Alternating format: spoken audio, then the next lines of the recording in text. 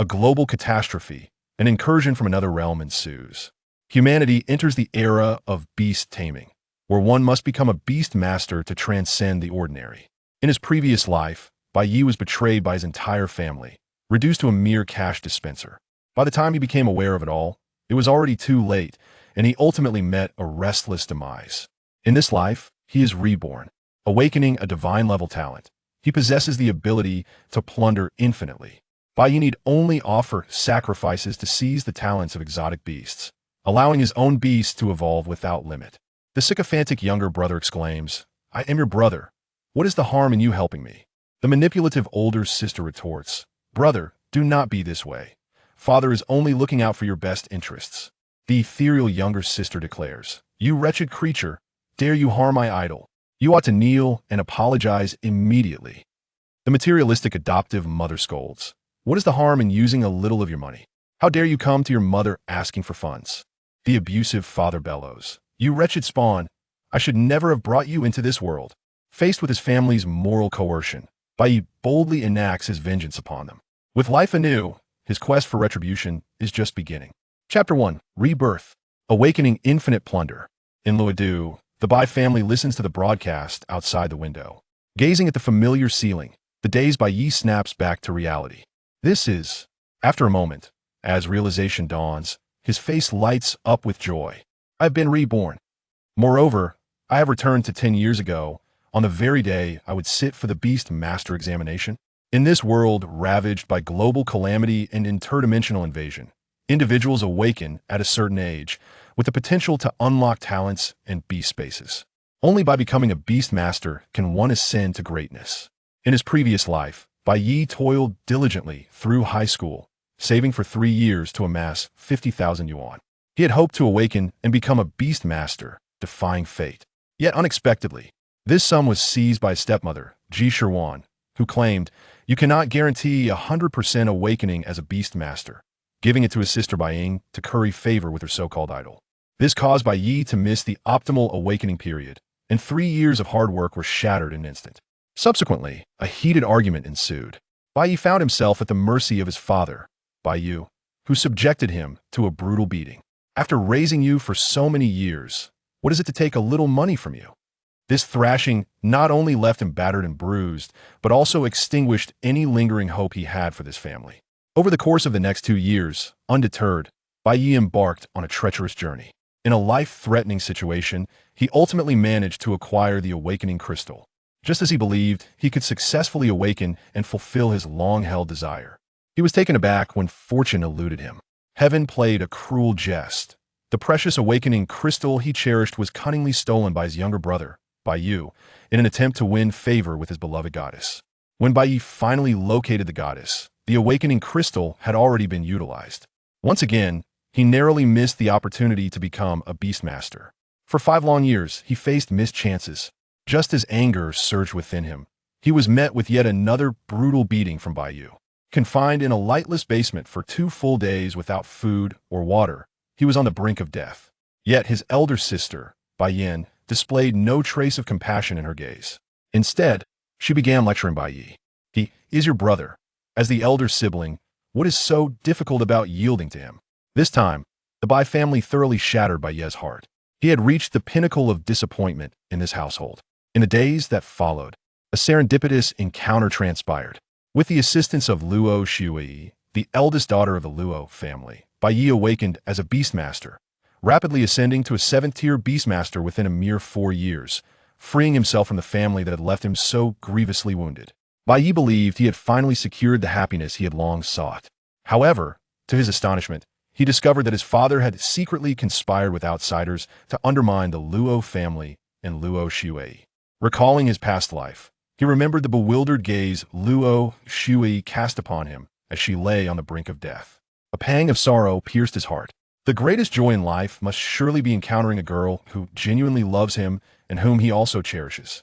Yet, Bai Ye's happiness was entirely obliterated by the Bai family, who snatched away his joy and everything he held dear. Ultimately, the betrayal of his family led to his gruesome demise, torn apart and consumed by a monstrous beast.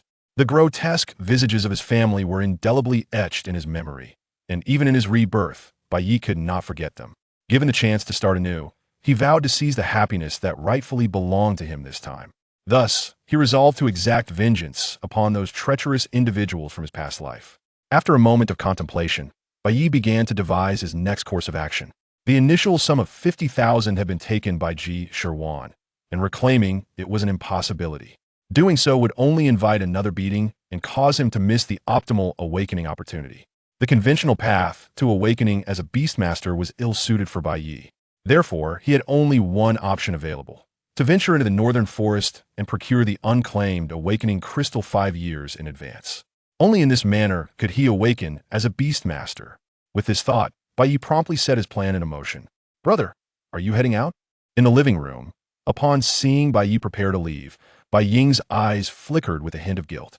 She was well aware that the 50,000 was Bai Ye's registration fee for awakening as a Beastmaster. Yet, sadly, her brother Xiaohan also needed to undergo awakening. For the sake of her own happiness, Bai Ying could only impose upon Bai Ye. After all, they were family. The elder brother should accommodate his younger sister. Bai Ye, as the elder sibling, was expected to understand this notion. With this realization, Bai Ying became emboldened. "Indeed, I recently secured a summer job, so I won't be returning for a while." "All right, I will inform Mom and Dad," she replied, relieved that Bai Ye had not mentioned the money but rather spoke of his work. Simultaneously, a sense of disdain began to brew within Bai Ying. Working. This good-for-nothing only knows how to work. Could he not possess a bit of ambition like her brother Xiaohan? Having such a brother made Bai Ying feel embarrassed to speak of it. Unbeknownst to her, Bai Ye was oblivious to her thoughts. 2 days later, with a backpack slung over his shoulder, Bai Ye entered the northern forest. For an ordinary person who was not a Beastmaster, stepping into this perilous and enigmatic forest was akin to courting death. Yet for Bai Ye, acquiring the awakening crystal was his only chance to alter the course of his life. This time, he would not allow tragedy to repeat itself. Navigating through the dense underbrush, he quenched his thirst with bottled water and satisfied his hunger with compressed biscuits.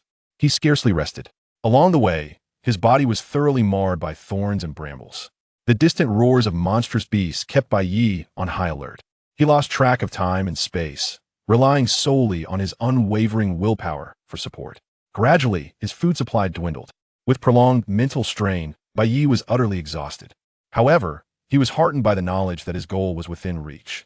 In the heart of the forest, gazing at the cavern before him, Bai Ye understood that the awakening crystal lay hidden within. Yet, obtaining the crystal would not prove to be an easy endeavor. In his previous life, as Bai Ye had just stepped into this realm, he found himself besieged by a pack of wolves led by a female shadow wolf. At that moment, a gaping wound was inflicted upon his abdomen, nearly resulting in his demise on the spot. Now, he stands before a female shadow wolf that has just given birth to cubs, still lacking in formidable presence. Having made the identical blunder once before, how could Bai Ye possibly err a second time? A whoop, accompanied by a fierce roar, he sensed the approach of an intruder, and suddenly, a dark figure lunged out of the cave's entrance. Well prepared, Bai Ye gripped the hilt of his knife firmly. He slashed at the shadow wolf's abdomen with his machete, drawing upon the combat experience he had amassed in his past life. He knew that the soft underbelly was its Achilles heel. With a swift maneuver, blood spurted forth, striking the vital spot. Inertia propelled the shadow wolf to collide with a tree, collapsing to the ground in violent convulsions. Simultaneously, a notification echoed in Bai Ye's mind. "You have awakened a divine-level talent. Infinite Plunder." Chapter 2. The Beast Pact. Talent Plunder. Divine Talent? Infinite Plunder? Upon hearing the prompt echoing in his mind, Bai Ye could not suppress the joy that illuminated his expression. Talent is intrinsically linked to the potential of beast tamers. Different talents provide varying enhancements to the beast tamers. These talents are categorized from low to high as ordinary, special, epic, and legendary. A legendary talent is indeed a rarity among millions. The divine talent that Bai Ye had acquired surpassed even the legendary level. In his previous life, Bai Ye had merely awakened an epic talent. To his astonishment, in this life, he had attained a divine talent.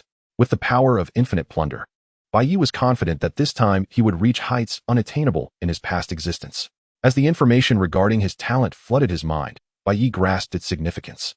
Infinite plunder, as the name suggests, allows him to plunder the talents of other creatures through their defeat and integrate them into his own beasts. Through continuous fusion and advancement of talents, his beasts would be able to evolve infinitely. Gazing at the severely weakened female shadow wolf, Bai Ye approached without hesitation. With a swift stroke of his blade, he ended its life. As he looked down at the lifeless body, he silently intoned, "Plunder." Instantly, the talent was activated. You have plundered the Shadow Wolf's talent, Shadow Stealth. After completing this, he ventured deeper into the cave. Eventually, he arrived at the innermost chamber, where a crystal embedded in the stone wall emitted a faint, eerie blue glow, catching Bai Ye's attention. His eyes burned with fervor as he gazed upon the awakening crystal. Unlike ordinary awakenings, utilizing this crystal would guarantee a transformation into a beast tamer. In his previous life, due to a fierce battle with the Shadow Wolf that left him gravely injured and hospitalized, he missed the optimal opportunity to use the awakening crystal, allowing Bai Ye to seize the chance and steal it for his own goddess. But in this life, his sycophant brother would never have such an opportunity. Before returning, Bai Ye was determined to contract a beast quickly to bolster his strength. Only then would he possess the means to defend himself against those beasts. There are 3 methods to acquire a beast: purchasing it with money, earning official recognition for rewards, or the third, most straightforward and brutal method, capturing one in the wild and forging a pact.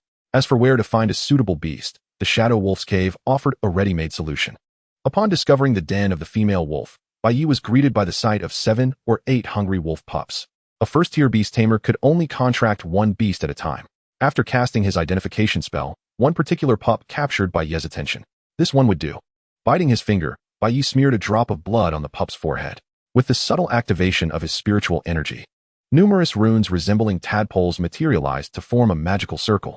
Moments later, as the magical formation dissipated, Bai Ye sensed the completion of the contract and smiled. Although the Shadow Wolf was merely a low-tier beast with limited potential and cap, what if he were to sacrifice the remaining pups to enhance its talent? You have sacrificed a Shadow Wolf pup, gaining the talent, Rapid Growth. You have sacrificed a Shadow Wolf pup, gaining the talent, Shadow Power.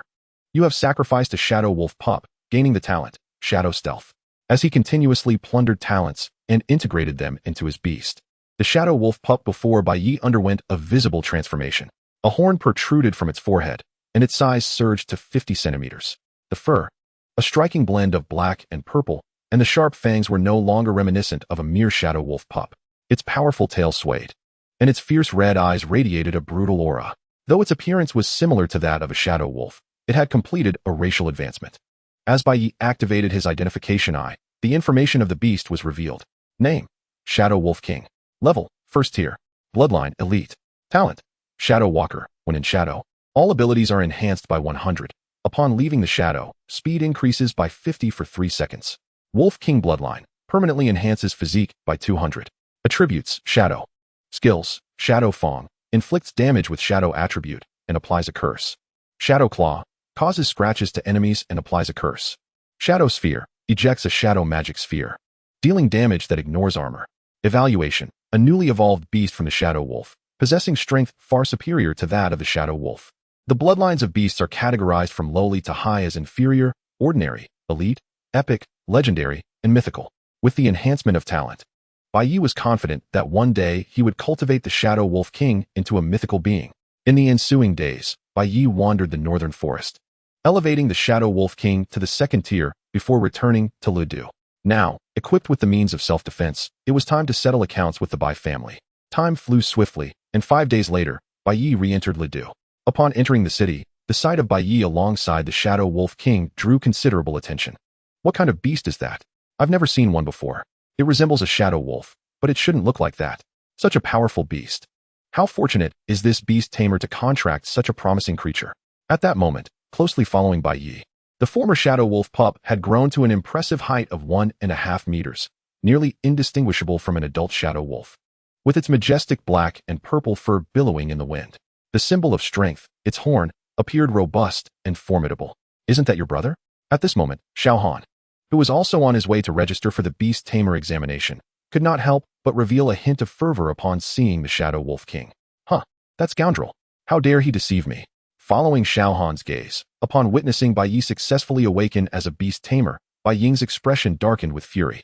Alas, Ying, I still don't have a decent beast. If only I could contract one like that, perhaps I could have a chance at the High Academy. Observing her idol fixated on the Shadow Wolf King with a look of regret, Bai Ying waved her hand. That's simple. Let my brother voluntarily sever the contract and give his beast to you, Xiao Han. Is that appropriate? Xiao Han feigned hesitation. Oh, what's wrong with that? When we get married later, won't we be one family? A family should naturally support one another, shouldn't they? Moreover, I am his younger sister. What is wrong with him? As an older brother, making a concession for me? Brother Xiaohan, your kindness is excessive. You are nothing like my brother. You are utterly selfish. Complaining about Bai Ye's shortcomings, the two of them walked toward him. Brother, didn't you go to work?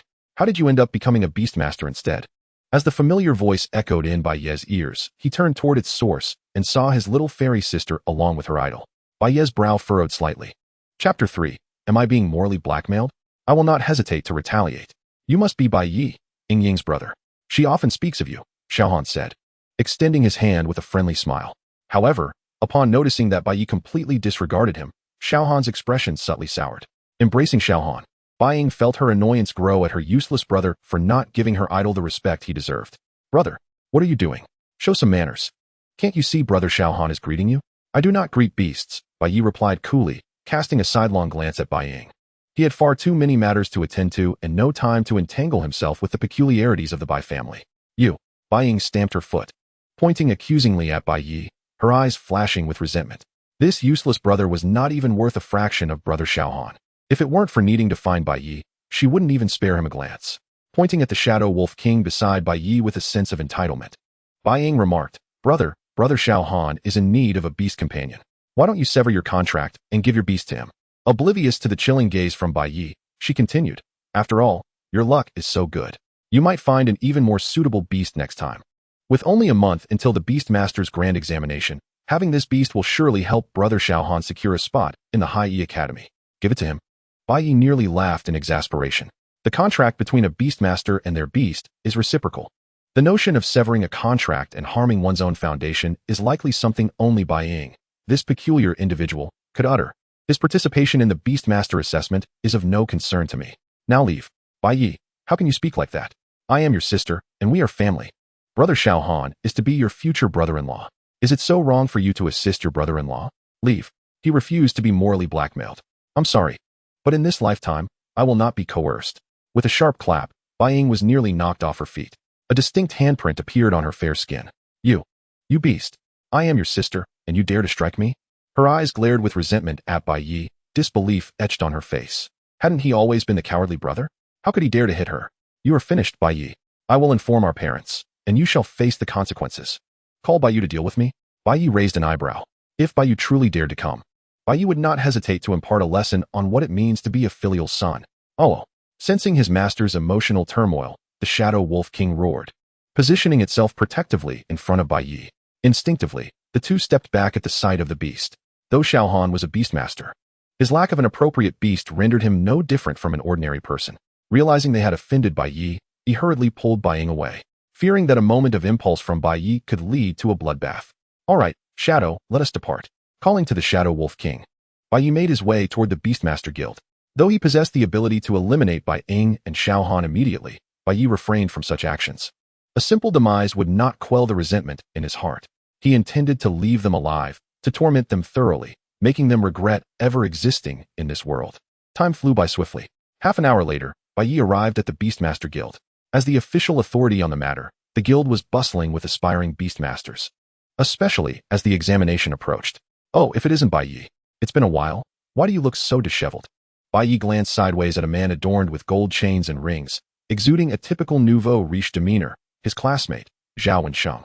Who would have thought that you, a poor wretch, would have such luck? Not only did you awaken as a beastmaster, but you also formed a contract with a beast of decent quality. However, let me give you a word of advice. Do not think that just because Miss Luo has taken a liking to you, you can act however you wish. Once young Master Wang sets his sights on the Luo family, it won't be long before she becomes his woman. You'd best keep your distance, or I won't hold back. The young Master Wang Zhao Wensheng referred to as Wang Fengxiu, a suitor of Luo Shui. In his previous life, adhering to the philosophy of if I cannot have it, I will destroy it, Wang Fengxiu not only colluded with Bai Ye to ensure Bai Ye was devoured by a beast, but he also orchestrated the downfall of the Luo family, leading to Luo Shui's demise. This time, Bai Ye vowed to settle the score with them slowly. While lost in such thoughts, Bai Ye completed his application process. Sir, your identity card will be reviewed and distributed tomorrow morning. Please collect it in a timely manner. Thank you. Bai Ye had chosen the Divine Mansion Academy, the largest institution for beastmasters in Luo City. Beyond the abundant resources available for cultivating beasts, Luo Shui also attended this academy. This is outrageous. That beast dared to strike his own sister. He is truly inhumane. At the Bai residence, upon seeing her daughter's swollen face, Ji Shirwan erupted in fury. Little Ing, do not worry. Your mother is here. I will not allow you to suffer any injustice. What is wrong with an older brother making some concessions for his younger sister? When that beast returns, I will have him kneel and apologize to you. As Ji Shirjuan's words fell, she seemed to envision Bai Ye kneeling before her, like a dog, which brought Bai Ying a sense of satisfaction. Mom, you do not understand. My brother deceived me, claiming he was going to work during the summer, but in reality, he has transitioned to becoming a beastmaster. Bai Ying recounted the tale, embellishing it further. Ji Shirwan trembled with rage. Unfilial. Truly unfilial. How could he deceive his own family? What a beast. He had the means to awaken as a beastmaster, yet he did not share it with us. Xiao Yu is still an ordinary person. This brother of his does not even bother to support his younger sibling. Just as Ji Shirwan was expressing her indignation, the door swung open, and Bai Ye stepped inside. White Knight, you wretched creature, how dare you return? Not only have you deceived our entire family, but you even had the audacity to strike your sister. Upon encountering White Knight, Ji Shirwan, filled with fury, swiftly delivered a resounding slap. In the previous life, regardless of White Knight's actions, the Bai family deemed them entirely justified, adhering to the principle that the elder should yield to the younger. Yet, in truth, within this household, White Knight was no better than a slave, enduring the relentless beatings. Scorn and psychological manipulation from Bai Yu and Ji Shirwan had become a grim norm. The mere thought of being outmaneuvered by the two and reduced to a mere pawn for the Bai family to curry favor with the Wang family sent a chilling wave through White Knight's heart. Did they think they could morally bind him? He would not indulge that.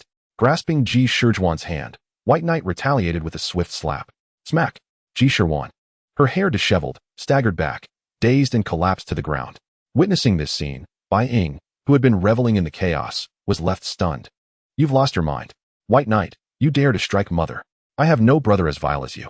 Vile? At her words, White Knight could not help but sneer. Being an elder brother meant he had to accommodate his younger siblings. From the moment he could remember, Bai Yu and Ji Shirwan had never shown him a shred of concern.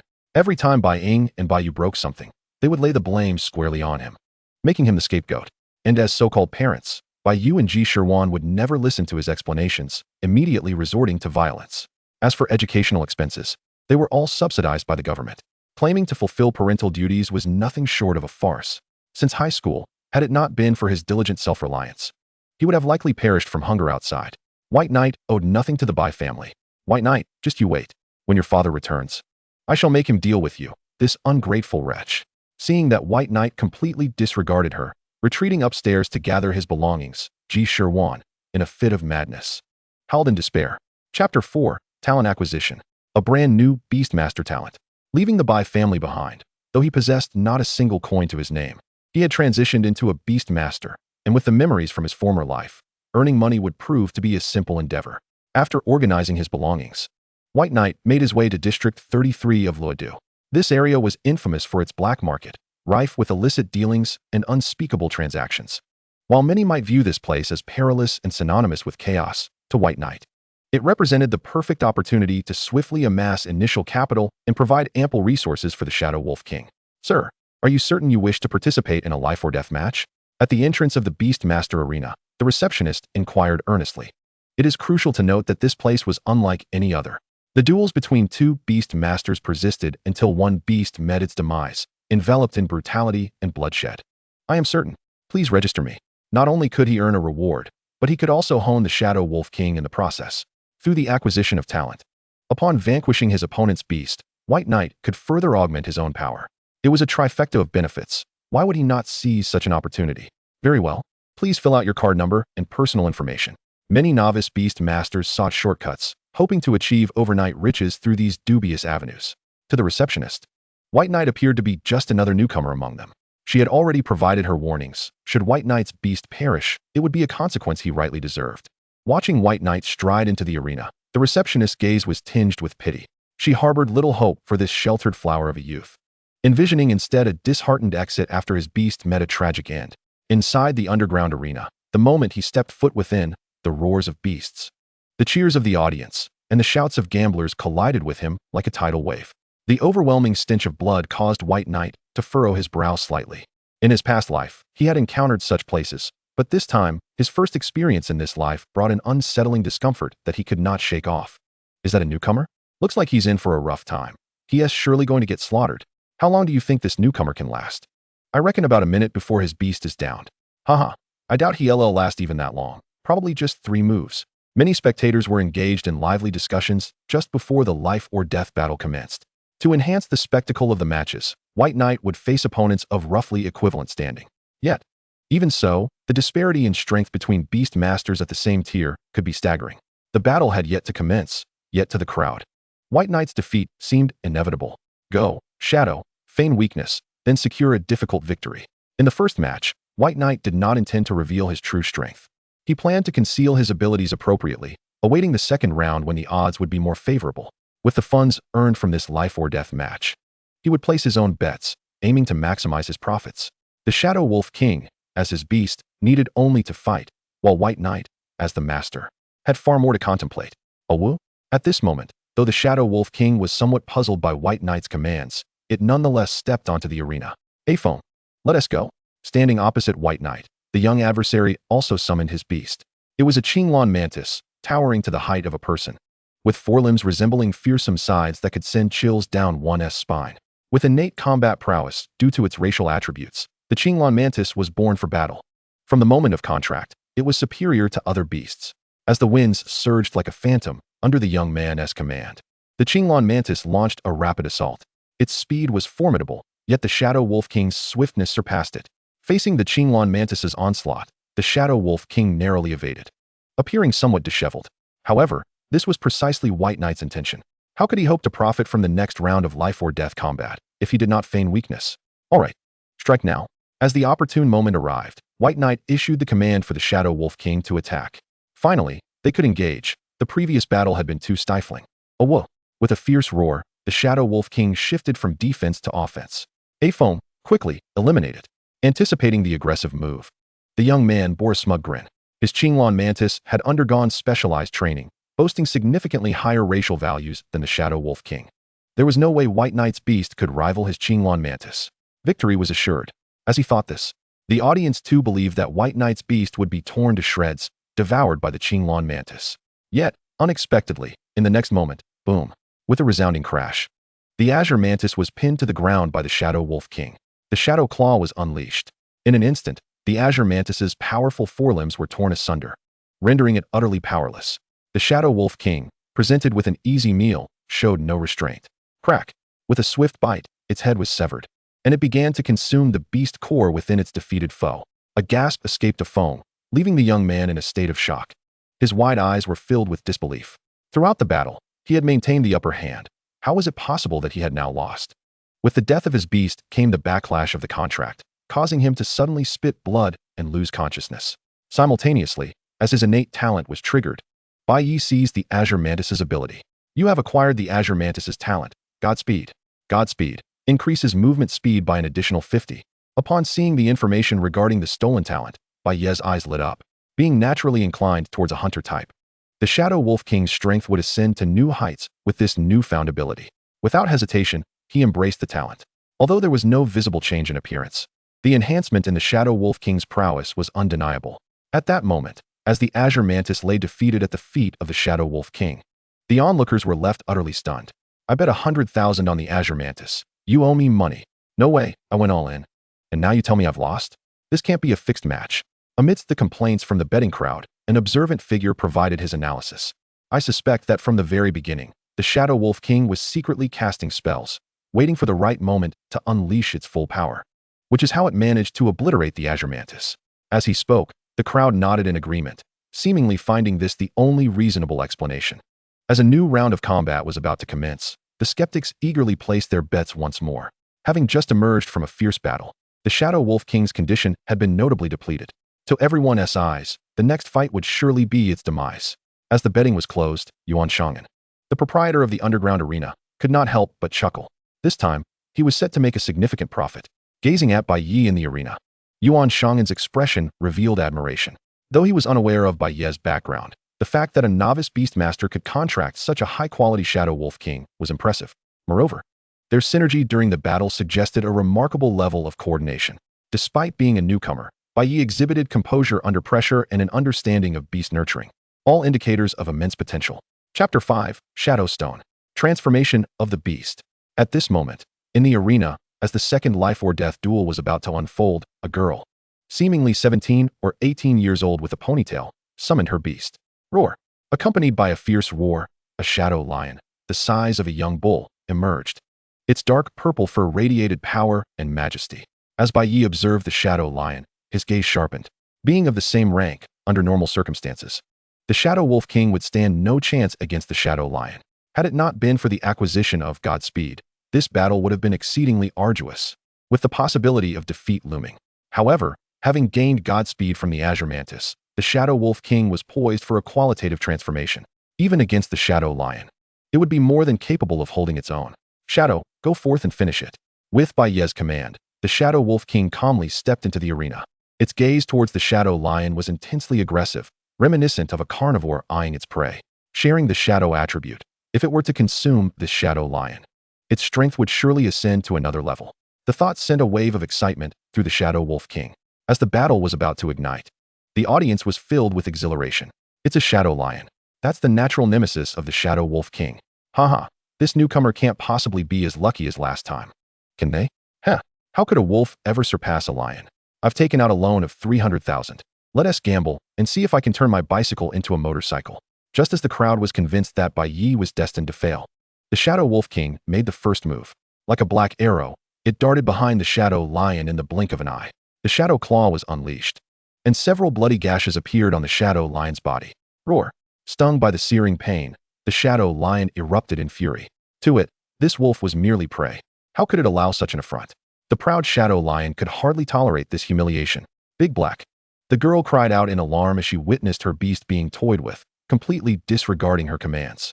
The Shadow Lion, however, paid her no mind. In its perception, the girl was merely a servant. As the king of beasts, it was responsible for fighting and conquering, while she was tasked with providing resources and sustenance. The hierarchy of their relationship was inverted, making it absurd to expect the Shadow Lion to heed her words. Yet, this presented Bai Ye with an opportunity. Create distance. Use the Shadow Ball, and then employ Shadow Fong to finish it. Upon issuing his command, the Shadow Wolf King leapt back, widening the gap. Following this, a dark purple energy sphere shot towards the Shadow Lion. Is that a Shadow Ball? How is this possible? Even the Shadow Wolf King Shun Ti have mastered such a skill. The crowd gasped in astonishment. The level of mastery displayed by this Shadow Wolf King was astonishing. Incredible. To contract such a powerful Shadow Wolf, this newcomer must have extraordinary luck. Gasps of awe echoed as the audience's expressions shifted. They looked at Bai Ye with envy.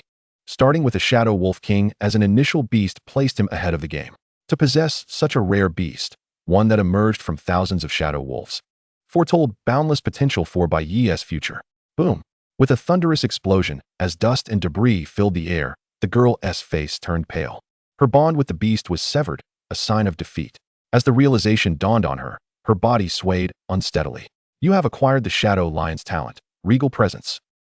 Regal Presence inflicts a certain degree of suppression on beasts or beasts of smaller size. Although the Shadow Lion's talent was merely average, it was better than nothing. At the very least, after devouring it, the Shadow Wolf King's power would undergo a slight transformation. Through the resonance of the contract, Bai Ye was exceedingly pleased with the enhancement of his beast's strength. With his victory in the first match, he earned a substantial sum of 100,000. By strategically wagering this amount at 20-to-1 odds, within mere hours, his wealth exceeded 1,000,000. This fortune was ample enough to facilitate the training of the Shadow Wolf King in the time to come. Young man, please hold on a moment. Just as Bai Ye was about to depart, a middle-aged man intercepted him. Observing Yuan Shangyan, Bai Ye's expression betrayed a hint of subtle wariness. Having endured betrayal in his past life and witnessed countless treacheries, he vowed in this life to trust no one but Luo Shui. Allow me to introduce myself. I am the proprietor here, Yuan Shangyan. By your appearance, it seems you have yet to undertake the Beastmaster assessment, correct?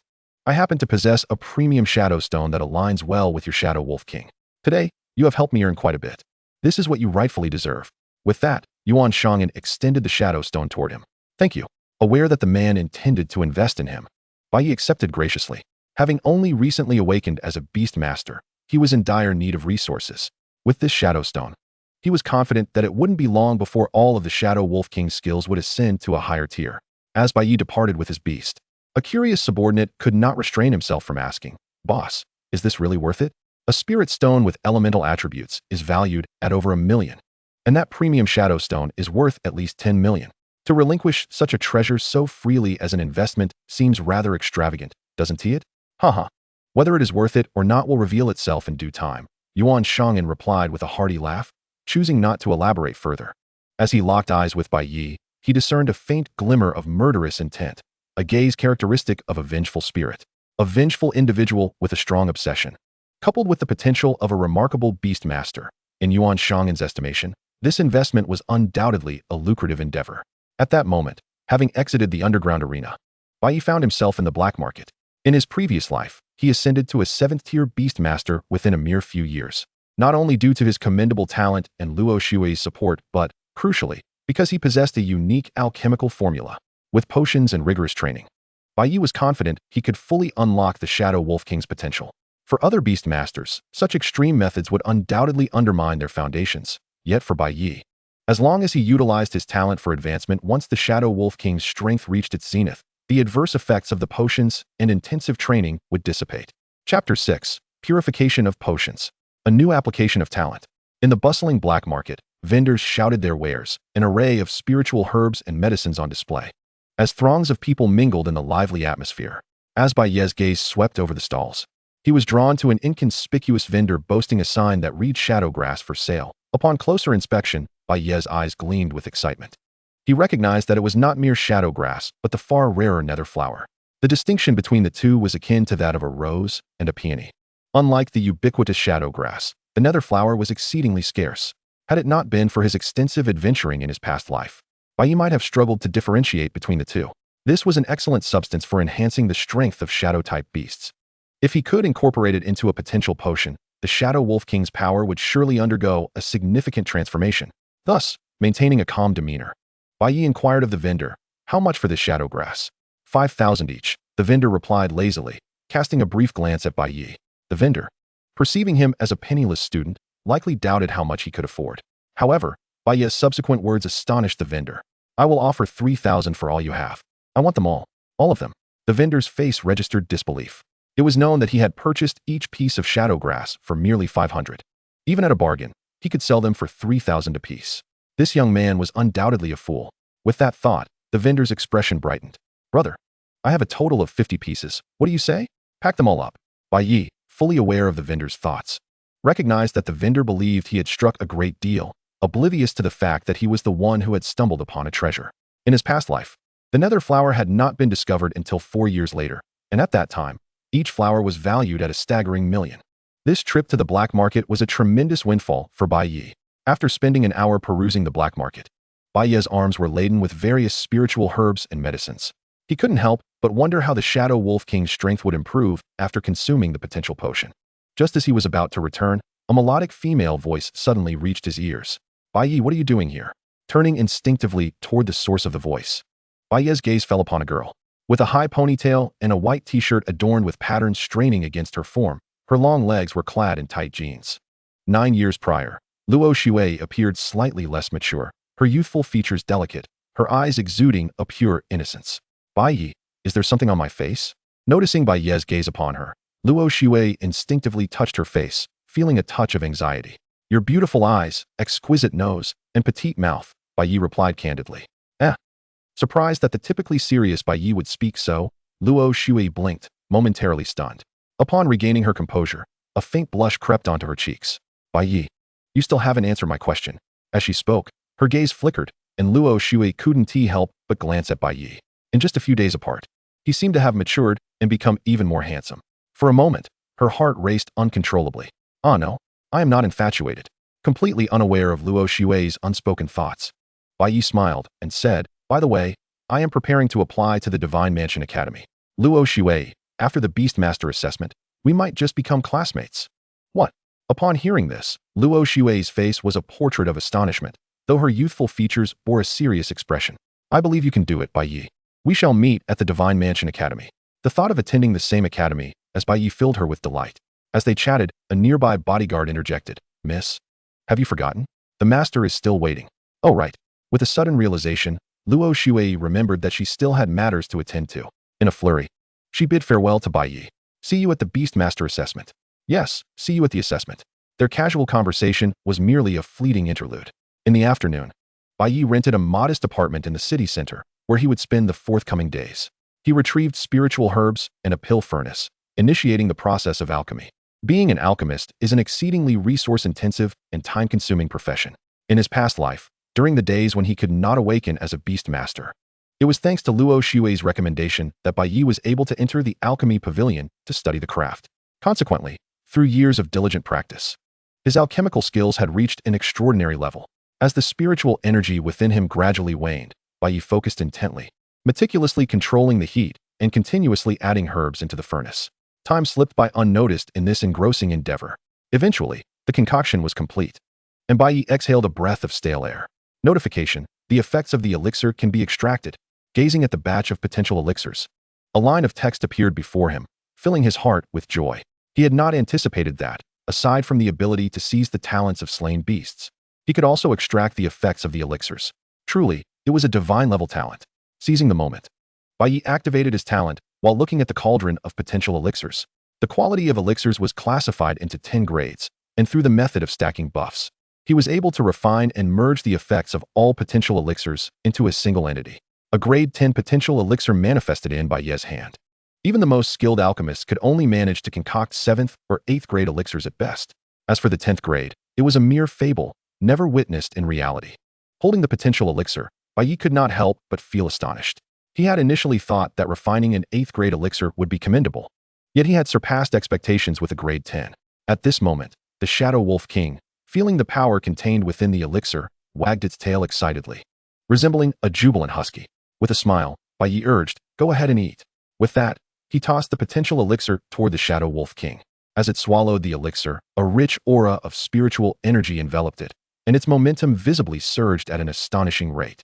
Just a single potential elixir had catalyzed a qualitative transformation in the Shadow Wolf King. What would happen if he added the Shadow Stone? As Bai Ye presented the Shadow Stone for the Shadow Wolf King to absorb, the creature felt the overwhelming power surging through its limbs and body, prompting it to howl triumphantly at the sky. With a howl that resonated into the heavens, its size grew to nearly 5 meters. Its sharp fangs and aggressive gaze were now complemented by formidable horns, signifying that the Shadow Wolf King had reached the pinnacle of the first stage, merely a step away from breaking into the second stage. Chapter 7: Talent Fusion. Beastmaster Ascension. With the enhancement of talent, Bai Ye believed that by further plundering and fusing the talents of several exotic beasts, the Shadow Wolf King would undoubtedly break through to the second stage. While stroking the wolf's head, Bai Ye devised a tailored upgrade plan for the Shadow Wolf King in his mind. Drawing from his past experiences as a Beastmaster, Bai Ye recognized that, with the aid of elixirs and the Shadow Stone, the current Shadow Wolf King had already reached its forced limit. Normal breakthroughs were impossible. Such a path was unsuitable. However, what if he could plunder and fuse the talents of other exotic beasts? Refining this thought further, he considered specifically enhancing the royal bloodline within the Shadow Wolf King. As the feasibility of this plan dawned on him, Bai Ye's eyes lit up. Seeing his master's gaze upon him, the Shadow Wolf King felt a twinge of confusion. Time swiftly passed, and soon the next morning arrived. Accompanied by the Shadow Wolf King, Bai Ye first made his way to the Beastmaster Association. He collected the identification badge he had applied for the previous day. The official ranks of Beastmasters were classified into 5 tiers: Black Iron, Bronze, Silver, Gold, and Platinum. Upon passing the official strength test, the benefits and welfare available to Beastmasters of different levels varied significantly. A Platinum-level Beastmaster held a status comparable to that of a general. Bai Ye intended to investigate the shadowy figures behind the demise of himself and the Luo family, by establishing an identity with the authorities and gaining the corresponding privileges. Subsequent inquiries would undoubtedly become much more manageable. "Sir, here is your identification card. You may use it to accept commissions and earn contribution points. Contribution points can be exchanged for cash or for spiritual herbs, elixirs, and books related to beast skills." After completing all the necessary formalities in a little over 10 minutes, Bai Ye lifted his gaze toward the news displayed on the hall screen, deep in thought. Large numbers of shadow-type exotic beasts suspected to be active in the northern forest. Investigations suggest that a Lord-level exotic beast may appear at Tianshan Mountain. Massive beast riots in the Shadow Marsh. A beast tide is imminent. Experts advise caution in trials and leveling up. As the memories of his past life resurfaced in his mind, Bai Ye was acutely aware that this year, a shadow-type abyssal demon bear would emerge in the northern forest. Accompanying this abyssal demon bear would be a shadow silver lotus, a precious item that could significantly enhance the potential of shadow-type beastmasters. If he could acquire that shadow silver lotus, he believed that the Shadow Wolf King would undergo a transformative upgrade from elite to epic-level beastmaster. However, there was still some time before the Shadow Silver Lotus would mature. Before heading to the northern forest, Bai Ye needed to elevate the Shadow Wolf King to the second stage. As for suitable locations for leveling up, the Shadow Marsh presented an excellent option. Before long, half a day had passed, and Bai Ye stepped into the Shadow Marsh. It was said that many years ago, a mythical-level exotic beast had fallen here, rendering this place a paradise for shadow attribute exotic beasts. Countless shadow-type exotic beasts roamed freely, and with the impending beast tide, they were even more prevalent. As Bai Ye progressed deeper into the forest, defeating numerous monsters along the way, the strength of the exotic beasts encountered steadily increased. After slaying several shadow wolves, he didn't have to walk much further before arriving at a cave inhabited by exotic beasts. Sensing Bai Ye's approach, two enormous crimson eyes slowly opened in the depths of the dark cave. Following that, rustling sounds echoed as a gigantic python, dark purple in color with a prominent horn atop its head, slithered out of the cave. Twisting its body, the 18-meter-long creature flicked its tongue in and out, exuding an intimidating presence. Shadow, let us test it with the Shadow Ball. With a roar at Bai Ye's command, the Shadow Wolf King opened its mouth wide, launching a purple energy sphere toward the Shadow Python. The Shadow Python before me is at the early stage of the second rank. It appears to have just recently entered its growth phase. Had it been prior to this, the formidable prowess of the Shadow Wolf King would undoubtedly have posed a significant challenge. However, after consuming the potential pill and Shadow Stone, not only has its physique been enhanced, but the effects of its skills have undergone a remarkable transformation as well. Thus, dealing with it has become rather effortless. As I witnessed the serpent's scales shatter and its flesh mangled by the impact of the magical orb, the disparity in strength between us becomes evident. I continue to issue commands to the Shadow Wolf King, instructing it to attack the python's vital points and to finish it off with its shadow claws. Upon hearing this, the Shadow Wolf King springs into action, its dark, violet fangs imbued with magical energy tearing through flesh, while its eerie purple claws shred the skin with alarming ferocity. Against the Shadow Wolf King's accelerated speed, the python's massive form seems to transform into a mere target. Soon enough, with a swift strike, the serpent's head is severed, and it crashes to the ground. As the aura of the beast dissipates, my innate talent activates. You have also acquired the Shadow Python's talent, Stealth.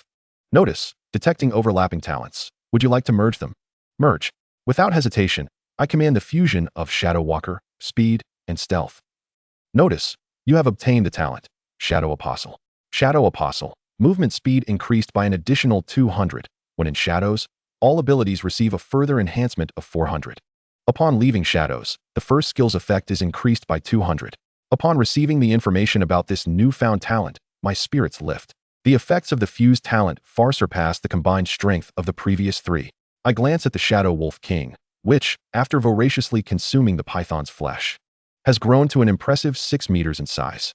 The long horn on its forehead now displays faint, dark purple patterns. For beasts, such horns signify strength. Though its exterior may not have changed drastically, its power has undergone a qualitative leap, breaking into the second rank. Even against 4 or 5 adversaries of the same rank, the Shadow Wolf King should be able to emerge victorious, I muse. Suddenly, I sense something amiss with the Shadow Wolf King. I turn my gaze in that direction, only to see Zhao Wensheng, clad in ostentatious attire, approaching with a band of followers. You disgraceful dog. Did I not inform you that Miss Luo is young Master Wang's woman? How dare you communicate with her? Zhao Wensheng's eyes glint coldly as he addresses me. As Wang Fangxiu's chief sycophant, he is determined to alleviate his master's concerns. Having bribed Luo's housekeeper, he hastily seeks to confront me upon learning of my closeness to Luo Shui. Young Master Zhao, allow us to handle this brat. I assure you he will pay dearly for his actions. One of his followers, sporting yellow hair, eagerly chimes in, sensing an opportunity to ingratiate himself. Fine. Just don't kill him, leave him alive to suffer. I want this impoverished wretch to understand the price of offending young Master Wang. Delighted by the prospect, the yellow-haired thug rushes toward me, flanked by his cohorts, who also summon their beasts. As they close in, a sinister grin spreads across the yellow-haired thug's face. Kid, blame yourself for crossing the wrong people. At that moment, a deafening roar erupts as the Shadow Wolf King intervenes, positioning itself protectively in front of me. Under the oppressive aura of its majesty, the assembled beasts tremble uncontrollably, some so frightened that they lose control of their bladders. Chapter 8. Overwhelming Force. The downfall of Zhao Wensheng. Witnessing his beasts quaking in fear before the Shadow Wolf King, the yellow-haired thug's smile falters, replaced by a sheen of cold sweat on his forehead.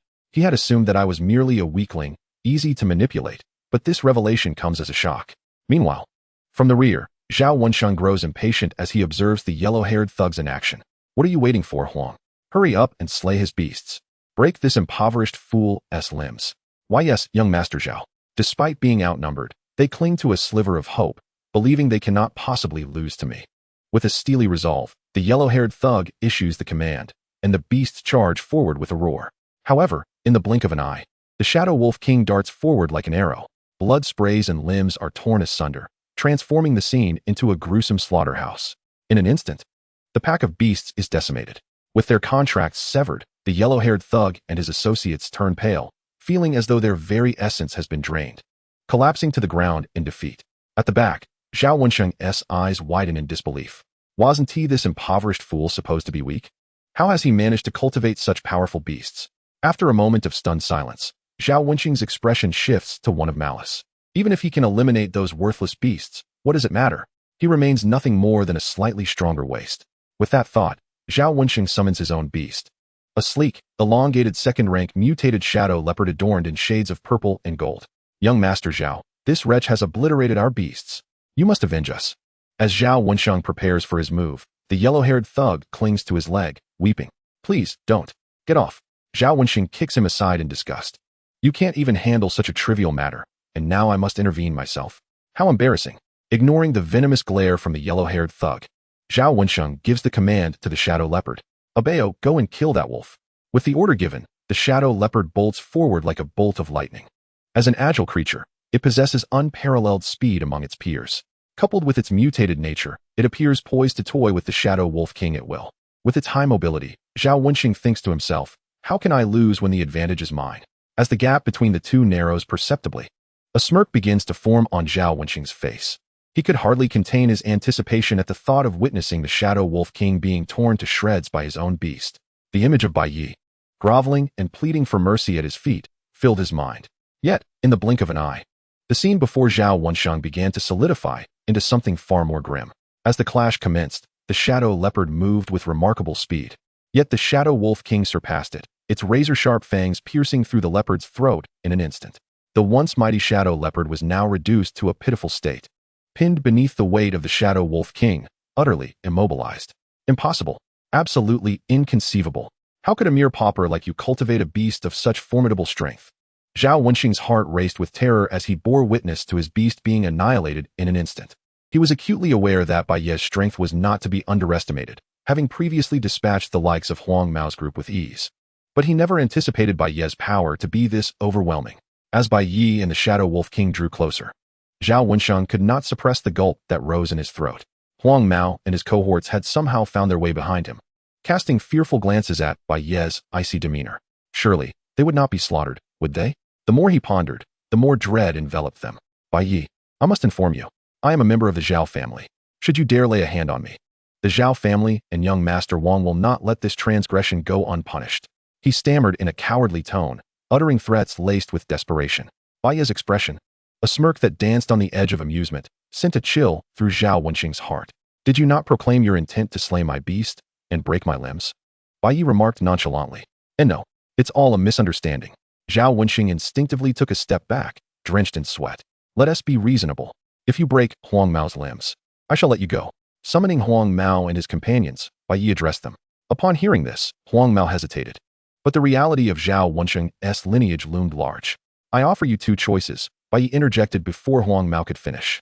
Either you break his limbs, and I shall release you, or you perish here. We'll do it. We'll do it.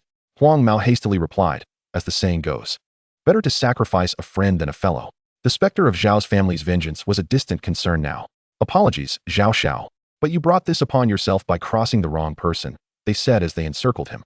Zhao Wensheng, filled with terror, attempted to flee, but his subordinates restrained him, immobilizing him completely. Zhao Xiao, we are merely victims of circumstance, they exclaimed. Indeed, you should blame your own misfortune. We do not wish for death, after all, they added. Relax, it will be over swiftly. How dare you? You treacherous scoundrels, Zhao Wensheng yelled, his fury bubbling over. I assure you, if you lay a finger on me, The Zhao family will exact retribution. Trapped and unable to move, he abandoned all pretense, unleashing a torrent of curses. Did these lowly peasants truly dare to harm him? As he clutched a massive stone, Zhao Wenxing maintained his arrogant demeanor, but Huang Mao's eyes hardened with resolve. Slowly, he raised the stone high. With the jagged rock descending ever closer, panic seized Zhao Wenxing. Don't come any closer. No.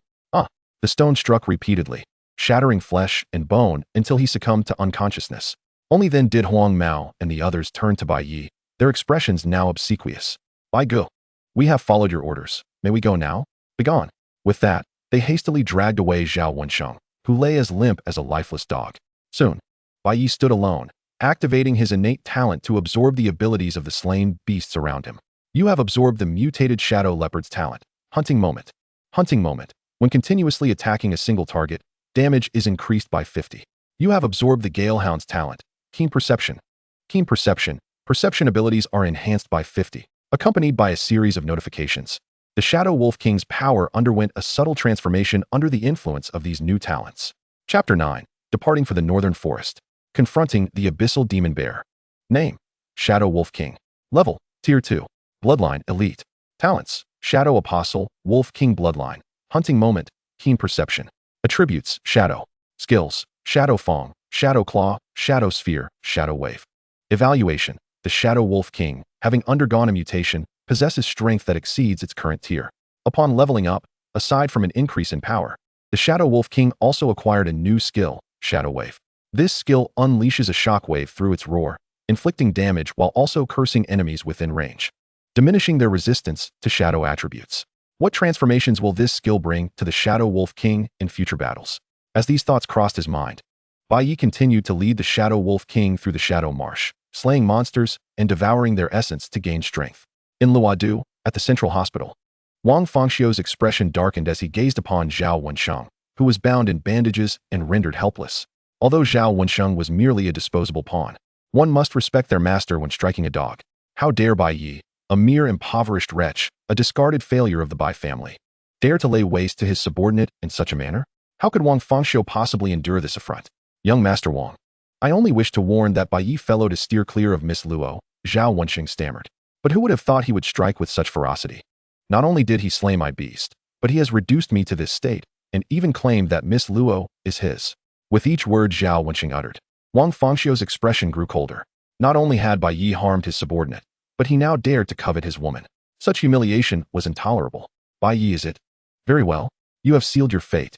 A wave of murderous intent radiated from Wang Fangxiu as he summoned his bodyguards. Go to the Starry Guild and hire a few individuals to eliminate Bai Ye. Money is no object. Success is the only requirement. Understood, young master. The bodyguard replied respectfully before departing. The Starry Guild, one of the largest beast tamer guilds globally, primarily handles matters too sensitive for prominent families, operating in the shadows. In Wang Fangxiu's eyes, the stakes had just been raised.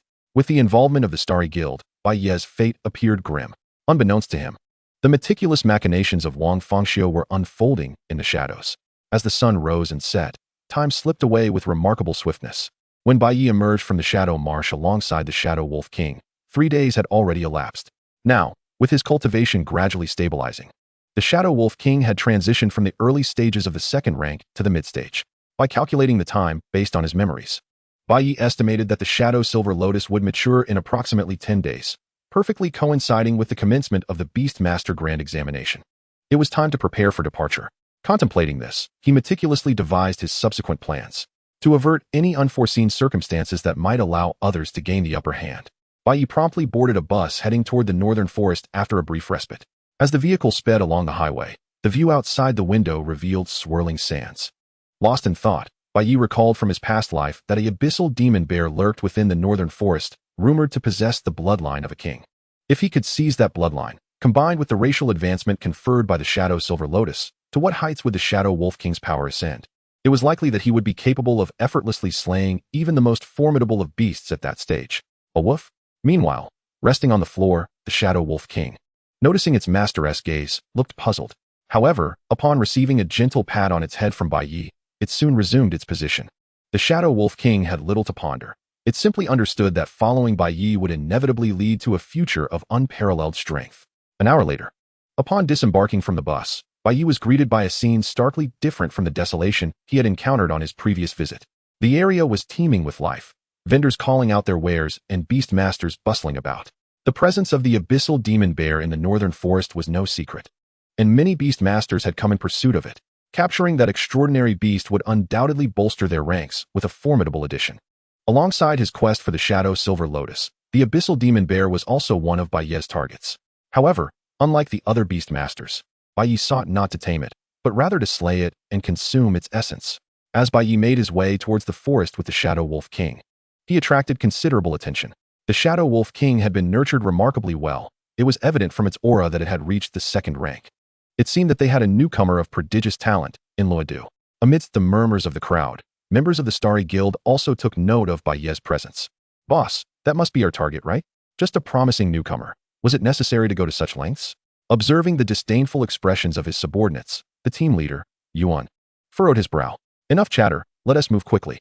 Despite being only at the second rank, Bai Ye was still a seasoned beast master, and Yuan remained vigilant. After all, it was not uncommon for overconfidence to lead to fatal consequences. As they stepped into the forest, Bai Ye utilized his keen senses, guided by the Shadow Wolf King, to navigate towards the Shadow Silver Lotus.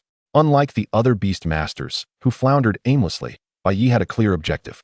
In his previous life, he had spent at least 2 to 3 years in the northern forest to acquire the awakening crystal and become a beast master, enduring countless hardships. Thus, he was intimately familiar with this terrain. A few hours later, Bai Ye discovered the yet-to-mature Shadow Silver Lotus, faintly emanating a bewitching violet glow, with silvery buds poised to bloom. It seemed that by the next day at the latest, the Shadow Silver Lotus would fully mature. As Bai Ye contemplated this, he sensed the surging spiritual energy contained within the Shadow Silver Lotus, causing the Shadow Wolf King to drool with anticipation. No wonder its master had brought it to such a place. There was indeed a treasure here. Understanding his companion's thoughts, Bai Ye patted its head reassuringly. "Be patient. Just wait a little longer, and it will eventually be ours." A woof. Upon hearing this, the Shadow Wolf King's eyes sparkled, its tail wagging like a propeller. Just as the pair awaited with bated breath, a sudden shadow enveloped the Shadow Silver Lotus, followed by a deafening roar echoing through the forest. Roar. A bear-like beast, towering at around 8 meters and resembling a moving mountain, lumbered forth from the thicket. With each step, the ground trembled beneath its weight. Gazing at this colossal creature, Bai Ye's expression turned grave as he activated his identification ability to assess its information. He was well aware that a fierce battle loomed ahead. Abyssal Demon Bear, level, 3rd rank, early stage, bloodline, elite, talent, Earth as protection, resistance increases by 100 when on solid ground. Abyssal power, enters a berserk state when near death, enhancing all attributes by 500. Evaluation, a creature from the abyss with the potential to evolve into an abyssal tyrant. By leveraging the Shadow Wolf King's unique skill mechanics, it was not impossible to triumph over the Abyssal Demon Bear if he could continuously inflict debuffs upon it. Just as Bai Ye pondered this, the Abyssal Demon Bear roared again, charging forward before he could react, raising its colossal paw to strike down upon the Shadow Wolf King. As it approached, a wave of putrid blood reeked filled the air. Chapter 10, The Plunder of Talents. Earth as protection. First, use the Shadow Balls to deplete its stamina. Showcasing your high mobility, avoid its strikes. Bai Ye commanded from the rear, calmly observing the unfolding scene. In the face of the menacing Abyssal Demon Bear, a typical newcomer would likely find themselves paralyzed with fear, trembling, and unable to utter a word. However, having lived 2 lives, Bai Ye understood that panic only led to chaos. By effectively utilizing the Shadow Wolf King's skill mechanisms and characteristics, defeating the Abyssal Demon Bear would merely require some time. At the center of the battlefield, upon receiving Bai Ye's command, the Shadow Wolf King obeyed unconditionally, nimbly dodging the impending strike. Just as the massive paw of the Abyssal Demon Bear descended, sending dust swirling in the air, a woof. Opening its mouth wide, the Shadow Wolf King launched a Shadow Ball towards the Abyssal Demon Bear. Caught off guard, the ball struck the bear's back, leaving a gruesome gash. Roar. Feeling the searing pain from its rear, the Abyssal Demon Bear's eyes widened, pupils turning crimson. It charged towards the Shadow Wolf King with heavy strides. Its immense size and strength coming at the cost of its speed, unable to touch even a single hair on the wolf. Instead, it was being consumed repeatedly for no apparent reason. The Abyssal Bear felt utterly frustrated. Having traversed from the abyss to the present world for some time, it had never before experienced such a sense of suffocation. Its body was drenched in blood, with exposed bones in certain areas. Unbeknownst to it, a faint metallic scent began to permeate the air. Gazing not far away, It beheld the Shadow Wolf King, its tail erect and brimming with combat spirit. The abyssal bear's fury intensified. As its innate talent activated, a faint crimson halo began to manifest around it, and its aura surged with visible momentum. Meanwhile, behind it, realizing the precarious situation and the activation of the abyssal bear's ability, Bai Ye issued a command to the Shadow Wolf King: "Cease your skills and retreat. We shall avoid the fight." Upon hearing this, the Shadow Wolf King immediately abandoned its offensive intentions. The creature slipped into the shadows, a born hunter, particularly adept in such an environment, where it could be said to thrive. The abyssal bear could only watch helplessly as the Shadow Wolf King vanished into the darkness. Losing sight of it, the surroundings gradually fell into silence. The abyssal bear was restless. It could not maintain its frenzied state indefinitely. Sooner or later, it would succumb to weakness. If it could not slay the Shadow Wolf King before that happened, it would be the one to face death. The fear of demise could only be masked by its rage. As it wreaked havoc around it, trees toppled, and stones were sent flying. Exhausted from its rampage, the abyssal bear finally collapsed onto the ground. It was not a tamer. It fought solely on instinct. Thus, it was no surprise that Bai Ye could command the Shadow Wolf King to slay it despite the latter's superior strength. Observing the fallen bear, Bai Ye remained cautious. At his signal, the Shadow Wolf King opened its maw, relentlessly bombarding the creature with shadow orbs. The thundering sounds echoed as the magical projectiles covered the area, raising clouds of dust. Amidst the chaos, the anguished cries of the abyssal bear could be heard. Bai Ye wore an expression of anticipated certainty. He knew that such a forward-type beast would not perish so easily. After half an hour had passed, once he was thoroughly convinced of the abyssal bear's demise, Bai Ye cautiously approached. Simultaneously, its innate ability activated. You have acquired the abyssal bear's talent, earthly protection. You have acquired the bloodline of the king. Indeed, even bloodlines could be harvested. As the notification echoed in his mind, Bai Ye's expression brightened. He promptly fused both abilities into the Shadow Wolf King, which was devouring the flesh and blood of the abyssal bear. Notification: the aura of kings has transformed. Notification: you have attained a new talent. Domain of Kings. Domain of Kings exerts a certain suppression over beasts within a radius of 500 square meters, with a chance to induce fear. Previously, the Shadow Wolf King could only exert pressure on beasts of lower rank and size. Now, this limitation had vanished. It could be considered a minor enhancement. With the Shadow Wolf King's power evolving, Bai Ye felt a renewed sense of confidence when confronting opponents of higher rank. Now, it had reached the pinnacle of the second tier. Once the Shadow Silver Lotus matured the following day and was consumed, the Shadow Wolf King would surely break through to the third tier, wouldn't it? As he gazed at the swaying Shadow Silver Lotus in the distance, Bai Ye felt a stirring within. As he waited, time passed quietly. Night fell. Sensing the imminent maturation of the Shadow Silver Lotus, numerous beasts in the forest became agitated, converging towards Bai Ye's location. In the darkness, countless pairs of eyes glimmered ominously. For anyone with a phobia of clusters, this sight would likely induce a fainting spell. A woo. At that moment, the Shadow Wolf King slowly rose, issuing a defiant roar. Under the pressure of the Domain of Kings, countless beasts trembled in their bodies. Some of the weaker creatures instinctively turned to flee in terror. The once peaceful night was suddenly filled with chaos as birds flew and beasts scattered. Meanwhile, sensing the commotion of the night, Yuan Xin felt an inexplicable foreboding within her heart. After all, they were merely dealing with Bai Ye alone, and all 5 of them were second-tier beast tamers. In terms of both strength and numbers, they had formed an overwhelming advantage. Surely nothing unexpected would occur, right? At the same moment, on the other side of the forest, in the northern woods, Luo Shui was also engaged in beast taming training.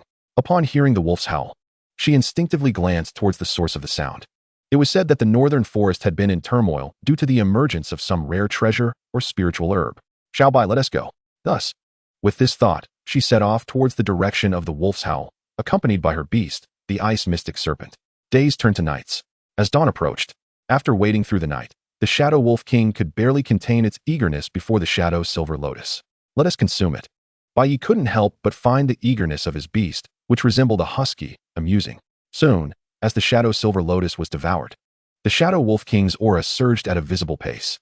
The long horns on its forehead and the enchanting purple patterns became more pronounced. Its muscular limbs displayed defined contours. Although the external changes were minimal, the Shadow Wolf's strength had multiplied several times over. Should it face the abyssal bear again, even if it couldn't achieve an instant kill, it could at least stand its ground. Oh whoa! Just as Bai Ye was lost in thought, the Shadow Wolf King seemed to sense something. Lowering its body, baring its fangs, its fur bristled, indicating the approach of an enemy, a formidable one. Following the direction the Shadow Wolf King was gazing, Bai Ye saw trees collapsing and countless beasts scattering in flight. He could vaguely discern the silhouette of a creature as massive as a small mountain. It was an A-dragon, a beast of dragon lineage, at the peak of the 5th tier. The Lord-level beast that had previously resided in Tianxian Mountain had unexpectedly appeared here. As his gaze narrowed, Bai Ye's heart surged with turmoil. Chapter 11. The Starry Guild? Instantaneous annihilation. Shadow, we must leave. Although he was uncertain of the A-dragoness intentions, it was evident that its path was directed towards them. If they did not flee soon, they would be engulfed by the tide of beasts. Climbing onto the Shadow Wolf King, Bai Ye sped towards the forest's edge, navigating through the dense woods, empowered by both spiritual energy and innate abilities. The Shadow Wolf King's speed increased dramatically, quickly leaving the throng of beasts behind. The howling wind rushed past his ears, and the scenery on either side blurred as they sped away. Half an hour later, just as they were about to exit the northern forest, the Shadow Wolf King suddenly halted, sensing something amiss. Following its gaze, Bai Ye beheld the sight of a group of beast tamers struggling against the tide of beasts. Understanding the Shadow Wolf King's intent, Bai Ye gently patted its head. Come on, Shadow, we are going to rescue her. In his previous life, during the days when Bai Ye had yet to awaken as a beast master, it was Luo Shui who tirelessly supported and encouraged him. In the countless moments of peril he faced, nearly losing his life, it was Luo Shui who risked her own to save him, helping him navigate through danger. Ultimately, she perished because of him. Bai Ye was not one to lack gratitude. In his past life, it was Luo Shui who saved him, and in this life, it was his turn to save her. At this moment, the atmosphere was tumultuous. In the face of the surging beast tide, fear gripped the crowd, plunging the scene into chaos. Everyone was aware of the beast rampage in the Shadow Marsh, prompting many fledgling beast masters to alter their paths for leveling and choose to venture into the northern forest. Unlike their seasoned counterparts, these novices were utterly inexperienced in confronting such a beast tide. Xiaobai, use ice breath. Witnessing the disarray in their formation, Luo Shui immediately commanded the ice mystic serpent, hoping to delay the advance of the beasts with its skills. However, despite the continuous outpouring of cold energy, the effect was minimal. Instead, the rapid depletion of her spiritual energy left her pale. As the beasts drew ever closer, Luo Shui felt compelled to abandon her resistance. She had initially come to the northern forest to train, hoping to impress Bai Ye during the Beast Master examination. Little did she anticipate that her plans would be thwarted. With a beast tide ignited by a lord-level beast, where could she flee? She hadn't even had a chance to confess her feelings to the boy she liked. Was she truly destined to perish here? A wave of despair washed over her. Just as Luo Shui believed her end was nigh, a deafening roar erupted. With the release of a shadowy wave, the weaker beasts scattered in panic, while the slightly stronger ones were deterred by the accompanying debuffs. Seeing the pressure lessen, Bai Ye, riding the Shadow Wolf King, swiftly approached Luo Shui. Huh, Bai Ye, what are you doing here? Am I dreaming? Luo Shui blinked in disbelief. If it's a dream, we'll find out soon enough. Let South leave this place first. With that, Bai Ye casually wrapped his arm around her waist and lifted her effortlessly. Instantly, a faint, pleasant fragrance wafted into his nostrils, a scent of cosmetics. As Bai Ye contemplated this, Luo Shui, caught off guard in the Princess Carrie, was flustered. Huh, wait, when did Bai Ye become so bold? Her heart raced as she pressed closer to him. His chest was warm, his voice gentle, and she felt an overwhelming sense of security beside him. In her chaotic thoughts, Luo Shui shook her head vigorously, trying to cast aside her distractions. She was certainly not a love-struck fool. Clearing her throat a few times to ease the awkwardness, she feigned composure. Bai Ye, it's safe now. You can put me down, right? Yet, her slightly flushed cheeks and wandering gaze betrayed her true feelings. Seeing Luo Shui's bashful demeanor, Bai Ye couldn't help but find it amusing. The aloof goddess in the eyes of others was actually its Sundara girl. Such a contrast was utterly charming. Just as Bai Ye was about to speak, a rustling from the nearby thicket caught his attention. Soon, 5 beast masters clad in white uniforms emerged. The Starry Sky Guild? Recognizing their identity, Bai Ye raised an eyebrow. In his past life, in an attempt to deal with him, Bai Ye had gone to great lengths, even hiring individuals from the Starry Sky Guild to carry out assassination attempts against him. It was then that Bai Ye discovered this guild served as the underhanded agents for various families. Upon seeing that they were members of the Starry Sky Guild, Luo Shui's expression shifted slightly. Bai Ye, you need to leave quickly. They are from the Starry Sky Guild, and you are no match for them. I'll hold them off. I'm from the Luo family. They won't dare to harm me. No, leave it to me. As he activated his identification skill, discerning the strength of you and the others, Bai Ye placed a protective hand on the anxious Luo Shui, sending out only 5 second-tier beast masters. Was this an underestimation of him? With a thought, the Shadow Wolf King, understanding the cue, stepped forward. Having devoured the abyssal demon bear and shadow silver lotus, and after several battles, the Shadow Wolf King had reached the pinnacle of third-tier strength. Boasting a top-tier talent boost from its fusion, it could even contend with some fourth-tier beasts.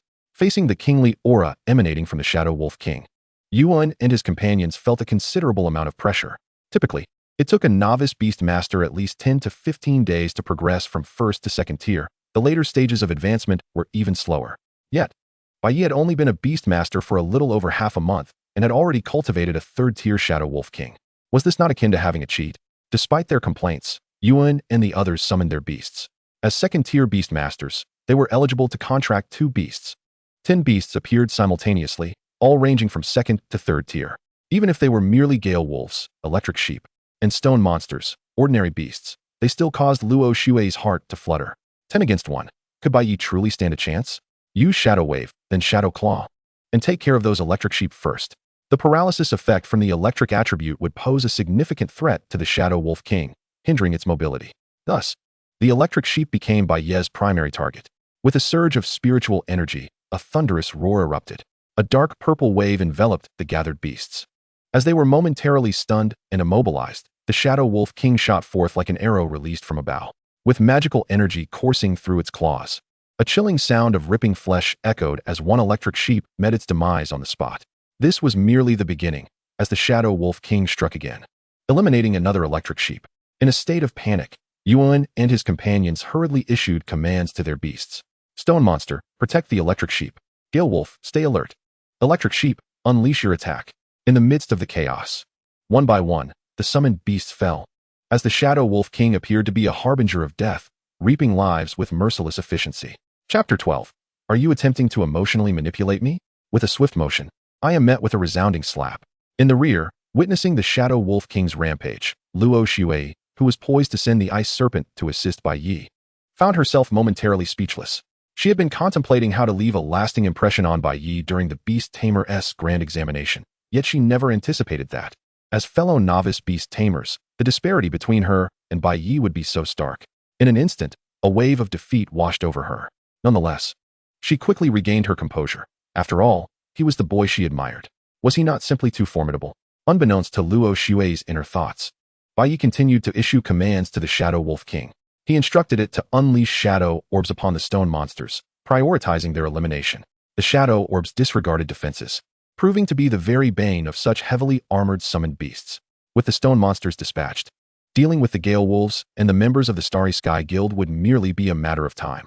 The battle concluded swiftly. Under the terrified gazes of Yuan and others, the Shadow Wolf King ruthlessly severed the throats of the onlookers. You have acquired the stone monster's talent, resilience. You have acquired the electric sheep's talent, paralysis resistance. With each talent claimed, Bai Ye was inundated with a cascade of notifications in his mind. Alert! A similar talent has been detected. The Earth's blessing has undergone a transformation. Earth's blessing. While on the ground, all attribute resistances increase by 200, and recovery abilities are enhanced by 100. Upon glimpsing the newly upgraded information regarding Earth's blessing, Bai Ye's eyes sparkled with excitement. The Shadow Wolf King possessed ample speed and damage, yet the high mobility came at the cost of its own fragility. The Earth's blessing effectively compensated for its defensive shortcomings and sustainability. This represented a significant qualitative shift. Bai Ye, do exercise caution during this period. The Starry Sky Guild's commission will persist indefinitely unless the client chooses to cancel it themselves, Luo Xue solemnly advised as they exited the northern forest, bidding farewell. Yes, I will be careful. And Luo Xue, I look forward to seeing you at the Beast Tamer's grand examination. Just as Bai Ye was about to depart, Luo Xue could not help but call out to him. Is something the matter? Bai Ye inquired, casting a questioning glance her way. What if we addressed each other by our names from now on, rather than using formal titles? Sounds good. Then, Xue, I shall see you at the grand examination. Yes. See you there. As she watched Bai Ye leave, a smile of uncontainable joy blossomed on Luo Xue's lips. Mayor, you have no idea. My brother is a beast tamer, and he awakened his powers on his own. At that moment, on the streets of Ledu, a young man and woman strolled together, with Bai Ye striving to please Li Mayor. Oh, hearing this, Li Mayor paused, curiosity piqued. Not everyone can become a beast tamer, and those who awaken independently without official assistance are exceedingly rare. Your brother must be quite powerful, then. Moreover, as the eldest son of the Bai family, if I could gain some advantage from Bai Ye, Wouldn't that increase my chances of awakening as well? With this thought, Li Meier's eyes gleamed with intrigue. Bai Ye, since your brother is so impressive, could you tell me more about him? As they chatted, Bai Ye felt a twinge of discontent when his goddess brought up another man, especially when that man was Bai Ye. In his eyes, Bai Ye was merely a worthless individual who had stumbled upon luck in becoming a beast tamer. While they continued their conversation, upon passing the Beast Tamer Guild, Bai Ye's eyes suddenly lit up. Meier, look, that's my brother, is it? Following Bai Ye's gaze, Li Meier was taken aback upon seeing Bai Ye. She had initially thought Bai Ye was just a hopeless sycophant, and that his brother would be no better. Yet, upon witnessing him, she found him quite handsome. His striking appearance, coupled with an undeniable charm, and most importantly, Bai Ye was a potential powerhouse. If she could align herself with him, it would far exceed any benefit she could gain from being with Bai Ye. Confident in her figure, she thought, captivating Bai Ye would be effortless. With that in mind, she gracefully approached him, her long legs striding purposefully. Just as Bai Ye was selecting materials for refining spirit power pills, a sultry voice reached his ears. You must be Bai Ye. I'm Bai Ye's girlfriend. Would you like to get acquainted? As she drew near, the overpowering scent of her perfume made Bai Ye furrow his brows. Unaware of his expression, Bai Ye beamed upon hearing Li Meier introduce their relationship. Bro, this is Meier, my girlfriend. By the way, didn't you become a beast tamer? You must be earning quite well. Bringing Meier to our home might be inconvenient. So could you lend me some money to help buy a house? Buy a house? This suggestion caused Li Meier's eyes to widen with excitement, though she quickly masked it with a look of hesitation. Wouldn't that be too much? The housing prices in Luodu are not cheap. What does that matter? Bai Ye waved dismissively. My brother is quite capable. Earning money is a breeze for him. I think buying a villa would be splendid. Meier, you like that idea, don't you? When it's bought, have my brother remember your name. As soon as Bai Ye finished speaking, Li Meier feigned reluctance, saying, but if I have a house, where will my parents live? You needn't worry about that. If necessary, my brother can buy a couple more houses for your parents. P.S. My brother. Isn't it only right for him to help out his younger brother? Listening to the back and forth between the scheming girl and the sycophantic boy, Bai Ye could only scoff in disdain. You want to use familial ties to morally blackmail me? With a swift motion, he delivered a resounding slap to Bai Ye's face, leaving a clear imprint. As Bai Ye covered his face, stunned by the searing pain, disbelief washed over him. He never imagined that Bai Ye, the once submissive waist, would dare to strike him. Why you dare hit me? He roared, pointing accusingly at Bai Ye. Bai Ye, you piece of trash. I addressed you as brother out of respect. What do you think you are? Just because you became a beast tamer. You think you can look down on me? Believe it or not, I will have our father beat you to a pulp. In this moment, how could Bai Ye possibly endure such humiliation? And witnessing Bai Ye daring to persist in his complaints, Bai Ye responded with a fierce slap. So, he wanted assistance in purchasing a house, did he? He intended to summon Bai Ye to teach him a lesson, did he? Did he wish to leech off him? The resounding slaps echoed continuously. Before long, Bai Ye was left battered and bruised. Observing this scene, Li Meier was taken aback. After all, Bai Ye was her devoted admirer. Seeing her admirer subjected to such disgrace, she could no longer restrain herself. Bai Ye, regardless of anything, Bai Ye is still your brother. Isn't it a bit excessive to beat him to such a state? Excessive? Casting a glance at Li Meier, Bai Ye merely uttered a single word, scram. Chapter 13, Brutal Beating of the Loyal Younger Brother. Bai Ye's fury.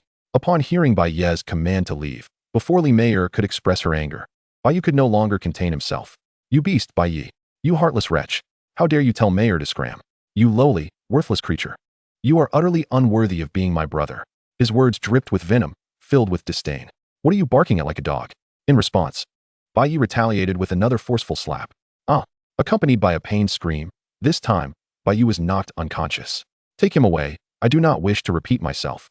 Bai Ye coldly stated, his eyes revealing a hint of frost. Seeing Bai Ye's seriousness, Li Meier felt a shiver of fear and hastily took Bai Ye away. A flicker of resentment crossed her gaze. How could he even strike his own brother? He even contemplated laying hands on her. How uncouth. To Bai Ye, this was merely a minor interlude amidst his quest for spiritual herbs. Despite his newfound strength, he had no intention of killing Bai Ye immediately. He intended to keep him around for repeated torment.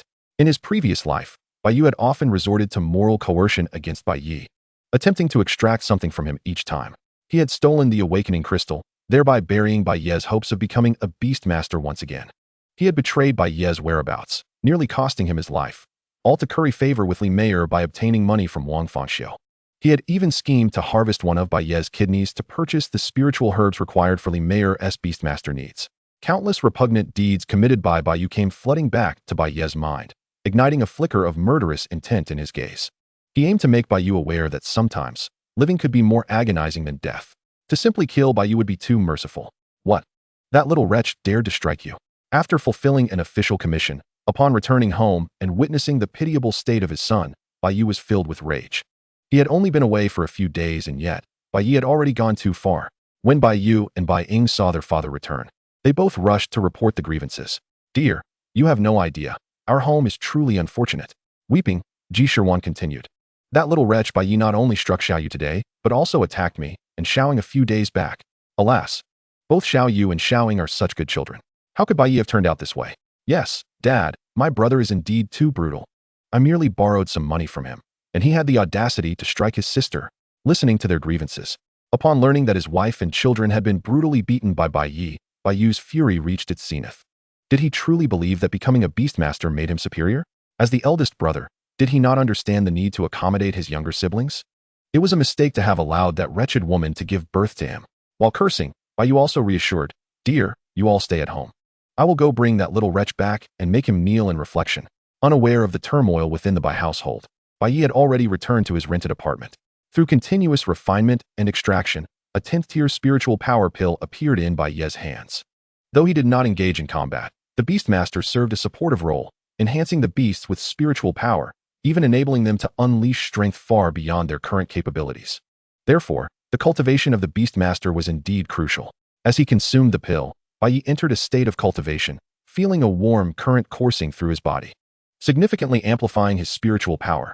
At this rate, it wouldn't be long before he could break through to become a second-tier Beastmaster and contract a new beast, would it? Just as Bai Ye was filled with anticipation, suddenly, Bai Ye's voice thundered from outside. Bai Ye, you little wretch, get out here. Despite having fallen from grace, the Bai family still possessed certain connections in Luo City.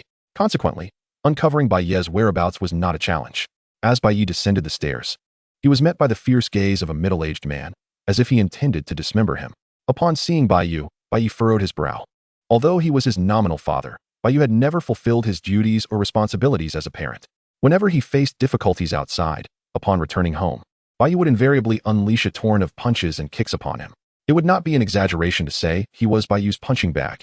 He played the part of a submissive son outside while being brutally assaulted at home, merely a second-tier Beastmaster. Bai Ye had witnessed Bai Ye ingratiating himself before other Beastmasters more than once, and had seen him transform into a monstrous tyrant before him countless times. However, such was the nature of their relationship. Had it not been for Bai Ye's tacit approval and manipulation, how could Bai Ye have descended to the status of a mere cash cow for Bai Ying and Bai Ye? How could he have become the stepping stone for Bai Ye's ambitions? Should the elder brother yield to the younger siblings? Should he be burdened with a horde of leeches? How laughable. The previous life had obliterated everything he held dear, destroyed his happiness. In this life, did they still wish for him to tread the same path? Upon perceiving Bai Ye's disdainful gaze, akin to viewing refuse, Bai Ye could no longer remain seated. Wretched child, I disown you as my son. Today, I will cleanse our Bai family. As he spoke, Bai Ye summoned his beast, a 4th-tier iron-armored rhino. Roar. Sensing someone intent on harming Bai Ye, the Shadow Wolf King immediately positioned itself between them. Seeing the Shadow Wolf King, Bai Ye's eyes momentarily flickered with surprise. It was a peak 3rd-tier Shadow Wolf King. No wonder Bai Ye dared to treat him with such disrespect. However, Bai Ye remained unfazed.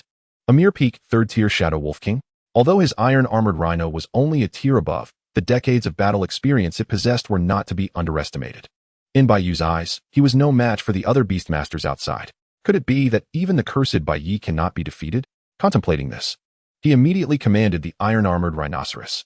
Instantly, after a brief moment of gathering energy, the iron-armored rhinoceros charged forth, causing the ground to tremble. As the distance between the two parties diminished, Bai Ye similarly directed the Shadow Wolf King. Use Shadow Ball to breach its defenses, then follow up with Shadow Fangs. As he spoke, Bai Ye infused his spiritual energy into the Shadow Wolf King, granting it a significant boost in momentum. It opened its jaws wide, unleashing several purple magical orbs. As they shattered the iron-armored rhinoceros's defenses, the creature let out a painful howl. Seizing the opportunity, the Shadow Wolf King sank its fangs into the iron-armored rhinoceros, tearing away a chunk of flesh. With agile movements, it continued to attack, and before long, the iron-armored rhinoceros was left a bloody mess. Witnessing his strongest beast falter, Bai Ye could not help but scowl in displeasure. What a useless creature. Reluctantly, Bai Ye summoned his second beast, a mid-level Qingling snake of the 2nd tier. Hissing and flicking its tongue, The Qingling snake lunged at the Shadow Wolf King. However, the Shadow Wolf King merely cast a disdainful glance at the Qingling snake before shifting its target and leaping towards it. If it could so easily overpower a Tier 4 iron-armored rhinoceros, how could it possibly struggle against a mere mid-tier Qingling snake? In one swift bite, the snake was severed in two, swallowed whole, and crunched with a satisfying crack.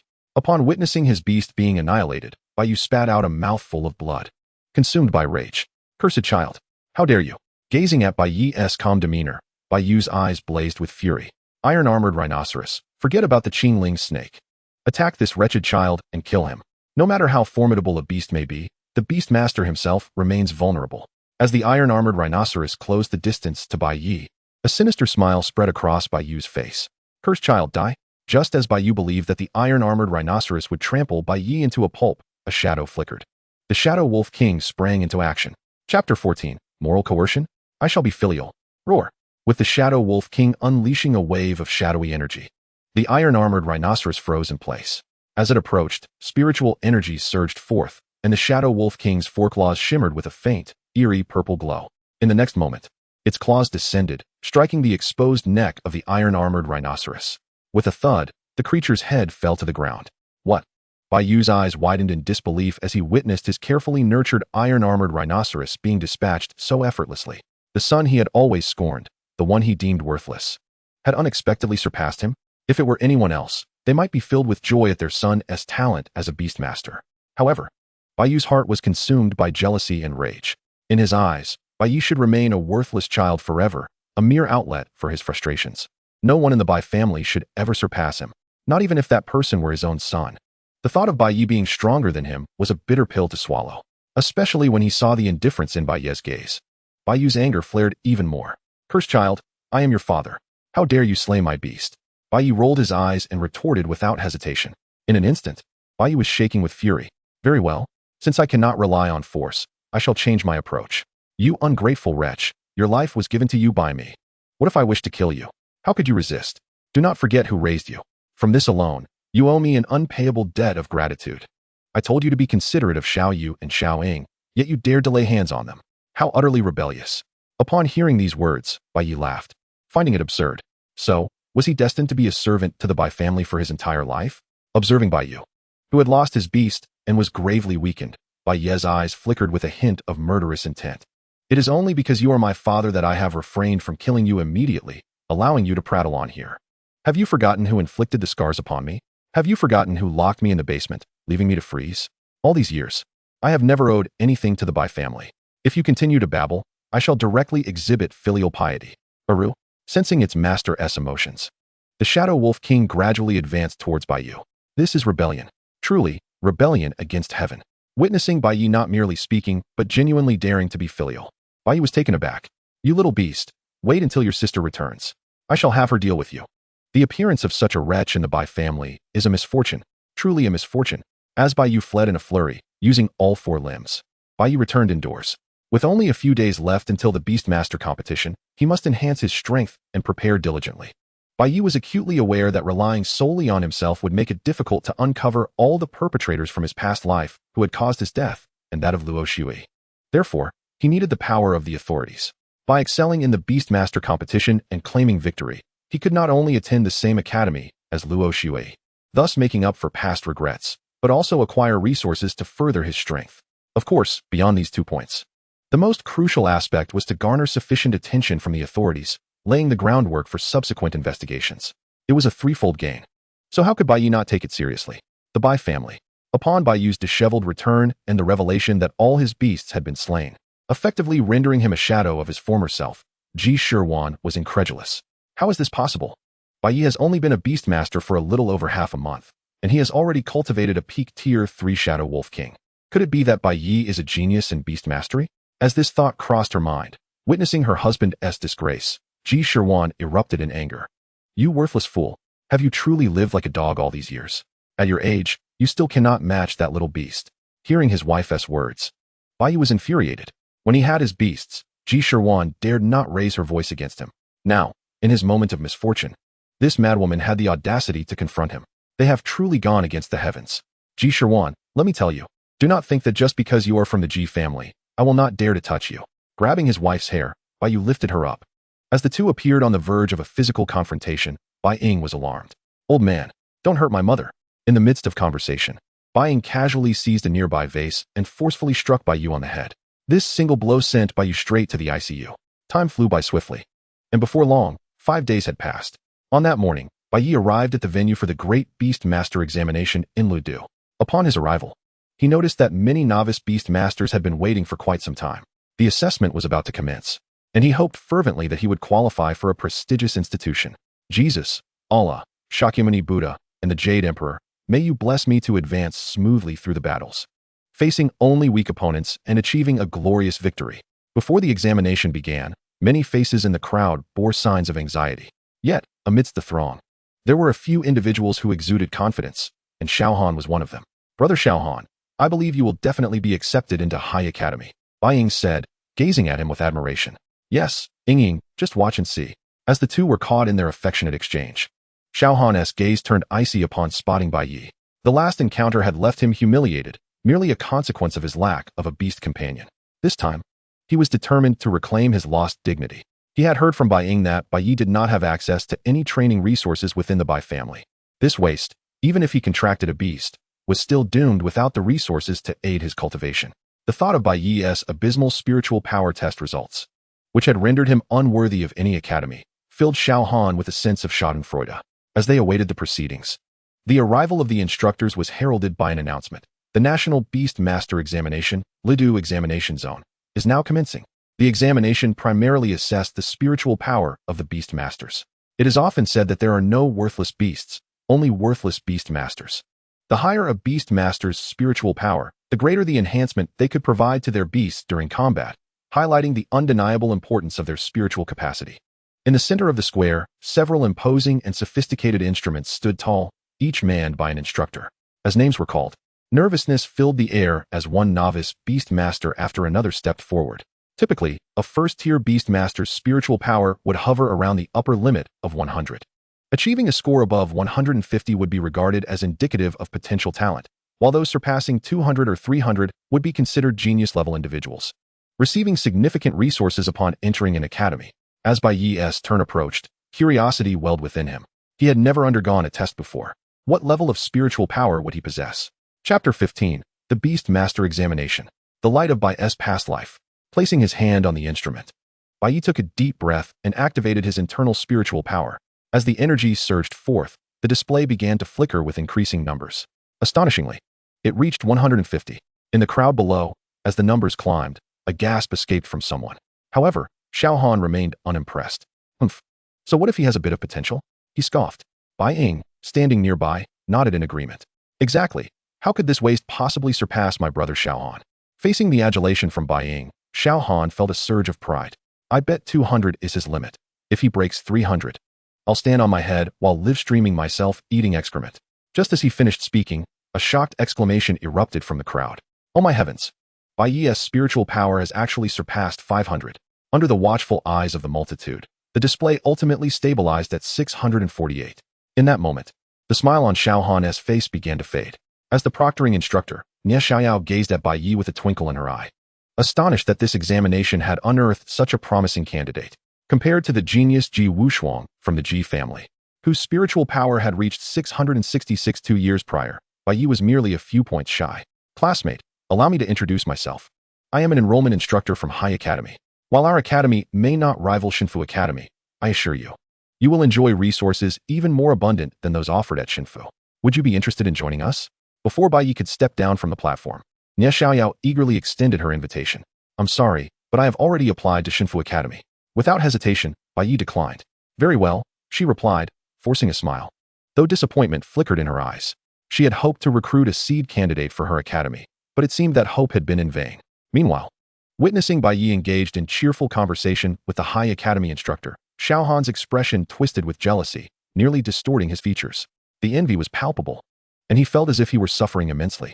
As the examination concluded, many Beast Masters were eliminated, leaving only a third of the original participants. The instructors began announcing the results. Lu Chunmei, spiritual power 120, has passed the examination and received an acceptance letter from Shrek Academy. Yin Daoyan, spiritual power 110, has passed and is accepted to Kanglin Academy. Xiaohan, spiritual power 250, has passed and is accepted to High Academy. With each name called, instead of feeling elated at his acceptance, Xiao Han was overwhelmed with a sense of despair, akin to having ingested something vile. His discomfort intensified upon seeing Bai Ye surrounded by a throng of instructors from Shinfu Academy. Besides Xiao Han, Bai Ying was equally incredulous. Impossible. Absolutely impossible. How could that waste have such high spiritual power? He must be cheating. Yes, Bai Ye has definitely cheated. She raged hysterically, her composure crumbling. The sight of Bai Ye flourishing while the entire Bai family was in disarray was more painful to her than anything else. Cheating? Nie Xiaoyao's brow furrowed as she overheard. Classmate, you claim Bai Ye cheated. Do you have any evidence to support that? If not, may I proceed with a defamation suit against you for your unfounded accusations? Bai Ying was left speechless, her face shifting through shades of green and purple. Though she had boasted in front of Bai Ye, she dared not retaliate in front of others. In the end, all she could do was cast a resentful glare in Bai Ye's direction. It's all Bai Ye's fault. If only he had remained a useless waste. To become a beast master is simply a calamity for the Bai family. Upon receiving the admission letter from the Divine Mansion Academy, Bai Ye couldn't help but smile as he noticed Bai Ying's gaze.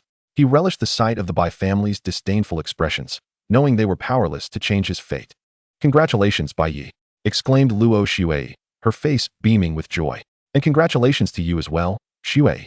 From this day forth, we shall be classmates. Her voice was barely above a whisper. The thought of traversing the wilderness alongside Bai Ye, battling monsters and growing stronger together, was intoxicating. In that moment, Luo Xue felt her head spinning, barely registering the words of the instructor beside her. Students, I shall await your arrival on the first day of classes at Divine Mansion Academy. After the instructor finished outlining the important details, he noticed the intimate atmosphere between the two and shared a knowing smile with his fellow instructors, displaying a motherly grin. Bai Ye, be sure to remind your girlfriend not to forget to report in. Rest assured, instructor, I shall remind her, Bai Ye replied, taking Luo Xue's hand with a smile. As the crowd began to disperse and the Beastmaster assessment concluded, Bai Ye was just about to leave when a voice pierced the air. Bai Ye, you scoundrel.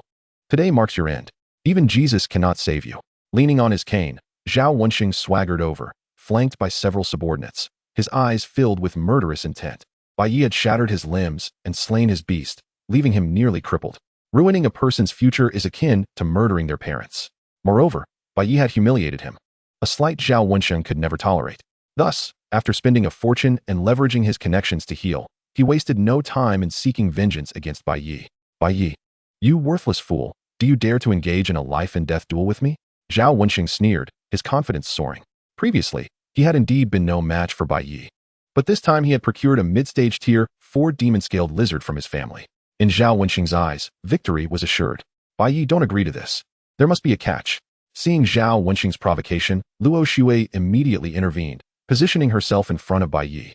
However, to her astonishment, Bai Ye stepped forward. A life-and-death duel. Very well.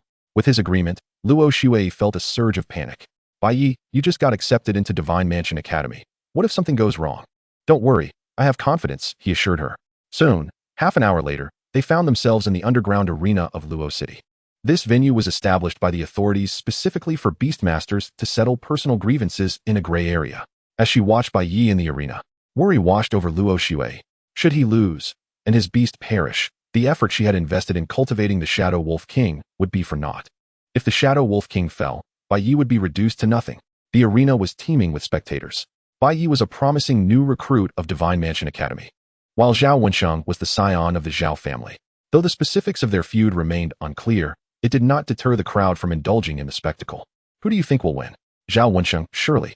With the Zhao family backing him, he has ample resources to nurture his beast. Even a pig could soar. I think Bai Ye's Shadow Wolf King is well trained. He has a solid chance of winning. The outcome remains uncertain.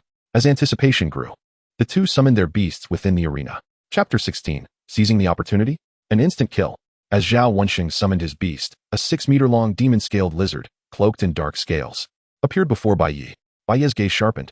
The slightly protruding horns on the sides of its head indicated it was an aberrant species. It was indeed a significant investment for Zhao Wenxing to acquire a mid-stage tier 4 aberrant beast to confront him. Yet, if he could devour this demon-scaled lizard, it would surely elevate the Shadow Wolf King's power to unprecedented heights. Instead of feeling intimidated by the disparity in their beast's capabilities, Bai Ye felt a thrill of excitement. Let us test its mettle with shadow waves and shadow orbs to wear it down. With his command given, The Shadow Wolf King maintained its distance from the opponent while continuously unleashing skills. The lizard's innate ability, Shadow Shield, granted it partial immunity to shadow attribute damage. It was evident that Zhao Wensheng had come prepared. Seeing the negligible damage inflicted by the Shadow Wolf King, Zhao Wensheng's confidence swelled. Finish it with Shadow Impact. He cackled. Bai Ye, I will slay your beast and render you a cripple. Shadow Impact was one of the signature moves of Shadow-type beasts. After a prolonged charge, it could unleash a beam of Shadow Aurora, dealing 3 to 5 times the normal skill damage. As the demon-scaled lizard began to gather energy, Zhao Wensheng's smile widened with anticipation, eager to witness Bai Ye's beast being obliterated, leaving him a pitiful wretch begging for mercy at his feet. In the audience, Luo Xue's heart raced as she sensed the formidable aura radiating from the demon-scaled lizard. Given the Shadow Wolf King's physique, a direct hit would spell instant demise. Bai Ye stood resolutely behind his beast, targeting both the Beastmaster and his creature. Zhao Wensheng was despicably cunning. Instinctively rising, Luo Xue attempted to call for a halt. But it was too late. Bai Ye had already commanded the Shadow Wolf King to attack, charging forward with Shadow Fang. Most Beastmasters would have chosen to retreat in such a dire situation, yet Bai Ye had his own strategy. Despite the Shadow Wolf King's power being at the pinnacle of Tier 3, its innate enhancement allowed it to conquer even early-stage Tier 4 beasts. Moreover, this was without Bai Ye's magical assistance. As his spiritual energy surged forth, ethereal violet arcs enveloped the Shadow Wolf King, its momentum escalating. With an attitude of nothing can stop me, it surged forth like a bolt of lightning. In an instant, the Shadow Wolf King was upon its foe, and the demon-scaled lizard instinctively panicked as the threat loomed closer. With a sense of helplessness, it could only unleash the unfinished Shadow Strike. The purple aurora carved a ravine upon the ground. However, due to a misalignment of its target, this aurora merely inflicted grievous wounds upon the Shadow Wolf King, though it was not fatal. As he observed the arena, the Shadow Wolf King poised itself for another assault against the magic-scaled lizard. Zhao Wensheng hurriedly issued commands. Use the Shadow Ball. No, wait. Use the Shadow Guardian. Zhao Wensheng's reasoning was quite simple. Since the enemy had chosen to engage at close quarters, he would employ a defensive skill. Wouldn't that suffice? His logic was not flawed. Yet, Zhao Wensheng had overlooked a critical point. The magic-scaled lizard was incapable of using the Shadow Guardian. He could only watch helplessly as it was bitten at the spine. Firmly restrained, the magic-scaled lizard emitted a lamenting cry. In the audience, many beast tamers who had bet on Zhao Wensheng's victory were filled with frustration. Witnessing him squander a promising hand of cards through erratic commands, devoid of synergy with his beast, they longed to take his place, yearning to direct the battle themselves. Who taught you to unleash such powerful moves without even understanding the enemy's capabilities? And to make matters worse, who advised you to cast such a high-tier move that requires 1 to 2 minutes of charging? Are you not providing the enemy with a live target? It was utterly exasperating. In the arena, mounted upon the back of the magic-scaled lizard, the Shadow Wolf King relentlessly tore at its flesh. With the enhancement of the White Knight's spiritual power, the Shadow Wolf King's offensive capabilities were formidable, even with its immunity to shadow elements. The clumsy physique of the magic-scaled lizard could not dislodge the Shadow Wolf King, gripped firmly in its weak points and blind spots. The magic-scaled lizard found itself at a loss. Witnessing the bloody carnage upon its back, with its once proud scales littering the ground, it bellowed, Zhao Wensheng. Summon all your strength. Amplify your attack. Quickly amplify. Zhao Wensheng was well aware that the magic-scaled lizard possessed several powerful shadow-based moves.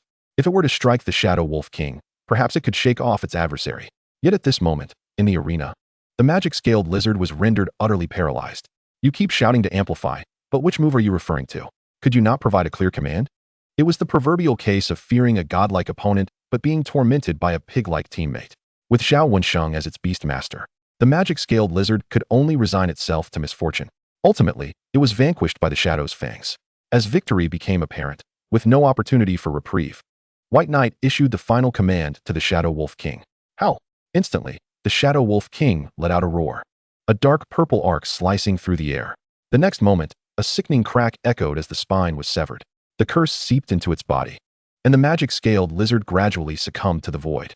You have acquired the magic-scaled lizard's ability, Shadow Protection. Shadow Protection.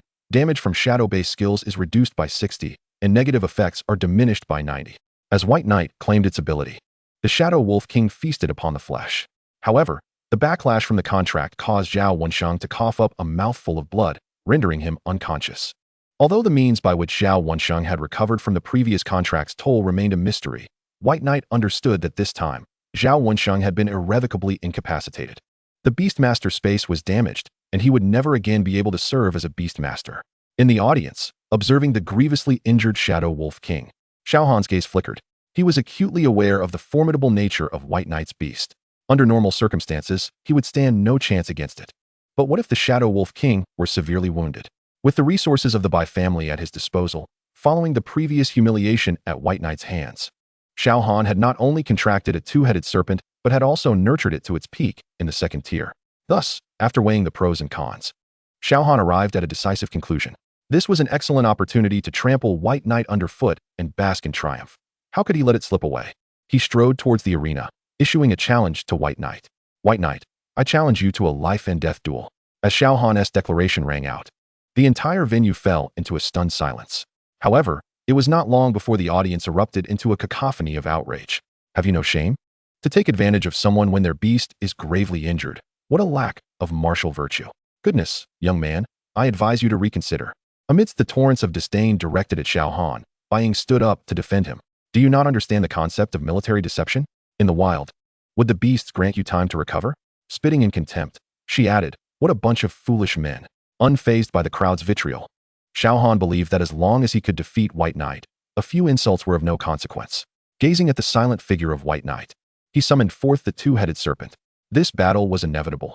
Xiaohan had resolved that should White Knight dare to refuse, he would command the serpent to strike. A sly smile crept upon his face, convinced that he had expertly cornered White Knight. Excellent. At White Knight's call, Xiaohan was momentarily taken aback, but quickly regained his composure. Two-headed serpent, unleash your venomous fangs. Hissing in response to its master's command, the serpent slithered in an S shape, lunging at the Shadow Wolf King. Chapter 17. A ruthless beating of the little fairy sister.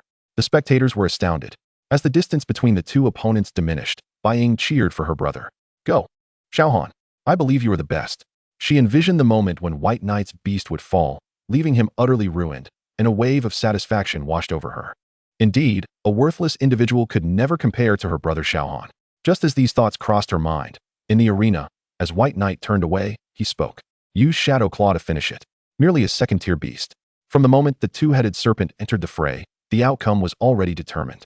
With a swift motion, the claws slashed, severing both heads of the two-headed serpent, reducing it to 3 segments. In its dying struggle, it writhed in agony. How could this be? Witnessing this scene, Xiaohan was incredulous. Despite having been severely wounded by the magic-scaled lizard, how could the Shadow Wolf King's power remain so terrifying? It had obliterated the two-headed serpent in a single strike. Impossible. White Knight's strength could not be this formidable. His expression twisted into a mask of rage and disbelief. Fixating on White Knight's retreating figure, Xiaohan pursued relentlessly. This matter could not conclude so easily. White Knight had slain his beast, and he would ensure that White Knight paid for his losses. White Knight, you are simply too powerful. The battle concluded, and the two walked side by side towards the exit of the underground arena. Lu Xue's eyes seemed to sparkle with excitement.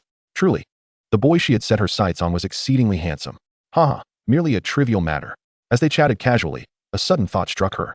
Lu Xue handed a card to Bai Ye.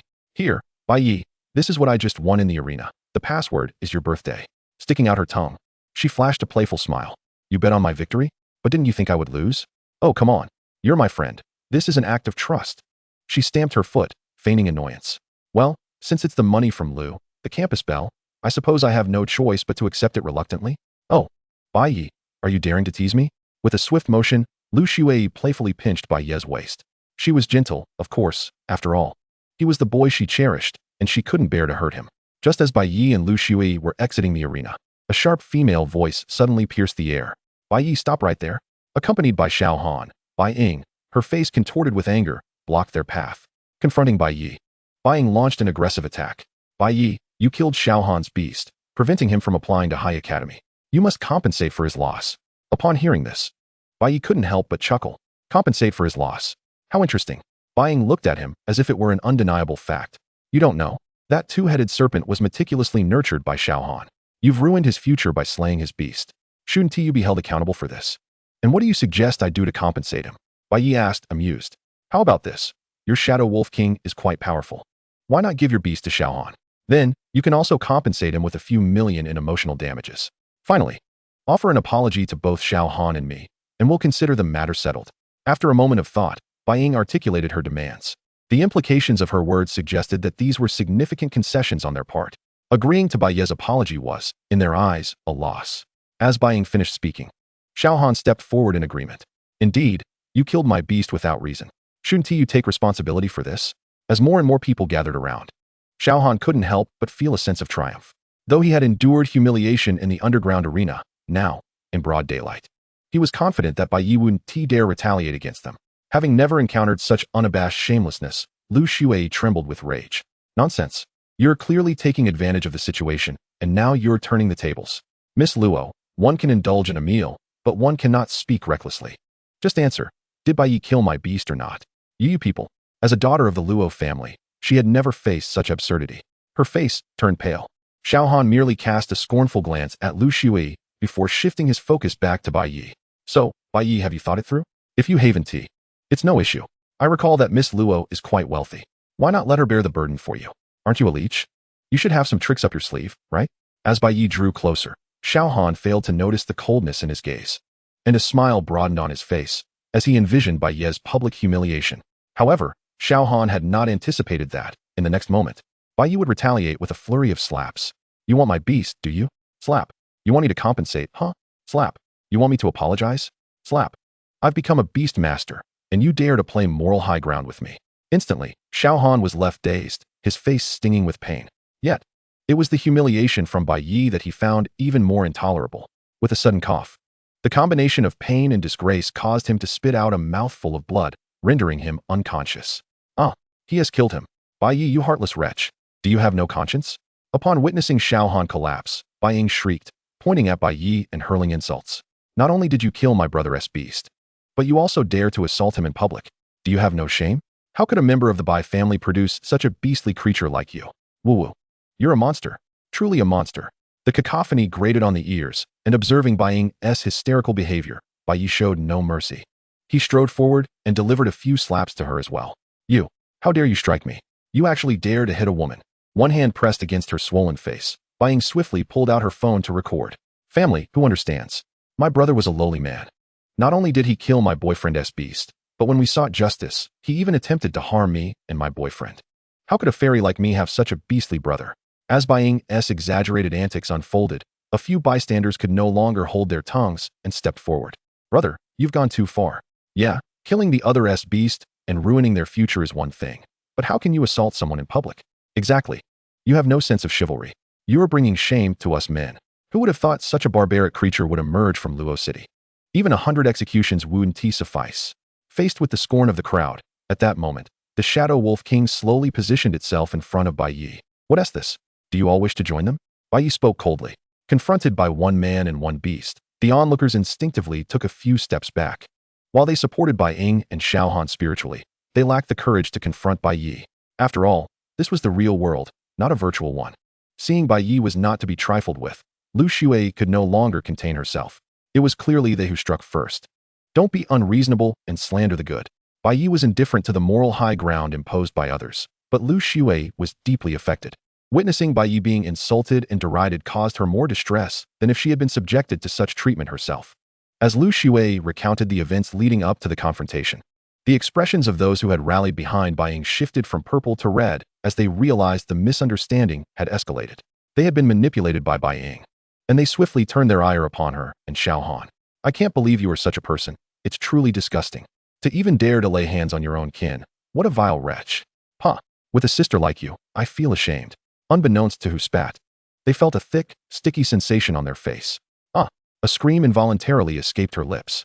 Bai Ye was abruptly enveloped in darkness. Chapter 18. Return to the Northern Forest. Hunting the Iron Dragon. A staggering sum of 20 million, just after parting ways with Luo Xue.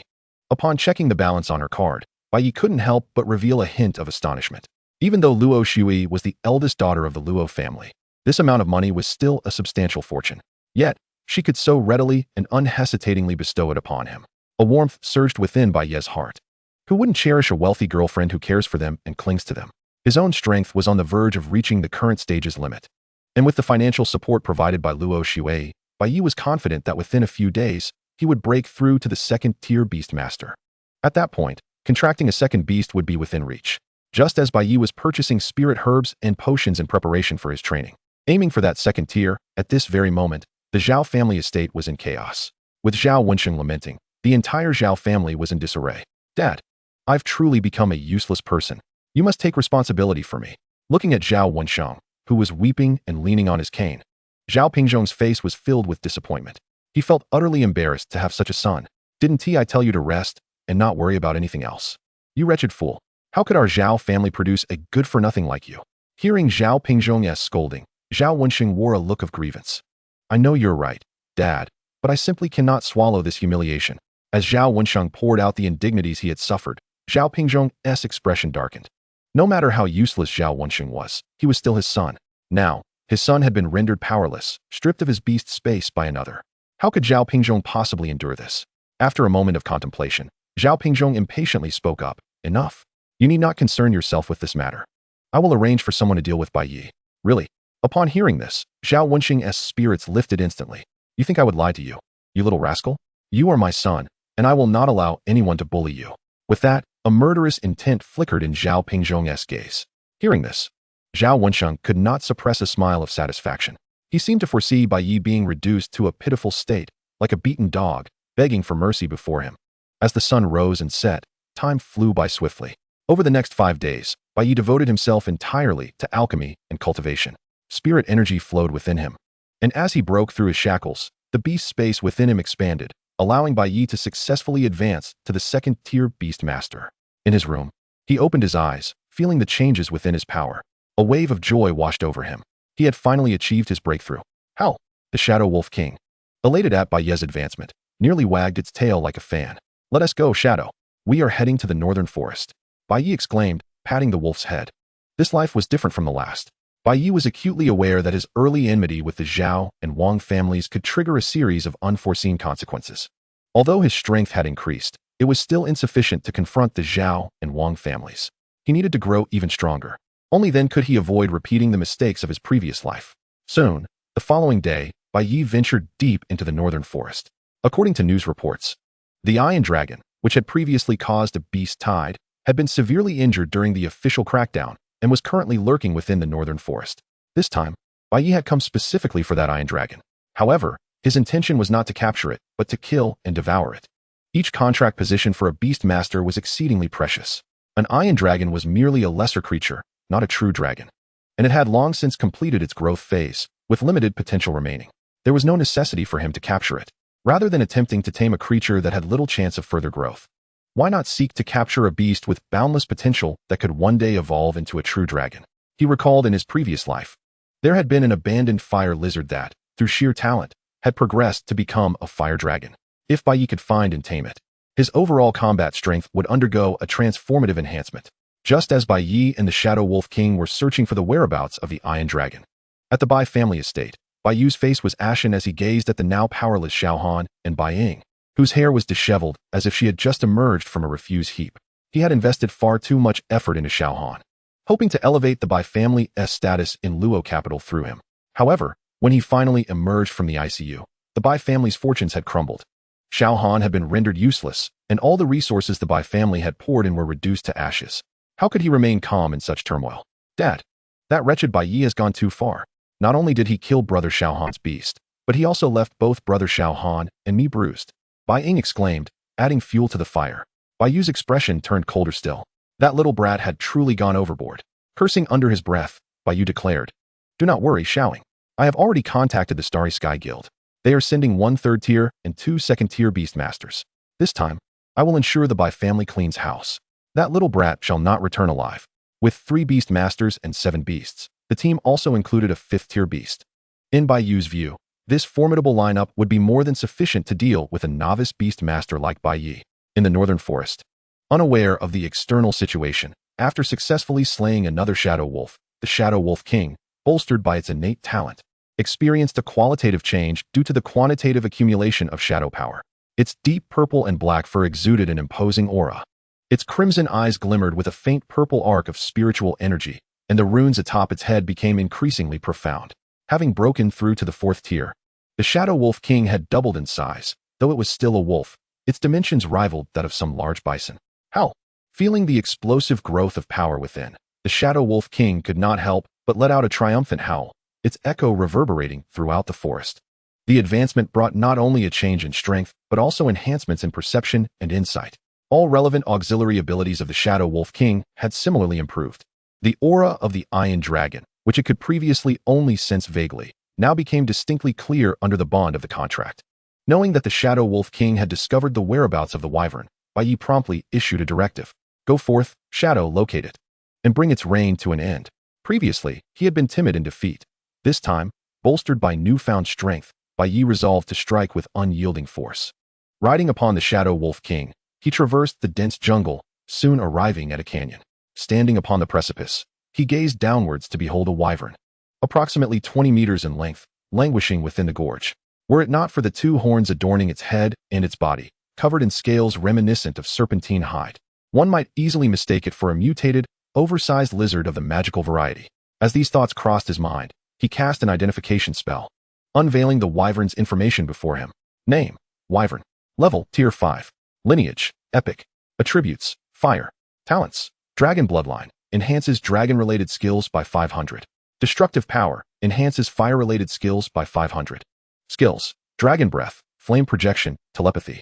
Evaluation: Severely injured wyvern. Its strength reduced to half. Upon observing the attributes of the wyvern, Bai Ye felt a wave of disappointment wash over him. The Shadow Wolf King's attributes were rooted in shadow, rendering the fire and dragon-specific talents of the wyvern utterly ineffective against it. However, it was not entirely without merit. The talent of Plunder could be preserved for future use when he had a fire-type beast at his disposal. With this in mind, Bai Ye commanded the Shadow Wolf King to unleash shadow waves followed by shadow claws. As his words fell, the Shadow Wolf King sprang into action. Chapter 19, Talent Plunder. Dragon Bloodline. With the skills activated, the cliffs on either side of the canyon trembled. Subsequently, under the influence of the shadow waves, countless fragments of rock cascaded downwards, raining upon the wyvern. Taken by surprise and in pain, the wyvern let out a furious roar. Roar! In the next moment, a brilliant aurora shot into the sky. Under the breath of the dragon, the rocks disintegrated into dust. By inducing the wyvern to activate its skills, Bai Ye successfully placed it in a vulnerable state, precisely as he had intended.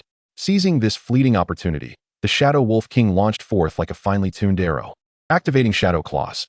In an instant, the wyvern's existing wounds were torn wider, its flesh a gruesome sight, revealing glimpses of its pure white ribs and pulsating organs. Before the enemy could even appear, the wyvern felt the threat to its very life. In response, it unleashed another aurora, causing the mountainside to crumble with a deafening roar. However, thanks to the high maneuverability of the Shadow Wolf King, the wyvern's attack was destined to miss. After several minutes of fruitless exertion, Bai Ye finally commanded the Shadow Wolf King to launch a surprise attack, employing a strategy of retreating when the enemy advanced and advancing when the enemy withdrew. A cycle repeated ad infinitum. An hour later, the wyvern was utterly exhausted, having lost all capacity for resistance. Only then did Bai Ye step forth from the shadows. Shadow. End it with shadow fangs. As Bai Ye's command echoed, the wyvern's enormous vertical pupils constricted in shock. This was not how it had envisioned things unfolding. While other beast tamers pondered how to subdue it, Bai Ye intended to slay it. Wait, human, hold on. I am willing to submit to you. Through telepathy, the wyvern established a connection with Bai Ye. Give me a reason. I am willing to become your beast. Is that not sufficient? Shadow. With a growl, the Shadow Wolf King bared its fangs, aiming for the wyvern's throat. Wait, you cannot kill me. There is an abyssal demon wood hidden in the northern forest.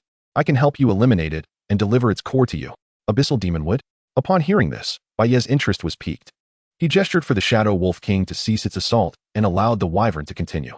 Indeed, that creature is at the pinnacle of Tier 4. With your human strength, you could never contend with it. But I am at Tier 5, and with my elemental advantage, defeating it would be a simple task. If you spare me, I will offer you its core. With the Abyssal Demon Wood's core, your beast will easily ascend to the mid-Tier 4. Despite the apparent subservience, the wyvern inwardly cursed Bai Ye for his lack of martial ethics. Were it not for its current state of disrepair, there was no way Bai Ye could be its match. The wyvern had resolved that once it regained its strength, it would ensure this human's demise. As these thoughts coursed through its mind, a flicker of subtle malice flashed in the wyvern's eyes. Very well, where is the Abyssal Demon Wood located? Head eastward. Once you enter its territory, it will be unmistakable. After obtaining the desired information, Bai Ye issued a directive to the Shadow Wolf King once more. Shadow, proceed. Wait, human. Your words cannot be trusted. You promised not to kill me. Did I? Bai Ye responded with a smirk. If I slay you, not only will the core of the Abyssal Demon Wood belong to me, but so too will your beast core. Is that not true? Upon hearing this, the wyvern's expression twisted with rage as the Shadow Wolf King sank its fangs into its throat. Under the effect of the skill, all vital nerves were severed, and the wyvern met its demise. Soon after, as Bai Ye's talent activated, the familiar notification tone resonated with him. You have plundered the wyvern's talent. Dragon Bloodline. You have plundered the wyvern's talent. Destructive power. He acquired 2 talents, along with a Tier 5 Fire-type beast core. This was indeed a significant windfall. Observing the Shadow Wolf King voraciously consuming the wyvern's flesh, Bai Ye could distinctly sense its strength progressively augmenting. As a special breed, the energy conversion the Shadow Wolf King achieved from consuming flesh was far superior to that of ordinary beasts. Beyond the enhancement of talents, the rapid increase in the Shadow Wolf King's strength was attributed to this factor as well. According to the wyvern's account, if they could locate the abyssal demon wood and consume it, it was conceivable that the Shadow Wolf King could not only break through to the pinnacle of Tier 4, but might even ascend an entire level. With these thoughts in mind, Bai Ye felt a surge of anticipation. After a brief rest to allow the Shadow Wolf King to recuperate, just as Bai Ye was making his way toward the abyssal demon wood, arrangements were underway. Under Zhao Pingzhong's coordination, the Zhao family had already set a vast net along the critical passage between the northern forest and Ludu. 10 Tier 2 and 2 Tier 3 beast tamers, accompanied by 26 beasts, 3 of which had reached Tier 5, and an impressive 8 Tier 4 beasts. Among the ranks, Zhao Wensheng unveiled a sinister smile as he gazed toward the northern forest. Not only does he possess a numerical advantage, but he also holds a significant edge in power. The advantage lies with me, and he truly has no idea how to face defeat. This time, he is determined to obliterate Bai Ye. Time flies swiftly as he traverses the forest, and before he realizes it, 2 days have already elapsed. Meanwhile, Bai Ye, following the direction indicated by Yalong, has arrived at the territory of the abyssal demonic wood, accompanied by the Shadow Wolf King. In stark contrast to the forest's periphery, the trees here are withered and bones litter the ground. Upon entering, a chilling aura assaults the senses, evoking an unsettling atmosphere reminiscent of a horror film. Soon, after a brief period of time, a towering ancient tree, standing 30 to 40 meters high, comes into view. It appears lush and vibrant, forming a striking contrast against the surrounding desiccated woodlands. Sensing the dense magical energy emanating from the abyssal demonic wood, Bai Ye's gaze sharpens. The magical beasts of the wood type are far more formidable than ordinary monsters. If it were another beast master, they would likely find the abyssal demonic wood utterly unmanageable.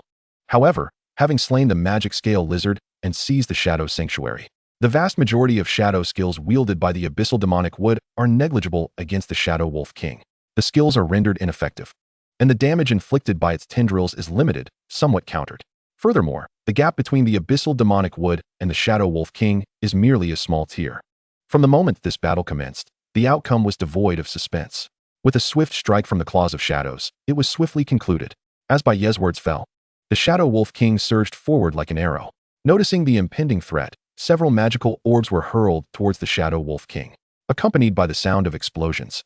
The abyssal demonic would promptly adjusted its strategy, opting to utilize its tendrils for strikes. The entire exchange unfolded fluidly within a matter of moments. However, while the abyssal demonic would moved rapidly, the Shadow Wolf King moved even faster. A dark purple arc flashed, and in an instant, countless branches fell to the ground. Seizing the opportunity presented by the abyssal demonic wood's attack, the Shadow Wolf King closed in on its vital points, delivering a lethal blow. The roots severed. The colossal tree crashed to the ground. With the victor clear, Bai Ye's innate talent was activated. Chapter 20, Beast Master Advancement. Shadow Sovereign. You have acquired the abyssal demonic wood's talent, Shadow Power. Ding. Shadow Power has fused with Shadow Apostle. Notice, the talent Shadow Apostle has been enhanced. Shadow Apostle. Movement speed increased by 300. When in shadows, all abilities receive an additional boost of 500. Upon leaving shadows, the first skill's effectiveness is enhanced by 500. In addition to the enhancement of his talent, consuming the core of the abyssal demonic would mark a qualitative leap in the Shadow Wolf King's power. Its appearance became more robust, adorned with a dark purple, otherworldly fur that exuded an impressive aura. The spiritual energy that emanated from it coiled around its limbs, leaving only vestiges of its original form. It resembled a fusion of wolf and lion, gaining advantages from both while shedding all prior flaws.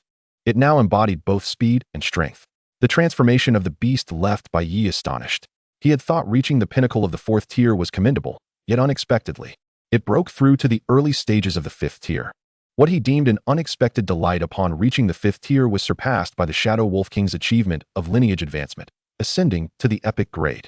Gazing at the creature before him, which bore faint traces of its former self, Bai Ye's curiosity piqued, and he examined its details. Name: Shadow Sovereign. Attribute: Shadow. Bloodline: Epic. Level: 5th tier. Talent: Shadow Apostle, Monarch's Domain, Shadow Sanctuary. Skills: Shadow Fong, Shadow Claw, Shadow Sphere, Shadow Wave, Shadow Stealth. Evaluation: the Shadow Sovereign, possessing the bloodline of royalty, is a Shadow-type beast master worthy of the title of Crowned Lord. Upon viewing the information of the Shadow Sovereign, Bai Ye felt a deep sense of satisfaction. Not only had its power undergone a qualitative change, but it had also acquired a brand new skill. This displacement skill allows the Shadow Sovereign to briefly meld into the shadows, enabling its attacks to catch opponents off guard. The change in physique had not diminished the Shadow Sovereign's agility. Instead, it had enhanced it. With a 5th-tier Beastmaster now in his possession, Bai Ye felt he could firmly establish himself in Lidu. Just as Bai Ye contemplated this, he ventured deeper into the northern forest, renewing his contract to acquire a 2nd-tier green armored turtle. Bai Ye was leading a group from the Starry Conclave towards Bai Ye's location. Rest assured, everyone, that little beast only possesses a peak 3rd-tier Shadow Wolf King. After all these days, he could only have reached the early stages of the 4th tier. Dealing with him will be quite simple. As Bai Ye's words fell, the accompanying members of the Starry Conclave stifled their laughter. Not only were they witnessing a father-son rivalry, but they even wished for outsiders to eliminate their own offspring. What a splendid display of filial piety. What are you all laughing at? Bai Ye, perplexed, inquired as he noticed Zhou Chun and others from the Starry Conclave chuckling uncontrollably. No, Mr. Bai, you must be mistaken. We are professionals in the art of assassination and seldom indulge in laughter, Zhou Chun replied with a grave expression. Yet, as he turned around, the laughter behind him continued unabated, darkening Bai Ye's expression. Meanwhile, riding the Shadow Sovereign as he exited the northern forest, Bai Ye began contemplating the pre-selection of his second beast. Currently, he had 2 potential paths. One option was to contract a fire-type beast with dragon bloodline potential. Endowed with the talents he had seized from Yalong, Bai Ye was confident that this would lead to a transformation in his beast. The other option was to seek out his old partner from his past life. Reflecting on his previous life, Bai Ye bore many regrets, and in this life, he was determined to rectify them all. Just as these thoughts crossed his mind, a familiar voice suddenly rang out as Bai Ye was about to exit the northern forest. Finally found you, you little beast. It truly took me a while. Signaling the Shadow Sovereign to halt, Bai Ye turned towards the direction of the irate voice. He soon saw Bai Ye emerging from the thicket, accompanied by Zhou Chun and 2 others. The Starry Conclave? Upon seeing the uniforms worn by Zhou Chun and the others, Bai Ye raised an eyebrow. 1 3rd-tier and 2 2nd-tier Beastmasters. Bai Ye appeared to believe he could easily subdue him. Yet, catching sight of Bai Ye's ambiguous smile, an ominous premonition surged within Bai Ye, though it quickly dissipated upon noticing the gradually emerging Shadow Sovereign. As he sensed the familiar aura radiating from the Shadow Sovereign, Bai Ye could no longer conceal his astonishment. How was it possible that so little time had elapsed? Yet the Shadow Wolf King had already ascended to the 5th tier. Not only had it broken through to the 5th tier, but its lineage had also advanced. Such occurrences were unprecedented in the annals of Beastmaster's history. Mr. Bai, did you not claim that the opponent was merely a 1st-tier Beastmaster accompanied by a peak 3rd-tier beast? Upon sensing the overwhelming aura inadvertently radiating from the Shadow Sovereign, Zhou Chen's countenance turned ashen. In that moment, he mentally cursed Bai Ye's ancestors through generations. Bai Ye had led them into a dire predicament. I do not know. I am uncertain. Do not inquire further. Bai Ye was utterly flabbergasted. He never anticipated that Bai Ye would achieve such rapid advancement. He harbored serious doubts about the legitimacy of Bai Ye's progress. Yet he lacked any evidence to substantiate his suspicions. As he watched the Shadow Sovereign approach with increasing proximity, he instinctively retreated several paces, already drenched in perspiration. However, when he noticed Zhou Chun and his companions summoning their beasts, Bai Ye's bravado resurfaced. Even if their strengths appeared evenly matched, they had 7 against 1. How could Bai Ye possibly contend with them? Bai Ye was determined to leverage his advantage. Esteemed friends, I implore you to assist me in eliminating this wretch. Today, I, Bai, shall cleanse the Bai family of this scourge. Just as he uttered these words, seeing that Zhou Chun and his companions paid him no heed, Bai Ye could not help but feel a surge of indignation. Nonetheless, he understood that the Star Guild was not an entity he could afford to offend, so he redirected his gaze toward Bai Ye. You little beast. Had I known you would be so audacious, I should never have allowed that vile woman to give birth to you. Like that wretched woman. You are a spawn of filth. As Bai Ye spewed insults towards Bai Ye's mother, calling him a beast and a bastard, Bai Ye's gaze grew steadily colder. Without hesitation, he issued a command to the Shadow Sovereign. Shadow, eliminate them. With a deafening roar, the Shadow Sovereign shot forth like an arrow. Stone Golem, activate Guardian. Blood Demon Spider, utilize Silk Spit to restrict its movement. String Sound Sprite, employ Blessing Power to assist the Stone Golem. As the battle erupted due to Bai Ye's provocations, Bai Ye took the initiative to strike first. Helplessly, Zhou Chun and his companions could only adopt a defensive posture. Although the Shadow Sovereign was formidable, in Zhou Chun's perspective, it was not insurmountable. At worst, they would incur some additional costs afterward. Mr. Bai, I trust you will bear the losses from our endeavor, correct? Of course. As long as you can help me eliminate this little beast, all terms are negotiable. Bai Ye replied through gritted teeth.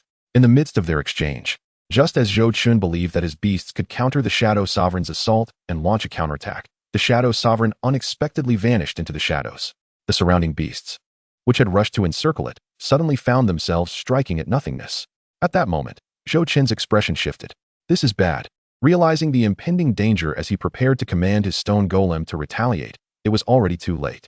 The dark figure wove through the ranks of the beasts, and wherever it passed, a beast fell lifelessly to the ground. In no time, as the array of beasts was decimated, the previously boastful Bai Ye turned pale with shock. Chapter 21, One by One, Defeated. The outcome is clear. Impossible, absolutely impossible. This must be a dream, muttering to himself. As he felt the murderous intent emanating from the Shadow Sovereign, Bai Ye's face drained of color. He stumbled, ultimately collapsing to the ground.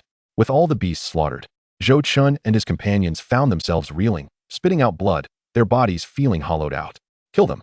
Before the trio could react, at Bai Ye's renewed command, the Shadow Sovereign lunged forward.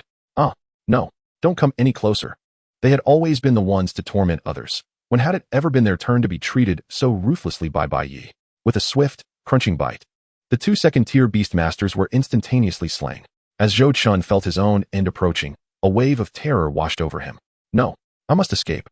Staggering, he turned and fled towards the forest's edge, his pace quickening despite the searing pain in his lungs. As the trees around him grew sparser and the trail clearer, a flicker of a smile crossed Zhou Chun's face. Next time, when I return to the guild to regroup, I shall make Bai Ye pay for this. Lost in thought, he suddenly caught sight of a dark shadow flitting past. What was that? Just as he pondered, a ripping sound echoed, and in the next instant, the world spun around him. By the time Zhou Chun's sluggish mind processed the situation, his head had already rolled away from his body. No prey could escape its grasp. Nonchalantly approaching with its prize, the Shadow Sovereign turned back to report to its master, eagerly anticipating praise from Bai Ye. With a thud, Zhou Chun's severed head came to rest beside Bai Ye. In that moment, Bai Ye was utterly petrified with fear. Help! Help me! He crawled away in terror, his face contorted with tears and snot. Bai Ye regarded Bai Ye's frantic escape with indifference. To him, he was merely a jester. Turning his attention to the eagerly panting Shadow Sovereign, Bai Ye couldn't help but smirk. What a stark contrast your demeanor presents. Go ahead and feast, he said, patting its head. With the master's permission, the Shadow Sovereign wasted no time devouring the corpses of the fallen beasts. With its own enhancement coupled with Bai Ye's innate abilities, the Shadow Sovereign's aura grew increasingly stable. It seemed to hint at an impending advancement to mid-fifth tier. Simultaneously, it acquired a brand new skill, invisibly divine intent. By expending spiritual energy, the Shadow Sovereign could manipulate surrounding shadows, transforming them into claws to fight on its behalf. The more spiritual energy consumed, the greater the number of claws it could summon. At present, the Shadow Sovereign could summon up to 20 claws, each dealing damage comparable to that of a typical first-tier beast. While the damage was somewhat lesser, it was a skill with growth potential. Indeed, a small qualitative leap had been achieved. With this thought in mind, Bai Ye conceived a plan. He intended to enroll at the Divine Academy before venturing into the Lost Forest. Compared to the Northern Forest, which was heralded as a novice village, the beasts lurking beyond the Lost Forest possess formidable strength. Yet, the most crucial aspect is that within the depths of the Lost Forest, dragon-type beasts frequently manifest. Should one find a suitable specimen, it would be most advantageous to adopt it as a second beast companion. If not, it is of little consequence. With relentless ambition and innate talent, one can continue to seize opportunities. When Bai Ye acquires a dragon-type beast, unlike other beastmasters, his companion will undergo a profound transformation from the moment of their bond. As time quietly slipped by, 2 days passed unnoticed. Upon Bai Ye finally emerging from the Northern Forest, Zhao Wensheng, who had been lying in wait, was filled with exhilaration. Although the battle had yet to commence, he could already envision its outcome. He was eager to witness Bai Ye like a defeated dog, bowing before him in abject apology. Let them all attack. First, eliminate his beast. As for the human, we shall keep him alive for slow torment. Understood, young master. Upon hearing these words, the gathered beast masters immediately sprang into action, summoning their respective beasts. At this moment, observing Bai Ye from Zhao Wenxing's side, the three third-tier beast masters, led by Zhao Yu, couldn't help but cast pitying glances. In their eyes, Bai Ye was already a dead man walking. This predicament was a consequence of provoking someone he ought not to have offended. In this world, weakness is the original sin. As Bai Ye surveyed the 20 beasts encircling him along with their masters, his gaze sharpened. Each beast possessed a strength reaching the 3rd tier, with several even attaining the 4th tier. Had this been before, Bai Ye would undoubtedly have been outmatched. Even if the Shadow Wolf King had broken through to the 5th tier, victory would have been exceedingly difficult. However, with his advancement to Shadow Sovereign and the acquisition of 2 new skills, his beast's strength had multiplied exponentially. The adversary's numerical superiority could not compensate for their inherent lack of power. The Zhao family, Bai Ye easily recognized the origins of the gathered beasts. Noting that they were all abyssal demon wolves and flame hounds, the signature beasts of the Zhao clan.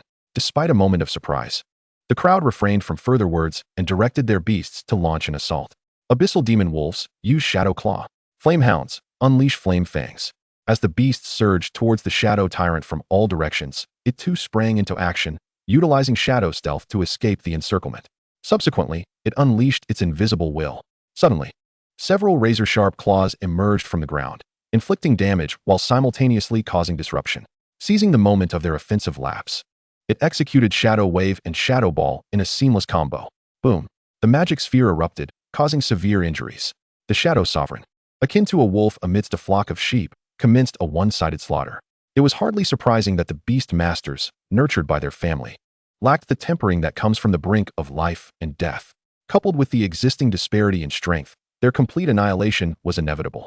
In that moment, having dispatched the beasts, the Shadow Sovereign immediately set its sights on the assembled beast masters. Zhao Yu and his companions were instantly unsettled, summoning their own beasts to charge at the Shadow Sovereign. You vile creature, how dare you harm others? Die! A flame lion and 2 abyssal demon wolves, all at the 5th tier, formed a surrounding assault against the Shadow Tyrant. In an instant, the scene echoed the legendary 3 heroes battling Lu Bu. All 5th tier. Observing the battle, Bai Ye felt no trepidation at his beast's disadvantage. Instead, he was filled with exhilaration. If he could devour those 3 5th-tier beasts, not only would he ascend to mid-5th tier, but it was even possible for the Shadow Sovereign to reach 6th tier. As he contemplated this, it became apparent that the 3 5th-tier beasts could not subdue the Shadow Sovereign. Zhao Yu and the others were engulfed in a tempest of disbelief. How had Bai Ye trained his beast? Its strength was utterly outrageous. The trio hastily summoned their remaining 2 beasts, now facing an onslaught from 9 beasts, all of 4th and 5th tier. The Shadow Sovereign gradually found itself at a disadvantage, beginning to feel a hint of pressure. Yet, the more it faced adversity, the more exhilarated it became, growing increasingly ferocious. Its bloodthirsty eyes glimmered crimson, and its singular thought echoed, kill, kill, kill. Meanwhile, under the influence of their bond, Bai Ye sensed the Shadow Sovereign's heightened spirits and summoned his own spiritual energy. With the unique augmentation from being a beast master, the tide of battle shifted once more. Witnessing the transition from suppression to equilibrium, and then to exhaustion, Zhao Yu and his companions were struck by a wave of panic. Exchanging glances, they realized they could no longer afford to linger in direct confrontation. Zhao Yu commanded his Flame Lion, unleash a jet of fire directly at his beast master. No matter how powerful the beast master is but a mere human. Once Bai Ye is dead, the backlash of the contract will undoubtedly spell doom for that Shadow Sovereign as well. As the Flame Lion opened its maw, prepared to unleash flames, the Shadow Sovereign roared in fury. It would not permit any enemy to approach its master. Roar! Seizing the moment of the Shadow Wave's brief immobilization, it surged forth, employing Shadow Stealth to teleport behind the Flame Lion. In a desperate exchange of injury for injury, its claws tore through the Flame Lion's hide and flesh. Amidst the cacophony of anguish, the Shadow Sovereign clamped down on the Flame Lion's throat until it ceased to breathe. With their main force vanquished, the remaining 2 abyssal demon wolves and the rest of the beasts were systematically felled. Thus, the outcome was sealed. Chapter 22, Talent Plunder, Power of the Abyss. Half an hour later, the battle concluded.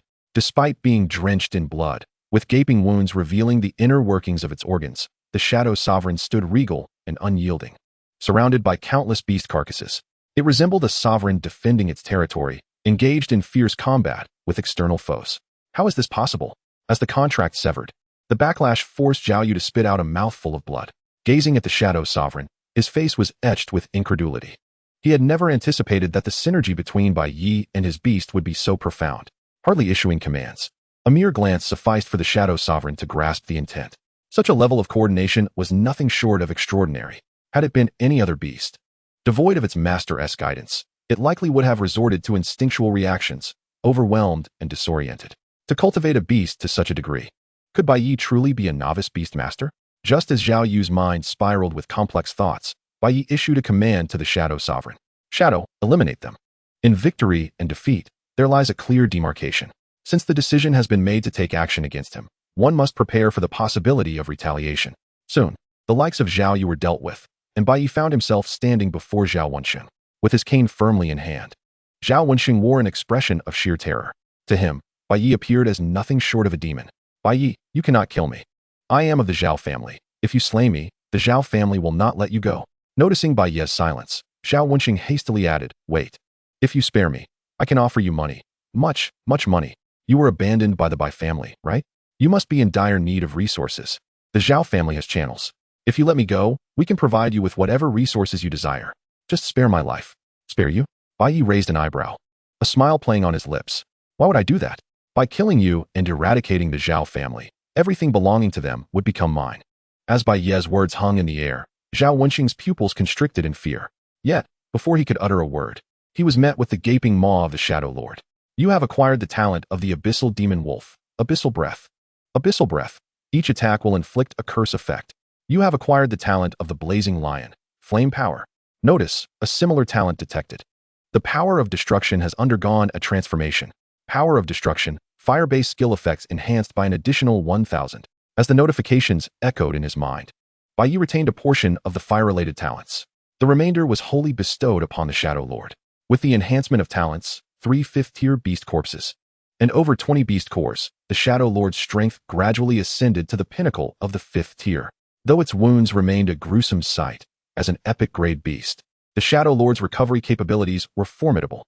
Bai Ye believed that in merely 5 to 6 days, the Shadow Lord would return to its peak state. After patting its head, Bai Ye stored it in the beast space. With only one beast at his disposal, the occurrence of a temporary shortage in combat power was inevitable. It seemed that the matter of taming a second beast needed to be expedited. With this thought in mind, Bai Ye retraced his steps back to Lidu. At the Zhao family's ancestral hall, seated in the position of the family head, Zhao Pingzhong's face darkened upon receiving the news that his son had perished at the hands of Bai Ye, leaving behind nothing but bones. He could hardly fathom that despite all his preparations, thoroughly ensuring success, Bai Ye not only survived, but had also turned the tables, slaying Zhao Wensheng and his companions. Bai Ye, murmured Zhao Pingzhong, his eyes reddening with fury. Zhao Wensheng was his only son, and with his death, he felt as though he had become extinct. How could Zhao Pingzhong not be enraged? Head of the family, a person named Bai Yu has come to seek an audience, announced a servant, interrupting Zhao Pingzhong's thoughts. Bai Yu? The name sparked a vague recollection in Zhao Pingzhong, yet he paid it little heed and promptly dismissed the visitor. I do not wish to see him. Tell him to leave. But head of the family, he claims to have information regarding Bai Ye. At these words, Zhao Pingzhong's attention sharpened. After a brief moment, he altered his response. Have him wait for me in the parlor. In the parlor, upon seeing Zhao Pingzhong, Bai Yu quickly rose from the sofa. Zhao family head. I am Xiao Yu. We met at the last Lidu Beastmaster exchange. I do not recall. Just speak about Bai Ye, Zhao Pingzhong interrupted, lacking even the courtesy for pleasantries. Bai Yu felt a wave of embarrassment wash over him, but continued, to be frank, Zhao family head, Bai Ye is my wayward son. I have come to seek your assistance in dealing with him. Oh, Zhao Pingzhong's brows knitted together at this revelation. This wayward son not only harmed his own family, but also rendered my beast nearly useless. Gritting his teeth, he listened as Bai Yu embellished the tale, painting Bai Ye as utterly depraved and devoid of conscience. I am not interested in such matters. Simply divulge everything you know about Bai Ye, Zhao Pingzhong commanded. Very well. Despite Bai Yu's fierce demeanor before Bai Ye, he was quite humble when speaking to outsiders. As he divulged all the information he possessed, Zhao Pingzhong contemplated the implications. In his view, the root of all problems lay with that Shadow Lord. Given its impressive potential combined with its rarity as a mutated breed, it was no wonder that Bai Ye had the audacity to act so brazenly. Fine, I will dispatch a group of people. You will handle this matter, is that acceptable? After all, Bai Ye is currently a student at the Divine Academy. It would be inappropriate for me to intervene directly. However, if it is you, there should be no such concerns. Unbeknownst to Zhao Pingzhong, Bai Ye was overjoyed at the prospect of being entrusted with this task. Rest assured, Zhao family head. I will handle it well. As he responded, memories of being terrified by that little wretch flooded back, igniting a sense of humiliation within him. A flicker of murderous intent crossed his gaze. With the support of the Zhao family, he believed that this time, that little wretch Bai Ye was doomed. Chapter 23. Entering the Academy. The mentor's shock. Time flew by, and by the time the Shadow Lord's injuries were fully healed, a week had passed. It was now the day for school registration. As Bai Ye descended the stairs, he noticed a girl dressed in a JK uniform with black stockings, meticulously groomed, waiting for him. Standing by a lamppost, she appeared to be a striking sight. Upon seeing Bai Ye approach, her eyes brightened. Hee. I thought you wouldn't wait for me and would head to registration without me. How could I? By the way, have you been waiting long? Why didn't you message me? Just wanted to surprise you. Sticking out her tongue, Luo Shui initiated the conversation. You don't know this, but my ice mystic snake has already broken through to the second tier. How cool is that? That's impressive, you're amazing. Hee. With Bai Ye's praise, the smile on Luo Shui's face could no longer be contained. As they walked, she suggested, Bai Ye, I remember the academy is quite far from here. Shall we take a taxi? No need, let's ride my beast. As Bai Ye summoned the Shadow Lord, Luo Shui blinked in surprise, momentarily taken aback. Isn't this the Shadow Wolf King from before? Indeed, quickly hop on. Bai Ye extended a hand as they mounted the Shadow Lord together, weaving through the streets. A gust of wind swept towards Luo Shui, stirring within her a sense of exhilaration and novelty. Despite her reputation as a well-behaved girl, there lingered a hint of rebellion in her heart. Clinging tightly to Bai Ye, she was struck by a vivid sensation reminiscent of riding a roaring motorcycle alongside a blonde-haired companion. After a little more than 10 minutes, upon arriving at the academy's gates, Luo Shui found herself yearning for more. This was her first time riding such a magnificent beast, and as she gazed at Bai Ye, her ears flushed with warmth. In the future, if she were to be with Bai Ye, wouldn't that mean she could relish such experiences at any moment? Come on, Shui. Let me take you to complete your enrollment procedures. As he led her towards the registration area, Bai Ye reminisced about the moment she had embraced him from behind. Maintaining an outward calm, he struggled to suppress a grin. Riding with a girl, a chance to amend the regrets of a past life. Upon reaching the reception area, a familiar face greeted them. Bai Ye Luo Shui, I've been eagerly awaiting your arrival. Professor Xiao, your words are quite exaggerated. Not at all. It's the truth. Now, follow me. In a light-hearted exchange, Professor Xiao Lifeng took the lead. The Shinfu Academy opened only 3 classes each year, with 15 students in each. This elite educational model emphasized concentrated resources, as the annual allocation was limited. The 3 classes ensured that each beast master could maximize the utilization of those resources. As they walked, Xiao Lifeng winked at Bai Ye. Isn't it a coincidence? Both you and Luo Shui have been assigned to my class. Please don't disappoint me. Understanding the underlying message, Bai Ye smiled knowingly. Rest assured, Professor, Shui and I will not let you down. As he spoke, Bai Ye gently squeezed her hand, soft and cool to the touch, eliciting a blush that crept to Luo Shui's ears. How audacious of him to tease her in front of the professor. With a mock glare, she shot Bai Ye a look, her flushed cheeks betraying her embarrassment. Before they knew it, all formalities were completed, and as the enrollment ceremony concluded, the afternoon had arrived. Noticing the time, Luo Shui suggested, Bai Ye, shall we skip the dormitory? I have a flat nearby. We could stay there. Of course. I'll handle the finances, and you can be the beautiful flower. That's unacceptable. I aspire to be a capable partner. As soon as Bai Ye finished speaking, Luo Shui rebutted decisively. However, seeing the mischievous grin on his face made her feel flustered. What should she do? Her intentions were too evident. Would Bai Ye think of her as a mere infatuated girl? In a moment of urgency, she quickly added, don't get the wrong idea. I never said I wanted to be your partner. Oh, so you have someone else in your heart? What? No, I'm only interested in you. Then why do you say enough? You just love to tease me. Without waiting for Bai Ye to respond, Luo Shui swiftly covered his mouth with her hand. Her urgency palpable. The following morning, seated beside Bai Ye in the back row by the window, Luo Shui struggled to stay awake as the professor droned on. Last night, alone in her room, she had not slept well. What if Bai Ye came to her room for an unexpected visit? Would she comply? But if she did, would he think her frivolous? If she refused, might he be angry? These thoughts plagued her mind throughout the night, leaving her with dark circles under her eyes. In class, observing Luo Shui dozing off on their first day, Bai Ye fell into deep contemplation. How was it possible for someone her age to sleep so soundly? The morning passed in a haze, and at 2 in the afternoon, they attended a practical class. Under the blazing sun on the training field, Professor Xiao Lifeng addressed the students. Everyone, summon your beasts. I will assess your abilities, which will determine the resources you can receive from the academy moving forward. Those who perform exceptionally will have additional resources allocated to them. Graduates of Shinfu Academy typically possessed a 5th-tier beast, with some even nurturing 6th or 7th-tier beasts. Largely thanks to the academy's resource support, as the students learned that their performance would impact their future resource allocation, excitement surged through the crowd, and they eagerly summoned their beasts. Bai Ye did the same. Despite his talent for enhancing beasts, who would refuse more resources, as Bai Ye summoned the Shadow Lord. The powerful 5th-tier aura emanating from it left not only the students, but also Xiao Lifeng utterly stunned. Is Bai Ye truly a novice beast master? This beast's power is nearly on par with mine. Xiao Lifeng's mouth twitched involuntarily in disbelief. In the ensuing silence, Bai Ye broke the tension. Professor, do I need to participate in the assessment? No, it's unnecessary. Feeling the aura of the Shadow Lord, even Xiao Lifeng began to sweat. Bai Ye, feel free to make any requests. I will relay them to the higher-ups. Initially, he thought Bai Ye was merely a promising candidate. But now it was clear that he was an extraordinary talent. Even the genius Ji Wushuang from years past could not have cultivated a 5th-tier beast in just over a month since awakening as a beast master. At that moment, his gaze towards Bai Ye transformed, taking on a hint of flattery. To have such an extraordinary talent emerge from his class was indeed a fortune. Ensuring his year-end bonus was all but guaranteed. Mentor Xiao, may I inquire if I could apply for free movement? He asked. Just let me know when any college competitions arise. As Bai Ye's words fell, Xiao Lifeng nodded in agreement. This is certainly permissible. Our academy advocates for tailored instruction. If free activity allows you to maximize your potential, then by all means, you shall have that freedom. I will liaise with the other subject mentors on your behalf. After a brief pause, as if recollecting something, Xiao Lifeng continued. Moreover, Bai Ye, please accompany me to the principal's office shortly. I intend to assist you in applying for SSS-level resources. At that moment, as the two engaged in casual conversation, and it became apparent that Bai Ye was permitted free movement and was to receive SSS-level resources, Luo Xue's smile began to wane, her lips twitching in dismay.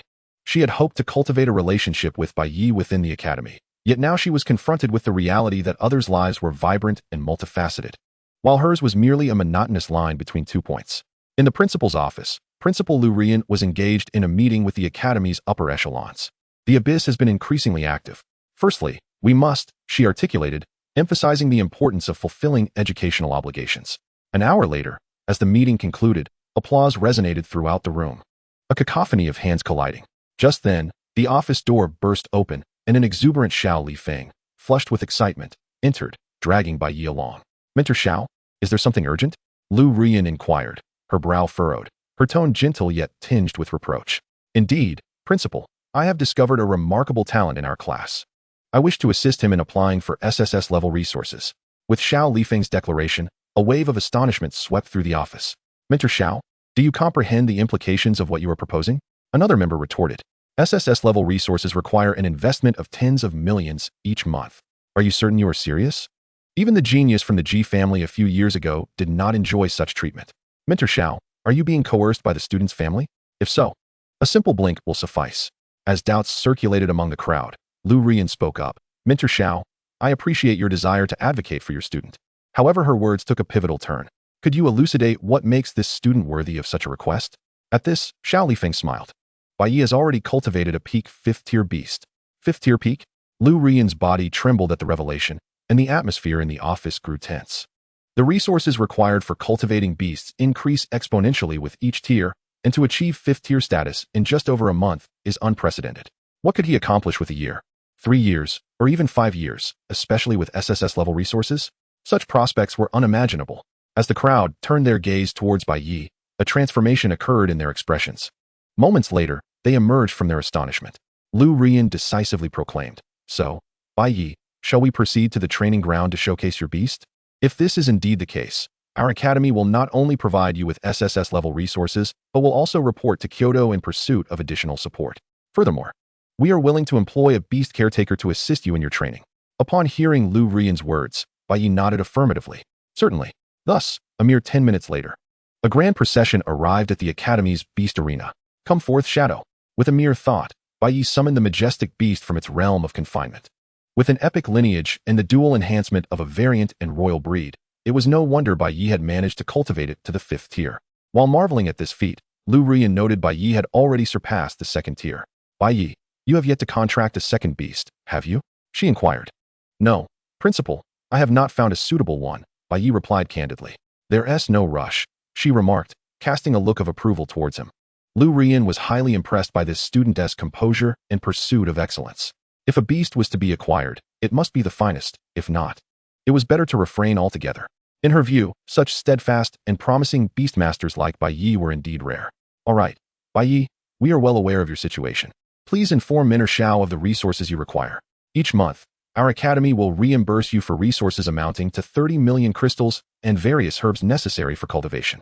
Additionally, we will provide specialized attribute crystals and training tools tailored for your beast. You need only focus on your training. Upon hearing that the Divine Mansion Academy would cover 30 million in expenses monthly and provide an array of cultivation resources, Bai Ye's eyes lit up. With the Academy's support and his past experience as a beastmaster, coupled with his ability to seize opportunities, Bai Ye was confident he could reclaim the heights he once achieved within a year. Rest assured, Principal, I will dedicate myself to my training. As Bai Ye departed the Academy, Luo Shui had already concluded her classes and left without waiting for him. On his way back, upon seeing the message she had sent, Bai Ye couldn't help but smirk. I'm not happy today, don't come back. Go wherever you please. What had he done to incur her displeasure? Truly, a woman's heart is as inscrutable as the depths of the ocean. Just then, his phone vibrated, and another message from Luo Shui arrived. You have received a transfer, 50,000 yuan. Don't misunderstand. I just don't want you to end up homeless and embarrass me. I only sent you money out of pity, not because I feel sorry for you. Gazing at the transaction record, Bai Ye couldn't help but chuckle. What a character. This girl, undoubtedly, is exceedingly proud. Chapter 25, Fire Lizard? The Second Beast. Upon departing from the academy, I sought refuge in a nearby hotel. At that moment, a fire lizard, battered and scavenging through a trash bin by the roadside, suddenly captured Bai Ye's attention. Upon sensing its presence, Bai Ye instinctively approached. As a thought crossed his mind, the lizard's information materialized before him through identification. Name, Fire Lizard. Level, First Rank. Bloodline, Ordinary. Talent, Blazing Flame, reduces fire damage taken by 20. Skill, Bite. Evaluation, a fire lizard possessing dragon blood. Once awakened, it will unleash tremendous potential. After perusing the attributes of this fire lizard, Bai Ye's eyes sparkled. For other beastmasters, the resources required to awaken and evolve this fire lizard would be astronomical and nearly insurmountable. However, for Bai Ye, it was a trivial endeavor. Let us not forget that after slaying the subdragon, he held within his grasp talents aligned with both dragon and fire elements, which were perfectly suited to the fire lizard. Without hesitation, Bai Ye approached the fire lizard. Hiss! Upon noticing Bai Ye's approach, the fire lizard exhibited a wary demeanor, instinctively retreating a few steps. Abandoned by its master and ridiculed by countless others alongside their beasts, it had become nothing more than a mobile experience pack for those seeking easy prey. Naturally, the fire lizard was filled with apprehension towards strangers. Would Bai Ye, too, merely seek to exploit it for experience? Do you wish to grow stronger? Bai Ye inquired, crouching beside the injured fire lizard. If you choose to accompany me, I assure you that one day you shall stand atop the pinnacle, revered by countless beast masters. Of course, if you decline, it is of no consequence. Bai Ye had myriad options, and the fire lizard simply happened to fulfill his requirements. Yet for the fire lizard, this was an opportunity it could not afford to miss. Failure to seize it might condemn it to a life devoid of redemption. Caught in a tumult of fear of being discarded once more like its previous master had done, and fear of losing this precious chance, the fire lizard's expression oscillated between uncertainty and determination. Ultimately, with newfound resolve, it extended its right claw towards Bai Ye. Very well. From this day forth, you shall be named Gale. I guarantee that you will not regret following me. As these words left his lips, Bai Ye summoned forth a magic circle in the air with a mere thought. The contract was thus established. Later, as he brought the fire lizard back to the hotel and tended to its wounds, Bai Ye noticed a willow leaf pattern on its right forearm. As expected, in his previous life, there had been a 10th rank wildfire dragon, a coveted prize for many beast masters, which bore a conspicuous willow leaf insignia on its right arm. It was said that this fire dragon had ascended from a fire lizard after being abandoned by its master. At the time, this tale had become a source of amusement for countless beast masters, who mocked its former owner for their lack of vision, likely regretting it deeply. Could it be that the fire lizard he had rescued today was destined to become that very 10th rank fire dragon? If that were the case, he had indeed stumbled upon a treasure. It was rare for a magical beast to cultivate its strength to the 5th or 6th rank through its own efforts alone. Yet, a discarded fire lizard that could ascend to the 10th rank and evolve into a fire dragon within a few short years, without reliance on external assistance. Must possess extraordinary potential. If supplemented with his resources and talents, to what heights could this fire lizard ascend? As this thought crossed his mind, Bai Ye felt a surge of anticipation, envisioning the addition of dragon blood and destructive power to the lizard. The following day, he promptly sought out Xiao Lifeng, presenting a list of required materials. Upon reviewing Bai Ye's list, which included numerous fire-related herbs and only a few shadow-type crystals, Xiao Lifeng began to suspect something. Bai Ye, have you contracted your second beast? Would you mind showing it to me? Of course. Upon uttering these words, Bai Ye summoned the fire lizard with a thought. Observing the fire lizard before him, marked by a prominent scar and bearing the telltale signs of abandonment, Xiao Lifeng's brow furrowed in concern. Bai Ye, you are making a grave mistake. This is a discarded beast. Contracting such a worthless creature is a tremendous loss. As he scrutinized the fire lizard, Xiao Lifeng felt a wave of frustration wash over him. Just yesterday, Bai Ye had been the pride of their academy, yet today he had returned with a worthless beast, squandering a precious contract slot. The thought of the resources he would have to allocate to this useless fire lizard made his heart ache. Seeing Bai Ye steadfast in his resolve, Xiao Lifeng sighed in resignation. Very well, Bai Ye. I will report your situation to the principal. However, I must inform you that should you choose to contract this fire lizard, the resources allocated to you by the academy may undergo some changes. Are you willing to accept this? I am certain, Bai Ye replied confidently. Although the changes in the fire lizard were not yet apparent, he was determined to elevate its strength dramatically within the month, ensuring it would rival even the Shadow Monarch. At that moment, in the principal's office, Xiao Lifeng prepared to relay the news. As Lu Ruyin commenced her workday, her drowsiness evaporated in an instant. She was momentarily bewildered. Just yesterday, she had extolled Bai Ye as a rare and exceptional talent, yet here he was, less than a day later, eagerly contracting a beast, a discarded one at that, abandoned by another beast master. Instructor Xiao, you're currently in the office with Bai Ye, correct? Just wait, I shall be there momentarily. With that declaration, Lu Ruyin hurriedly made her way to the instructor's office. Chapter 26, Fire Flame Pill. The transformation of the fire lizard. Bai Ye, are you certain you wish to keep this fire lizard? You still have the opportunity to reconsider. Our academy is prepared to cover all costs associated with severing your contract. Within less than a month, you could restore your state and contract a second beast. Moreover, we will select a more suitable epic-grade fire beast for you. Rest assured, the benefits you receive at our institution will remain unchanged. As Lu Ruyan's words echoed in the teacher's office, Xiao Lifeng chimed in, Bai Ye, just let it go. There's no need to squander your beast space and resources on this fire lizard. In a month, once you've regained your state and contracted anew, with the beasts provided by our academy, coupled with your innate talent, you could easily amass at least 3 6th-tier beasts over the course of 4 years. If it were any other beast master, they would have acquiesced to Lu Ruyan's terms without hesitation. However, regardless of Lu Ruyan's persuasive rhetoric, Bai Ye steadfastly shook his head. I will not abandon my beast. I promise to grow stronger alongside it. You, sigh. Xiao Lifeng lamented in exasperation, while Lu Ruyan wore a look of regret. Nevertheless, she decided to grant Bai Ye one more opportunity. Very well, Bai Ye. We shall hold an inter-academy exchange competition in a month. If you can secure the top position and demonstrate the potential of this fire lizard, your benefits from the academy will continue as normal. However, she paused for emphasis, if you fail, I'm afraid we will have to downgrade your resource allocation to grade A or B, redirecting resources to those more in need. Is that a result you can accept? Yes. Then, Principal Lu, how long until my beast resources can be approved? This afternoon, she replied. Instructor Xiao will inform you when the time comes. An hour later, as Bai Ye returned to class, news of his contract with the fire lizard had already spread throughout the school. The gazes of his peers were laden with peculiar intrigue. Typically, beast masters do not abandon their beasts unless the creature is entirely inept. Yet here was Bai Ye, having contracted a beast that no one else wanted. What was the difference between this and picking up someone else's discarded trash? Though unspoken, murmurs circulated behind his back, accompanied by mocking glances. Bai Ye, is this the fire lizard you contracted? In the back row by the window, as Bai Ye settled into his seat, Luo Shui seized the fire lizard, which measured over 60 centimeters, with curiosity. Hey, don't you think its scar and little eyes give it a rogue-like charm? Come here, I'll feed you. Ignoring the resentful gaze of her ice Xian snake, Luo Shui presented an energy cube before the fire lizard. Initially, she had prepared energy cubes specifically for ice-type beasts, but upon learning of Bai Ye's new contract, she hastily rushed to the shop to procure several shadow and fire-type energy cubes. They say to win a man's heart, one must first conquer his stomach. She intended not only to win over Bai Ye's heart, but also the appetite of his beast. Watching the fire lizard devour the energy cube voraciously, she beamed with delight. Don't spoil it, Bai Ye cautioned, noticing the lizard nearly choking. Oh, so you're saying it's not allowed for me to pamper your beast if you don't? Fine, I'm done talking to you. Glancing at the abundant bag of energy cubes beside Luo Shui, Bai Ye rolled his eyes. What legitimate beast consumes energy cubes? They usually feast on meat. As he grumbled, the influence of the contract stirred in him. Within the beast space, the shadow monarch was restless, its tail wagging with excitement, drool nearly spilling forth.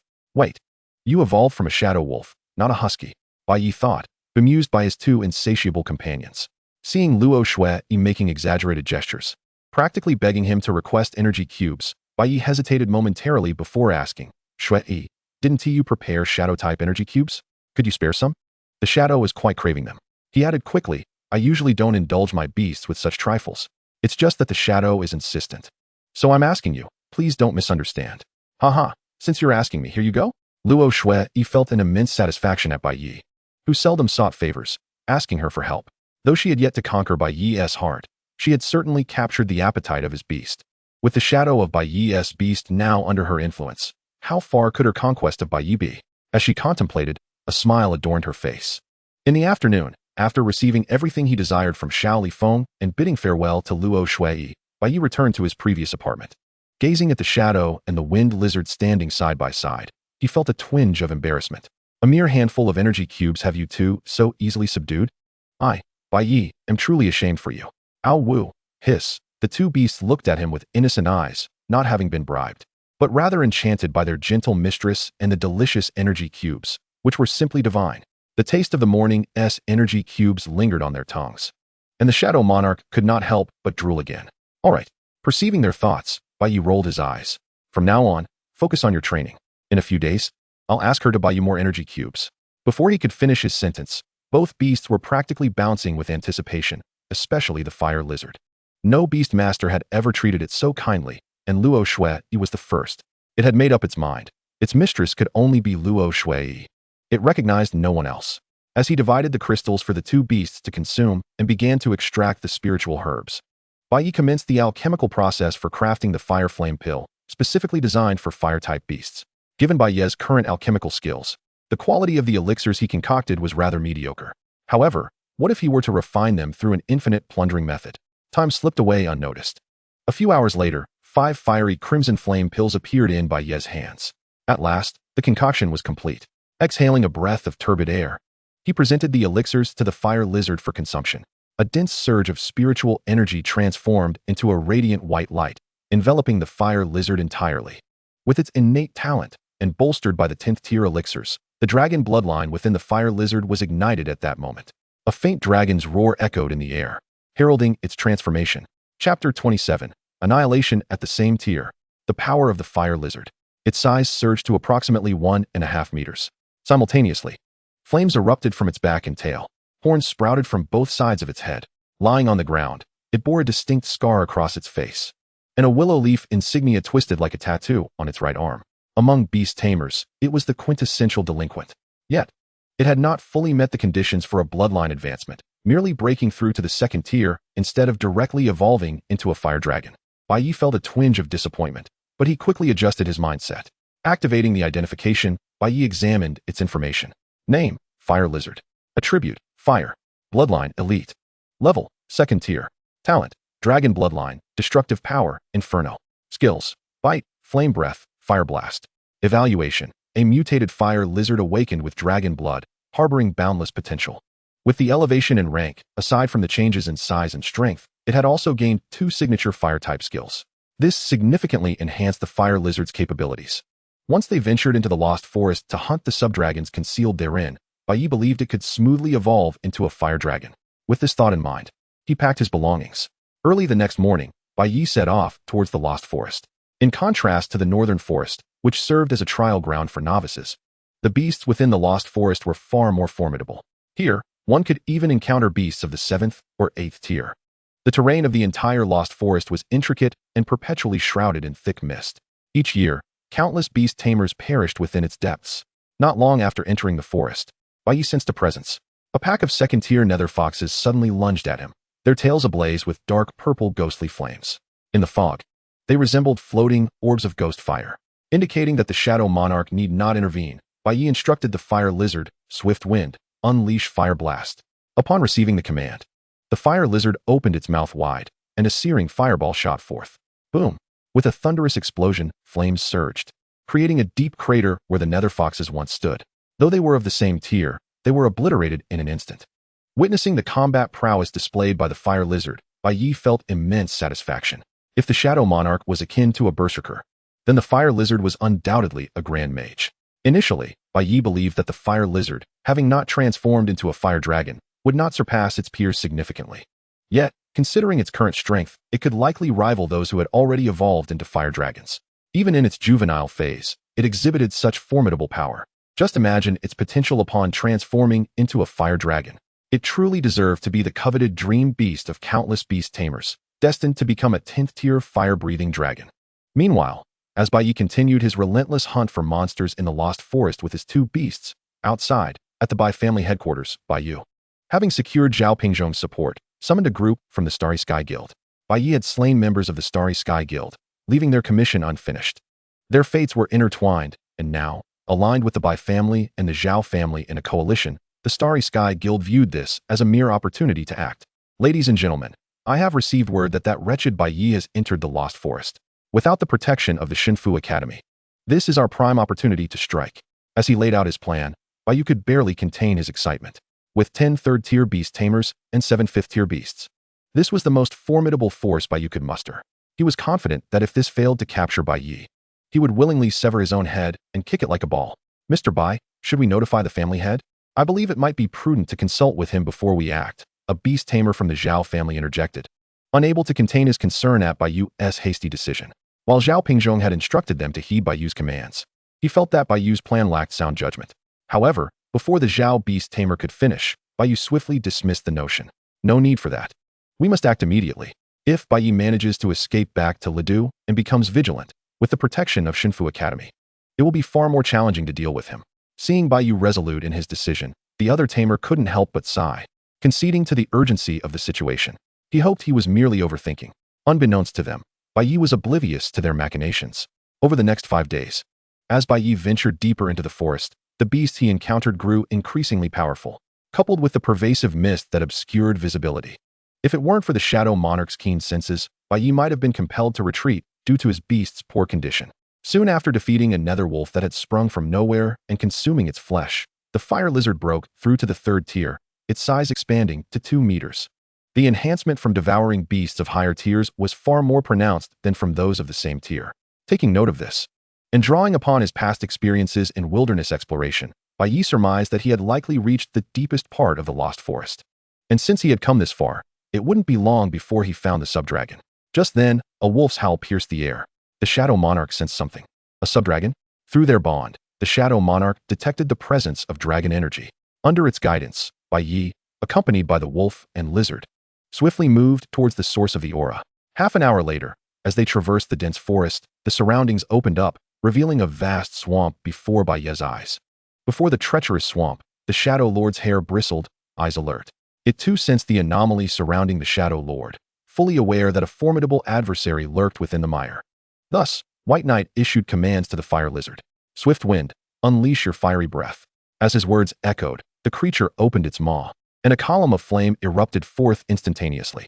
The searing heat rapidly radiated outward, causing even the air to shimmer with distortion. Boom! Under the oppressive heat, the marsh gas ignited, transforming the entire swamp into an inferno. At that moment, the lurking subdragon was drawn forth. Dragons are said to have 9 offspring, each distinct. Even among the same species, they possess varying degrees of draconic blood. Yet, the appearance of one subdragon can vastly differ from another. With a serpentine body, a fish-like tail, and a single horn atop its head, this subdragon bore a striking resemblance to certain legendary aquatic beasts. Roar! A furious bellow erupted as the subdragon charged at White Knight, determined to exact retribution upon the audacious insect that dared to threaten its lair. However, before the subdragon could close the distance, White Knight swiftly commanded his 2 beasts. Swift Wind, employ Flame Burst. Shadow, utilize Shadow Ball. In an instant, spiritual energy surged forth, and 2 spheres of magic, one purple, one red, struck the subdragon. Almost immediately, a thunderous explosion followed. The subdragon, at the initial stage of the 6th tier, bolstered by its draconic lineage, proved a formidable foe. Were it not for the possession of a second beast, White Knight would not have chosen to hunt this creature. Realizing the subdragon would not easily succumb, White Knight issued further commands. Shadow, strike its vitals with Shadow Claw. Swift Wind, assist with your fiery breath. Striking at the subdragon's weak point, the two beasts unleashed a relentless barrage, leaving no room for reprieve. After more than 10 minutes, scales shed and numerous burns marred its massive form. It was only the subdragon's draconic blood that sustained it. Otherwise, any other beast would have long since fallen. Observing the beleaguered subdragon, White Knight furrowed his brow, channeling his spiritual energy to bolster his companions. Roar! With renewed vigor, the Shadow Lord unleashed a wave of shadow energy, stunning the subdragon momentarily. Seizing the opportunity, the Shadow Lord leaped forth, tearing a substantial chunk of flesh from its vital joint. The fire lizard, unyielding, unleashed a fireball that struck home, singeing the scales and converting them to charred remains. As the subdragon faced this relentless onslaught, its initial fury began to yield to fear. Chapter 28. Theft of Talent. Evolution into Fire Tyrannosaurus. Human, I bear you no grudge. Why do you seek to harm me? The subdragon questioned through mental communication, unable to restrain its thoughts. Indeed, you have no grievance with me. White Knight replied with a smile. But within you lies something I desire. Thus I must bid you farewell. As White Knight's words settled, the Shadow Lord melded into the shadows, initiating a surprise attack. The fire lizard, having gathered its strength, expelled a torrent of flames. With a coordinated strike, the subdragon found itself unable to evade the dual assault. Its vertical pupils constricted in terror as it helplessly watched the impending doom approach. Then came the fatal blow. You have acquired the subdragon's talent, Draconic Bloodline. Alert! Similar talent detected. Draconic Bloodline has undergone transformation. Draconic Bloodline enhances dragon-type skill effects by 800. Permanently increases Constitution by 100. As White Knight activated the theft, he extracted the subdragon's core and fed it to the fire lizard. Under this dual enhancement, the fire lizard's form began to visibly transform. Its limbs grew robust, its tail elongated, evolving from quadrupedal movement to a bipedal stance. Roar! As the brilliance faded, it emitted a low growl, signifying the completion of its evolution. The very air seemed to quiver with its formidable presence, instilling a primal fear in all who beheld it. Observing the newly transformed Fire Tyrannosaurus, White Knight's mind raced as he examined its details. Name: Fire Tyrannosaurus. Attribute: Fire. Bloodline: Epic. Level: 4th tier. Talent: Draconic Bloodline. Power of Destruction: Inferno Fury. Skills: Flame Fangs, Fiery Breath, Flame Burst, Flame Claws, Inferno Rage. Evaluation: a Fire Tyrannosaurus with exceptional potential and aptitude, poised for evolution into a true dragon species. Having reviewed the information on the Fire Tyrannosaurus, White Knight's eyes sparkled with excitement. Truly, it embodied the potential to ascend to a fire-breathing dragon in its previous life. With its current strength, even facing 5th-tier beasts, it would likely prevail with ease. As the Shadow Lord sensed the shift in its companion's strength, a pang of jealousy stirred within. This newcomer possessed an astonishing aptitude, nearly surpassing it in mere days, igniting a sense of crisis regarding its status as the leader. Days later, mounted upon the Shadow Lord, White Knight departed the Lost Forest. Recalling his previous life, he clearly remembered a 7th-tier subdragon appearing in the neighboring Emerald Forest. Its emergence had sparked a frenzied hunt. Should he succeed in slaying that subdragon, the Fire Tyrannosaurus's power would undoubtedly undergo another significant transformation. At that point, with 2 high-tier beasts at his command, White Knight would possess the confidence to confront the Wong family. In his past life, under the Wong family's directive, the Luo family was annihilated, and he himself met a tragic end, betrayed by the Bai family and devoured by beasts. In this life, White Knight vowed never to allow such a tragedy to unfold again. He would take the initiative to retaliate against Wang Fengxiu and the Wong family lurking in the shadows. As these thoughts coursed through him, a glint of murderous intent flickered in White Knight's gaze, a gaze forged from traversing a landscape of corpses and rivers of blood. Hours later, emerging from the Lost Forest, no sooner had he stepped into the outskirts of Luo City than a group of beast tamers encircled him in a fan formation. Sensing their hostility, White Knight furrowed his brow. Yet upon seeing Bai Ye emerge slowly from the crowd, realization dawned upon him. Filial son, even Jesus cannot save you this time. Next year on this day, it will be your death anniversary. Everyone, please assist me in eliminating this wretch and restoring peace to the Bai family. With Bai Ye's pronouncement, numerous beast tamers summoned their creatures, readying for the impending confrontation. Among the 30 beasts, 7 are of the 5th rank. The remainder are all of the 4th rank. Yet this formidable assembly is solely tasked with confronting a fledgling beast master. At this moment, various beast masters traversing the Lost Forest in pursuit of capturing beasts and slaying monsters inadvertently witness this scene, their hearts stirred by tumultuous waves of astonishment.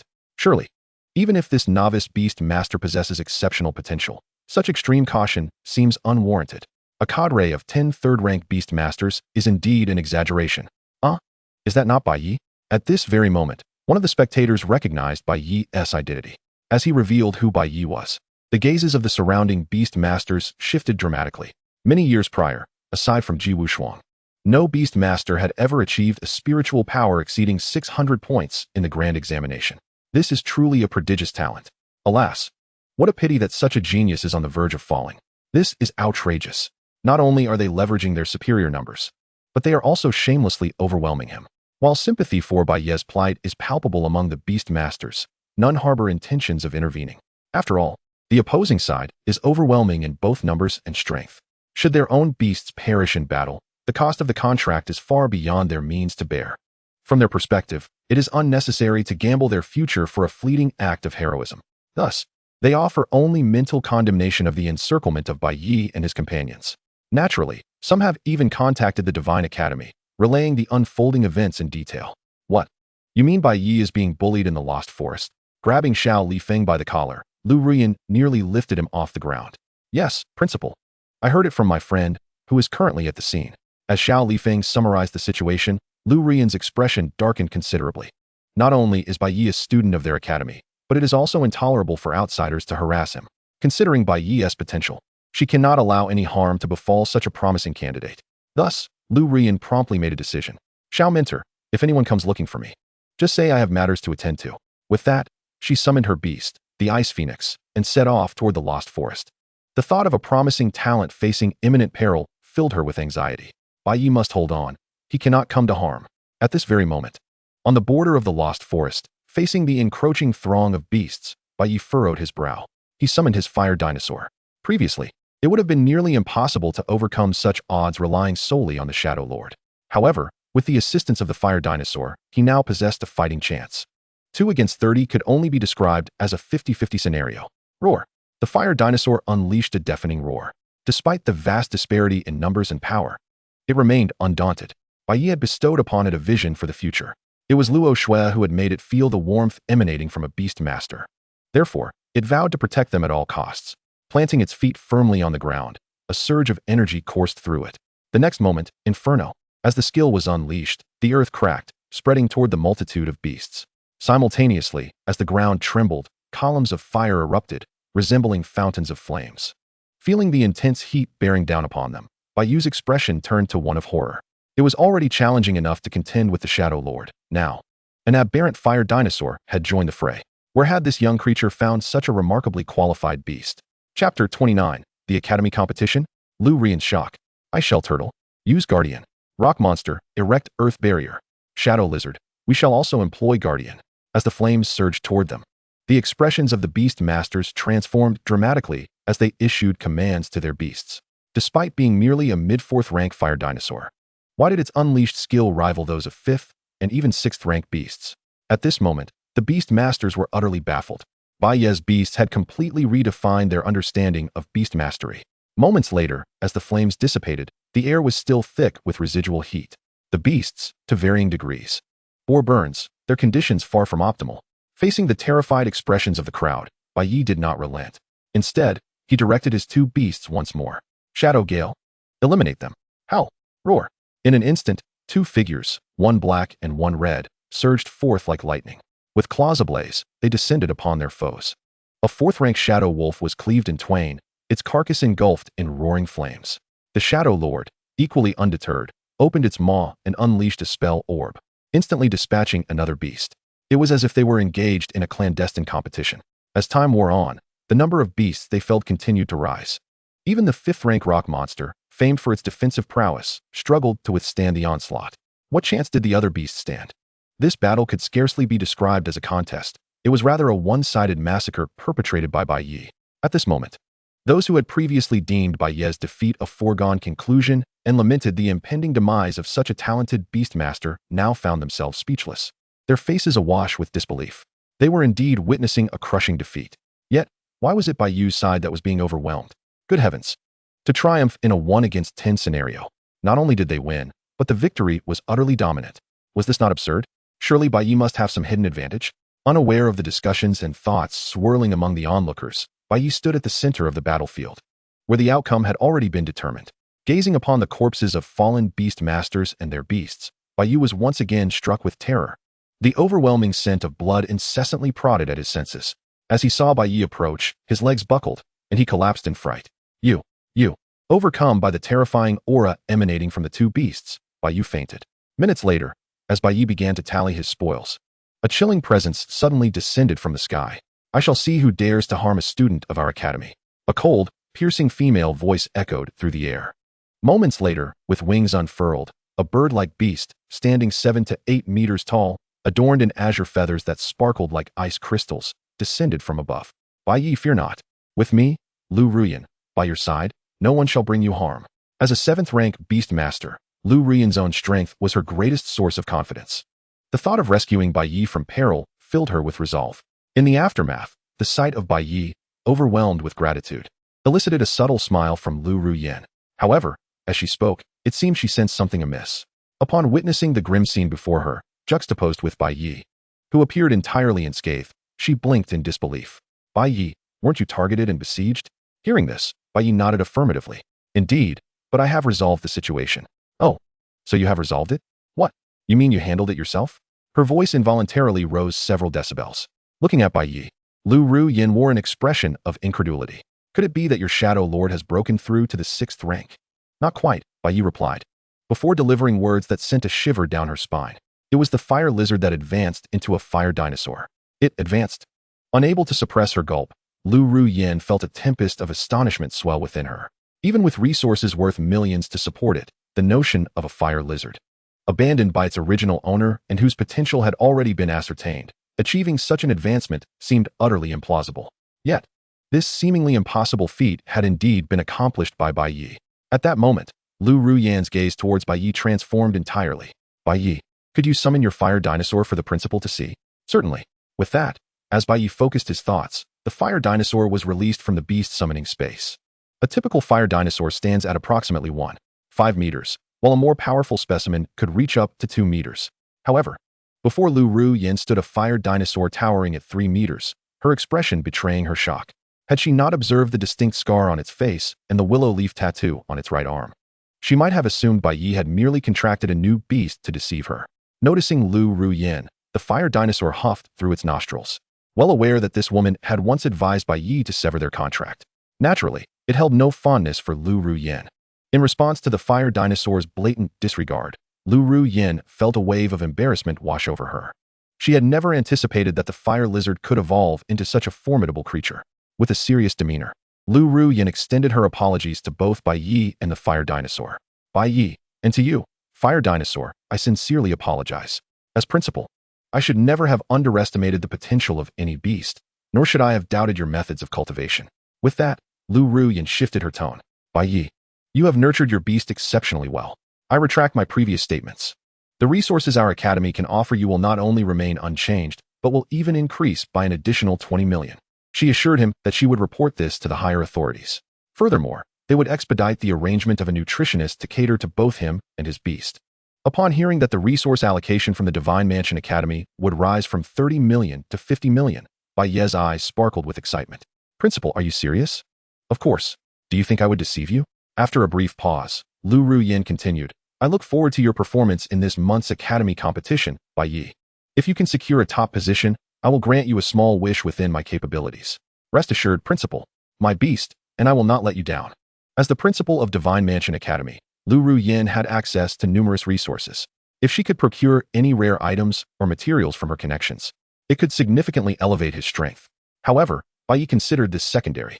With Lu Ruyan's extensive network, he might be able to uncover the masterminds behind the betrayal he faced in his past life. In his previous existence, he had been harmed by the Wang family in collusion with Bai Ye, yet Bai Ye sensed there were numerous unanswered questions. suggesting that others might have been involved as well.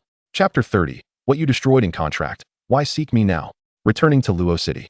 Bai Ye applied for a batch of resources specifically for beast masters from Lu Ruyin and began secluding himself to prepare for a breakthrough to the third rank of beast master. During this period of solitude, a video showcasing Bai Ye single-handedly defeating 10 beast masters went viral online. At that moment, within Beastmaster High School, discussions erupted. Did you see that video? That fire dinosaur is absolutely stunning.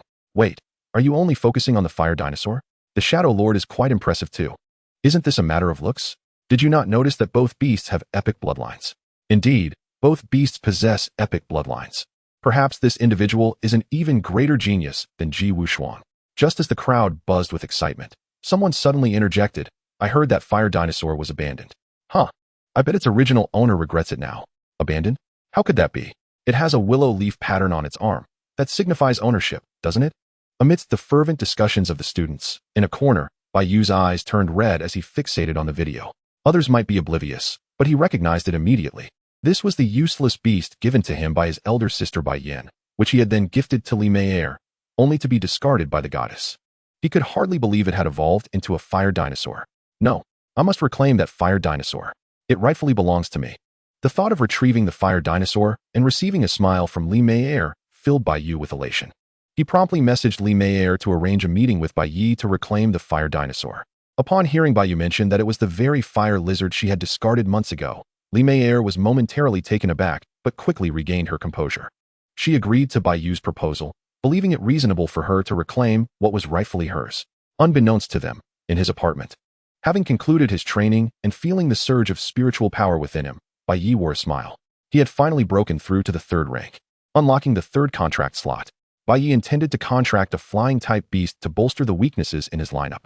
As for the chosen beast, he had already made up his mind. In his previous life, his first contracted beast had been a green phoenix eagle, which he had nurtured to the 7th rank. In the last life, I couldn't lead you to greater heights and even allowed you to perish for my sake. This time, old friend, I shall ensure we achieve unprecedented glory together. Just as Bai Ye was lost in thought, a knock echoed at the door. A voice echoed from outside, Bai Ye. You scoundrel, open the door. Return what belongs to us. Bai Yu's presence was unwelcome. With a slight furrow of his brow, Bai Ye approached the door. As he opened it, his gaze was icy cold. Bai Ye, you wretched creature. That fire dinosaur was a gift from Sister Bai Yin to me. It is mine. I demand that you sever the contract immediately and return it to me. Get lost. With that, Bai Ye retaliated with a swift slap. The sound echoed sharply. Perhaps due to his recent ascension to a third-tier beast master, Bai Ye's strength had been somewhat augmented. The force of his blow sent Bai Ye sprawling. Ah! Bai Ye cried out, losing one of his front teeth in the process. Observing Bai Yu's disheveled state, Li Mei'er looked on with disdain. What a useless fool. Turning to Bai Ye, she forced a smile and began. Bai Ye, you see, that fire lizard was once my contracted beast. We had a disagreement, and I inadvertently severed the contract. I merely made the mistake that every novice beastmaster does. Could you release the fire dinosaur? I wish to speak with it. Upon hearing Li Mei'er's words, Bai Ye's understanding deepened. It was no wonder that in his previous life, Bai Ye had gone to great lengths to steal the awakening crystal from him. It turned out he had severed the contract and suffered the backlash, rendering him a mere shadow of his former self. Li Mei'er, unable to awaken through conventional means, had found herself at a loss. Just as Bai Ye was about to dismiss the two, he paused. Through the bond of the contract, he sensed the fire dinosaur's thoughts. Nodding, he replied, very well. Follow me. As they entered the courtyard together, a glimmer of hope sparked within Li Mei'er. Come forth, fire dinosaur. With a wave, Bai Ye summoned the creature. Gazing upon it, Li Mei'er was struck with astonishment. Was this truly the same stubborn fire lizard that had once followed her? Speak quickly if you have something to say, Bai Ye urged, impatience creeping into his voice. All right, she replied, slowly approaching the fire dinosaur. It's me. I severed our contract merely to test you. Yes, to test your potential. Think about it. Had I not provoked you in this way, would you have grown to this extent? Enough of this nonsense. Sever the contract and return to my side. The prospect of regaining a beast of such extraordinary potential sent a thrill of excitement coursing through Li Mei'er. Particularly, upon observing the calm demeanor of the fire dinosaur, she felt a surge of satisfaction. After all, even a creature was susceptible to her flattering words, wasn't he it? However, in an unexpected turn of events, just as she reached out to touch the fire dinosaur, it took a few steps back. Then, it unleashed a stream of saliva that splattered across her face. Ah! Li Mei'er shrieked, feeling the sticky substance coat her. You wretched beast. How dare you spit on me? If you hadn't been a worthless creature, would I have abandoned you? Had it not been for you, I would never have fallen into this state. Her composure shattered. Li Meier revealed her true self. Meanwhile, Bai Ye and the fire dinosaur stepped back, unperturbed. Swift Wind.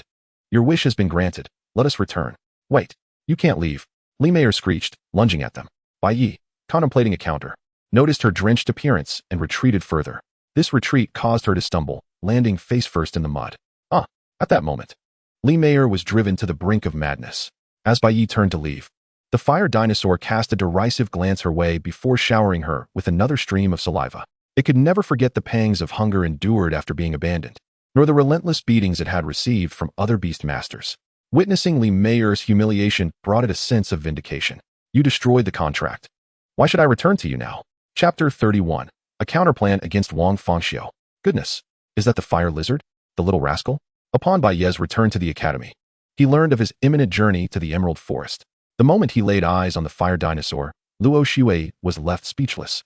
How much time had passed?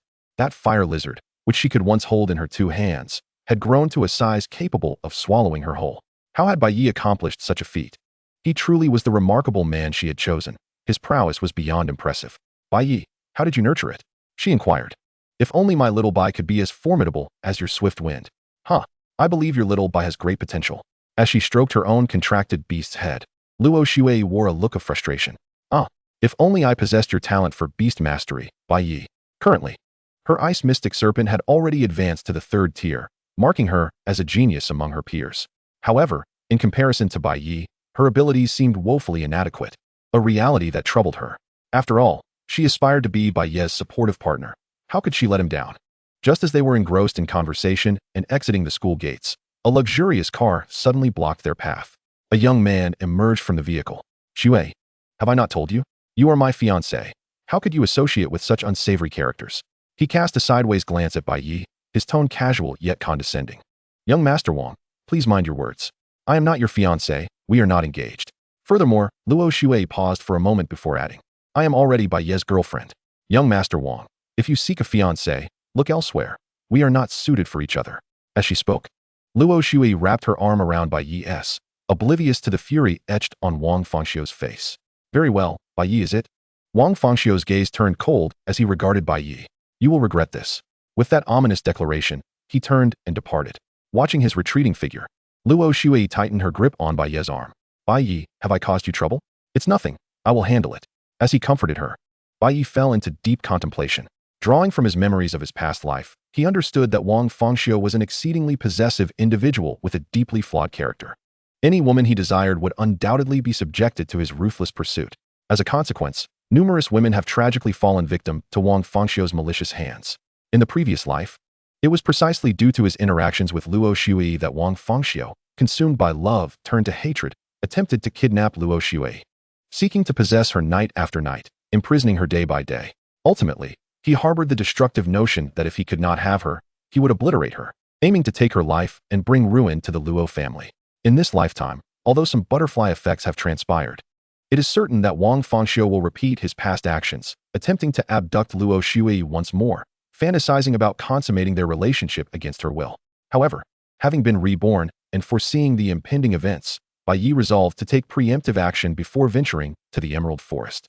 He intended to eliminate the considerable nuisance that was Wang Fangxiu, thereby alleviating any lingering concerns. Meanwhile, at the Bai residence, ever since Bai Ye's departure, the household has been far from tranquil. That little beast. How dare he? Bai Ye fumed, listening to his daughter's embellished recounting of the events. The continuous humiliation they had endured led him to a boiling point. Father, isn't big sister returning soon? Perhaps we should leave this matter in her capable hands? Just as Bai Ye found himself at a loss, Bai Ye proposed this idea. Initially taken aback, Bai Ye's expression soon brightened. Indeed, Xiao Yin is a member of the Holy Light Guild, one of the 2 largest guilds in the world. With her assistance, that little beast Bai Ye would surely meet his demise. Consequently, after Bai Ye informed Bai Yin of the recent occurrences, they crossed into the borders of Luo City. Upon receiving the news, a strikingly beautiful woman exuding an icy aura displayed an expression of fury. Yin Yin, what troubles you? Zhou Hao, witnessing his goddess's sudden anger over a mere phone call, could not help but inquire. My half-brother dares to strike my mother and father. Not only that, but he also dares to bully Xiao Yu and Xiao Ing.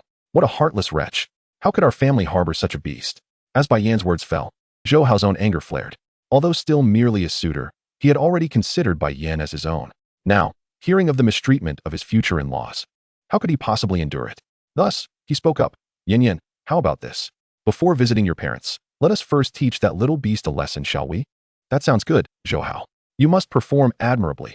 Who knows, my parents might even consent to our union if they are pleased. Upon hearing this, Zhou Hao's heart raced with excitement. Just as Bai Yan's words concluded, he immediately patted his chest in assurance. Rest assured, Yin Yin, I will not disappoint you. As they spoke, the two made their way to Bai Ye's residence. Simultaneously, not long after parting with Luo Shuei, Bai Ye found himself surrounded by a group of individuals. Fixing his gaze upon the lead figure, a man with yellow hair, he narrowed his eyes. To act so brazenly in Luo City could only be the work of the Wang family. No one else would dare. Just as he contemplated this, the yellow-haired man spoke, confirming Bai Ye's suspicions. Kid, come with us. Young Master Wang wants to see you. Remember, no tricks on the way, or we won't be so courteous. With a look of pity, the yellow-haired man knew all too well Wang Fangxiu's ruthless methods. Offending the prince of Luo City would spell disaster for Bai Ye. However, Bai Ye's reaction took him by surprise. All right, let us proceed. He had expected Bai Ye to be flustered and disoriented like everyone else, but instead, Bai Ye remained unfazed. What a good actor. He couldn't help but scoff. Subsequently, his lackeys restrained Bai Ye, and before long, they arrived at an abandoned warehouse in Luo City. There, Bai Ye discovered Wang Fangxiu had been waiting for some time. What a coincidence, Bai Ye. I didn't expect our meeting to come so swiftly. Wang Fangxiu regarded Bai Ye with a smirk. Do you remember what I said earlier? I shall make you regret it. Blame yourself for touching what you shouldn't have. Now, do you think I should sever your hand first or gouge out your eyes? With a mocking expression, Wang Fangxiu's demeanor shifted, and Bai Ye raised an eyebrow. He had not sought trouble with Wang Fangxiu, yet here the latter was, delivering it to him on a silver platter. This was precisely what Bai Ye desired. Thus, he replied, so confident are we? What if, before you cripple me, I should be the one to incapacitate you? As soon as Bai Ye's words fell, the warehouse plunged into silence, only to be followed by laughter. Kid, you can't be serious. Haha, what a joke. Do you think you are some kind of hero? With your capabilities, how could you possibly contend with young Master Wang? Our young master is a third-tier beast master. You, a mere novice, should keep your delusions to yourself and not mislead my brothers. Just as their laughter reached a crescendo, the next moment, Bai Ye summoned the Shadow Sovereign and the Fire Tyrannosaurus. Two formidable auras instantly suppressed the entire space, causing the smiles on the faces of the yellow-haired men to freeze in place. Faced with a peak 5th-tier beast and a mid-4th-tier beast, they could no longer find humor in the situation. What should we do now? Unable to suppress a gulp, the yellow-haired man instinctively took a few steps back. They had been led to believe that their opponent was merely a 2nd-tier beast master, yet no one had warned them that Bai Ye commanded 2 beasts. One at 4th tier and the other at 5th tier. Useless. So what if it's a 5th-tier beast? Look at how scared you are. He derided. Then, Wang Fangxiu summoned his own beast, a crimson golden scorpion of peak 5th tier, as large as a bull, with its thick exoskeleton and venomous traits. This insect-type beast was notoriously difficult to handle. Although it was only at peak 5th tier, it could potentially unleash the power of a 6th-tier beast. Under normal circumstances, other beasts would likely be suppressed. Yet, unfortunately for Wang Fangxiu, this time he had encountered the wrong adversary. Shadow, eliminate them. With Bai Ye's command, the Shadow Sovereign lunged forth like a swift arrow, jaws agape to reveal its fangs. The Shadow Bite activated at that moment. Crack. The once mighty exoskeleton of the crimson golden scorpion cracked under the assault, and with a mournful cry, the beast perished, severing the contract. Under the backlash, Wang Fangxiu's complexion turned pale, and he spat out a mouthful of clotted blood. How could this be possible? He could barely stand with the support of a few bystanders. Gazing at the Shadow Sovereign, Wang Fangxiu wore an expression of disbelief. It should be noted that his crimson gold scorpion had been nurtured to its current level of strength through the abundant resources of his family. Yet, the result was that it was effortlessly vanquished by a nameless beast master, Bai Ye. How could he possibly come to terms with this? Eliminate them. In that moment, before Wang Fangxiu could fully recover from his shock, Bai Ye once again issued an order to the Shadow Sovereign. With a thunderous roar, the Shadow Sovereign lunged forward once more. Ah, monster, stay away. Wang, young Master Wang, save me. Wherever it touched, injury followed. Death was imminent upon contact. In an instant, the abandoned warehouse was filled with cries of despair, blood flowing like a river. Bai Ye was not one to indiscriminately slay the innocent. In this life, he merely sought to return the injustices he had endured in his previous existence, inflicting them upon those who had wronged him. As he observed the Shadow Sovereign rampaging unhindered, Wang Fangxiu's expression shifted slightly. He could no longer maintain his previous composure. Panic began to set in. Bai Ye's strength was overwhelming, far beyond his control. Wang Fangxiu understood clearly that he could no longer remain there. Otherwise, he would meet the same fate as Huang Mao and the others. In that moment of realization, he summoned his second beast, the Qingyuan bird, prepared to flee. Wait, young Master Wang, you can't abandon us. As Wang Fangxiu mounted the Qingyuan bird and soared into the sky, Huang Mao was filled with both fear and shock. Wang Fangxiu was escaping, leaving them to face the peril alone. With their meager skills and the 5 or 6 first-tier beasts under their command, how could they possibly contend with Bai Ye? Watching Wang Fangxiu disregard them completely, the Qingyuan bird continued to ascend. In that instant, Huang Mao and the others were engulfed by despair. Wind, unleash your fire breath. Don't let him escape. As the Qingyuan bird broke through the warehouse ceiling, carrying Wang Fangxiu skyward, Bai Ye immediately commanded the fire Tyrannosaurus. With a mighty roar, the fire Tyrannosaurus opened its maw, unleashing a pillar of roaring flames towards the Qingyuan bird and Wang Fangxiu. However, Bai Ye was a moment too late. The flames merely singed the tail of the Qingyuan bird, which then swayed precariously in midair before vanishing into the horizon with Wang Fangxiu. Do not pursue. Return, wind. Seeing the fire Tyrannosaurus ready to chase, Bai Ye halted it. There was no need for it to take the initiative. Wang Fangxiu would inevitably reveal a flaw. After suffering such a significant defeat, Bai Ye understood that the other party would not let this go lightly. Moments later, as the battlefield was cleared, Bai Ye's talent activated upon facing the corpse of the Crimson Gold Scorpion. You have acquired the talent of the Crimson Gold Scorpion, Sand Barrier. Note, similar talent detected. Earth's Blessing has transformed. Earth's Blessing. When on the ground, resistance increases by 400, self-recovery enhanced by 200. The Shadow Sovereign lacked explosive power, but in terms of endurance, it paled in comparison to others of the same tier. However, now with the transformation of Earth's Blessing, its overall strength had risen to a new level. After more than 10 minutes, as the two beasts devoured the Crimson Gold Scorpion until only an empty shell remained. Just as they were about to leave, Bai Ye commanded the fire Tyrannosaurus, use explosive flame to destroy this place. With a roar, the fire Tyrannosaurus unleashed its power. And with a resounding explosion, all evidence and incriminating materials were consumed by the flames. No witnesses left. If this were in the outskirts, such caution would not be necessary. Yet, being in Ludu, Bai Ye remained exceedingly prudent. Once everything was handled, Bai Ye finally spoke. All right, Shadow, Wind, let us depart. Oh, grr. As soon as Bai Ye's words fell, both beasts responded eagerly. Having gone nearly a day without food, they were ravenous. The meat from the Crimson Gold Scorpion was far too meager. It was hardly enough to satisfy their appetites. Through their bond, Bai Ye could sense their desires, causing him to chuckle. Very well, I shall take you to the underground arena for a feast, shall we? Upon hearing that they would soon head to the underground arena, both beasts' eyes brightened in anticipation. Especially the Shadow Sovereign, despite its transformation, could not shake its husky-like demeanor in Bai Ye's presence, its tail wagging excitedly. Were it not for Bai Ye's prohibition, it would have eagerly licked its master's face in exuberance. The more they devoured, the stronger they would become. In the underground arena, they could not only battle equally matched opponents to enhance their combat experience, but also enjoy a hearty meal. This was truly a win-win scenario. Awoo. With a howl towards the sky, the Shadow Sovereign continuously signaled to Bai Ye, its sharp claws and fangs eager for sustenance. Riding atop the Shadow Sovereign. Half an hour later, Bai Ye arrived at District 33 with familiarity. Upon seeing the Shadow Sovereign, Yuan Shang'an was taken aback. Had Bai Ye not mentioned it, he would never have guessed that the Shadow Sovereign before him was the very Wolf King he had once encountered. While marveling at his own astuteness, Yuan Shang'an spoke. Brother Bai, I apologize, but we do not organize competitions for beasts of the 5th tier or above here. However, just as he was about to continue, a sudden female voice interrupted him. Who says we don't? I am here, aren't I? Following the voice, Bai Ye turned to see Bai Yin and Zhou Hao approaching. Bai Ye, you have truly disappointed me. As your elder sister, I must educate you on what it means to respect your teachers. As she spoke, the unmistakable aura of a 4th-tier beast master radiated from Bai Yin. Chapter 33. The Green Tea Sister? I strike with a heavy blow. Have you heard? Today's life and death duel will feature 5th-tier beasts. No way. Is that true? 5th tier. Indeed, it is 5th tier. Soon you will see for yourselves. The battle had yet to commence.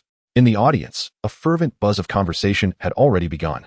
The cultivation of beasts is an arduous endeavor. Generally speaking, a beast master capable of nurturing a beast to the 5th tier would not lack resources. And with an abundance of resources comes the likelihood of avoiding such venues. Thus, for the multitude of gamblers placing their bets. Witnessing a battle of this caliber is a rare occurrence, often eluding them for decades. This is a clash between fifth-tier beasts. How could they possibly remain composed? How could their hearts not race with anticipation? Under the watchful gaze of the crowd, the life-and-death struggle between Bai Ye and Bai Yin was about to commence. In the arena, Bai Yin, her countenance as frigid as ice and her expression one of fury, faced Bai Ye, who remained calm and collected. In his previous life, every time he was subjected to blows and kicks, left battered and bruised, and imprisoned in a basement infested with vermin. Bai Yin had not hesitated to mock him with her barbed words. She would incessantly lament, claiming that if he hadn't been mischievous and angered their father, he would not have faced reprimand. If he had not taken from his younger siblings, he would not have been punished. Countless such accusations had been hurled at him. While she fanned the flames of discord, she also took pleasure in tarnishing his reputation with unfounded slurs. It could be said that Bai Yin epitomized the essence of a scheming vixen. Bai Ye vividly recalled an occasion when, despite Bai Ye being the true thief, Bai Yin had maliciously implicated him, exclaiming, "How could your younger brother, so small, possibly comprehend what stealing means?" That instance nearly cost him a hand at the hands of Bai Ye. Sister? Huh. Merely a step-sibling brought into the family, an insipid green tea. Bai Ye, I never expected you to have grown a backbone. Not only do you dare to oppose our parents, but you also lay your hands on Xiao Yu and Xiao Ying. Regardless of their faults, they are still your younger siblings whom you watch grow up. What harm is there in giving them some financial support or resources? Xiao Ying has finally found a boyfriend. As a young woman, she wishes to provide her partner with a beast. What is wrong with that? Could you not spare her one of your beasts?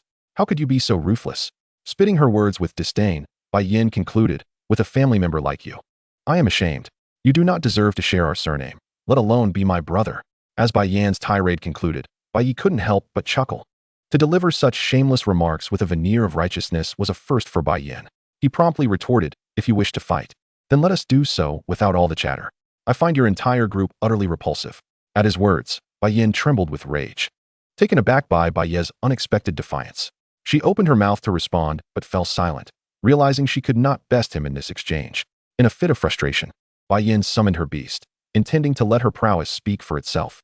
As the magic circle glowed, an imposing crimson flame tiger, measuring 7 to 8 meters in length and adorned with fiery patterns, materialized in the arena. Its size was nearly equal to that of the Shadow Sovereign. Both being fifth-tier beasts, the two, one black and one red, stood in stark opposition, their fierce auras clashing to create a subtle vortex of spiritual energy between them. As Bai Ye focused on the Crimson Flame Tiger, its attributes appeared before him. Name: Crimson Flame Tiger. Attribute: Fire, Bloodline. Epic, Level: 5th tier. Talent: Royal Majesty, causes a certain degree of intimidation to beasts of the same tier or lower. Fiery Wrath: in a near-death state, enveloped in flames, fire skills receive a 100 boost. Skills: Flame Fangs, Fire Breath, Fiery Charge. Evaluation: a coveted fire-type beast sought after by Beastmasters. Its potential has yet to be fully realized. Upon reviewing the information about the Crimson Flame Tiger, Bai Ye's eyes lit up. Both Royal Majesty and Fiery Wrath resonated with his own beast mastery talents. If he could seize it, both the Shadow Sovereign and the Fire Tyrannosaurus would undergo a qualitative transformation in strength. Just as he contemplated this, Bai Yin took the initiative, commanding the Crimson Flame Tiger to launch a preemptive strike. Ahu, use Fiery Charge, followed by Flame Fangs. No sooner had her command been issued than the Crimson Flame Tiger surged forward, flames igniting along its form, resembling a war chariot set ablaze. With a thunderous roar, the beast opened its massive maw, its sharp fangs radiating scorching heat. A direct hit would result in severe burns, if not instant death. The battlefield was ever-changing. Thus, Bai Ye need not direct the action throughout. The Shadow Sovereign possessed its own combat style. As a Beastmaster, Bai Ye merely needed to serve as its second pair of eyes, maintaining an overarching awareness of the battlefield. Using Shadow Stealth, he evaded the assault while simultaneously unleashing his invisible will and the Shadow Claws. In less than a minute, the first round of engagement concluded. The Crimson Flame Tiger, ensnared by the invisible will, found itself immobilized. Seizing the opportunity, the Shadow Sovereign's skill struck true, leaving the tiger's back bloodied. The scales of victory had tipped. Utilize Shadow Balls to attack, then maintain distance with Shadow Stealth. Once its talent effect expires, deliver the final blow. As Bai Ye articulated his strategy, Bai Yin, still in shock and unable to comprehend her beast's injury, was caught off guard. The Shadow Sovereign moved with a seamless and masterful execution of skills, each step calculated with precision. By the time Bai Yin regained her composure, the Crimson Flame Tiger had been struck thrice by Shadow Balls. The tiger's talent, Fiery Wrath, had been triggered. Roaring in fury, its body ablaze, it glared with enormous eyes, its aura surging. What? Bai Ye gasped, alarmed to see the crimson flame tiger enraged. Disregarding her commands, it charged at the Shadow Sovereign. Calm down, Ehu. Don't fall for their trick. They are trying to wear you down, Bai Ye urged. Fully aware that the near-death state provided additional attributes, yet also signified a rapid depletion of the tiger's stamina. She understood well that the greatest threat to the crimson flame tiger lay in exhaustion. Seeing it completely disregard her instructions, Bai Ye steeled her resolve. Come back, Ehu. Harnessing the power of their bond, Bai Ye prepared to forcibly recall the crimson flame tiger, intending to switch to another beast. However, Bai Ye would not allow her to succeed. Shadow, use Shadow Fangs to finish it off, he declared, refusing to permit her the opportunity to rotate her beasts and deplete his team's energy. Bring it on. In the midst of Bai Ye's panic, as the crimson flame tiger was summoned back by its contract and rendered immobile, the Shadow Lord unleashed its skill. It sank its teeth into the neck of the crimson flame tiger. Crack! Bones shattered, and blood gushed forth. The light in the eyes of the crimson flame tiger gradually dimmed. Simultaneously, Bai Ye's talent activated at that moment. Chapter 34, 1 against 2. Devouring the Unicorn. You have plundered the crimson flame tiger's talent. Majestic authority. You have plundered the crimson flame tiger's talent. Body of blazing flames. Notice, similar talents detected. Majestic domain has evolved. Notice, similar talents detected. Blazing fire has advanced to wrathful flame.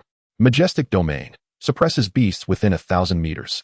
Wrathful flame. Reduces fire damage by 50. Enhances fire skills by 200. As Bai Ye's talent activated, the crimson flame tiger's abilities were instantly seized. Just as Bai Ye had anticipated. The fusion and evolution of these talents resulted in a significant qualitative change in the combat prowess of both the Shadow Lord and the Fire Dinosaur. Growing stronger in the face of adversity, they thrived on battle. This was the terrifying aspect of Bai Ye's talent. A whoa!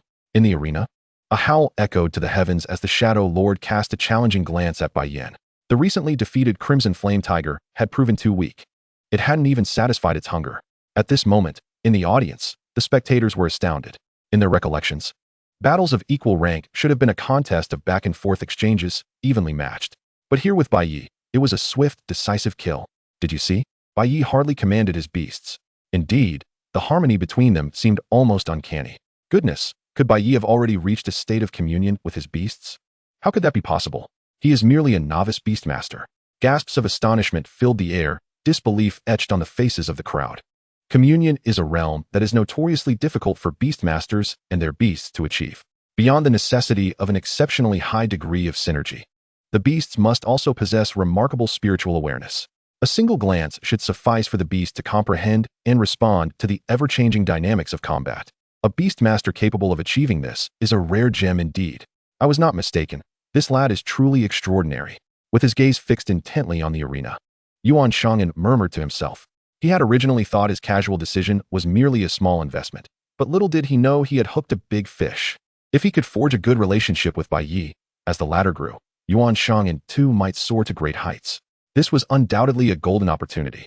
At this moment, Yuan Shang'an was already prepared to act, ready to protect Bai Ye at all costs. He could not allow this unripe talent to perish at the hands of Bai Ye. Meanwhile, he overheard the discussions around him, feeling a bit embarrassed, and in a fit of anger, Bai Ye summoned her second beast. Come forth, Bai. As her words fell, a unicorn, towering 3 to 4 meters high and cloaked in pure white, materialized in the arena. Possessing light attributes and an initial cultivation of the 6th tier, this unicorn held the advantage in both elemental superiority and level. With a triumphant gaze directed at Bai Ye felt assured of her victory. Bai Ye, you are unaware, aren't you? That crimson flame tiger was merely the weakest of my beasts. I actually possess 3 6th tier beasts. What do you intend to counter me with? 3 6th tier beasts? Upon hearing Bai Ye's declaration, Bai Ye couldn't help but tremble slightly, not from fear, but from exhilaration. If he could devour them and seize their talents, perhaps the Shadow Lord could break through to the 6th tier. As the battle between the two sides was about to commence, the audience unanimously believed that Bai Ye was doomed. After all, his opponent was a 4th tier beastmaster commanding 3 6th tier beasts. On the betting board, Bai Ye's odds had soared to an astonishing 1 to 100. The displayed odds reflected just how little faith the crowd had in Bai Ye. Sighs of lamentation and expressions of pity filled the air, yet not a single person in the vast arena had faith in Bai Ye. It was only natural, considering the facts laid bare before them. A 5th tier Shadow Lord and a Fire Dinosaur, should the Shadow Lord be worn down in a war of attrition. The fire dinosaur would likely meet a grim fate. Unbeknownst to the crowd's sentiments, in the arena, Bai Ye had already issued commands to the Shadow Lord.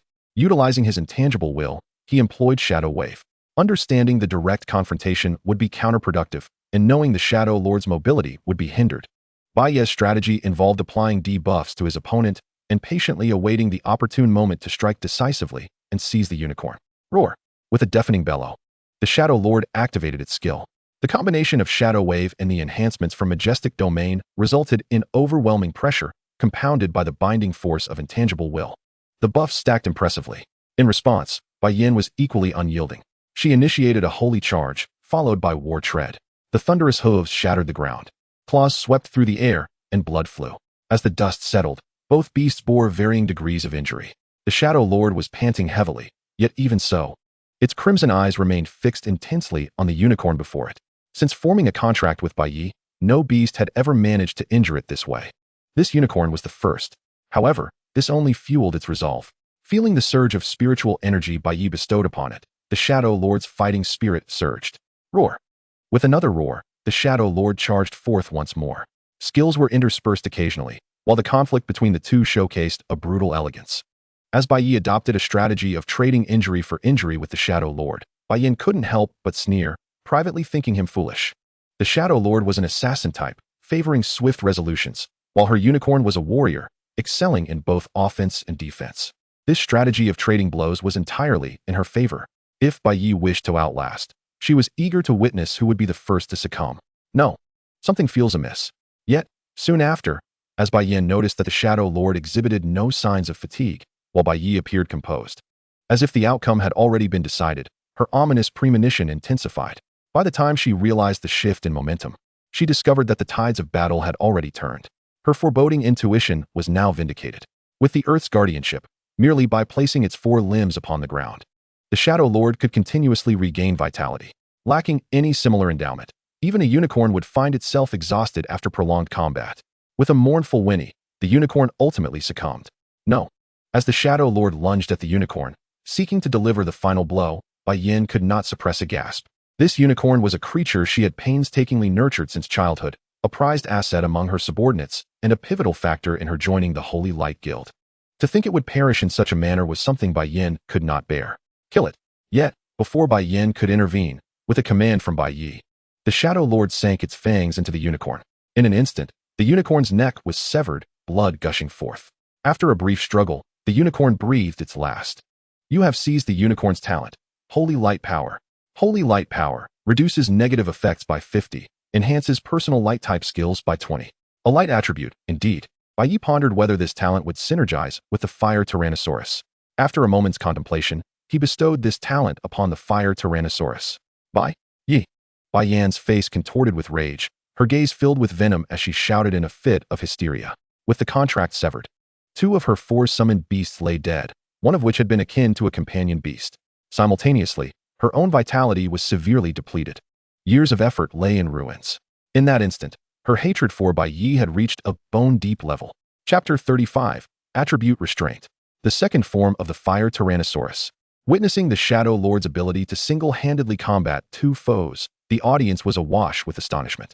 The Shadow Lord was indeed formidable, capable of overcoming attribute disadvantages to slay opponents of greater rank.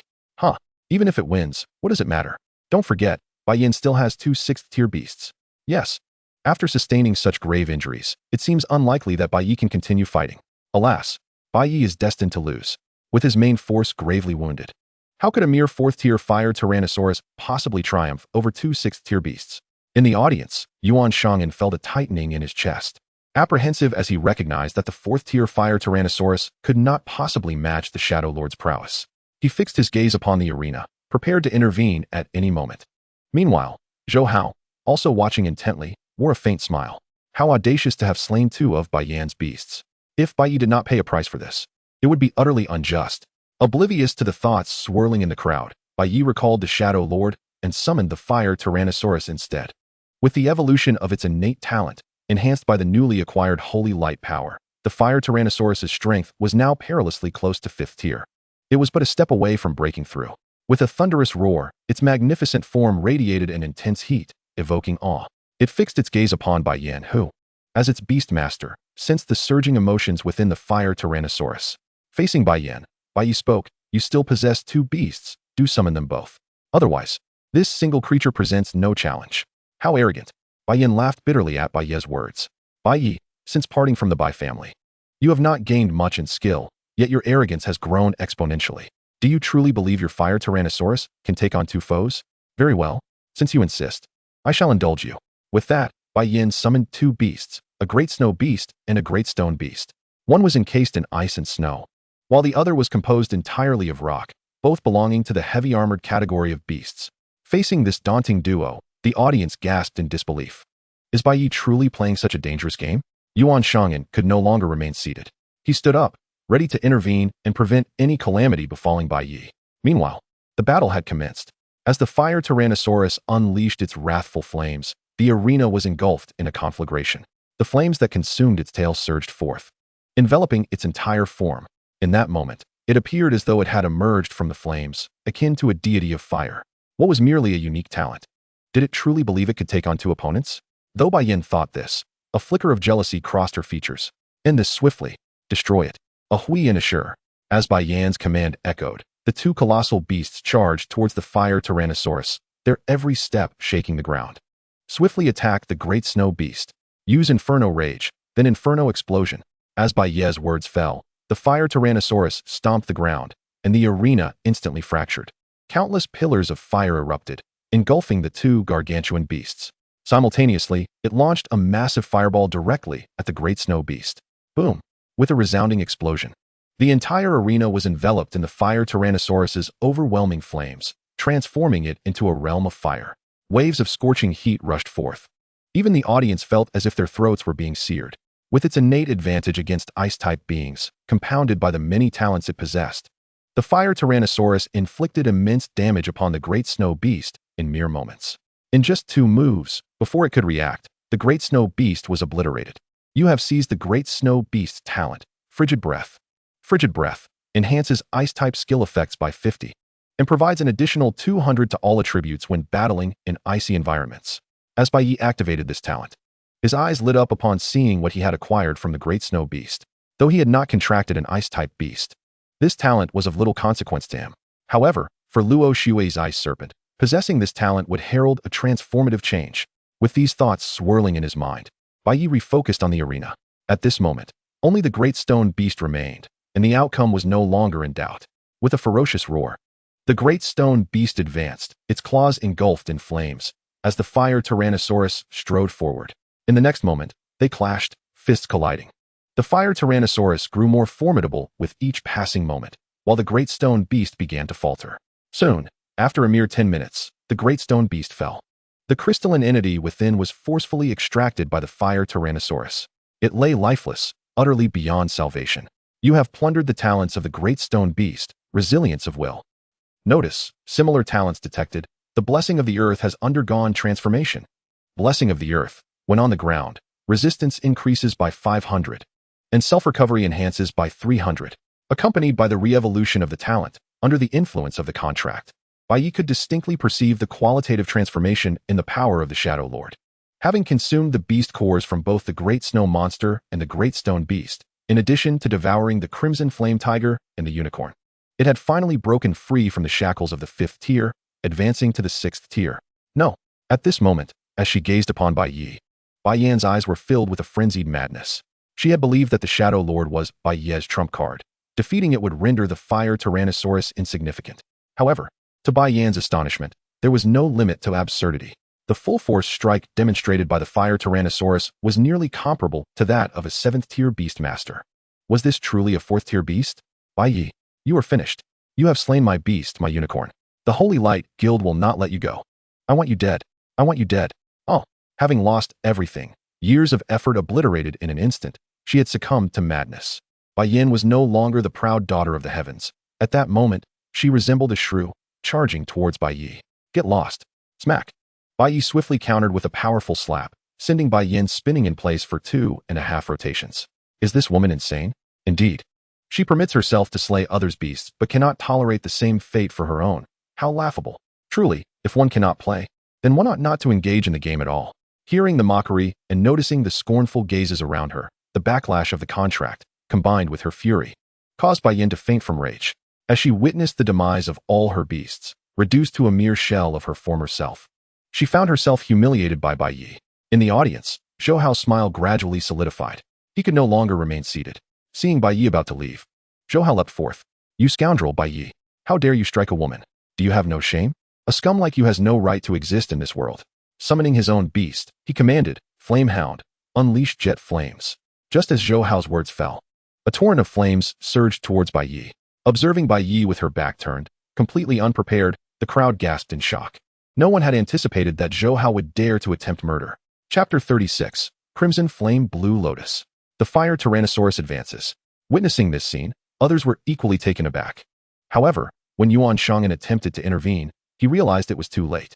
The inferno had fully enveloped Bai Ye within its grasp. As he looked upon the raging flames obscuring his view, Zhou Hao felt an immense satisfaction within. This was the price for daring to harm his goddess. Even the mightiest beast master remained but a mortal flesh and blood. How could one withstand such searing heat? Not only Zhou Hao, but even Yuan Shang'an and his companions believed Bai Ye's end was nigh. Yet, before Zhou Hao's mind could settle, a voice suddenly emanated from within the flames. "Gale, use flame claws." As Bai Ye's command echoed, a roar resounded. The flames were torn apart as the fire Tyrannosaurus lunged towards the flame hound, blocking Zhou Hao's path. What? A surge of alarm gripped Zhou Hao's heart. But before he could issue a command, the fire Tyrannosaurus's attack had already struck. With a horrific sound of flesh being rent, the flame hound disintegrated into mere fragments. However, the onslaught did not cease there. The fire Tyrannosaurus's gaze steadily shifted towards the panicked Zhou Hao. Bai Ye had bestowed upon it a second life, therefore, it would not allow anyone who dared to harm its master to escape unscathed. As it advanced, just as the fire Tyrannosaurus was about to act, Yuan Shang'an stepped forward. "Brother Bai, let us put an end to this matter. While your quarrel outside is of no concern to me. Zhou Hao is a member of the Zhou family with the Holy Light Guild backing him. If anything were to happen here, I would have a difficult time explaining it to those above." Upon seeing Bai Ye's discontent, Yuan Shang'an sighed before continuing, "Moreover, Brother Bai, it is no secret that you have killed Zhao Wenxing. Zhao Pingzhong will not let you off easily. At such a critical juncture, acquiring an additional enemy would not benefit you, would it?" His words were laden with implication. After all, the Zhou family and the Holy Light Guild were far from the small Zhao family. Even the Divine Palace Academy and Lu Rian might not stand up to support Bai Ye. At this moment, witnessing Bai Ye appear to weigh the pros and cons in contemplation, Yuan Shang'an continued, "How about this? I possess a Crimson Flame Blue Lotus. Let us consider it an apology on their behalf to you, Brother Bai." The Crimson Flame Blue Lotus was an epic-grade spirit herb capable of enhancing the strength of fire-type beasts. Even in the black market, it was a rarity beyond price. The fact that Yuan Shang'an was willing to offer such a precious item for trade was indeed a significant gesture. Seeing that the other party had reached this point in dialogue, Bai Ye nodded. "Very well, on account of your standing, I shall let this matter rest."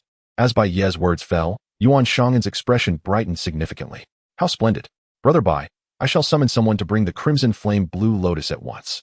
Not only had he resolved the conflict between Bai Ye and Zhou Hao, but with the Crimson Flame Blue Lotus, he had also made another investment in Bai Ye. From Yuan Shang'an's perspective, this transaction was a guaranteed profit. Moments later, as an attendant arrived, Yuan Shang'an passed the Crimson Flame Blue Lotus into Bai Ye's hands. "Brother Bai, aside from this Crimson Flame Blue Lotus, I have also transferred your payment of 30 million to your card." After a pause, it seemed a thought struck him, and Yuan Shang'an added, "By the way, Brother Bai, according to some rumors I have heard, Zhao Pingzhong seems prepared to take matters into his own hands against you. He is a 5th-tier beast master, commanding 5 beasts, 3 of which have reached the 6th tier, while the other 2 have even attained the early stages of the 7th tier. He is indeed a formidable opponent. You must exercise caution." "Understood. I will be vigilant." Upon hearing this, Bai Ye fell into contemplation. Given his current strength, he found it somewhat challenging to contend with Bai Ye. If he were to confront Zhao Pingzhong, he would undoubtedly be at a disadvantage. "My strength is still too lacking," he murmured to himself, a sense of urgency brewing within his heart. He must become stronger. It is imperative that he does.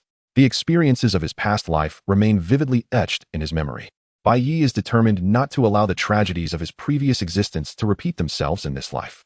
His happiness shall be defined by him alone, and any hindrance shall be eradicated. Once he deals with Wang Fangxiu, the matter of the contract for the 3rd beast must be prioritized without delay. As these thoughts crossed his mind, he casually inquired about Yuan Shang'an. "Boss Yuan, How much do you know about Wang Fangxiu?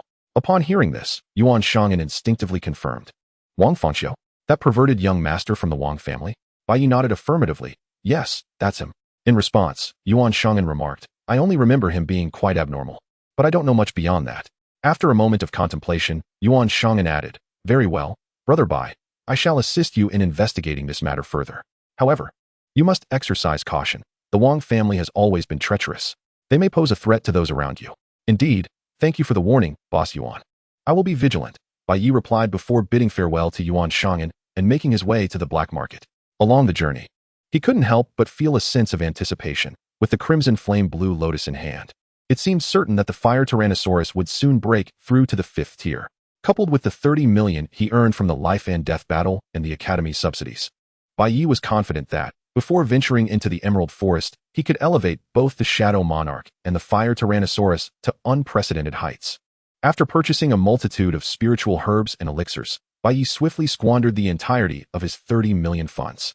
Upon returning to his rented room, with the crimson flame blue lotus as the catalyst, he successfully concocted a pill that appeared red, faintly shimmering with a golden hue. The blood spirit pill, when consumed, could significantly unleash the current potential of beast tamers, with the addition of the crimson flame blue lotus and his innate ability to purify. This 10th grade blood spirit pill was certain to drive countless beast tamers into a frenzy, competing for it, even to the point of madness. At the moment the pill was completed, Bai Ye felt, through the bond of the contract, that every cell of the fire Tyrannosaurus was pulsating with anticipation. The allure of this pill was simply irresistible. Consume it, Gale, and let me witness the enhancement you will achieve when your untapped potential is fully awakened. As Bai Ye spoke, with eager eyes, the fire Tyrannosaurus swallowed the blood spirit pill, and in an instant, its formidable aura began to surge. The intense heat radiating from its body distorted the surrounding air. Finally, after breaking through to the 5th tier, its momentum did not cease. It continued to ascend. It was only when it reached the mid-stage and pinnacle of the 5th tier that the breakthrough gradually stabilized, and its aura became more solidified. Its physique was now even more robust, its crimson scales glimmering with a hint of golden brilliance. The horns atop its head were now clearly visible. Aside from resembling a fire-breathing dragon even more, the fire Tyrannosaurus also exhibited signs of ancestral traits. Given its current rate of enhancement, who knows? One day it might advance beyond a fire-breathing dragon. It might truly transform into a dragon. Roar! It let out a thunderous roar, showcasing its strength and dominance. With a Shadow Monarch at the initial 6th tier and a Fire Tyrannosaurus at the mid-5th tier, the overall strength of Bai Ye's Beast Taming team experienced a qualitative leap.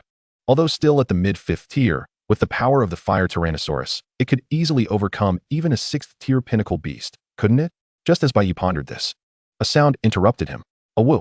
The Shadow Monarch gazed at him with longing, feeling neglected as its master had found a new favorite. It too yearned to consume the elixir and grow stronger. Chapter 37, A Thunderous Strike. Rooting out the weeds. Meanwhile, as Bai Ye was refining pills and enhancing his beasts, on the other side, the Wang family was grappling with their own turmoil. Reminded of his previous disgrace, Wang Fangxiu's expression twisted with rage. His carefully nurtured beast had been slain, and the woman he desired had betrayed him. Though she was merely a commoner, he found himself humiliated beyond measure. For someone like Wang Fangxiu, who had always enjoyed a life of luxury, such indignity was intolerable. Without hesitation, he summoned his butler, Lu Lao. Arrange for this matter to be dealt with. I will ensure that those two wretched souls pay dearly. As he spoke, a trace of cruelty flickered across Wang Fangxiu's features. Hearing this, Lu Lao prepared to take action. Understood, young master, he replied, though a hint of pity crossed his face. To satisfy his peculiar desires, Wang Fangxiu had purchased a villa specifically for the confinement of abducted or coerced girls. The fate of any girl taken there was all too predictable. Either they would suffer mental collapse, be treated as toys for his subordinates, or even be turned into specimens. In Lu Lao's eyes, it mattered little if the next victim was the eldest daughter of the Luo family, to the Wang family. The Luo family was nothing more than an insignificant clan. The Wang family had myriad ways to deal with such minor families. Moreover, behind the Wang family stood the Starry Guild, which was devoted to the celestial star god, along with influential figures from the capital. Against the Luo family, they could be extinguished with ease. At this very moment, on the other side, the Bai family was in disarray. Observing Bai Ye, who had been rendered incapacitated and had fallen unconscious, and glancing at Zhou Hao, who had suffered backlash from the slain beast, Bai Ye's expression contorted into one of fury. That wretched beast, that little monster, he shall pay for what he has done. It is not enough that he has ruined everything. He has also destroyed his own sister. How utterly inhumane. Upon discovering that Bai Ye had caught the attention of the Holy Light Guild, Bai Ye had expended countless resources and connections to ensure that one day Bai Ye could return in glory, leading the Bai family to greater heights. Yet now, with Bai Ye incapacitated, no guild would take in a useless individual. Years of effort had been obliterated in an instant, and the hope of the Bai family's rise had been shattered by Bai Ye. How could Bai Ye possibly accept this? Spitting out a mouthful of blood, he felt darkness closing in around him. Father! Bai Ye and Bai Ying rushed to support him, alarmed. Cough, cough, Zhou Hao. I have given my approval regarding your relationship with Yin Yan, Bai Ye said slowly, looking at Zhou Hao. However, now that our Bai family is in decline, I cannot find peace until that little monster Bai Ye is dealt with. His words trailed off, but Zhou Hao understood the underlying message. Immediately, he assured, Uncle, rest assured. You entrust Yin Yan to me, and I will ensure her happiness. As for Bai Ye, leave that matter to me. Our Zhou family has established a decent reputation in the capital. If one wishes to contend with Bai Ye, I believe many would be inclined to grant me a favor. As Zhou Hao's words echoed, Bai Ye's heart leaped with delight upon hearing this. It has become increasingly clear that relying on Bai Yin to lead the Bai family to prominence is no longer feasible. Instead, he would be better off maximizing his own interests through Zhou Hao's assistance. Not only could he forge a connection with the Zhou family, but he could also eliminate Bai Ye, truly a twofold victory. As for whether the two share genuine love, what does it matter? Whether they love or do not love each other is of no consequence. And regarding Bai Yin being his daughter, so what? Is it of any significance? He has toiled to raise Bai Yin, and now that she contributes to the family, what is the problem? Thus, with this thought in mind, Bai Yu continued, This is splendid. Although Yin is yet to awaken, I shall take the lead. Once you deal with that wretched Bai Ye, it shall be the moment of our family's joyous union. What say you, young Zhou? Upon Bai Yu's conclusion, Zhou Hao nodded. Despite the ambiguity surrounding his relationship with Bai Yin, the latter had consistently opposed their union. Now, with Bai Yu's assurance, one might question how Zhou Hao could contain his excitement. Thus, he promptly made a solemn vow. Rest assured, Uncle, I shall arrange everything immediately. Within 10 days, this matter shall be resolved. Huh, you still call me uncle? Then, how about father-in-law? Ah, young Zhou, I entrust this matter to you. Once Yin Yan awakens, I shall explain everything to her. Patting Zhou Hao's shoulder and observing his elation, Bai Yu spoke earnestly, Young Zhou, you must handle this adeptly. That vile creature has caused Yin Yan great harm. You cannot afford to disappoint her, can you? Of course, father-in-law, you need not worry. That night, a chilling wind swept through the air. While conversing with Luo Shui over the phone, Bai Yi did not forget to caution her, Shui, do take care during this period. I fear that Wang Fangxiu may pose a threat to you. In the room, lying on her bed and swinging her legs, Luo Shui chuckled into the phone. Do not worry, I shall be cautious. You must be vigilant. He might attempt to kidnap you. Haha, Bai Yi. You are overly anxious. I have bodyguards. He won't find it so easy to abduct me. Hearing Luo Shui's confident response, Bai Yi couldn't help but twitch his lips. What kind of flag is this? If Bai Ye's memory serves him right, it seems Luo Shui had said something quite similar in his previous life. Nevertheless, despite his numerous warnings, the next morning, just as dawn broke, he received a call from Yuan Shang'an. Brother Bai, something terrible has happened. I have news for you. Miss Luo Shui, the heiress of the Luo family and your girlfriend, has been kidnapped. The perpetrators are likely associated with the Wang family. You must be cautious. The Wang family is no trifling matter. They are far more difficult to contend with than the Zhao family.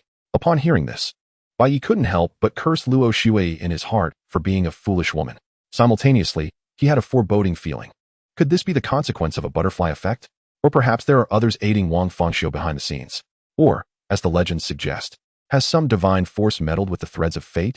He recalled that in his previous life, although Wang Fangxiu had made moves, they were not so swift. All right. Thank you. I will handle it. As the call ended and he stepped outside, guided by his memories from his past life, Bai Yi soon arrived at a villa in the suburbs. To satisfy his own selfish desires, Wang Fangxiu had transformed this place into his personal garden. Therefore, if Luo Shui had indeed been kidnapped, it would be reasonable to assume that Wang Fangxiu would bring her here. This time, he would not allow Wang Fangxiu to escape as he had previously. This time, he would eliminate the root of the problem. Who are you? Please leave. This is not a place for you. Upon seeing Bai Yi, the two guards immediately displayed signs of wariness. However, before they could summon their beasts, Bai Yi had already taken the initiative. The Shadow Monarch surged forth like a swift arrow. Crack! With a resounding noise, the two guards were sent flying. Their bones shattered and consciousness lost. Swiftly eliminate any threats, Shadow. I will enter with the Windblade. Awoo. Responding, the Shadow Monarch began to clear the perimeter. while Bai Ye rushed towards the villa with the fire dinosaur in tow. Chapter 38. Waiting in Ambush. The sinister Wong family. Inside the villa, in a dimly lit room, containers the size of a person were filled with the bodies of young girls. The air was thick with the scent of formaldehyde, creating an eerie and terrifying atmosphere. Facing Wang Fangxiu, who had blocked her exit, Luo Shuei was filled with shock and fear. She never imagined that Wang Fangxiu would dare to drug and kidnap her. She was even more horrified to discover that he was such a perverse individual, turning people into specimens for his own amusement. Wang Fangxiu was truly a devil cloaked in human skin. Xiao Bai, unleash your icy breath. In the face of Wang Fangxiu's advance, Luo Shuei wasted no time and commanded her beast. Hiss. As the ice mystic serpent opened its mouth, a chilling wave of frost erupted forth. Anything that came into contact with it would be frozen solid. In an instant, the temperature in the room plummeted. Witnessing this, Wang Fangxiu couldn't help but let out a cold laugh. While he lacked confidence in dealing with Bai Ye, confronting a mere first-tier beastmaster was an effortless task for him. Qinghuan Bird, toss that filthy snake aside.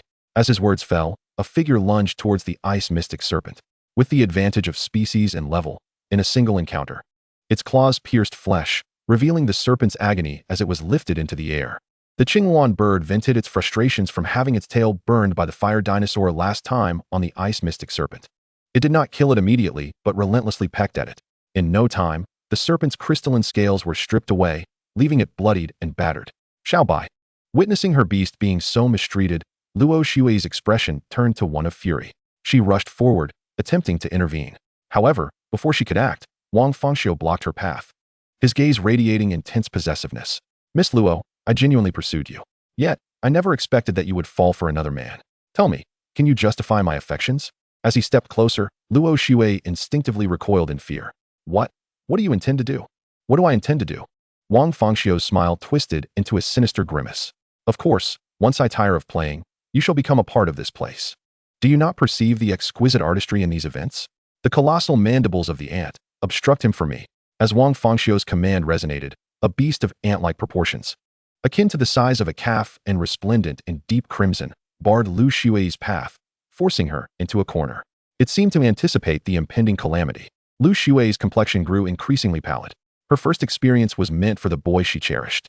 To be so humiliated, and then rendered a mere specimen, was utterly unacceptable. Her gaze gradually hardened with determination. Aware that there was no escape, she had already resigned herself to despair.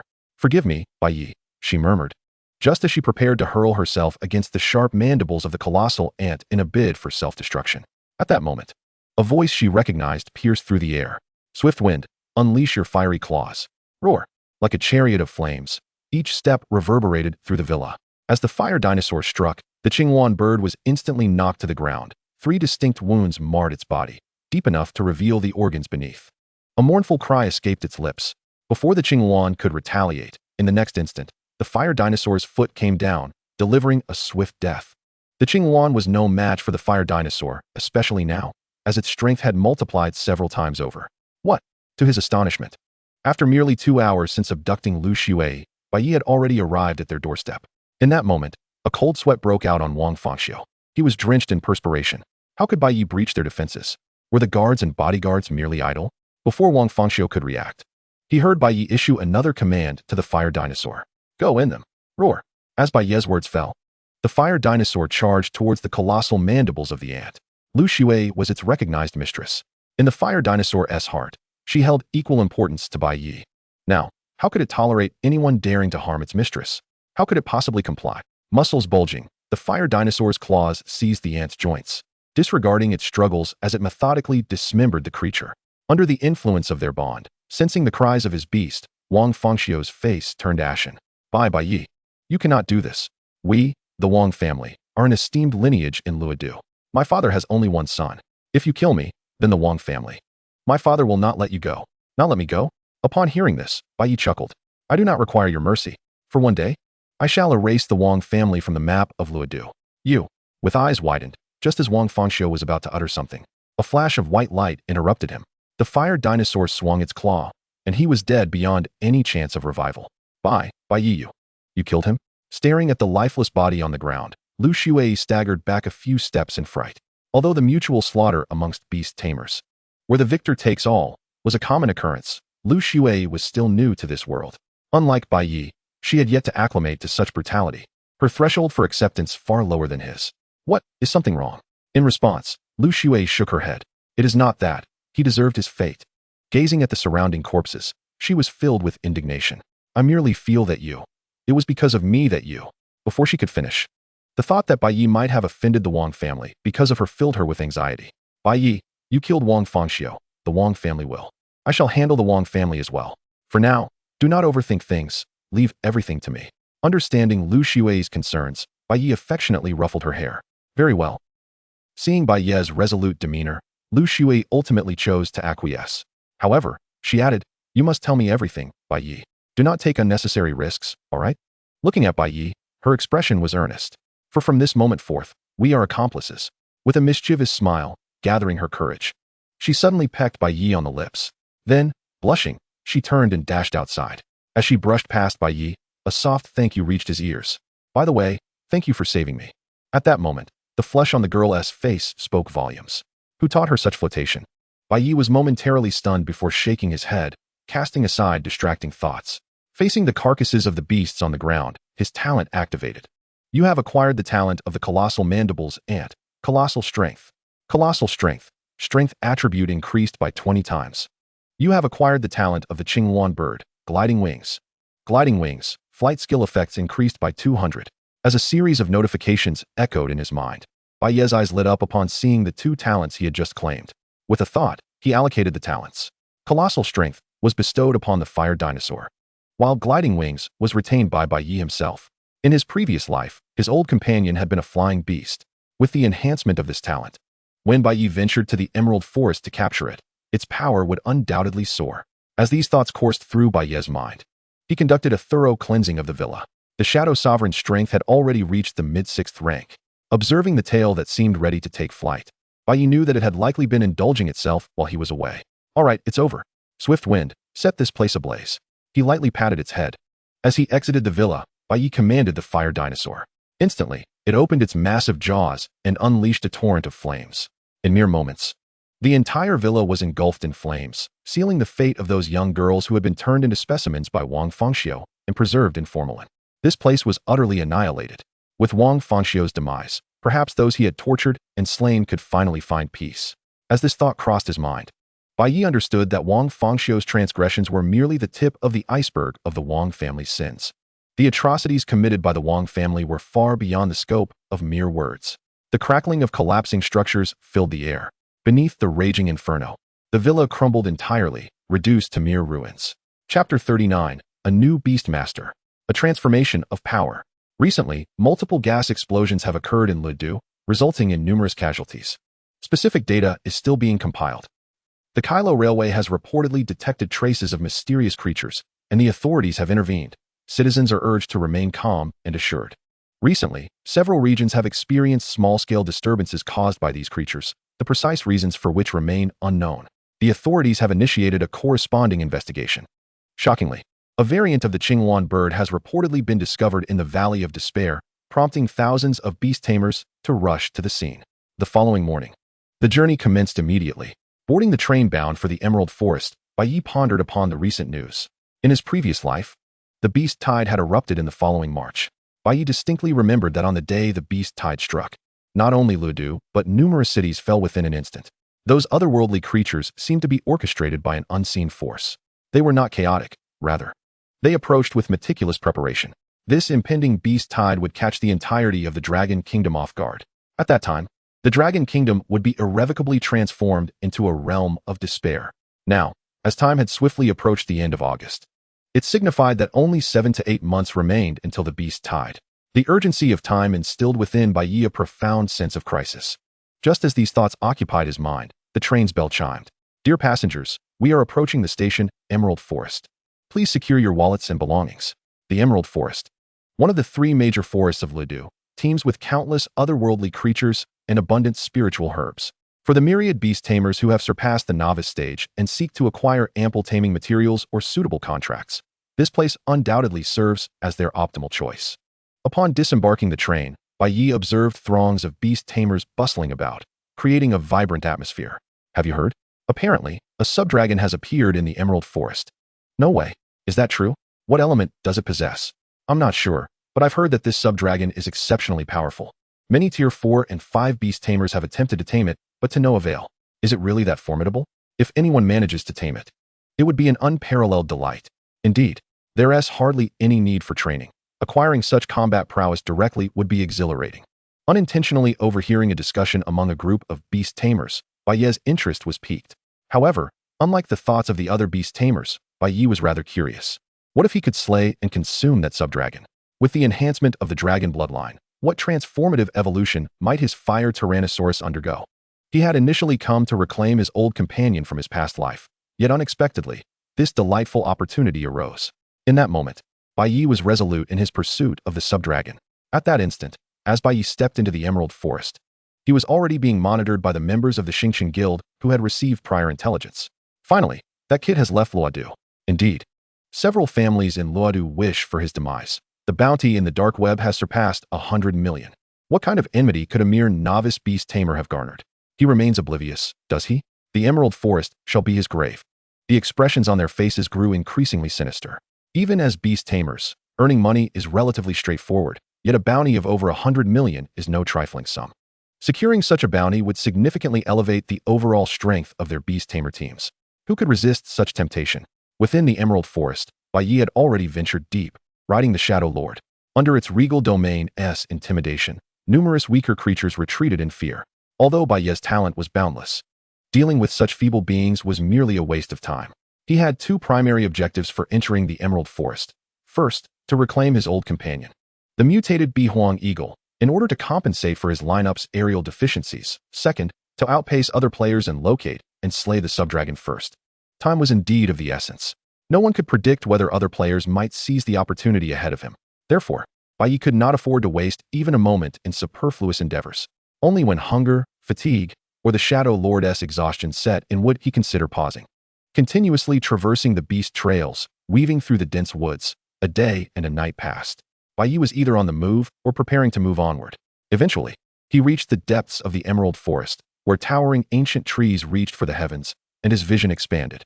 Bai Ye had now entered the territory of the Bihuang Eagle, renowned as one of the finest flying beasts. With its exceptional explosiveness and mobility, coupled with outstanding reconnaissance abilities, it was the dream beast of countless beast tamers specializing in aerial creatures. Had it not been for his memories from his past life, Bai Ye might have remained unaware that within the Emerald Forest lurked a mutated Bihuang Eagle.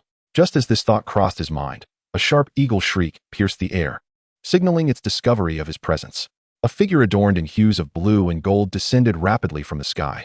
Shadow, employ the shadow wave. Gale, pull it down. In his previous life, the Bihuang Eagle had been captured with the assistance of Luo Shui. Now it was his turn to rely on his own strength. A woo. Accompanied by the Shadow Lord's roar, under the dual pressure of the shadow wave and the royal domain, the Bihuang Eagle's body momentarily stiffened. Seizing this opportunity, the fire Tyrannosaurus leaped, firmly grasping its talons. Were it any other beast, it might have lacked the strength to pull the Bihuang Eagle from such heights. Yet, bolstered by immense power, the already formidable fire Tyrannosaurus became even more terrifying. With a resounding crash, the Bihuang Eagle was yanked down to the ground by the fire Tyrannosaurus, its vision clouding with stars. Before it could react, the Shadow Lord charged in to assist the fire Tyrannosaurus, firmly restraining it. Flapping its wings and struggling momentarily, the Bihuang Eagle seemed to realize that resistance was futile and ultimately chose to submit. In the realm of survival, the distinction between victor and vanquished is often more pronounced for otherworldly creatures than for humans. From this day forth, you shall be known as Qi Yan. In my previous life, I failed to elevate you to greatness. In this life, I shall ensure you ascend to heights far surpassing those of before. As the contract was sealed, Bai Ye gently stroked the Bihuang Eagle's head, murmuring softly, "Gu." The Bihuang Eagle tilted its head, puzzled by Bai Ye's words. What past and present? It recalled that this was its first encounter with this human. Meanwhile, amidst the Bihuang Eagle's bewilderment, as Bai Ye activated his talent, bestowing upon it gliding wings, the Bihuang Eagle experienced a minor transformation in strength. Name, Bihuang Eagle. Element, wind, fire. Bloodline, epic. Level, tier 5. Talent, keen vision. Phoenix blood, all skill effects enhanced by 500. Gliding wings, flight skill effect increased by 200. Aerial domain, when not in contact with the ground, speed increases by 20. Skills, flash of lightning, steel wings, wind blade, flame impact.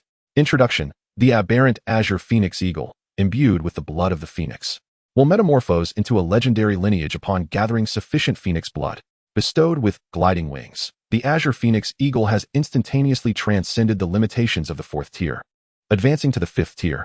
Presently, all the beasts under Bai Ye's command possess an epic bloodline. Among these 3 beasts, one is at the 6th tier, while the other 2 are at the 5th tier.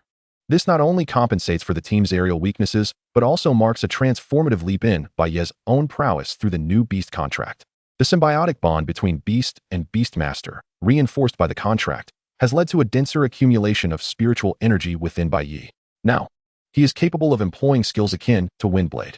Although he cannot yet rival his beasts, he is no longer powerless. Even when targeted, he can defend himself. Gradually adapting to the changes in his physical strength, Bai Ye finds himself quite content with his current enhancements. His primary objective has been accomplished. Now, he must turn his attention to hunting the Dragonkin. Just as this thought crosses his mind, a roar erupts from the Shadow Lord.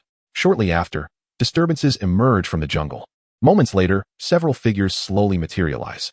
Upon witnessing their distinctive attire, a flicker of battle intent ignites within Bai Ye. The Starry Guild? They arrive just in time. It provides him the perfect opportunity to gauge the current strength of the Azure Phoenix Eagle. Chapter 40, Talent Fusion, Dark Predator. The Azure Phoenix Eagle? 3 epic beasts? At this moment, the 2 sides stand at an impasse. Upon seeing Bai Ye's lineup of beasts, Lu Meng and the members of the Starry Guild cannot help but exhibit astonishment. Elite quality beasts are valued at nearly $1 million in the market, while epic quality ones are rarely seen outside of major auctions. The fact that a discarded scion of the Bai family possesses a full roster of epic lineage beasts is indeed remarkable. Realizing Bai Ye's extraordinary nature, Lu Meng retracts his earlier disdain. How long has it been? He has already broken through to become a 3rd-tier beastmaster. No wonder the guild's previous 2 attempts were thwarted by Bai Ye. There is a reason behind this. With this in mind, Lu Meng issues commands. Wang Defa, you and your group engage the Fire Tyrannosaurus. The rest of you, handle the Azure Phoenix Eagle and the Shadow Lord. Even the mightiest Beastmaster can be a chink in the armor if their beasts are weak. As the battlefield becomes segregated, Lu Meng summons his own beast, a flying mantis at the early 6th tier. Its sleek azure form and scythe-like forelimbs are designed for slaughter. Flying mantis, eliminate him.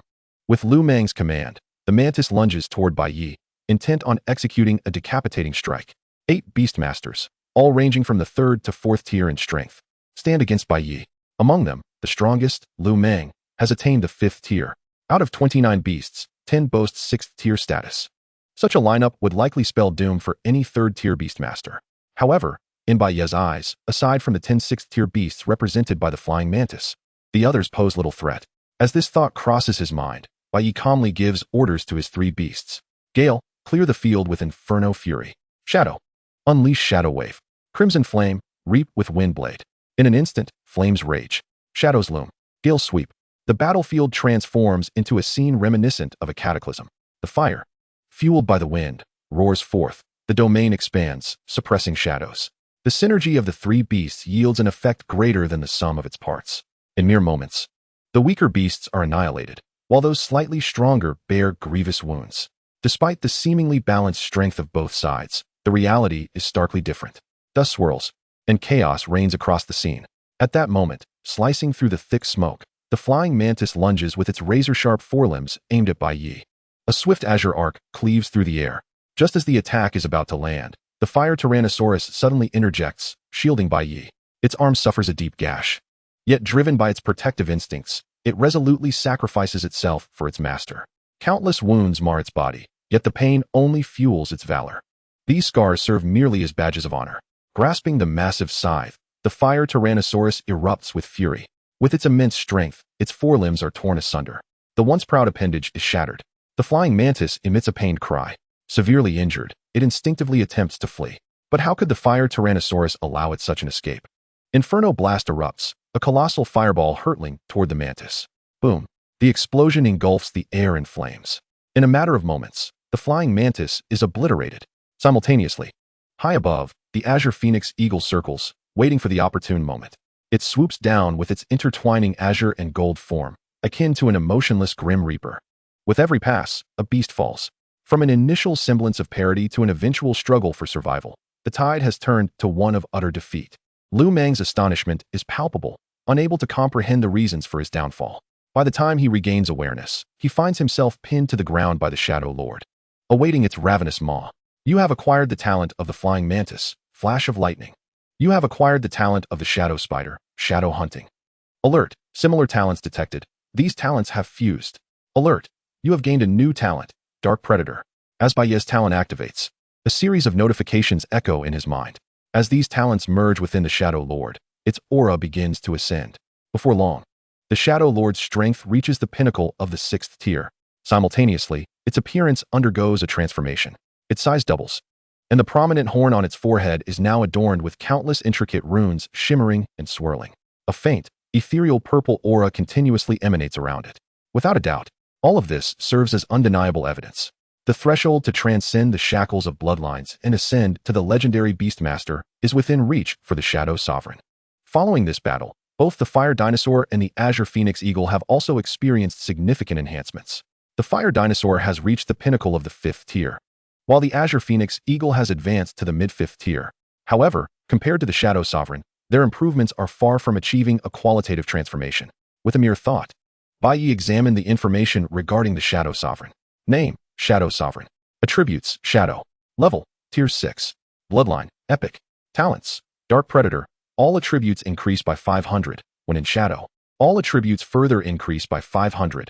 Elemental damage received reduced by 60. King's Domain. Suppresses and intimidates exotic beasts within a radius of 500 meters. Earth's Blessing. When on the ground, resistance increases by 500, self-recovery enhanced by 300, lightning speed, skill release speed increased by 50. Skills, Shadow Fong, Shadow Claw, Shadow Sphere. Shadow Wave, Shadow Stealth, Ethereal Will, Shadow Domain. Evaluation, the Shadow Sovereign, endowed with the bloodline of a king, harbors the potential to evolve into a legendary entity. The fusion of multiple talents has not diminished its power. Rather, it has grown even stronger. Benefiting from these enhancements, the Shadow Sovereign epitomizes the hexagonal warrior, possessing high burst damage, exceptional mobility, and formidable resistance. Its only flaw is its overwhelming perfection. With the Shadow Sovereign's strength reaching a transformative peak, Bai Ye felt a surge of confidence regarding the forthcoming hunt for the A-Dragon. Once he hunts down the A-Dragon hidden within the Emerald Forest, he believes the Fire Dinosaur will also experience a qualitative change. At that moment, with 2 6th-tier Beastmasters under his command, Bai Ye would be emboldened to confront Zhao Pingzhou. As these thoughts crossed his mind, soaring high above as a scout, the Azure Phoenix Eagle detected the A-Dragon's location. Hearing the eagle's cry reverberate through the forest, Bai Ye swiftly mounted the Shadow Sovereign. Shadow, quickly, keep pace with the Crimson Flame. With Bai Ye's command, a resounding howl echoed through the air as the Shadow Sovereign sprang into action, darting through the thicket like a swift arrow. The cold wind whistled past his ears as countless trees rushed by in a blur. The incredible speed even instilled in Bai Ye a fleeting illusion of having detached from the ground. Moments later, as they ventured deeper into the Emerald Forest, an overwhelming sense of pressure enveloped them. Following the guidance of the Azure Phoenix Eagle, the Shadow Sovereign came to a halt, revealing a colossal beast before Bai Ye's eyes. Chapter 41. The 7th Tier A-Dragon. The Fire Dinosaur's Opportunity for Ascension. Its entire body was adorned with crimson dragon scales, resembling a gigantic lizard over 10 meters in length. Its back boasted a pair of bat-like wings that fit seamlessly with its form. Centuries ago, the dragon lineage had vanished from the world, existing only within the pages of books as mythical beings. Now, standing before Bai Ye, this A-Dragon, aside from lacking the signature horns of its kind, was nearly indistinguishable from a true dragon. It is no wonder that countless beastmasters have sought to tame such a creature, yet none have succeeded. For beastmasters of lesser strength, the prospect of subduing an A-Dragon of this caliber is nearly insurmountable. Facing the A-Dragon, Bai Ye's mind raced. With a flick of his wrist, he cast an identification spell, revealing the creature's information before him. Name, A-Dragon. Attributes, Fire Wind. Level, Tier 7. Talents, Dragon Bloodline. Enhances all fire-type skills by 500. Skills, Dragon Breath, Dragon Fury, Flame Jet, Flame Fong, Divine Bird Assault.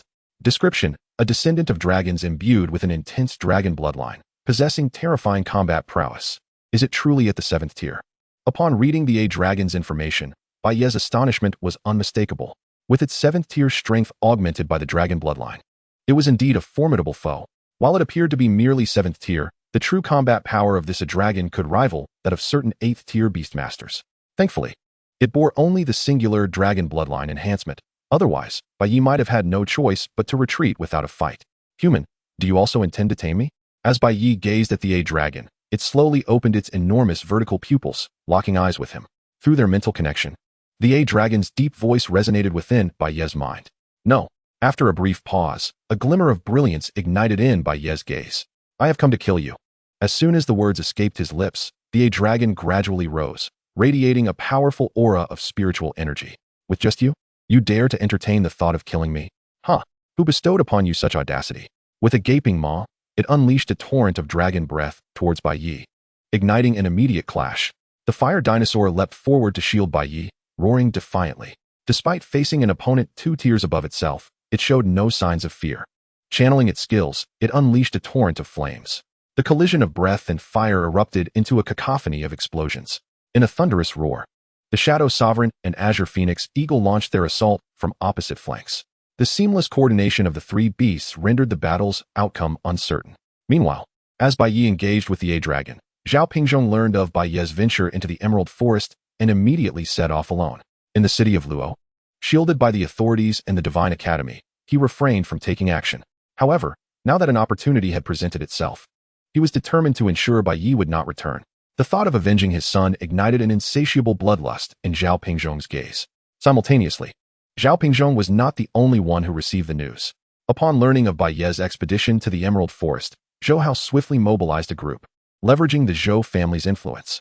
Young Master Zhou, is it really necessary to make such a grand display to deal with a newly awakened Beastmaster? Indeed. 20 Beastmasters, what a considerable grudge and grievance. Amidst the murmurs and discussions, within the courtyard of the Zhou family's villa, Zhou Hao signaled for silence. Ladies and gentlemen, you are unaware. My father-in-law has promised that if I can eliminate Bai Ye, he will agree to betroth Yin Yin to me. Therefore, this operation must succeed. Failure is not an option. Whoever can slay a single beast of Bai Ye shall be rewarded with 20 million. And for the one who manages to kill Bai Ye himself, I shall bestow upon them a staggering 100 million. As Zhou Hao's words echoed in the air, the breaths of the beast tamers grew rapid with anticipation. It is well known that being a beast tamer is a profession that devours wealth. This sum for them is nothing short of a fortune. Should they acquire such riches, the resources they could procure for their beasts would undoubtedly catalyze a metamorphosis in their strength. Thus, faced with Zhou Hao's monetary allure, how could they resist? Without a moment's hesitation, they all pledged with fervor. Rest assured, Zhou Xiao, Bai Ye is as good as dead. Not even Jesus could save him, mark my words. Indeed, when the time comes, we shall tear him to shreds. Haha, with so many of us, is it conceivable that we cannot deal with a mere second-tier beast tamer? Although Zhou Hao had indicated that Bai Ye's prowess was far from trivial to the crowd, he was merely a fledgling beast tamer. How formidable could he truly be? In just a few days, even the most prodigious talent would struggle to contend with 20 seasoned beast tamers, barring extraordinary circumstances. As the group set off in a grand procession, Bai Yu patted Zhou Hao on the shoulder, a smile of appreciation gracing his face. Xiao Zhou, organizing so many people is no small feat. Your willingness to go to such lengths for our Bai family reassures me. I have indeed made no mistake in my judgment. With Yin Yin by your side, happiness awaits you in the future. Receiving his father-in-law's recognition, Zhou Hao felt an exhilarating rush. Though the expedition to deal with Bai Ye had just commenced, he was confident that the outcome was already determined. Uncle, rest assured, once Bai Ye is dealt with, I will ensure that Yin Yin has the grandest wedding imaginable. Just wait for the joyous occasion and the grandchildren to come. Yes, having a son-in-law like you brings me great peace of mind. Amidst their jesting, Bai Yu's smile grew ever wider. He could hardly contain his eagerness to witness the beast tamer's return with Bai Ye's head to claim their reward. Finally, the moment to cleanse the Bai family of this scourge was at hand. That scoundrel is utterly unworthy of being my brother. Meanwhile, Bai Ying's eyes burned with resentment. At that moment, Xiao Han proposed. How about this? Ying, once we retrieve Bai Ye's head, we could fashion it into a urinal. What do you think? Upon hearing Xiao Han's suggestion, Bai Ying's eyes lit up and she nodded in agreement. Haha, brother Xiao Han, what a splendid idea. It feels somewhat regrettable though. Turning his head into a urinal would be a mercy. If only we could capture him alive, I would delight in torturing him day and night, making him understand the consequences of daring to insult our Bai family. Unaware of the events concerning Zhao Pingzhong and the Bai family, at this moment, Bai Ye and the Yalong were locked in an increasingly desperate battle. The 3 beasts, apart from the fire Tyrannosaurus, bore countless burns, large and small, on their bodies, whether it was the Shadow Monarch or the Azure Phoenix Eagle.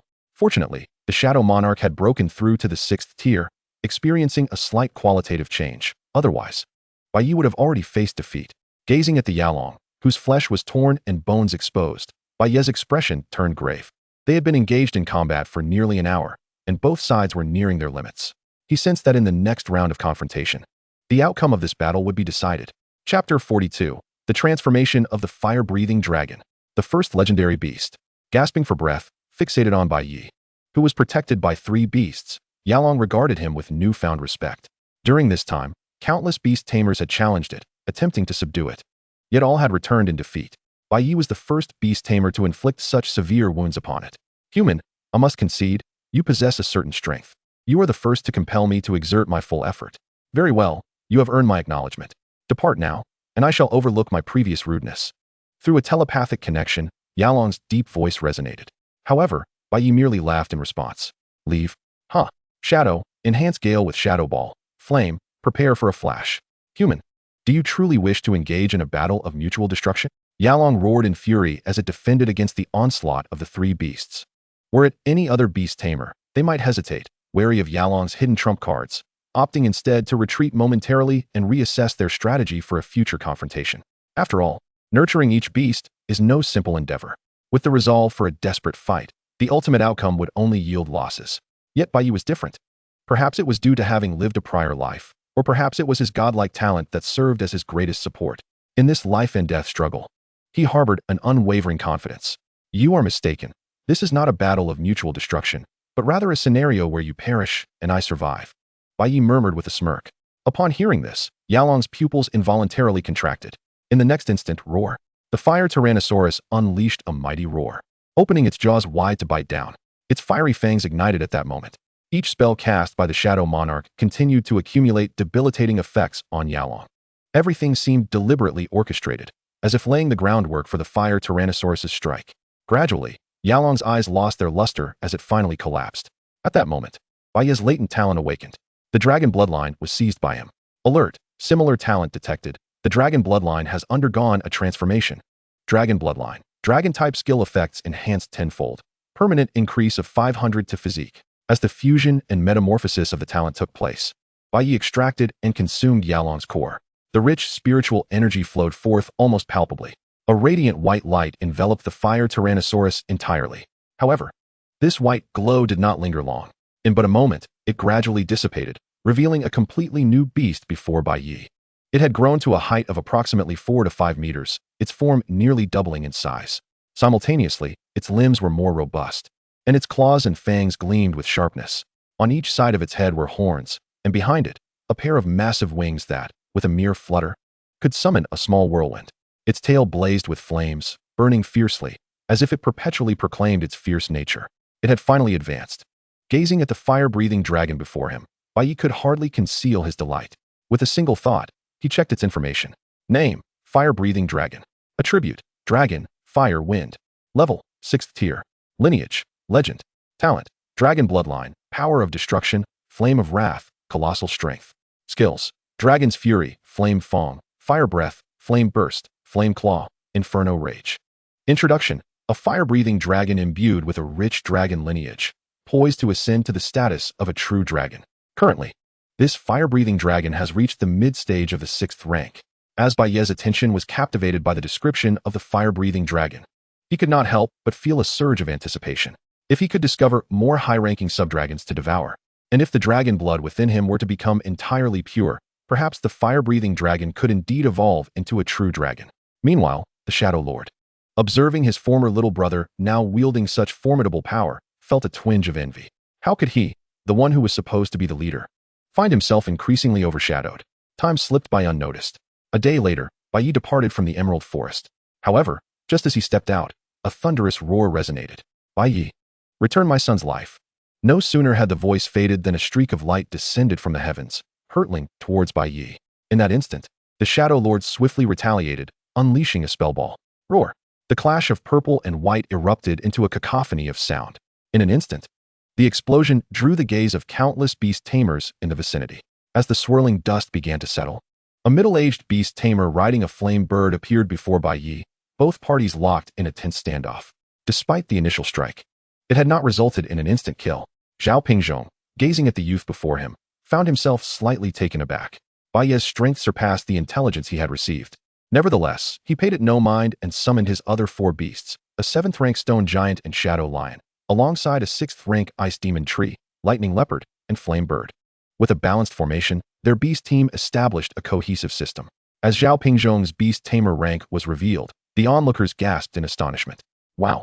All his beasts are ranked 6 to 7. This is simply too formidable. Indeed, the opponent is merely a 5th-rank beast tamer. This kid is in for a rough time. I recognize this person. ISNT he Zhao Pingzhong, the head of the Zhao family. The Zhao family. Goodness. This kid has managed to offend the Zhao family.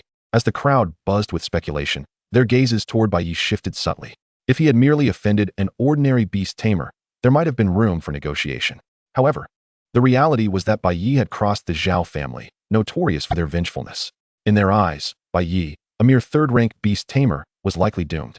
Unfazed by the murmurs, Bai Ye summoned his other 2 beasts. Come forth, Gale and Crimson Flame. As the magic array unfolded, the beasts were called forth. And a roar combined with an eagle's cry pierced the heavens. Upon witnessing the fire-breathing dragon and the azure phoenix eagle, the crowd's expressions shifted dramatically. What? A fire-breathing dragon. A 6th-rank fire-breathing dragon of legendary bloodline, and a mutated azure phoenix eagle. What an astonishing assembly of beasts. I thought Zhao Pingzhong's beast lineup was unparalleled. Yet here stands an even more astounding presence. Why is it that, as fellow beast tamers, my beasts seem to inhabit an entirely different realm from his? So young, yet commanding beasts of the 6th and 5th ranks. Could he be a prodigy from a prestigious family? Not only the spectators, but even Zhao Pingzhong's demeanor altered slightly. As the head of the Zhao family, he had seen much in his time. However, encountering a 3rd-rank beast tamer like Bai Ye, boasting such an extraordinary assembly of beasts, was unprecedented. Zhao Pingzhong was aware of Bai Ye's background, a newcomer who had awakened as a beast tamer no more than 3 months prior. Yet he had somehow cultivated such an outrageous combination. Moreover, this was the very individual who had slain his son. At that moment, a singular thought consumed Zhao Pingzhong's mind. Bai Ye must die here, no matter the cost. This individual's talent was too formidable. If left unchecked, he would undoubtedly pose a grave threat to the Zhao family in the future. Chapter 43. The Power of Beasts. Strength revealed. Flame Bird, unleash fire breath. Stone Giant, create earthquake. Shadow Lion, use Shadow Ball. Without hesitation, Zhao Pingzhong commanded his 5 beasts. Despite being outnumbered and outmatched, Bai Ye remained composed. Had this been before he entered the Emerald Forest, relying solely on the untransformed Shadow Lord and Fire Dinosaur would have rendered him incapable of contending with Zhao Pingzhong. Yet now, his overall strength had undergone a significant transformation. Without a doubt, he could at least achieve parity in this confrontation. Gale, use Dragon's Fury to deflect their attacks. Shadow, Crimson Flame. Focus your assault on the Flame Bird and take it down. Recognizing the Flame Bird's pivotal role, Bai Ye naturally directed his firepower to eliminate the opponent's core first. Instantly, at the command, his 3 beasts sprang into action. The fire-breathing dragon opened its maw, channeling energy as a spectral dragon surged forward with a roar, charging towards the 5 beasts led by the stone giant with an air of determination. Meanwhile, the Shadow Lord and Azure Phoenix Eagle flanked the sides.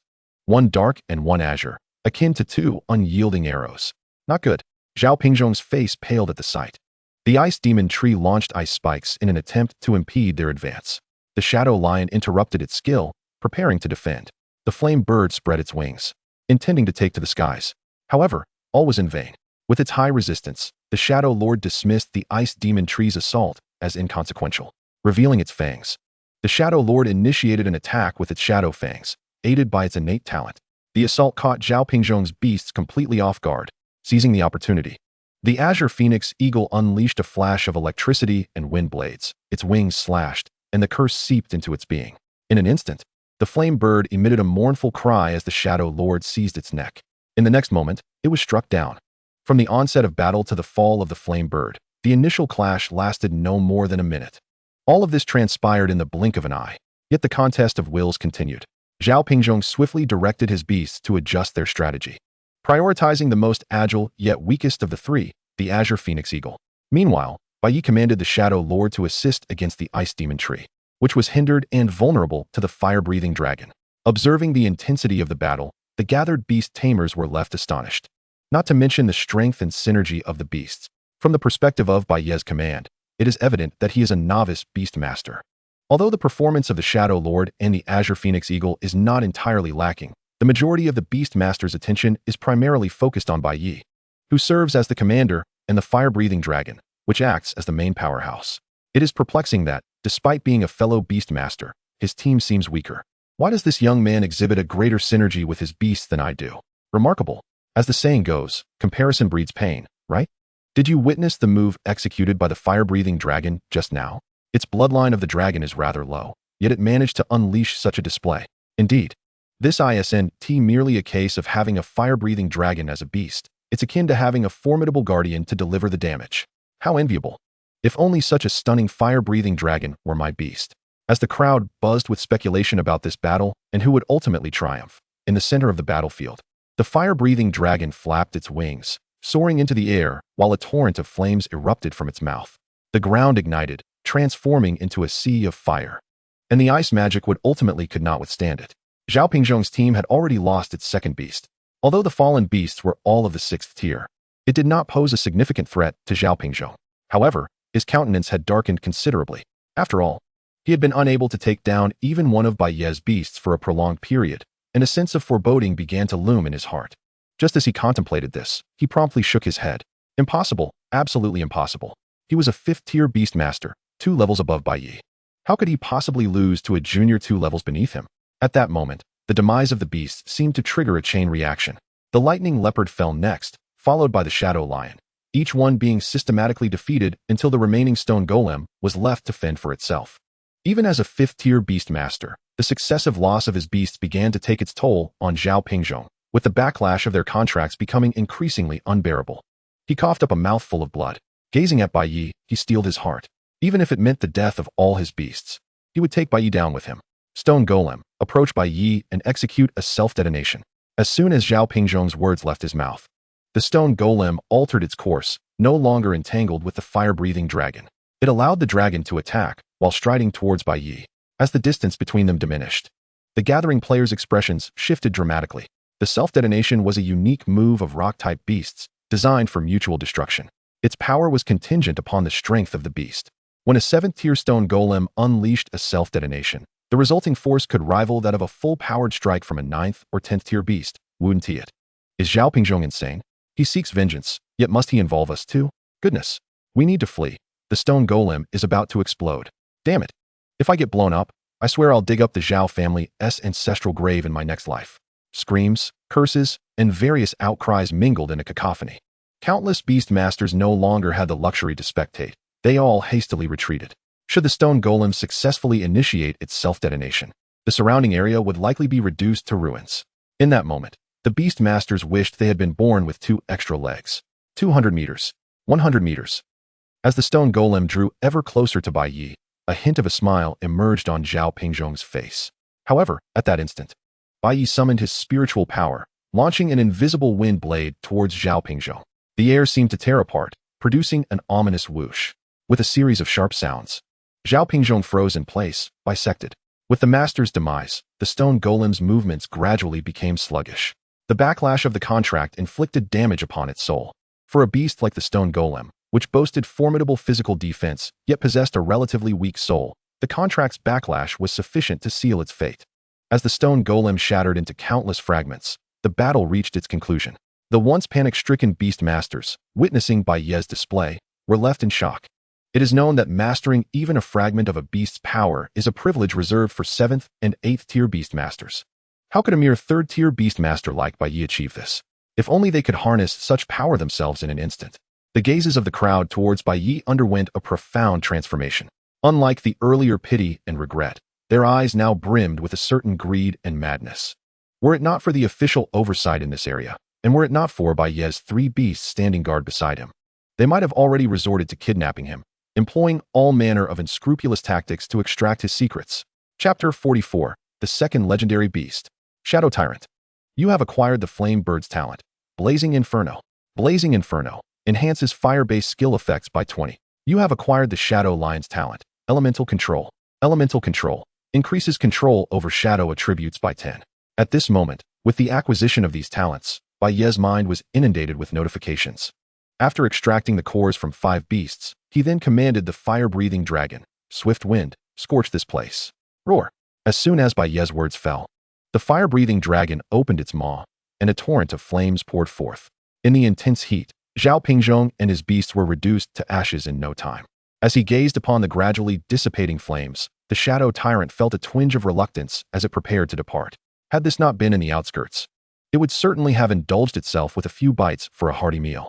Shortly after Bai Ye's departure, the official maintenance officers finally arrived late to the scene. Conflicts among beast masters were not uncommon, and most of the time, the officials turned a blind eye. After all, the survival of the fittest had become an unspoken rule among beast masters. However, this blatant display, with its severe repercussions, was a first for Shangwan Ruyun. Nonetheless, in comparison to the impact of this private conflict, as a maintenance officer, Shangwan Ruyun was more focused on Bai Ye, the individual at the center of it all. In the monitoring room, as she observed the footage being reviewed, she fell into deep contemplation. "Captain, what should we do now? Should we apprehend him?" One of the team members inquired. "I will report this matter to the higher-ups. For now, let us wait for their directive," she replied. Strong individuals and prodigies often enjoyed certain privileges.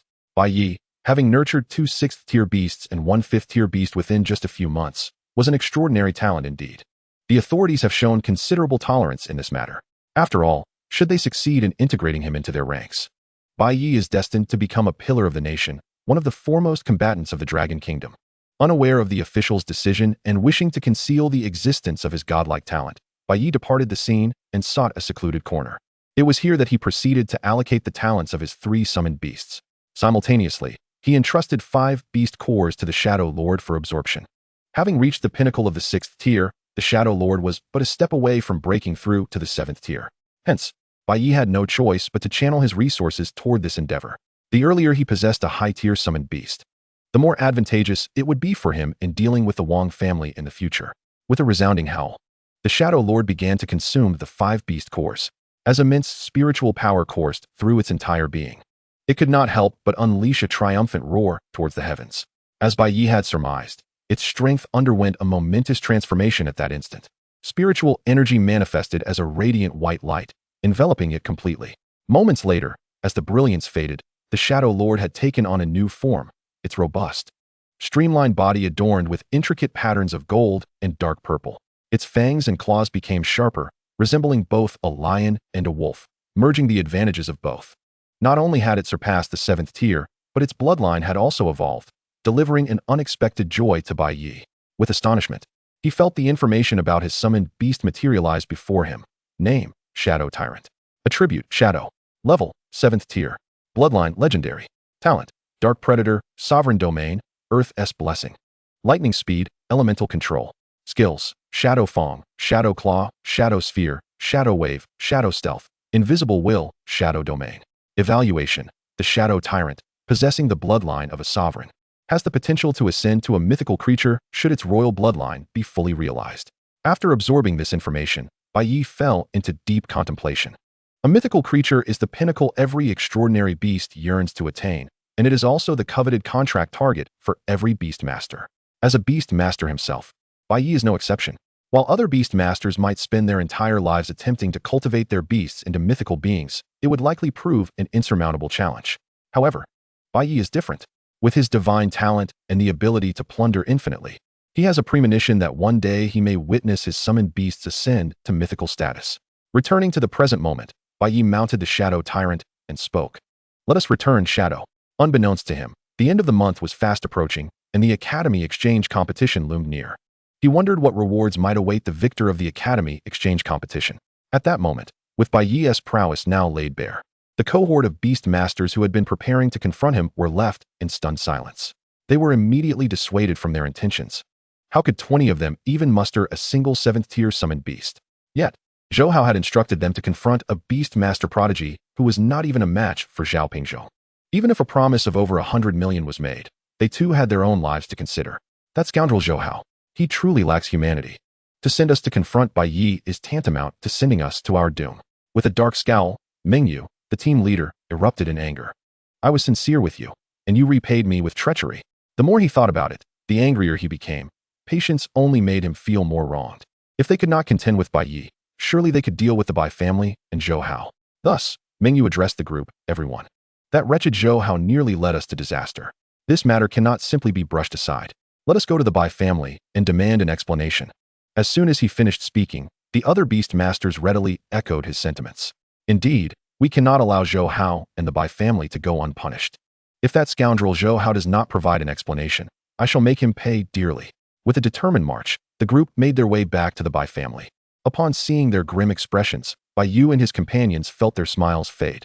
Weren't you supposed to deal with Bai Ye? Why have you returned? In the courtyard, the atmosphere grew tense, prompting Zhou Hao to inquire, what do you mean by deal with? Zhou Hao's question only provoked Meng Yu's fury further. How dare you ask? You're the one who sent us to confront him. He swiftly retaliated with a series of slaps. You, a third-tier beast master, and your beasts are merely fourth or fifth tier. Yet you dare to deceive us? A barrage of slaps left Zhou Hao dazed, questioning his very existence. As the scion of the Zhou family, he had never endured such humiliation. In an instant, he regained his composure and prepared to summon his beast. However, upon seeing the gathered crowd, he instantly faltered. After all, there is an ancient saying in the Dragon Kingdom, the wise recognize the times. It was not merely Zhou Hao who suffered this indignity. Bai Ye and Xiao Han were equally unfortunate. Why are you attacking us? Stop. I'm going to be beaten to death. Help, help. This is murder. Amidst the cries of the three, Meng Yu and the others departed, each with 1,000,000 in compensation for mental distress and a look of frustration on their faces. Finally regaining their composure, when Bai Ye caught sight of the news, he nearly fainted. Not only had they lost their resources and suffered a significant blow, but Bai Ye's 3 summoned beasts had also all advanced in rank. Witnessing Bai Ye's rise to fame as the most extraordinary talent of the century in Luodu, Bai Ye could not help but spit out a mouthful of blood. Each time he saw Bai Ye flourish beyond the Bai family, it felt more agonizing than death itself. Chapter 45, Skill Transformation. Shadow Realm. At the Zhao family residence, an elderly man, his face etched with wrinkles and nearly half buried in the earth, wore a grim expression as he pondered the name of his nemesis, Bai Ye. As the murderous intent radiated from Zhao Zhenghong, a 7th-tier beast master, he ordered, "Prepare a vehicle. I must go to the Divine Academy. This matter cannot be left unresolved. That wretched woman Lu Rian's student has annihilated my son and grandson, leaving me, Zhao Zhenghong, without heirs. I shall ensure that both that vile woman and her student pay dearly." Meanwhile, at the Divine Academy, the principal was convening a meeting with the directors when the door was suddenly flung open, interrupting the proceedings. Lu Rian's countenance darkened instantly. Yet, in the next moment, upon recognizing it was Xiao Lifeng, her expression shifted. Lu Rian forced a smile, her words tinged with a hint of bitterness. "Instructor Xiao, you must have some urgent matter to report, considering you chose to interrupt my meeting. Principal Lu, Bai Ye has single-handedly eliminated Zhao Zhongping, and this news has spread like wildfire online." "Oh, is that so? A mere killing, you say?" Specifically, just as she was about to suggest helping Bai Ye manage the situation, Lu Rian suddenly sensed something amiss. "Wait, could you repeat that? Who did he kill?" "Zhao Pingzhong, the head of the Zhao family." This incident has caused quite a stir. As Xiao Lifeng confirmed this again, the corners of Lu Rian's mouth involuntarily twitched. "Instructor Xiao, you must be joking. Bai Ye is merely a 2nd-tier beastmaster. Are you certain he could have single-handedly defeated a 5th-tier beastmaster? That was then. This is now. Principal, Bai Ye is already a 3rd-tier beastmaster." As Xiao Lifeng opened his phone to display the news about Bai Ye before Lu Rian, she gasped in astonishment. How long had it been since Bai Ye contracted the fire lizard? How could he have already ascended to a 3rd-tier beastmaster? As if that weren't enough, he possessed 2 6th-tier beasts and 1 5th-tier beast. Truly extraordinary. Given Bai Ye's rate of growth, if they could provide him with ample resources for cultivation, he would surely soar to new heights. In time, she might not even be able to compete with him. Her delicate form trembled as she took a deep breath to calm her racing heart. "Ladies and gentlemen, I have some matters to attend to. We shall conclude today's meeting here. I will discuss the specifics tomorrow." As Lu Rian and Xiao Lifeng departed, the directors in the conference room began to murmur among themselves. From the fragments of conversation between Lu Rian and Xiao Lifeng, they could easily deduce that a peerless genius had emerged among this year's newly recruited students. With thoughts of the forthcoming inter-academy exchange competition, the director's eyes gleamed with excitement. If this were indeed the case, then this year's exchange would surely astonish the entire nation, elevating the reputation of Shenfu Academy to new heights. Meanwhile, as the subject of their speculation, Bai Ye remained blissfully unaware. Upon returning to Shenfu Academy, he headed straight for the library. As the largest repository of books in Luodu, it housed not only a wealth of historical documents, but also countless skill scrolls related to beastmasters. Bai Ye's purpose for visiting was to acquire skill scrolls. Enjoying the privilege of SSS-grade resources, he was entitled to select 3 skill scrolls each semester. Recalling his memories from a past life, Bai Ye distinctly remembered that hidden within Shenfu Academy was a shadow-type domain skill scroll. If he could obtain that scroll, Combined with the Shadow Tyrant's mastery of the Shadow Domain, it would lead to a transformative enhancement in the Shadow Tyrant's power. Time slipped by unnoticed as Bai Ye rummaged through the library for over half an hour until he finally struck gold. At last, he exclaimed, his expression brightening as he gazed at the information presented by the scroll in his hand. Having secured what he needed, he contemplated his remaining 2 skill choices before deciding on the ultimate move for flying-type beasts, the Divine Bird Strike, and a wind-type skill, the Raging Storm. Are you sure you wish to select this skill? The librarian inquired, concern etched on his face. Most beastmasters lack the aptitude for domain skills. They are notoriously difficult to master. As Bai Ye prepared to leave with his chosen scrolls, the librarian reiterated his caution. Rest assured, I have faith in my beasts. Bai Ye replied with a smile, offering no further explanation. Seeing his unwavering determination, the librarian ultimately relented and chose not to press the matter further. The path to mastering skills was fraught with challenges, and he couldn't help but think that Bai Ye might waste months of effort before realizing the futility of his choice. Little did he know, even the skills recorded on the scrolls could be seized by Bai Ye, allowing him to empower his beasts directly through his innate talent. No sooner had Bai Ye exited the library than his talent activated. The scroll in his hand disintegrated into dust, while the 3 skills were seamlessly integrated into the Shadow Tyrant and the Azure Phoenix Eagle. Notification: the Shadow Tyrant has mastered the skill, Shadow Space. Notification: similar skill detected. The Shadow Domain has evolved. Notification: the Shadow Tyrant has acquired the skill, Shadow Realm. Shadow Realm creates a domain that continuously inflicts slow, curse, and life drain effects on targeted units, while enhancing all Shadow-type skill effects by 200. With group debuffs and percentage multipliers, this skill would enable the early 7th-tier Shadow Tyrant to unleash combat power comparable to an 8th-tier Beastmaster. Moreover, when combined with the Fire Dragon and Azure Phoenix Eagle, in a 3-on-1 scenario, even against a 9th-tier opponent, Bai Ye might stand a chance. However, that was not enough. He yearned to grow even stronger. Murmuring to himself about his desire for strength, Bai Ye felt an intense urgency. The Beast Tide was approaching. He vividly remembered that in 7 months, a mythical creature would emerge during the Beast Tide. Simultaneously, he was acutely aware that the Wong family harbored a hidden 10th-tier Beastmaster. To avenge the grievances of his past life, and to survive the impending Beast Tide, Bai Ye needed to elevate himself to at least a 5th-tier Beastmaster within the coming months. Just as these thoughts crossed his mind, an overwhelming and terrifying aura suddenly enveloped him. Under this pressure, Bai Ye found himself immobilized, the vast chasm of power rendering him utterly helpless. Every cell in his body seemed to tremble, and the very notion of death sent shockwaves through his nerves. Bai Ye, I bear you no grudge, yet my descendants have perished at your hands. Today, I shall demand your life in retribution. With this declaration, Zhao Zhenghong descended from the sky atop his beast, a colossal shadow descending upon Bai Ye. Chapter 46. The Stifling Pressure. Confronting a 7th-tier Beastmaster. Before Bai Ye loomed a creature with a carapace resembling bleached bone, measuring 5 to 6 meters in length, soaring through the air like a grotesque fusion of centipede and beetle, a bug-type Beastmaster. As Zhao Zhenghong rode the demon beetle down from the heavens, the creature's information materialized before Bai Ye. Name: Demon Beetle. Attribute: Shadow Bloodline. Epic level: 9th tier. Talent: Demonic power. Each attack inflicts corrosive effects. Obsidian armor. Immunizes 50 of shadow damage. Enhances its own shadow damage by 200.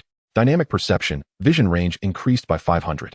Immortal. Vitality increased by an additional 500. Skills: Shadow Fong. Venomous Fong. Shadow Impact. Destructive Death Ray. Evaluation: a special beast from the abyss, possessing formidable strength far surpassing that of ordinary beasts. After perusing the information about the demon beetle, Bai Ye's gaze grew slightly grave. As a 7th-tier Beastmaster, Zhao Zhenghong must possess 7 beasts. If each of those beasts is as powerful as this demon beetle, or even stronger, Bai Ye would be utterly powerless to cope. Since his rebirth, he has never encountered such a formidable adversary. In that moment, he felt an overwhelming sense of helplessness. At this juncture, his yearning for strength intensified profoundly.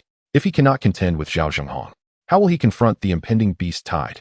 How will he deal with the Wong family? How will he rescue Luo Shui and the Luo family? Gritting his teeth, he withstood Zhao Zhenghong's oppressive aura and summoned his 3 beasts. The 2 sides faced off, and although it was 3 against 1, his beasts exhibited a demeanor befitting a grave challenge. The battle was on the verge of erupting. Use the destructive death ray. As Zhao Zhenghong's words fell, a beam of white light surged towards Bai Ye. The destructive force accompanying that light instantaneously reduced the surrounding concrete to dust, creating a deep ravine.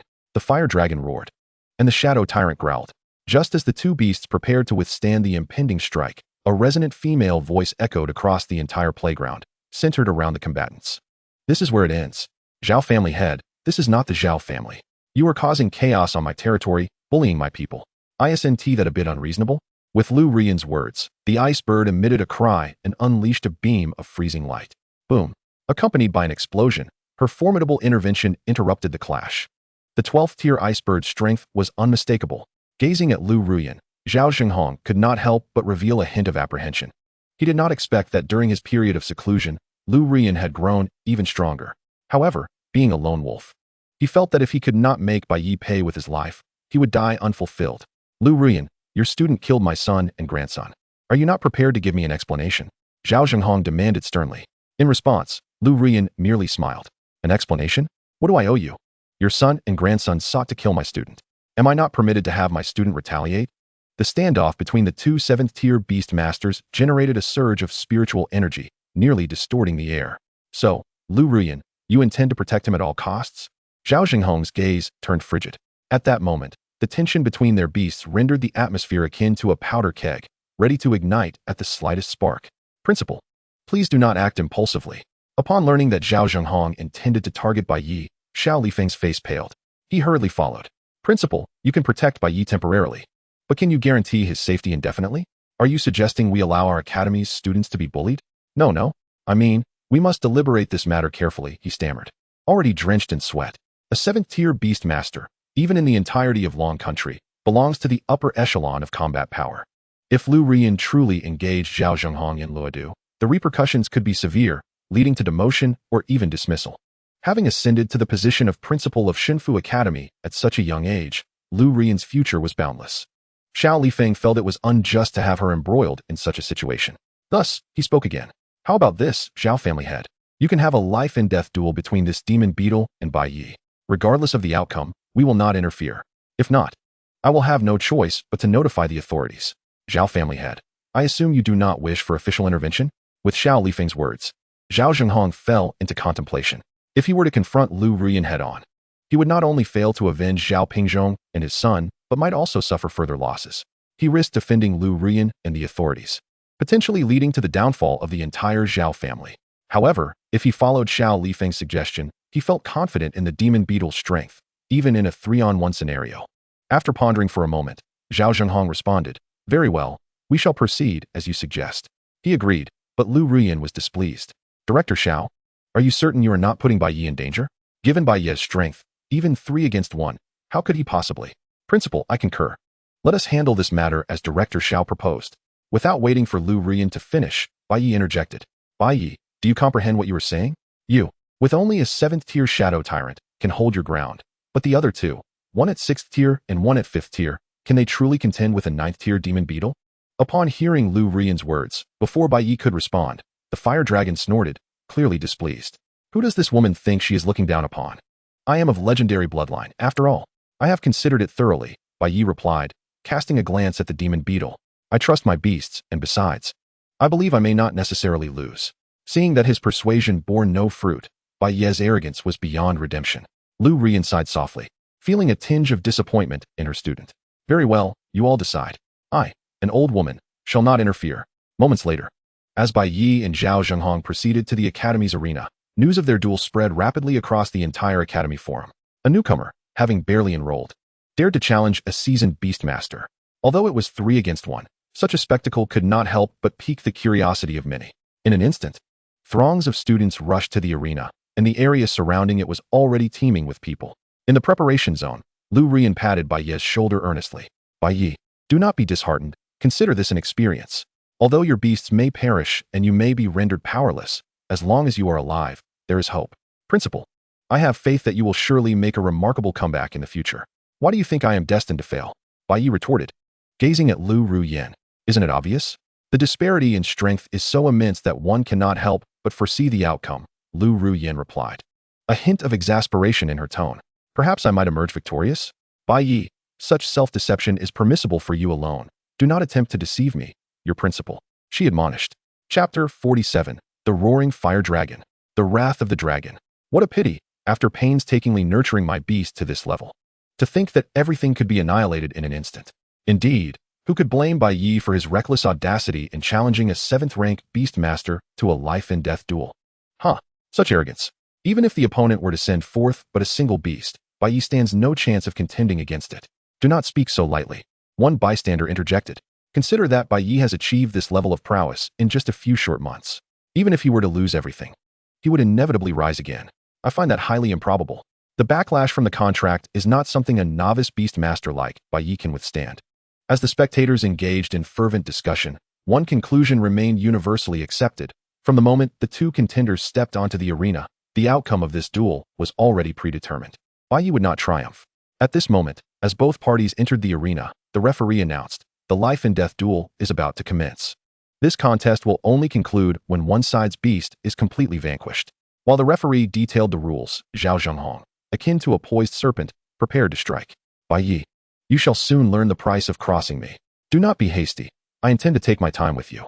I want you to witness how your beast is mercilessly tortured to its demise. In response, Bai Ye could not suppress a cold smirk.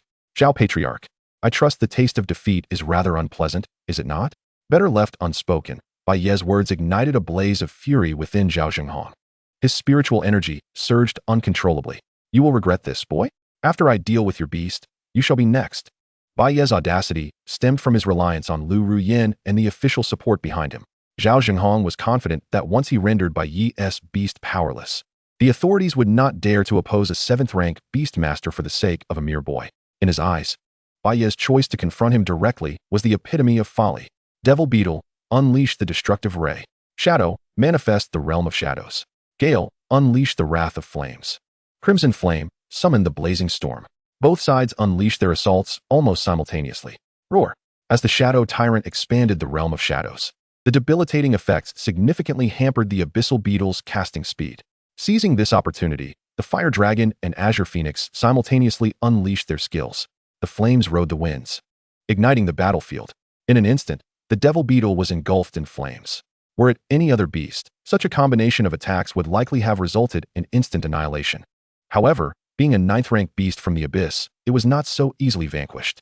Just as the wrath of flames was unleashed, the Fire Dragon decisively released a torrent of fire to deliver the finishing blow.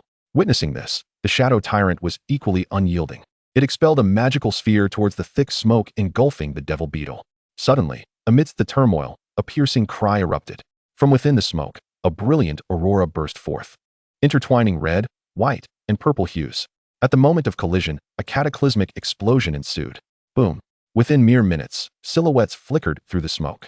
Despite being at a disadvantage in level, the synergy between the beasts allowed them to engage in a fierce struggle against the Devil Beetle. In the audience, Luo Shui was on the edge of her seat, her heart racing for Bai Ye. Just moments ago, she had learned that he was to engage in a life-and-death duel with a 7th-rank Beastmaster, nearly sending her into a panic. Principal, do you believe Bai Ye will win? Lu Ruyin, twirling a strand of her hair, narrowed her gaze thoughtfully. I cannot say for certain, but Bai Ye's performance has been nothing short of astonishing. If he can exploit the Devil Beetle's vulnerabilities or possesses some hidden trump card, perhaps he could indeed create a miracle and turn the tide. Having ascended to the rank of 7th-rank Beastmaster, Lu Ruyin was no ordinary individual. She understood that the ensuing battle would likely devolve into a stalemate, with victory tipping in favor of whichever side faltered first. Before long, 4 or 5 minutes passed. As the Shadow Tyrant visibly struggled under the strain, the Fire Dragon and Azure Phoenix found themselves retreating. Even with the enhancement of the Dark Reaver, the toxic afflictions from the Devil Beetle continued to accumulate, spreading through the Shadow Tyrant's body. Shadow, employ the invisible will and shadow pulses. Leave the rest to Gale. Upon receiving Bai Ye's command, the Shadow Tyrant acted without hesitation. It had endured countless life-and-death struggles alongside Bai Ye. Even knowing that activating its skills would accelerate the spread of toxins within, potentially endangering its own life, it remained undaunted, driven solely by its unwavering trust in Bai Ye. Roar! With a mighty howl, the invisible will and shadow pulses were released. Though taken aback by the Shadow Tyrant's fearless resolve, Zhao Zhenghong remained oblivious to the gravity of the situation. Devil Beetle, unleash Shadow Impact and eliminate the Shadow Tyrant. Once the Shadow Tyrant was out of the picture, the Devil Beetle would regain its mobility. In Zhao Zhenghong's perspective, Bai Ye's lineup would be swiftly overwhelmed by relying solely on the Fire Dragon and Azure Phoenix. As the Devil Beetle turned its attention to the Shadow Tyrant, Bai Ye remained calm, even smiling. Not good. Noticing Bai Ye's expression, An ominous premonition surged within Zhao Zhenghong. Though he could not fathom Bai Ye's intentions, he refused to believe that Bai Ye would so easily sacrifice the Shadow Tyrant. There had to be a hidden tactic at play. As Zhao Zhenghong prepared to command the Devil Beetle to interrupt the incantation, Bai Ye preempted him with a decisive order. Roar Gale, ignite the flames of fury, then unleash the wrath of the dragon. Crimson Flame, follow up with the Divine Bird's special attack. Roar. As Bai Ye's command resonated, the tension in the arena escalated. The flames at the tip of the Charizard's tail surged fiercely, accompanied by a roar that resonated with an air of dominance. Its entire form was enveloped in flames, as if ignited, resembling the descent of a fire deity. With the enhancement of the flames of fury, the already terrifying destructive power of its dragon's fury ascended to a new echelon. A shadowy blue dragon silhouette appeared behind the Charizard, and with a resonant dragon's cry, it dove from the sky, colliding with the Shadow Beetle. This is not good. Witnessing this scene, Zhao Zhenghong's expression shifted dramatically. Although he was not afraid of elemental damage, dragon-type skills had a certain advantage over the demonic beetle. Taking this hit would undoubtedly deal severe damage to the Shadow Beetle. If it were a one-on-one confrontation, enduring this attack would seem trivial to Zhao Zhenghong. However, this was a battle of 3 against 1. Let us not forget, hovering in the air was a verdant phoenix eagle, watching intently. Suddenly, a sharp eagle cry echoed from the sky, transforming into a white phoenix silhouette. Before the Shadow Beetle could regain its composure, the verdant phoenix eagle swooped down. With the demonic beetle taking 2 powerful strikes head-on, the balance of offense and defense had shifted. In the audience, as they witnessed the spectacle, the gathered mentors and students could no longer remain seated. They instinctively rose to their feet, their faces etched with astonishment and shock. The Charizard actually wielded the ultimate dragon skill. Could it be that Bai Ye's Charizard had awakened its bloodline? Chapter 48, Divine Bird's Special Attack. A Fatal Strike. In the audience, the atmosphere grew tumultuous. No wonder Bai Ye was so audacious. It turned out that his Charizard had awakened its dragon attribute. Is this the power of a beast with legendary bloodlines? I am utterly enamored. With 2 legendary bloodline beasts, it's no wonder Bai Ye remained unfazed. I wonder if Bai Ye would be willing to part with one of his beasts. I would gladly offer 10 billion. 10 billion for a legendary bloodline beast? Brother, are you dreaming? Exactly. If I could have a legendary bloodline beast, I would be willing to sacrifice half my family's lifespan. As the Charizard revealed its second form and coordinated with the verdant phoenix eagle to inflict severe damage on the Shadow Beetle, Zhao Zhenghong, commanding the beetle, felt worse than if he had swallowed excrement. If he could unleash another destruction beam, perhaps he could turn the tide. Yet, given the current state of the Shadow Beetle, there was no chance of executing another ultimate attack. Moreover, Bai Ye was keeping a close watch on him, ensuring that the Shadow Beetle would not have the opportunity to succeed so easily. Shadow, Gale, use Shadow Ball and Flame Burst. Crimson Flame, employ Lightning Flash. And then execute the Divine Bird's special attack. As his first beast in his previous life, Bai Ye was all too familiar with the capabilities of the verdant Phoenix Eagle. What of a flying-type beast's ultimate skill? With the verdant Phoenix Eagle's prowess, executing 2 consecutive strikes was more than sufficient.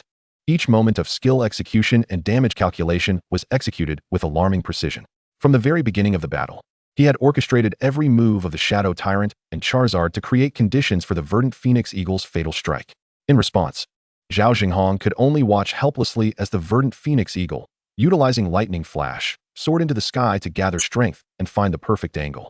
It then unleashed the Divine Bird's special attack, shattering the Shadow Beetle into pieces. Already of advanced age, the loss of yet another beast left Zhao Zhenghong reeling. Under the backlash of the contract, he coughed up a mouthful of blood. Ugh, young man, you lack chivalry, he exclaimed, pointing at Bai Ye, trembling, before darkness engulfed him. And he fainted. As the battle concluded, there was a moment of stunned silence, but soon the referee reacted swiftly, hurrying onto the arena. The victor of this match is Bai Ye. With this announcement, the atmosphere erupted into a cacophony of cheers. The excitement was contagious. Although they were not the main players in this contest, it did not hinder them from celebrating Bai Ye's triumph. Fantastic. Bai Ye won. I was terrified. Luo Xue, patting her chest, finally felt a weight lift from her heart and let out a long sigh of relief. Just moments before, she had prepared for the worst. If Bai Ye had lost and become a cripple, she had already resolved to support him for life. She would earn the living, and Bai Ye would naturally be her little husband. At that moment, Lu Rian also spoke up, stepping forward to announce, according to our agreement, the Zhao family shall no longer trouble Bai Ye. After a brief pause, she cast a glance at the approaching Zhao family attendants, her eyes flashing with a hint of murderous intent. If the Zhao family dares to cause any more trouble for Bai Ye, It will mean facing me, Lu Rian. Yes, yes, Principal Lu. We assure you that the Zhao family will not trouble student Bai Ye again. The Zhao family steward replied obsequiously, quickly directing an attendant to carry Zhao Zhenghong away in haste, fearful that a moment's delay might leave them at Lu Rian's mercy. Having settled everything, Lu Rian turned to Bai Ye and said, Student Bai Ye, please accompany me to my office. Of course, Principal, Bai Ye responded, following Lu Rian's lead. Watching Bai Ye and Lu Rian depart one after the other, Luo Shui couldn't help but clench her fists. Bai Ye's strength was growing ever stronger. She must not lag behind. Otherwise, how could she win him over as her little husband? In the principal's office of the Divine Palace Academy, as soon as they entered, Lu Rian locked the door behind them and, unable to contain her excitement, pulled Bai Ye into a tight embrace. Haha, you truly are an outstanding student. Bai Ye, you did exceptionally well. In just 3 days, the Academy Exchange competition will commence. You must perform splendidly. If you secure first place, my promotion and salary increase will be assured. Wait, Principal, please, maintain your decorum. Bai Ye gasped, feeling as if he were on the verge of suffocation. Realizing her overzealousness, Lu Rian quickly released her grip and cleared her throat to alleviate her embarrassment. Let us change the subject. Bai Ye, summon your shadow tyrant. I will detoxify it. All right, come forth, shadow. As Bai Ye summoned the shadow tyrant, Lu Rian extended her delicate hand, and a greenish-blue light materialized in her palm. As a 7th-tier beast master, she was now capable of harnessing the power of beasts. Utilizing this power, it wasn't long before the toxic effects plaguing the shadow tyrant were neutralized. Observing Lu Rian, Bai Ye couldn't help but feel a tinge of envy. When will I be able to wield my beast taming abilities with such finesse as Lu Rian? By the way, Bai Ye, here is a little token of appreciation from me, your principal. As she spoke, Lu Rian retrieved a ring from her drawer. The ring was adorned with a vividly crafted dragon head, its eye a red crystal that emitted a faint, radiant glow. Is this a storage ring? Upon receiving the ring, Bai Ye was slightly taken aback. Indeed, aside from the capability to store a certain amount of materials, one can also infuse it with spiritual energy for safekeeping. The energy you input will, at critical moments, be transformed by the ring into a shield to withstand significant damage. As Lu Rian elaborated, Bai Ye pondered thoughtfully. The frailty of beast tamers starkly contrasted with the might of their beasts. Even a mid to high level beast tamer like Lu Rian was not exempt from this fatal weakness. This unique artifact, capable of converting a beast tamer's spiritual energy into a protective shield, would afford the tamer precious reaction time in moments of crisis, enabling them to counterattack with their beasts. Currently, Bai Ye felt utterly encircled. Though he did not fear, possessing additional means of self-preservation was certainly advantageous. Thank you, Principal. Haha, no need for thanks. Raising her right hand, Lu Rian patted Bai Ye on the shoulder with a smile. Let me share a piece of insider information with you. The reward for first place in the Academy's exchange competition 3 days from now is a dragon crystal. You must understand the significance of such a prize, right? As Lu Rian's words resonated, Bai Ye's breathing quickened. The dragon race had become a relic of the past, and the dragon crystal was a virtually priceless artifact. Securing this dragon crystal could very well enhance the bloodline of the fire dragon, leading to its evolution. Faced with Lu Rian's meaningful gaze, Bai Ye nodded earnestly. Rest assured, Principal, first place is as good as mine. Chapter 49, The Innocent Little Girl, Chu Yao. Time slipped away swiftly. By the time Bai Ye departed from the principal's office, an hour had elapsed. Long before the battle concluded, Bai Ye had already plundered the demon beetle's talents. As he walked, he allocated the 4 talents he had acquired. He bestowed dynamic perception upon the azure phoenix eagle. As for the other 3 talents, Bai Ye assigned them to the shadow tyrant. Having devoured the demon beetle's beast core, along with the infusion of 3 new talents, the shadow tyrant underwent a subtle transformation in various aspects. Compared to the fire dragon and azure phoenix eagle, which boasted unique skills, the shadow tyrant's abilities leaned more towards debuffs and sustained damage. Consequently, after acquiring dark armor and immortality, its capabilities in both damage resistance and endurance experienced a qualitative shift. In nurturing his beasts, Bai Ye valued balanced development across the team, rather than following the trend of other beast tamers who disproportionately focused their resources on a single beast, hoping to create a leading powerhouse. In Bai Ye's view, while such an approach might yield commendable combat effectiveness in the short term, it harbored a significant risk. Should the heavily resourced beast encounter any misfortune, it would lead to a catastrophic fall from grace. This potential hazard was something Bai Ye was unwilling to accept, particularly since his talents relied on a combat-to-sustain model, resulting in a higher probability of his beasts perishing compared to others. Rather than concentrating resources, he preferred to distribute them evenly, thereby nipping this risk in the bud from the outset. Upon exiting the office building, Just as Bai Ye was about to head to the beast hospital to tend to his 3 beasts, a figure suddenly blocked his path. You must be Bai Ye, right? I am Chu Yaoyao, the beast caretaker assigned to you by the academy. From today onwards, I shall be responsible for the care and nurturing of your beasts. I will serve as your assistant, so please treat me well. As Chu Yaoyao finished speaking, Bai Ye recalled that both Lu Ruyan and Xiao Lifeng had mentioned arranging a caretaker for him. He had imagined that a beast caretaker would be a middle-aged or elderly individual, well-versed in beast-related knowledge, perhaps sporting gold-rimmed glasses and dressed in formal attire, someone with an air of reliability. However, the reality was quite the contrary. She stood at approximately 4 to 5 feet tall, dragging a seemingly cumbersome suitcase behind her. Her petite frame was draped in a slightly oversized robe adorned with official insignia, creating a striking contrast. With youthful features and emotionless expression, her icy blue eyes appeared rather indifferent. Her shoulder-length white hair swayed in the breeze. What was this seemingly middle schooler cosplaying as a lowly? With a somewhat irritated squint and a cold demeanor, she undeniably resembled a 3-no lowly. Without further thought, Bai Ye half-squatted down and patted Chu Yaoyao on the head. Little one, you haven't snuck into your adult's clothing to tease your elder brother, have you? Such antics are ill-advised. Listen to your brother and fetch your adult. Please don't call me small. Chu Yaoyao retorted bluntly, her expression remaining unchanged. It truly pains me to be perceived as so young. In truth, I am already an adult, merely appearing youthful. Furthermore, Bai Ye, please do not touch my head. I am already short enough. If you continue, I might never grow taller. Oh, really? An adult? Initially taken aback, Bai Ye quickly regained his composure. Gazing at the 3-no lowly before him, he expressed his astonishment. You claim to be an adult? Are you truly my caretaker? Should you doubt my words, I can present my ID and official caretaker credentials for your inspection. Additionally, I am your beast caretaker, not your personal caretaker. And Bai Ye, could you kindly remove your hand from my head? If you don't, I truly may not grow taller. Chu Yaoyao spoke each word with a serious expression. Upon hearing this, Bai Ye retracted his hand, his lips twitching involuntarily. Why did he feel this impeccably polite? 3-no legal lowly had a bit of a sharp tongue. Just as Bai Ye internally lamented, Chu Yaoyao spoke again. If you don't mind, Bai Ye, please summon your beasts now. I need to examine their condition. Only then can I prescribe the appropriate training and care regimen for them. All right, let's head over to the training ground. Engaging in casual conversation, they formed a preliminary impression of one another as they proceeded to the academy's private training facility, where Bai Ye summoned his 3 beasts. As she beheld the majestic Charizard, the formidable Shadow Tyrant, and the vibrant Azure Phoenix, a subtle shift occurred on Chu Yaoyao's somewhat aloof face. However, her expression quickly changed to one of concern upon noticing the grievous wounds etched deeply into the flesh of the 3 summoned beasts. Furrowing her brows, she remarked, "These injuries are rather severe, aren't they? Bai Ye, may I inquire about your training methods for your summoned beasts? Typically, one would engage in field combat, rather than forego systematic training with a mentor, correct?" "No, it's all practical combat," he replied. With a resigned sigh, Chu Yaoyao clumsily began to unpack her medical supplies and bandages to tend to their wounds.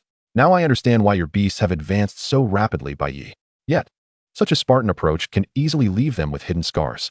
Young man, you may act without care now, but you will surely regret it later." Her earnest words, reminiscent of a familiar admonition, were surprisingly delivered from the lips of a white-haired, seemingly carefree girl. This stark contrast prompted Bai Ye to internally scoff, while simultaneously clarifying his stance. "Let me make this clear. I will not alter my training methods. As a beast caretaker, you should be able to provide support and enhancement based on my approach, yes? If you cannot accept my pace or cannot achieve this, I believe it would be best for you to depart sooner rather than later. We shouldn't waste each other's time." Bai Ye sought an assistant who could complement his endeavors, not a burden who would impede his progress. Rather than being subjected to the opinions of others, he preferred to ascend on his own terms. Upon hearing his resolute declaration, Chu Yaoyao paused her bandaging, pouting slightly. Bai Ye, are you not aware that such a statement is rather infuriating? Nevertheless, I comprehend your perspective. In the days to come, I shall assist in nurturing your beasts without interfering with your rhythm. However, I have a request." "A request? Indeed. I have heard that you reside off campus, Bai Ye. I wish to stay with you. It would facilitate my ability to nurture and observe your beasts more conveniently. I trust you wouldn't deny the request of such an adorable girl, would you? So, this is the reason you wish to bring her home?" In the living room, as she scrutinized Chu Yaoyao sitting beside Bai Ye on the sofa, Luo Shui couldn't help but twitch at the corner of her mouth. "Do not fret, Luo Shui. I am Bai Ye's beast caretaker. Of course, if your beasts sustain injuries, I will assist as well." Glancing at Bai Ye, she suddenly wrapped her arms around his, adding, "I have faith in Bai Ye's character. Surely, you wouldn't want any rumors of impropriety between us to reach your girlfriend, would you? Listening to Chu Yaoyao's earnest nonsense, Luo Xue's expression stiffened, and Bai Ye found himself at a loss for words. Wait, how did this turn into such a tense situation? Time flew by swiftly. And on the eve of the exchange competition, under Chu Yaoyao's care, Bai Ye's 3 summoned beasts regained their peak condition in just 3 days. This transformation led him to regard the white-haired girl with newfound respect. It was no wonder that the Divine Academy had assigned her to oversee his beast's care. It was not without reason. During these 3 days, Bai Ye discreetly infused Luo Xue's ice-profound serpent with the extreme cold aura he had acquired from the snow beast. Coupled with Chu Yaoyao's auxiliary training, the serpent experienced a minor yet significant enhancement in power. With the ice-profound serpent reaching the 4th tier, Luo Xue emerged as a prodigy, second only to Bai Ye at the Divine Academy. The next day, at the break of dawn, on the day of the Academy's exchange competition, Bai Ye donned his attire and prepared to depart. Bai Ye, have you packed your recovery potions? Do you have enough money? If not, be sure to tell me. Also, it's a bit chilly lately. Here is a scarf I bought for you. Do keep warm. When you arrive at the competition, don't be anxious. Just perform as you normally would. I believe in you. At the entrance, as she wrapped the scarf around Bai Ye's neck, Luo Xue fretted incessantly. Knowing he was representing the Academy in the exchange competition, she was more anxious than he. Bai Ye chuckled. Why do you seem like my mother? No, I'm not. She protested vehemently, her frantic demeanor and wandering gaze betraying her. In contrast to Luo Xue's anxiousness, Chu Yaoyao was far more direct. Bai Ye, I know you can secure first place. Otherwise, that would be a disservice to my efforts during this time. Moreover, I assume you wouldn't want the incident of you peeking at Luo Xue in black stockings to be exposed, would you? That is absurd. She is my girlfriend. And if I were to look, it would be in plain sight. Bai Ye defended. I don't believe you. Chu Yaoyao teased. Come on, don't paint me in such a sordid light. He retorted. I'm merely stating facts. By the way, I've heard that a genius from the Ji family will also be attending the exchange competition. If you truly claim the top spot, I will have to buy Luo Xue a set of decisive lingerie. Just so you know, it's black lace with rose patterns. Imagine the two of you. At that moment, as Chu Yaoyao's words grew increasingly outrageous, Luo Xue quickly covered her mouth. Why does this carefree girl speak such scandalous things? Her ears reddening. She hastily shifted the conversation. Bai Ye, you should go. The exchange competition is about to start, and you don't want to be late. All right, I'm off then. Before departing, Bai Ye shared a knowing glance with Chu Yaoyao, and she reciprocated with a similar expression. Without uttering a word, everything was understood. Greatness requires no excessive words. Riding the Shadow Tyrant, Bai Ye arrived in Yang City around noon, merging the extraordinary power of summoned beasts with modern technology. Entering this place felt akin to stepping into a miniature technological marvel. Advanced technology was omnipresent. Due to its unique political status and proximity to the capital, Yang City naturally emerged as a favored hub for numerous summoned beast guilds. Here, encountering 3rd and 4th tier beast masters was commonplace, and 5th and 6th tier masters were abundant to the point of being trivial. The so-called genius may merely be someone who has crossed the threshold into this realm. Even in his previous life, Bai Ye had never set foot here. If it were not for this life, where he obtained the qualification to represent the Divine Academy in the Inter-Academy exchange competition, it is likely that Bai Ye would not have come to this place at all. With a sense of contemplation, Bai Ye arrived at the Holy Spirit Arena. This is an ultra-large competition venue specifically prepared by the authorities for the Inter-Academy exchange competition. Qilin, divine dragons, phoenixes, various mythical creatures that exist solely in the pages of books, are intricately carved into the surrounding stone pillars. Stepping into this place feels akin to entering a resplendent world, the opulence of which is beyond the capacity of mere words to convey. The exchange competition has not yet commenced, yet the audience stands fully occupied. They consist of the presidents and vice presidents of various guilds, as well as the principals of numerous academies. In short, those present to witness this exchange competition are certainly no ordinary individuals.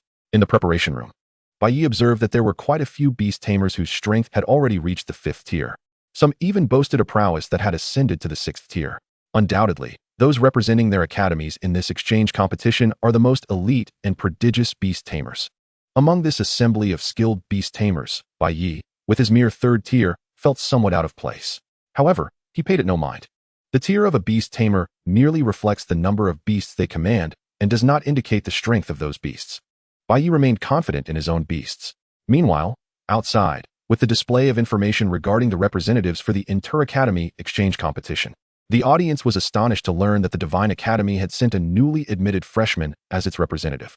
The prominent figures in the audience immediately displayed expressions of incredulity.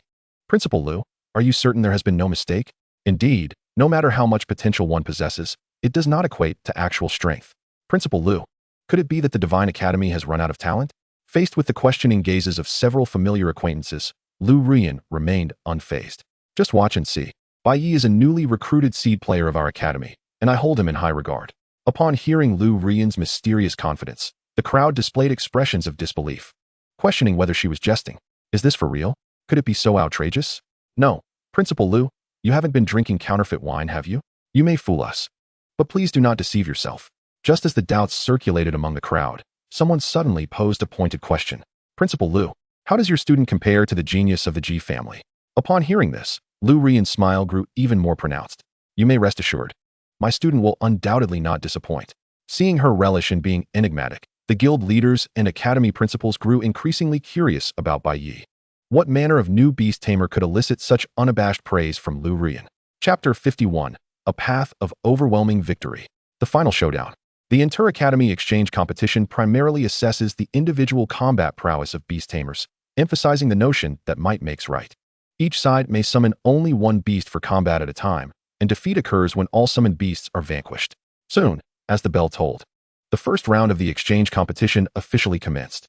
Bai Ye ascended the arena, and the host provided a brief introduction for both competitors. He is this year's biggest dark horse from Lidu, with an initial spiritual power score of 648 points in the Beast Tamer assessment. Furthermore, he has set a record for the fastest advancement, having ascended to a third-tier Beast Tamer in just over 2 months. He is the Super Beast Tamer Genius, ranking second only to Ji Wushuang. Now, let us welcome Bai Ye with a round of enthusiastic applause. As the host's words faded, the audience instinctively turned their gazes towards Lu Rian. Over the years, aside from Ji Wushuang, Bai Ye is only the second beast tamer to achieve an initial spiritual power score exceeding 600 points. It is no wonder that Lu Rian holds such confidence in Bai Ye. Meanwhile, on the opposite side of the arena, representing the High Academy, Wei Xingjing, with his distinctly golden hair, also stepped onto the stage. As a fifth-tier beast tamer, his strength was quite average in this gathering of talents. However, Wei Xingjing believed that, in terms of battle experience and the number of beasts, he could easily overwhelm Bai Ye. Consequently, he anticipated a straightforward victory in the upcoming match. Little did he expect that his first opponent would be merely a third-tier beast tamer. Was this not akin to gifting him an easy victory? With this thought, Wei Xingjing could not suppress a sense of glee. As both academy representatives took their positions, the referee announced, "Now, please summon your respective beasts." As the referee's words echoed, Wei Xingjing summoned his beast. Arise, Crimson Flame Giant Lizard. Its strength had reached the pinnacle of the 6th tier, just a step away from the 7th. He had dispatched his strongest beast right off the bat. Casting a glance at Bai Ye, Wei Xingjing could not help but wear a smug smile. With the power of the Crimson Flame Giant Lizard alone, he believed he could easily achieve a 1 versus 3 victory without needing to summon any other beasts. Just as he was lost in thought, facing Bai Ye, Wei Xingjing spoke. Perhaps you should concede, my fellow student. You are merely a third-tier beast tamer. It is impossible for you to contend with me. Arise, Shadow Tyrant. However, before Wei Xingjing could finish his sentence, Bai Ye had already summoned the Shadow Tyrant. Roar. Upon its entrance, it let out a fearsome howl. Under the oppressive aura of the King's domain, the once arrogant Crimson Flame Giant Lizard instantly prostrated itself, displaying a posture of submission. Before the battle even began, the Crimson Flame Giant Lizard had succumbed to deep-seated fear and lost all will to resist. Gazing at the Shadow Tyrant and feeling the overwhelming killing intent wash over him, Wei Xingjing's expression of confidence began to solidify into a mask of dread. Wait, this scenario is not at all what I envisioned, he exclaimed. Good heavens, he exclaimed in disbelief. Initially thinking he could achieve a 1 versus 3 victory, he now found himself outmatched by an opponent who seemed to be playing possum. In utter dismay, Wei Xingjing was left completely paralyzed. The representative of High Academy concedes. I declare the victor is Bai Ye. Just as the referee prepared to announce the start, Wei Xingjing raised a white flag. The referee's lips twitched in exasperation, and with no alternative, he declared Bai Ye the winner. Meanwhile, in the audience, upon witnessing Bai Ye summon the Shadow Tyrant, the leaders of various guilds and academy principals could no longer remain seated. It is worth noting that Bai Ye had only recently become a beast tamer a mere 2 months prior. In this brief span of time, incredibly, Bai Ye has nurtured a mid-level 7th-tier beast, on the verge of reaching the pinnacle of its tier. How could this be possible? This seems exceedingly exaggerated, does it not? Even the so-called most promising beast master genius of the entire Dragon Kingdom, Ji Wushuang, could not achieve such astounding feats as Bai Ye. Principal Lu, I would like to inquire. This student of yours has not yet joined a guild, has he? I wonder if he has any intentions in that regard. Our Zixiao Guild warmly welcomes his participation. As the president of the Zixiao Guild addressed Lu Ruyan, the other guild leaders began to react, regretting that they had not extended the first invitation themselves. They clamored to be the first to recruit Bai Ye. Principal Lu, could you kindly inquire about Bai Ye's thoughts? If he is willing to join our Shanghai Guild, I would gladly appoint him as the team leader. No, team leader is not enough. Principal Lu, if Bai Ye is willing to join our Beixian Guild, I would even promise him the position of vice president. Get lost. If Bai Ye joins our guild, I'll directly offer him my daughter and groom him to become president. Witnessing the fervent competition among the guild leaders to recruit Bai Ye, Lu Ruyan couldn't help but smile, a grin that she could hardly contain. Over the years, these guilds have been quite arrogant, haven't they? How is it that they have become so desperate now? Thanks to Bai Ye, she too felt a sense of pride, relishing this rare moment of vindication in front of the high-ranking officials. At this moment, gazing toward the arena, Lu Ruyan began to ponder what rewards she should bestow upon Bai Ye if he were to emerge victorious. In Lu Ruyan's view, during this academic exchange competition, aside from Ji Wushuang, no other beast masters could pose a significant threat to Bai Ye. Advancing through the rounds to the final match appeared to be a relatively straightforward endeavor. In the arena, just as Lu Ruyan had surmised, whenever they faced Bai Ye, the beast masters from other academies seemed to reach a consensus, promptly choosing to forfeit the match. After all, a mid-level 7th-tier beast with a legendary lineage was simply insurmountable. Consequently, as he progressed through the rounds, even if he occasionally encountered a few stubborn opponents, they were swiftly crushed by the Shadow Tyrant, their beasts obliterated in an instant. Upon witnessing the overwhelming power displayed by the Shadow Tyrant, the other beast masters quickly recognized the harsh reality and withdrew from the competition. By the end of the day, Bai Ye had advanced to the final match, just one step away from claiming victory. Alongside him, the only other competitor maintaining a path of dominance was Ji Wushuang from the Capital Academy. As dusk approached, with the preliminary eliminations drawing to a close, Bai Ye was about to leave the arena when a figure suddenly blocked his path. You are Bai Ye, aren't you? At that moment, Bai Ye found himself gazing at a woman whose icy demeanor and unabashed expression of disdain were unmistakable. He frowned. I am Ji Wushuang. Ji Shirwan is my aunt. And what of it? What do you wish to convey? I have heard about your actions, and I hope you can apologize to my aunt and Uncle Bai Ye. After all, my aunt is your adoptive mother. Xiaoying and Xiaoyu are also your half-siblings. Your reckless violence is simply intolerable. After a brief pause, Ji Wushuang continued. Following the conclusion of tomorrow's academic exchange competition, there will be an interview. I expect you to take this opportunity to publicly apologize to my aunt in front of all of Dragon Kingdom. Of course, it need not be overly formal. Considering their nurturing kindness towards you, a few bows of acknowledgement and some compensation for Xiaoyu and Xiaoying would suffice. Upon hearing Ji Wushuang's words, Bai Ye couldn't help but chuckle. Truly a family resemblance. Even the disposition is identical. Leave. He shot Ji Wushuang a dismissive glance and turned to walk away. Witnessing his blatant disregard for her, Ji Wushuang's expression soured slightly. Bai Ye, you had better apologize to me, otherwise, I will ensure that you regret it during tomorrow's exchange competition. As she spoke, feeling as if she had been made a fool of, she realized that no one had ever dared to treat her in such a manner throughout her life. In that moment, Ji Wushuang's composure cracked. She was furious. Bai Ye, just you wait. How dare you humiliate me? You will regret this. You will undoubtedly regret it. Chapter 52, Battle against Ji Wushuang. A life and death duel. Before long, the next day arrived. On the way to the arena, Lu Ruyan shared information about Ji Wushuang with Bai Ye. Bai Ye, you must be cautious. Not long ago, Ji Wushuang broke through to become a 7th-tier beast master. Although she still lags behind veteran beast masters, she is by no means weak. She possesses 3 8th-tier beasts, the strongest being a legendary bloodline Emperor Sea Lion. The remaining 4 beasts range from 6th to 7th tier. Her main forces consist of water and wind types, which are formidable against your Shadow Tyrant and Fire Dragon. I fear you may fall victim to an information gap in the upcoming finals. Lu Ruyan meticulously relayed all the intelligence she had gathered regarding Ji Wushuang. Rest assured, Principal, I will not lose, Bai Ye replied with a smile as they walked. Not only did he feel that the Dragon Crystal was a prize he must secure, but given that both Ji Wushuang and Ji Shirwan hailed from the esteemed Ji family of the capital, losing was simply not an option for him. He had no desire to be humiliated by that peculiar family. At the finals venue, as Bai Ye and Ji Wushuang entered the arena, the audience erupted into fervent discussion. One was a former genius who had set a record for the fastest breakthrough to 7th-tier Beast Master, while the other was a recently emerged star who had shattered records for the fastest ascension to 3rd tier in beast cultivation. Who would emerge victorious? This was a topic ripe for debate. I believe Bai Ye's chances are slim. After all, the disparity in their number of beasts is too great, one spectator remarked. Indeed, in a contest where their strengths are comparable, the inequality in the number of beasts is crucial. Ji Wushuang's Emperor Sea Lion is exceptionally powerful. Can Bai Ye's Shadow Tyrant truly contend with it? Another added. It will depend on the strength of Bai Ye's other two beasts, someone else interjected. Yes. If the other two beasts are on par with the Shadow Tyrant, Bai Ye might still have a chance to win. Just as the crowd eagerly anticipated the match, the judge announced, the Academy Exchange competition is about to commence. Please prepare yourselves, contestants. However, to everyone's astonishment, Ji Wushuang stood up at that moment. Judge, I would like to request that the upcoming finals be conducted in the form of a life-and-death duel. As she spoke, her gaze was fixed upon Bai Ye, her eyes brimming with provocation. The moment Ji Wushuang's words fell, the entire venue erupted into a frenzy. Every individual cast incredulous expressions towards the arena.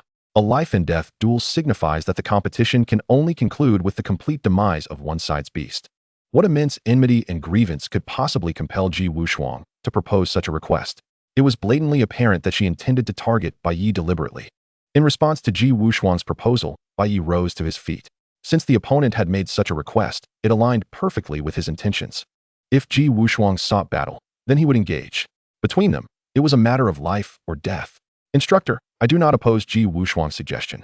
I also wish to apply for a life-and-death duel. As Bai Ye's declaration echoed, Lu Ruyan could no longer remain composed.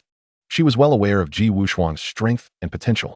If Bai Ye were granted a little more time, he might indeed be able to triumph over Ji Wushuang. But to propose it at this moment seemed rather hasty, did it not? Preposterous. Absolutely absurd. When has a life-and-death duel ever been brought to the forefront?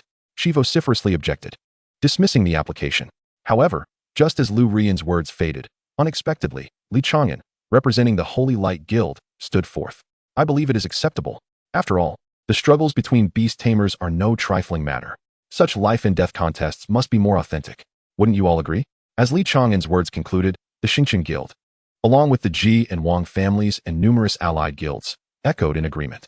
Indeed, they are all prodigies. Thus, a distinction must be made. Principal Lu, are you not quite confident in your students? This presents an opportunity for him to showcase his abilities. Laughter erupted as Pan Hao, the principal of Kyoto Academy, wore a smug grin. Lu Ruyan could hardly be oblivious to the scheme at play. Should Bai Ye protest and refuse, it would merely result in a loss of face for him, and she could still maneuver within the situation. Yet now, even Bai Ye, the party involved, had consented. Despite Lu Ruyan's objections, she found herself powerless. Ultimately, such matters were a mutual agreement. Moments later, with the application approved, and the referee restating the rules, the entire Dragon Kingdom was taken aback. It was the first time in many years that an exchange competition had escalated into a life-and-death duel. The back end of the live broadcast witnessed a meteoric rise in viewership, swiftly surpassing 300 million. Countless spectators eagerly anticipated the life-and-death confrontation between the two prodigies, curious as to who would emerge victorious. In Luodu, at home, holding on to Chu Yaoyao, Luo Shui was taken aback to discover that Bai Ye was to engage in a life-and-death battle. Her heart raced in trepidation as she tightened her grip on Chu Yaoyao. Yaoyao, do you think Bai Ye can win? It's hard to say. I've seen the Ji family's prodigy. Her Emperor Sea Lion is her trump card, and its strength is formidable. I am uncertain whether Bai Ye can match her. Upon hearing Chu Yaoyao's words, Luo Shui's complexion paled, nearly brought to tears. Please don't frighten me. You must tell me that Bai Ye won't lose. He cannot lose, right? Please, don't shake me. Observing Luo Shui's distress, Chu Yaoyao felt a mix of exasperation but ultimately comforted her. During this time, under my guidance, Bai Ye's three beasts have all seen considerable improvement, even against Ji Wushuang. I believe the odds are 50-50. Do not be too despondent. Bai Ye still possesses a fair chance of victory. I knew it. Bai Ye will definitely win. Seeing Luo Shui's expression shift from sorrow to joy was akin to flipping a page in a book. With a soft sigh, Chu Yaoyao felt a sense of helplessness. She was merely a beast caretaker, yet she found herself fretting over Bai Ye and Luo Shui as if she were a nanny.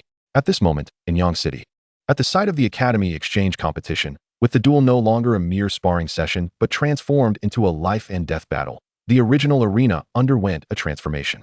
The area had expanded approximately twofold, and a barrier materialized around them, enveloping the two combatants. Only one beast could be summoned at a time, and they could freely recall and switch their beasts during the process. The battle would conclude only when one side's beasts had perished entirely. The life and death duel is about to commence. Both parties, please prepare yourselves. With the rules explained, at the referee's command, both sides summoned their chosen beasts for the initial confrontation. Chapter 53, Firepower Unleashed. The true might of the Shadow Tyrant. Arise, Shadow. As Bai Ye's voice resonated, the Shadow Tyrant materialized, possessing exceptional endurance and sustained combat capabilities. Among Bai Ye's three beasts, the Shadow Tyrant undoubtedly stood as the all-rounder, capable of offense and defense alike.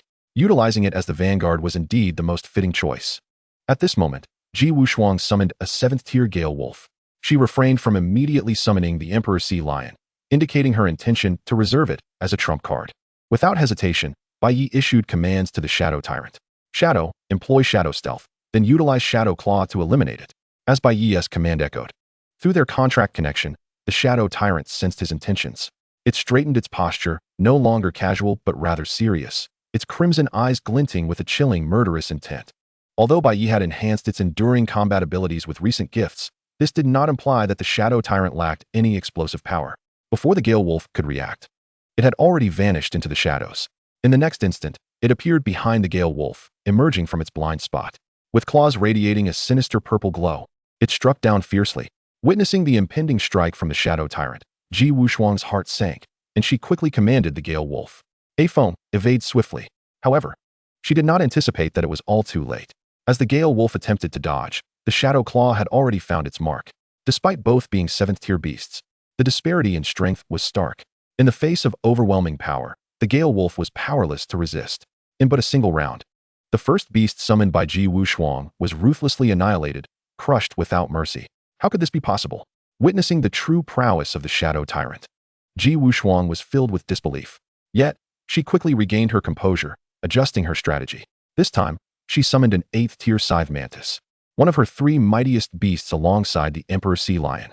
Initially, Ji Wushuang believed that with her newly acquired for beasts, she would easily contend with Bai Ye. However, it now seemed that apart from her top 3 beasts, deploying the others would be tantamount to delivering them to their demise. Losing a beast so early was a grave setback. Even if victory was achieved henceforth, it would likely be a Pyrrhic one. A twinge of regret washed over Ji Wushuang. Had she known of Bai Ye's formidable strength, she would never have so hastily initiated this life-and-death battle. As the second round commenced, the audience was left in astonishment. Observing the Shadow Tyrant exhibiting a crushing dominance akin to slaughtering mere livestock, they were struck dumb. Was this truly the might possessed by a 7th-tier beast? Against the fully unleashed Shadow Tyrant, even some 8th-tier beasts might not stand a chance. Gazing upon the battlefield, the clash between the Shadow Tyrant and the Scythe Mantis was fierce, both sides trading blows with fervor. Pan Hao's expression was one of utter dismay. He had anticipated that his academy would face a humiliating defeat in this exchange competition. However, he had not foreseen that Lu Ruyan would procure an unexpected dark horse in Bai Ye. It appears your academy's students are not so formidable after all, he mused, tauntingly. At that moment, while ridiculing Pan Hao, Lu Ruyan's anxious heart finally found solace. Previously, she believed Bai Ye's chances of victory to be a mere 30%. However, upon witnessing the Shadow Tyrant's overwhelming performance against the Gale Wolf, her perspective shifted. She now estimated that even with Ji Wushuang's Emperor Sea Lion as a trump card, Bai Ye's odds of claiming victory had risen to an impressive 70%. Clearly, she had not misjudged him. At this moment, Lu Ruyan pondered how she might lavishly reward her beloved student once he emerged victorious. Meanwhile, on the battlefield, after a grueling 10 minutes, the Shadow Tyrant was bruised and battered. Its once magnificent coat of purple and gold was now soaked in blood. Had it not been for the blessings of Earth's protection and Immortal, it would likely have succumbed long ago. In contrast, the Scythe Mantis was in a dire state as well, with its right eye grievously injured and blood oozing forth, while several of its hind legs and a foreleg had been torn asunder by the Shadow Tyrant. Only an 8th-tier beast could possess such robust vitality. Otherwise, any other beast would have perished by now. Seeing her beast in such a pitiful condition, Ji Wushuang's face darkened considerably. The cultivation of each 8th-tier beast required immense effort and dedication, and now her painstakingly nurtured creature lay so grievously wounded by Bai Ye. How could Ji Wushuang not feel anger? How could she accept this? In that moment, her gaze towards Bai Ye was laced with malice. He had dared to inflict such suffering upon her beast. This matter would not end well between them. Realizing that the situation was turning increasingly unfavorable, Ji Wushuang understood that if this continued, the Scythe Mantis would inevitably perish in the arena. Thus, she issued a command to her beast, return, Scythe Mantis. Yet, before she could withdraw it into the beast space, a resounding crack echoed as the Shadow Tyrant activated its Shadow Bite, seizing the opportunity to viciously sever half of the Scythe Mantis' body. Even if it survived, it was now gravely weakened, with curses and venom coursing through its veins. The Scythe Mantis would not endure much longer. Bai Ye. Under the influence of their bond, Ji Wushuang sensed her beast's anguished cries. Gritting her teeth, she vowed that Bai Ye would pay dearly for this. Come forth, water arrow turtle. As her words fell, a turtle-like beast, standing on its hind legs, with blue skin and claws, emerged onto the battlefield, towering 3 to 4 meters high. Bolstered by its racial traits, the 7th-tier water arrow turtle possessed formidable armor and noteworthy combat strength, capable of handling some early 8th-tier beasts with ease. In Ji Wushuang's estimation, facing an already injured Shadow Tyrant, the water arrow turtles would be more than sufficient. Use water cannon, then tsunami. With her command, the water arrow turtle sprang into action. With a mighty roar, it unleashed a high-pressure jet of water that forced the Shadow Tyrant back, simultaneously channeling its energy to manipulate the terrain, transforming the arena into a watery realm. Battling atop the water not only restricted the Shadow Tyrant's movements, but also provided a boon to her water-type beasts. For Ji Wushuang, this was a masterstroke of strategy. Aware that Bai Ye's remaining 2 beasts could also pose a challenge, she intended for the water arrow turtle to engage the Shadow Tyrant merely as a diversion. Her true aim was to set the stage for her trump card's entrance. The environment now favored her, and she was eager to see what Bai Ye would bring to the table once the Shadow Tyrant's combat prowess was diminished. At that moment, as the terrain shifted, Bai Ye acted decisively. While recalling the Shadow Tyrant, he summoned the Azure Phoenix Hawk. Return, Shadow, come forth, Crimson Flame. With the summons, a piercing hawk cry resonated through the air. As the Azure Phoenix Hawk soared above, Bai Ye commanded, strike with lightning flash, then use Divine Bird Assault. Crimson Flame, bring it to an end. Only beasts of 8th tier and above could contend with Bai Ye. Otherwise, even the 7th tier water arrow turtle would find itself at a disadvantage. Knowing that defeat was not in his future, Bai Ye confidently accepted Ji Wushuang's life and death challenge. After all, he was not foolish enough to engage in a venture devoid of certainty. Chapter 54, Infinite Plunder. Transformation of Talent. Above the sky, enveloped by the ethereal image of a white phoenix, akin to a second sun in the heavens, the Azure Phoenix Hawk surged towards the water arrow turtle. As the spectators beheld this scene, they were left awestruck. A tempest of emotions surged within the hearts of the onlookers. It is imperative to understand that each time a formidable attack is unleashed, the consumption of spiritual energy is astronomical. This is especially true for a majestic beast like the Azure Phoenix Eagle, which strives for unparalleled special attack prowess. The energy expended by the Divine Bird's special assault is beyond comprehension. To initiate with such a powerful move, believing it would decisively eliminate the water turtle, reveals an audacious confidence in the damage potential of the Azure Phoenix Eagle, a strike born of desperation, should it fail to deliver a fatal blow to the water turtle. The Azure Phoenix Eagle would find itself in peril. There exists a formidable risk of the water turtle seizing the opportunity for a counterattack. Such a precarious strategy sent shivers down the spines of the spectators. Bang! Water splashed violently, accompanied by a piercing scream. In a fleeting moment, the previously crystalline surface of the water was stained crimson. The next instant, a figure of intertwined azure and gold erupted from the depths, while the water turtle's form vanished without a trace. The outcome was unmistakably clear. The demise of 3 contracted beasts was a brutal blow, leaving Ji Wushuang pale as the backlash of the contract took its toll. Unable to suppress her anguish, she coughed up a mouthful of blood. Steeling herself, Ji Wushuang prepared to summon her 4th beast. Although Bai Ye still had 3 beasts remaining, the Shadow Tyrant had been severely injured, and the Azure Phoenix Eagle, having executed its special attack, was likely in a weakened state. This meant Bai Ye could only deploy 1 beast. In contrast, Ji Wushuang possessed 2 8th-tier beasts. Even if Bai Ye's beasts were formidable, she could potentially outlast them through a war of attrition. With this realization, a hint of a smile graced Ji Wushuang's lips. The advantage was hers. She truly could not fathom how she might lose. At that very moment, in Luodu, within a chamber, as she witnessed Bai Ye triumphing over Ji Wushuang's 3 beasts through the live broadcast, Luo Shui could not suppress a flicker of delight. The opponent had only 4 beasts remaining. 3 against 4. The discrepancy in numbers was negligible. Victory for Bai Ye seemed imminent. Yet, it would be prudent not to rejoice prematurely. Sensing Luo Shui's thoughts, Chu Yaoyao interjected. Bai Ye is left with merely a fire dragon. Both the Shadow Tyrant and the Azure Phoenix Eagle are in poor condition. This implies that, At most, they could only eliminate 2 of Ji Wushuang's 6th-tier beasts. The Imperial Sea Lion and another 8th-tier beast had yet to make their entrance. Relying solely on the fire dragon posed a significant challenge. Upon hearing Chu Yaoyao's analysis, Luo Shuai felt her previously lifted spirits plummet once more. Each time she observed Bai Ye in combat, her emotions resembled a roller coaster ride. Yaoyao, did you not assert that Bai Ye would prevail? I did say so, but it is uncertain unless Bai Ye sacrifices the Shadow Tyrant, simultaneously eliminating the 3 beasts in Ji Wushuang's possession. Only then could the Fire Dragon and the Azure Phoenix Eagle confront the Imperial Sea Lion, greatly enhancing the odds of victory. Without such a strategy, the probability of Bai Ye winning is exceedingly low. As she gazed at the live broadcast on the television screen, she conducted a rational and objective analysis. To sacrifice the Shadow Tyrant, how could that be? Murmured Luo Shuai in disbelief. Given her understanding of Bai Ye, she had always believed he could win this contest without any beasts falling. Yet, the revelation from Chu Yaoyao suggested that a sacrifice was necessary for victory. How could Luo Shuai possibly accept this? It seemed that only by sacrificing the Shadow Tyrant could Bai Ye hope to triumph. Meanwhile, in the arena, gazing down at the battleground, Lu Ruyan whispered to herself in a voice only she could hear.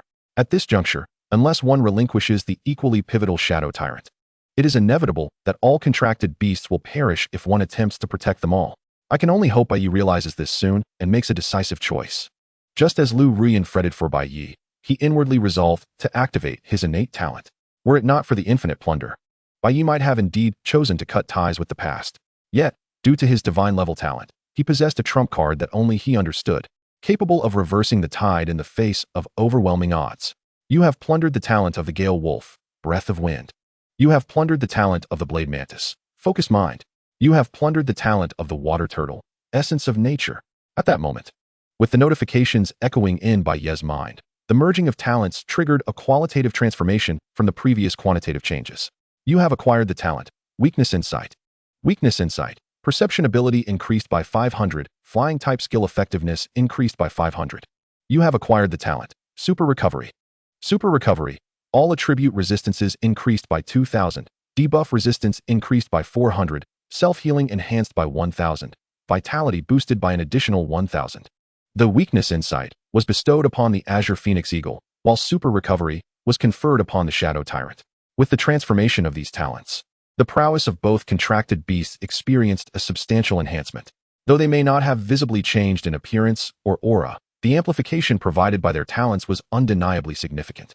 With the evolution of the Shadow Tyrant and the Azure Phoenix Eagle's strength, the ensuing battle would undoubtedly yield a decisive outcome. Noticing the slight upturn of Bai Ye's lips, an ominous premonition flickered in Ji Wushuang's heart.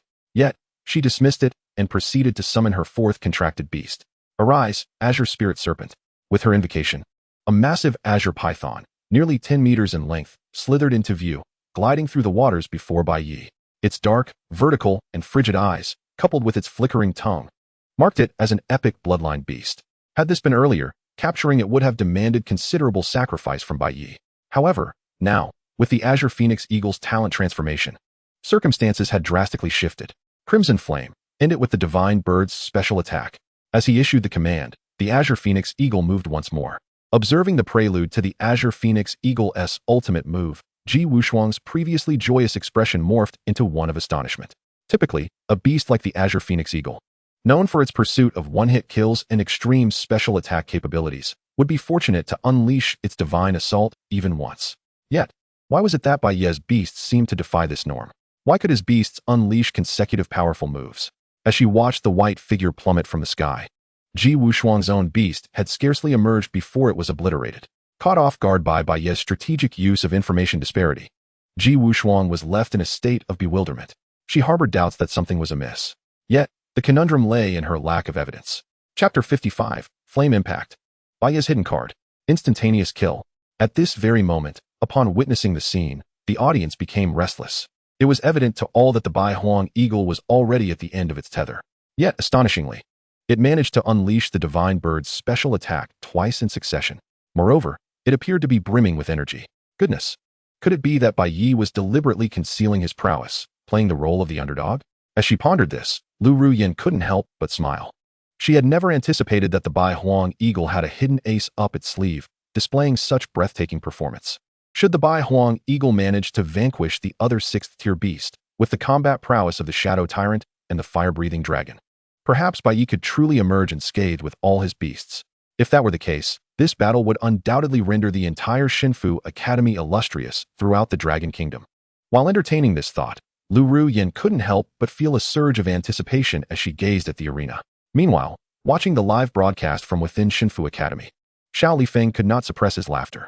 He indeed had not misjudged his protege. Given the potential Bai Ye had demonstrated, it would not be long before. Not only in a mere inter-academic exchange, but even in the newcomer Beast Master Tournament, Bai Ye would shine brilliantly. With a talent like Bai Ye on his team, Xiao Lifeng began to contemplate what rewards he should prepare for him upon his return. Although merely a mentor, his resources and connections paled in comparison to Lu Ruyan's.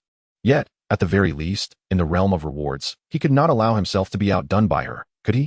At that moment, within the Yangqing arena, confronted by the Bai Huang Eagle, Ji Wushuang felt cold sweat bead upon her forehead, overwhelmed by a sense of pressure. She had only 3 beasts remaining. Although she possessed the Emperor Sea Lion as her trump card, judging by the performance of the Shadow Tyrant and the Bai Huang Eagle, Ji Wushuang was acutely aware that Bai Ye's final beast could not be underestimated. If she failed to regain her footing in the ensuing battle, she might indeed find herself at a loss. With this thought in mind, she gritted her teeth, opting not to summon another 6th-tier beast to its demise, but rather to call forth another 8th-tier beast, excluding the Emperor Sea Lion. Arise, Abyssal Sea Witch. As Ji Wushuang summoned, a creature resembling a mermaid, with azure skin and wielding a trident, emerged upon the water's surface. Sensing the exceptional aura of her adversary, Bai Ye also took a moment to examine its information. Name: Abyssal Sea Witch. Attributes: Water, Wind, Shadow. Level: 8th tier. Bloodline: Epic. Talent: Enchanting Melody, reduces the opponent's casting speed by 50, and for male beasts, this effect is heightened to 80. Descendant of the Sea God, enhances water-type skills by 200, reduces spiritual energy consumption by 20. Abyssal Power, each attack reduces the opponent's skill resistance. Skills: Wave of Water, Hurricane Slash, Shadow Sphere, Enchanting Song. Description: a unique creature from the Abyssal Sea, rumored to herald impending storms upon their arrival. Unlike ordinary beasts, the origins from the abyss attest to the extraordinary nature of this Abyssal Sea Witch. While quietly heightening his vigilance, Bai Ye issued commands to the Bai Huang Eagle. Qi Yan, employ the Raging Gale and Windblade. As his command was conveyed, the sky erupted with an eagle's cry, swiftly followed by a tumultuous wind. With a powerful flap of its wings, spiritual energy surged forth. In mere moments, a small whirlwind began to form, sweeping towards the Abyssal Sea Witch. Simultaneously, waves surged, and debris flew about. The terrain, originally sculpted by the water arrow turtle for water-type beasts, was utterly ravaged. Just as the whirlwind was poised to engulf the Abyssal Sea Witch, Ji Wushuang reacted promptly, issuing commands to her beast. Abyssal Sea Witch, utilize Wave of Water, then follow up with Enchanting Song. Wave of Water, one of the unique skills exclusive to water-type beasts, not only inflicts damage but also holds the probability of diminishing the opponent's resistance to debuffs, potentially even causing confusion. This, combined with Enchanting Song, would likely yield a compounded effect greater than the sum of its parts. Being a special attacker focused on ultimate output, the dual effects of confusion and enchantment caused the Bai Huang Eagle to emit a cry of anguish. Witnessing the Bai Huang Eagle's impending descent from the sky filled Ji Wushuang with elation. Hence, she swiftly relayed another command, seeking to capitalize on her advantage. Abyssal Sea Witch, deploy Shadow Sphere to bring it down. Once the Bai Huang Eagle lost the advantage of flight, defeating it would be a mere formality, wouldn't it? As several spheres of magic hurtled towards the Bai Huang Eagle, a faint smile graced Ji Wushuang's lips. After suffering several defeats, she was finally poised to reclaim a victory. Yet, just as this thought crossed her mind, the Bai Huang Eagle's subsequent actions left Ji Wushuang in a state of disbelief. With a flash of lightning, it evaded the Shadow Sphere, and with astonishing agility, it maneuvered behind the Abyssal Sea Witch. In the sky, flickers of flame trailed behind, as the Bai Huang Eagle seemed to ignite. With a swift burst of speed, this skill propelled the beast's velocity several-fold. Moreover, upon executing the lightning flash, the delay for its next skill cast was virtually non-existent. It achieved near-instantaneous casting. This technique had proven effective time and again. Observing the fiery arrow of the Bai Huang Eagle hurtling towards the Abyssal Sea Witch, Bai Ye wore an expression of absolute confidence. Flame Impact was merely a skill that fire-type beasts could master. However, when executed unexpectedly against a water-type opponent, This special attack would inflict an overwhelming amount of damage. Regardless of the 8th tier status of the Abyssal Sea Witch, it would undoubtedly suffer grievous harm. Boom. With an explosive sound, flames surged around the Abyssal Sea Witch. As the fiery vortex dissipated, the Bai Huang eagle soared into the sky. Return, Qi Yin, and advance, Shadow. With the advantageous terrain ravaged and the Abyssal Sea which dealt a critical blow, the mission of the Bai Huang eagle was accomplished. The subsequent battle would rest in the capable hands of the Shadow Tyrant and the fire-breathing dragon. As the Shadow Tyrant was summoned, it let out a resounding roar, the transformation of its talents barely resting for a moment. Despite appearing battered and bruised, the Shadow Tyrant's formidable presence remains undiminished. Gazing upon the figure wailing amidst the flames, its crimson eyes glimmer with a fierce light. In the next moment, the shadowy waves are unleashed. The Abyssal Sea Demon takes the brunt of the fiery onslaught from the Azure Phoenix Eagle. Its condition is far from optimal, and now it finds itself outmaneuvered by the Shadow Tyrant. Were it not for its status as an 8th tier beast and its origin from the abyss, one might fear that the Abyssal Sea Demon would have already succumbed to defeat. Each inflicted wound is meticulously calculated by Bai Ye. At this very moment, in the audience, the expressions of the crowd shift continuously. Bai Ye's mastery over his beasts and the execution of his commands are executed with such finesse. Such exquisite combat prowess. Could this truly be the hallmark of a novice beastmaster? Chapter 56. Clash with the Imperial Sea Lion. The fire-breathing dragon makes its entrance. Snap. After a prolonged entanglement of over 10 minutes, the Shadow Tyrant, having deftly maneuvered around the Abyssal Sea Demon, seizes an opportunity and unleashes its shadow fangs, promptly clamping down on the demon's head. Were this in the water, the Abyssal Sea Demon could have utilized its superior agility to evade. However, the aquatic environment has been irrevocably disrupted by the Azure Phoenix Eagle. The fishtail, originally adapted for the water, now serves as the greatest hindrance to the Abyssal Sea Demon's mobility. Its demise was sealed the moment Bai Ye commanded the Azure Phoenix Eagle to unleash the raging storm. You have acquired the Abyssal Sea Demon's talent, Abyssal Power. Notice, similar talent detected, Demonic Power has evolved. Demonic Power. Each attack will inflict poison and corrosion effects, while also diminishing the opponent's defense. With the acquisition and evolution of talents, the Shadow Tyrant's strength has escalated to a new echelon. The advantage grows exponentially, akin to a snowball effect. Bai Ye still retains 3 beasts, while Ji Wushuang's only potential threat lies in the Imperial Sea Lion.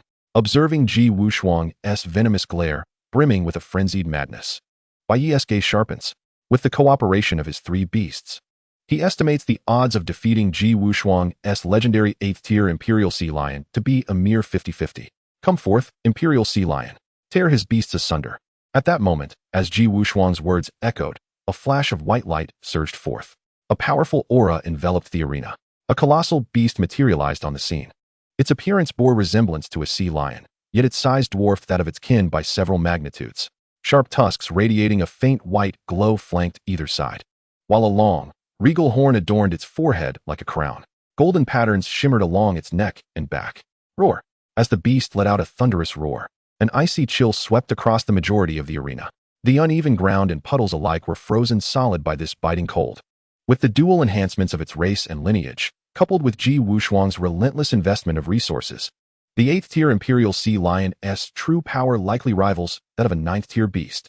Sensing the overwhelming pressure emanating from the Imperial Sea Lion, Bai Ye's mind raced. Activating his unique ability to assess the creature, its information was presented before him. Name, Imperial Sea Lion. Attributes, water ice. Level, 8th tier. Lineage, legendary. Talent, frozen physique. Temperature within a 500-meter radius drops by 90, while enhancing its ice-based skills by 50. Royal bloodline. All attributes increased by 400. Absolute cold power. Each skill release inflicts a freezing effect, and when the temperature is below 0, recovery capabilities increase by 500. Skills: Blizzard, Frozen Wind, Ice Beam, Water Burst. Destructive Ray.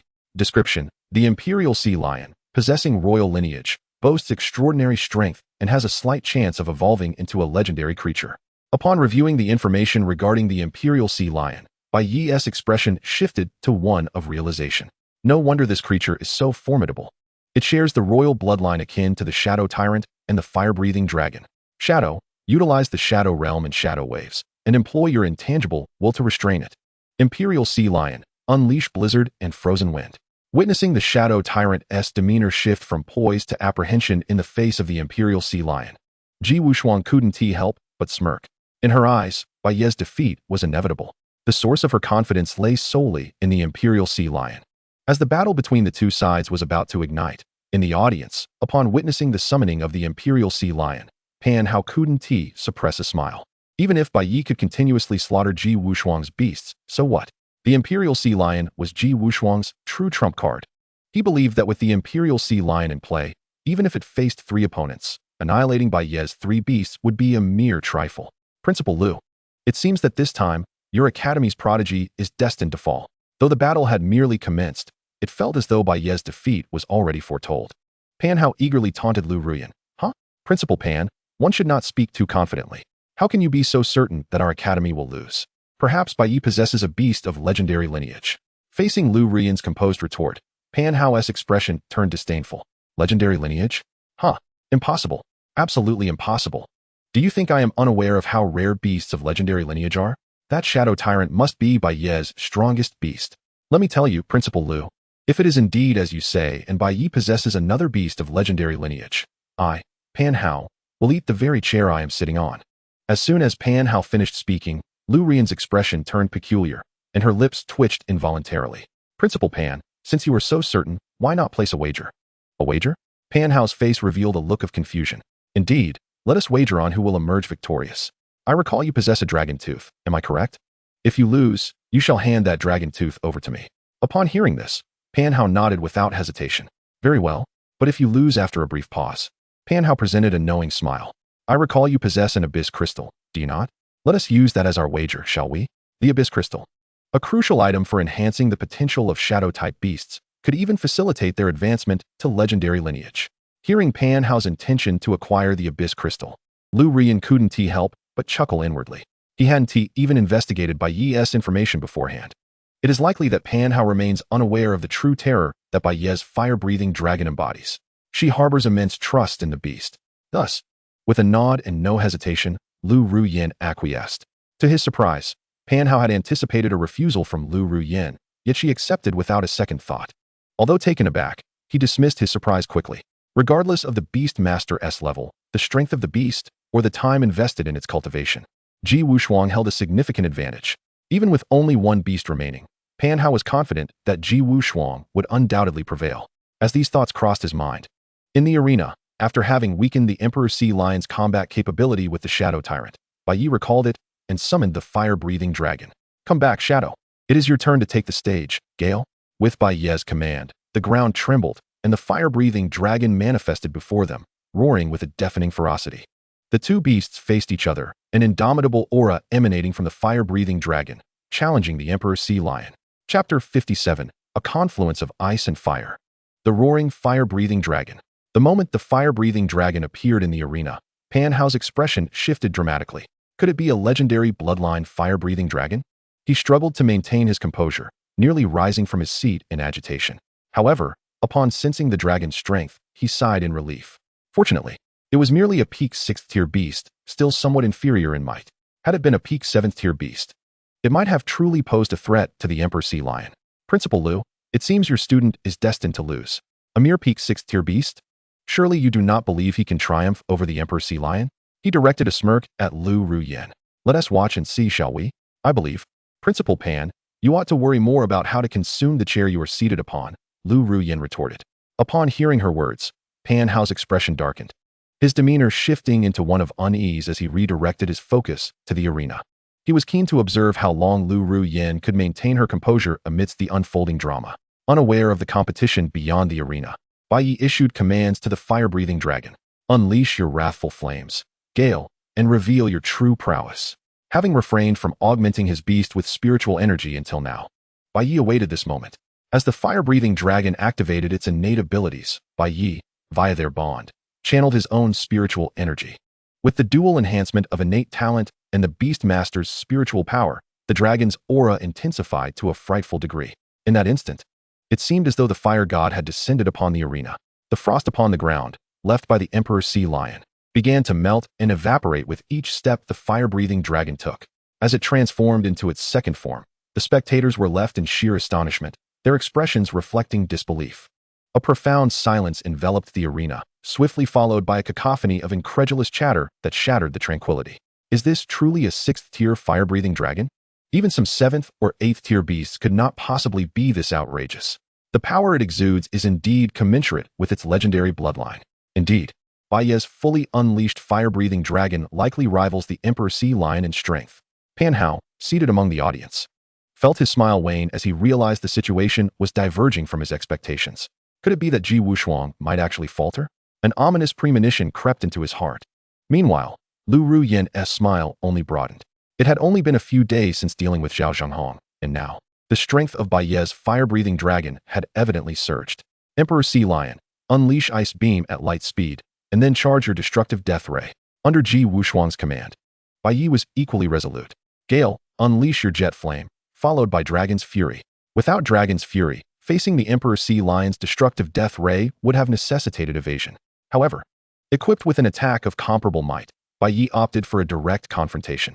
The clash of azure and crimson erupted instantaneously, intertwining ice and fire, enveloping the two beasts in a shroud of steam, reminiscent of boiling water. Without a moment's respite, the collision of the white aurora and the azure dragon's silhouette erupted with a thunderous roar. The arena transformed, creating a breathtaking spectacle akin to cinematic effects. Even the barrier, reputed to withstand the might of a 10th-tier beast, trembled and exhibited subtle cracks. Is it truly the case that these are two novice beastmasters? Could this be the clash of prodigious beastmasters? It's simply astonishing. An exclamation of awe escaped the lips of seasoned beastmasters witnessing the peak confrontation of the Emperor Sea Lion and the fire-breathing dragon, elevating the fervor of this intercollegiate exchange to unprecedented heights. In an instant, the official livestream witnessed a surge in viewership, skyrocketing to 500 million, marking the highest attendance in the history of the exchange competition. Goodness, this battle is fiercely contested. I sense Bai Ye's potential far exceeds that of Ji Wushuang. Luo Du has birthed a superlative beastmaster prodigy. Indeed, that fire-breathing dragon is simply too magnificent. I have high hopes for Bai Ye. Should he emerge victorious, he could very well become a 10th-tier beastmaster in the future. Let us be a bit more confident. With just this fire-breathing dragon, let us omit the word possible, shall we?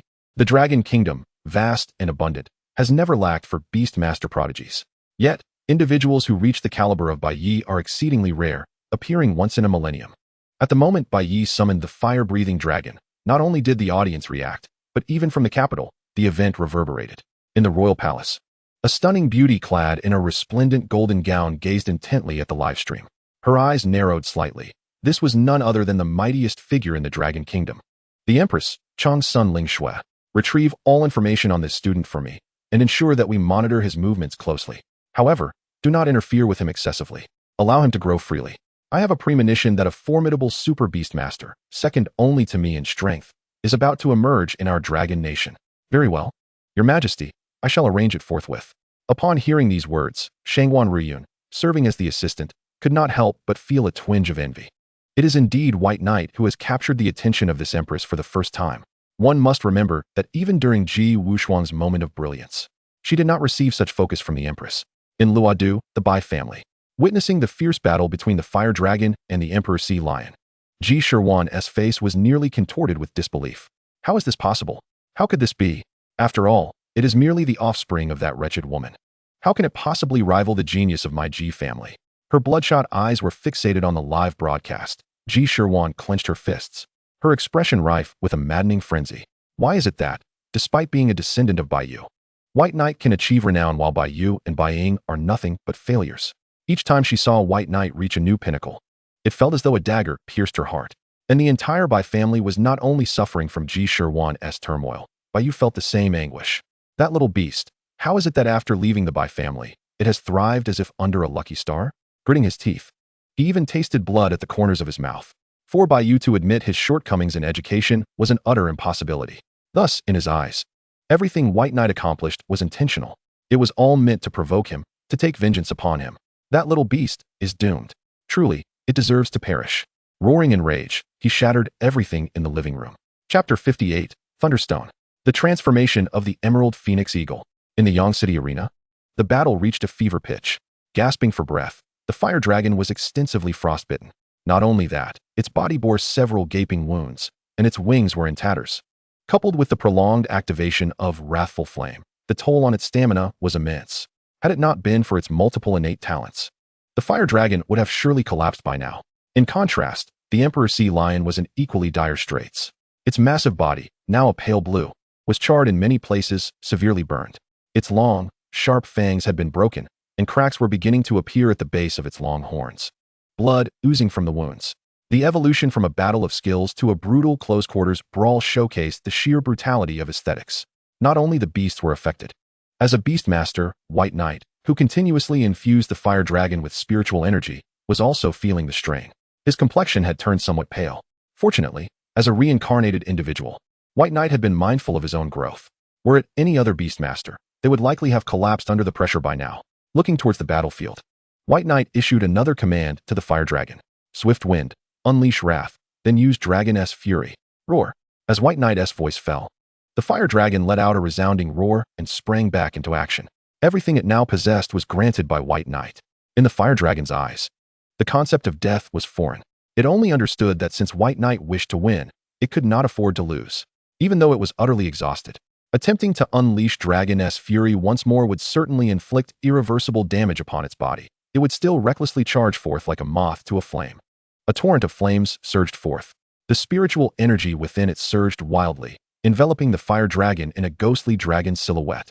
Soon after, a dragon's roar echoed throughout the arena, a sound that seemed to cause souls to tremble. All could only watch as the dragon's silhouette charged toward the Emperor Sea Lion. Suffering from a contract backlash, Ji Wushuang had already succumbed to despair. What did it matter if the fire dragon killed 1,000 if it lost 800 in the process? Once the Emperor Sea Lion was defeated, with only a 6th-tier beast at her disposal, how could she contend with the Shadow Tyrant and the Emerald Phoenix Eagle? As the Emperor Sea Lion's wails gradually ceased, the outcome was clear. What had begun as a life-and-death duel had ultimately resulted in her own self-destruction. She had sacrificed even the beast she could have saved. With all her beasts perishing, and having succumbed to the contract backlash, she was rendered a cripple. In that moment, Ji Wushuang fainted. As the barrier dissipated and the battle concluded, the crowd fell into a stunned silence. The referee blew the whistle, declaring the end of this climactic confrontation. The life-and-death duel is over. Now, I announce the victor. The winner is, from the Divine Mansion Academy, White Knight. As the referee's words echoed, the live broadcast focused on White Knight. Instantly, his name surged to the top of the trending topics. Young, affluent, and brimming with potential, having triumphed over Ji Wushuang. It was clear to all that, barring any unforeseen events, White Knight would undoubtedly ascend to the pinnacle of the Dragon Nation, becoming one of the foremost beastmasters. He was the embodiment of the dream boyfriend, the ideal partner. White Knight is incredible. I want to bear your children. I am female, still possessing charm. And I am offering a handsome sum for a child. I require a male partner under the age of 25, with at least 2 legendary beasts under his command. Brother White Knight, I weigh only 400 pounds. I am quite easy to bear children with. If you marry this fairy, you can look forward to a life of luxury. Wait, what is wrong with you all upstairs? Why are you so abstract? Abstract? You're the one who's abstract. I'm speaking directly to family, who understands. Amidst the online frenzy, offline at the exchange competition venue, Pan Hao was on the verge of grinding his teeth to dust. Principal Lu, you've acquired a remarkable student. Likewise, Principal Pan, your students are no slouches either. As Lu Ruoyan accepted the Dragon-S tooth handed over by Pan Hao, she wore a smile. She relished the sight of Pan Hao's annoyance, knowing he was helpless against it. Time flew by swiftly, following the conclusion of the award ceremony. As White Knight brought the 3 beasts out of the Yang City Beast Hospital after their treatment, 3 days had already passed. Upon returning to Luodu, at the Divine Mansion Academy's private training grounds, White Knight faced the 3 artifacts stored within his storage ring. Despite having lived 2 lives, his heart raced with excitement. In addition to the Dragon Crystal awarded for the exchange competition, Lu Ruoyan had also privately gifted him a Dragon-S tooth and a Thunderstone. The former was a crucial item for tapping into dragon bloodlines, while the latter could awaken the lightning attribute in beasts. With these 3 artifacts, his beast lineup was poised for a transformative leap. Without hesitation, White Knight distributed the first 2 artifacts to the Fire Dragon, while the Thunderstone was bestowed upon the Emerald Phoenix Eagle. In that moment, as it absorbed the power contained within the Thunderstone, a piercing eagle cry resounded. In an instant, the Azure Phoenix Eagle was enveloped in a dazzling display of lightning. With the acquisition of its thunder attribute, the eagle's appearance underwent a remarkable transformation. Its once interwoven azure and crimson feathers metamorphosed into a splendid gradient of gold and red. At this moment, The azure phoenix eagle bore a striking resemblance to the fabled phoenix of legend. Its wings, which had previously measured 2 meters, now extended to 3. Furthermore, the entire body of the eagle had also doubled in size. As it soared through the sky, it resembled a small aircraft. In light of the beast's evolution, a thought crossed Bai Ye's mind, prompting him to examine the azure phoenix eagle's information. Name: azure phoenix eagle, crimson flame. Attributes: wind, fire, thunder, bloodline, epic, level, tier 6, talents, raging inferno, blood of the phoenix, gliding wings, aerial domain, weakness insight skills, lightning flash, steel wings, hurricane blade, flame impact, divine bird special attack, raging storm, thunderball, 100,000 volts. Description: this mutated azure phoenix eagle, endowed with 3 elemental attributes and possessing the bloodline of the phoenix, is poised for a complete transformation upon awakening. It has ascended to the mid-tier of the 6th level and has acquired 2 thunder-related skills, Thunderball and 100,000 volts. Despite being the newest addition to the team, the azure phoenix eagle's prowess is not significantly inferior to that of the shadow tyrant and the fire-breathing dragon. As Bai Ye contemplated the information, he mused that if he could awaken the phoenix bloodline within it, granting it the lineage of a king, his retinue would boast a 3rd legendary bloodline beast. Just as this thought crossed his mind, a thunderous roar echoed across the heavens. To the side, the evolution of the fire-breathing dragon had also concluded. As the flames that surrounded it gradually dissipated, the transformed dragon materialized before Bai Ye. Its once crimson scales now radiated a faint golden glow, and its prominent horns appeared more imposing. Its formerly scarlet eyes now gleamed a striking gold. The overwhelming aura it exuded, coupled with the palpable spiritual energy in the vicinity, distorted the very space around it.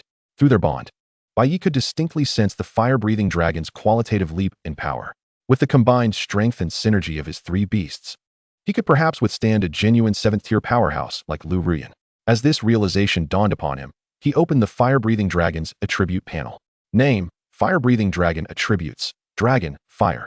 Wind level, tier 7, talents, dragon bloodline, power of destruction, flame of wrath, titan strength skills, dragon's fury, dragon's claw, flame tooth, flame burst, inferno explosion, fury of flames, flame claw. Description: the fire-breathing dragon, endowed with immense potential and aptitude, is on the verge of a qualitative leap upon the complete awakening of its bloodline. It has not only risen to the same height as the shadow tyrant, breaking through to the 7th tier, but this evolution has also unlocked a new skill: dragon's claw. This enhancement has dramatically elevated its combat capabilities. Meanwhile, as Bai Ye observed the swift advancements of his 2 subordinates, the shadow tyrant felt an increasingly intense sense of urgency. How could it, the elder, experience a slower progression than its younger companions? Was this not a painful reality to bear? Sensing the turmoil within the shadow tyrant, Bai Ye gently caressed its wolf-like head, offering solace.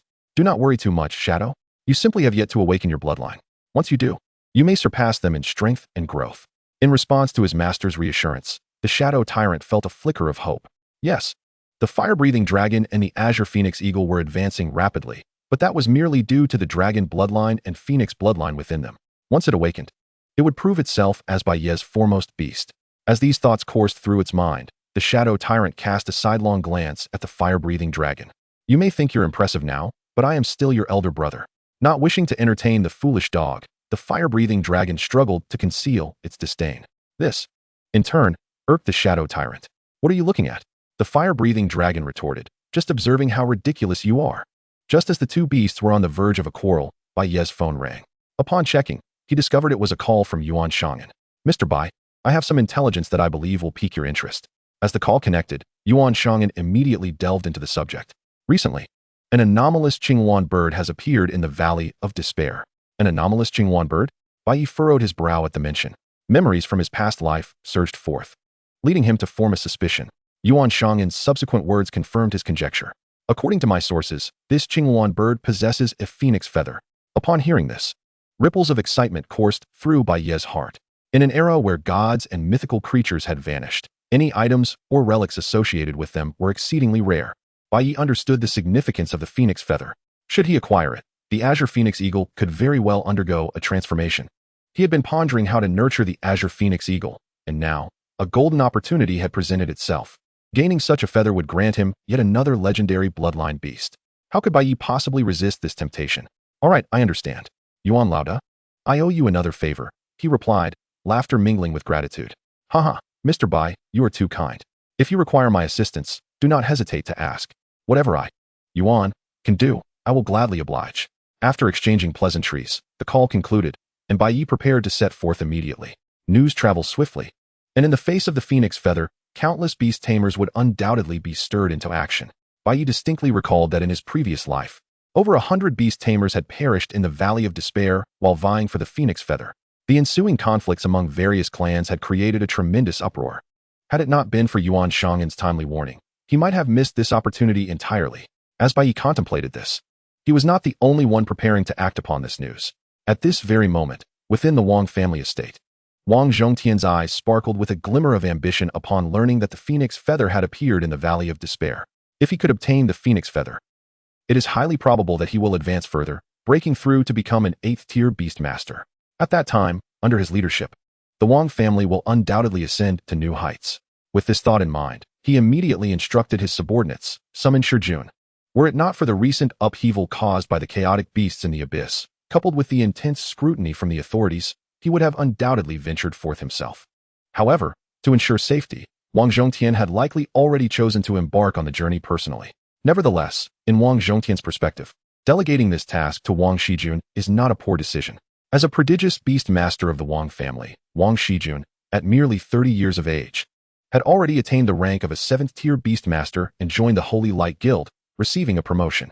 Therefore, Wang Zhongtian held a considerable degree of trust in Wang Shijun's abilities and strength. As Wang Zhongtian fantasized about trampling the other prominent families of Lidu beneath his feet. In the capital, the Ji family was shrouded in despair, with Ji Wushuang reduced to a mere shadow of her former self. The Ji family's ambition to dominate the capital was effectively buried.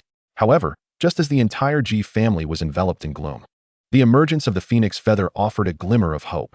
In the ancestral hall, facing the numerous direct and collateral relatives of the Ji family, the patriarch, Ji Changsheng, spoke. Ladies and gentlemen, you should have heard the rumors. It is said that in ancient times, the phoenix possessed the ability of rebirth through nirvana, wielding dominion over life and death. As a part of the phoenix, even a single feather harbors unimaginable healing and restorative powers. If we could obtain the phoenix feather, then Wushuang would be saved. Not only could she regain her former talent in beast mastery, but she might also advance even further. Surely you understand what this signifies? As Ji Changsheng's words resonated, the crowd exchanged glances, their excitement palpable. Ji Wushuang's innate talent was already formidable. If she could harness the miraculous power embodied in the phoenix feather to rise anew, the entire Ji family could reach unprecedented heights under her leadership. In the midst of the crowd, as a member of the Ji family and a suitor of Ji Wushuang, Ji Wuyu stepped forward. Grandfather, why not entrust this matter to me? He proposed eagerly. Following this, Ji Wuyu quickly reassured, rest assured, I will bring back the phoenix feather and not disappoint you. Upon hearing Ji Wuyu's words, Ji Changsheng cast a look of approval in his direction. Indeed, my grandson, you demonstrate responsibility and accountability. If this opportunity could lead to a union between Ji Wushuang and his grandson, Ji Changsheng's influence within the Ji family would undoubtedly be elevated. Thus, with this thought in mind, Ji Changsheng declared, very well, then this matter shall be entrusted to you, Wuyu. You must ensure that the phoenix feather is brought back. I will not disgrace my mission. Ji Wuyu responded promptly, a glimmer of joy illuminating his expression. How could he fail to realize that this was a prelude to promotion? Chapter 60, Journey to the Valley of Despair. Breaking through to the 4th-tier beast master. At this very moment, riding the shadow tyrant, Bai Ye had ventured deep into the Valley of Despair. This location, adjacent to the abyss, was a unique region rife with torn spaces and hidden depths connected to the enigmatic void. Furthermore, it harbored numerous high-tier aberrations. Faced with such a perilous environment, even with his extensive experience from 2 lifetimes and his comprehensive strength as a beast master having undergone a qualitative transformation, Bai Ye dared not let his guard down. Drawing upon memories from his previous life, he vaguely recalled that the nest of the Qinghuan bird seemed to lie within some secret realm deep in the Valley of Despair. Thus, if he could locate the secret realm connected to the abyss, he would be halfway to finding the Qinghuan bird bearing the phoenix feather. Shadow, can you sense the location of the secret realm? Bai Ye inquired as he navigated through the dense forest astride his beast. A wolf-like howl responded. Through their bond, Bai Ye felt a surge of joy as he learned that the shadow tyrant had indeed pinpointed the general direction of the secret realm. Over an hour had passed since they entered the Valley of Despair, and his efforts had not been in vain. However, just as he was reflecting on this, the ground ahead trembled violently, followed by a roar that echoed throughout the Valley of Despair. Shadow, let us proceed and investigate. With Bai Ye's command, the Shadow Tyrant surged forward, its speed increasing. Shortly thereafter, as they approached, two exceptionally powerful auras struck them. In the vicinity, a nine-tailed spirit fox and a hellish rhinoceros, seemingly engulfed in flames, were locked in a fierce battle over something. The overwhelming presence of these 10th-tier aberrations was unmistakable. Bai Ye was astonished. What could possibly be worth such a deadly struggle between two 10th-tier beasts? Driven by curiosity, he gazed ahead, only to behold a strikingly beautiful crimson flower, reminiscent of a mandrake, swaying gracefully in the breeze. Beside it, a shadowy silver lotus emitted a faint silvery glow. Observing the two nearly conjoined spiritual herbs, Bai Ye struggled to contain his excitement. The blooming of the other shore flower and the emergence of the silver lotus were said to occur only in the depths of the abyss, with legends claiming they could grant resurrection. Although he was uncertain why they appeared here, the value and rarity of the other shore flower were self-evident. If he could absorb it, perhaps he would break through his current realm and become a 4th-tier beast master. Bai Ye had initially set out in search of the phoenix feather, only to stumble upon such a fortuitous surprise. As he contemplated the other shore flower, which was fiercely contested by two 10th-tier beasts, a bold idea formed in his mind. However, he was acutely aware that he was not yet a match for these 10th-tier aberrations. Therefore, Bai Ye refrained from acting recklessly and chose to wait for the opportune moment. As time passed, the battlefield centered around the two aberrations grew increasingly fierce. Both sides were consumed by bloodlust, unleashing various skills and attacks upon one another. Surrounding ancient trees were continually uprooted and toppled. Observing that neither side would relent until the other was defeated, Bai Ye recognized that his opportunity had arrived. Without hesitation, he issued a command to the Shadow Tyrant. Shadow, use Shadow Stealth to retrieve the other shore flower and the silver lotus for me. As the Shadow Tyrant took action, Bai Ye was not idle either. He summoned the Azure Phoenix Eagle, preparing an escape route in advance. The two beasts engaged in fierce combat, completely unprepared for such audacity in the face of the Shadow Tyrant. They were momentarily stunned. And it was precisely during this lapse that the Azure Phoenix Eagle took to the sky, unfurling its wings. Neither the nine-tailed spirit fox nor the nether rhino possessed the ability to fly, leaving them to watch helplessly as it ascended, consumed by impotent rage. Bai Ye relished this unexpected advantage, though it proved troublesome for Ji Wuyu and his companions who arrived shortly thereafter. Faced with two inexplicably enraged Tier 10 beasts, Ji Wuyu was taken aback. Why did these two creatures regard them with such murderous intent? He suspected something was amiss, but alas, he had no evidence. Unbeknownst to him, as he rode the Azure Phoenix Eagle towards the secret realm, Bai Ye utilized his innate talent to refine the medicinal effects contained within the spiritual herbs. With the passage of time and the intensification of his spiritual energy, he finally broke through his current constraints, successfully advancing to Tier 4. Simultaneously, the number of beasts he could contract increased by 1. Moreover, at the very moment he broke through as a Tier 4 Beast Master, a notification chimed in his mind, granting him a brand new Beast Master talent. Notification: you have acquired the talent, Pain Sharing. Pain Sharing: you will be bonded with your contracted beasts, and the damage you receive will be collectively shared among them. Upon discovering this new talent, Bai Ye was immediately captivated. The damage he incurred would transfer to his beasts, distributed evenly among them. This implied that as long as his beasts remained unharmed, he could theoretically be akin to an immortal. Just as Bai Ye marveled at this new ability, the Azure Phoenix Eagle suddenly released a piercing cry.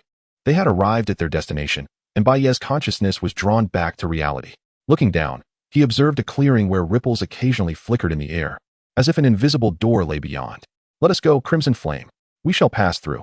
The so-called secret realm was merely a small alternate space nestled between the abyss and the mortal world.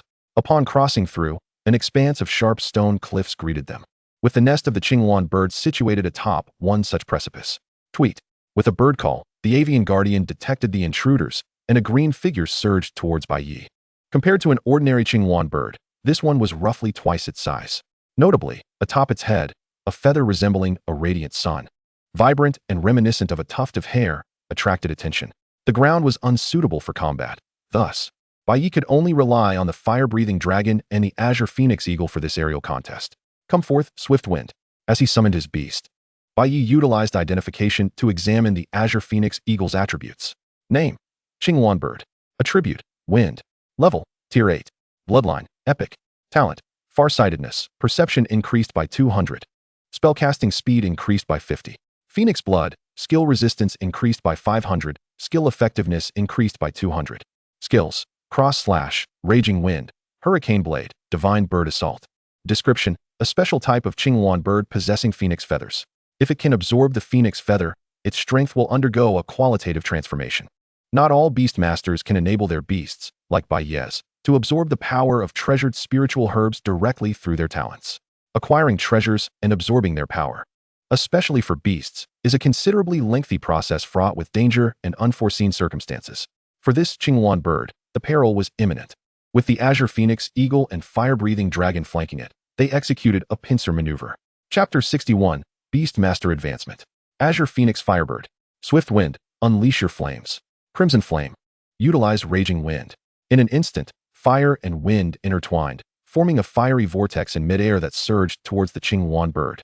At that moment, as Bai Ye issued his command, the Qinghuan bird retaliated fiercely. A radiant white light surged forth, conjuring a phoenix apparition around it. Not good. Bai Ye's expression shifted slightly. Why was this Qinghuan bird launching a powerful attack right off the bat? Crimson flame, deploy thunderbolt, then follow up with lightning flash.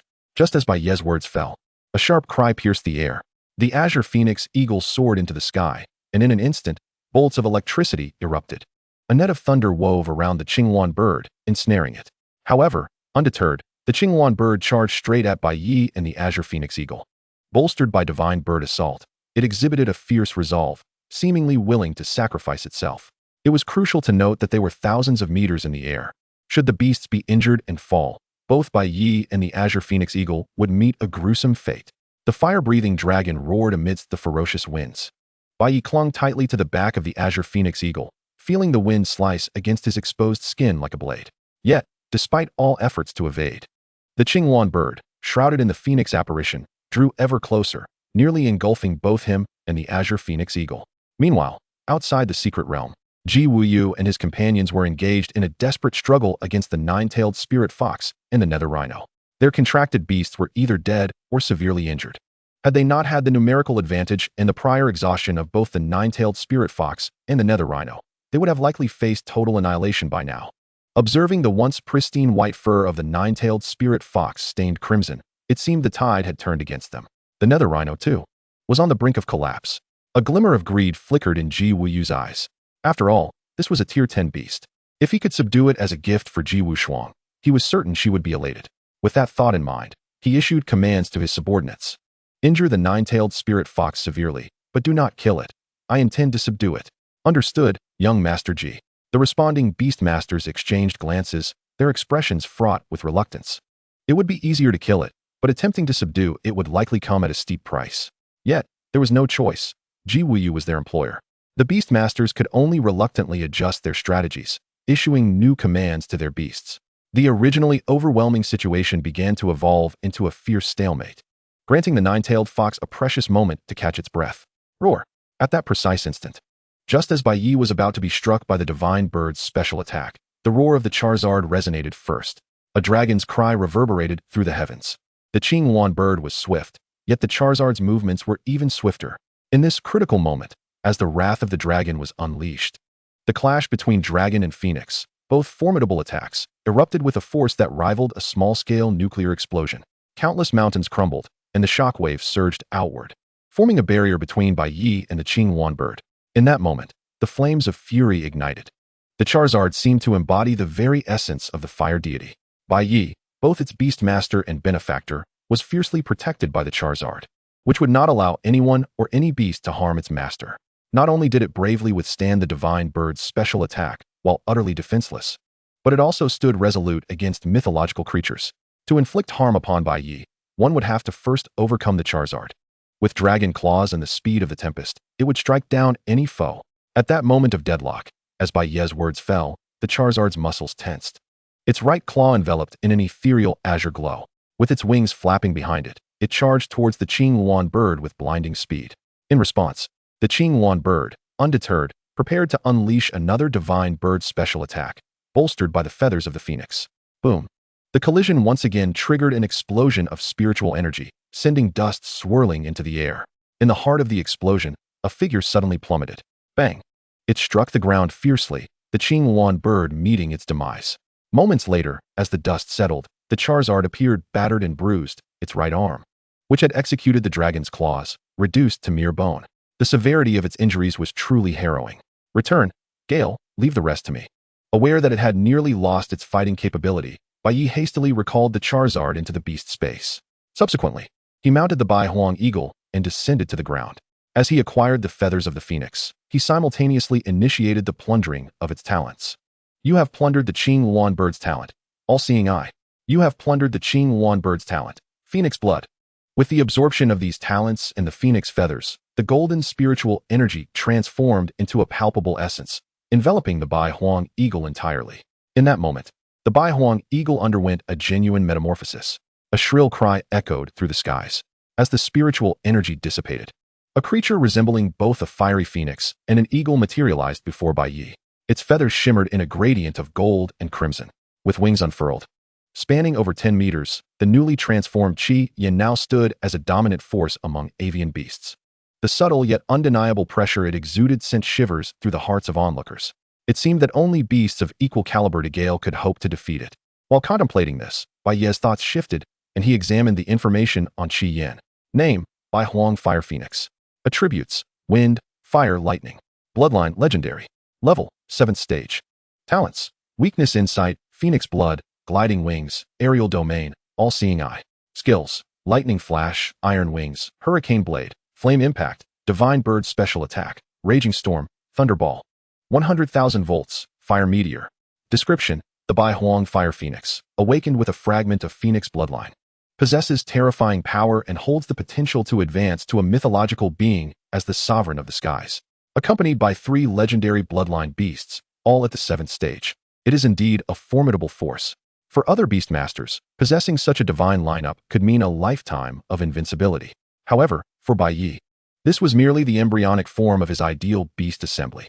As he contemplated the 4th beast he wished to capture, Bai Ye hoped for one akin to the 9-tailed fox he had previously encountered, a master of psychic attacks. With the Charizard and Shadow Tyrant in the front line, and the Bai Huang Fire Phoenix compensating for aerial deficiencies, it was now time to seek a beast that epitomized extreme output, akin to a mobile artillery unit. Chapter 62, 9-Tailed Fox.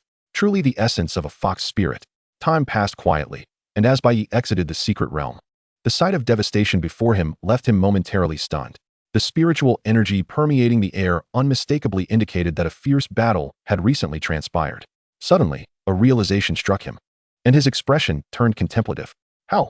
Just then, a roar from the 9-tailed fox echoed from a distance. Sensing the disturbance, Bai Ye swiftly mounted Shadow Tyrant.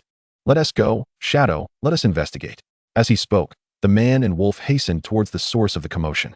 At that moment, a den was surrounded by dozens of beasts led by Ji Wuyu and several beastmasters. The 9-tailed fox was gravely injured, appearing on the brink of collapse. Pushed to its limits. Oh, foul fox, why not flee? Why do you not escape? Seeing the 9-tailed fox cornered, a sinister glint flickered in Ji Wuyu's eyes. Just as the two sides faced off, and the 9-tailed fox prepared to burn its life force for a final stand, a sudden voice disrupted the tense atmosphere. Qi Yin, unleash Fire Meteor. The command barely left his lips when the cry of the bird followed. In an instant, a golden figure soared through the sky, painting half the heavens in crimson. What followed was a meteor shower, comprised of fiery orbs. Faced with this calamity, Ji Wuyu's smile gradually froze. Boom. As the first fireball descended, a barrage of fireballs followed in a relentless cascade. The forest ignited, thick smoke billowing into the air. Observing the figures clad in the insignia of the Ji family, Bai Ye's expression remained cold, devoid of mercy. Having lived 2 lives, he was fully aware that the entire Ji family consisted of individuals akin to Ji Shirwan. Knowing that they were aware of the phoenix feather in his possession, Ji Wuyu and his allies would undoubtedly seek to seize it. Rather than invite unnecessary trouble later, it was better to strike first, quelling the issue at its roots while seizing the opportunity to contract the 9-tailed fox. In Bai Ye's perspective, this was undeniably a case of killing 2 birds with 1 stone. However, upon catching sight of Bai Ye, the 9-tailed spirit fox could not help but feel a wave of despair. If it were a matter of fighting to the death, it might have managed to contend with Ji Wuyu and the others, but in the face of Bai Ye, given its current state, it was utterly incapable of altering the situation. As it observed the approaching figure, seemingly resolute in purpose, the 9-tailed fox transformed into human form. With long, flowing white hair and her entire body devoid of clothing, her fair and smooth skin was almost impossible to avert one's gaze from. Her coldly beautiful visage contrasted sharply with an alluring charm. If there existed a kind of beauty in this world that could render one breathless, It was undoubtedly the aesthetic embodied by the fox maiden before him. Truly, she was the epitome of a fox spirit, with white fur, animal ears, and an alluring demeanor. One could not help but wonder whose preferences she had inadvertently touched upon. As Bai Ye's lips twitched in silent critique, the fox maiden spoke. Human, I am willing to submit to you. I can serve as your slave or maid, and you may do with me as you wish. After uttering these words, she delicately pursed her luscious lips, only to abruptly shift her tone. However, I have one condition. I wish for you to spare my child. Otherwise, even if I must perish, I will ensure you pay the price. With a fierce glare directed at Bai Ye, she issued her threat. A child? Bai Ye momentarily froze upon hearing this, but soon regained his composure. To his surprise, it seemed the fox maiden was indeed a married woman. Nodding, Bai Ye replied, I can agree to that. From this day forth, you and your child shall accompany me. Rest assured, I shall never mistreat you. Although his words felt somewhat peculiar, the assurance brought her relief. As the tension in her heart began to ease, she suddenly collapsed, falling into Bai Ye's embrace. The sensation of softness and a faint fragrance enveloped him, rendering Bai Ye momentarily dazed. After all, who could withstand such an ordeal? Just as he was about to support her, a sudden commotion erupted from the cave. Shortly thereafter, a small white-haired fox demoness scampered out, only to be startled into silence upon witnessing her mother transformed into a human form, lying in a rather compromising position in Bai Ye's arms, completely unclothed. The little girl quickly covered her eyes, feigning ignorance, yet the gap between her fingers and the flush on her ears betrayed her. Be big brother, you carry on. I see nothing. Observing the little girl's awkward demeanor, the dog beside her averted its gaze, seemingly whistling. Bai Ye's lips twitched in exasperation. He merely intended to assist her. In the apartment, as Bai Ye glanced to his left at the cool and aloof beast woman clad in a black and white maid outfit, and to his right at a lawful little girl in a frilly outfit, cradling a soft and adorable beast girl, he realized that Luo Xue's expression was on the verge of revealing her thoughts. She had anticipated sharing a residence with Bai Ye, yet these unconventional women were perplexing. Was it her insensitivity? Her physique? Or perhaps she simply lacked allure? Surrounded by beast women and little girls, Luo Xue began to question whether Bai Ye harbored some peculiar tastes. Yet, the problem was, she had no evidence. Faced with Luo Xue's scrutinizing gaze, Bai Ye found himself sweating profusely. He simply sought to tame his beasts. Why did it now feel like a battleground? Just as Luo Xue finished speaking, Chu Yaoyao, seated nearby, eagerly chimed in, as if savoring the drama. I can't believe I guessed correctly. Bai Ye, it turns out you have a thing for little girls. At that moment, the little beast girl in his arms looked up at Bai Ye, her innocent eyes brimming with curiosity. Brother, what does having a thing for little girls mean? Adults are speaking. Children should not interrupt. Bai Ye playfully flicked her forehead, causing her to pout adorably, her eyes brimming with unshed tears. Witnessing this, Luo Xue's heart softened, nearly melting at the sight of the little girl. All right, Bai Ye, let me hold her. Are you not angry anymore? Bai Ye tentatively inquired. In response, Luo Xue merely shot him a sidelong glance. She then asked, Bai Ye, didn't you mention preparing to contract your fourth beast? What more can I say? By the way, I haven't asked yet, what are the names of this sister and little sister? Just as Luo Xue finished her question, the fox maiden spoke up. I am Tishi Tixaluka. This is my daughter, Shila. You may call her Cici. By the way, master, I would like to inquire about that contract you mentioned earlier. Are you planning to contract my daughter, or me? With her azure eyes fixed on Bai Ye, Tishi inquired. After a moment of contemplation regarding the matter at hand, Bai Ye's answer was unequivocal. Children make choices, adults desire it all. However, given the limited number of contracts available, Bai Ye decided to first contract the little beast girl, followed by the fox maiden. With the daughter already in his grasp, was it conceivable that Tishi could escape? With this thought in mind, Bai Ye provided his response. So, Cici, do you wish to sign a contract with me? He gently ruffled her hair, asking. Yes, I want to be with my brother. Her youthful face was earnest. I want to grow stronger alongside my brother, so I can protect both him and my mother. Clenching her tiny fist, her expression was utterly endearing. Meanwhile, witnessing this affectionate exchange, despite her protestations of indifference, Luo Xue's heart was anything but tranquil. A twinge of jealousy stirred within her. Why did it seem as if she were the outsider? As Bai Ye finalized the contract with Shila, Tishi suddenly interjected, Master, I have something for you. With that, she retrieved a blue crystal from the snowy expanse of her form. This is, upon receiving it, Bai Ye suspected its significance. Just as he began to examine it closely, Tishi's words confirmed his suspicions. Master, this gem was left to me by my husband. A key to unlock the treasure of our spirit fox clan. Just as Tishi finished speaking, Luo Xue could not help but exclaim in surprise. I have also heard my father mention the treasures of the spirit fox clan. Over the years, various families have been relentlessly searching for the key to unlock this treasure. To my astonishment, it turns out that the key is with you, Sister Tishi. Nodding slightly, Tishi seemed to recall past events, her gaze flickering with a hint of sorrow. 20 years ago, our Spirit Fox clan was annihilated. At that time, I was the only one who managed to escape. For all these years, I have been evading capture, waiting for Cece to grow up so that I could entrust the treasures of our clan to her. Mentioning her daughter, Tishi's eyes softened with tenderness, her expression imbued with a gentle grace. Yet now, I feel it may no longer be necessary. Master, as Cece's guardian, I trust you will protect her well. Listening to Tishi's words, which sounded almost like a final testament, Bai Ye frowned slightly. Then, over the years, you must have uncovered some clues about the perpetrator, Tishi? I have indeed found some, but this is a personal matter I will handle myself. At her words, Bai Ye's gaze sharpened. Have I not mentioned? Since you have chosen to ally with me, I shall not abandon you. However, before he could finish, Tishi interrupted him. Master, they are not adversaries you can contend with. I do not wish for you and Cece to be drawn into this because of me.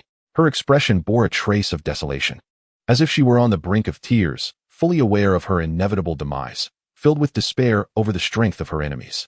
How can you say that I cannot contend with them if you do not speak? Bai Ye pressed. Because my enemies hail from the abyss. Tishi's voice trailed off abruptly. At that moment, both Luo Shui and Chu Yaoyao's expressions shifted dramatically. The abyss, to beastmasters, is akin to a forbidden realm. For centuries, countless powerful beastmasters have sought to traverse the secret pathways connecting to the abyss, yearning to unveil the other side of this world. Yet, even the mightiest beastmasters of the 15th tier, the strongest in the world, upon stepping into the abyss, face but one inevitable fate: to vanish without a trace.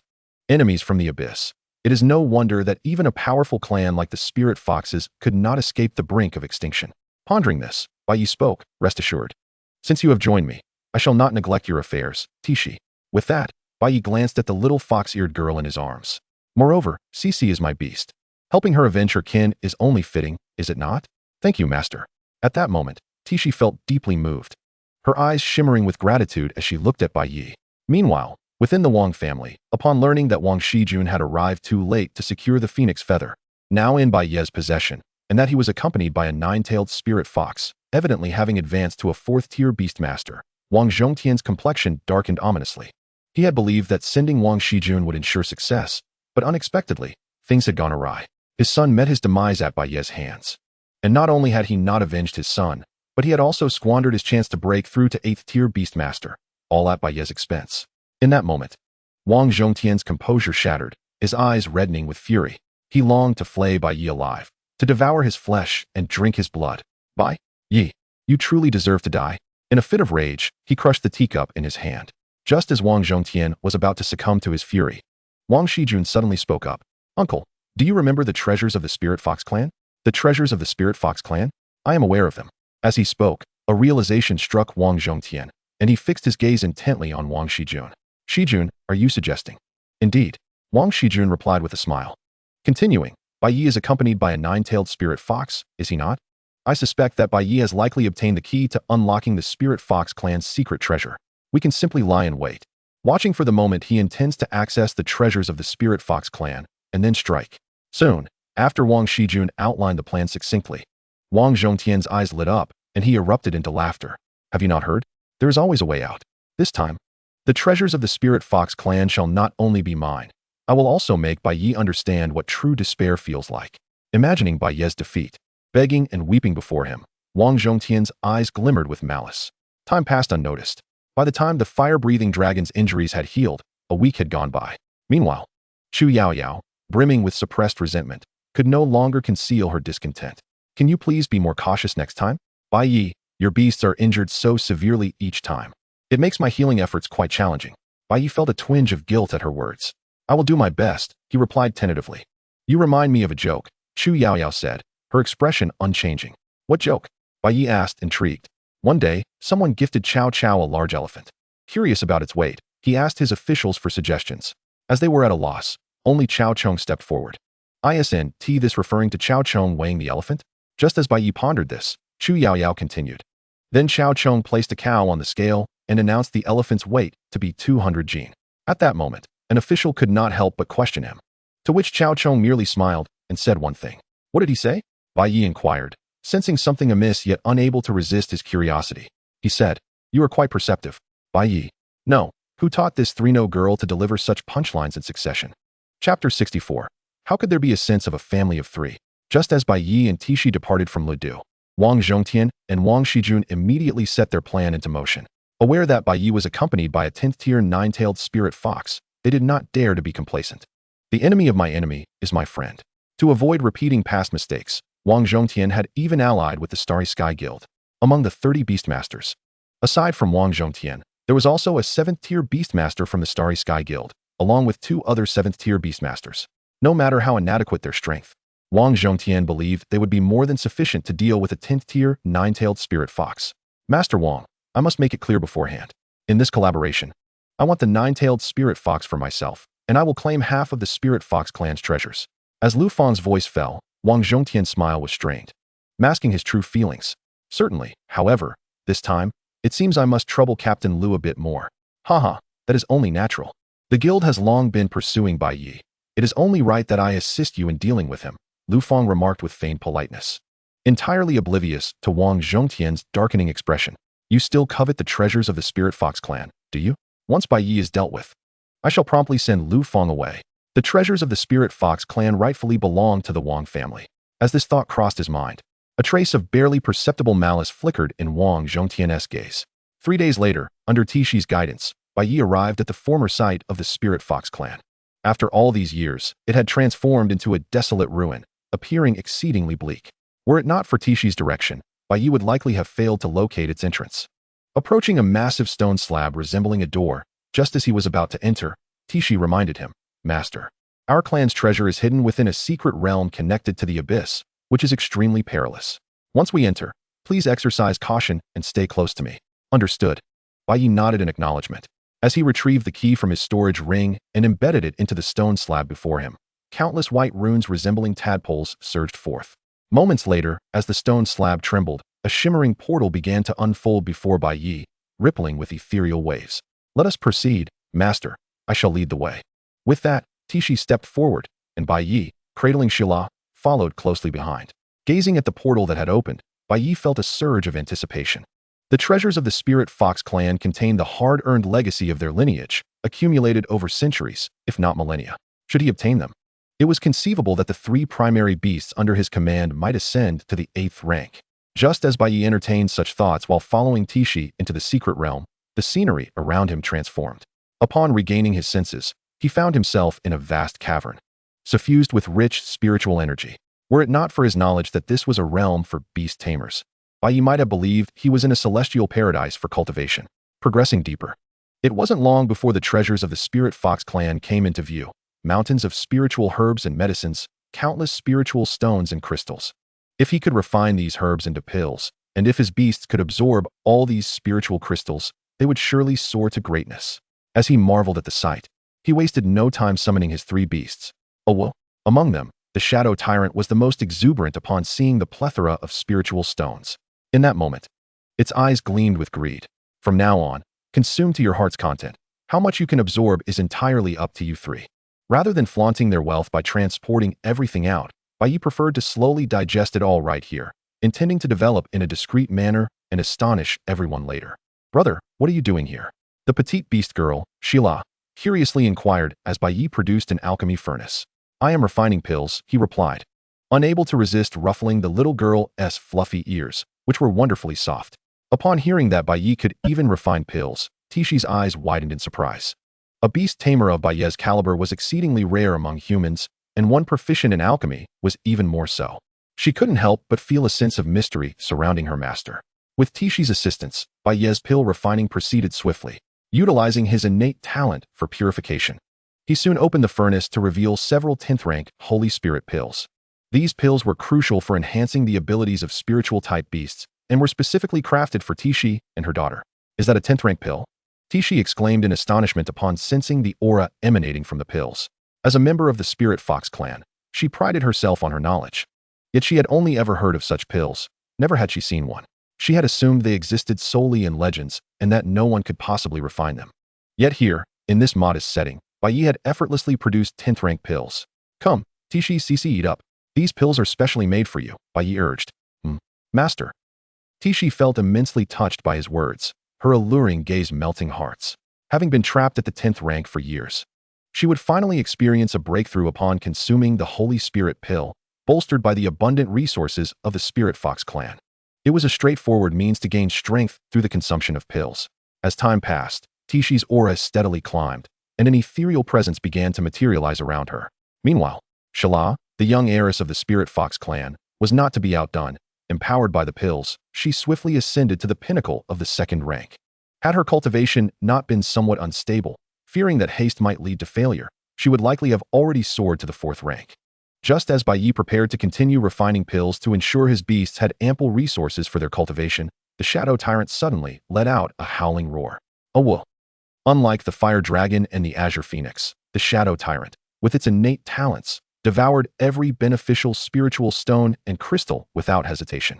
With an abundance of cultivation materials, it experienced a qualitative transformation.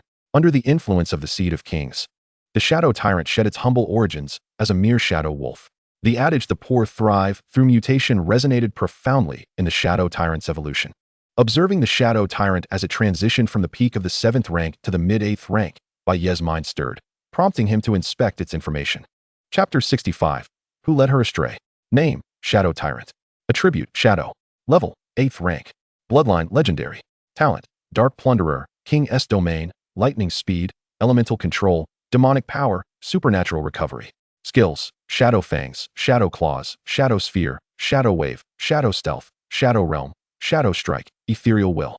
Evaluation: The Shadow Tyrant, endowed with the bloodline of kings, possesses an extraordinarily formidable combat prowess, heralding the potential to ascend to the realm of mythical beings. Aside from acquiring a novel skill, Shadow Impact, the Shadow Tyrant's external transformation appears minimal. However, this is merely superficial. In truth, it has undergone a qualitative change in terms of skill efficacy. When comparing the same skills and levels, other Beastmasters pale in comparison to the Shadow Tyrant, as the effects of its abilities will be vastly superior. Particularly with the formless divine intent, which no longer merely employs ethereal hands composed of spiritual energy to bind or obstruct foes, but now wields a power exponentially greater than before, by hundreds or even thousands of times. This force is sufficient to annihilate a 5th or even 6th-tier beast in an instant, tearing it to shreds. Imagine being suppressed and obliterated by countless formless hands before even approaching. Who can truly comprehend such intimidation? In an instant, Bai Ye found himself eagerly anticipating the performance of his canine companion in future battles. Unbeknownst to him, days slipped by in this manner. Within the dim cavern, the concept of time had blurred, and he lost track of how long had passed. As the resources painstakingly accumulated by the Spirit Fox clan were entirely depleted, Bai Ye's beasts underwent varying degrees of enhancement. The higher the bloodline, the greater the resources consumed for breakthroughs. Possessing 3 legendary tier beasts is akin to harboring 3 insatiable behemoths. The Shadow Tyrant reached the pinnacle of the 8th tier, while the fire-breathing dragon and the Azure Phoenix both advanced to the mid-8th tier. As for the petite beast girl, Hira, she cultivated to the mid-4th tier. Undoubtedly, the one who captured Bai Ye's utmost attention was Tishi. Though no formal contract had been established, she exuded an inexplicable sense of trustworthiness. It felt as if, despite the absence of binding agreements, she would never betray him. Curiosity piqued, Bai Ye cast his identification, and Tishi's information materialized before him. Name: Nine-Tailed Spirit Fox. Attributes: Psychic, Fire. Bloodline: Epic. Level: 11th tier. Talents: Eye of Illusions, inflicts an additional 500 damage to shadow attribute beasts. Mental Pressure, exerts a certain pressure or allure on target units while reducing their skill resistance. Psychic Domain, reduces negative effects from psychic attributes by 50. Skills: Mental Strike, Psychic Beam, Enchanting Flame, Flame Jet. Description: The Nine-Tailed Spirit Fox, possessing an exceedingly rare psychic attribute, appears to harbor some unknown peculiarities as a being of intellect. Peculiarities? It was only after perusing Tishi's information panel that Bai Ye felt a flicker of curiosity. What is it, my master? Noticing Bai Ye's gaze, which seemed to penetrate her very being, Tishi's eyes sparkled with affection. I heard from Chu Yaoyao that you favor black lace, so I wore this, adorned with a rose pattern. As she spoke, she lifted the hem of her black and white maid outfit, revealing the striking contrast of black against her fair skin. Unable to resist stealing glances, Bai Ye, while maintaining an outward calm, felt the corners of his mouth twitch. How did she get corrupted by Chu Yaoyao? That little lowly has quite the vulgar tongue. In that moment, Bai Ye felt he had unraveled the meaning behind those so-called peculiarities. Upon exiting the secret realm through the key, Bai Ye sensed something amiss. The surroundings were unnaturally silent, an eerie stillness enveloping the atmosphere. Master, someone approaches, and their intentions are malicious. Just as Tishi spoke, ahead, Wang Zhongtian, accompanied by a contingent of 30 Beastmasters, slowly approached. Their strengths ranged from the 5th to 6th tiers, while Wang Zhongtian and Lu Feng led with their 7th tier prowess. Though aware that, even among 7th tier Beastmasters, Wang Zhongtian's capabilities could not rival those of Lu Ruoyan, Bai Ye still felt a twinge of pressure. Had it not been for Tishi's presence at his side, even with the Spirit Fox clan's treasures, he might not have stood a chance against Wang Zhongtian. As this thought crossed his mind, Bai Ye summoned his beasts. To his astonishment, they had all broken through to the 8th tier. Upon witnessing the Shadow Tyrant, the fire-breathing dragon, and the Azure Phoenix, Wang Zhongtian's expression betrayed astonishment and trepidation. It is known that for a typical Beastmaster, nurturing an 8th tier beast within a few years is virtually impossible. Yet, in the span of mere months, Bai Ye had managed to cultivate 3 8th tier beasts. This was nothing short of extraordinary. Given a bit more time, Bai Ye might truly become a figure second only to the Empress herself. However, all of this was about to come to an end. Bai Ye, you have slain my son, prepare to die? With Wang Zhongtian's roar, a colossal crocodile, nearly 100 meters in length and entirely crimson, was summoned, charging directly at Bai Ye. Master, I will handle these 2 7th tier Beastmasters, leave the rest to you. Understood. Tishi, hold your ground. With that, the two sides engaged in battle. Tishi revealed her true form, a majestic white fox over 10 meters tall, her 9 tails swaying gracefully. In terms of size, she was at a disadvantage, but in terms of strength, she was far from weak. In an instant, the clash sent tremors throughout the surroundings. Arise.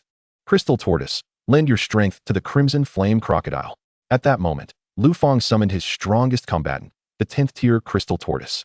Engaging 2 10th tier beasts alongside a host of 9th and 8th tier companions, and with the opposing Beastmasters forming a cohesive unit, Tishi, despite having reached the 11th tier, felt immense pressure. Pixie, stay close to me. Crimson Flame, unleash Meteoric Inferno. Gale, assist Tishi. Clutching the petite lowly and mounting the Shadow Tyrant, Bai Ye commanded his beasts. With a resounding roar, the fire-breathing dragon took to the skies, soaring towards Tishi. Simultaneously, with a sharp cry, the Azure Phoenix ascended, unleashing a barrage of fireballs that painted the sky a vivid crimson. Boom! The explosion engulfed the scene in a tumult of flames. In an instant, the cries of the beasts echoed through the air. 35th and 6th tier Beastmasters, with over 160 beasts at their disposal, were shattered in an instant. Help! Why are his beasts so powerful? Monsters! His beasts are all monsters. We can't win. Run! Cries of despair and wails filled the air. The once confident Beastmasters found themselves utterly bewildered by the onslaught unleashed by the Azure Phoenix. Among the crowd, Wang Shijun's face turned ashen.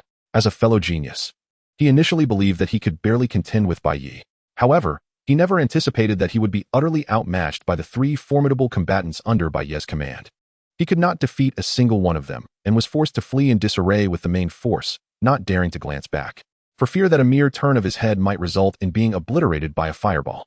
Qi Yan, go assist Tishi and the Fire Dragon. We shall handle the shadows here.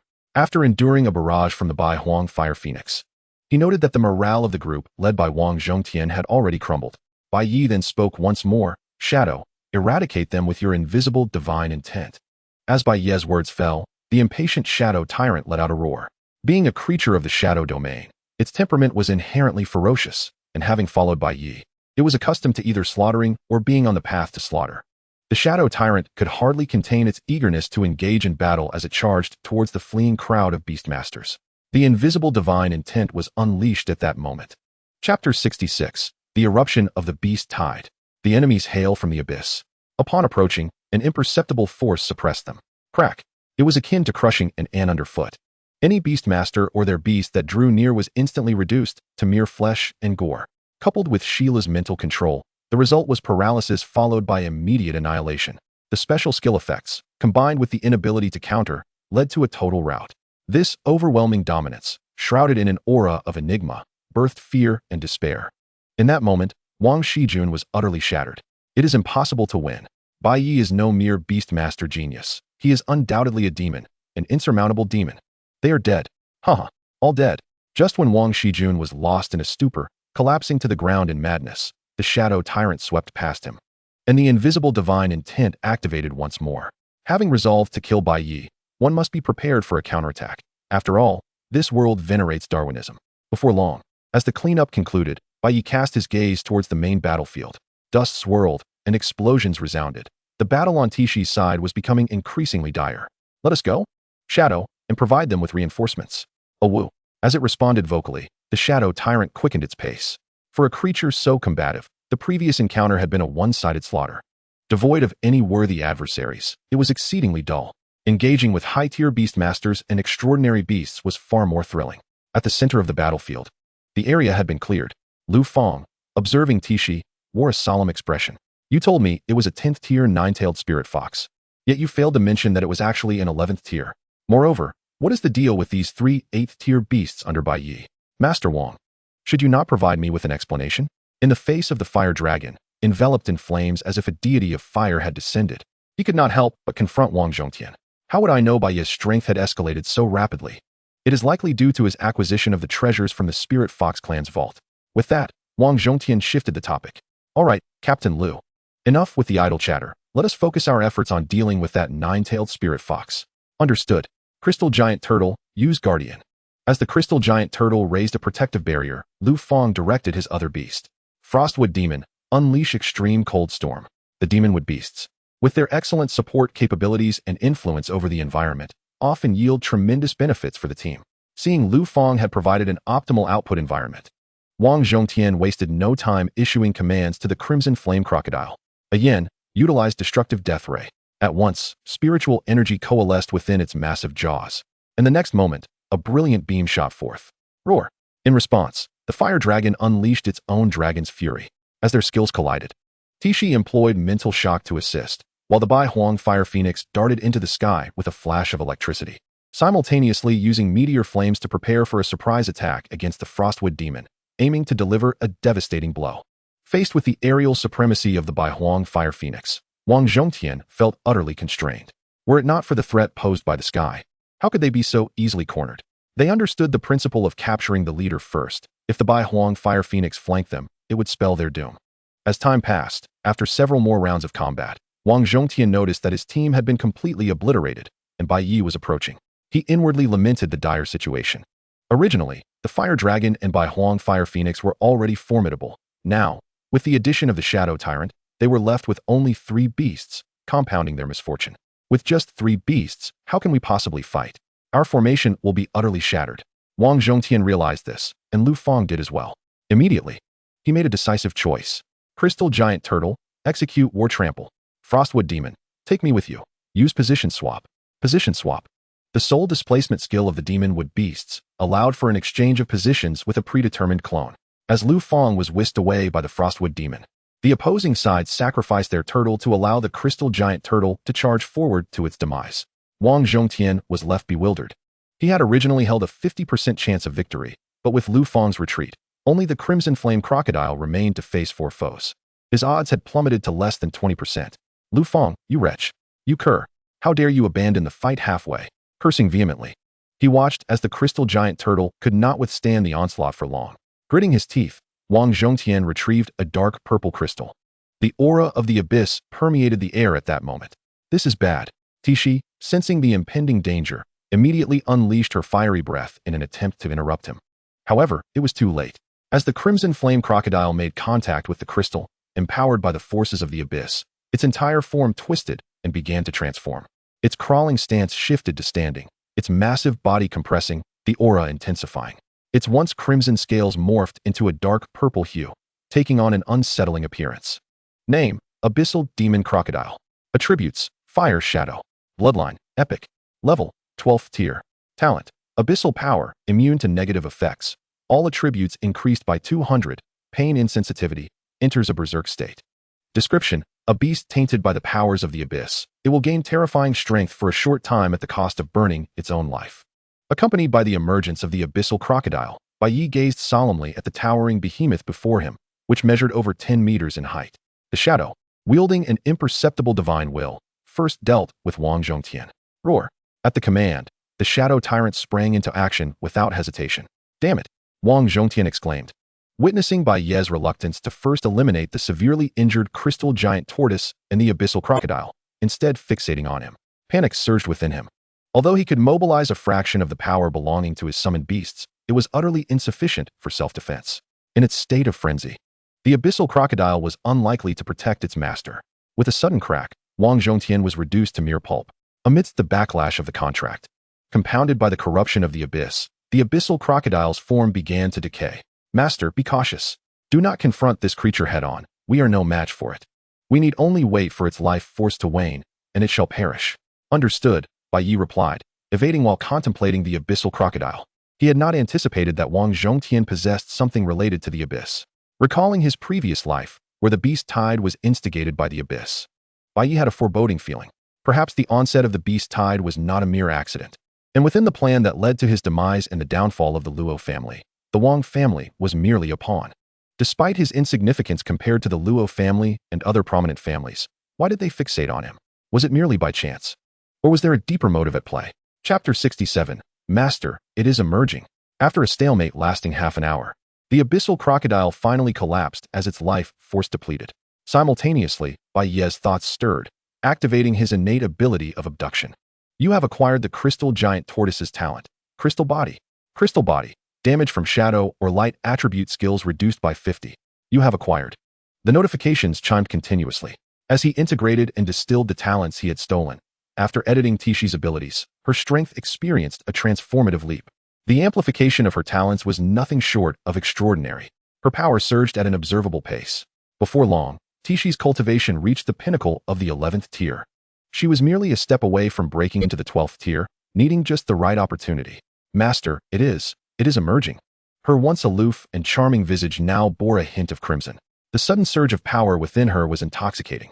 No, I can't contain it any longer, Master. After all, without a contract with Bai Ye, she could not assimilate this power as comfortably as the Shadow Tyrant and the others. Brother, what is happening to Mama? Sometimes, she has this expression at night.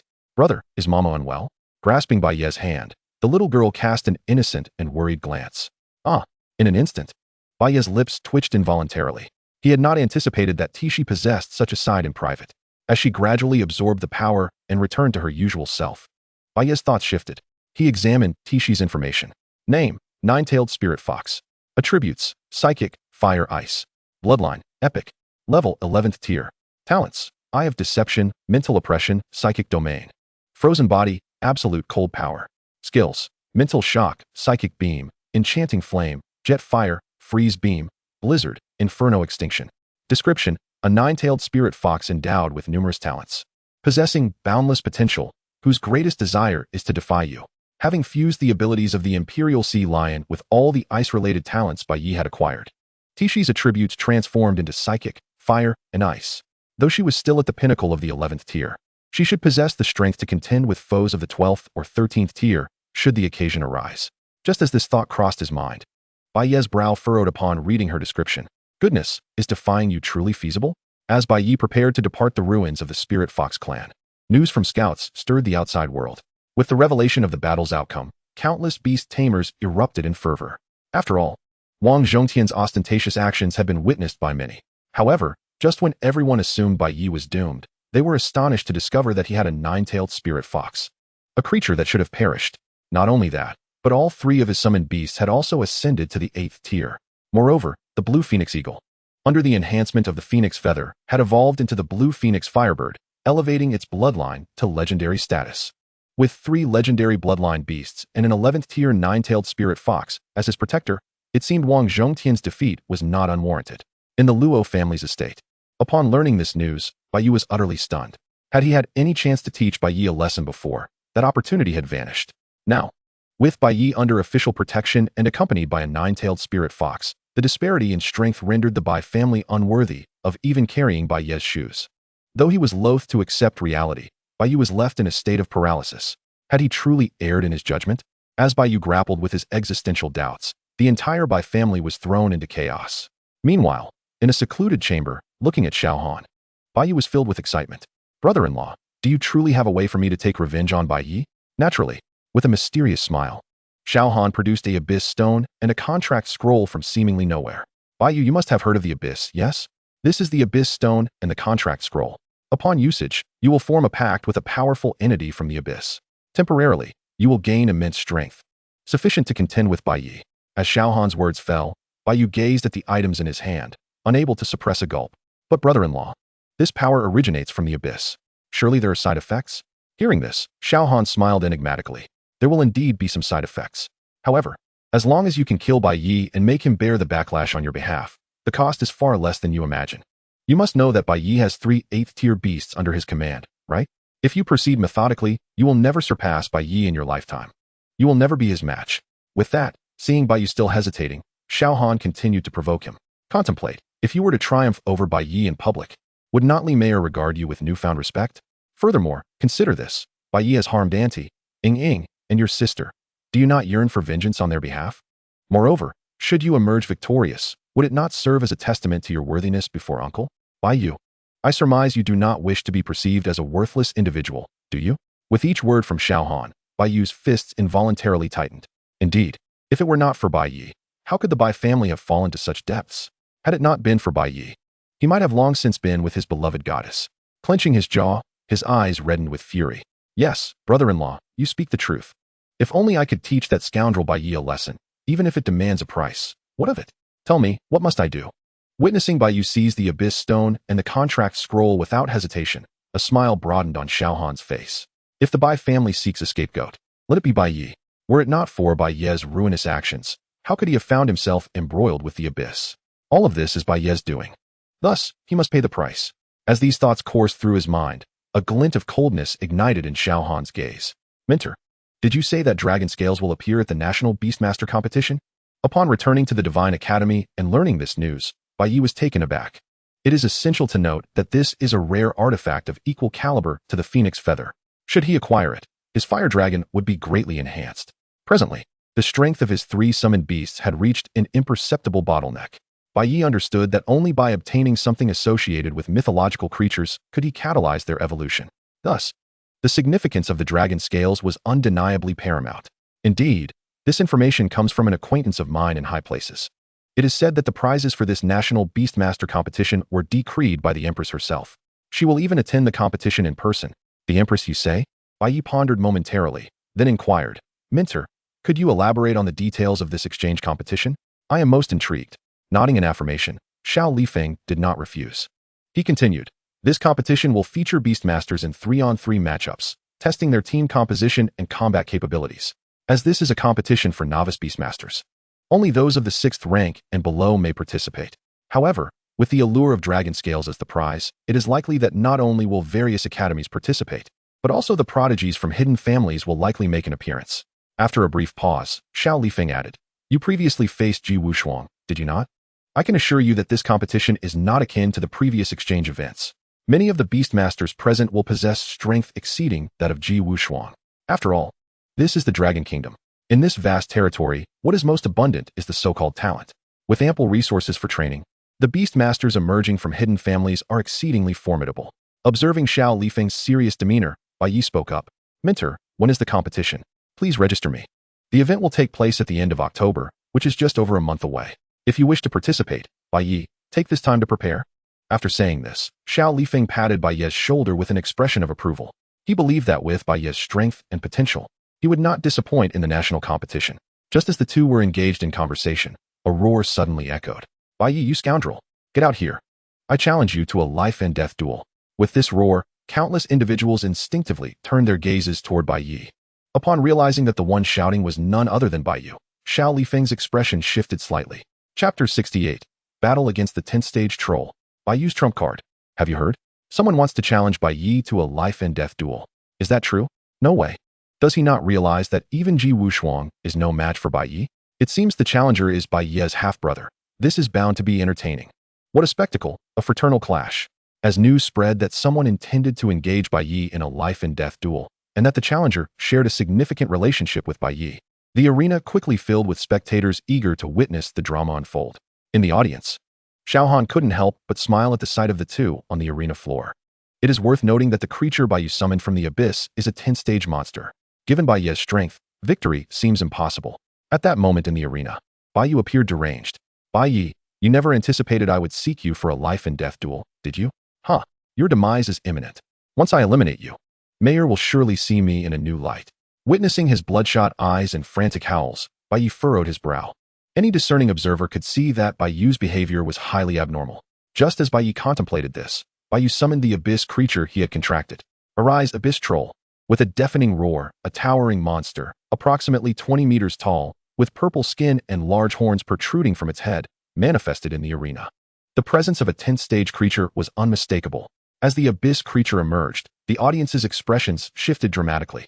They now realized that Bai Ye had thoroughly prepared to challenge Bai Ye to a life-and-death duel. This is peculiar. Bai Ye is merely a high school student. How could he have contracted a troll? Typically, if one's strength is insufficient, an abyss creature would devour its master. Could it be that Bai Ye sacrificed his own soul to the abyss? This is disastrous.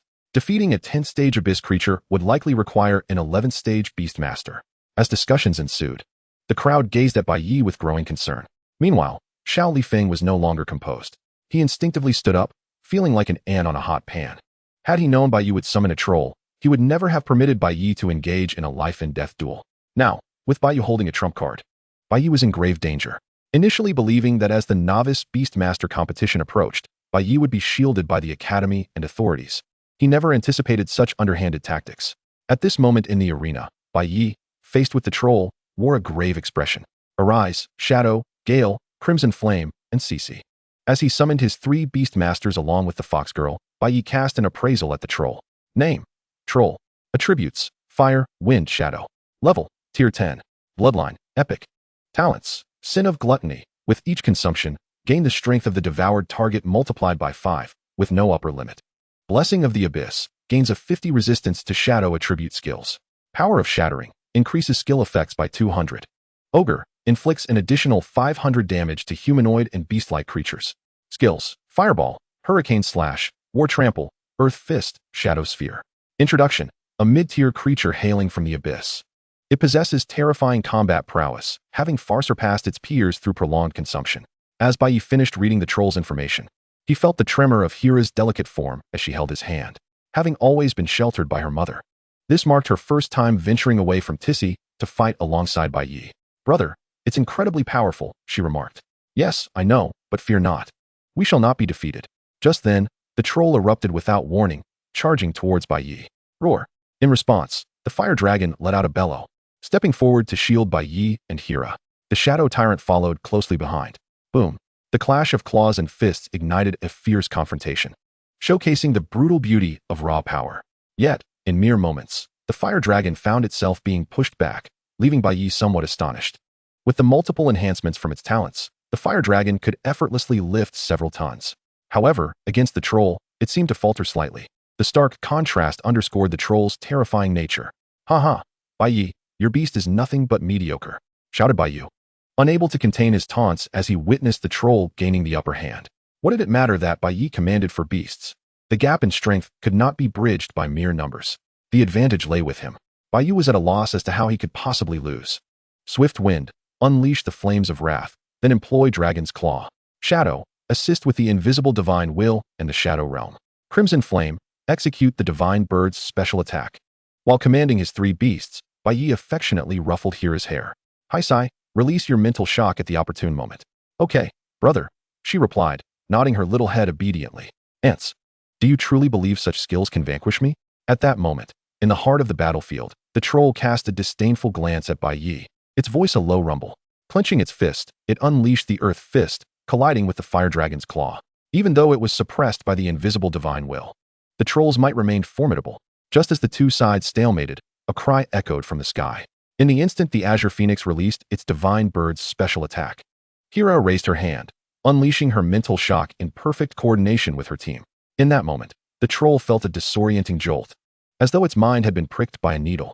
In that fleeting distraction, the dragon's claw and divine bird's special attack struck true. Bai Ye's formation had coalesced into a cohesive system, yielding a chemical reaction where 1 + 1 exceeded 2, catching the troll entirely off guard. Boom. With a thunderous explosion, the troll's form was engulfed in swirling dust. At that moment, the spectators fixed their gaze on the arena, astonished by the prowess of Bai Ye's beasts. Impossible. That troll can contend with Tier 11 beasts. How can Bai Ye, with 3 Tier 8 and 1 Tier 4, possibly hold its ground. Haha, my student truly has some remarkable skills. Xiao Lifeng couldn't help but laugh heartily, sensing the underlying truth. Without Hira's presence, the battle involving just the Shadow Tyrant, Fire Dragon, and Azure Phoenix would undoubtedly have been arduous. Yet, with Hira's involvement, the entire dynamic shifted. Though only Tier 4, the little fox girl possessed extraordinary psychic abilities. For the inherently fragile-minded and volatile abyssal creatures, she was the perfect counter. Skills akin to true damage. Who wouldn't fear that? Chapter 69, Talent Theft. Sin of Gluttony. Damn it. As the dust settled in the arena, the troll was revealed, half of its body grotesquely mangled.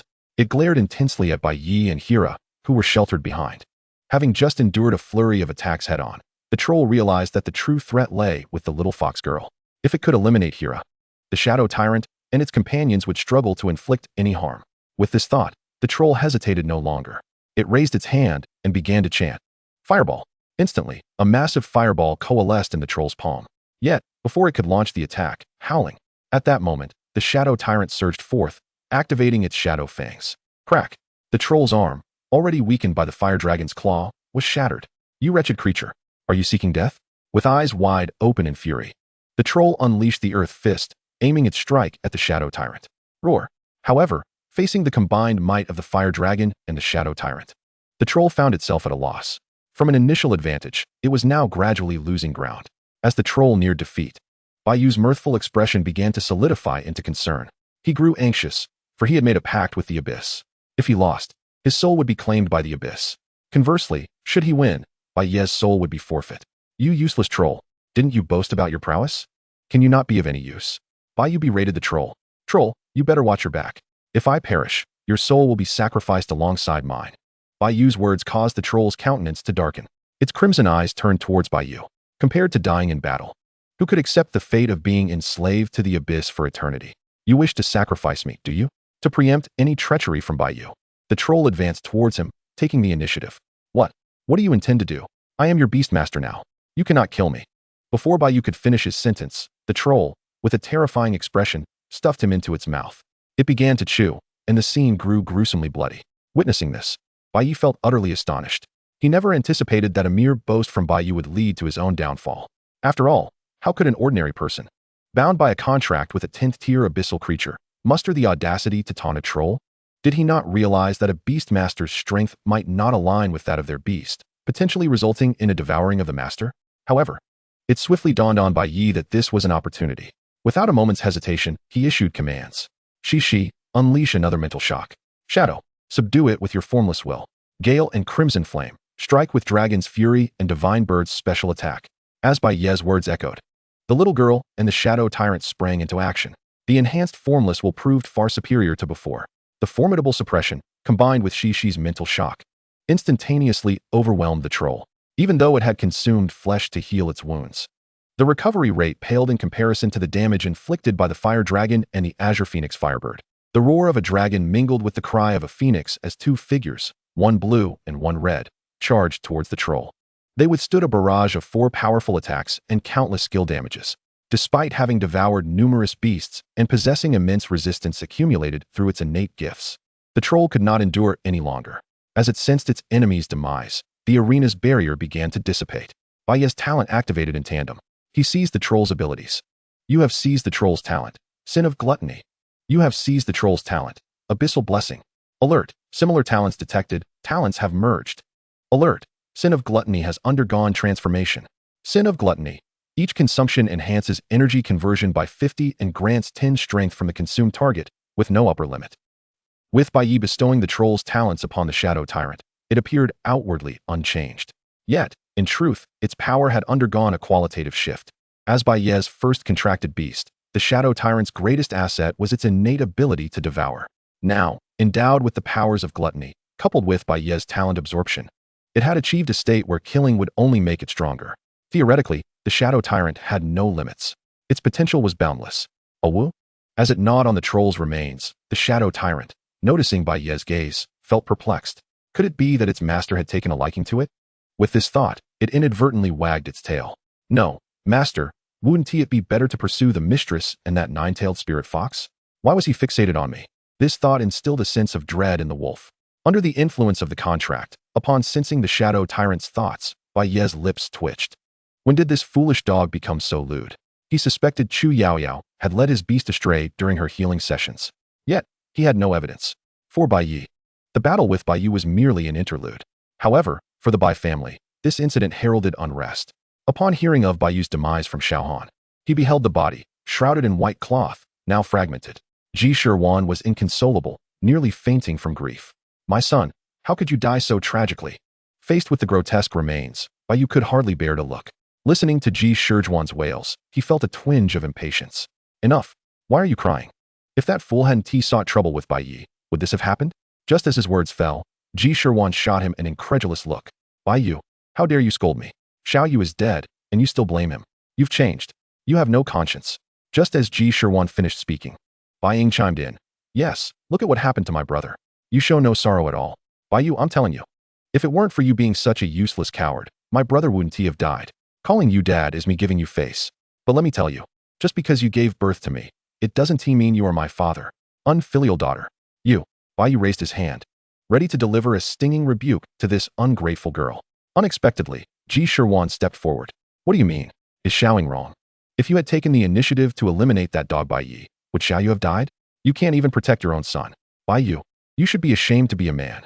Glaring at Bai Ye with disdain, Ji Shirwan felt deeply disappointed. How had she ended up with such a worthless man? He was unworthy to be her husband. This family was no longer a place she could endure. Contemplating the marriage proposals from the families in Kyoto, Ji Shirwan felt a stirring in her heart. A woman of her caliber deserved a better man. As for Bai Ye, he should roll as far away as possible. Chapter 70. Journey to the Illusory Sea Forest. News of the Dragon. Kyoto, the Ji family. Ji Shirwan burst into the residence like a whirlwind. To have established a foothold in Kyoto, a place teeming with powerful figures, and to have achieved their current standing, the Ji family's strength was certainly formidable. Ji Shirjuan's sudden intrusion naturally drew considerable attention. Sister, what happened to you? As the next head of the Ji family and Ji Shirjuan's elder brother, Ji Ningtian frowned. While he understood that his sister had a tendency to be a bit headstrong, Bai Ye had treated her well. Since their marriage, Ji Shirwan had never appeared so disheveled. Ji Shirwan, her hair disheveled, seemed to disregard Ji Ningtian's words as she rushed towards a small courtyard deep within the estate. Brother, I must see father. I can't go on living. That scoundrel Bai Ye killed Xiao Yu. That worthless Bai Ye not only refuses to avenge Xiao Yu, but dares to speak to me in such a manner. It is utterly intolerable. What? Xiao Yu is dead? Ji Ningtian was taken aback. The Ji family had always placed great importance on their lineage, and now, with several direct descendants lost to Bai Ye, this situation was dire. It seemed the Bai family was not to be trifled with. Enraged, Ji Ningtian clenched his teeth. Let us go. You needn't disturb father. I will handle this. How dare he insult you? I shall tear Bai Yu's mouth apart and break his legs. Yes, you're right, brother. Ji Shirwan's eyes glimmered with malice. He dares to scold me. He must not love me anymore. I suspect that scoundrel Bai Ye has another woman outside. Once I find out who she is, I will make this pair of dog lovers regret their entire lives. Just as the siblings were conversing, suddenly, Ji Changsheng emerged from the small courtyard, leaning on his dragon-headed staff. Enough already. You two are far too old to be squabbling over trivial matters. Upon hearing this, Ji Nishant and Ji Shirwan immediately lowered their heads. Father, you are right. Your reprimand is warranted. Both my brother and I have been overly impatient. Although we have grown accustomed to being arrogant in front of Bai Ye, we are nonetheless cautious in the presence of Ji Changsheng. The fear I have harbored for Ji Changsheng over the years is almost ingrained in my very being. Ji Changsheng glanced at his ineffectual daughter and son before continuing. We cannot rush matters concerning Bai Ye. The new Beast Master competition is imminent, and we have only just joined the abyss. The Empress has been keeping a close watch lately. Furthermore, Bai Ye is under the protection of the official channels and the Divine Academy. I do not wish for this situation to interfere with my upcoming plans. Upon hearing Ji Changsheng's words, Ji Shirwan felt a twinge of dissatisfaction. But father, are we to let this matter rest? Who said we would let it rest? Ji Changsheng's tone was calm, yet it brought Ji Shirwan immense joy. If the old man was planning to take action, how could that scoundrel Bai Ye continue to be arrogant? This time, that wretched creature's fate was sealed. Just as Ji Shirwan reveled in this thought, Ji Changsheng continued, Shirwan, the Zhou family has recently expressed intentions for an alliance through marriage. Since Bai Ye is unreliable, why not consider a union with the Zhou family? Marry Zhou Ming, the head of the Zhou family. As for Xiao Yan, isn't Zhou Ming's son, Zhou Hao, pursuing her? Father, are you suggesting that both mother and I marry into the Zhou family? Indeed. By doing so, our families would be united, forging a stronger alliance. After a brief pause, Ji Chongqing added, "Moreover, isn't Xiaoying in contact with someone named Xiaohan? I plan to cultivate him. When the time comes, we can entrust the handling of Bai Ye to him." Ji Shirwan was taken aback by this revelation, but still harbored some doubts. "But father, Xiaohan's beast was previously incapacitated by Bai Ye. Starting from scratch may be problematic." Though her concerns were unspoken, Ji Chongqing simply smiled faintly. "The Abyss will provide Xiaohan with a suitable beast. All you need to do in the coming month is ensure he has ample training resources. As for everything else, do not concern yourselves, I will manage." Meanwhile, as the Ji family plotted and schemed, Bai Ye had already arrived at the illusory sea forest. According to the information provided by Yuan Shang'an, a draconic creature resided within the forest, and it was this creature that Bai Ye sought. Yet, aside from hunting the draconic beast, Bai Ye had ulterior motives for his journey. Based on his previous memories, if he were not mistaken, there was a precious Linglong pearl hidden within the illusory sea forest. This artifact was crucial for breaking through the potential of superpowered beasts. If he could acquire it, perhaps Hila would undergo a significant transformation. As he reached the forest's edge, he mused, "Heaven help me. I must capture that draconic beast." A hefty bounty was being offered. "Anyone who can assist me in capturing this draconic beast shall receive 10 billion. The capture team was short on personnel, limited to beast masters of 5th rank and above. Wait, wasn't this information supposed to be kept secret? Why are there so many beast masters here?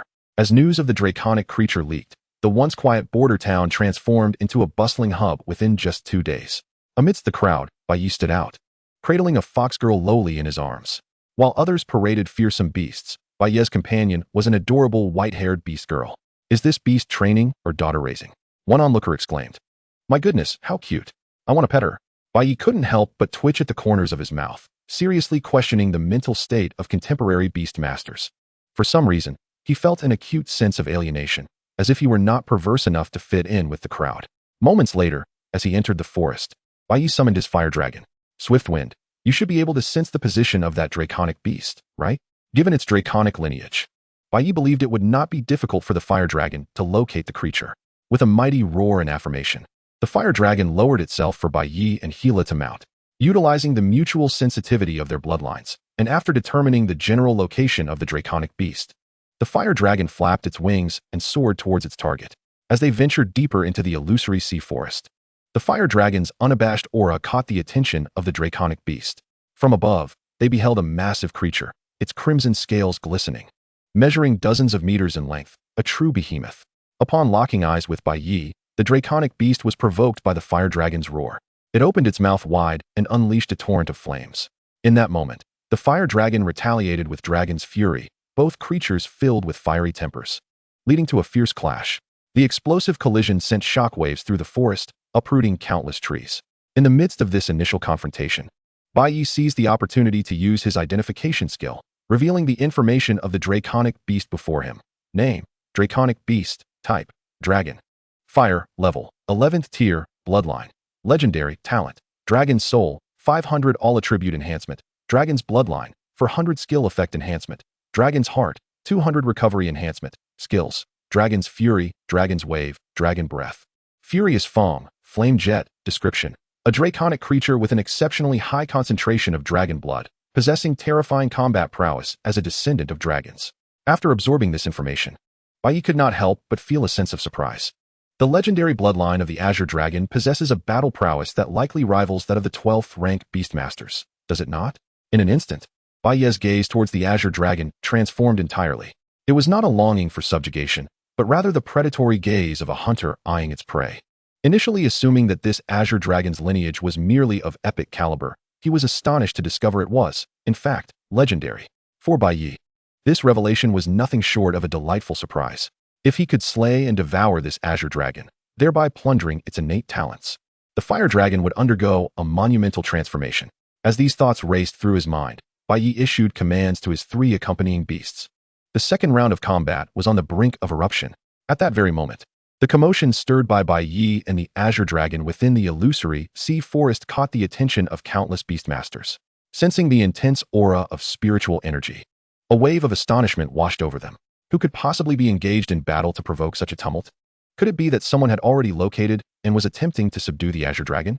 With speculation and curiosity in the air, a multitude of beastmasters hastened towards the heart of the illusory sea forest. Among them was Zhang Fei, the scion of the prestigious Zhang family of the capital, whose expression betrayed a hint of fervor. The Beastmaster competition was fast approaching, and if he could secure an Azure Dragon as an ally before then, he could easily rank within the top 10 and bring glory to his family.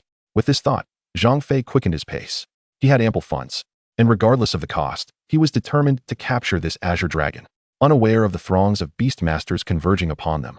The battle between Bai Ye and the Azure Dragon grew increasingly intense, had it not been for the Shadow Tyrant's previous devouring of the troll, which had resulted in a significant enhancement of its strength. The two sides could hardly have been so evenly matched.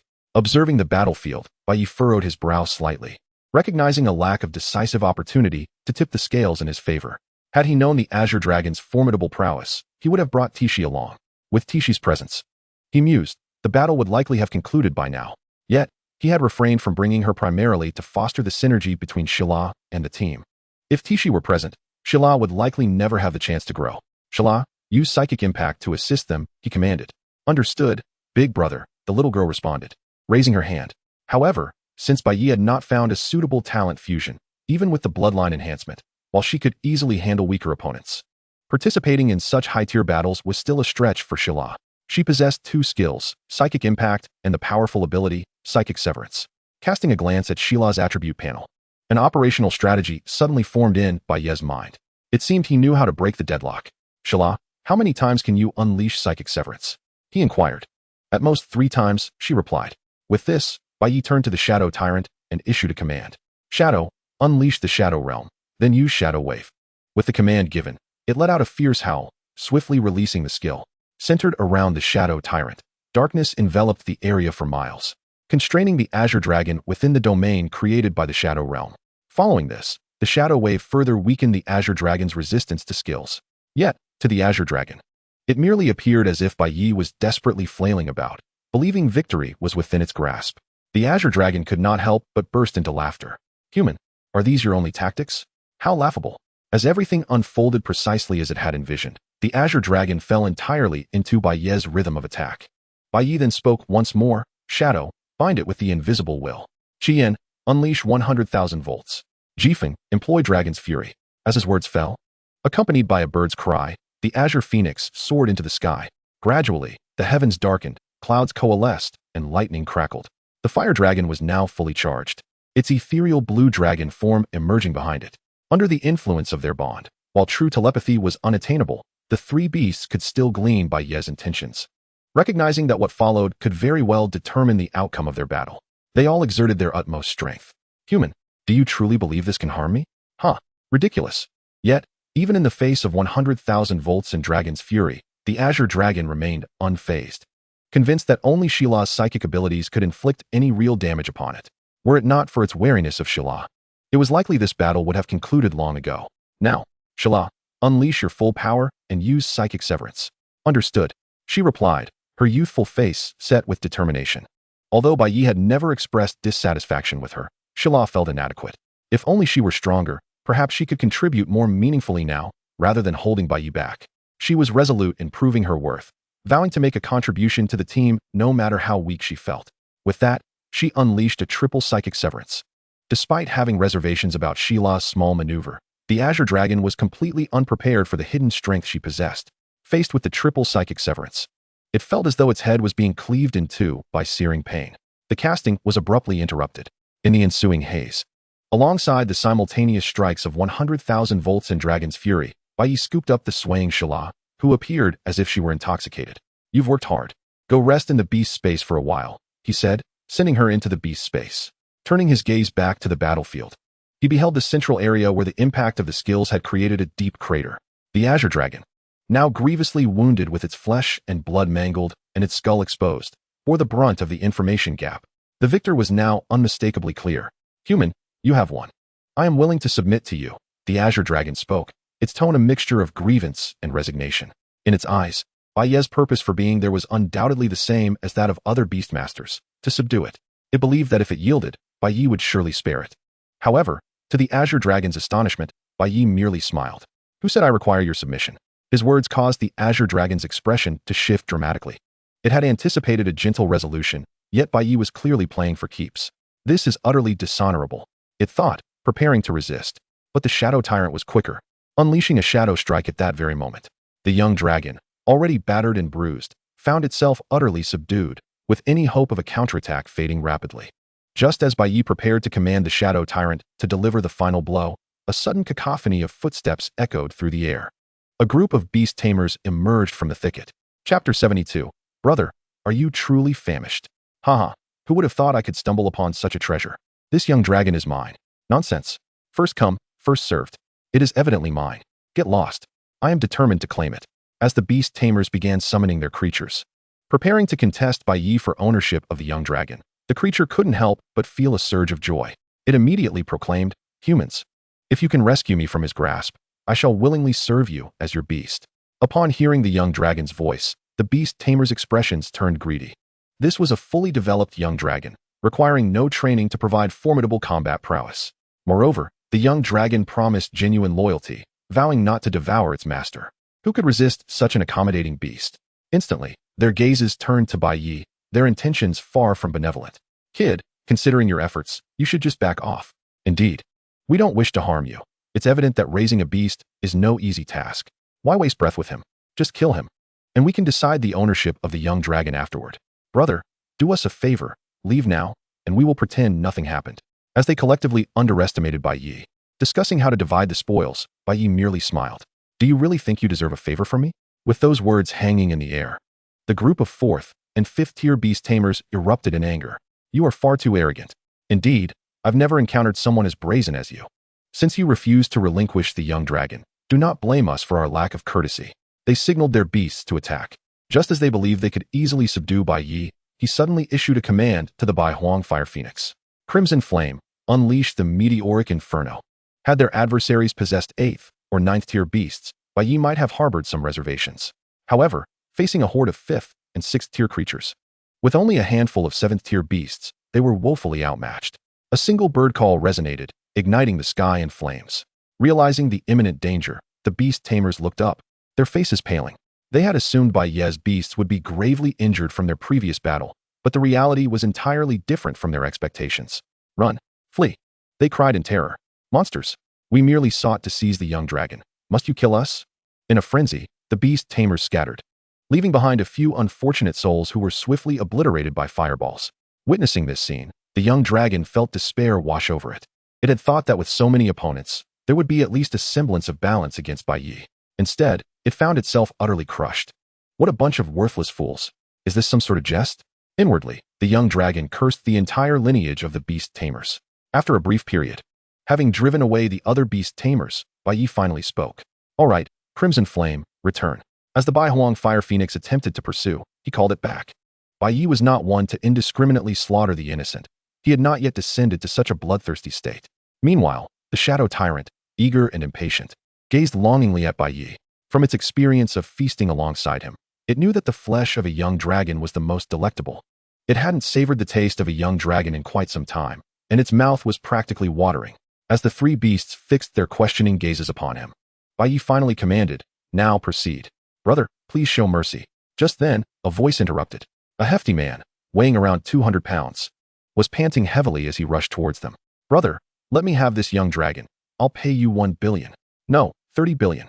As Zhang Fei uttered these words, the young dragon, believing it was on the brink of doom, felt its emotions soar like a roller coaster. Looking at Zhang Fei, it thought, at that moment, that no human had ever appeared so endearing. "Who are you?" Bai Ye inquired, furrowing his brow. "I am Zhang Fei," the man replied. "Zhang Fei?" Bai Ye's expression turned peculiar. "Yes, I am the eldest son of the Zhang family. Brother, if you can let me have this young dragon, I assure you, you will not be at a loss." Gazing at the young dragon with reluctance, Zhang Fei added, "I will not part with it for any amount. You might as well give up. 50 billion. I can offer you 50 billion. That is the highest amount I can muster." "Brother." "No, father. I beg you." Zhang Fei exclaimed, urgently trying to block Bai Ye. "Calling you father won't work either. Shadow, what about calling you grandfather? Is that acceptable?" He clung to Bai Ye's leg. Just as Zhang Fei was about to plead further, the shadow tyrant sprang into action. With its fangs bared, it bit down. It sensed that if it didn't act soon, its meal would slip away. With a crunch, the young dragon breathed its last. "Dead, dead. My ideal beast." In that moment, Zhang Fei was utterly devastated, his anguish palpable. "Brother, how could you kill such a magnificent beast so casually?" Seeing Zhang Fei's exaggerated display of grief, Bai Ye couldn't help but twitch his lips. Surely, your Zhang family holds significant power in the capital. Finding a suitable beast shouldn't be too difficult, right? You don't understand. Zhang Fei shook his head, revealing a knowing expression. You see, when a beast reaches a certain level of strength, it can transform into human form. This is not merely a young dragon. It is clearly a dragon maiden. In an instant, a few dark lines appeared on Bai Ye's forehead. It was evident that this subdragon was male, yet one could not fathom the audacity of transforming it into a dragon maiden. To this, Bai Ye could only remark, brother, you are truly famished. Chapter 73, Talent Fusion. Ascend to the Infernal Fire Dragon. You have plundered the subdragon's talent, Dragon Soul. You have plundered the subdragon's talent. Dragon Bloodline. Alert, similar talent detected. Dragon Bloodline has metamorphosed. Dragon Bloodline. All attributes increased by 20 times. Resistance enhanced by 900. Recovery ability augmented by 500. Physique amplified by 20 times. Not long after Zhang Fei departed, as Bai Ye seized the subdragon's talents, simultaneously, the fire dragon consumed the beast core within the subdragon. Just as he had envisioned, the fire dragon underwent a qualitative transformation in strength. The surge in power heralded a transformation of its very lineage. The horns atop its head became more pronounced, while the flames blazing from its tail transitioned from a fiery orange to a deep violet.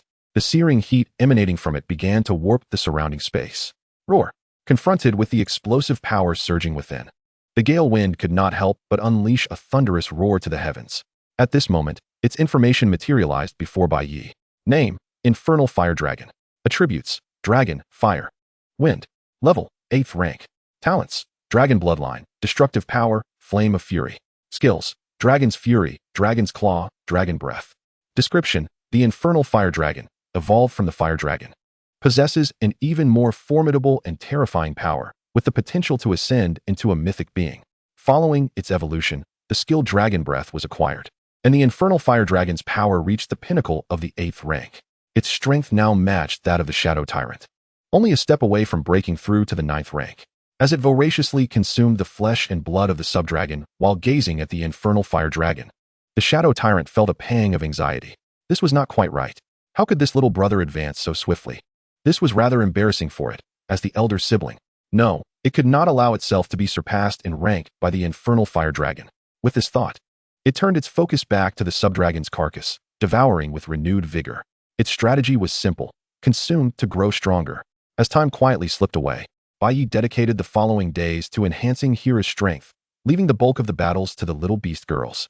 Simultaneously, he hastened towards the direction of the illusory sea forest's secret realm. According to his recollection from a past life, if Bai Ye remembered correctly, within that secret realm resided an emerald butterfly, a guardian of formidable 12th rank. However, despite the opponent's impressive rank, Bai Ye believed that with their current combat power, they were not insurmountable. Soon enough, upon entering the secret realm, a myriad of vibrant flowers unfolded before his eyes. Stepping into this place felt akin to immersing oneself in a sea of blossoms. Holding Bai Ye's hand, Hira could not help but exclaim, "This is indeed the secret realm of the illusory sea forest. It feels like a dream."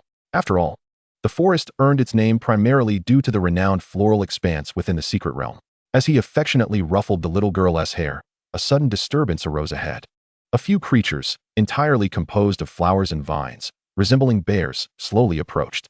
The reason Bai Ye refrained from summoning the Infernal Fire Dragon and the Azure Phoenix for protection was mainly due to the fact that the majority of creatures in this secret realm were of the psychic type. Thus, he could utilize this opportunity to enhance Hira's combat capabilities while plundering relevant talents, allowing her to grow stronger with each battle. CC, use Psychic Shock. Hom. In response, she raised her hand, and the skill was swiftly unleashed. Facing 3 third-rank floral bears, Hira found it somewhat taxing, but fortunately, the skill's effects were nearly equivalent to true damage. Ultimately, the outcome was without peril. As the 3 floral bears fell, the little girl was already glistening with sweat. Well done. Cece is truly remarkable. Unreserved in her praise, Bai Ye beamed at the fallen floral bears, and his talent activated. You have plundered the floral bear's talent. Psychic Power. You have plundered the floral bear's talent. Psychic Power. Alert. Duplicate talent detected. Psychic Power has metamorphosed. Being a low-tier creature within the secret realm, the talents plundered from the floral bear were not particularly strong. Nevertheless, it was better than nothing. At this moment, as Bai Ye edited Hira's talents and sensed the changes in her strength, the little girl was taken aback. Brother, something has entered my body. Haha. This is the change brought about by your talent. You will gradually adapt to it. He pinched her cheek affectionately while explaining. then focused his thoughts to check Hira's attribute panel. Name: Nine-Tailed Spirit Fox. Attributes: Psychic. Level: 4th rank. Talents: Spirit Fox Bloodline. Enhances control over psychic skills by 50. Increases mental power by 200. Psychic Telekinesis. Increases psychic energy storage limit by 50. Enhances psychic skills by 800. Skills: Psychic Shock, Psychic Cut, Telekinetic Slash.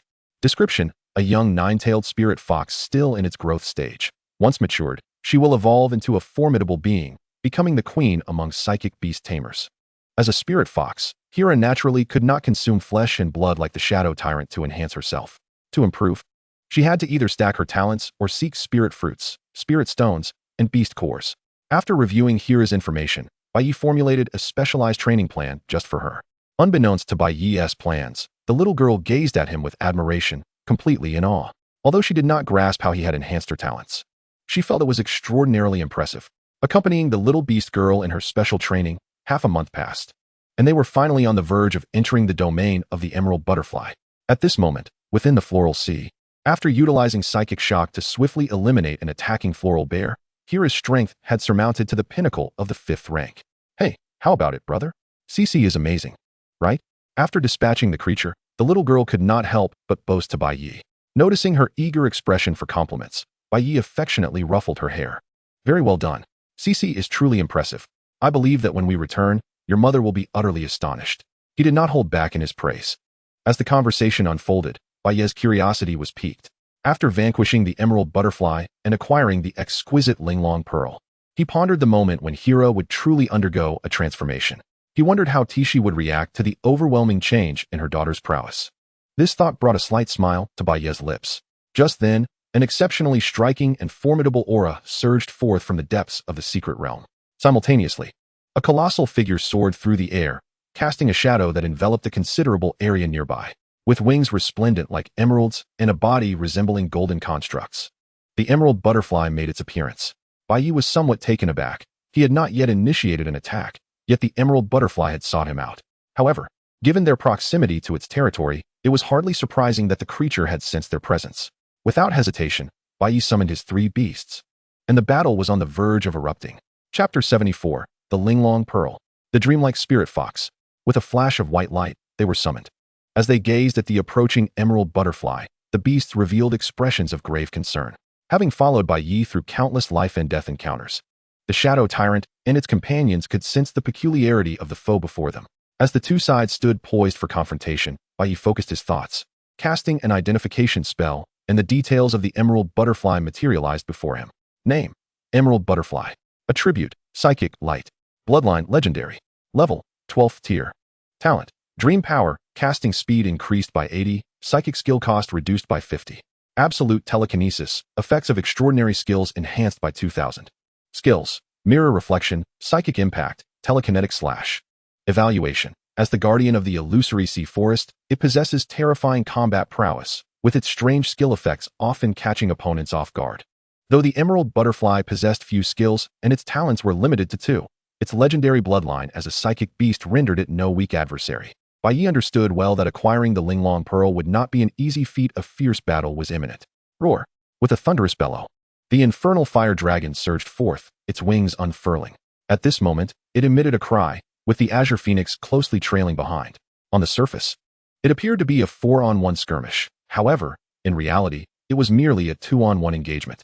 The emerald butterfly wielded the mirror reflection ability, which, as the name suggests, would rebound skills unless engaged in close combat. With such a unique skill mechanism in play, the infernal fire dragon and azure phoenix found themselves at an impasse against the emerald butterfly. Yet, the absence of a core offensive capability on the part of the emerald butterfly also hindered its ability to mount a lethal attack. Both sides were locked in a stalemate. Fortunately, the emerald butterfly's lack of primary offensive methods meant that the infernal fire dragon and azure phoenix were not in immediate peril. Meanwhile, the Shadow Tyrant, unable to fly, could only watch anxiously from the ground. Observing the 3 figures clashing in the sky, Bai Ye fell into contemplation. The emerald butterfly was not invincible. He distinctly recalled that in a previous life, a beast master had employed a fire-type beast to defeat it despite being at a lower tier. This remarkable feat had sparked considerable uproar, leaving a lasting impression on Bai Ye.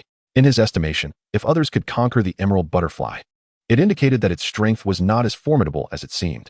With a beast lineup potentially stronger than that of the Beast Master, Bai Ye believed he, too, could prevail, as long as he could circumvent the Emerald Butterfly's mirror reflection, allowing the Infernal Fire Dragon's attacks to land. The current predicament would be swiftly resolved. After all, as a mage-type beast, aside from its peculiar skill mechanism, the Emerald Butterfly's physique remained quite fragile. Just as Bai Ye was lost in thought, Hira suddenly exclaimed, "Brother, look! Its skill is not absolute defense." Upon hearing this, Bai Ye's eyes lit up. A closer inspection confirmed Hira's assertion. At the moment the Infernal Fire Dragon launched its attack, it became clear that the Emerald Butterfly's mirror reflection was only effective within its line of sight. This meant that the creature's blind spots held the key to breaking the deadlock. Without hesitation, Bai Ye promptly issued commands to the Infernal Fire Dragon and the Azure Phoenix. Crimson Flame, unleash your fiery breath. Gale, wait for the opportune moment to strike from behind with your dragon claw. As soon as Bai Ye's words left his lips, the two beasts sprang into action.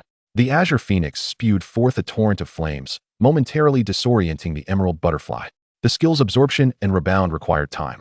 And seizing the opportunity, as instructed by Bai Ye, the Infernal Fire Dragon identified the Emerald Butterfly's vulnerability. Roar!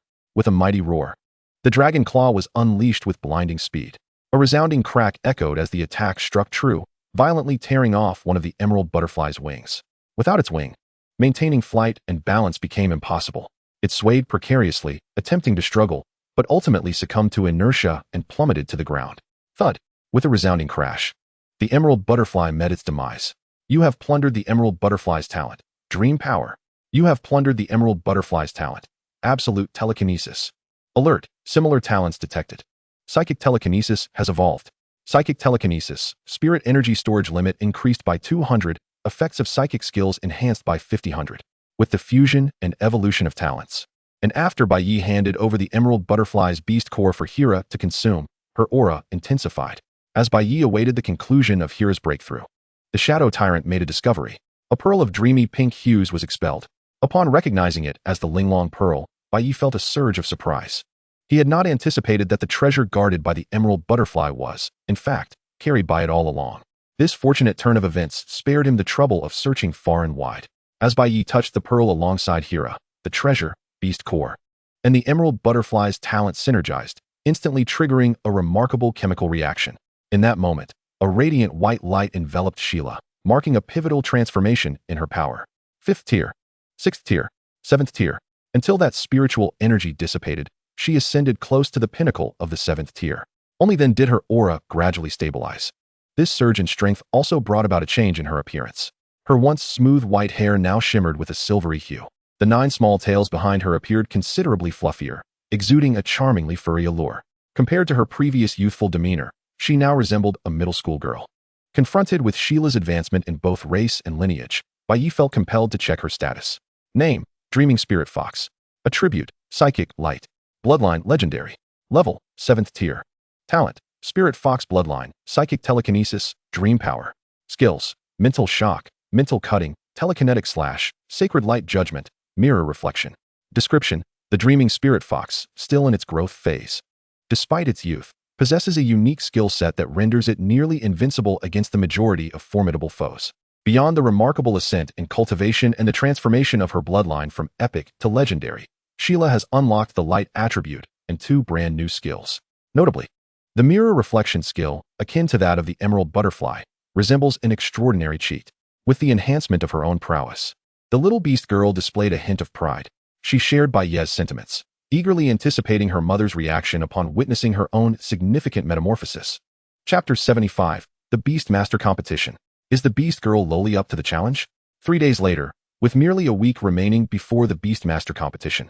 Upon returning to Ludu, Tishi was astounded to see her daughter break through to the 7th tier while simultaneously advancing her bloodline to legendary. She began to question the very nature of her daughter's growth. How could it be that within less than a month, her daughter had achieved such a rapid upgrade? This pace of advancement was akin to riding a rocket. In that moment, Tishi's gaze was filled with shock. Who would have thought that the source of such potential was right beside her? If Bai Ye were to continue developing at this rate, who knows what heights he might reach? Lost in her thoughts, Tishi was suddenly interrupted as the little Loli leaped into her arms. Hey mommy, did you know? Brother is amazing. As she recounted her experiences, Tishi was left nearly speechless upon learning that Bai Ye had hunted a subdragon to acquire treasures guarded by the Emerald Butterfly. But Bai Ye is only a 4th-tier Beastmaster, she exclaimed, astonished. How could he possibly hunt an 11th-tier subdragon? If he were to break through to the 5th and 6th tiers, who knows, perhaps one day he could even conquer mythical creatures. Humanity is enamored with strength. How much more so the beast clans? If it were Bai Ye, perhaps it wouldn't be such a bad idea for him to truly become Cece's father? As this thought crossed her mind, Tishi shook her head vigorously. No, why was her mind filled with such ideas of subversion, also inappropriate? Noticing Tishi's odd demeanor, Bai Ye inquired, "Is something wrong, my master?" "No, nothing. I was just pondering a few things," she replied. "Really?" Bai Ye noted the peculiar expression on her face and began to suspect that Tishi had been influenced by Chu Yaoyao during his absence. However, he lacked any evidence to substantiate this suspicion. As the Beast Master competition approached, Bai Ye boarded the train heading to Kyoto. Recent events had been tumultuous. Those apostles were growing increasingly audacious. Upon seeing the latest news headlines, Luo Xue expressed her outrage. Apostles? Bai Ye was taken aback. They were the ones aligned with the abyss of faith and those fallen deities. To bring the abyss into the world, they would stop at nothing. Over the years, the Empress had organized numerous campaigns against them, yet these individuals were incredibly adept at hiding. Just as Luo Xue finished her sentence, Chu Yaoyao recalled something. Speaking of which, I seem to have heard that official channels and various families have infiltrators among them. As the two women discussed this, Tishi, sitting beside Bai Ye, trembled slightly. Sensing her unease, Bai Ye contemplated. Although she had always been reluctant to mention it, could it be that one of the apostles was responsible for the annihilation of the Spirit Fox clan? In the afternoon, upon arriving in Kyoto and en route to the hotel, Lu Rian elaborated on the details of the upcoming competition. This time, the competition not only included the top talents from various academies, but also the offspring of hidden families. According to the information I have, Lu Rian continued seriously, there will be numerous beast masters at levels 7 to 8 participating. By the way, there might even be abyss apostles present, so Bai Ye, you must exercise caution. Just then, Bai Ye unexpectedly collided with Xiao Han and his group. Ah, it's you dog. Upon recognizing Bai Ye, Bai Ye scoffed disdainfully, with an air of arrogance. She approached. Just wait, you will soon face the wrath of brother Xiao Han.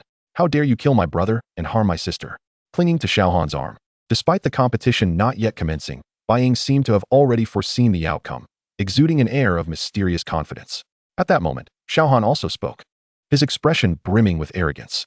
Bai Ye, just wait, you're doomed in the competition. Leveraging his association with the Starry Sky Guild, he had become an abyss apostle and drawn power from the abyss.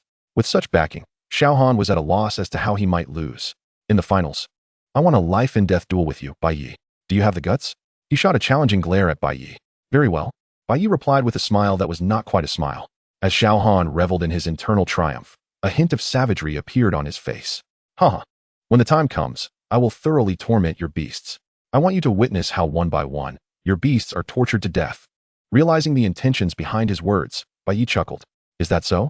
Let us wait and see. Upon checking into the hotel, Luo Xue couldn't help but express her concerns. Bai Ye, isn't this a bit reckless? It's fine. Have you ever seen me lose? Don't worry, I'm confident. Bai Ye replied with assurance. Xiao Han could not possibly be unaware of his strength. Despite being aware of his formidable prowess, there remains an unwavering determination to prevail. It is evident without a trace of doubt that Xiao Han undoubtedly harbors some ulterior motive. If Bai Ye's conjecture proves accurate, Xiao Han must either be an apostle of the abyss or have forged some pact with it.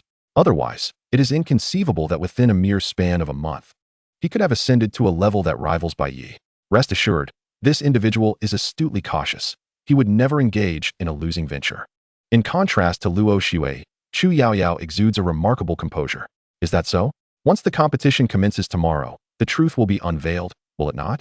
The following day, as the competition unfolds, Bai Ye arrives at the arena to find it teeming with spectators. Unlike the inter-academy matches, this competition is graced by the nation's top beast masters, all of whom are ranked 7th tier or lower. Thousands of beast masters, each accompanied by a 7th or 8th tier beast, and 6th tier beasts are abundantly present. Do you grasp the significance of such a hidden talent pool? Amidst the throngs, Bai Ye selects his combat beasts, disregarding the resentful gaze of the Shadow Tyrant. He chooses the Inferno Dragon, the Azure Phoenix, and Gila. Had he not mastered the skill of mirror reflection, it is possible that he would have opted for the Shadow Tyrant. However, with this skill at his disposal, he can inflict near-true damage upon adversaries while simultaneously reflecting their abilities. In a sense, Gila possesses an almost pseudo-invincible power. Therefore, having the Inferno Dragon serve as the vanguard suffices. Laughing, Bai Ye reassures, do not be vexed, Shadow. When it comes to a life or death battle with Xiao Han, your time to shine will surely arrive. You might even get a bonus meal, right? Oh woo. Earlier, the Shadow Tyrant felt a sense of melancholy. Now, upon hearing Bai Ye's mention of a bonus meal, its tail begins to sway with exuberance. As all Beast Masters finalize their teams, the electronic random draw unveils Bai Ye's first opponent. In the audience, Lu Ruoyan's lips involuntarily twitch. No way. Bai Ye is pitted against Long Yu, the prodigious Beast Master from the Long family. As Lu Ruoyan expresses her discontent, the chosen beasts of both competitors are revealed to all present in the arena and the live broadcast. Fear not, as long as Bai Ye has selected the Shadow Tyrant. Alongside the Azure Phoenix and the Inferno Dragon, the odds of victory remain substantial. While Lu Ruoyan reassures herself, her smile gradually fades as she observes Bai Ye's chosen beasts. Good heavens, a beast girl lowly? Chapter 76. Overwhelming. Is this not a charade? Yao Yao, do you think Bai Ye can triumph? Observing the lineups, Luo Shui notes that Long Yu's 3 beasts are all at 8th tier, while Bai Ye's Gila is merely 7th tier and appears rather innocuous. A hint of worry creeps into her voice as she unconsciously turns to ask Chu Yao Yao. After a moment of contemplation, Chu Yao Yao responds, your question reminds me of a story. What story? Luo Shui inquires with intrigue. There was a person named Xiao Gang, who, despite feeling no abdominal pain, would nightly venture to the restroom with a flashlight. Do you know why? Because he dropped something in the toilet? Or perhaps he was engaged in some nefarious dealings. Neither. He was simply courting disaster. As Luo Shui remains bewildered, the competition arena is now set. Upon seeing Bai Ye's chosen beasts, Long Yu cannot help but chuckle. Is he not aware that among beasts, the strength of a beast girl is the weakest? By selecting a beast girl, Bai Ye is practically forfeiting, excluding Gila. It's 3 against 2. In Long Yu's eyes, the advantage is undoubtedly his. With that thought, he summons his beasts, a steel-horned rhino as the front line, an ice lizard as the middle guard, and a lava turtle as the core in the rear. All 3 beasts are at the pinnacle of 8th tier. The overwhelming aura they exude is nothing short of terrifying. As both competitors' beasts take the stage, the audience erupts in discussion. Is Bai Ye sending a beast girl lowly into battle? Who does he think he's looking down upon? Indeed, as a mere ornament, she might suffice. But sending her to compete is tantamount to surrendering. With a little beast girl like that, I could take her down with my bare fists. Yet, to be fair, even if the beast girl is lacking, the Inferno Dragon and Azure Phoenix are formidable, are they not? I believe the outcome remains uncertain. As the audience buzzes with anticipation for the performance of the Inferno Dragon and Azure Phoenix, within the arena, Gila, entrusted with the core position, is far from pleased. Do not be deceived by my appearance. I am quite formidable. This battle will surely earn her the respect she deserves. Heisai, unleash a psychic shock. Gale, employ Dragon's Claw to swiftly eliminate them, unless faced with 9th tier opponents or higher. The combination of the Inferno Dragon and Gila alone should suffice without the need for the Azure Phoenix's intervention. As Bai Ye gives the command, the psychic shock envelopes Long Yu's 3 beasts, leaving them in a daze, oblivious to even Long Yu's words. Who am I? Where am I? What am I doing? By the time they regain their senses, they find themselves unceremoniously ejected from the arena. The entire confrontation unfolds in mere minutes. Not only are Long Yu's beasts bewildered, but he himself is equally taken aback. This is not at all how he envisioned it. Shouldn't the match begin with both sides evenly matched, allowing him to gradually gain the upper hand and eliminate Bai Ye? How did it devolve into his instantaneous defeat? With Long Yu's beasts eliminated from the competition, the referee declares, the victor is Bai Ye. Only upon this announcement do the audience members register the outcome. Following a brief silence, the venue erupts into a cacophony even louder than before. What in the world just happened? I'm utterly flabbergasted. Exactly. Long Yu's beasts didn't even put up a fight. This is too surreal. I seriously suspect Long Yu is throwing the match, and I have ample evidence. Is it permissible to publicly throw a match like this? After the match, a visibly disheartened Long Yu faces the press. Mr. Long Yu, may I inquire if you wish to deny any allegations of match fixing? I did not throw the match. I have no idea what transpired. I simply lost inexplicably. Long Yu replies earnestly to the reporters. However, the journalists remain dismissive. Yes, Mr. Long Yu, you are correct. You did not throw the match. Allow me to reiterate, I truly did not throw the match. Indeed, we did not accuse you, Mr. Long Yu, of engaging in match fixing. Faced with the reporters, Long Yu felt an overwhelming surge of blood pressure rising within him. Observing Long Yu's silence, the reporter sensed the inappropriateness of his words. Thus, he quickly added, Mr. Long Yu, from this moment forth, I shall snap my fingers, and you will forget the very notion of match fixing. With that, the reporter promptly snapped his fingers. Long Yu. Shortly after Long Yu departed, unaware of the unfolding events. Bai Ye continued to advance through the ranks. Before long, he had secured a position among the top 50 competitors. Witnessing Bai Ye's performance, the audience was left in a state of bewilderment. If the first match was a matter of Bai Ye securing Long Yu's allegiance, how could he possibly sway all his opponents in subsequent competitions? Surely, the championship could not be predetermined in such an overt manner, could it? Good heavens! I exclaim in astonishment. This is the power of wealth. Come on, brothers, even at this juncture, do you still believe it to be an act? Indeed, it is one thing to deceive us, but do not deceive yourselves. As the crowd speculated on how Bai Ye managed to so thoroughly dominate his opponent's beasts, a knowledgeable individual stepped forward. Have you not noticed that the beast girl lowly occupies the pivotal position in the formation? His words illuminated the crowd. Indeed, Bai Ye could not possibly deploy a useless beast. Among his 4 summoned beasts, why was Sheila chosen over the Shadow Tyrant? Why did the diminutive beast girl occupy the central role instead of the explosive phoenix? How had I overlooked the lowly's positioning? Haha, I retract my earlier statement. Perhaps she could indeed deliver a few powerful blows. Brothers, if you desire a reward, just say so. I would feel remiss to expose you. At this moment, among the crowd, Bai Ye observed the performance of Bai Ye's 3 summoned beasts with growing concern. She had already been left with a lasting impression by Bai Ye and feared he might unleash another series of devastating blows. Xiaohan, how confident are you in your life and death duel with Bai Ye? Fear not. Ying, I shall not falter. Xiaohan replied confidently. In his view, he had discerned the full extent of Bai Ye's beast capabilities. Those unfamiliar with psychic abilities often found themselves caught off guard. However, the solution was straightforward. Sheila represented the greatest vulnerability in Bai Ye's lineup. Therefore, by swiftly eliminating Sheila, even if the remaining 3 beasts were formidable, he would still possess ample means to contend with them. Chapter 77, The Life and Death Duel with Xiaohan. The Empress's attention. The day swiftly came to a close. Aware that Bai Ye was to engage in a life and death duel with Xiaohan, Lu Rian diligently gathered all pertinent information regarding Xiaohan for Bai Ye. Bai Ye, based on my investigations, Xiaohan is likely connected to the Abyss. You must exercise caution during tomorrow's duel. Lu Rian spoke gravely. Xiaohan possesses at least 2 Tier 10 beasts. Tier 10 represents a critical threshold that beasts must cross to achieve a breakthrough. To do so, one must acquire a boundary stone, an item exceedingly rare and difficult to obtain.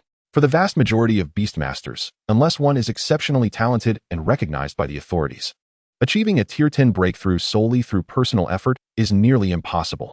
The possession of Tier 10 beasts corroborates the connection between Xiaohan and the Abyss.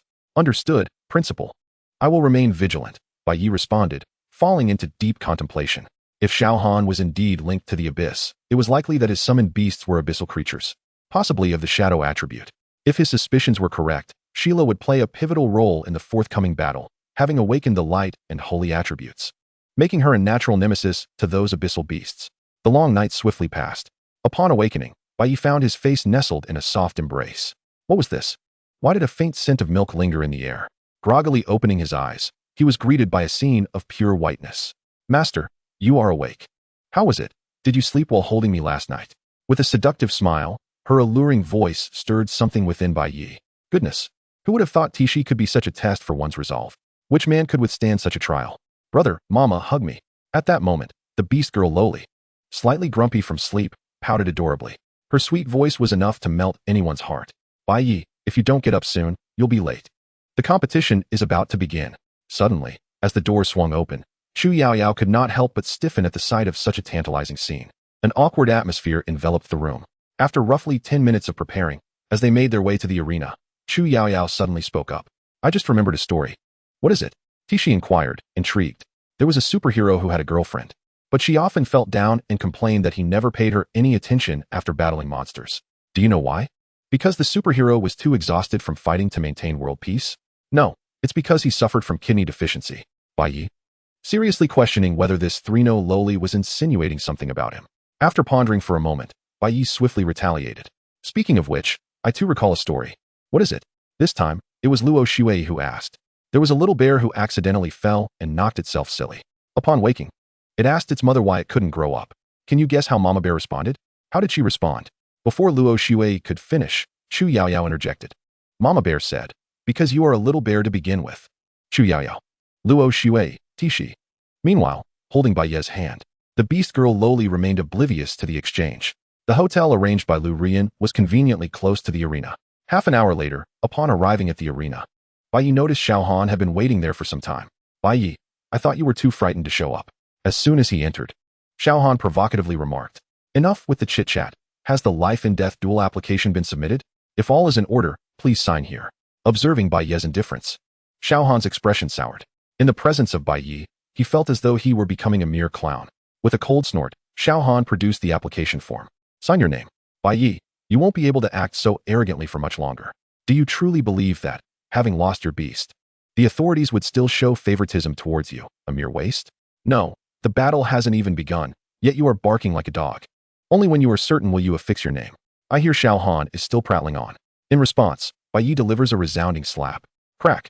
With the sound echoing, at that moment, Xiao Han spins around twice and a half. To her astonishment, Bai Ye actually dares to strike someone in public. Bai Ying, taken aback, lets out a shriek that shatters the air. Bai Ye, you possess an audacity like no other. How dare you strike brother Xiao Han in public? If you have the guts, try hitting him again. Upon hearing this, Bai Ying points a finger at her, her eyes blazing with fury.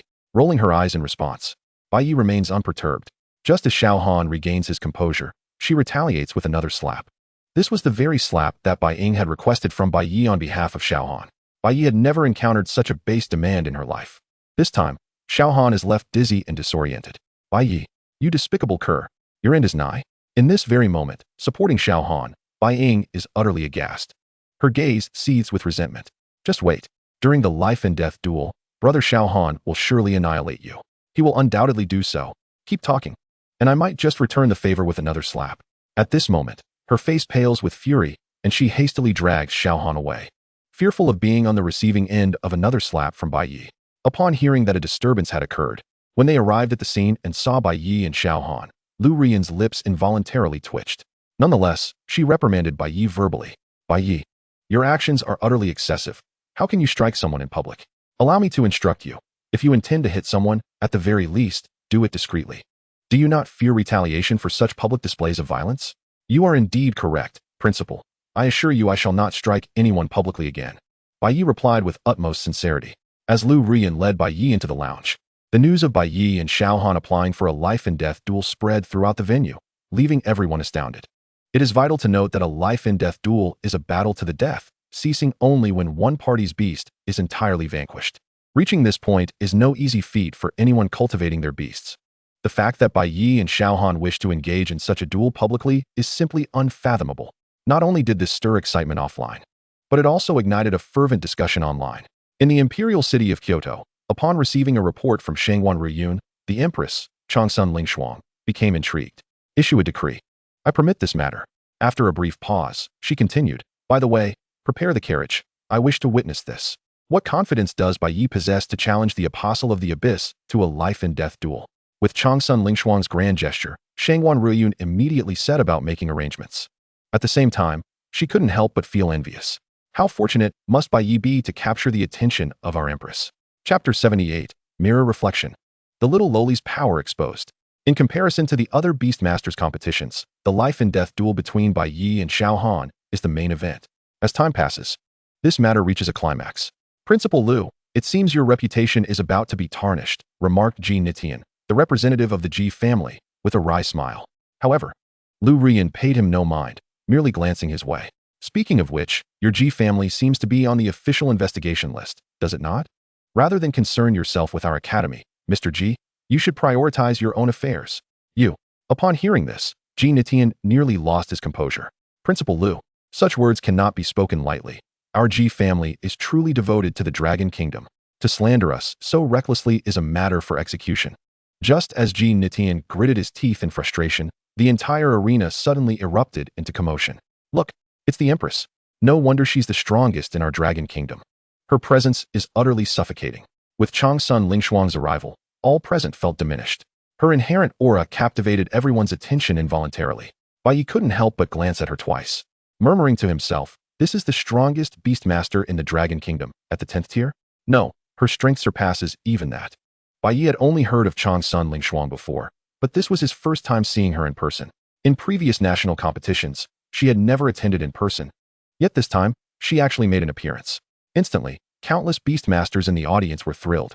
If they could earn the favor of this Empress, they would undoubtedly receive vast resources for cultivation. The prospect of being recognized by the Empress made everyone's breaths quicken, as they were all eager to secure first place. As the competition progressed, it soon reached the final showdown. It was not that the performances of other Beastmasters were lackluster, rather, the disparity between them and Bai Ye and Xiaohan was simply too great. This national competition had almost turned into a one-man show for Bai Ye and Xiaohan. On the big screen, as both parties revealed their beasts, upon seeing Xiaohan's beast, Changsun Lingshuang's expression sharpened. She turned to Shangwan Ruiyun and instructed, "Investigate whom Xiaohan has interacted with during this period. But do not alarm anyone. Let us play the long game and catch a big fish." "Understood, Your Highness." As Shangwan Ruiyun departed, at this moment in the arena, the judge took the stage. "Ladies and gentlemen, welcome to the finals of this national competition. However, this final will differ from any prior ones." After a brief pause for suspense, the judge continued, "This final, as agreed upon by both parties, will take the form of a life and death duel. Both sides shall summon all their beasts for a team battle without restrictions.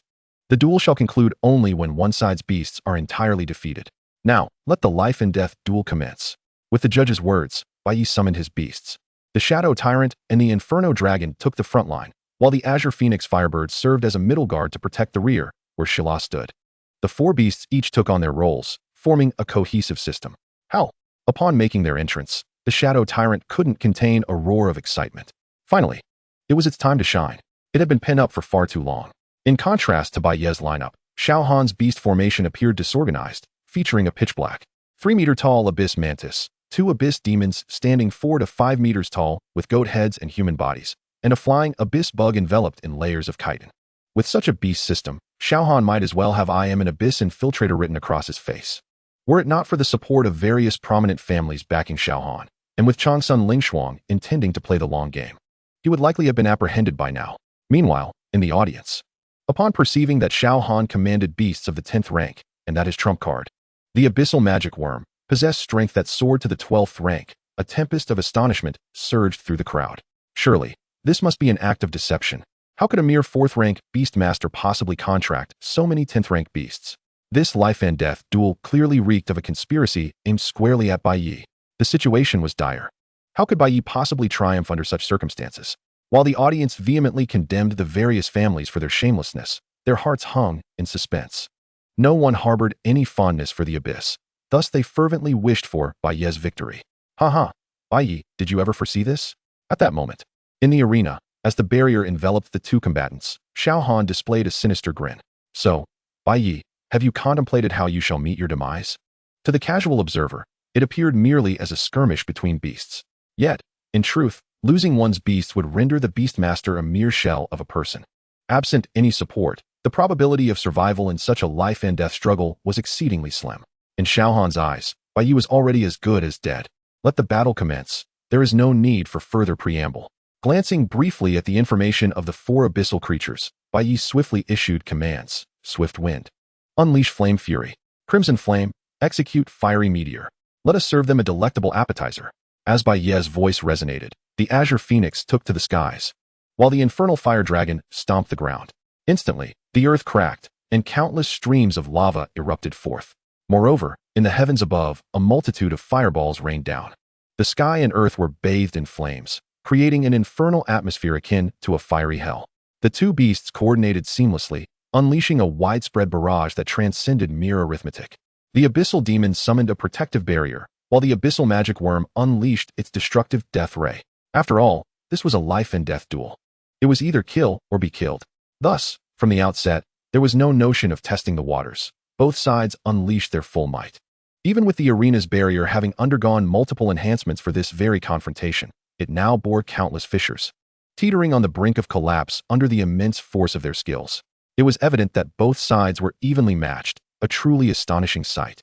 Despite the existing disparity in rank, Bai Ye was managing to contend fiercely with Xiaohan. Could it be that Bai Ye possessed a hidden card to resolve this stalemate? As the commentators became increasingly fervent, their voices rising in excitement, an unexpected turn of events unfolded, leaving them nearly speechless. "No, something is amiss. Everyone look. Bai Ye's core. The Beast Girl has made her move. What sort of skill is this? The destructive death ray from the Abyssal Magic Worm has been entirely absorbed. Wait, hold on. The destructive death ray has been reflected back. An eye for an eye. It seems her true power is far from the seemingly innocent facade. Was this the reason Bai Ye had positioned the Beast Girl at the core?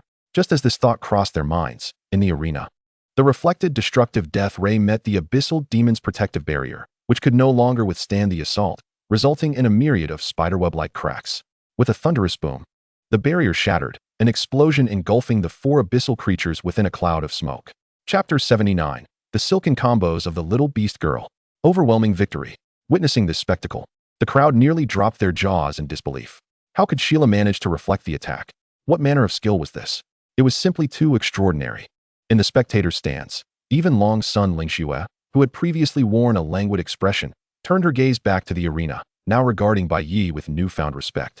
She turned to a nearby guard and instructed, "Make arrangements. Should Bai Ye truly face defeat, intervene appropriately to preserve his beasts." "Understood, Your Highness," came the reply. Historically, life and death duels had never permitted outside interference, but that was a rule of the past. From the moment Long's son Lingxue spoke, her word was law. In the arena, caught off guard, Xiao Han appeared disheveled as he gazed at Bai Ye's formidable beasts, a twisted envy distorting his features. Why do Bai Ye's contracted beasts outshine mine? How did I descend to being a mere pawn for the abyss? Had Bai Ye not slain my beasts, rendering me a cripple, I would never have found myself in this predicament. All of this is Bai Ye's doing. As this realization dawned upon him, his eyes reddened with rage as he fixated on Bai Ye. If a mere gaze could kill, Xiao Han would have surely slain Bai Ye 100 times over by now. Abyssal Mantis, target that beast girl. Eliminate her first. Abyssal Demon, provide cover. Hold back the Shadow Tyrant and Infernal Fire Dragon. Abyssal Magic Worm, deal with the Azure Phoenix. With his commands issued, Xiao Han summoned the power within him.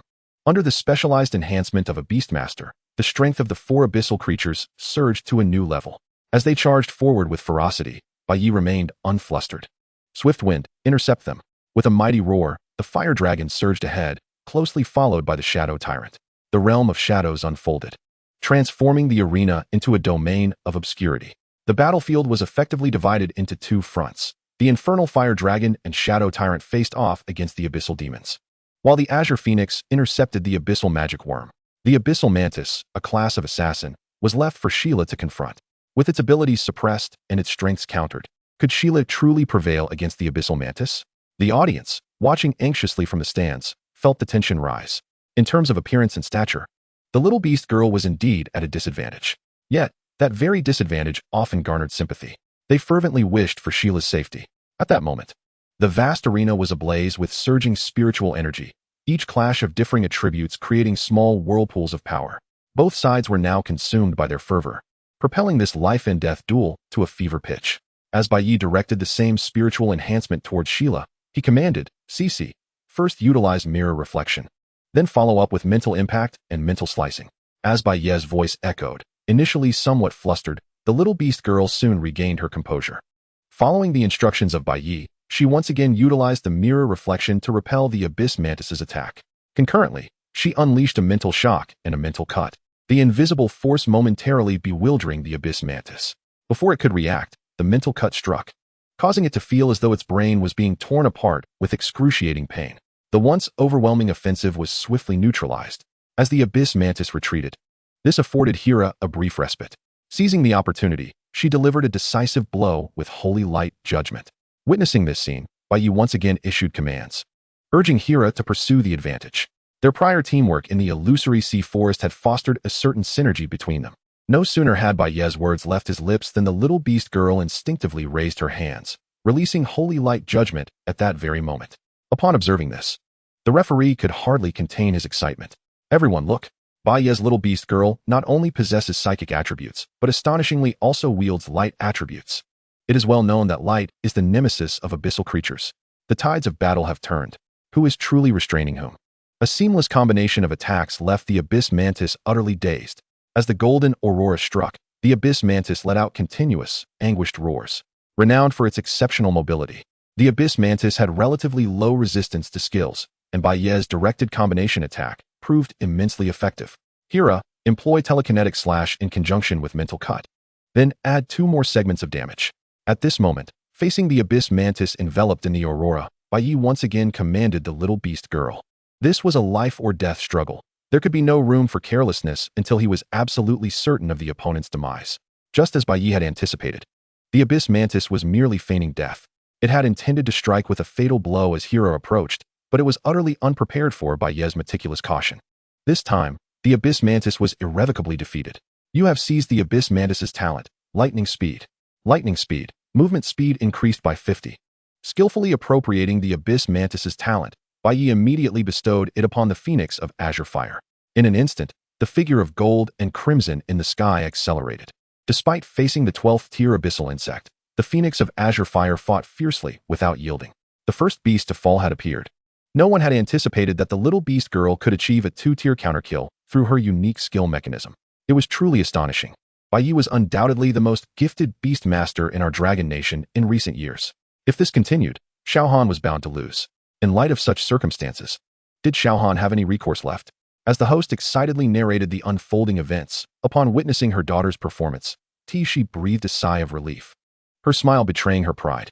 No doubt about it, my daughter is truly remarkable. In such a Beastmaster team battle, what was tested was the Beastmaster's control of the situation and their synergy with the beasts. However, all 4 of Xiaohan's beasts had been borrowed from the Abyss, leaving him utterly lacking in strategy. With a muffled grunt, as the Abyss Mantis fell, the backlash of the contract twisted Xiaohan's expression into one of utter discomfort. As if he had ingested something foul.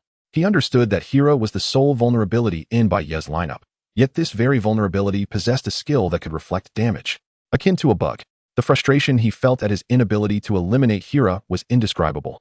Chapter 80, Beastmaster Fusion. A fierce battle against the 13th tier Pride Demon. The fight raged on. Bai Ye once again directed Hera, assist Shadow, and Gale with mental shock. This move was unfailingly effective. Given the talents and skills of the Abyssal Demons, they had no means of counteraction. The Abyssal Insect was ensnared by the Phoenix of Azure Fire. And with a 3-2 advantage, victory was merely a matter of time. Thus, the situation had become clear. Ladies and gentlemen, barring unforeseen circumstances, it appears Bai Ye is on the verge of victory. Xiaohan's beasts were being systematically defeated. Did he possess any hidden cards or strategies? Might this competition culminate in Bai Ye's triumph? Just as this thought crossed the mind of the host, he noticed a shift in the arena's dynamics. Everyone look. Not only Bai Ye, but Xiaohan also has his own trump card. The 2 abyssal demons were merging into one, taking advantage of the moment to retreat. The 2 abyssal demons combined at a visible speed, their size swelling to 5 meters. They resembled a 4-armed colossus. The power of the abyss surged forth from its body. At that moment, the demon's strength escalated to the 13th tier, but it didn't end there. With a sinister expression, Xiaohan roared. He appeared as a fiend emerging from the depths of hell. Abyssal insect, it is time for your sacrifice. As his words fell, the abyssal insect, braving the onslaught of the Phoenix of Azure Fire, forcibly burrowed into the demon's abdomen.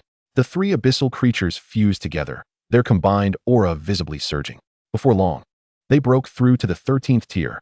Their bodies were enveloped in the carapace of the abyssal insect, and a centipede-like tail swayed behind them. The demon's head vaguely bore the resemblance of the insect's form. This creature was as bizarre as it was uncanny. As this monster emerged, Bai Ye's thoughts sparked into action. With a flick of his mind, he cast an appraisal, and its information materialized before him. Name, Pride Demon. Attributes, Shadow, Earth. Bloodline, Legendary. Level, 13th tier. Talent, Sin of Pride. Immune to negative effects. Enhances suppression effects on targets by an additional 500. Abyssal Corruption. Each attack inflicts a certain degree of corrosion on the enemy. Abyssal Power. Enhances shadow skill effects by 50. Reduces damage from conventional skills by 50. Skills, Shadow Sphere, Demon Claw, Abyssal Touch, Destructive Death Ray, War Trample. Description. A unique creature formed from the fusion of an abyssal demon and an abyssal insect. It possesses terrifying power. As an abyssal creature, it already carries inherent enhancements. The fusion of 3 creatures results in the Pride Demon, whose strength could likely rival that of a 14th tier standard beast. A fusion beast. No one could have anticipated that Xiaohan had concealed such a deep secret. He possessed such a card. The 13th tier Pride Demon was a staggering 5 to 6 tiers stronger than Bai Ye's beasts. The disparity in strength between the 2 parties is staggering. Can Bai Ye truly triumph against such odds? Just as the commentators' voices grew hoarse, in the audience, the guards sought guidance from Changsun Lingxue. Your Highness, should I intervene now? Let us wait a moment longer. I wish to see the limits of Bai Ye's beast mastery, she replied. Her interest piqued as she observed the 2 combatants and their summoned beasts. In the arena, despite having exhausted his spiritual energy due to the backlash from fusion, Xiaohan did not hesitate to celebrate his impending victory. Haha, Bai Ye, what does it matter if it's 4 against 1? Do you see? This is the chasm that lies between us.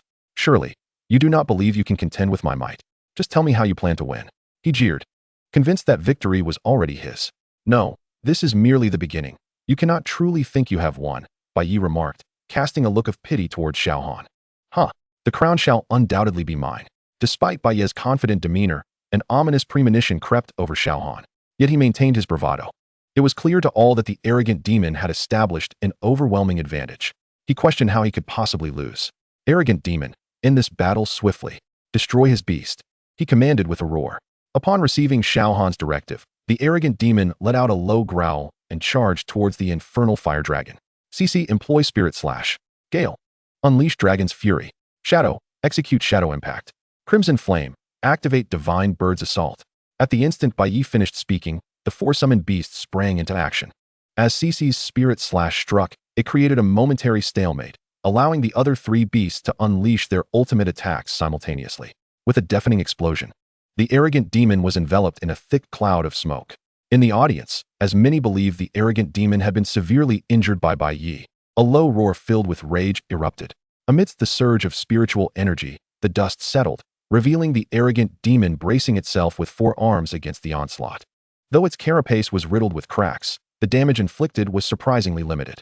Seeing this, Bai Ye furrowed his brow. The arrogant demon's strength exceeded his expectations. However, given its fused nature, one body housing three consciousnesses, this might present an opportunity.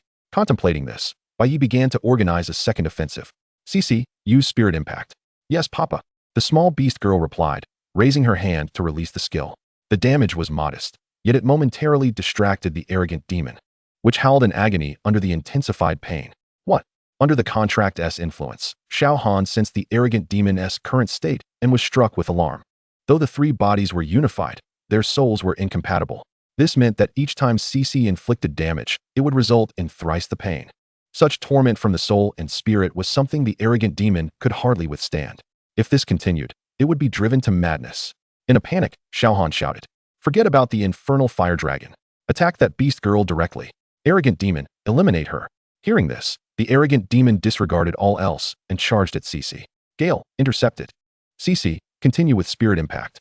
There was no way Bai Ye would allow the enemy to succeed without resistance. Just as Bai Ye's command left his lips, a roar resonated through the arena.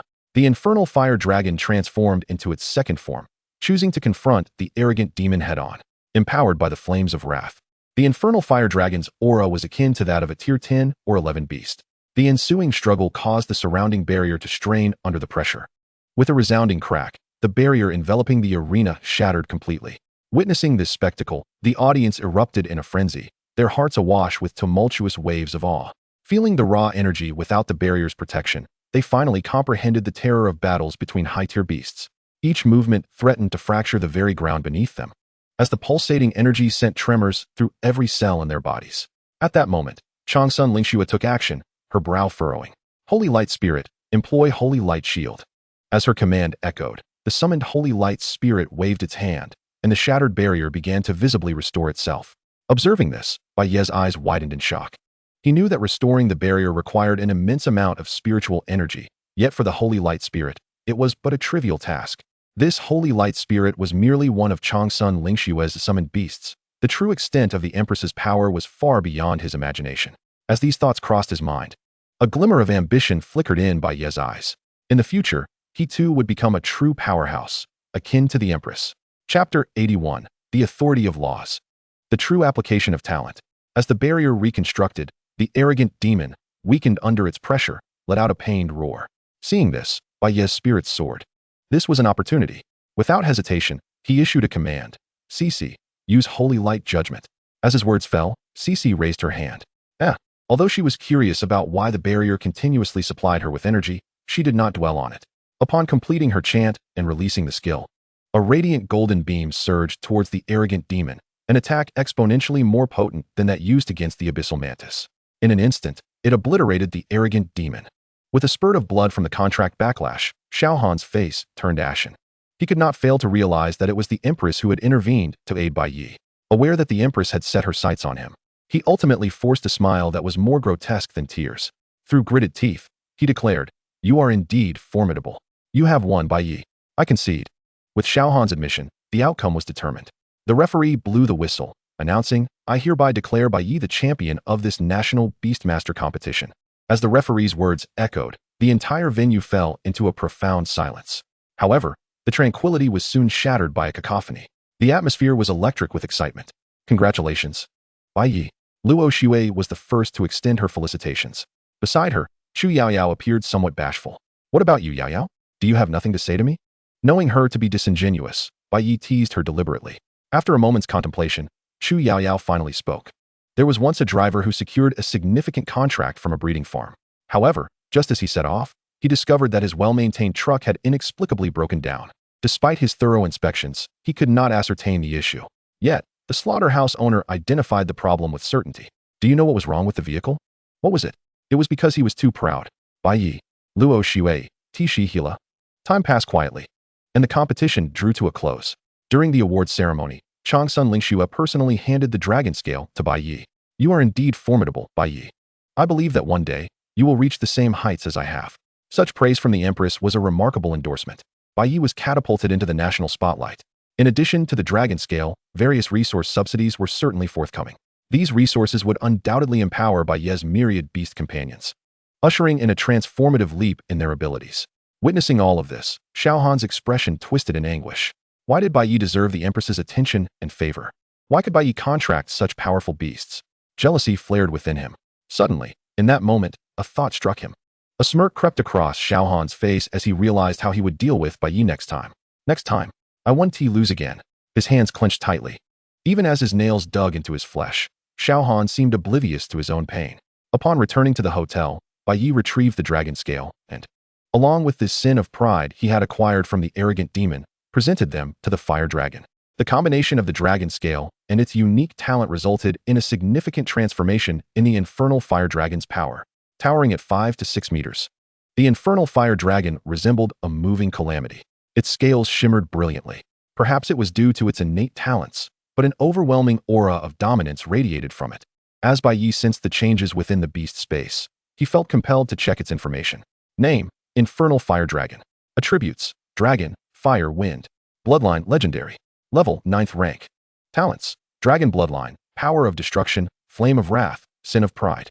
Skills: Dragon's Fury, Dragon's Claw, Dragon Breath, Flame Foam, Flame Jet, Inferno Blast, Infernal Wrath, Flame Claw. Hurricane Slash. Description: The Infernal Fire Dragon, embodying the authority of one of the 7 deadly sins, pride, possesses terrifying combat prowess and is potentially capable of transformation into a mythical being. Within the beast space, the Shadow Tyrant howled in despair at the enhancement of the Infernal Fire Dragon's strength. Although the Infernal Fire Dragon was technically its subordinate, it now surpassed its master in power. This was a crushing blow to its pride. Did it still have any reason to live? Perceiving the Shadow Tyrant's intense grievances, Bai Ye could not help but smirk. The outward appearance of the Shadow Tyrant was that of a ruthless and bloodthirsty creature, yet in truth, it resembled a foolish dog, quick to engage in combat over trivial matters. The contrast was almost comedic. As he pondered the description of the 7 deadly sins, Bai Ye turned to Tishi. Are you aware of the sins and their authorities? Authorities? That should be akin to the powers of laws, Tishi replied with uncertainty. I recall that to become a mythical being, the key factor is the power of authority and laws.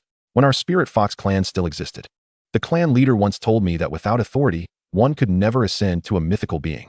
I see, Bai Ye mused, beginning to grasp the implications. No wonder, over the years, no beastmaster had managed to cultivate their beasts to the mythical level.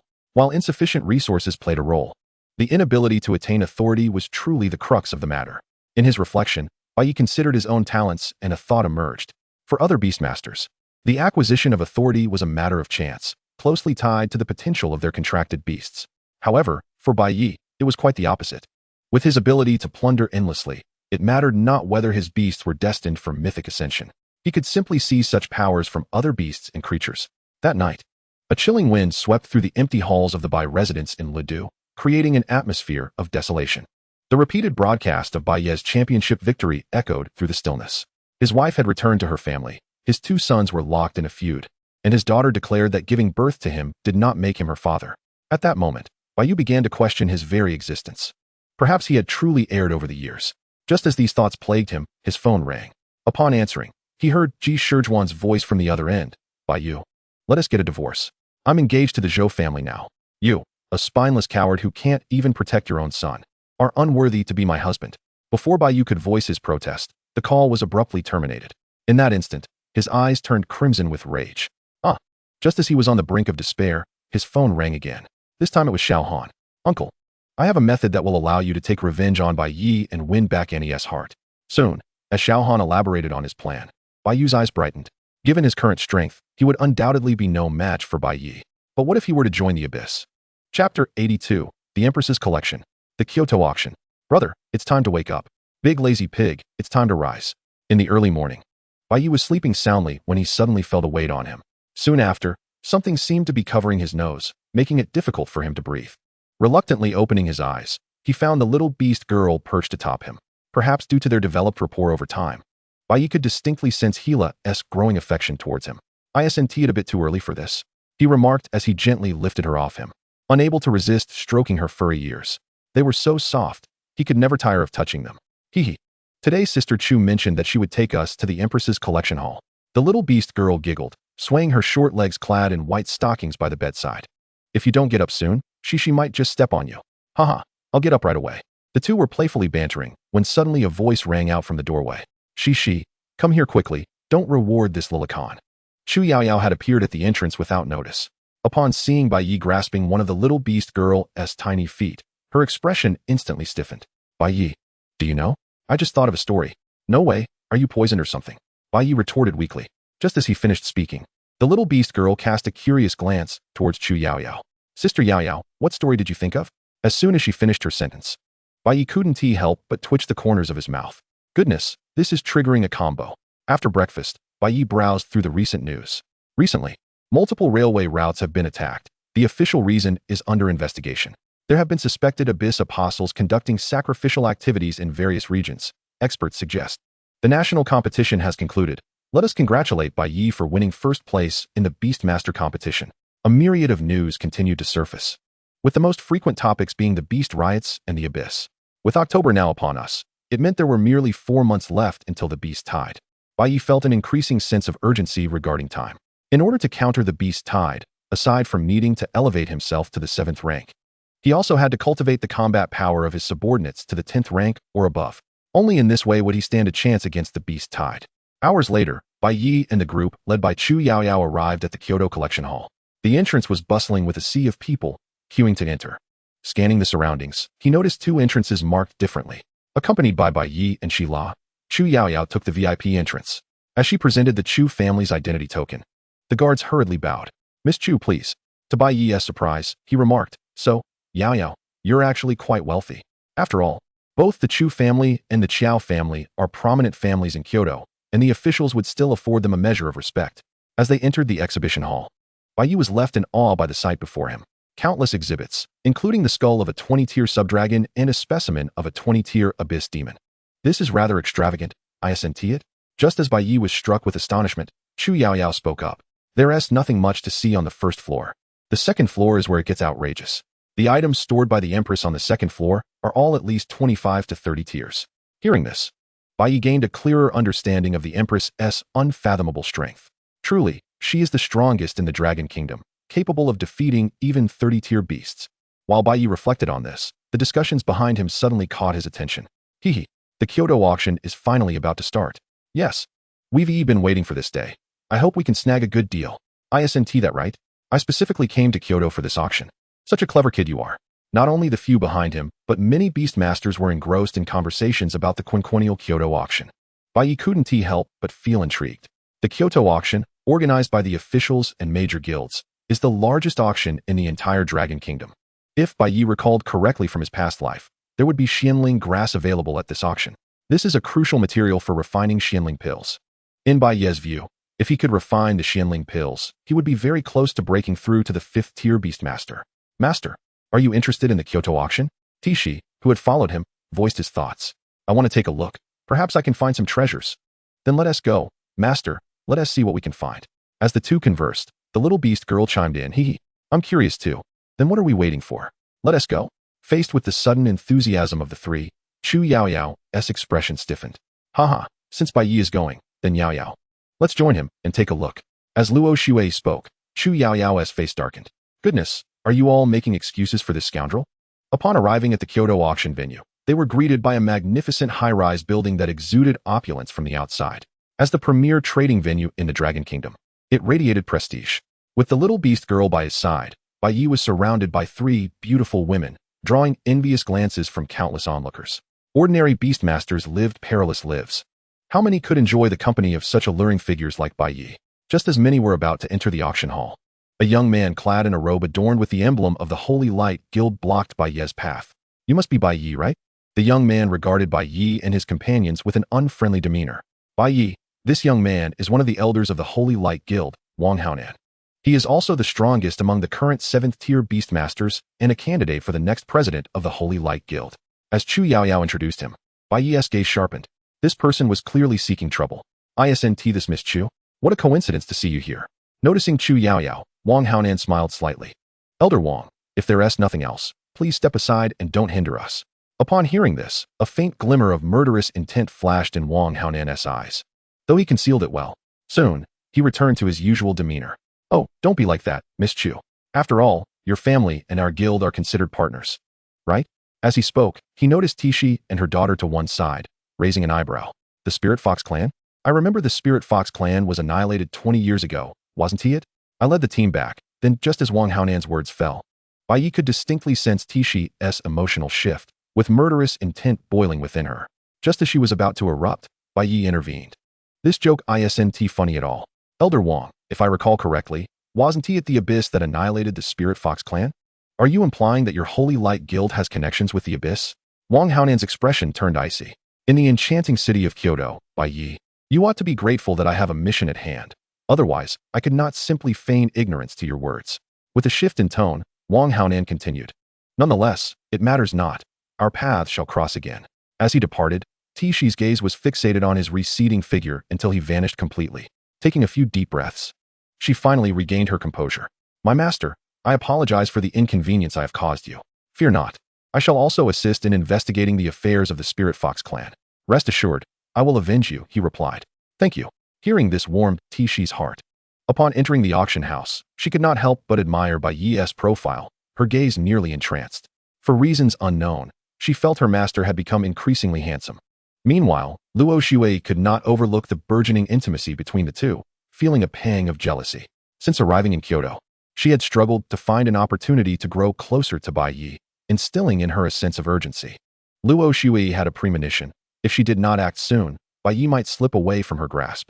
Chapter 83, The Boundary Stone, a catalyst for breaking through the 10th tier.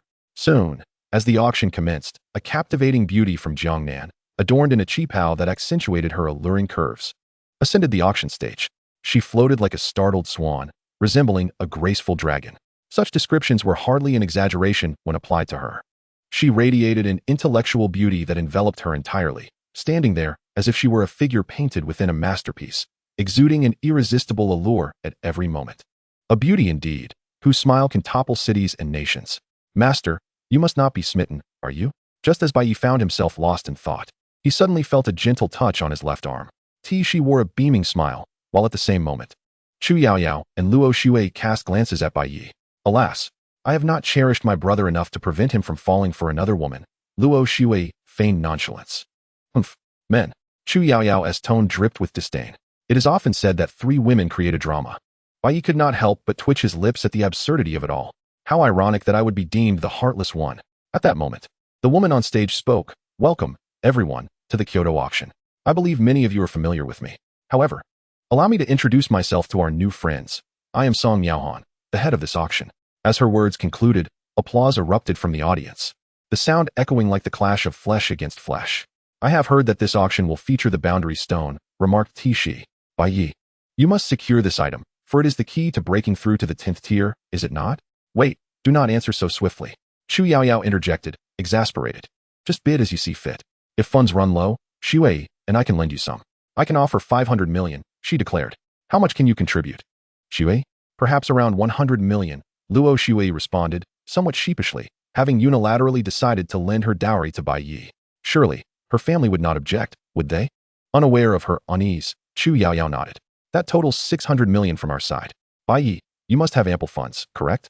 With your consecutive victories, you should have accumulated over 2 billion, no?" I currently possess about 800 million, Bai Ye admitted. Wait, are you gambling? Spending so quickly? For other beast masters, 20 billion would suffice to assemble a formidable team. Yet for Bai Ye, whose beasts were extravagant consumers, coupled with his need for vast quantities of spiritual herbs to produce 10th-tier elixirs, the money he earned barely covered his expenses. Thus, his extensive expenditures seemed quite reasonable. Alas, it cannot be helped. Hand me your phone. What do you intend to do? I'll help you acquire some funds. Consider it a loan from your older brother. Are you out of your mind? Here I am, connecting with you heart to heart, and you're playing games. Bai Ye playfully flicked her forehead. Amid their banter, the first auction item was brought forth. The auction formally commenced with the first item, the core of a 12th-tier beast, the Heavenly Eye Spider. When utilized, this core could awaken a beast's toxic attributes and enhance its resistance to toxins. The starting bid, 2 million. As Song Miaohan's words faded, a throng of beast masters specializing in toxic beasts immediately began to raise their bids. The 12th-tier beast was formidable, one that they could not conquer alone. Thus, for them, this core was undoubtedly worth its weight in gold. I bid 5 million. I bid 8 million. I'll bid 10 million. Please, grant me some consideration. Can we not quarrel, my friends? I bid 20 million. I beseech you to cease raising the price. Observing the frenzy of bidding surrounding him, Bai Ye could not help but twitch his lips. Although 12th-tier beast cores were rare, possessing just one would offer limited enhancement to a beast. This was clearly an inflated price. Yao Yao, bidding several million for a mere core seems unwise, does it not? Upon hearing his words, Chu Yao Yao shot him a look of disdain. In a short while, the Qilan army will be recruiting. At that time, the Empress will gather a select group of beast masters to serve as her personal guards. Hence, one must seize every opportunity for improvement. What if it turns out that only a slight edge was needed to be chosen by the Empress? Regret would be unbearable. Realizing the truth in her words, Bai Ye understood. Prior to the recruitment, an auction was indeed a strategic move. He could only commend Long Sun Lingxue for her prowess in hunger marketing. As time passed, item after item was presented for auction, with prices escalating from the initial millions to eventually surpassing 1 billion. In just an hour, the total amount transacted soared into the tens of billions, leaving many beast masters utterly drained of their wealth. Truly an exaggeration. Next, the highlight of the auction was about to commence, the Boundary Stone. I trust everyone is aware that the Boundary Stone is the crucial material for a beast to break through to the 10th tier. Without it, a beast cannot transcend the shackles of the 9th tier. The starting price, 1 billion. As the auctioneer presented the tray containing the Boundary Stone, the atmosphere in the room ignited with excitement. Who could have imagined that the grand finale of this auction would feature the Boundary Stone? With the Boundary Stone in hand, my Qinglan Wolf shall surely break through to the 10th tier. Brother, don't be foolish. Your Qinglan Wolf is only at the 7th tier. Even if you acquire it, it would be of no use. Indeed, how about this? You bid on it, and I will safeguard it for you. When your beast is ready to break through to the 10th tier, I shall return it. Amidst the lively chatter, the bidding for the Boundary Stone began to soar. Before long, it surged to 500 million, accompanied by an increasingly radiant smile on Song Miaohan's face. However, Bai Ye felt a chill settle within him. With Chu Yao Yao and Luo Xue borrowing from him, Bai Ye only possessed 14 billion.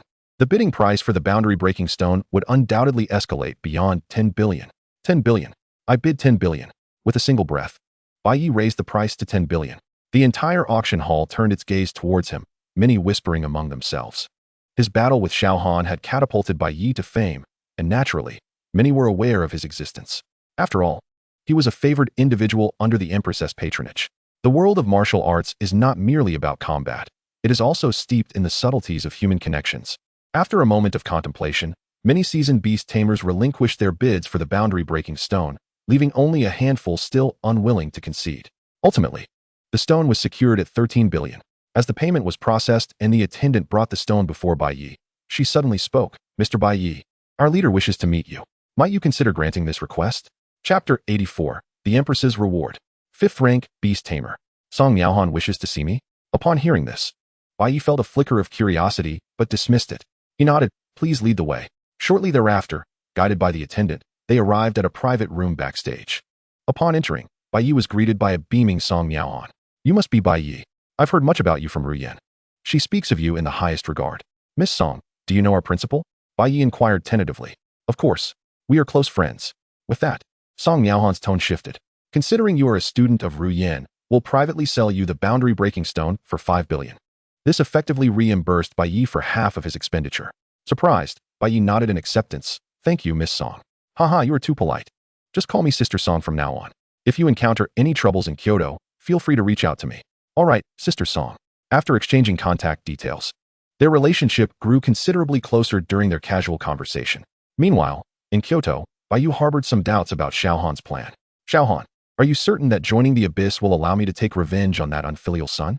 Xiaohan smiled faintly. Absolutely. Uncle, you may not be aware, but we have set a grand scheme in motion in Kyoto. The entire city is about to descend into chaos. Furthermore, the Ji family has already allied with us in the Abyss. If you join us, I can guarantee that Auntie will reconsider her stance. Upon hearing this, Bai Ye nodded. The Bai family's prominence had already diminished significantly, and he had come to terms with reality, no longer harboring extravagant hopes. In his view, as long as Ji Shirwan refrained from divorcing him, returning to their previous life would not be so bad. With this thought, he turned to Xiaohan and asked, I understand now. What should I do next? Uncle, I need you to engage in a life and death duel with Bai Ye. During this time, we will enhance your beasts using the power of the Abyss. Regardless of the outcome, you will not be left at a disadvantage. This is a calculated move. If Bai Ye agrees, he will be seen as unfilial. This will thrust him into the eye of public opinion, and if he refuses, he will meet his demise at your hands. After a moment of hesitation, Bai Ye ultimately nodded in agreement, and Xiaohan's smile widened. Once Bai Ye was thrust into the public spotlight, uniting various clans would provide ample opportunity to cast him aside. At that point, without the backing of official support, dealing with Bai Ye would be a trivial matter. As Xiaohan saw Bai Ye off, Wang Haonan stepped out from the shadows. Your plan is quite ruthless, he remarked. Then inquired, so, Xiaohan, what do you need from me? Isn't Bai Ye on good terms with Luo Xue? I want you to capture her. We will use this to lure away the 11-rank spirit fox that guards Bai Ye. You should be able to handle her, right? Upon hearing Xiaohan's words, Wang Haonan nodded. Of course. I will send over the sand made from her husband's fox fur. She will definitely take the bait. Xiaohan laughed heartily, unlike before. This time I am well prepared. Once Bai Ye is isolated, I shall relish witnessing how he can possibly defeat me. While Xiaohan reveled in the thought of Bai Ye becoming a mere shadow of himself, begging for mercy at his feet, Wang Haonan spoke again. I do not wish to interfere with your plan. However, Xiaohan, do not forget that this is Kyoto. How do you intend to handle the Empress and Bai Ye? That is simple. After a brief pause, Xiaohan replied with a grin, aside from you and me, we have 4 other apostles, right? Let the remaining 4 distract the Empress. With their powers, it should not be difficult to keep her occupied for a while. As for Bai Ye, I recall that both the Xingqian Guild and the Ji and Zhou families are on our side, correct? As Xiaohan detailed his comprehensive strategy, Wang Haonan's expression grew solemn. He began to comprehend the depth of Xiaohan's cunning. Offending such a person was akin to provoking a venomous serpent. Any misstep could lead to a fatal bite. It was no wonder Xiaohan garnered such trust within the Abyss. There was ample reason for it. Unaware of Xiaohan's machinations, after a day of playful antics, Bai Ye returned to the hotel. Lu Ruyin presented him with a brand new storage ring. Bai Ye, in light of your outstanding performance, this is a special item entrusted to me by the Empress to be given to you privately. The recruitment for the Empress's Qilin army is about to commence. You must not disappoint her. With a playful wink, she added, don't worry, Principal. I will certainly perform admirably. Setting aside all else, the extravagant resources provided by the royal family left Bai Ye with no reason to decline joining the Qilin army. In his hotel room, as Bai Ye's thoughts stirred, he marveled at the wealth contained within the storage ring. Good heavens! Could this be the wealthiest woman in the entire Dragon Kingdom? Inside the ring lay an abundance of mystical herbs and elemental crystals related to shadows, fire, and psychokinesis. Piled high, with such resources, even a pig could soar to great heights. Without hesitation, he declined the invitations from Luo Xue and Chu Yaoyao. Bai Ye entered a state of seclusion for cultivation.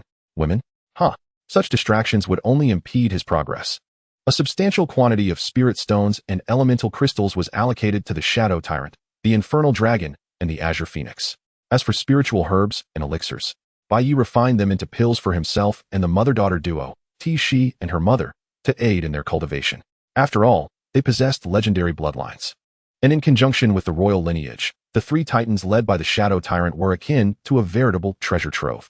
A day passed, and only after absorbing all the spirit stones and elemental crystals did the Infernal Dragon manage to barely break through to the pinnacle of the 9th tier.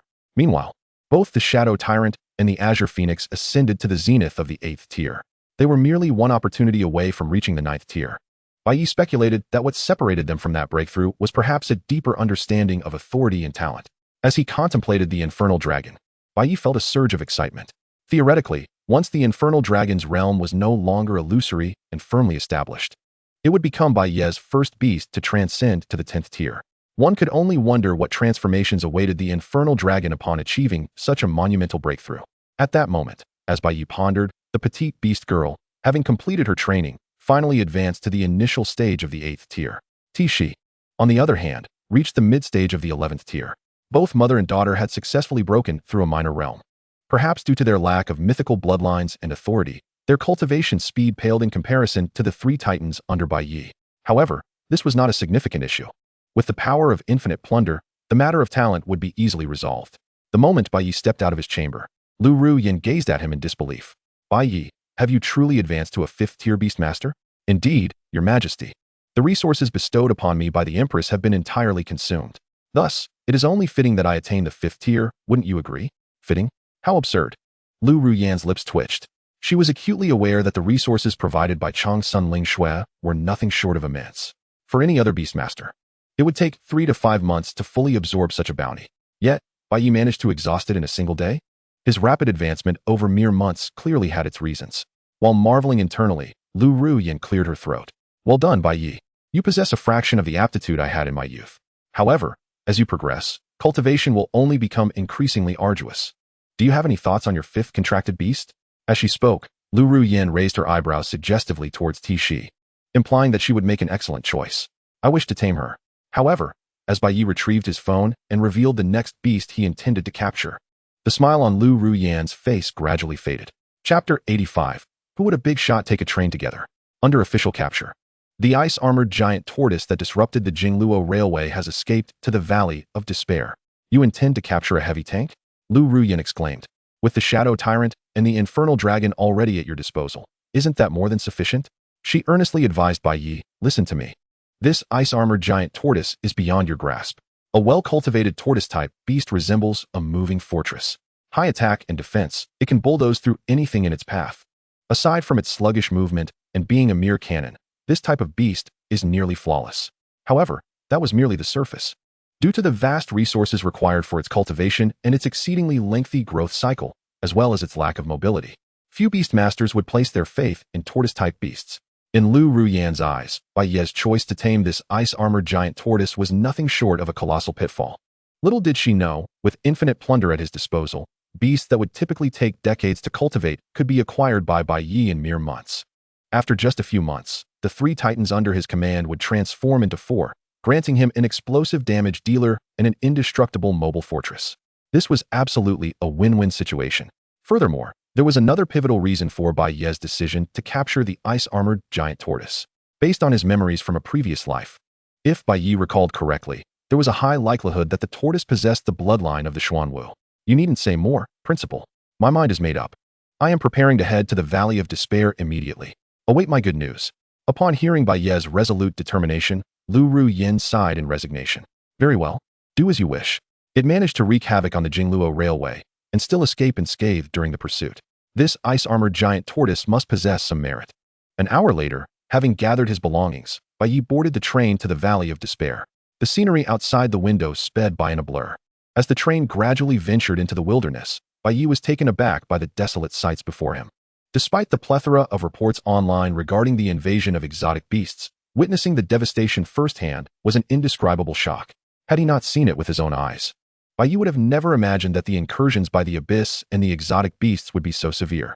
The outskirts and the city were akin to heaven and hell. The notion of peaceful times was a mere facade, as there were individuals bearing burdens in silence. As Bai Ye contemplated this, the train suddenly jolted. When he realized something was amiss, the train had already come to an abrupt halt. Simultaneously, an announcement blared over the intercom. Attention passengers, please be advised. The train is currently encountering a minor beast tide. Official personnel are addressing the situation.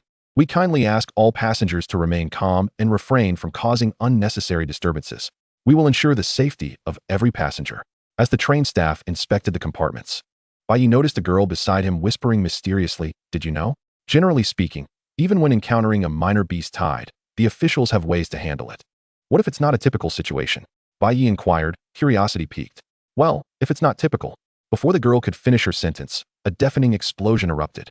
Peering out the window, Bai Ye saw the adjacent carriage overturned by exotic beasts. Accompanied by the explosion, thick clouds of smoke billowed into the sky. It would be like this. You wouldn't need to escape from a minor beast tide, but with a major beast tide, there would be no chance of escape. Hey, buddy, I've already thought of my last words. How about you? Seeing the girl's smile fade, Bai Ye couldn't help but twitch his lips. Surely it can't be that dire?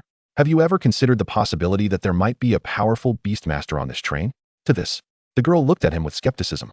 That's impossible. I must tell you, the overwhelming majority of beast tamers are inherently selfish. They would never wish for their beasts to perish inexplicably in such a place. Moreover, pausing momentarily, the young girl continued, furthermore, for the strong, their beasts serve as mounts. How could a true powerhouse possibly be found within this carriage? In my humble opinion, barring any unforeseen circumstances, the beast tamers aboard this vehicle are merely insignificant fish. Bai Ye's eyelids twitched. No, there are indeed strong individuals on this carriage. Such as myself. The girl erupted into laughter. Not a chance. You don't genuinely believe you possess 3 8th-tier beasts, do you? In the face of this beast tide. Unless 8th or 9th-tier beasts appear, we shall await our total annihilation. But what if I do possess a 9th-tier beast? Bai Ye replied with a smirk that danced between amusement and mockery. If you truly do, then I might as well declare myself Qin Shi Huang. The girl wore a skeptical expression. After a moment's thought, she added, how about this?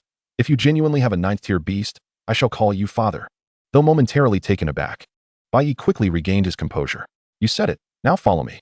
Grabbing the girl, Bai Ye strode towards the carriage door. Brother, are you serious? The girl exclaimed, a hint of panic lacing her voice. No, the beasts outside are formidable. You may accept death, but please don't drag me down with you. Soon. Upon stepping outside the carriage, she beheld the official beast tamers clashing with the aberrant creatures not far off. She swallowed hard. Brother, allow me to be truthful with you. I am Qiao Jiangxue, the eldest daughter of the Qiao family in Kyoto. Shall we return? I could introduce you to my best friend. Have you heard of the Chu family? My friend is Chu Yaoyao, the eldest daughter of the Chu family. She is quite wealthy and as adorable as a doll. Moreover, she is quite clingy, with the appearance of a lowly yet possessing the demeanor of a mature woman. Most importantly, she is of legal age. Noting Bai Ye's silence as he continued to draw closer to the battlefield, Qiao Jiangxue grew increasingly anxious. I am not deceiving you. If I were a man, I would declare my family connections. Who would understand? My girlfriend is a legal lowly, gentle, kind, and family-oriented, young yet affluent. Just as Qiao Jiangxue desperately endeavored to persuade Bai Ye to retreat to the train, a thunderous roar erupted. Come forth, Qian. With that, a colossal beast emerged, instantly shifting the tide of battle. Possessing the peak strength of the 9th tier, coupled with the might of its draconic lineage, the aberrant creatures that had previously attacked the train scattered in terror. CC, unleash a psychic assault. Qian, unleash your wrath of flames. As he issued his commands, the aberrant beasts displayed expressions of sheer horror. With the infernal fire dragon's feet striking the ground, the earth cracked, and streams of lava erupted forth, transforming the area ahead into a blazing inferno. Gradually, the wails of the aberrant creatures morphed into muted groans, as in the flickering firelight. They were reduced to ashes under the searing heat. Witnessing this scene, Qiao Jiangxue's words faltered, her astonishment rendering her speechless. At that moment, a singular thought occupied her mind. No, what kind of powerful individual would still travel by train? Just as Qiao Jiangxue stood bewildered, Bai Ye, with a knowing smile, inquired. So, was your wager truly sincere? Chapter 86. The Authority of Gluttony. The Shadow Tyrant's Transformation. So, you truly know my best friend? As the beast tide subsided, the train resumed its journey. Casting a wary glance at Bai Ye, Qiao Jiangxue harbored doubts. A sharp tongue coupled with a cunning nature, abundant in cold humor and playful banter. What do you think? Hearing this, Qiao Jiangxue felt a flush of embarrassment. Ahem, although what Yao Yao said differs slightly, just tell me. Is she not wealthy? Recalling how Chu Yao Yao had unhesitatingly transferred 500 million to him, Bai Ye nodded. Then that settles it. With a playful pat on Bai Ye's shoulder, Qiao Jiangxue flashed a mysterious smile and leaned in conspiratorially. Hee, she is indeed wealthy, and her cunning is equally genuine. Otherwise, how could she be called cunning? Upon hearing this, Bai Ye couldn't help but smirk. What a pair of friends. One revels in cold humor while the other delights in puns. I see.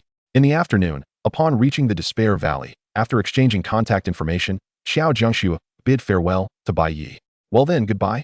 When you return to Kyoto, remember to visit the Qiao family for some fun. Yes, see you then. As the train departed, gazing through the window at Bai Ye's retreating figure, Qiao Jiangxue suddenly slapped her forehead, recalling something she had overlooked. She had forgotten to privately address him as father. Oh no, what if the next time they met, he insisted on making her call him father in public? A wave of regret washed over her heart. Had she known it would come to this, she would never have wagered with Bai Ye. Unbeknownst to Qiao Jiangshue's inner turmoil, Bai Ye had already stepped into the despair valley. A woo. Within a mere 10 minutes of delving deeper, the shadow tyrant emitted a howl. It seemed to sense something. Without hesitation, Bai Ye patted its head. Let's go, Shadow. We must investigate. Riding the massive wolf, they navigated through the dense forest until, shortly thereafter, the thicket began to thin, revealing a cavern ahead. A tremor resonated from within the depths of the cave. Confronted with this profound abyss, upon detecting the potent shadow energy emanating from within, as well as the breath of the abyss, Bai Ye furrowed his brow. It was no wonder they had encountered numerous attacks by aberrant beasts along the journey. It turned out these secret realms were created by the connection between the abyss and the mortal realm. With this realization, Bai Ye spoke. Let us proceed, Shadow. We must explore further. The shadow tyrant, imbued with the power of the abyss, displayed a strong yearning for whatever lay within, as Bai Ye sensed through their bond. This place likely concealed opportunities that could elevate the shadow tyrant to new heights.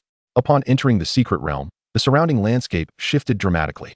They found themselves in a desolate desert, where scorching winds swept through, and the air was laden with unbearable heat. It served as a fissure between two worlds and the lair of a particular aberrant beast. Now, facing Bai Ye, the intruder, the beast's master emerged. Hiss! Suddenly, from the sandy expanse, a colossal serpent lunged forth. Without warning, it opened its gaping maw and charged at Bai Ye. A woo! With a roar, the shadow tyrant positioned itself protectively in front of Bai Ye. The clash between the two titanic beasts erupted in a frenzy. Swift Wind assisted. Cece, unleash a psychic assault.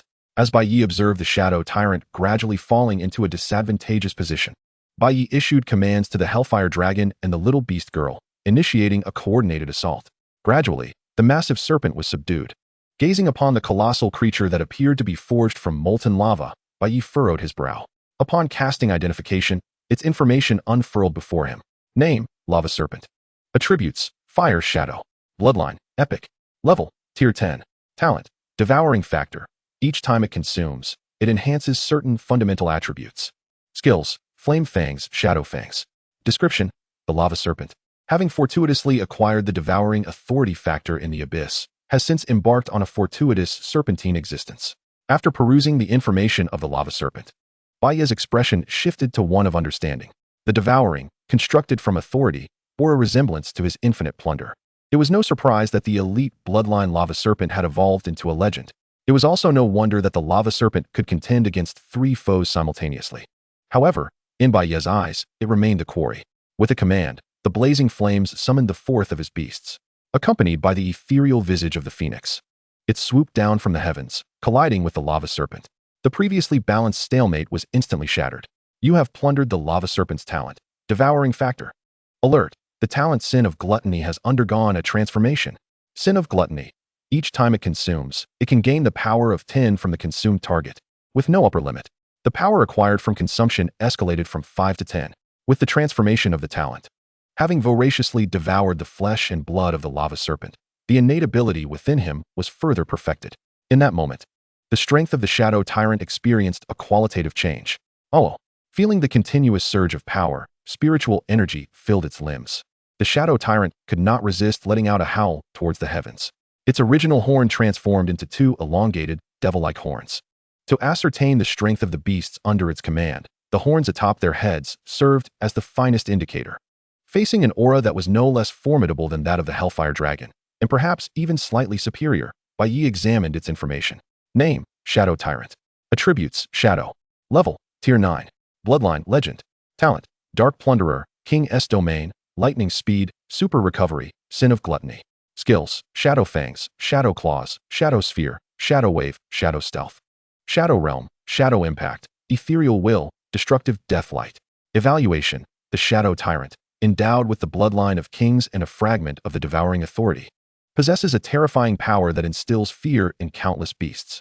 Beyond the enhancement of basic attributes, it is now 2 to 3 times stronger than before.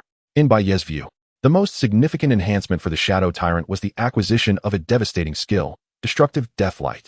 With this skill, its previously insufficient output was no longer a weakness. It could advance as a frontline defender or retreat as a moving artillery. In a one-on-one scenario, it was likely that even the Hellfire Dragon, without leveraging its aerial superiority, would not stand a chance against the Shadow Tyrant, would it? Perhaps bolstered by its newfound strength, the Shadow Tyrant cast a cheeky expression towards the Hellfire Dragon. In response, The Hellfire Dragon disdainfully snorted, uninterested in this foolish creature. Seeing that his subordinate completely disregarded him, the Shadow Tyrant felt a pang of urgency. It had intended to flaunt its newfound strength, expecting the Hellfire Dragon to gaze upon it with admiration. But what was with that contemptuous expression? It was quite humiliating.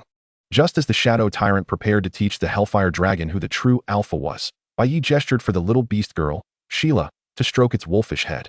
Wow, big brother Shadow, you're so incredibly formidable. You're about to break through to tier 10. Oh, that's right.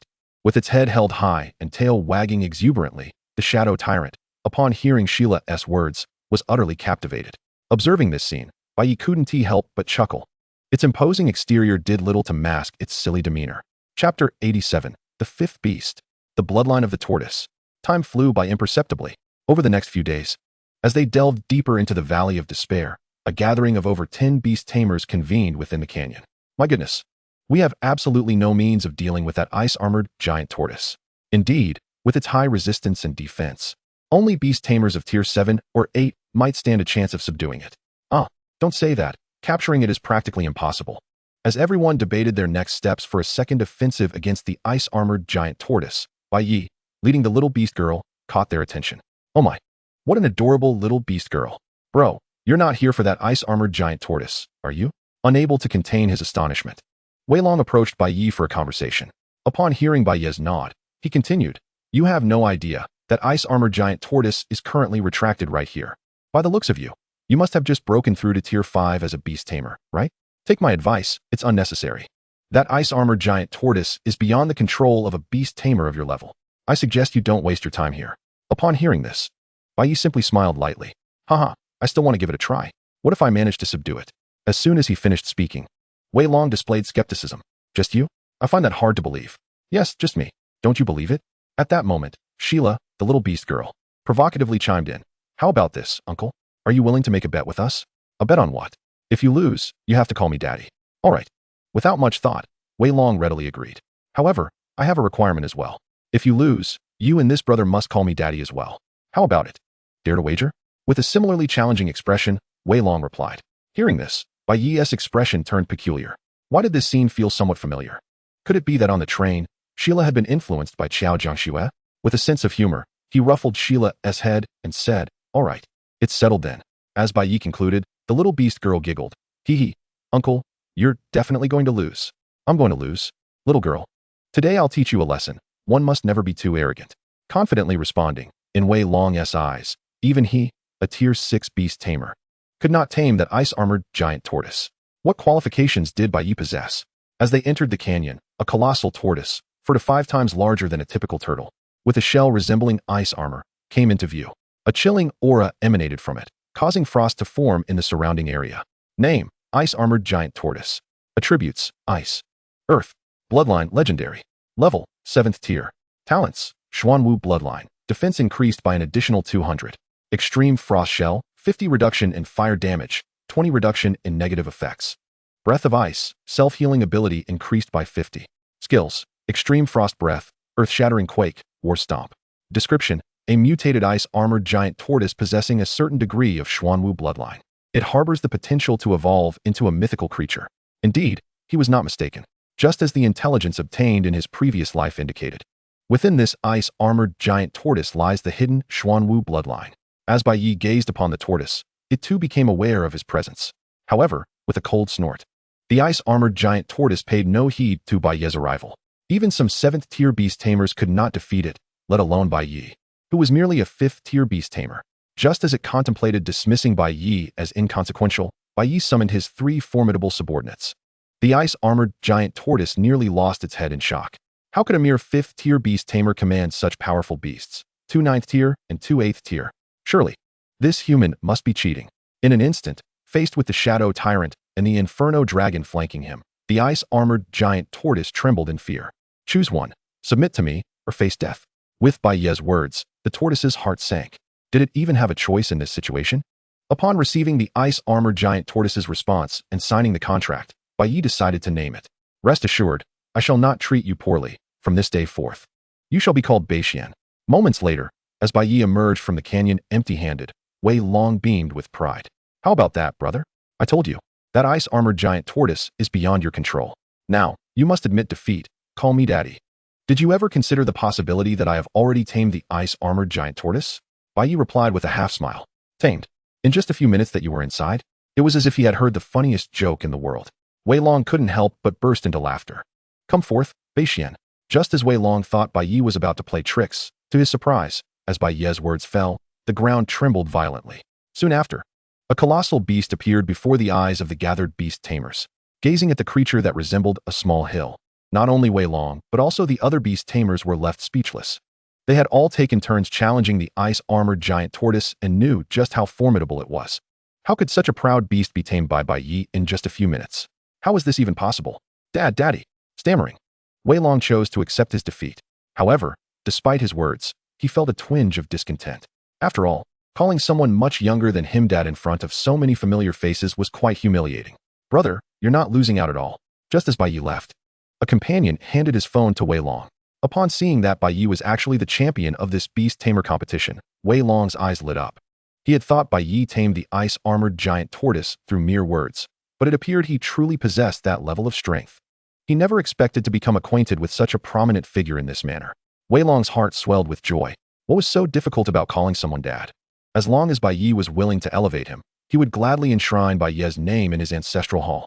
He would happily call Bai Ye daddy every day if it meant growing stronger.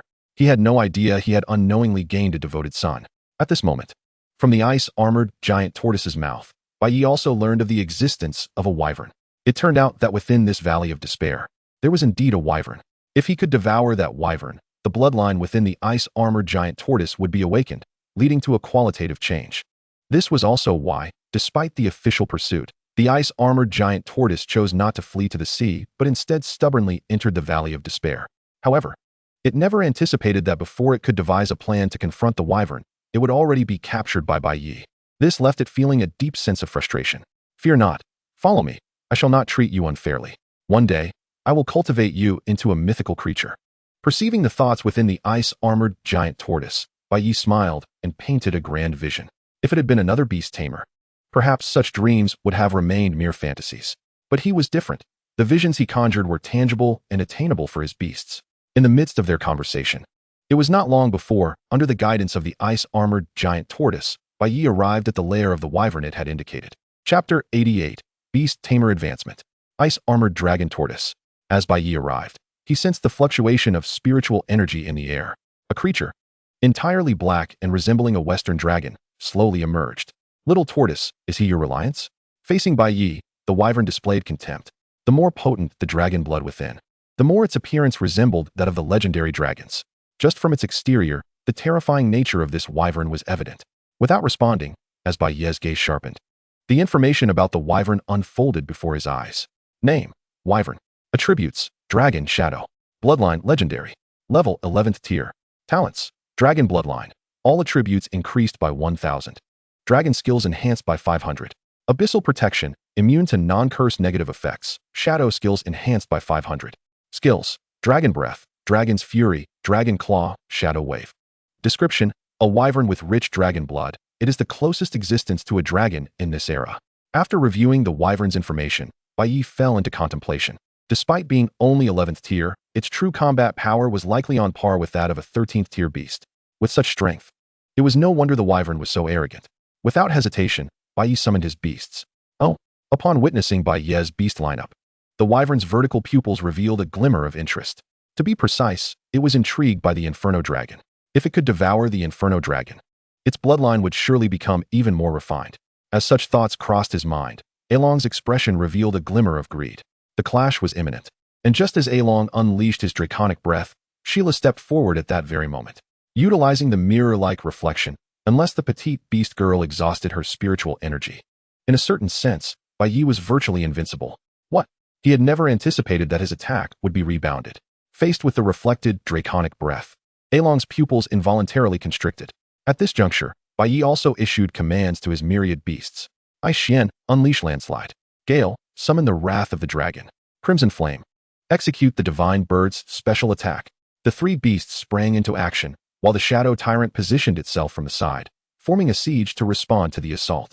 With a howl, the shadow tyrant released a roar, and a destructive beam surged towards Along. Yao Yao, what do you think my second beast should contract? At this moment, in Kyoto, within an indoor training arena, Luo Shui casually inquired while training the Ice Shin Serpent alongside Chu Yao Yao. That depends on you. If you wish to establish your own beast system, you can contract several beasts of different attributes for mutual complementarity. Just like Bai Ye? Luo Shui asked curiously. Indeed. Just like him. After a brief pause, Chu Yao Yao continued. However, as long as you are willing, you may also choose to contract only ice-type beasts, achieving specialization in a single attribute. Just as the two women were engaged in their leisurely conversation, footsteps echoed from the door of the training arena. Upon seeing Wang Haonan, both women instinctively displayed a wary demeanor. In response, Wang Haonan merely smiled. Ladies, come with me for a moment. With that, he summoned his beast. In the hotel, for reasons unknown, Tishi, who was in the midst of her training, felt an ominous premonition. Having been out for a day, Luo Shui and Chu Yao Yao suddenly went silent. Could something have gone awry? As she pondered this, a knock on the hotel door resounded. Who is it? Upon opening the door, Tishi's pupils constricted at the sight of the white fox leather sofa and a letter. Her delicate form trembled involuntarily. Biting her lip, Tishi resolved herself to a certain determination. Meanwhile, in the Valley of Despair, after nearly an hour of fierce battle, the confrontation was nearing its conclusion. With spiritual energy almost depleted, the petite beast girl appeared pale, devoid of any color. The ice-armored giant tortoise bore its shell, riddled with countless cracks. Its three subordinates were all battered and bruised. In contrast, Elong was likewise in poor condition, with one of his wings severed. Under relentless bombardment of skills, much of his flesh had been torn away, revealing stark, white bone. Faced with Bai Ye, Along's earlier arrogance had entirely dissipated. Now, his expression was one of sheer shock. Along could not comprehend how Bai Ye's beasts, despite their relatively low levels, possessed such terrifying strength. Each beast was capable of overpowering foes of higher ranks. Had the strength of beast tamers outside grown so fearsome during his prolonged stay in the wilderness? Human, contract me. I am far superior to that tortoise. Allow me to become your contracted beast, and you shall not regret it. Just as Along's words fell, the ice-armored giant tortoise grew anxious. Throughout this journey, particularly during this battle, it had come to realize that Bai Ye was indeed a formidable ally. What nonsense! You little reptile dare to compare yourself to your tortoise lord? You think you are worthy to be my illustrious brother Bai's beast? The ice-armored giant tortoise resolved that in this life, it would either be Bai Ye's beast or die as Bai Ye's ghost. Anyone who dared to sow discord between it and Bai Ye would face its wrath, even if Jesus himself were to intervene. All right, deal with it. I leave it to you. Patting the tortoise's head, Bai Ye addressed the ice-armored giant tortoise. Yes, master. Rest assured, this little bug is as good as dead. With a sycophantic reply, the tortoise first used its extreme cold breath to silence Along, then delivered the final blow. You have absorbed Along's talent, Dragon Bloodline. You have absorbed Along's talent, Abyssal Protection. As the talents activated, the Dragon Bloodline was granted to the Inferno Fire Dragon, while Abyssal Protection was bestowed upon the Shadow Tyrant. As for Along's remains, they were left for the ice-armored giant tortoise to devour, gulping down flesh and beast cores. The dragon blood coursed into the ice-armored giant tortoise, seemingly triggering a chemical reaction. The tortoise's massive form was enveloped in a white radiance of spiritual energy. However, this spectacle did not last long. Soon, the white light dissipated, revealing a distinct giant tortoise before Bai Ye. Its head sprouted horns reminiscent of a dragon, while its original tail transformed into a serpent's head. It appeared to be a nascent fusion of both dragon and Xuanwu. Name: Ice-Armored Dragon Tortoise. Attributes: Dragon, Ice, Earth. Bloodline: Legendary. Level: Tier 8. Talents: Xuanwu Bloodline. Defense increased by an additional 500. Extreme Cold Armor. Fire damage reduced by 80. Negative effects reduced by 50. Breath of Ice. Self-recovery ability increased by 300. Skills: Extreme Cold Breath. Landslide. War Tread. Draconic Breath. Description: The Ice-Armored Dragon Tortoise, embodying both dragon and Xuanwu bloodlines, holds the potential to evolve into a mythological being in the future. With the advancement of its race, the elevation of its level, and the transformative enhancement of its talents, the Ice-Armored Dragon Tortoise should be capable of withstanding the damage from the vast majority of Tier 10 beasts unscathed. Of course, relative to the transformation of the Ice-Armored Dragon Tortoise, Bai Ye was even more concerned about the Inferno Fire Dragon. After days of battles and honing, its realm had become solidified. With the use of a boundary stone, the Inferno Fire Dragon's strength also broke through to Tier 10, becoming Bai Ye's first beast to surpass Tier 10. Chapter 89, Breakthrough. The first Tier 10 beast. Name: Inferno Fire Dragon. Attributes: Dragon, Fire, Wind. Level: Tier 10. Talents: Dragon Bloodline, Power of Destruction, Flame of Wrath, Sin of Pride. Skills: Wrath of the Dragon, Dragon Claw, Draconic Breath. Description: the formidable Inferno Fire Dragon has a significant probability of advancing to a mythological being. While its attribute panel shows little change, in reality, after breaking through the constraints of Tier 10, its combat power has surged 3 to 5 times compared to before.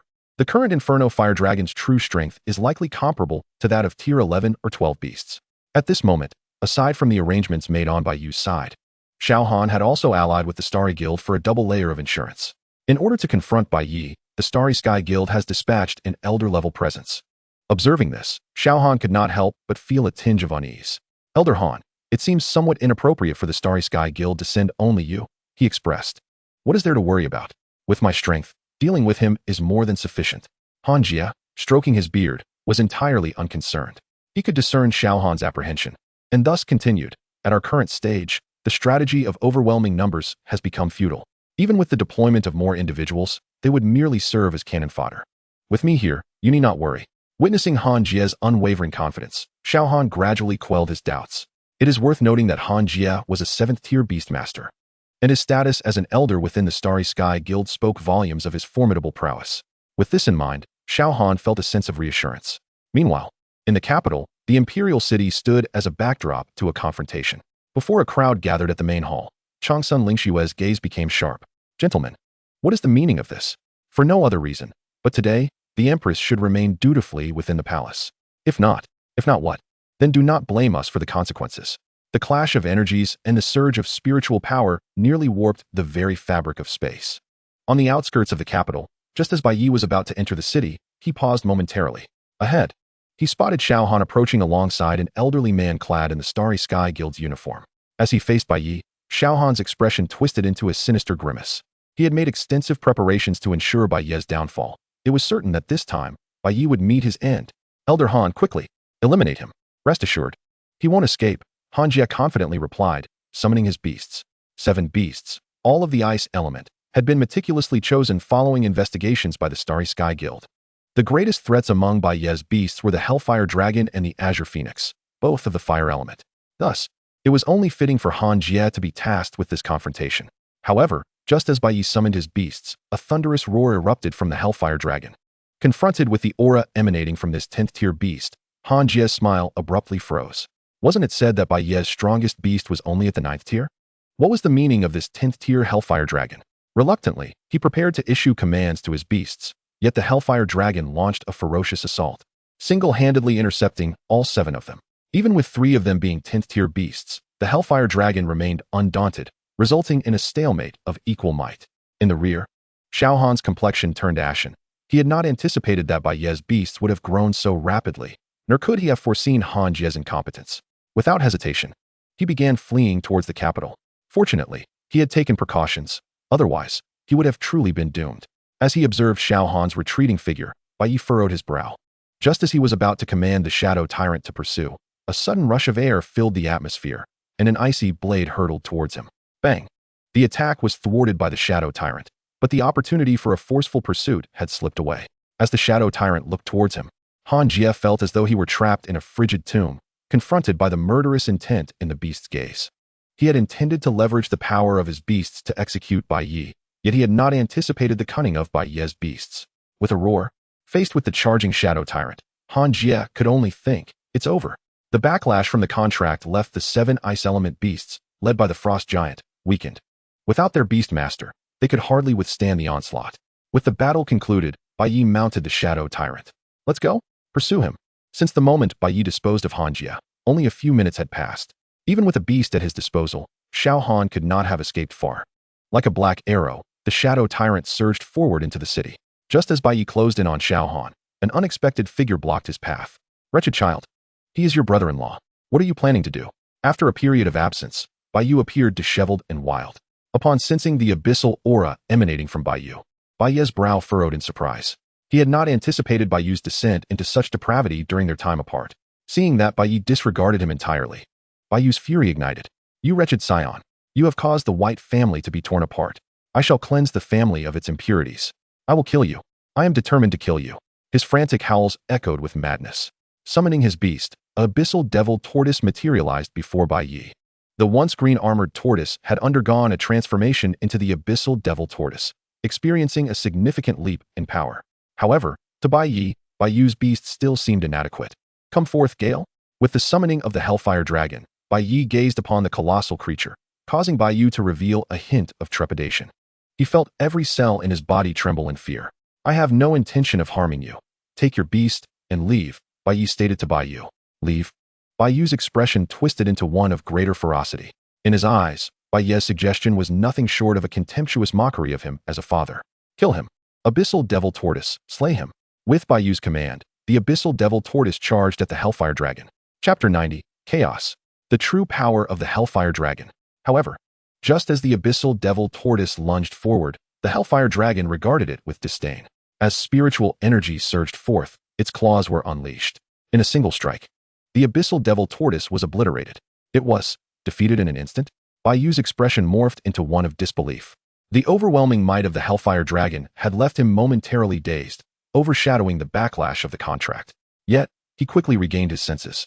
Turning to Bai Ye with a look of terror, surely, this wretched child would seize this opportunity to display filial piety, wouldn't he?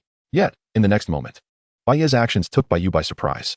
Retracting his beast, Bai Ye mounted the Shadow Tyrant and simply brushed past Bai Ye without casting him a glance.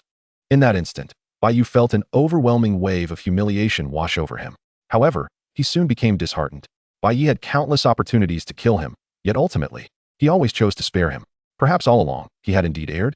Reflecting on all that had transpired, Bai Ye's expression turned bewildered. Meanwhile, in an abandoned warehouse, Tishi had arrived. Would Bai Ye be disappointed by her sudden departure? Would her daughter mourn her absence? Regardless, she had compelling reasons to be here. Both to avenge her husband and the Spirit Fox clan, and to safely bring Luo Shui and Chu Yaoyao back. Little Fox, you've come. Upon finally encountering the rightful person, Wang Haonan could not suppress a faint smile. 20 years ago, he had inadvertently allowed Tishi and her daughter to escape. Now, 2 decades later, it was time for the Spirit Fox clan to be eradicated from this world completely. As you said, I have come, Tishi replied, her spiritual power transforming into an invisible wind that fluttered her skirt. Since I am here, where are they? What do you mean, they? Wang Haonan feigned ignorance. You refer to Luo Shui and the others? You mentioned that if I came, you would spare them. Huh, did I? I seem to be unaware of such an agreement. He replied with a smirk. It appears you are not intending to release them, are you? As he admonished her sternly, Tishi revealed her true form. Standing over 20 meters tall, the ethereal spirit fox resembled a towering edifice. Her 9 tails swayed gracefully, and her ferocious aura distorted the air around her. Interesting. However, little fox, do you truly believe you are my match? Wang Haonan raised an eyebrow, surprised that Tishi had completed her race's evolution. He had initially thought the upcoming battle would lack excitement, but Tishi's newfound strength delighted him. In an instant, as Wang Haonan summoned 10 Tier 10 subdragons, the battle was on the verge of erupting. Meanwhile, delayed by Bai Ye's phone suddenly rang after losing track of Xiaohan. Glancing at the screen, he saw it was a call from Lu Ruyan. As he answered, Lu Ruyan's anxious voice came through immediately. Bai Ye, you must flee. Leave Kyoto. I've received news that Abyss has sent 6 apostles. Furthermore, they have allied with several prominent families in Kyoto. They are coming for you. Principal Lu. What on earth is happening? Bai Ye inquired, sensing something amiss. I'm not entirely sure, but it seems this is related to Xiaohan. Just be cautious. Kyoto is no longer safe. Before she could elaborate further, the line erupted into chaos, and the call abruptly ended. Brother, I sensed Mother's presence. Just as Bai Ye furrowed his brow, Hila, holding his hand, gazed worriedly in a certain direction. Could it be? Considering the conflict between Tishi and the Abyss, an ominous premonition stirred within Bai Ye. Shadow, let us go? We must head that way. For now, he had to set aside matters concerning Xiaohan. With the little beast girl in tow, he mounted the Shadow Tyrant. Following her guidance towards the direction of Tishi's aura, like an arrow, the Shadow Tyrant darted through the streets. Faster, even faster, through their contract connection. Sensing his master's urgency, the Shadow Tyrant quickened its pace. Fortunately, other apostles had begun to move as well. Otherwise, he would have truly met his demise here. At the same time, murmuring to himself, Xiaohan only dared to emerge from the shadows once Bai Ye and his beast had completely vanished. Xiaohan, you're not hurt, are you? Upon seeing Xiaohan unscathed, Bai Ye let out a sigh of relief. I'm fine, uncle, but this time, the plan to deal with Bai Ye may have failed. The thought of being relentlessly pursued by Bai Ye like a mouse in the street made Xiao Han grit his teeth in frustration. Ah, Xiao Han. I've decided to give up. Give up? Xiao Han's expression darkened, not noticing the shift in Xiao Han's demeanor. Bai Yu continued, after all now? I only have Bai Ye left as my son since Xiao Yu is already dead. If possible, what? A murderous intent surged in Xiao Han's gaze. If possible, I wish to apologize to Bai Ye, Bai Yu began, but before he could finish, his body was pierced by the abyss mantis summoned by Xiao Han. At that moment, gazing at Xiao Han's face twisted in a demonic snarl, Bai Yu was filled with disbelief. I've been reduced to this because of Bai Ye? Old fool, you said you were done playing. Stepping on Bai Yu.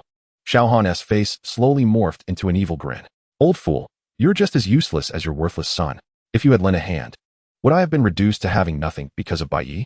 Having seemingly found satisfaction in his tirade, Xiao Han stomped on Bai Yu a few more times. Let me tell you, after you die, I will proclaim to the world that Bai Ye killed you, a villain who dared to slay his father. Do you think he can survive in this society? Just wait. It won't be long before Bai Ye joins you. You. His eyes widened in fury. Bai Yu never expected to be played the fool by Xiao Han. In the end, he passed away with his eyes wide open. In the abandoned factory, as time passed, Tishi fought valiantly, but was now covered in wounds. Her pristine white fur soaked in crimson, her limbs severely fractured. Even with a significant advantage in realm, Tishi found herself powerless. She had intended to avenge her husband and the Spirit Fox clan, wishing to safely escort Luo Shui and Chu Yaoyao away, but instead, she had become akin to a gored child rescuing their grandfather, venturing forth with no return. Rest assured, little fox, after you depart, your daughter will soon come to join you. You dare. In a fit of rage, she strained her already exhausted body, preparing to retaliate. At that moment, Wang Haonan commanded his subordinates beasts. Dragon 7, unleash the wrath of the dragon and end her. As Wang Haonan's words fell, the subdragon opened its massive jaws. Roar. With a thunderous roar, the skill was unleashed, and the mere shockwave caused the air to tremble and the surroundings to disintegrate. Tishi could only watch helplessly as the dragon's phantom drew ever closer.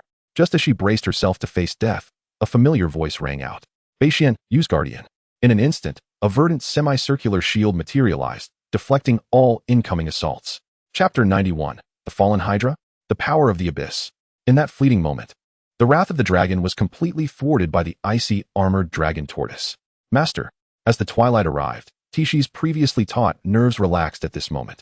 To her, the arrival of twilight was more radiant than anyone else. Rest well, leave the rest to me. I shall avenge your Spirit Fox clan. Gently stroking her head and entrusting her to Shira, Bai Ye's gaze shifted toward the battlefield. Although it was 5 against 7, the prior battle with Tishi had left the 7 subdragons far from their prime. Moreover, the 7 subdragons under Wang Haonan were all at the 10th tier. The disparity in strength wasn't vast, thus Bai Ye's chances of victory were quite favorable. After a brief analysis of the situation, he issued his commands. Ignite the flames of wrath. Gale, unleash dragon's fury. Roar. As Bai Ye's voice echoed, the infernal fire dragon stomped the ground, engulfed in flames. Transforming into its second form, its power surged exponentially. In this state, the dragon's fury unleashed by the infernal fire dragon was unimaginable. Utilize Guardian. The ferocity of the infernal fire dragon's assault compelled Wang Haonan to abandon his initial strategy of a head-on clash, opting instead for a defensive stance. However, the subsequent scene caused the previously composed Wang Haonan to lose his calm entirely. Shadow, unleash destructive death ray. Beixian, use dragon breath. Under Bai Ye's command, a beam of white and azure light shot forth. With the aid of the 2 summoned beasts, the shield constructed from their skills shattered instantaneously. Before Wang Haonan could react, high above, something that had been lying in wait for a long time unleashed a divine bird's special attack. The azure phoenix surged toward one of the subdragons, catching it completely off guard. Even with a difference in tier, under the influence of multiple talents, the azure phoenix's strike left the subdragon defenseless. In the blink of an eye, one of the 7th tier subdragons had been obliterated. How could this be? Witnessing his summoned beast being annihilated in the span of a single round, Wang Haonan's expression turned to one of shock. Yet, before he could devise a countermeasure or command the subdragons to retaliate, Bai Ye preemptively issued his orders. Go, Shadow, Gale, and Crimson Flame, tear them apart. At this moment, although it was 3 against 6, Bai Ye's trio of titans resembled wolves among sheep. With the demise of the first subdragon, a chain reaction ensued, leading to the rapid defeat of Wang Haonan's summoned beasts. Observing this turn of events, Wang Haonan's expression twisted in disbelief. He had been on the verge of victory. With the battle nearing its conclusion, yet unexpectedly, Bai Ye intervened. What on earth is Xiaohan scheming? His gaze turned sinister, flickering with uncertainty. Although he had allied with the Abyss, Wang Haonan was not keen on wielding its power. He was no naive novice. He understood all too well that invoking the Abyss as strength would mean inflicting equal harm upon himself.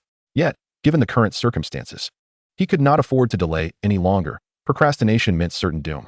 Realizing this, he summoned the protective power of his apostle. The 6 subdragons were enveloped in a purplish glow. This eerie light shot upward, causing the skies over the capital to darken ominously. The catastrophic omen instilled dread in the hearts of countless onlookers. In the imperial capital, having just dealt with 4 abyssal apostles and a multitude of traitors from various esteemed families, Changsun Lingshu noted this phenomenon with a furrowed brow. These apostles were causing such a commotion in the capital, even exposing their undercover agents among the noble families. What could the Abyss possibly be plotting? Contemplating this, Changsun Lingshu immediately summoned her aide. Yiyun, go investigate what is transpiring over there. Understood, Your Highness. Meanwhile, at the scene, as Luo Xue and Chu Yaoyao were rescued by Shira, upon witnessing the monstrous entity forged from the power of the Abyss, both women were instantly unsettled. Its body, adorned in glimmering dark green scales, was approximately twice the size of Tishi's true form, with 6 heads bearing malevolent expressions. This was a 6-headed dragon.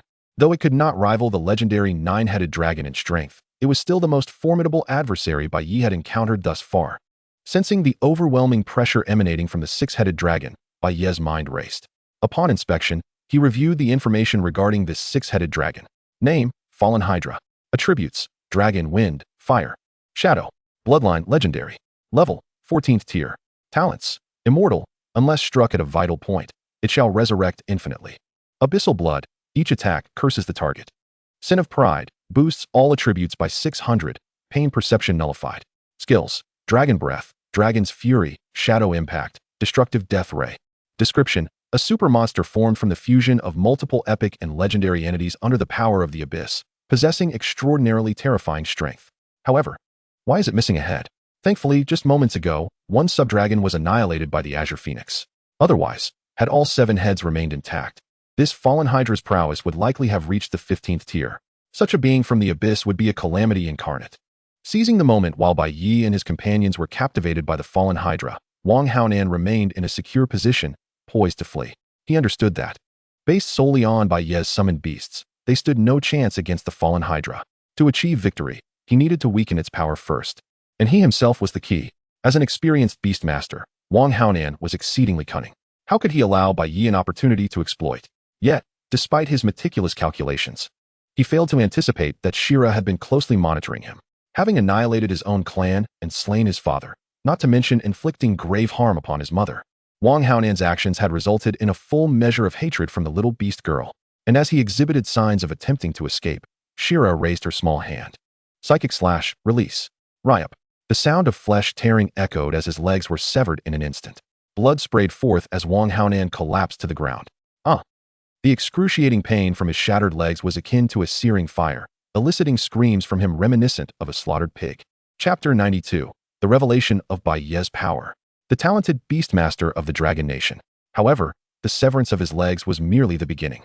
Just as Wang Haonan succumbed to despair, tears and snot streaming down his face, he witnessed Sheila move once more. The little beast girl unleashed her telekinesis, and in an instant, it was Wang Haonan's hands that were severed, reduced to mere stumps. Wang Haonan was on the brink of death, until Sheila delivered the final blow. Roar! An enraged roar erupted, coinciding with the master's demise. The backlash of the contract began to cause the fallen multi-headed dragon's body to gradually fracture and collapse. At that moment, it could muster no more than the strength of a 12th or 13th tier. This, undeniably, presented an opportunity for Bai Ye. Seizing the moment, several beast companions launched their attacks from various angles towards the multi-headed dragon. Just as the Inferno Fire Dragon utilized its claws to sever one of the dragon's heads, Bai Ye immediately commanded the Ice-Armored Dragon Turtle, Beishian, freeze its head with your frigid breath. Upon hearing this, the Ice-Armored Dragon Turtle sprang into action, exhaling icy air that rapidly froze the wound, making it difficult to heal. Seizing this opportunity, before long, the original 6 heads were reduced to just 1. At this juncture, with its breath weakening, the multi-headed dragon's capacity for combat was nearly depleted. Given the current circumstances, victory in this battle seemed merely a matter of time. Just as Bai Ye contemplated this, the multi-headed dragon's subsequent actions took him by surprise. It bit off the frozen part of its body. The bloody wound, enhanced by its innate abilities, began to heal at a visible rate. Gale, use Fire Blast. Don't let it recover. Roaring in response to Bai Ye's command, the Inferno Fire Dragon stomped onto the ground, causing the earth to crack and flames to surge. In an instant, the multi-headed dragon was engulfed in the inferno. Continue the assault. Do not relent. Observing the blazing flames, Bai Ye understood that the multi-headed dragon would not perish easily. He continued to direct his beast companions to deliver relentless strikes. Under a barrage of skills, as Bai Ye had surmised, the multi-headed dragon did not succumb entirely. Within the flames, it still fought desperately. It was only after nearly half an hour of continuous attacks from several beast companions that the multi-headed dragon finally fell. Facing the enormous carcass on the ground, Bai Ye's talent activated. He plundered the multi-headed dragon's abilities. Immortal and indestructible and blood of the abyss were bestowed upon the shadow tyrant. As for Sin of Pride, Bai Ye affixed it onto the Inferno Fire Dragon, further enhancing its dominion. The Inferno Fire Dragon's realm gradually stabilized. In contrast, with the enhancement of its abilities and after consuming the flesh and blood of the nine-headed dragon, the Shadow Tyrant's cultivation soared, directly breaking through to the pinnacle of the 9th tier. Just one boundary-breaking stone away. The Shadow Tyrant would become Bai Ye's second 10th tier beast, with two main forces under his command. Bai Ye now needed to devise a method to elevate the powers of the Azure Phoenix Firebird, Sheila, and the Ice-Armored Dragon Turtle. Just as Bai Ye pondered this, with Chu Yaoyao and Luo Shui borrowing from him, Bai Ye only possessed 14 billion. He was unaware that every move he made was being closely observed by Shangwan Riyun from a distance. Having witnessed the entire battle unfold, Shangwan Riyun was taken aback. The rapid breakthroughs of Bai Ye's beast companions were astonishing, and it was no wonder the Empress held such high regard for him. There was a reason for her optimism. As long as he did not falter, Bai Ye was poised to become a beast master of comparable strength to Changsun Riyun in the future. Not daring to linger in her thoughts, Shangwan Riyun promptly reported all she had witnessed to Changsun Lingxue. What? You mean Bai Ye's Inferno Fire Dragon has broken through to the 10th tier? As the Empress, Changsun Lingxue had encountered many prodigies. Yet none had achieved the terrifying level Bai Ye had reached. Bai Ye's speed in cultivating and training his beasts far exceeded Changsun Lingxue's understanding and definition of a beastmaster. Indeed, Your Highness, and not only that, but Bai Ye's Shadow Tyrant is also on the verge of breaking through to the 10th tier. Upon hearing Shangwan Riyun's next words, Changsun Lingxue's lips twitched. It had barely been 6 months since Bai Ye awakened as a beastmaster, and in such a short span, he had managed to nurture 2 10th tier beasts. What could other beastmasters say to that? Time passed quietly, as the turmoil in the capital came to a close. With all factions of rebellion suppressed by the authorities, Bai Ye's strength was now exposed. Shocking. The most promising beastmaster in the history of the Dragon Nation is none other than him. In his early 20s, surrounded by countless beautiful women, what secrets does he harbor? Recruiting for the Qilin army, inviting all formidable warriors to join and bring glory to the nation. In an instant, under the auspices of the authorities, Bai Ye became a sensation, not just in Ledu, but throughout the entire Dragon Nation. Was this truly the extent of Bai Ye's power? So terrifying. Hey, Bai Ye, are you calling for me? You should call me Father Bai. Young, wealthy, and powerful. Bai Ge, I want to bear your children. I heard Bai Ye likes lolis. I'm a legal loli, you know? Nonsense. Bai Ye clearly prefers beast girls. Bai Ye, I want to be your dog. Spread the word. Bai Ye likes beast girls and lolis. What a coincidence. Bai Ye and I share the same preference. Lolis and beast girls. 1 for me, 100 for me. At the Beastmaster Hospital, as Bai Ye brought his beasts for treatment, he was taken aback to see himself trending online. Wait. His battle with Wang Haonan wasn't he that loud, was it? How could someone have exposed my strength? Just as Bai Ye was lamenting this, his phone suddenly vibrated. A news headline caught his attention, causing his gaze to sharpen. Bai Ye commits public violence, murdering his own father, a true disgrace to filial piety. 1001 scandals surrounding Bai Ye. I never expected that the genius beastmaster Bai Ye would turn out to be such a person. Bai Ye, the little beast, get out of the Dragon Nation. Bai Ye casually clicked on several trending topics, revealing some gruesome photos related to the death of Bai Ye, which were nothing short of horrific. Gazing at those images, a cold glint flickered in Bai Ye's eyes. Although Bai Ye was indeed unworthy of being human, it did not imply that Bai Ye himself was not. Even if he had truly laid his hands on Bai Ye, it wouldn't he have resulted in such a gruesome fate. Certainly, what infuriated Bai Ye even more was the unfounded accusations hurled at him by others. How could he be oblivious to the fact that someone had deliberately framed him after murdering Bai Ye, aiming to tarnish his reputation? Memories of the prominent families that had recently become his adversaries flooded his mind. Was it the Ji family, the Zhou family, the Holy Light Guild, and the Starlight Guild? Or perhaps it was the Abyss and Xiaohan.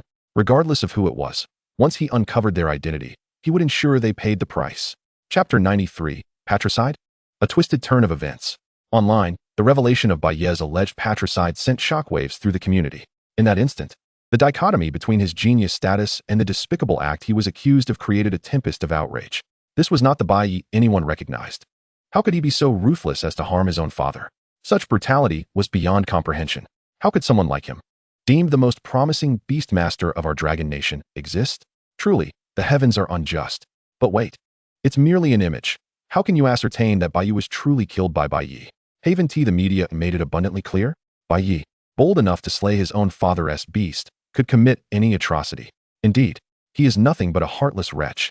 Bai Ye, I curse you to the depths of the 18 hells. While a few voices defended Bai Ye, they were but a minority. The overwhelming majority unleashed a torrent of vitriol, each curse more scathing than the last. Suddenly, a frantic voice broke through the clamor. Bai Ye, are you all right? It was Lu Ruyan, rushing into the hospital room. Her face etched with concern as she looked at Bai Ye. Once she confirmed that his emotions were stable and he posed no threat to himself, she exhaled in relief. Bai Ye, please don't do anything rash. Those people online are either hired trolls or malicious detractors. Our academy will arrange for public relations to assist you. As for your father's death, the authorities are already investigating to determine who is responsible. I believe you will soon be vindicated. Thank you, Principal, Bai Ye replied, then inquired. By the way, can you find out who is slandering me? I wish to see who is attacking me the most viciously. I suspect the murderer of my father is lurking among these detractors. After a moment's hesitation, Lu Ruyan nodded. All right, I will send you the list shortly. But Bai Ye, take care not to confront anyone publicly. Rest assured, Principal, I 1T, he assured her. I have much to attend to due to the commotion caused by the Abyss. And please, I hope you 1T worry too much about me. With that, Lu Ruyan left, reminding him once more not to be reckless. This left Bai Ye incredulous. Did he truly appear to be the kind of person who would despair? In the afternoon, under the joint care of Chu Yaoyao and the beast doctors, Bai Ye's beasts had nearly recovered. Fortunately, the injuries sustained by most were not severe, save for Tishi, who had suffered grave wounds, even affecting her essence. Without a fortuitous opportunity, it seemed unlikely she could advance further. I owe you a great debt, Tishi. If it weren't for you, Shui and Yaoyao might have been in dire straits, Bai Ye remarked as he pushed her wheelchair out of the hospital. Ah, no need for pleasantries. If you truly wish to compensate me, Tishi said with a flirtatious expression, then why not accept me as your beast? Absolutely, Bai Ye replied without hesitation. Wait. Tishi blinked in surprise, momentarily taken aback. After a brief pause, she finally responded, you can't be serious about wanting to make me your beast, can you? I'm only an 11th tier beast. Once I break through to the 6th tier, we can sign a contract. How does that sound? Bai Ye laughed, his words igniting a spark within Tishi. But I've been diagnosed as unable to progress further in this lifetime, she said earnestly. I'm merely at the 11th tier.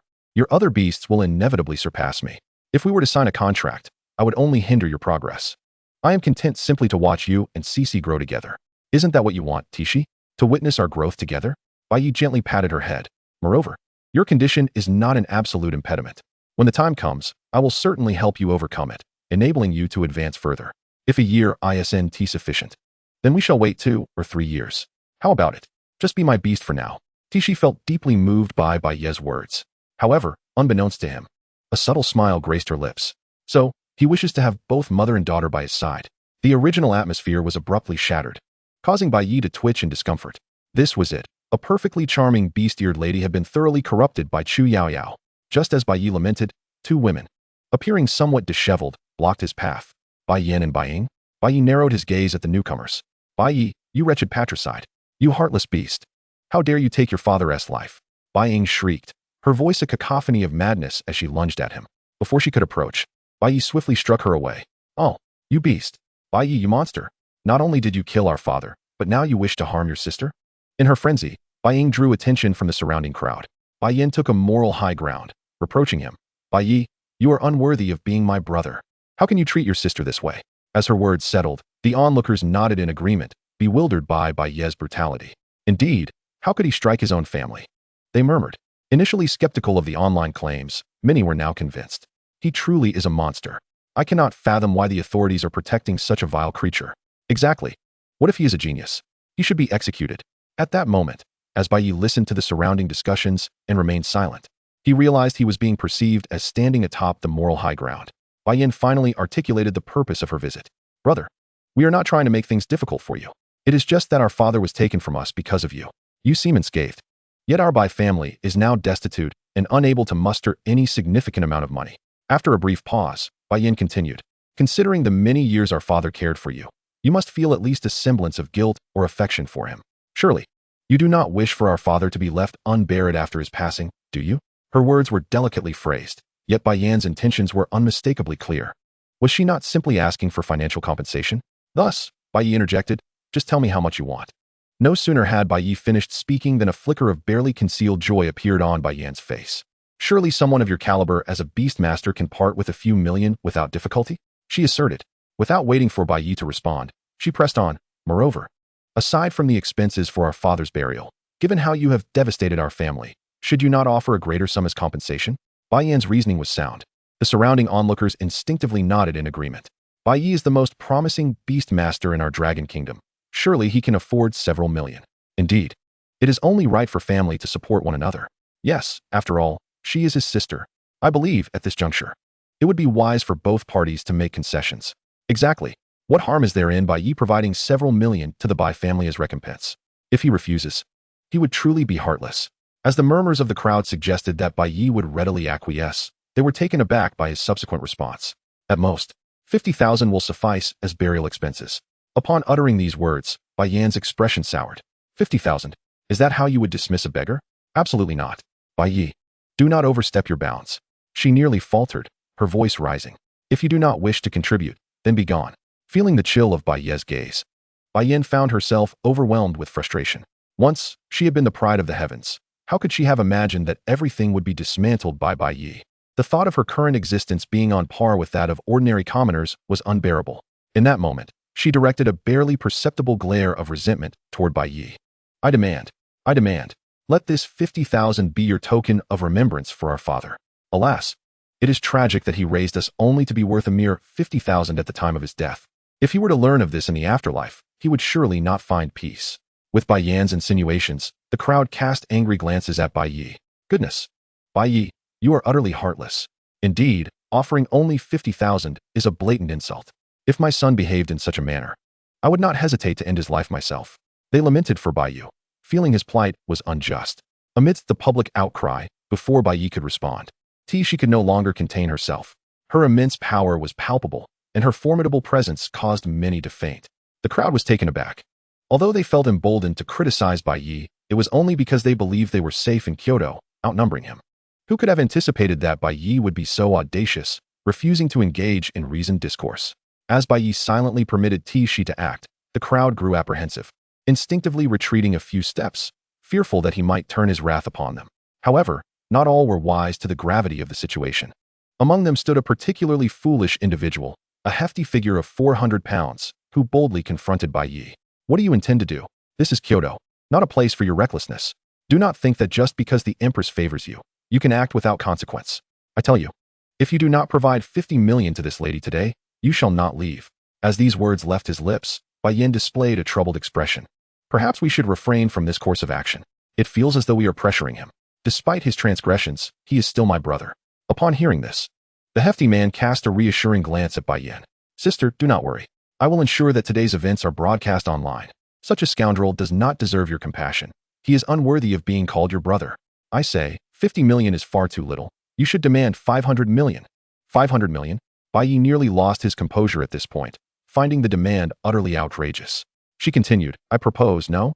I strongly insist that Bai Ye publicly live-stream an apology, kneeling before the entire nation to acknowledge his wrongs, while also providing 500 million as compensation to the Bai family. Furthermore, given Bai Ye's considerable abilities, even without resources, it would be more prudent for him to voluntarily relinquish all official support and resources, allowing those more deserving to benefit from them. As her words came to a close, Bai Ye could no longer hold back. You want him to surrender resources? To produce 500 million? To kneel and apologize? Is this a wish list? With that, Bai Ye swiftly retaliated with a powerful strike. Ah! A cry escaped as the 400-pound figure crumpled to the ground, his body jiggling. Bai Ye, you vile creature! How dare you strike a fairy? As he writhed on the ground, the hefty man retrieved his phone. Family, who understands? Our Dragon Kingdom's beast master genius is nothing but a beast. Not only did he dare to kill his own father, but he also has the audacity to strike a woman. Such disgrace. What are you filming? Here, take this. Bai Ye delivered a resounding slap, sending him nearly airborne, his teeth scattering across the ground. With a loud thud, he hit the floor, causing the ground to tremble beneath his weight. He had hoped to leverage his supposed T0 advantages, yet he was met with Bai Ye's ferocity. Fear gripped him, tears streaming down his face. His features contorted due to his obesity obscuring his mouth and eyes. Why are you crying? Here, have another slap. Bai Ye approached once more, delivering another forceful strike, transforming him into a swollen visage.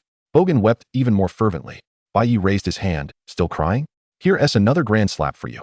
With a resounding smack, the little fairy Bogan was instantly knocked unconscious. Witnessing this scene, the onlookers were utterly astonished. To think that Bai Ye could send a 400-pound maiden soaring through the air. Such brutality was beyond comprehension. In an instant, they instinctively took a few steps back, fearing they might become Bai Ye's next target. When Bai Ye's gaze fell upon Bai Yen, she shuddered involuntarily, terrified that he might bestow upon her a similar fate. 50,000, I'll transfer it to you. But remember, this money is solely for burying Bai Ye. Otherwise, you know the consequences. All right. Trembling, Bai Yen stepped forward to retrieve the money. At that moment, Bogan regained consciousness, only to find that Bai Ye had given a mere 50,000. Instantly, her vision darkened with fury. Just as she was about to unleash a torrent of curses, Bai Yen obstructed her. Let us not disturb you any further, we shall take our leave. She forced a smile, though her eyes betrayed a glimmer of resentment. To have been brought to such a state by Bai Ye, and to be humiliated publicly, this matter could not simply be brushed aside. Regardless of the cost, she vowed to make Bai Ye pay in blood for his transgressions. Sister, are we truly going to use this 50,000 to bury that old wretch? Once outside, Bai Yen couldn't help but inquire. How could that be possible? Bai Yen scoffed disdainfully. That old wretch's corpse can be left in the wild to feed the beasts. This 50,000 is far better spent on new bags for us sisters. Indeed, it's a waste to bury him now that he is dead. Chapter 95, The Lure of Desire? The Abyss' Scheme. Mother, you wouldn't believe it. That little beast, Bai Ye, he actually fed father's corpse to the beasts. And to add insult to injury, he even beat us up. In the Zhou family mansion, as Bai Yen recounted her tale with exaggerated embellishments, Ji Shirwan's fury ignited. That little beast Bai Ye. I care not how he deals with Bai Ye, but how dare he humiliate you in such a manner? He must die. I will ensure his demise. She roared in a fit of hysteria. Yet, her fervor soon waned. The Ji family and Zhou family were currently under official scrutiny. And with Bai Ye having fully developed his abilities, they had no opportunity to strike against him. Were they to simply endure Bai Ye's reckless tyranny? The more she pondered, the more discontented she became. Just as she contemplated how to confront Bai Ye, a servant approached to report, "Young mistress. A man named Xiaohan wishes to visit. He claims to possess a method to deal with Bai Ye." Upon hearing this, Ji Shirwan was immediately incensed. That scoundrel still has the audacity to show his face? Hasn't he caused us enough suffering? Go, drive him away. Don't be like this, mother. Perhaps brother Xiaohan truly has a solution. Bai Ye quickly interjected, blocking the servant. Humph, Ji Shirwan sneered. What could that waste possibly offer? He spoke so grandly before. Yet look at how terribly we, the Ji and Zhou families, have fared. Seeing Ji Shirwan's resolute stance, Bai Yen's eyes flickered with contemplation. After a brief moment, she added, let Xiaohan in. After all, he is from the abyss. Mother, you should. As she trailed off, Ji Shirwan quickly grasped the implication. Her expression shifted slightly. Yes, Xiaohan was from the abyss. Regardless of how inept he might be, he was not someone they could afford to offend. Moreover, with Xiaohan operating in the shadows while they were in the light, should they truly provoke him, they would find themselves facing not only the officials, but also the abyss. That would be quite troublesome. Thus, contemplating this, Ji Shirwan relented. Very well, let him in. I wish to see what he has to say. As Xiaohan entered the Zhou family mansion, a smirk crept onto his face. The abyss had stirred quite a commotion in Kyoto this time. Aside from Xiaohan's aim to deal with Bai Ye, there were two other motives. Firstly, to expand the abyss's influence over the mortal realm, preparing for future invasions. Secondly, it was about power. Had Xiaohan not received word from the abyss, he might not have realized the significance of power, which contained the essence of laws. It was the key to elevating beasts into mythical creatures. In his perspective, the reason the beasts under Bai Ye's command were so formidable was due to the presence of power factors within them. In the living room, as Xiaohan elucidated why Bai Ye had become so powerful, Ji Shirwan and the others were taken aback. They understood. They comprehended fully now. No wonder Bai Ye could cultivate a tier 10 beast in such a short span of time. It all made sense.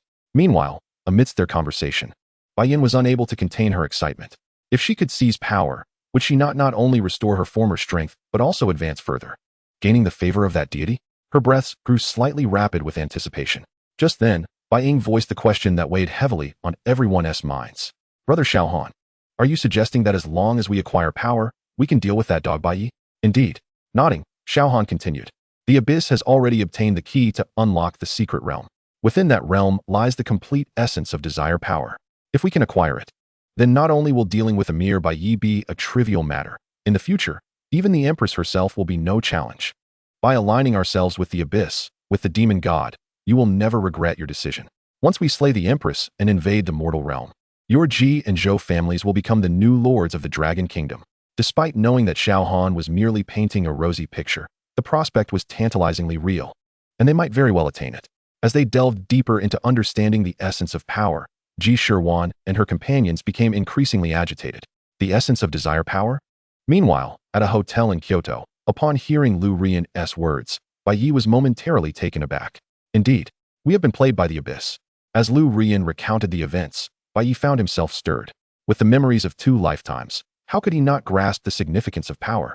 Moreover, this was not the incomplete power possessed by the Shadow Tyrant or the Infernal Fire Dragon. This was a complete power. Whoever could acquire it would bestow their beasts with the ticket to ascend into mythical beings.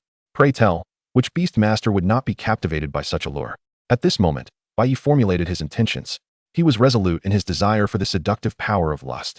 Seemingly perceiving Bai Ye's thoughts, Lu Ruyin spoke up.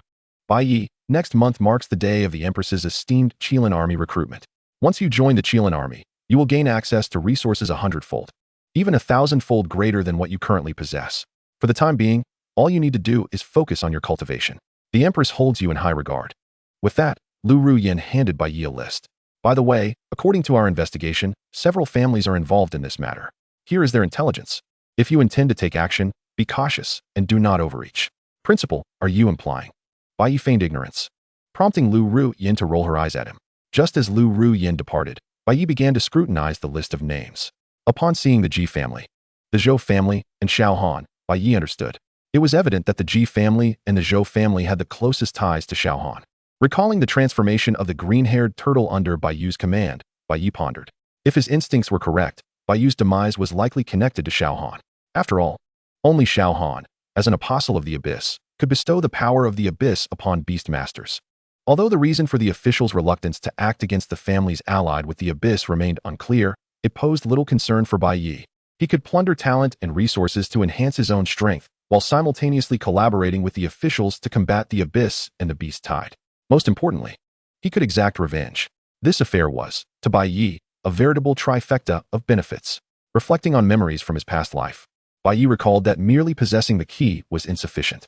He also needed an item known as the Fragment of Destiny. This artifact not only served to locate the positions of secret realms, but, if memory served, was also intricately linked to the Son of Heaven. As for the whereabouts of this item, he remembered that the Fragment of Destiny resided within the Chu family. As Bai Ye inadvertently cast his gaze towards the enigmatic young girl seated on the sofa, she felt a chill run down her spine from his stare. "What are you looking at?" Chu Yao Yao responded, bewildered. "Yao Yao, are you familiar with the Fragment of Destiny?" "What is that?" Chu Yao Yao asked, puzzled. "If I recall correctly, your father is the head of the Chu family, right?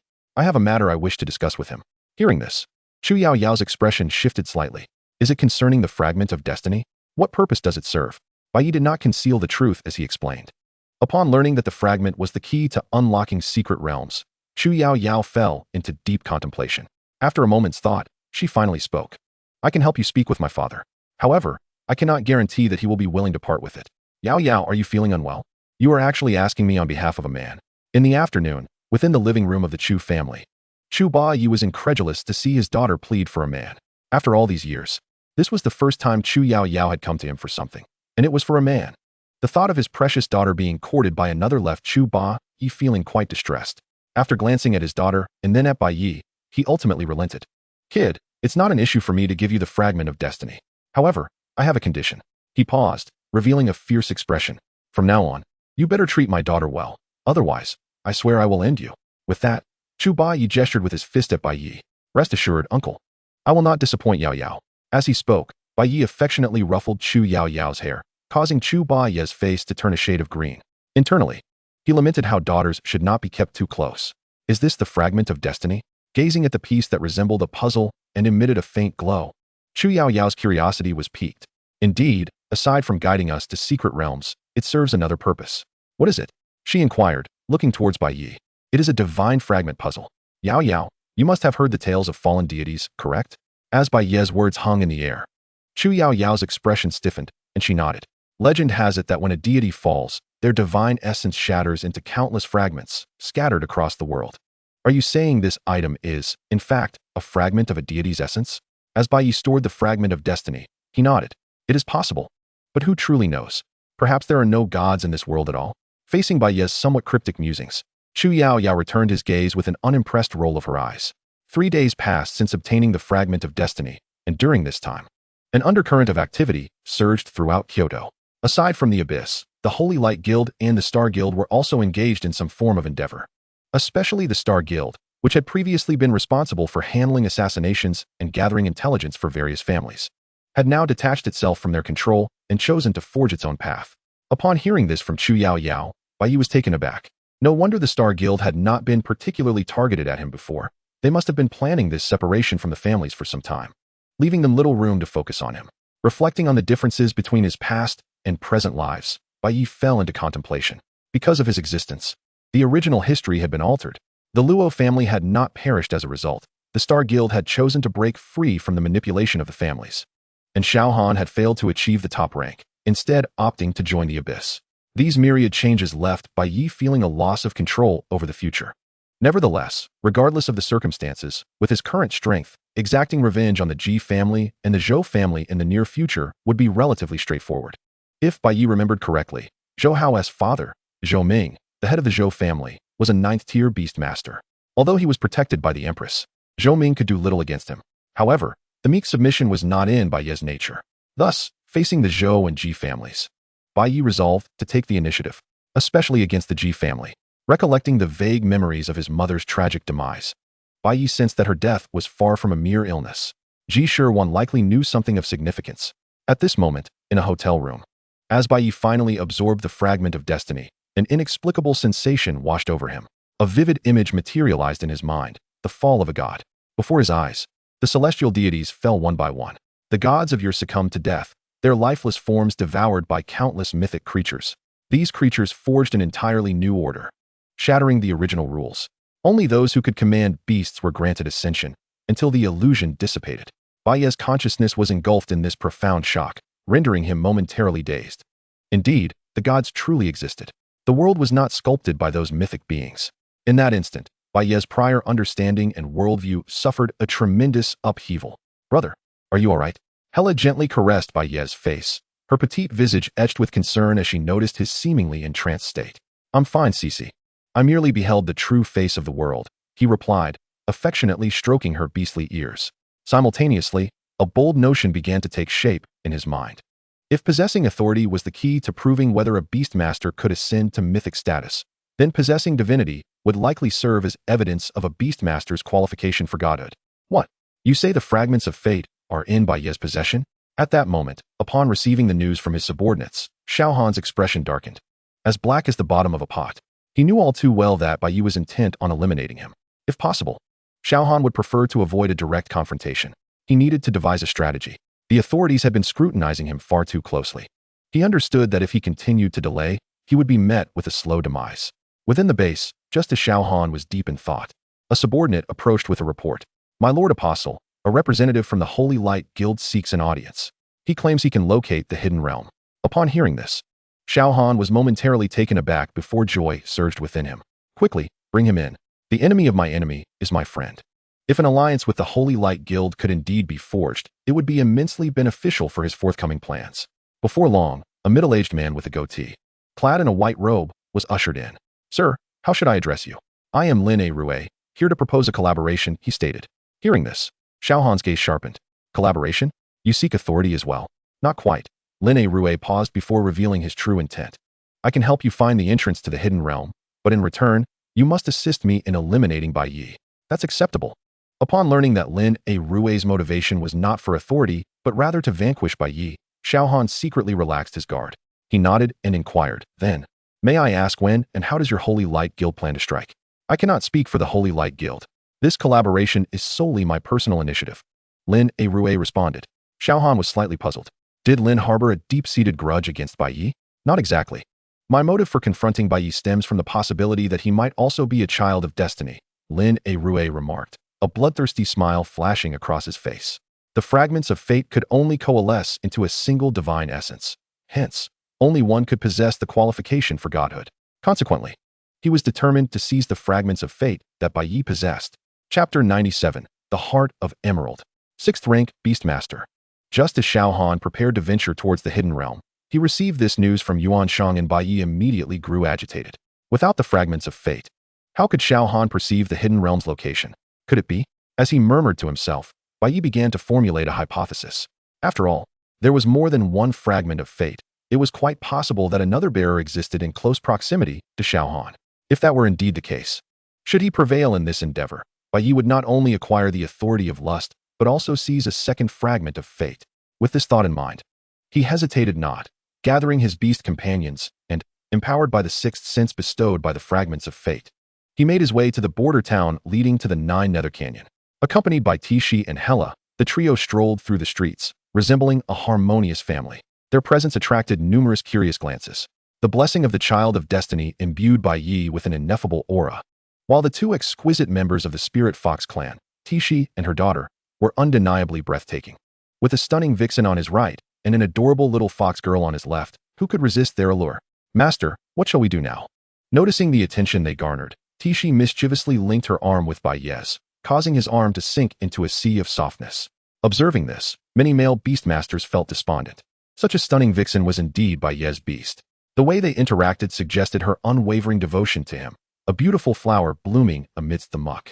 Embracing the envious gazes of the crowd, Bai Ye spoke, "The officials have arranged accommodations for us. Let us proceed to the hotel."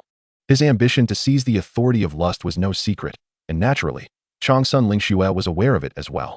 With the matter of the hidden realm entrusted to the authorities, they had begun tracking Xiao Han's whereabouts, and the surrounding area had been sealed off. As long as Xiao Han was not foolish, he would not attempt a brazen intrusion. Thus, Bai Ye merely needed to wait for the right opportunity. Understood, master. Upon hearing this, Tishi leaned closer to Bai Ye, whispering in his ear, causing a delightful tingle to spread through him. This time, Bai Ye had brought no one other than Tishi, leaving them alone together in a room. Anticipation swelled within him. After a brief interval, they arrived at the hotel, where official personnel awaited them. "Mr. Bai, this way, please. Her Majesty has instructed us. We have arranged a room for you. You may rest. And our people will keep watch over the hidden realm and Xiao Han. Should any news arise, we shall inform you at once." "Thank you. I appreciate your efforts." Bai Ye could not deny that the support from the authorities alleviated many of his burdens. Though Xiao Han had the abyss backing him, Bai Ye was not lacking either. He had the entirety of the Dragon Kingdom behind him. After resting for a while, as night fell, Bai Ye, accompanied by Tishi and Hela, made their way to a trading post. According to his memories from his previous life, if he recalled correctly, there was a heart of emerald here. However, it is indeed the pivotal material that could liberate him from his current shackles. Beyond the fierce competition for lustful power and fragments of fate, he could also acquire the heart of emerald to break through to the 6th tier and forge a pact with Tishi. Upon his return from this journey, his strength would undoubtedly undergo a profound transformation, wouldn't it? As he pondered this, Bai Ye stepped into a quaint little shop. "Master, are the materials you seek right here?" he inquired, surveying the various beast-taming materials neatly arranged around him. Tishi's eyes sparkled with curiosity. "Yes, indeed," Bai Ye replied, embracing Tishi with a hint of a smile on his face. "Once I break through to the 6th tier, you shall be my beast, and there will be no escaping that fate." "Ha, why does it feel like you're being so cheesy, master?" Tishi remarked playfully, rolling her eyes. "With everything I have invested in you, do you truly believe I could escape? If I wished to flee, you could easily say, 'I hope nothing happens to my daughter.' At that point, this little fox would have no choice but to tremble beneath you." Upon hearing this, Bai Ye couldn't help but twitch the corners of his mouth. What a predicament! Was he the one flirting, or was she the one flirting with him? "Young man, isn't it a bit much to show off your affection in my humble shop?" As their banter continued, an elderly man slowly emerged from the back. "I wish to inquire, good sir, have you recently received a heart of emerald?" Just as Bai Ye finished speaking, the old man exhibited a look of surprise. "Young lad, your ears are quite sharp. Indeed, I just received a heart of emerald. It was entrusted to me by a friend of mine. If he weren't in dire need of money, he wouldn't part with such a treasure for a pittance." Upon hearing these words, Bai Ye's expression turned knowing. "Then, good sir, what is the price for this heart of emerald? I am willing to buy." As soon as he uttered these words, the old man smiled and held up a finger. 300 million. Give me 300 million, and I shall sell you this heart of emerald. That is far too much, Bai Ye replied, shaking his head. Good sir, your asking price is simply exorbitant. As his words fell, Tishi nodded in agreement, adding, Indeed, sir, we asked for a price, not for you to demand a lion's share. Upon hearing this, the old man laughed heartily. 300 million is hardly excessive. After all, my friend is in urgent need of funds. He set the minimum at 300 million. Just think, once you break through to the 6th tier Beastmaster, you could earn that much in a year. With that, the old man wore a knowing smile. Moreover, once you join the Chilean army, it's likely you could recoup that amount in less than half a year. Having realized he had been recognized, Bai Ye asked, Good sir, do you know me? Of course. You are one of the most promising Beastmasters in our Dragon Nation. Since you are aware of my identity, then asking for such a high price feels somewhat unreasonable.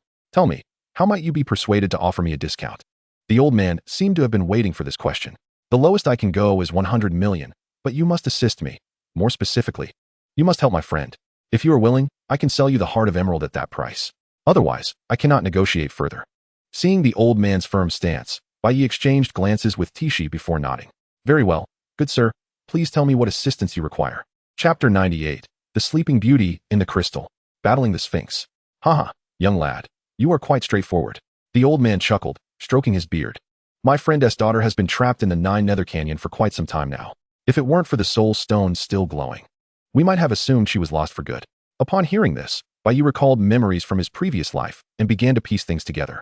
May I be so bold as to ask, is your friend none other than General Lu Hao, the commander of the Northern Military District and one of the 4 great generals of our Dragon Nation? And the one trapped is his daughter, Lu Miaoyin? As soon as Bai Ye's words fell, the old man was taken aback but nodded. Indeed, that friend of mine is he. You are well informed.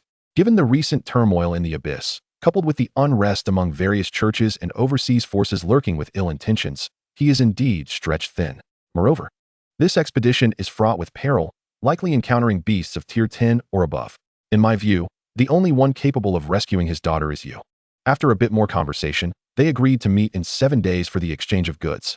Bai Ye then hastily ventured into the 9 Nether Canyon. The moment he entered, an eerie aura enveloped him.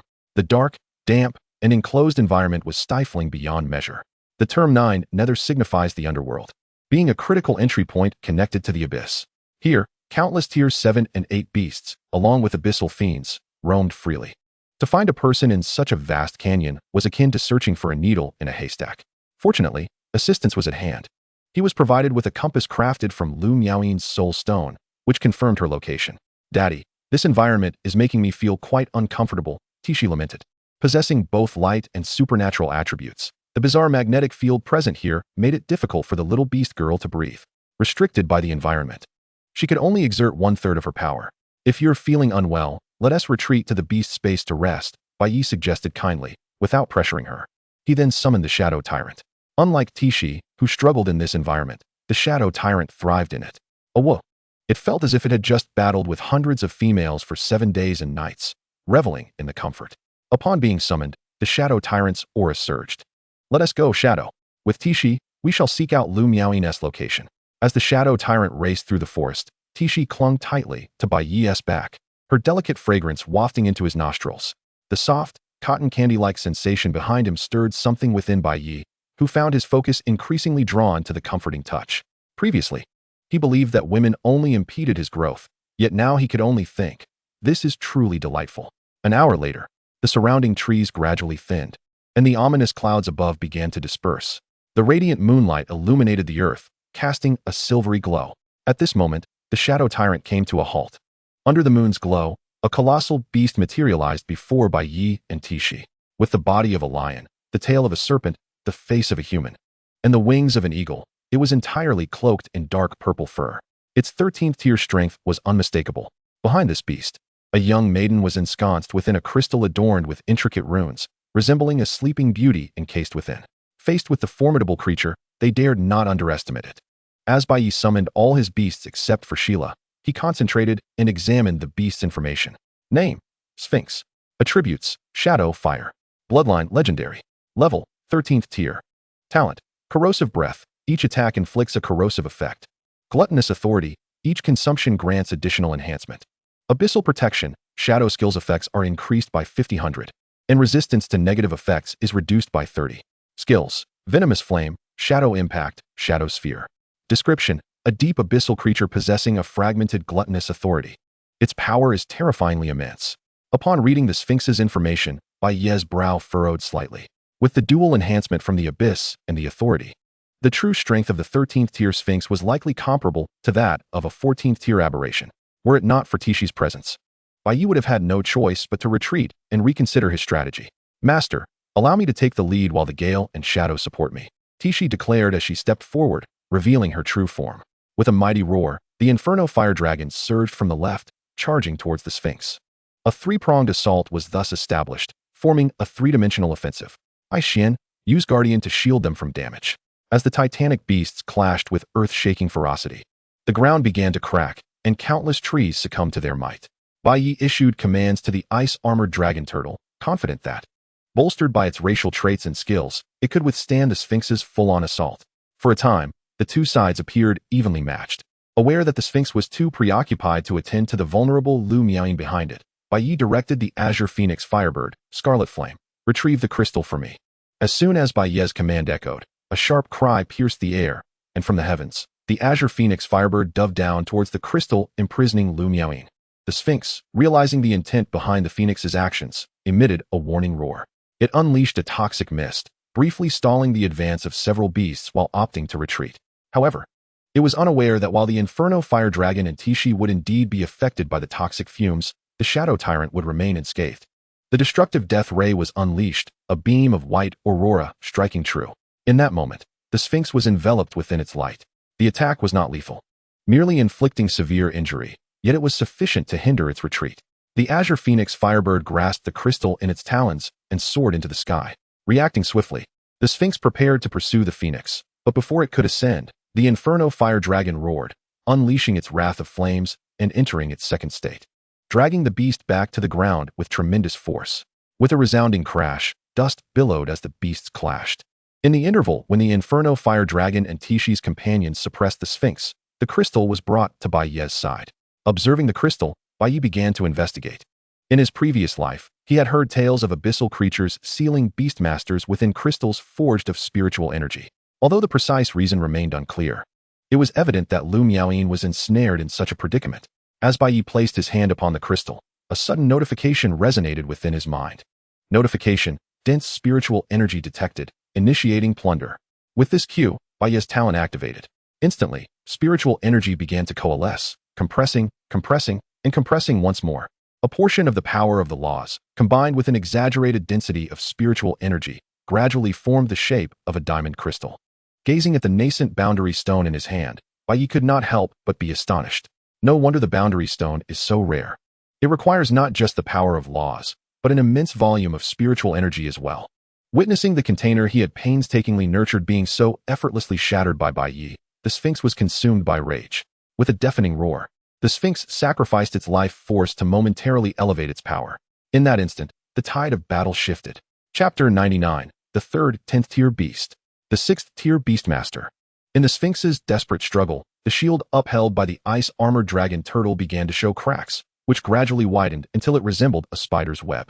With a resounding crash akin to shattering glass, the shield fragmented into countless pieces, bereft of its protective barrier.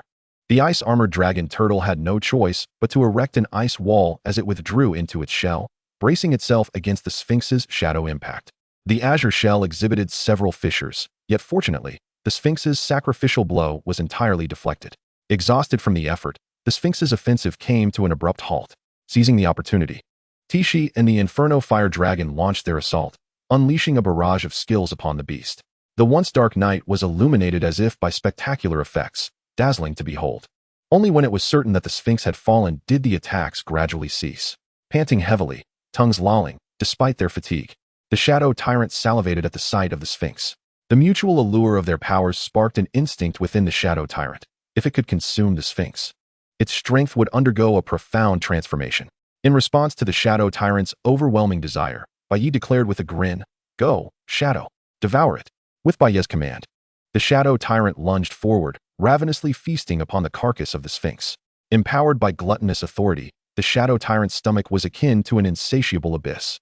Half an hour later, as the Sphinx was utterly devoured before his eyes, Bai Ye produced the recently acquired world-shattering stone. In that moment, he experienced a surge of multifaceted empowerment. The Shadow Tyrant also ascended to the 10th tier, becoming the third 10th tier beast under Bai Ye's command. How? As the sun gradually rose in the east, the long night slipped away unnoticed. Sensing the torrent of power within, the Shadow Tyrant could not help but unleash a skyward howl, its voice resonating through the entire Nine Nether Gorge. Following its advancement, the Shadow Tyrant appeared even more majestic. Surrounding the long horns on its forehead were glimmers of purple crystals, resembling a regal crown. The faintly emanating aura of dominance instilled an inexplicable sense of pressure and suffocation. Gazing at the Shadow Tyrant, Bai Ye initiated an appraisal. Name: Shadow Tyrant. Attribute: Shadow level, 10th tier, bloodline, legendary, talent, Dark Predator, King S domain, lightning speed, supernatural recovery. Sin of Gluttony, Shadow Curse. Skills: Destructive Death Ray, Shadow Impact, Shadow Wave. Evaluation: The mutated Shadow Tyrant, possessing the authority of gluttony, has the potential to evolve into a mythical creature. Having assimilated the Sphinx's talents, not only have its current abilities been enhanced, but the Shadow Tyrant has also acquired a brand new talent, Shadow Curse. Each attack inflicts a potent curse or poison effect.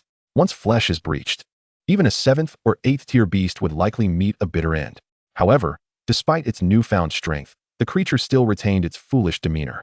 Observing the Shadow Tyrant flicking its tongue and wagging its tail in a rather silly manner, Bai Ye found himself lost in contemplation. Time passed swiftly. When Bai Ye and Tishi returned to the town with the unconscious LV Miaoyin and brought her to the hospital for recovery, several hours had already elapsed. Inside the hospital, the acrid scent of disinfectant was overwhelming. Upon noticing that Bai Ye had managed to rescue LV Miaoyin in less than 2 days, the elder's astonishment was unmistakable. Young man, you've done well. I thought it would take you at least 5 or 6 days to deal with that fellow. Old man, you already knew that LV Miaoyin was trapped and guarded by a sphinx, didn't you? Facing Bai Ye's skeptical gaze, the elder felt a twinge of embarrassment. What if the sphinx was involved? Didn't you resolve it yourself? He was reluctant to admit he had been using Bai Ye. That was out of the question. Absolutely impossible. 50 million, give me the emerald heart. Wait, didn't we agree on 100 million? Your bargaining is rather ruthless. Bai Ye retorted with irritation. I'm not even pursuing the matter of your withholding information. 50 million, whether you agree or not, you will. Observing Bai Ye's determined expression, the elder finally sighed in resignation. All right. I'm truly impressed by you, young man. 50 million it is. Consider this a favor owed by Situ Chung. If you ever need assistance in the future, you can come to me. As long as I can help, I will. As Bai Ye took the emerald heart prepared by Situ Chung, a smile crept onto his face. Finally, he had obtained the emerald heart. Thank you, Elder Situ. With that, Bai Ye was eager to depart. Elder Situ, I have other matters to attend to and must take my leave. Go on, you're quite the impatient one. An hour later, back at the hotel, Bai Ye retrieved the emerald heart alongside the alchemical pills prepared for his breakthrough. He then entered a state of cultivation. As the power contained within the emerald heart gradually melded into his being, Bai Ye distinctly felt a surge of heat within. Soon after, his bones cracked and popped, as if undergoing a profound metamorphosis. Advancing from 5th to 6th tier for a beast tamer was akin to the leap from 9th to 10th tier for a beast. It was a threshold that countless beast tamers might struggle their entire lives to surpass. In his previous life, Bai Ye had succeeded once. In this life, with superior conditions for cultivation, he merely needed to replicate his past success. Time slipped away unnoticed. Observing Bai Ye at a pivotal moment, Tishi and her daughter were filled with trepidation. Mom, do you think brother will succeed? The little beast girl could not help but inquire, her anxiety surpassing even her own breakthrough. Shoo, Cece, don't speak and distract him. Trust in him, he will surely succeed. She comforted her daughter while silently adding in her heart, after all, this was her chosen master. Unbeknownst to them, the night passed. Morning sunlight streamed into the room, marking the end of Bai Ye's cultivation as he broke through to the 6th tier. Upon opening his eyes, he was met with the sight of Tishi and her daughter. It was evident that during his breakthrough, they had both been there to protect and support him. Tishi, let us formalize our contract. Their eyes met, and Bai Ye broke the tranquil silence. Chapter 100, Xiao Han's Final Gambit. With the signing of the contract, a mark appeared on Tishi's hand. Simultaneously, under the subtle influence of the contract, Bai Ye gained profound insight into something unspoken. Not uttering a word, yet connected in spirit, Tishi affectionately tousled her daughter's hair. Cece, how about you sleep in the next room today? The little beast girl was momentarily taken aback. Listen to your mother. I need to discuss something very important with your brother tonight. Though confused, the little beast girl seemed to grasp something and nodded. If mom says so, then all right. With her little legs, Sheila prepared to leave. However, just as she was about to exit, she suddenly paused and flashed a smile. Mom, you're not developing feelings for brother, are you? You want to find a new dad for Cece? Rest assured, Cece doesn't mind. Because Cece likes brother too. Wait, when did the little beast girl become so perceptive? Is this the influence of her surroundings? As Sheila departed, her gaze was soft and filled with affection. The night quietly smoothed the dry room, bringing forth a touch of springtime warmth. At this moment, having returned to Lidu, Luo Shui ventured deep into the woods. This journey to the capital made her acutely aware of the disparity between herself and Bai Ye. If she continued to linger by Bai Ye's side, she would only hinder his progress. That was not what Luo Shui wished to see. She aspired to grow stronger. Only in this manner could she keep pace with Bai Ye. Contemplating this, Luo Shui's gaze hardened with determination. Xiaobai, do you agree? She murmured while gently stroking the ice Xian's serpent at her side. In response, the serpent cast a look of bewilderment at its master, sensing a change in her demeanor, yet unable to articulate the reason behind it. Time slipped away quietly. When Bai Ye awoke, the horizon was already tinged with the pale light of dawn. As he opened his eyes, he felt an overwhelming weakness throughout his body. They say that a woman at 30 is as fierce as a wolf, and at 40, as formidable as a tiger. Indeed, this adage holds true. Nestled in Bai Ye's embrace, with her long, snow-white hair cascading over her shoulders, She gazed at him with a look of unfathomable longing. She, Shu, do not speak, leave it to me, she replied, a seductive smile gracing her lips as she leaned in closer. This time, the roles of attacker and defender had reversed. Spring nights are fleeting, and the day rises high. From henceforth, the emperor shall not attend morning court. Only through personal experience did Bai Ye grasp the true essence of this phrase. Sir, currently, Bai Ye is at a hotel in Jiuyu town. It appears he is awaiting our arrival. Simultaneously, within the base, upon receiving a report from his subordinates, Xiaohan's spirit soared. Excellent. I was just pondering why Bai Ye has yet to make an appearance. Immediately arrange for our forces to create a facade for the officials, suggesting that we are about to enter the secret realm. Is Bai Ye not waiting for them to reveal a flaw? This is perfect. He will unwittingly walk into our trap. With Lin Rui's assistance, and with Xiaohan having mobilized all his troops, he was determined to ensure that Bai Ye would not return alive. As these thoughts crossed his mind, a glimmer of coldness radiated from his eyes. Mr. Bai, we have located Xiaohan's position. In the afternoon, at the hotel, upon receiving news from the officials, Bai Ye couldn't help but frown slightly. Given Xiaohan's character, he would never undertake a venture without confidence. Could it be that his opponent was fully prepared? While pondering this, Bai Ye nodded resolutely. All right, I will handle it. Is that not a bit reckless? Hesitant, the informant added, Mr. Bai, you are a genius beast master of our dragon nation. For safety's sake, shall I arrange for additional personnel to accompany you? There is no need. I will manage it myself, Bai Ye replied, shaking his head. In his view, the forces in Jiuyu County were still too weak. Accompanying him might inadvertently hinder his efforts. You need not concern yourselves with me. Just focus on your duties. As for Xiaohan, I will take care of him. The following morning, based on the information provided by the officials, as Bai Ye once again set foot in the Jiuyu Gorge, he was soon obstructed by a multitude of people. At the same time, amidst the crowd, Xiaohan emerged slowly, accompanied by a man, with hundreds of 4th and 5th tier beast masters and several hundred beasts surrounding them. Their formation was formidable enough to incite a small-scale war. Yet, astonishingly, this was all merely to confront a 6th tier beast master. It was hard to believe, was it not? Upon encountering an adversary, one's eyes naturally glimmer with animosity. Facing Bai Ye, Xiaohan's expression twisted into a sneer. Bai Ye, did you ever expect this? Do you see these people? This time, you cannot escape. Just as Xiaohan raved like a mad dog, Bai Ye's attention was drawn to Lin Rui at the side. From him, Bai Ye sensed an unusual aura. The holders of the fragments of fate are drawn to one another. Thus, upon meeting, the identity of the other becomes unmistakable. With the assistance of a divine being, it was no wonder Xiaohan dared to confront him so boldly. Realizing this, and noting Bai Ye's complete disregard for him, Xiaohan felt as if he had become a mere clown. Enraged and humiliated, he spat out, Bai Ye, you still do not know, do you? It was I who killed Bai Ye, that old fool. Ha ha ha, you cannot imagine the despair on his face in his final moments. I had no intention of killing him. But alas, that old man sought a reconciliation with you. Tell me, could I possibly let him off the hook? As Xiaohan leaped forth to taunt him, Bai Ye's expression grew increasingly dark and frigid. You seek death. I seek death? Hearing this, Xiaohan laughed mockingly. Huh, Bai Ye. I believe the one destined to die here is you.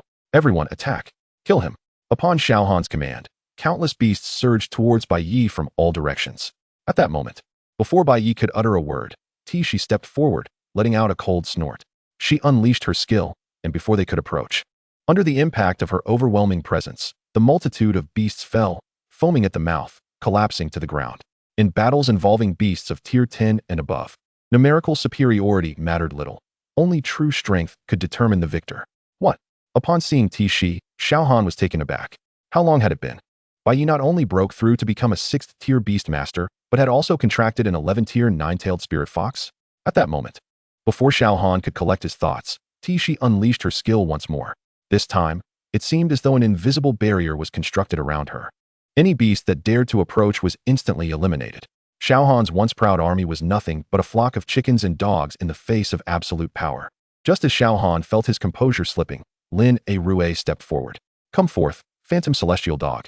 With his summons, a beast resembling a wild cat, adorned in shades of blue and purple, appeared. Its fierce gaze bore the expression of one who had survived countless battles. The 14th-tier phantom celestial dog was Lin A Rue's strongest beast, and in his estimation, there was no need to summon any additional beasts. The phantom celestial dog alone would suffice to deal with Bai Ye. Faced with such a formidable enemy, Bai Ye's gaze narrowed slightly, and he did not dare to underestimate the situation. He summoned all his beasts.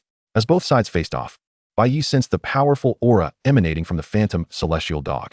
Leading the charge were the Shadow Tyrant and the Inferno Dragon, along with several other beasts, all roaring defiantly, unwilling to yield.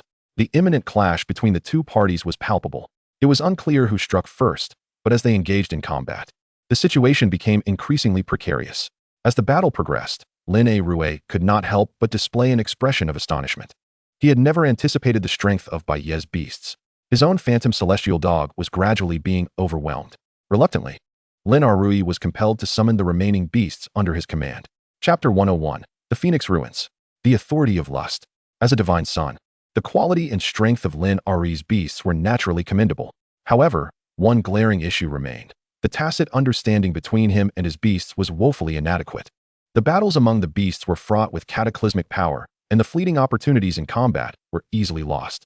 Lacking the cultivation of mutual rapport, he merely regarded his beasts as mere tools. Observing Lin A Rue's diminishing control over his beasts, it was too late for him to issue commands to multiple creatures. In Bai Ye's eyes, dealing with Lin A Rue's beasts was no different from confronting wild aberrations. Gradually, they were taken down one by one.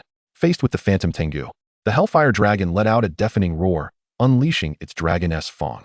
At that moment, influenced by its master-s emotions, the phantom Tengu found itself momentarily distracted in battle. Seizing the opportunity, a decisive blow struck its vital point, and in the blink of an eye, the phantom Tengu was slain. How could this be? The entire confrontation lasted but a mere 10 minutes. Witnessing the complete annihilation of Lin A Rue's forces, the smile on Xiaohan's face abruptly froze. At this juncture, he finally realized that to vanquish Bai Ye, only beasts of the 15th tier or higher would suffice.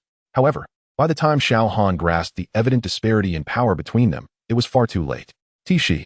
As the two sensed the precariousness of their situation and prepared to flee, Bai Ye swiftly issued a command. Instantly, a resplendent white figure darted forth like an arrow. Disregarding the identities of the Abyss Apostle and the Fate Fragment Holder, Xiaohan and Lin A Rue were merely ordinary individuals. How could they possibly escape Tishi's pursuit? Lin A Rue's neck was swiftly broken, while Xiaohan found himself with his head forcefully thrust into the mud by Tishi's foot. As he gazed at Bai Ye drawing nearer, he understood that Bai Ye would not let him go. Xiaohan descended into utter madness. Haha, Bai Ye, you remain oblivious. Don't you? It won't be long before the Abyss descends. Enjoy your remaining time well. Soon, the Abyss will exact vengeance for me. Even as death loomed, Xiaohan continued to prattle on. Bai Ye, with a swift motion, delivered several resounding slaps. Slap, slap. In an instant, he was reduced to a disfigured state. Now speak. What did your earlier words imply? During the interrogation, with the impending beast tide arriving in 4 months, Bai Ye understood that Xiaohan likely possessed crucial information. You won't extract anything from me. Xiaohan glared fiercely at Bai Ye, his expression twisted, resembling a malevolent specter emerging from the depths of hell. Tishi. As Bai Ye's words resonated, Tishi extended her hand, activating her powers. She began to extract Xiaohan's memories. However, no one anticipated that just as the extraction neared completion, Xiaohan's head tilted, and his soul dissipated, leaving behind an empty shell. Master, I apologize, I have failed.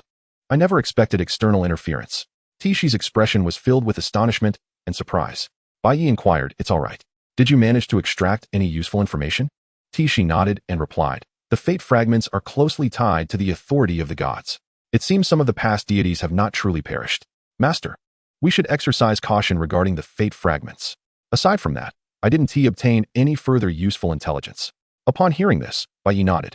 Sensing the dense aura of the abyss emanating from Xiao Han, his expression darkened slightly. Just moments ago, it was the abyss that had intervened. It had begun to influence the present world from another realm. The abyss's infiltration into the current reality was even more exaggerated than Bai Ye had anticipated. Its presence loomed over him like the sword of Damocles, instilling an incessant sense of threat. Presently, Bai Ye could be considered a mid-tier beast master, yet it was still insufficient. Far from enough. Recalling memories from his past life, Bai Ye distinctly remembered the devastation that befell when the beast tide arrived and the abyss approached. The strong from every nation faced annihilation. At that time, the world would inevitably succumb. To avoid repeating the mistakes of his previous life, Bai Ye must become stronger. Let us depart. With the fate fragments and the key in hand, guided by the unique perception bestowed upon him as a divine son, Bai Ye soon located the position of the secret realm. This was, upon embedding the key, the air was immediately filled with ripples. The original illusion was shattered, revealing a great black iron door before Bai Ye. Such rich spiritual energy. This place is extraordinary. As spiritual power surged from one side of the door into the present world, she couldn't help but exclaim, "Be cautious, the beasts within may possess formidable strength." Bai Ye remarked as he stepped into the secret realm, with she closely following behind. Upon entering the secret realm, swirling sands rushed forth, revealing a landscape resembling the ruins of a civilization laid to waste. "Master, come quickly and see." As they explored and delved deeper, she suddenly made a discovery. Approaching, as they beheld the colossal beast's skull, Bai Ye's expression was one of astonishment. It was the skull of a prehistoric creature. Moreover, it appeared to belong to some avian species. Just as Bai Ye examined it closely, he felt the call of the contract from the Vermilion Phoenix. Could it be? He hastily summoned the Vermilion Phoenix from the beast's space. Through their bloodline connection, the ancient beast's skull radiated with a golden glow. As the power contained within the skull was entirely absorbed by the Vermilion Phoenix, a legacy was granted. In that moment, it broke through the constraints of the 8th tier and ascended to the 9th tier. The Vermilion Phoenix experienced a qualitative transformation in strength. Only a phoenix could awaken the phoenix bloodline within the Vermilion Phoenix, and this skull unmistakably belonged to a phoenix. As a mythical being, the phoenix is said to be immortal and indestructible. How could it have fallen? What transpired in ancient times? Gazing upon the desolate ruins, Bai Ye speculated that this might have once been the tribal nest of the Phoenix clan in antiquity. Just as this thought crossed his mind, a stirring presence suddenly emanated from the depths of the secret realm. Exchanging glances, Bai Ye and she ventured further inside. As they approached, the temperature began to rise. Not far ahead, they beheld a volcano, bubbling with lava, poised to erupt at any moment. Clang! A resounding cry echoed through the air. Upon sensing the presence of intruders, a colossal beast erupted from the volcano. A phoenix engulfed in ethereal flames emerged, its very presence sending forth an oppressive aura that felt almost suffocating, even from several miles away. This phoenix, though not of pure blood and long relegated to a state of mere survival at its post, was still a formidable entity of the 14th tier. Yet, in comparison to the guardian phoenix, it was the latent energy hidden within the volcano that truly captivated Bai Ye's attention. Under the unique perception granted to him as the chosen one, the essence of lust appeared as the brightest star in the night sky. The prospect of slaying this phoenix and acquiring the essence of lust was tantalizingly close. With this thought, Bai Ye summoned his beast while simultaneously inspecting the information and attributes of the phoenix. Chapter 102, Empowerment of the Authority. Tissie's Transformation. Name, Ethereal Fire Phoenix. Attributes, Shadow. Fire, Level, 14th Tier, Bloodline. Legendary, Talent. Nirvana Rebirth. With each resurrection, its power will receive a significant enhancement. Phoenix Blood enhances all attributes by 50%. Boosts recovery ability by 200. Skills, Divine Bird Strike, Flame Breath, Inferno Blast. Evaluation, a hybrid born from the crossbreeding of the phoenix and other avian beasts. It harbors a rich essence of phoenix blood within. Upon reviewing the details of the ethereal fire phoenix, Bai Ye could not help but express a smidgen of astonishment, particularly upon discovering the Nirvana Rebirth talent. For other beast tamers, possessing the ability to resurrect would render confronting this ethereal fire phoenix a daunting task. However, for Bai Ye, with his boundless capacity for plunder, he could effortlessly seize its talent during the interval of its rebirth. Roar! The infernal fire dragon, positioned before Bai Ye, flapped its wings, acutely aware of the formidable strength of its adversary. Thus, it immediately activated its wrathful flame and ascended into its second form. In the sky, the clash between the dragon and the phoenix sent shockwaves that scattered the surrounding clouds. Screech, the azure phoenix, responding with a cry, joined the fray. The intertwining of gold and purple hues clashed, unleashing skills in a brilliant display that seemed to conjure another sun in the heavens. Aerial combat was Bai Ye's weakness. Thus, he found himself somewhat at a disadvantage against the ethereal fire phoenix. Leave this to the gale and the others. We must proceed. Tissy, momentarily taken aback, could not respond quickly. We must first locate the essence of lust. That is our true objective. The ethereal fire phoenix, with its powerful 14th tier strength and the advantage of the terrain, posed a challenge Bai Ye was wise enough to avoid confronting directly, as it would yield him no benefits. Riding the shadow tyrant, Bai Ye ascended the volcano after more than 10 minutes. Curiously, it seemed that due to his identity as the chosen one, the original barrier opened naturally. Entering the hidden chamber within the volcano, the narrow passage echoed only with their footsteps. Before long, as the scene before them expanded, they beheld an object resembling a heart encased within a colossal red crystal. That was the essence of lust. Guided by the unique pull of the chosen one, Bai Ye could distinctly sense the fragments of fate within him gravitating toward the authority, as if they were of the same root. The fragments of fate were remnants of a shattered divine essence. Could this authority also originate from a deity? Just as Bai Ye prepared to advance, an anomaly occurred. The entire chamber trembled as a grotesque creature, covered in tentacles and exuding an eerie, Cthulhu-like aura, materialized before them. It was evident that the ethereal fire phoenix outside was merely an unwelcome disturbance in this creature's territory. The being that had now appeared was the true guardian of the authority. Perceiving the aura emanating from the creature and the distortion of conscious awareness it inflicted, Bai Ye immediately summoned the shadow tyrant and his remaining beasts. Shadows, hold it off. Tissy, let us seize the authority. Brother, go quickly. We'll handle this.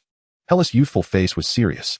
Witnessing this, Tissy did not hesitate. She patted her daughter's head, saying, "Be careful, she."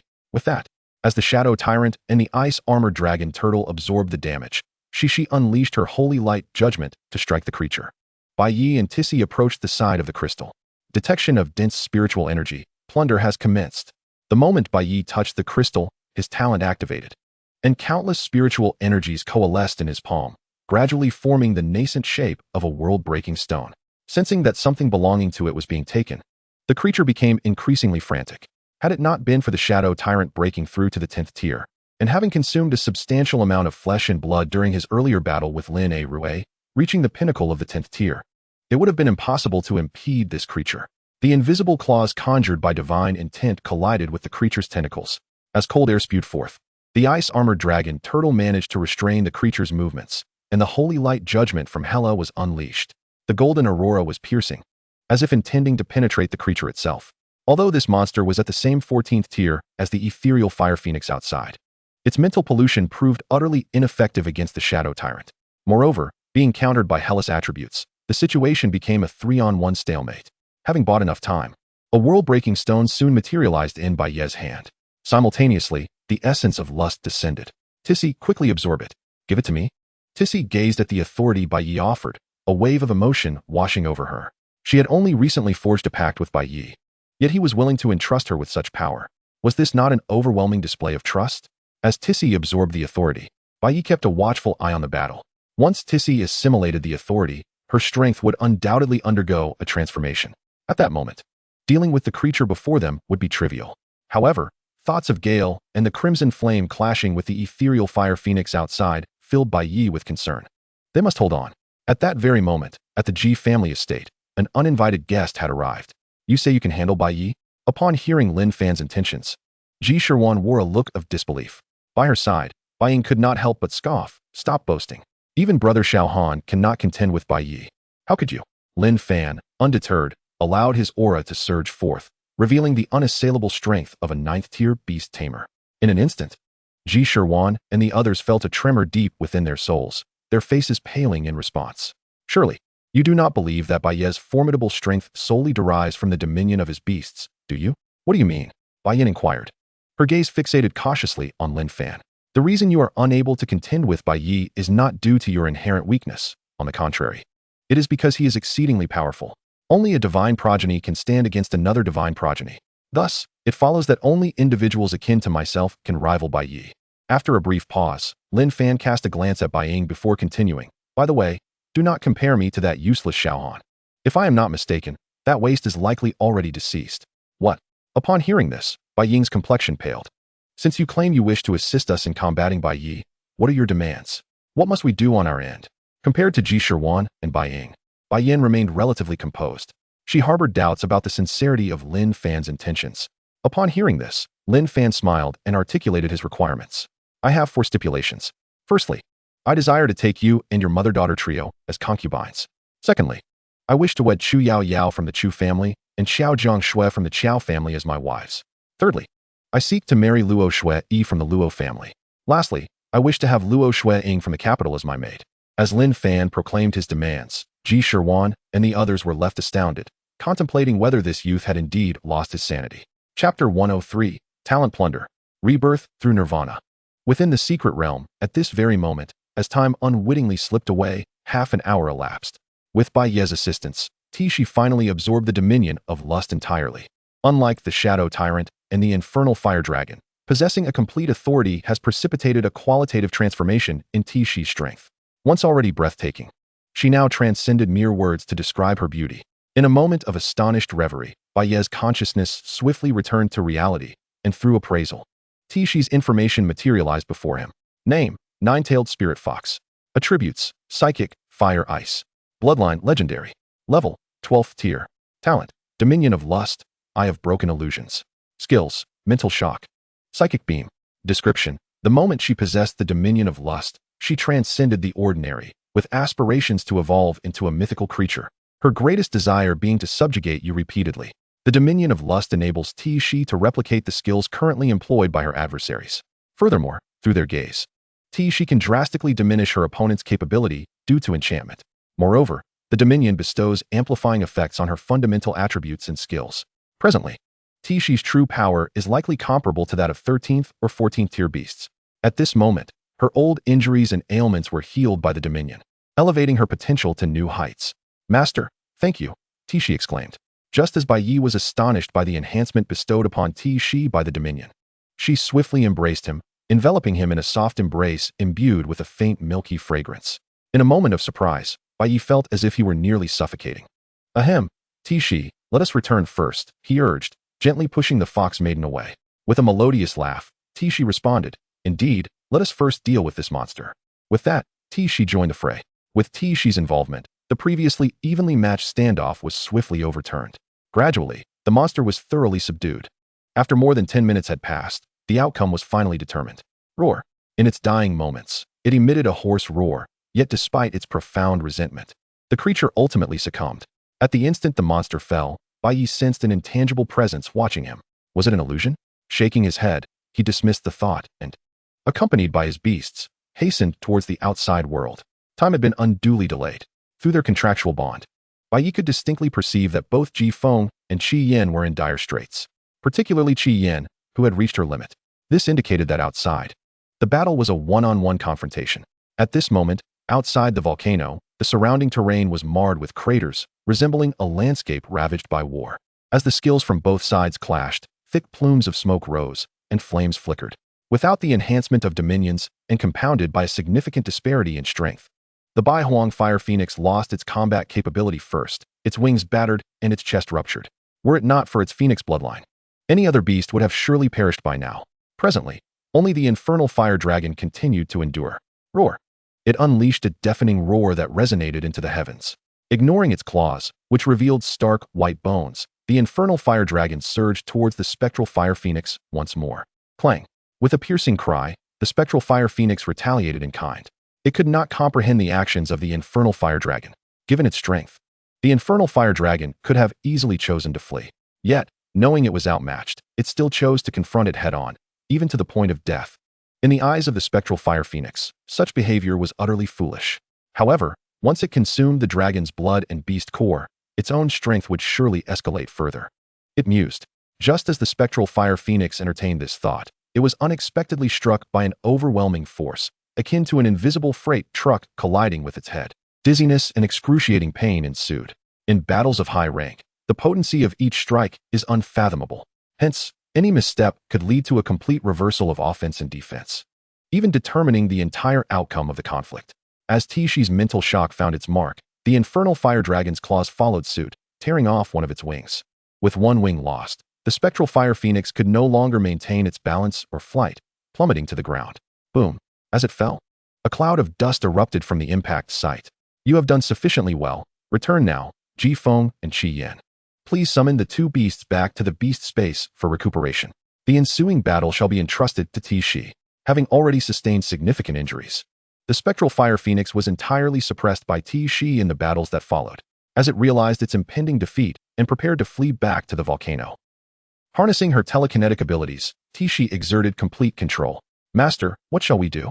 She inquired, facing Bai Ye. Kill it, came the terse reply. In an instant, as Bai Ye's words faded, Tishi decisively twisted the head off the nether fire phoenix. Before it could even undergo its rebirth, Bai Ye activated his plunder. You have plundered the nether fire phoenix's talent. Rebirth. You have plundered the nether fire phoenix's talent. Blood of the phoenix. With the chime of notifications, these two talents were seamlessly added to the crimson flame. Simultaneously, Bai Ye provided Tishi with the phoenix's beast core for consumption. An hour later, under the dual enhancement of the talents and beast core, the strength of the Azure Phoenix Firebird transformed at a visible rate. Its aura steadily climbed, and soon, it reached the pinnacle of the 9th tier. Yet, this was merely the beginning. As Bai Ye retrieved the world-breaking stone, its power surged, breaking through the constraints of the 9th tier and ascending to the 10th tier. Now, apart from the ice-armored dragon turtle and Sheila, Bai Ye commanded 4 beasts of tier 10 or above. The collective combat prowess of his team underwent a profound metamorphosis. As the golden light enveloping the Azure Phoenix Firebird gradually dissipated, its previous battle wounds had healed. The surging power within compelled it to throw its head back and release a triumphant cry. With a mere thought, Bai Ye examined its information. Name, Azure Phoenix Firebird. Attributes, Wind, Fire, Thunder. Bloodline, Legendary. Level, 10th tier. Talents, Rebirth, Blood of the Phoenix. Skills, Flame Impact, Divine Bird Assault, Fiery Meteor. Description, a special beast with a rich phoenix bloodline. It possesses a significant potential to evolve into a mythical entity. Without obtaining authority, the Azure Phoenix Firebird's strength can already rival beasts of the 11th and 12th tiers. Should it gain authority and harness the power of laws, its might would be truly terrifying. Contemplating this, Bai Ye couldn't help but feel a flicker of anticipation. Chapter 104. The Qiao and Luo families extend their goodwill. The illusory spirit pill. Time flew by. Upon leaving the Nine Nether Valley and returning to the capital, 3 days had passed. Have you heard? The Ji family is actually marrying off Ji Shirwan and her mother and daughter trio to the same man. I've heard that too. The aristocracy has become quite extravagant, hasn't it? Indeed. Just the other day, it was rumored that the Ji family was to ally with the Zhou family. The change is astonishing. On the train, as the crowd buzzed with gossip, Bai Ye furrowed his brow. Although he was already aware that the Ji family and Ji Shirwan were not virtuous, their actions were undeniably repulsive. Meanwhile, the crowd remained oblivious to Bai Ye's thoughts, continuing their chatter. I must say, Bai Ye met a tragic end. Indeed, not only was he cuckolded in life, but even in death, he finds no peace. Alas, I heard that by the time the authorities discovered him, half his body had been gnawed away by dogs. If it weren't for Bai Ye's influence, he might have been completely forgotten by now. How foolish I was to criticize Bai Ye. It seems the Ji family and Bai Yin are the true vile ones. Upon hearing that the 5,000 he had given to Bai Yin was not for Bai Yu's burial, but rather used to abandon his corpse in the wilderness, a wave of murderous intent surged within Bai Ye. The repugnance of their actions was one thing. The deception they had perpetrated against him was another. Returning to the capital, with new grievances and old scores to settle, Bai Ye vowed to make the Ji family pay dearly. However, before addressing the Ji family, he needed to deal with the Zhou family first.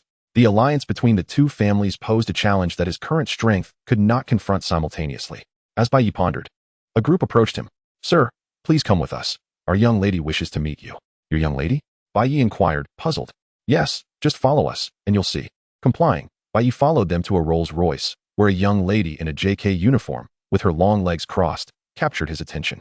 Upon seeing Bai Ye, she smiled. Long time no see, Bai Ye. Did you ever expect we'd meet again? Xiao Jiangxue beamed. Speaking of which, do you remember our wager? Bai Ye nodded. You mean to say, but before he could finish, Xiao Jiangxue hurriedly covered his mouth. Dude, don't say such things out loud. With a knowing glance, she urged him to understand. Then, she entered the car. Get in, we're going to my house. I have a friend who is eager to meet you. Your friend? Bai Ye raised an eyebrow. Yes, she has quite a connection with you. Without further explanation, Xiao Jiangxue playfully teased him. Soon, as the car pulled into the Qiao family estate, Bai Ye was taken aback upon meeting the person Xiao Jiangxue had mentioned. Dressed in a white Lolita outfit with a demure hairstyle, she appeared petite and adorable. However, what truly astonished Bai Ye was her striking resemblance to Luo Shui. Honored to meet you, Mr. Bai. My sister has spoken highly of you, Luo Shuiying said with a playful smile, introducing herself.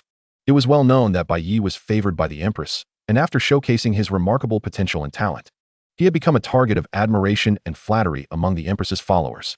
Both the Qiao and Luo families were among the prominent representatives. At that moment, completely unaware of someone encroaching on her territory, Luo Shui was deep in the wild, having just breached a secret realm. Her strength had undergone a significant transformation during this solitary training period, and with the resources provided by her family, she had become a fourth-tier beastmaster. In less than 6 months, this achievement placed her among the elite beastmasters. Yet, she felt it was insufficient. With her current strength, she could not keep pace with Bai Ye. Indeed, she needed to become stronger. Petting her beast, which had evolved from an ice-profound serpent to an ice-profound serpent king, Luo Shui remarked, "What do you say, little Bai?" The ice-profound serpent king cast a perplexed glance at its master, bewildered by her strange words. In the capital, as Bai Ye departed from the Qiao family, Bai Ye first ventured into the black market, procuring a substantial quantity of alchemical materials. The Qiao family, renowned for their expertise in beast taming and nurturing, also possesses a rich tradition in alchemy. Just moments ago, as a gesture of goodwill from the family, Xiao Jiangxue presented Bai Ye with a unique formula for a potion known as the illusory spirit pill, designed to enhance the spiritual strength of beasts. Should he successfully concoct this elixir, it is anticipated that the prowess of the little beast girl would ascend to new heights. An hour later, having exhausted his funds, Bai Ye returned to his hotel, brimming with anticipation to commence the alchemical process. Employing the technique of plunder, he meticulously refined the potion. After consuming a considerable amount of materials, a 10th-grade illusory spirit pill materialized in his hands. "Master, you are truly remarkable," Tishi exclaimed, unable to suppress her admiration upon witnessing the potion. It is noteworthy that different potions demand varying degrees of precision in their preparation. If Bai Ye's initial success in crafting a 10th-grade potion was merely serendipitous, what could be said of his subsequent attempts? No matter how many times she witnessed it, Tishi was perpetually astounded by Bai Ye's ability to produce such high-grade potions. "Hee, tonight, I shall show you something even more magnificent," Bai Ye teased. "How rude. Cici is still present." Tishi shot him a playful glare, filled with charm. "Ahem, Cici, this potion is specially prepared for you," Bai Ye said, clearing his throat before offering the little beast girl the elixir. For any beast bound by contract to Bai Ye, the key to their empowerment lies in the consumption of potions. With the aid of the elixir, the little beast girl's cultivation steadily advanced, soon reaching the pinnacle of the 7th level, tantalizingly close to breaking into the 8th. Although Shala may have been the weakest among the team, her potential exceeds that of all Bai Ye's beasts. After all, she remains in her growth phase, a still youthful dream spirit fox, yet with cultivation at the 7th pinnacle. One can only fathom the extent of her hidden capabilities. "Tomorrow, we shall take a day of rest, Tishi. We will set off the day after tomorrow," Bai Ye announced. "Where to?" she inquired. "To the Eastern Emperor's ruins." Based on his memories from a previous life, Bai Ye was certain that a powerful treasure of the psychic type lay hidden within the Eastern Emperor's ruins. Should they acquire it, the little beast girl's strength would undergo a transformative evolution. Bai Ye's confidence stemmed from yet another reason. He had sensed a disturbance among the fragments of fate within him. Apart from the psychic treasure, there was a strong possibility of another fragment of fate being concealed in the Eastern Emperor's ruins. As time slipped away quietly, the appointed wedding night between the Ji family and Lin Fan arrived. "You promised that if we three were willing to become concubines, you would assist us in dealing with Bai Ye," Ji Shirwan reminded Lin Fan, just as they were about to enter the grand hall for the wedding ceremony. "Rest assured, once I marry a few more women and you satisfy my demands, I shall personally handle Bai Ye," Lin Fan replied, his expression brimming with confidence. He was no fool like Xiao Han, who constantly relied on others for salvation. Lin Fan only needed one decisive strike. Now, having become an apostle with the support of the Abyss, he awaited the opportunity to siphon the fortunes of those women blessed by fate. Although luck is elusive and intangible, it undeniably exists. The struggle for fragments of fate essentially amounts to the contest for the fortunes of fallen deities. Once their luck is usurped, while they may not perish immediately, they would age prematurely, losing decades of their lifespan in an instant. Naturally, Lin Fan would not share such grim truths with Ji Shirwan and her companions. As Lin Fan smiled, Bai Yin felt an inexplicable chill run down her spine. Having encountered countless individuals, she perceived Lin Fan as a venomous serpent poised to strike. As time continued its relentless march, a day swiftly passed. With the enhancements of the dragon bloodline and the arrogance of authority, the injuries of the Hellfire Dragon gradually healed. Meanwhile, upon learning of Bai Ye's journey to the Eastern Emperor's ruins, Li Yun, the president of the Stardust Guild, resolved to follow suit. Previously occupied with balancing power among various factions, he had been stretched thin. Now liberated from those constraints, he harbored no reservations about confronting Bai Ye. Having slaughtered numerous members of their guild, this represented the first significant failure in the Stardust Guild's extensive history of undertaking assassination missions, a glaring blemish. This time, he was determined to ensure Bai Ye met his demise within the Eastern Emperor's ruins. With such thoughts brewing in his mind as he rushed toward the ruins, Li Yun's gaze burned with murderous intent. Unbeknownst to him, Lin Fan had his own schemes in motion. After 3 days of travel, Bai Ye finally reached the Eastern Emperor's ruins. With less than half a month remaining until the Empress's Kirin army recruitment and only 3 months until the beast tide, time was of the essence, leaving no room for complacency. Legend has it that the three-legged golden crow, Dongwang Tai, perished in this very location, which has since become renowned as the site of the fall of this mythical being. Countless beast tamers have ventured here, hoping to obtain the legacy of this legendary creature and achieve instant success. Yet, all their efforts ended in futility, as if the tales were merely fabrications. Gazing upon the ruins before him, Bai Ye could faintly discern the outlines of what may have once been a grand palace. Were it not for the guiding pull of the fate fragments within him, he might have also deemed these legends mere myths. Let us proceed. The entrance to the secret realm lies in this direction, he declared, leading Tishi and Shila onward. Little brother, you too seek the legacy, do you not?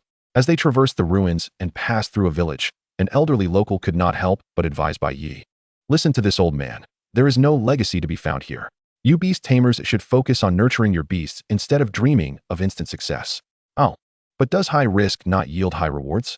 Bai Ye responded with a smile, refraining from further explanation. Alas, the old man sighed in exasperation at Bai Ye's stubbornness. Young man, heed the words of the elders. Soon you shall learn what it means to suffer the consequences of your folly. Old sir, I trust my judgment and intuition. I will not be mistaken. Very well, very well. You remind me of those beast tamers who came before you, the old man replied, resigned. With eager anticipation, they arrived, only to leave empty-handed and unaccomplished. Perhaps that was what brought them joy. The old man grumbled incessantly. As the fragments of fate within Bai Ye were drawn forth, the space before him began to ripple and tremble. Let us go, Tishi. The legacy of the Golden Crow truly exists. Yes, my master. As Bai Ye and Tishi vanished from sight, the old man's eyes widened in disbelief. By heavens, the legacy of Dongwang Tai is indeed real. Could it be that this young lad has stumbled upon extraordinary fortune and ascended to greatness?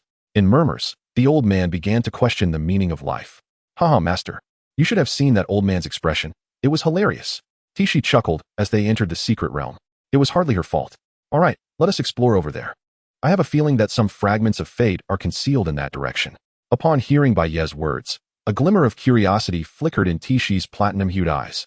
Throughout their time together, she always sensed that Bai Ye was orchestrating events, as if everything was under his command. Just how many secrets lay hidden within him? Since becoming Bai Ye's beast companion, Tishi felt as though she were unearthing a treasure. Unbeknownst to her, as they ventured deeper, the ancient aura enveloping the surrounding architecture grew increasingly potent. Moments later, a colossal stone statue, resembling a thousand-armed Buddha and towering over 10 meters, obstructed their path. The fragment of fate Bai Ye sought was embedded in the statue's forehead. Wait for me, master. I shall retrieve it. With that, Tishi leaped into action. For her, standing at the 12th tier, the height was utterly within reach. However, what Tishi did not anticipate was that just as she was about to touch the fragment of fate, the once benevolent statue opened its eyes and transformed into a fearsome visage. Countless stone arms surged towards Tishi in a violent assault. Witnessing this, Bai Ye promptly summoned his other beast companions. Beishian, use Guardian to protect her. Shadow, Gale, assist Tishi. Cici, Chien, wait for the right moment to reinforce. Bai Ye issued his commands with meticulous precision. Chapter 106, The Legacy of the Ruins. The second divine talent. Boom. The sound of explosions reverberated continuously. Under the relentless barrage of skills, cracks began to emerge all over the stone statue. This stone golem was merely at the 9th tier, given the evident disparity in power. It could not withstand the onslaught of Bai Ye's many companions. Before long, the battle concluded, and the fragment of fate fell into Bai Ye's hands. As the divine puzzle within him grew more complete, he could now glimpse the nascent form of a certain deity within the sea of consciousness.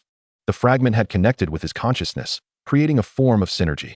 Under the nourishing influence of the fragment of fate, Bai Ye felt his manipulation of spiritual power becoming increasingly refined. "Why does it feel like you've changed so much, Master?" Tishi remarked, unable to contain her astonishment after Bai Ye absorbed the third fragment of fate. While others might not perceive the change, with her complete dominion over lustful powers, she could distinctly sense Bai Ye's transformation. This indescribable shift rendered him even more unfathomable. "Really? Am I more handsome?" "Haha, Master, in my eyes, you will always be the most handsome." As they playfully bantered, Tishi's small beast form beamed with joy. "Hee, Mama is right. I also think brother is the most handsome." Their spirits high, Bai Ye affectionately patted the little beast's head. "All right, let us move on. It's time to search for the hidden superpower treasures and the legacy of Dongwang." In his past life, the treasures were indeed real, but whether the legacy of Dongwang existed remained to be seen. However, since the divine puzzle was authentic and the existence of the gods had been confirmed, surely their legacies could not be false. Meanwhile, Li Yun, who had followed closely behind Bai Ye, arrived at the Dongwang ruins. Gazing at the recently sealed entrance of the secret realm, from which spiritual energy continuously permeated into the outside world, his pupils contracted in excitement. So that's why Bai Ye came to such a place. The Dongwang secret realm truly exists. If he could acquire the divine legacy within the secret realm, it would mean. As this thought crossed his mind, his gaze ignited with fervor. He immediately summoned his beast companions, preparing to force his way in before the entrance fully closed. Fiery red lion, unleashed destructive light. As Li Yun issued his command, a lion the size of a rhinoceros, engulfed in flames, emerged with a mighty roar. With a thunderous bellow, brilliant white auroras erupted forth. In an instant, the secret realm, on the verge of sealing, was torn open, creating a gap just wide enough for a person to slip through. As Li Yun vanished into the realm, the old man lurking in the shadows grew anxious. Li Yun is not only powerful, but he also clearly comes with ill intent. Can Bai Ye truly contend with him? Unaware that Li Yun had entered the secret realm, Bai Ye traversed through a desolate expanse to reach the innermost depths of the ruins. There, a structure resembling a temple, half buried in the earth, came into view. Just as he was about to step inside, Bai Ye felt an unsettling tremor. The fragments of fate within him began to stir with newfound vitality. Not only Bai Ye felt this, Tishi shared the same sensation. It is essential to note that the fragments of fate and authority stem from the same source as divine power. "Master, the legacy of Dongwang Tai truly exists." Tishi, equally aware of this revelation, could not contain her excitement. This was, after all, a divine legacy.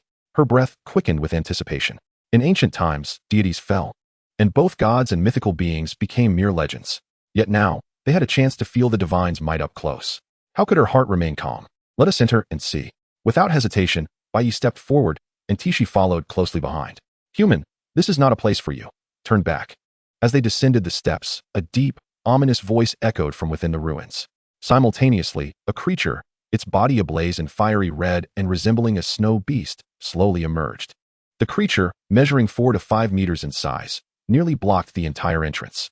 It was evident that to attain the divine inheritance, Bai Ye must confront this extraordinary beast. Gazing at the creature before him, Bai Ye acted without hesitation and activated his identification skill. Name: Guardian of the Relics. Attribute: Fire, Bloodline, Elite, Level, 12th Stage, Talent, Divine Grace, an additional enhancement of 200 to all attributes. Skills: Flame Fist, Flame Kick. Description: a guardian created by the gods, tasked with protecting their eternal slumber. Although its bloodline is merely elite, the endowment of its talent is not to be underestimated, especially given its formidable 12th stage cultivation. In such a confined space, it would prove to be quite a challenge. As Bai Ye pondered how to achieve a swift resolution, the guardian noticed his distinct aura. A human? How is it that you possess the power of the divine?" it inquired. "You speak of a divine puzzle?" Bai Ye furrowed his brow in response. "No, it is a force of law exclusive to the divine." After a brief pause, seemingly reconsidering its choice of words, the guardian added, "In terms familiar to you humans, this power could be described as a talent. Surely, you can comprehend this notion?" With the guardian's words, Bai Ye's pupils involuntarily contracted. A divine-level talent. This was his greatest secret and trump card. He had not anticipated that the talent he possessed was, in fact, related to the laws of the universe. As he gazed at the profound passage behind the guardian, he could no longer suppress the tumult within him. "May I inquire whether the inheritance of Donghuang Tai is indeed a divine-level talent? If the talent you speak of pertains to the law wielded by the emperor, Then perhaps you are correct. Without denial, the guardian nodded. In that instant, Bai Ye felt his body tremble with anticipation, as the one directly involved. He was acutely aware of how extraordinary the effects of a divine-level talent could be. Just one such talent could elevate him to a realm that even the most gifted individuals might struggle to reach in a lifetime. What if he were to obtain a second divine-level talent, originally seeking a treasure that would enable Sheila to progress further? He had not expected to not only acquire fragments of fate that filled the void in his divine puzzle, but also to receive news of a second divine-level talent. For Bai Ye, this was nothing short of a monumental surprise. At that moment, he was resolute in his quest to claim the hidden legacy of the laws. Tishi, initiate a mental assault. Cici, assist your mother. Without hesitation, upon receiving the news of what he desired, Bai Ye issued commands to Tishi and her mother to launch an offensive. Simultaneously, he summoned the Shadow Tyrant. Human, your greed knows no bounds. One law is insufficient for you. You dare to covet a second? As it fended off their combined assault, the Guardian's expression betrayed its fury. With its fists engulfed in flames, it charged towards Tishi. Thus began an explosive confrontation. Chapter 107, Infinite Slaughter. A revelation. The confined terrain of the underground palace rendered Bai Ye unable to summon his primary forces, such as the infernal dragon. Deep within the earth, the environment was exceedingly disadvantageous. In the heat of battle, even a moment's carelessness could lead to entrapment within these depths. From an observer's perspective, Tishi, acting as the main force, appeared to be at a disadvantage. Were it not for the evenly matched cultivation levels and the assistance of the Shadow Tyrant and Shala, it was likely that Tishi would have already faced defeat. However, as a Beastmaster, Bai Ye understood that this was merely a facade. Seizing the opportunity when the Guardian presumed Tishi was at her wit's end, he struck while the iron was hot. The authority of desire manifested at that moment. It could conjure the deepest fears or most fervent desires of the opponent's heart. Within the illusion crafted by this authority, the Guardian stood entranced. Even after eons spent in this underground palace, the erosion of time could not hone its vigor. Assaults on the mind and soul often proved lethal in their invisibility. With the advantages of race and the protection of authority, Tishi's prowess in mental attacks had reached a terrifying zenith. The Guardian was lost, dazed, and had succumbed to a mental breakdown. You have seized the talent of the Guardian of the Relics, Divine Grace. Let us depart. After vanquishing the Guardian of the Relics and extracting its core, Bai Ye remarked casually. At the same time, he bestowed the newly acquired talent upon Sheila. Thank you, brother. She replied, her expression lighting up as she felt the shift in her power. The little beast girl was eager to test her newfound abilities. With Bai Ye and Tishi shielding her, she vowed to become a protector of both Bai Ye and Tishi in the future. As she observed Bai Ye and Tishi moving ahead, she clenched her tiny fists, motivating herself. With her short legs, Sheila hurried to catch up. Not long after Bai Ye and his companions advanced deeper, they were followed closely by another. Upon seeing the mangled remains of the Guardian, devoured by the Shadow Tyrant, Li Yun's expression shifted slightly. In such a confined environment, it was improbable for battles to escalate too intensely. Judging by the evidence at the scene, it resembled a swift execution. Li Yun was aware of Bai Ye's capabilities. Currently, the strongest under Bai Ye was a 12th-stage nine-tailed spirit fox. How could one of the same rank be eliminated so effortlessly? In an instant, Li Yun's demeanor darkened. Did Bai Ye harbor some unknown trump card? The more he pondered, the more his complexion turned ashen. Achoo! Upon reaching the grand hall at the deepest part of the underground temple, Bai Ye involuntarily sneezed. Is someone thinking about me? Just as Bai Ye felt inexplicably puzzled, Tishi noticed something. Master, look over there. Upon hearing her, Bai Ye followed her Zhishang and beheld a dazzling crystal emanating radiant golden light within the dim hall. Perhaps due to already possessing a divine-level talent, or perhaps drawn by his identity as a child of the gods, every cell within Bai Ye rejoiced, yearning to attain it. They all conveyed to him how crucial this crystal was. However, now was not the time to seize the treasure. As the crystal shimmered, surrounding ruby gems began to glow profusely. Centered around Bai Ye and his companions, these gems were scattered throughout. But upon closer inspection, they were not gems at all, but rather a multitude of beastly eyes. Squeak! The ear-splitting sound echoed like metal grinding against metal. A multitude of shadowy spiders, each the size of a calf and adorned in a spectral purple hue, surged forth like a relentless tide. Humph! How dare these mere drifters challenge a giant? With a cold huff, Tishi stepped forward. Ever since she had acquired the dominion of lust, she had lost all fear of tactics that relied on overwhelming numbers. These shadowy spiders, though initially intimidating in appearance, were ultimately no more than feeble creatures. Like dumplings falling from a pot, countless spiders cascaded from the walls, only to be consumed by their brethren. Under the influence of her power, the horde of shadowy spiders descended into chaos, their malevolence fully awakened. Regardless of whether they were allies or foes, their singular focus was on slaughter. Tishi, provide me cover for a few minutes. I shall retrieve the inheritance. With a command, Bai Ye seized the moment and dashed towards the crystal. In response, Tishi and her companions sprang into action, forming a protective barrier around Bai Ye, preventing any shadowy spider from approaching him even by a step. Mere moments later, as he made contact with the crystal, it began to radiate even more brilliantly. Suddenly, the surroundings fell into an eerie silence, and Bai Ye's consciousness was drawn into an expanse of void, an ocean of awareness. A vivid scene unfolded before his eyes, revealing not only the fall of deities but also the demise of countless mythical beings. The cataclysm that led to their downfall was, astonishingly, a world-ending catastrophe. The imagery he beheld echoed the vision he had experienced as a divine heir, yet what perplexed Bai Ye even more was the reason behind the revelation. Could it be that the future beast tide bore some connection to the ancient catastrophe? As he contemplated this theory, a familiar notification chimed in Bai Ye's mind. You have awakened a divine-level talent, infinite slaughter. With this announcement, Bai Ye comprehended the capacity of this newfound ability. Each time he caused death, he could choose to strip the victim of their talent or convert it into blood energy. This blood energy could then aid in his own cultivation or enhance his beast's abilities. In succinct terms, this assistance was akin to an enlightening revelation. Aside from rendering his realm slightly superficial, it bore no adverse effects whatsoever. Upon grasping the implications of his extraordinary talent, Bai Ye's eyes sparkled. With each act of slaughter, he began to notice an emerging conundrum. Not all talents were equally potent. Now, with the ability to convert stolen talents into blood energy, Bai Ye could independently decide whether to retain the talent or to transform it. Take the current situation as an example. Observing the vast expanse of the hall littered with the carcasses of shadowy spiders, Bai Ye immediately activated his talent.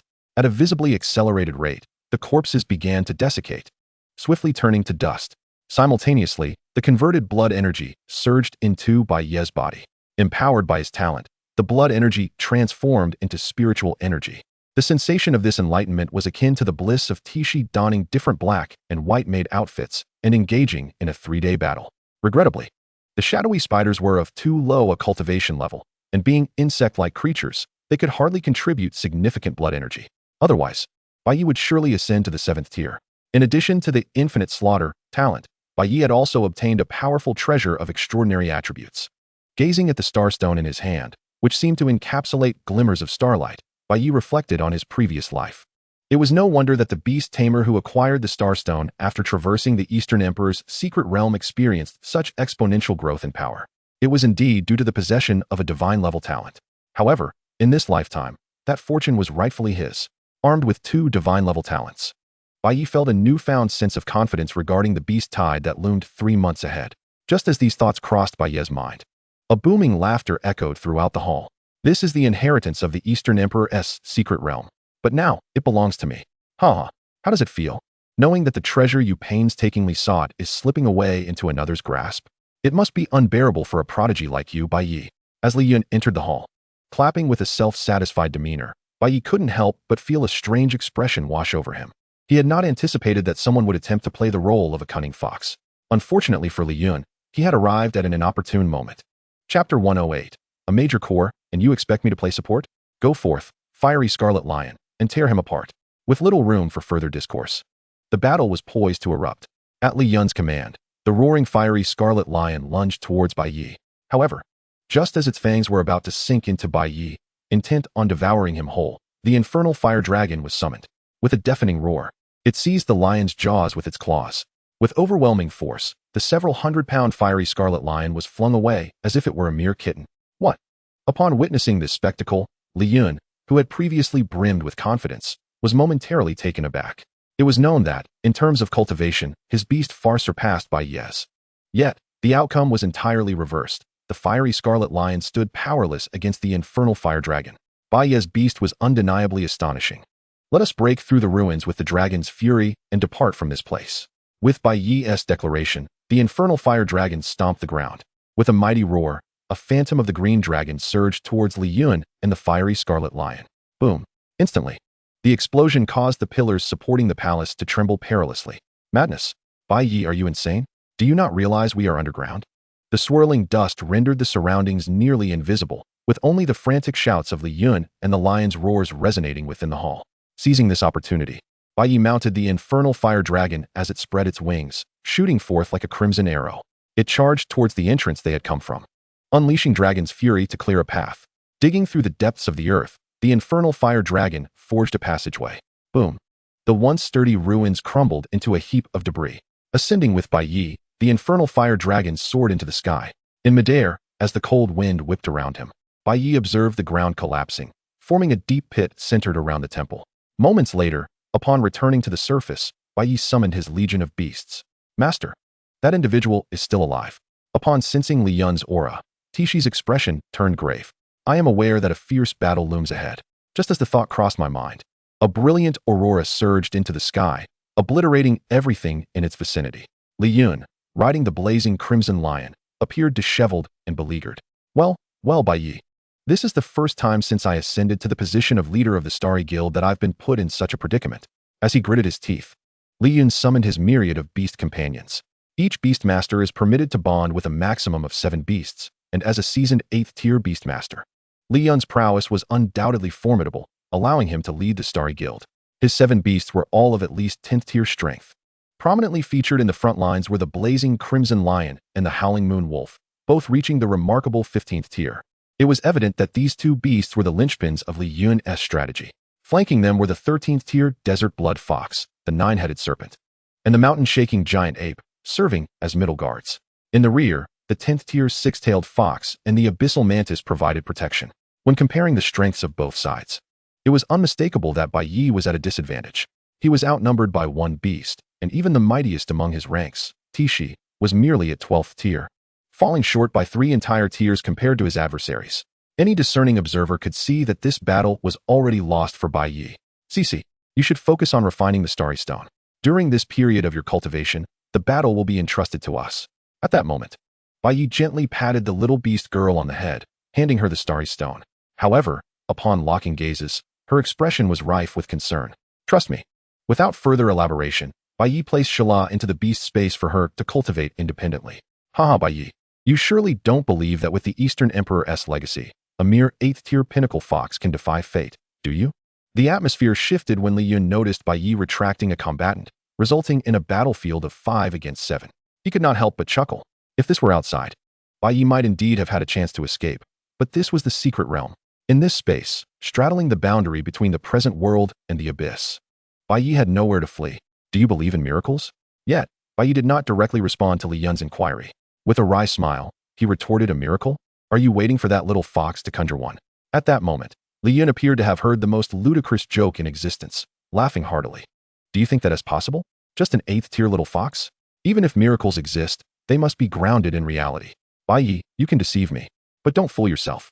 Under the bond of their contracts, Li Yun's beast shared his sentiments, casting derisive glances toward the Hellfire Dragon and Tishi. The true battle had yet to commence, yet the blazing crimson lion and its companions were already convinced of their inevitable victory. Baixian, you engage the blazing crimson lion and the howling moon wolf. Jifeng, deal with the 3 middle guards. Shadow and Qian, you take on the rear guards. Tishi, you support Shadow and the others. Support them?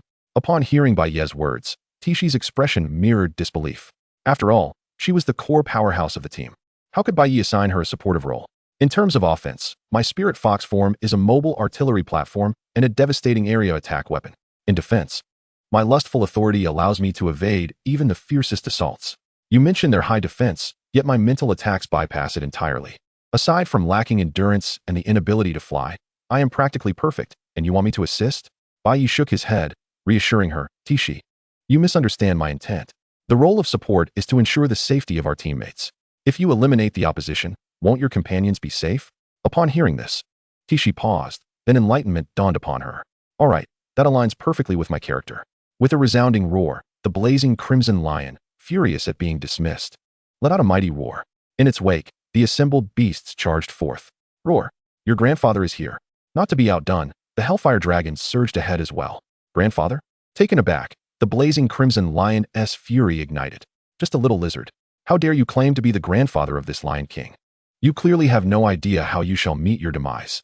As the blazing crimson lion and howling moon wolf charged forward, Baixian activated his protective shield, feeling overwhelmed. The taunts from Jifeng were relentless, and he found himself bearing the brunt of the damage. even though he was designated as a tank. This was an egregious level of bullying. Desert Blood Fox, ensure the safety of the rear, do not charge alongside them. As the six-tailed fox and abyssal mantis in the back began to lose cohesion with the team, the formation became chaotic. Li Yun hastily directed his troops. However, it was too late.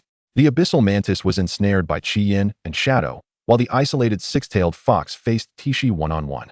Little six-tailed, have you thought about how you wish to die? With a combination of race, level, and authority, the odds were overwhelmingly stacked against the six-tailed fox, which began to tremble in fear at Tishi's presence. The skirmish had scarcely begun when the team's magical core, the six-tailed fox, was swiftly dispatched. The original 5 against 7 swiftly morphed into 5 against 6. Li Yun could hardly believe Bai Ye's audacity. Allowing an 8th-tier ice-armored tortoise to withstand the frontal assault of 2 15th-tier beasts. The sheer disparity of 7 entire tiers was staggering. Bai Ye's tactical maneuver left Li Yun caught off guard. At the moment Li Yun began to empower his beasts with spiritual energy, Bai Ye's innate talent activated as well. As life force was siphoned away, the six-tailed spirit fox visibly transformed into a lifeless husk. This sight shattered Li Yun's composure. Before his very eyes, his beast had been turned into a mere skeleton. Ask any beastmaster, and few could endure such indignity. Bai Ye, I will make you pay for this. I will ensure your demise. He howled, his voice laced with desperation. Though he was a seasoned beastmaster, at this moment, Li Yun's defenses crumbled. Yet, in the face of Li Yun's impotent rage, Bai Ye merely smiled. He relished the sight of his opponent's frustration, unable to retaliate. Chapter 109. Bloodlust and Transformation of the Little Beast Girl. On the battlefield, following the demise of the six-tailed fox, Li Yun's backline had now turned into a 3-on-1 scenario, even as the abyssal mantis struggled to hold its ground. It was clear that it could not last much longer despite its abyssal enhancements. Meanwhile, the furious inferno began to unleash its second form in a desperate bid to fight back against the odds. The tempestuous wind seemed to embody a divine force, vanquishing all who dared oppose it. Even though the foes outnumbered and outmatched him in strength, he did not falter in the least, trading wounds for wounds. The Desert Blood Fox, feeling the relentless gaze of the frenzied dragon upon him, turned a shade of green with dread. After all, they were all merely pawns under the command of beastmasters, so why engage in such a desperate struggle? At that very moment, within the beastmaster's realm, as Sheila was refining the star stone, Bai Ye infused the blood essence of the six-tailed fox into the body of the little beast girl. His timely assistance provided her with profound enlightenment. Although the six-tailed fox's lineage could not compare to that of Tishi and her mother, it nonetheless possessed a formidable 10th-tier cultivation, significantly aiding Sheila. With her cultivation already at its peak 7th tier, she was propelled by Bai Ye's enhancement, breaking through her shackles and reaching the early stages of the 8th tier. Yet, this was merely the beginning. Let us not forget, the Starstone had not yet been fully refined. Once she accomplishes this, one can only imagine the astonishing heights her combat prowess will attain. Through their bond, Bai Ye felt a sense of satisfaction as he sensed the shift in Sheila's strength. The advantages gained from their earlier strategy were snowballing. Even though Bai Xian was grappling with 2 15th-tier beasts simultaneously and could not endure for much longer, the reinforcements from Shadow and Tishi would ensure a favorable exchange. Sacrificing 1 meat shield for 2 defenders on the opposing side was indeed a worthwhile trade. Minutes later, as Tishi and Shadow united to annihilate the abyssal mantis, Bai Ye seamlessly initiated his plunder, transforming the foe's blood essence into a source of strength for the little beast girl, while also calling Bai Xian back. Return, Bai Xian, you have performed admirably. Upon hearing Bai Ye's words, the ice-armored dragon turtle, summoned back by the contract, finally exhaled in relief. Had Bai Ye demanded it to endure a moment longer, it might have met its demise. Its ice crystal-like shell was riddled with cracks, blood seeping through, and the serpent head at its tail had been reduced to a bloody mess. The moment it was recalled, the ice-armored dragon turtle was in a pitiful state. Bai Ye was content with the current arrangement, yet Li Yun was far from pleased. It should be noted that each 10th-tier beast had required immense time, effort, and resources to cultivate, honed through countless life and death battles. Even the weakest member of the team was a significant loss. Losing 2 beasts in one fell swoop almost drove Li Yun to the brink of vomiting blood. However, with the ice-armored dragon turtle replaced, he still held a 5-4 advantage, which was considerable. With this in mind, Li Yun issued new commands. Flame Red Lion and Howling Moon Wolf, engage the infernal fire dragon first. Focus your fire to eliminate it swiftly. Upon hearing the directive, a feral grin appeared on the Flame Red Lion's face. Little lizard, did you not relish our previous encounter in the underground palace? Now that we have returned to the surface, your doom is upon you. With a roar, the flame red lion lunged at the infernal fire dragon. Qi Yan, you go assist the Tempest. Shadow, follow me to deal with the fox. Recognizing the desert blood fox as a glaring weakness, Tishi, both Bai Ye's beloved and the stalwart leader of the Beastmaster team, acted decisively. Awoo. The moment Tishi and Shadow charged towards it, the desert blood fox wailed in despair. It had no desire to fight desperately. Why did they persist in targeting it? Were they taking advantage of an innocent fox? Why not attack other beasts? While normal competition was acceptable, it had no intention of fighting for its life. You don't want to die? Tishi inquired with intrigue. Sister, what Beastmaster isn't afraid of death? The desert blood fox retorted. Moreover, my Beastmaster has concentrated resources on those two hulks. Their fortunes are intertwined. If they suffer, I suffer. I haven't benefited from any resources yet I'm expected to fight for my life. Do you think I'm that foolish? Listening to the desert blood fox's grievances, Tishi pondered before suggesting, how about this? We enter into a contract. You promise not to participate and refrain from influencing the course of this battle, directly or indirectly. If you agree, we shall spare you. Upon hearing Tishi's proposal, the desert blood fox was overjoyed. Possessing a 10th tier cultivation, even if Li Yun perished, the backlash from the contract would not significantly impact it. Immediately, with the contract signed, the desert blood fox opted to observe the duel. Its withdrawal transformed the battle into a 4-on-4 confrontation. Seeing the beast lie down and surrender, Li Yun nearly spat out old blood. Desert blood fox, do you realize what you are doing? I painstakingly provided you with the world-breaking stone to help you reach the 10th tier, and this is how you repay me? Confronted by Li Yun's accusation, the desert blood fox seethed with anger. Little brat, don't think your status as my Beastmaster makes you special. Do you believe I want to be your beast? Were it not for your coercive force back then, I would not have agreed. Faced with the murderous glare of the desert blood fox, Li Yun could only swallow his indignation. After all, no matter how formidable a Beastmaster was, they could not rival their beasts. Especially one as powerful as the desert blood fox. Li Yun had no desire to become the first Beastmaster in history to be slain by their own beast. At that moment, in the heart of the battlefield, Li Yun's beasts were all somewhat worse for wear. The infernal fire dragon fought valiantly, and to claim they were unperturbed would be a falsehood. Nevertheless, even so, the advantage lay with the opponents. As the flames of fury subsided, Bai Ye sensed the infernal fire dragon had reached its limits through their contractual bond. He immediately summoned it back. You have done well. Return, Tempest. The remainder is entrusted to them. Though reluctant, Tempest was forcibly returned to the Beastmaster realm by Bai Ye. Observing the 9-headed serpent now reduced to 3 heads and the earth-shaking giant ape with nearly broken arms, Bai Ye recalibrated his strategy. Shadow, you and Qi Yan intercept the flame red lion and howling moon wolf. Tishi, resolve matters swiftly. Eliminate the 9-headed serpent and the earth-shaking giant ape as quickly as possible. Leave the subsequent battle to me. As they systematically dismantled their foes, the targets gradually shifted from the weaker to the stronger. A smile graced Tishi's face as she unveiled her true prowess. The dominion of desire was unleashed at that moment, paired with mental cleaving. She exhaled flames, declaring, ultimate art. Cataclysmic inferno. This was the first time Bai Ye witnessed Tishi unleash her grand fire technique, as the flames surged tumultuously, engulfing all in a fiery tempest. At the very moment when the other 3 heads of the 9-headed serpent were severed by the mental cleaving, the Tremor Mountain Giant was engulfed in a ferocious inferno. Chapter 110. Fierce Battle. President of the Star Constellation Guild. Just as Tishi was triumphantly overwhelming her adversaries, the situation on the other side remained evenly matched. Little pup, your teammates are rather lackluster, aren't they? Haha, surely you don't believe that with your strength, you can take on 2 foes single-handedly? In the midst of the clash, the howling moon wolf launched simultaneous assaults from either side. The blazing red lion wore a mocking expression.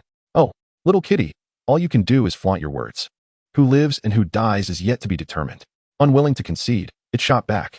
In the realm of verbal sparring, the shadow had never known fear. And let me remind you, little kitty, I am the Wolf King, a being destined to become a mythic creature. You, on the other hand, are but a flawed specimen. I suggest you scurry back to where you came from.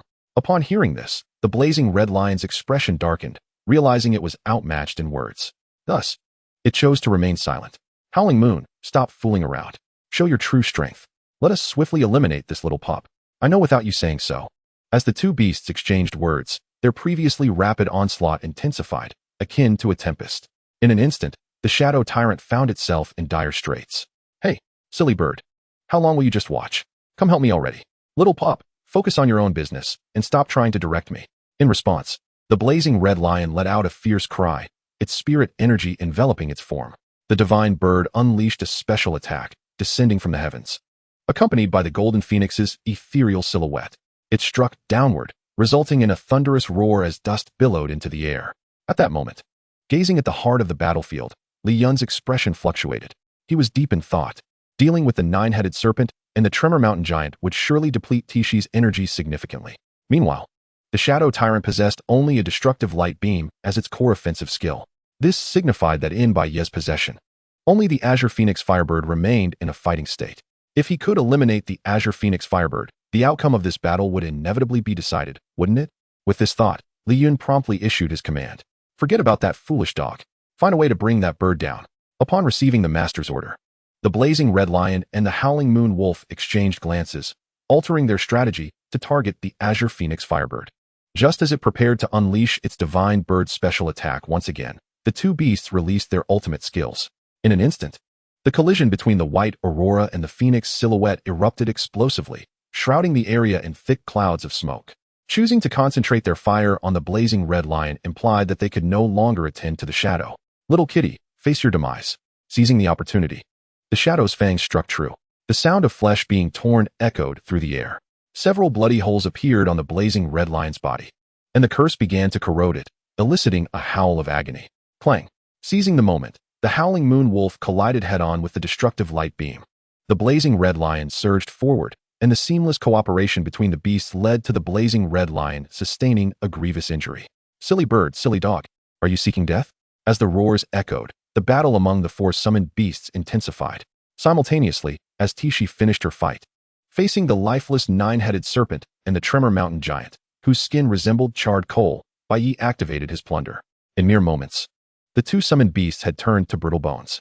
With the infusion of life essence from the four summoned beasts, Gila had already ascended to the pinnacle of the 8th tier. Though her cultivation was somewhat superficial, the assistance of the star constellation stone allowed the little beast girl's realm to gradually solidify. The continuous influx of life essence, combined with the foundational star constellation stone, created a delicate balance. Observing everything through their contract, Bai Ye could not help but feel anticipation. Once the little beast girl refined the star constellation stone, her strength would undoubtedly sway the tides of this battle, wouldn't it? From the initial 7 against 5, the situation had now transformed into 2 against 3. Li Yun's countenance bore a resemblance to one who had ingested something distasteful. However, witnessing that the Azure Phoenix Firebird had endured several powerful strikes and had been significantly weakened, he still held an advantage. With this in mind, Li Yun continued to issue commands. Howling Moon Wolf, deal with the fox and the dog. Blazing Red Lion, confront the bird. As the two summoned beasts received their new assignments, a fresh round of battle was on the brink of eruption. Outside in Kyoto, upon learning that Li Yun, the president of the Star Constellation Guild, was personally confronting Bai Ye, Lu Rian's expression shifted dramatically. That was an adversary even she would struggle to contend with. Yet, the outcome was a one-on-one duel with Bai Ye. It was evident that Bai Ye stood no chance against Li Yun.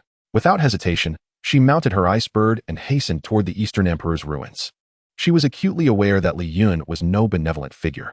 Should anything befall Bai Ye, she would ensure that Li Yun paid dearly. With this thought, a cold glint flashed in Lu Rian's eyes. Meanwhile, at the Ji family estate, upon receiving this news, Bai Ying was filled with elation. Wonderful. I never imagined that Li Yun, as the president of the Star Constellation Guild, would personally intervene. This time, that scoundrel Bai Ye is doomed.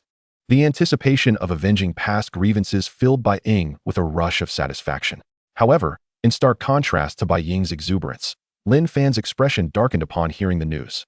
The son could achieve boundless strength through the plunder of life and fortune. If Li Yun were to claim this kill, it would render Lin Fan's efforts to deal with Bai Ye exponentially more challenging. He had intended to proceed gradually, but alas, his allies were remarkably inept, allowing Bai Ye's power to undergo repeated transformations. With no other choice, Lin Fan hastened his plunder of the lifespan and fortune of Ji Shirwan and her two daughters. Of course, relying solely on the lifespans and fortunes of these three women would still result in a painfully slow enhancement of his own strength. With this thought in mind, Lin Fan spoke. Arrange for your Ji and Zhou families to mobilize. Starting tomorrow, provide me with one woman each day. Lin Fan, are you out of your mind? Bai Yin exclaimed, disbelief etched across her face. If you wish to contend with Bai Yi, you must heed my command. In an unwavering tone, Lin Fan continued. As long as you follow my lead, once Bai Yi is dealt with, and I become the sole son, not only will you revel in luxury and glory, but you shall also attain eternal youth and immortality. Upon hearing this, Bai Yin was left speechless. Ji Shirwan and Bai Ying were already stirred. Really? Aren't they just women? As long as our Ji family invests a little money, then Lin Fan can have as much as he desires. With a beaming expression, she asserted. Ji Shirwan readily agreed without hesitation. In recent days, her face began to show some wrinkles. Gazing into the mirror, Ji Shirwan realized she was growing increasingly older. However, she paid it no mind. In her view, this was perhaps simply a consequence of aging. If being with Lin Fan could truly preserve her youth, then that would be quite delightful. Brother Lin Fan, you must keep your promise. Don't abandon us once you become a deity. Meanwhile, as Ji Shirwan and Bai Ying were captivated by Lin Fan, for some inexplicable reason, Bai Yin felt a vague sense of foreboding. She sensed that Lin Fan was not quite normal. In an instant, a flicker of wariness arose within Bai Yin. She was a person driven by self-interest. Yet this did not imply she was foolish, until she was certain that Lin Fan could bestow her benefits. Bai Yin had no qualms about letting Ji Shirwan and Bai Ying explore the path ahead for her. Family ties? Huh. She only cared about herself. Chapter 111. The Power of the Abyss? Li Yun's trump card. In the Eastern Emperor's secret realm, tormented by the Crimson Flame, one could only watch and remain just out of reach. The fiery red lion raged helplessly. You foolish bird, if you have the ability, come down. What skill is there in flying around in the sky? Huh. You wretch, if you can fly, then do it. In response, the Crimson Flame retorted without reservation. You spawn of a wet egg, hurry down here. Enraged, the fiery red lion unleashed beams of light. As it soared through the air, the Crimson Flame occasionally struck it. And despite being at a disadvantage, the fiery red lion was completely toyed with. Heh, as if you were any different. I possess the bloodline of a mythical beast. Do you mongrel? The two beast tamers hurled insults at each other while continuously unleashing their abilities. At that moment, neither side could gain the upper hand. Meanwhile, on the other side, due to the severe depletion of her spiritual energy earlier, Tishi's weaknesses began to manifest. Her output was lagging. Are you even capable? Shadow Tyrant couldn't help but complain as he shielded Tishi from an attack by the Howling Moon Wolf. Do your duty, you mutt, he remarked, giving its head a pat. Just as the Howling Moon Wolf charged again, Tishi unleashed a mental shockwave. This move nearly drained the last remnants of her spiritual energy, causing her complexion to pale. As her attack was interrupted, taking advantage of the Howling Moon Wolf's disorientation, Shadow raised his paw and delivered a powerful blow. In an instant, the wolf, bleeding from all orifices, rolled on the ground several times before finally coming to a halt. Upon sensing Tishi's condition, Bai Ye furrowed his brow slightly. He issued a command. Tishi, use the mental shockwave one more time, then retreat.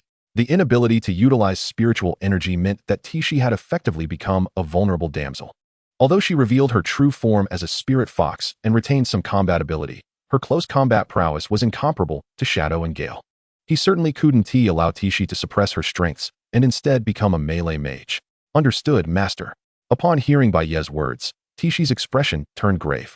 In her eyes, she could have performed better against the nine-headed serpent and the mountain-shaking giant ape, if her skill combos had been smoother and her control over her spiritual energy more precise. Perhaps this battle would not have led to her exhaustion. However, it was too late to dwell on such thoughts. Now, she could only follow Bai Ye's instructions, choosing to temporarily withdraw and conserve her strength. Faced with the impending resurgence of the Howling Moon Wolf, she unleashed another mental shockwave. The unguarded attack struck twice in succession, coupled with the immense energy drain from the prolonged battle. At this moment, the Howling Moon Wolf was in poor condition. Were it not for the resources Li Yun had provided over the years and his cultivation advantage, it would likely have already succumbed like the other beasts. As the battle shifted to a 2-on-2 scenario, Li Yun's countenance darkened as he observed the battlefield. He had already fallen into a disadvantageous position. Yet, on Bai Ye's side, he still had a small beast girl who had received the Eastern Emperor's inheritance. Did this mean he must resort to the powers of the abyss? Contemplating this, Li Yun's expression wavered. He was acutely aware that should he draw upon the abyss's strength, the consequences might be beyond his capacity to bear. However, the longer he delayed, the more likely unforeseen complications would arise. If Bai Ye's little beast girl were to absorb the Eastern Emperor's inheritance, he could indeed face defeat. With this thought, Li Yun resolutely made up his mind. Bai Ye, you are quite formidable. Just a newcomer, yet you have managed to force me into such a predicament. However, you likely remain unaware that aside from being the president of the Starry Sky Guild, I am also an apostle of the abyss. I can harness the power of the abyss, you know? As soon as Li Yun's words fell, Bai Ye's expression shifted slightly. At this moment, Li Yun continued. In the ensuing battle, Bai Ye, your defeat is inevitable. With that, as Li Yun retrieved the eye of the abyss, the power of the abyss surged forth. A massive wave of demonic energy enveloped both the howling moon wolf and the fiery red lion. Black mist shrouded the two beasts, and under the abyss's transformation, they merged into one, taking on a form twice the size of the original fiery red lion. With a wolf's head on the left and a lion's head on the right, their bodies displayed hues of crimson and silver. Their tails swayed behind them like a long whip, transformed into a creature of the abyss. Its aura surged at this moment, reaching the 17th tier. Gazing at the creature before him, Bai Ye sensed a terrifying presence akin to that of the holy light spirit he had faced against the Empress. Name: Lion Wolf Beast. Attributes: Wind, Fire, Shadow. Bloodline: Epic. Level: 17th tier. Talent: Abyssal Corruption. All attributes increased by 50. Resistance increased by 50. Recovery ability enhanced by 600. Enters a berserk state, continuously consuming its potential and vitality. Skills: Hurricane Slash, Fiery Breath, Destructive Death Light, Shadow Strike. Description: a monster fused from the power of the abyss, possessing immensely terrifying strength. After reviewing the information on the Lion Wolf Beast, Bai Ye's expression grew solemn. The abyss is tyrannical. Although the side effects of the fusion are tremendous and essentially irreversible, one cannot deny that the short-term amplification for the beast is also substantial. 17th tier. This was the first time Bai Ye had encountered such a being, especially while his own side was filled with injured combatants. In the current predicament, relying solely on the Shadow Tyrant and the Emerald Phoenix, the Master implored, "Allow me to take charge." While ensconced in the realm of contracts, she remained vigilant, observing the unfolding battle. Unable to restrain herself, Tishi reached out to Bai Ye through their bond. "My strength surpasses that of all your beasts. If I were to sacrifice my life force, perhaps I could. There's no need." Bai Ye interjected, cutting her off mid-sentence. "We only need to wait for Shila to absorb the Starstone. And with the aid of divine power, coupled with the elemental advantage provided by our little beast, even a 17th tier abyssal creature won't be without a fighting chance." "Tishi, how much longer will it take?" "Approximately half an hour, Master. Can you all hold on? We can manage." After conferring with Tishi, Bai Ye issued commands to Shadow and Crimson Flame. "For the next half hour, before CC completely absorbs the Starstone, hold it off at all costs." "Rest assured, boss. Half an hour is but a trifle." Shadow roared, undeterred by the vast gap in power, showing no trace of fear. In midair, with a resounding cry, Crimson Flame spread its wings, providing aerial support to Shadow. After a brief glance at the fierce struggle of the three beasts, Bai Ye shifted his gaze towards Li Yun, realizing that eliminating the Lion Wolf Beast was crucial. Without Li Yun's supply of spiritual energy and the backlash of the contract, the Lion Wolf Beast's strength would undoubtedly diminish significantly. Bai Ye thought this, and Li Yun naturally shared the same sentiment. In Li Yun's eyes, if he could simply dispose of Bai Ye, CC's transmission would be interrupted. Not only that, but the powers of Shadow and Crimson Flame would be greatly reduced, securing his victory. As for whether he could defeat Bai Ye, Li Yun had given it little thought. He was an 8th-tier Beastmaster, capable of harnessing a portion of his beast's power, while Bai Ye was merely a 6th-tier Beastmaster, an ordinary person at best. Defeating Bai Ye would be an effortless task. "Bai Ye, prepare to meet your end." With that, he summoned his inner spiritual energy, a fireball erupting from his palm. The flickering flames sped toward Bai Ye, and a smile crept across Li Yun's face. However, as the fireball neared its target, his expression froze. Bai Ye had also summoned her spiritual energy, and an invisible blade of wind collided with the fireball, cleaving it in two. Li Yun was stunned. How could Bai Ye, not yet a 7th-tier Beastmaster, manipulate the power of beasts? Impossible. Absolutely impossible. How could a 6th-tier Beastmaster command the strength of extraordinary beasts? In disbelief, Li Yun roared, but before he could react, Bai Ye struck him with a resounding slap. Smack! The sharp crack of the slap reverberated, and the sting on his cheek jolted him into reality. "You!" Just as Li Yun prepared to retaliate, Bai Ye unleashed a flurry of punches. "Ah!" A scream escaped him, and he pleaded for mercy. "Stop, please. I understand my mistakes. I am the president of the Star Guild. If you spare me, I will grant you anything you desire." Bai Ye paused momentarily, then intensified her assault. Did Li Yun truly recognize his error? No, he merely understood that his life was in peril. Harnessing the power of his beasts, Bai Ye delivered a decisive blow, severing his lifeblood. In that instant, Li Yun was irrevocably dead. With the demise of the Beastmaster, all the materials and items stored in Li Yun's spatial inventory fell to the ground. Now, they belonged to Bai Ye, while she gathered her spoils on the battlefield. The Lion Wolf Beast's aura plummeted due to the backlash of the contract, its strength reduced to 16th tier. As the Lion Wolf Beast's power waned, Shadow and Crimson Flame found their burdens lightened. "Foolish bird, You use your divine bird strike, and I'll charge in with shadow. We shall flank them. Foolish dog. Do not command me. I have my own plans. Despite the banter, upon assessing the feasibility of the strategy, Crimson Flame acquiesced to Shadow's suggestion. Clang. With a cry, Crimson Flame soared to the heights, the phoenix's silhouette resembling a golden meteor as it charged at the lion-wolf beast. Roar. The lion-wolf beast responded fiercely, summoning its power as both heads opened wide to unleash a devastating beam of destruction. However, the flanking tactic proved effective. The lion-wolf beast could not focus on both attacks simultaneously. At the moment the beam enveloped Shadow, Crimson Flame's divine bird strike found its mark on the lion-wolf beast. Boom. A deafening explosion erupted, sending shockwaves and torrents of energy cascading outward. Positioned at the edge of the battlefield, Bai Ye could no longer discern the chaos of combat. Relying solely on her bond with her beasts to ascertain that Shadow and Crimson Flame were holding their ground. The roars of the beasts echoed from the battlefield's center, the battle reaching a fever pitch.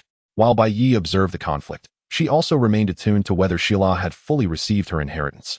Meanwhile, outside the Eastern Emperor's secret realm, Lu Rian had arrived.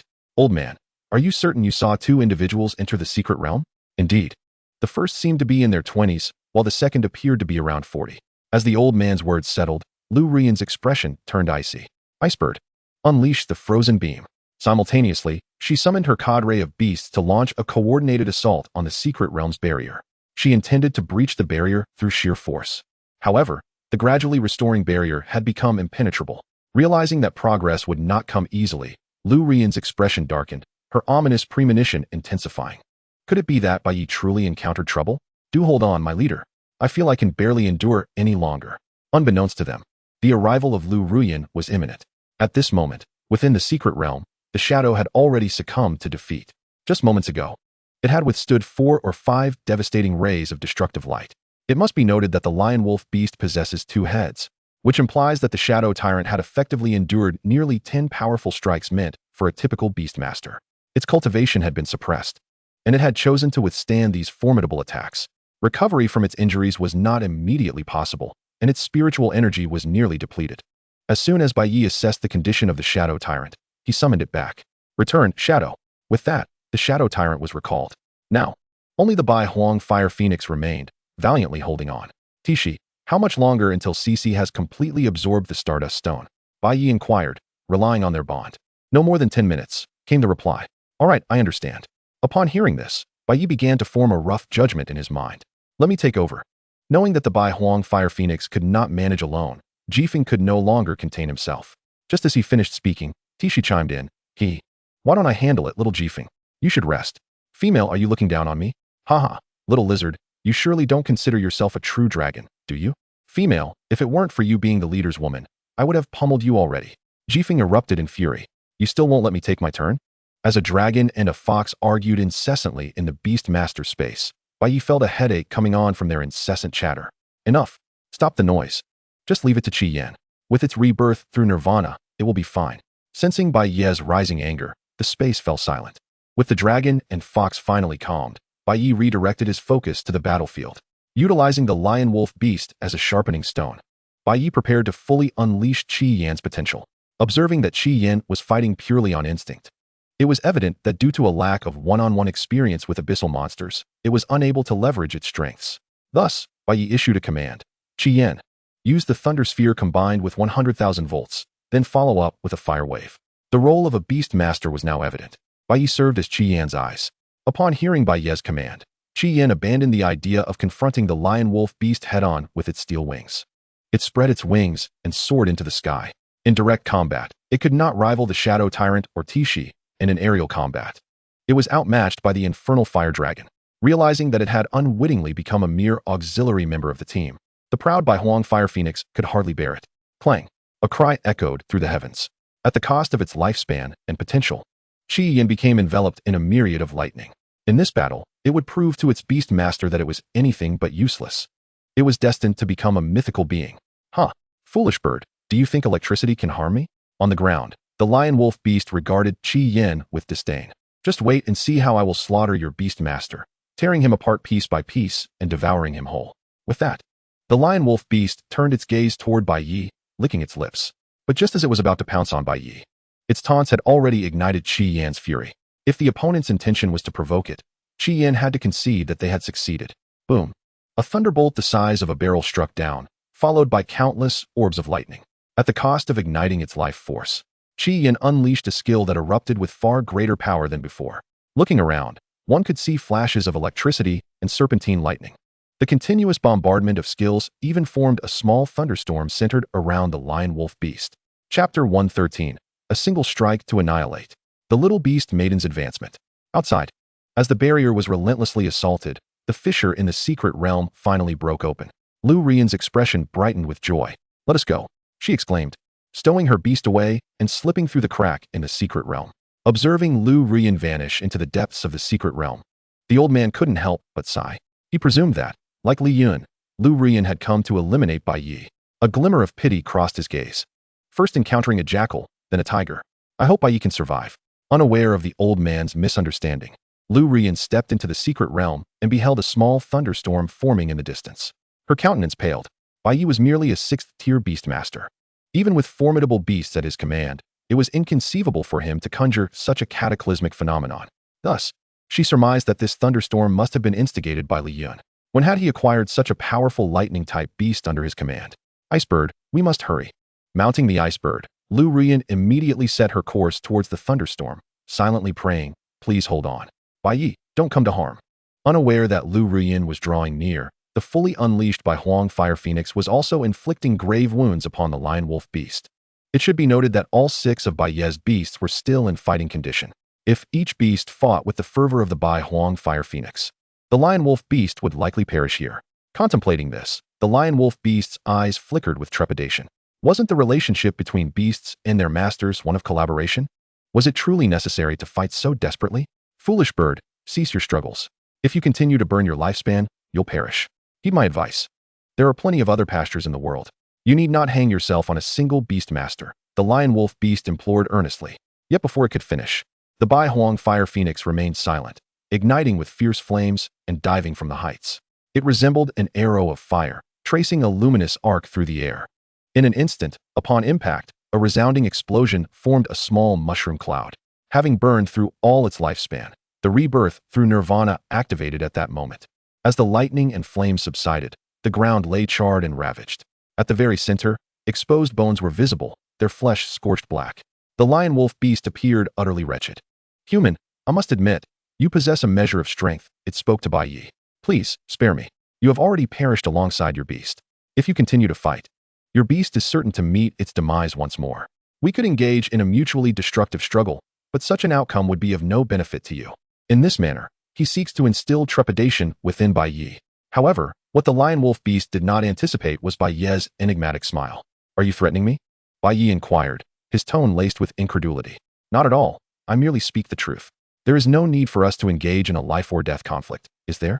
A chuckle escaped his lips as he shook his head, sensing the lion wolf beast's confusion. Bai Ye resumed, "The only one who will perish here today is you, not I." As soon as Bai Ye's words fell, a flash of white light illuminated the surroundings, and Shira was summoned, inheriting the legacy of the Star Stone. Coupled with the energy gleaned from 4 other beasts, the young beast maiden's power surged to an astonishing initial stage of the 9th tier. Beyond her ascension in strength, her once pure white hair and tail had transformed into a gradient of silver and gold. The youthful and innocent visage of the little beast maiden now bore an air of sanctity, creating a subtle contrast. "Cece, execute them with the light of sanctity," Bai Ye commanded. However, even before Shira could make a move, the lion wolf beast's countenance turned pale. Moments ago, it had been at its peak, believing it could crush Shira as easily as squashing an ant. Despite being at a disadvantage, the lion wolf beast regarded Shira as merely a slightly stronger insect. Yet, Bai Ye was not one to adhere to fair play. The relentless onslaught and the subsequent death of the beast master had severed the supply of spiritual energy and triggered a backlash from their bond. This chain reaction meant that even if the lion wolf beast were of the 16th tier, it could not withstand the impending doom. As the lion wolf beast contemplated escape, the formation had already been established. With the incantation completed, it was swiftly engulfed by the blinding white radiance. Meanwhile, the desert blood fox, who had been watching the ensuing chaos, began to doubt the very essence of its existence. After all, there was a staggering 7-tier difference between Shira and the lion wolf beast. Even if the latter were gravely wounded and at a disadvantage, it should not have been so easily vanquished. At that moment, When she finally arrived on the scene, Lu Rian was taken aback by the sight of Shira dispatching the lion-wolf beast. Good heavens! Is it truly possible to kill an opponent of such a higher tier? Reflecting on the previous displays of Bai Ye's beasts, Lu Rian grew increasingly convinced that Bai Ye had made a habit of overpowering foes beyond his tier. Moreover, she had ample evidence to support her claim. Principal, what brings you here? As Bai Ye was siphoning the lion-wolf beast's energy, he observed Lu Rian descending from the sky atop an ice bird, prompting his curiosity. I was merely concerned for your well-being, she replied, feeling somewhat awkward. She had intended to intervene, only to find that the battle was already over. Ironically, this was the second time her attempt to assist had ended in failure. Internally, Lu Rian lamented, family, who understands? Time flew by. 3 days later, Bai Ye returned to the capital. Now, less than 10 days remained until the Empress's Kirin army assessment. Within the imperial city, upon hearing from Shangwan Riyun about Bai Ye's annihilation of Li Yun, Changsun Lingxue exhibited a flicker of astonishment. She could not help but exclaim, truly remarkable, the son of God. In such a short time, Bai Ye's strength has skyrocketed. Your Highness, what should we do now? We need to provide for Bai Ye. Before Shangwan Riyun could finish her thought, Changsun Lingxue raised her hand to interrupt. Let us remain composed. There is still time before the Kirin army assessment. Why not take this opportunity to let Bai Ye deal with the Ji and Zhou families? After all, our enemies extend beyond the abyss. We must also contend with the gods and their sons. Understood, Your Highness. Shangwan Riyun promptly set about making arrangements. Although Bai Ye stood with the Dragon Kingdom, not every son of God shared that sentiment. Those divine figures, along with their celestial patrons, remained a persistent threat to the Dragon Kingdom, posing a danger that could rival, if not exceed, that of the abyss. In their quest for ascension, these sons of God would stop at nothing, even going so far as to sacrifice the entirety of the Dragon Kingdom. Chapter 114, The Son of God in the Abyss. The Dark Hand Behind the Scenes. Miss Shangwan, are you implying that my mother's death is connected to the sons of God? Upon returning to the hotel, Bai Ye's gaze sharpened, and his expression turned solemn upon hearing the news. In his previous life, while he had sensed something amiss regarding his mother's demise and Bai Yu's actions, he had not anticipated that the sons of God were entangled in this web. Recalling the previous life, when the beast tide descended, the strongest of the Dragon Kingdom, Changsun Lingxue, had inexplicably vanished at the crucial moment. Media outlets had reported on her assassination, and piecing together the clues led Bai Ye to a troubling hypothesis. Aside from the abyss, which orchestrated the chaos, it was plausible that the sons of God had a hand in it as well. Just as Bai Ye sank into contemplation, Shangwan Riyun's subsequent words jolted him back to reality. Bai Ye, our investigation suggests that your mother's death is indeed likely linked to the sons of God. We speculate that she possessed something that they coveted. At the mention of this, Bai Ye could not help but connect it to his own rebirth and divine talent. If the sons of God sought his divine abilities, then the circumstances surrounding his rebirth might indeed clarify everything. Those who had driven him to despair in his previous life, be it the Wang or Ji families, were merely pawns of the abyss and other sons of God. His true adversaries, the architects of the beast tide, were, in fact, the abyss and the sons of God. With this realization, an intense murderous intent ignited within Bai Ye's gaze. However, he quickly regained his composure as he turned to Shangwan Riyun.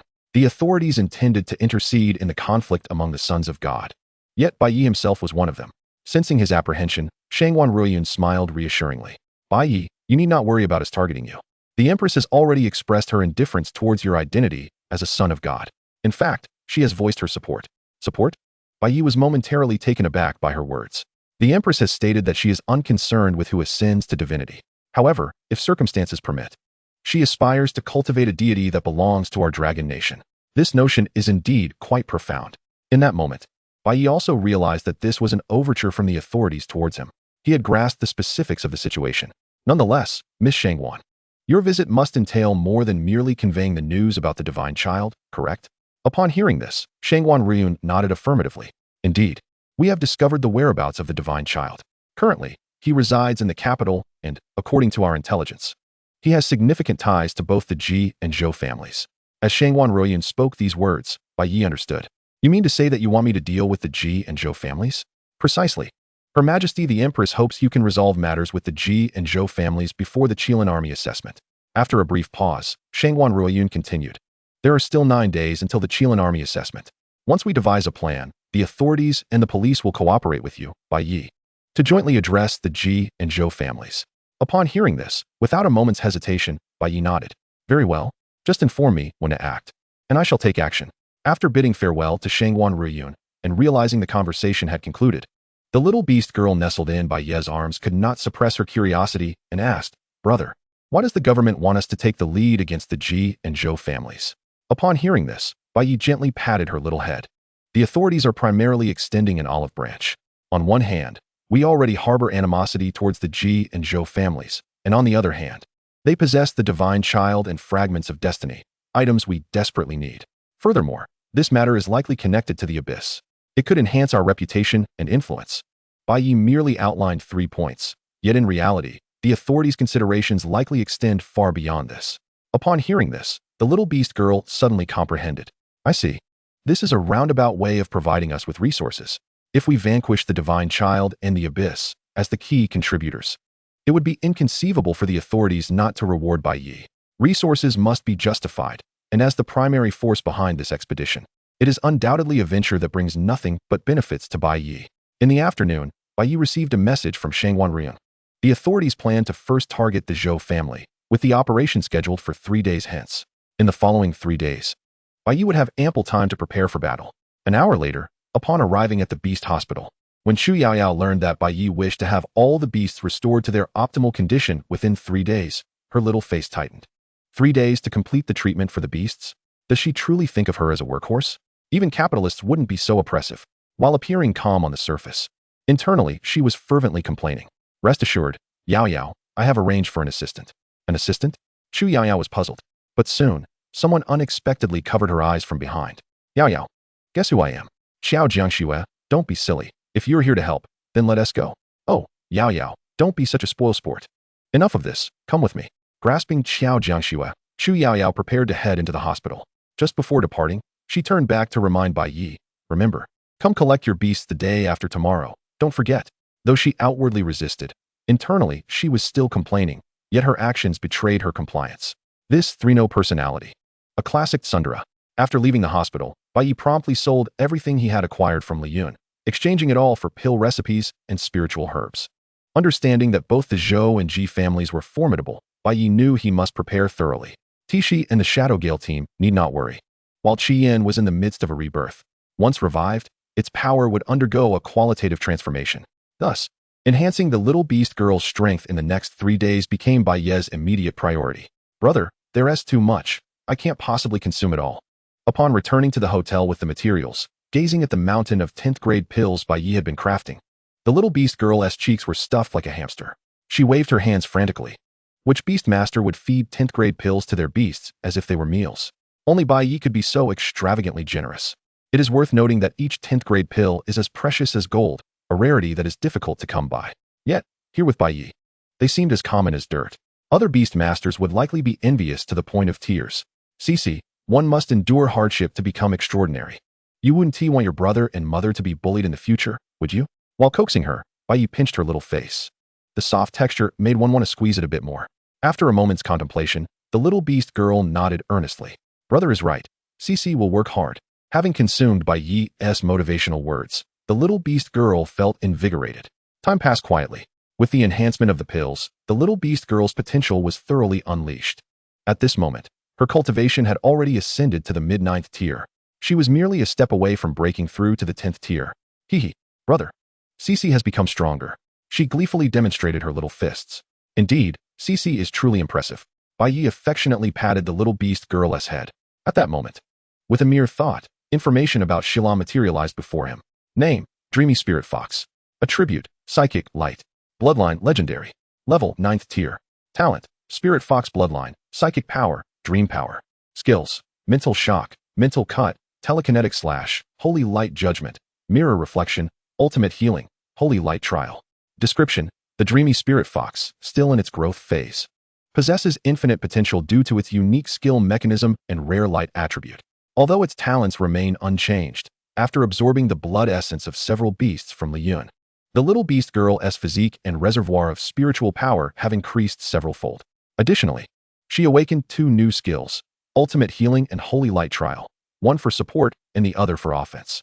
Especially Ultimate Healing, which, at the cost of consuming the equivalent of 10 destructive death lights worth of spiritual power, can restore her state from the brink of death to its peak.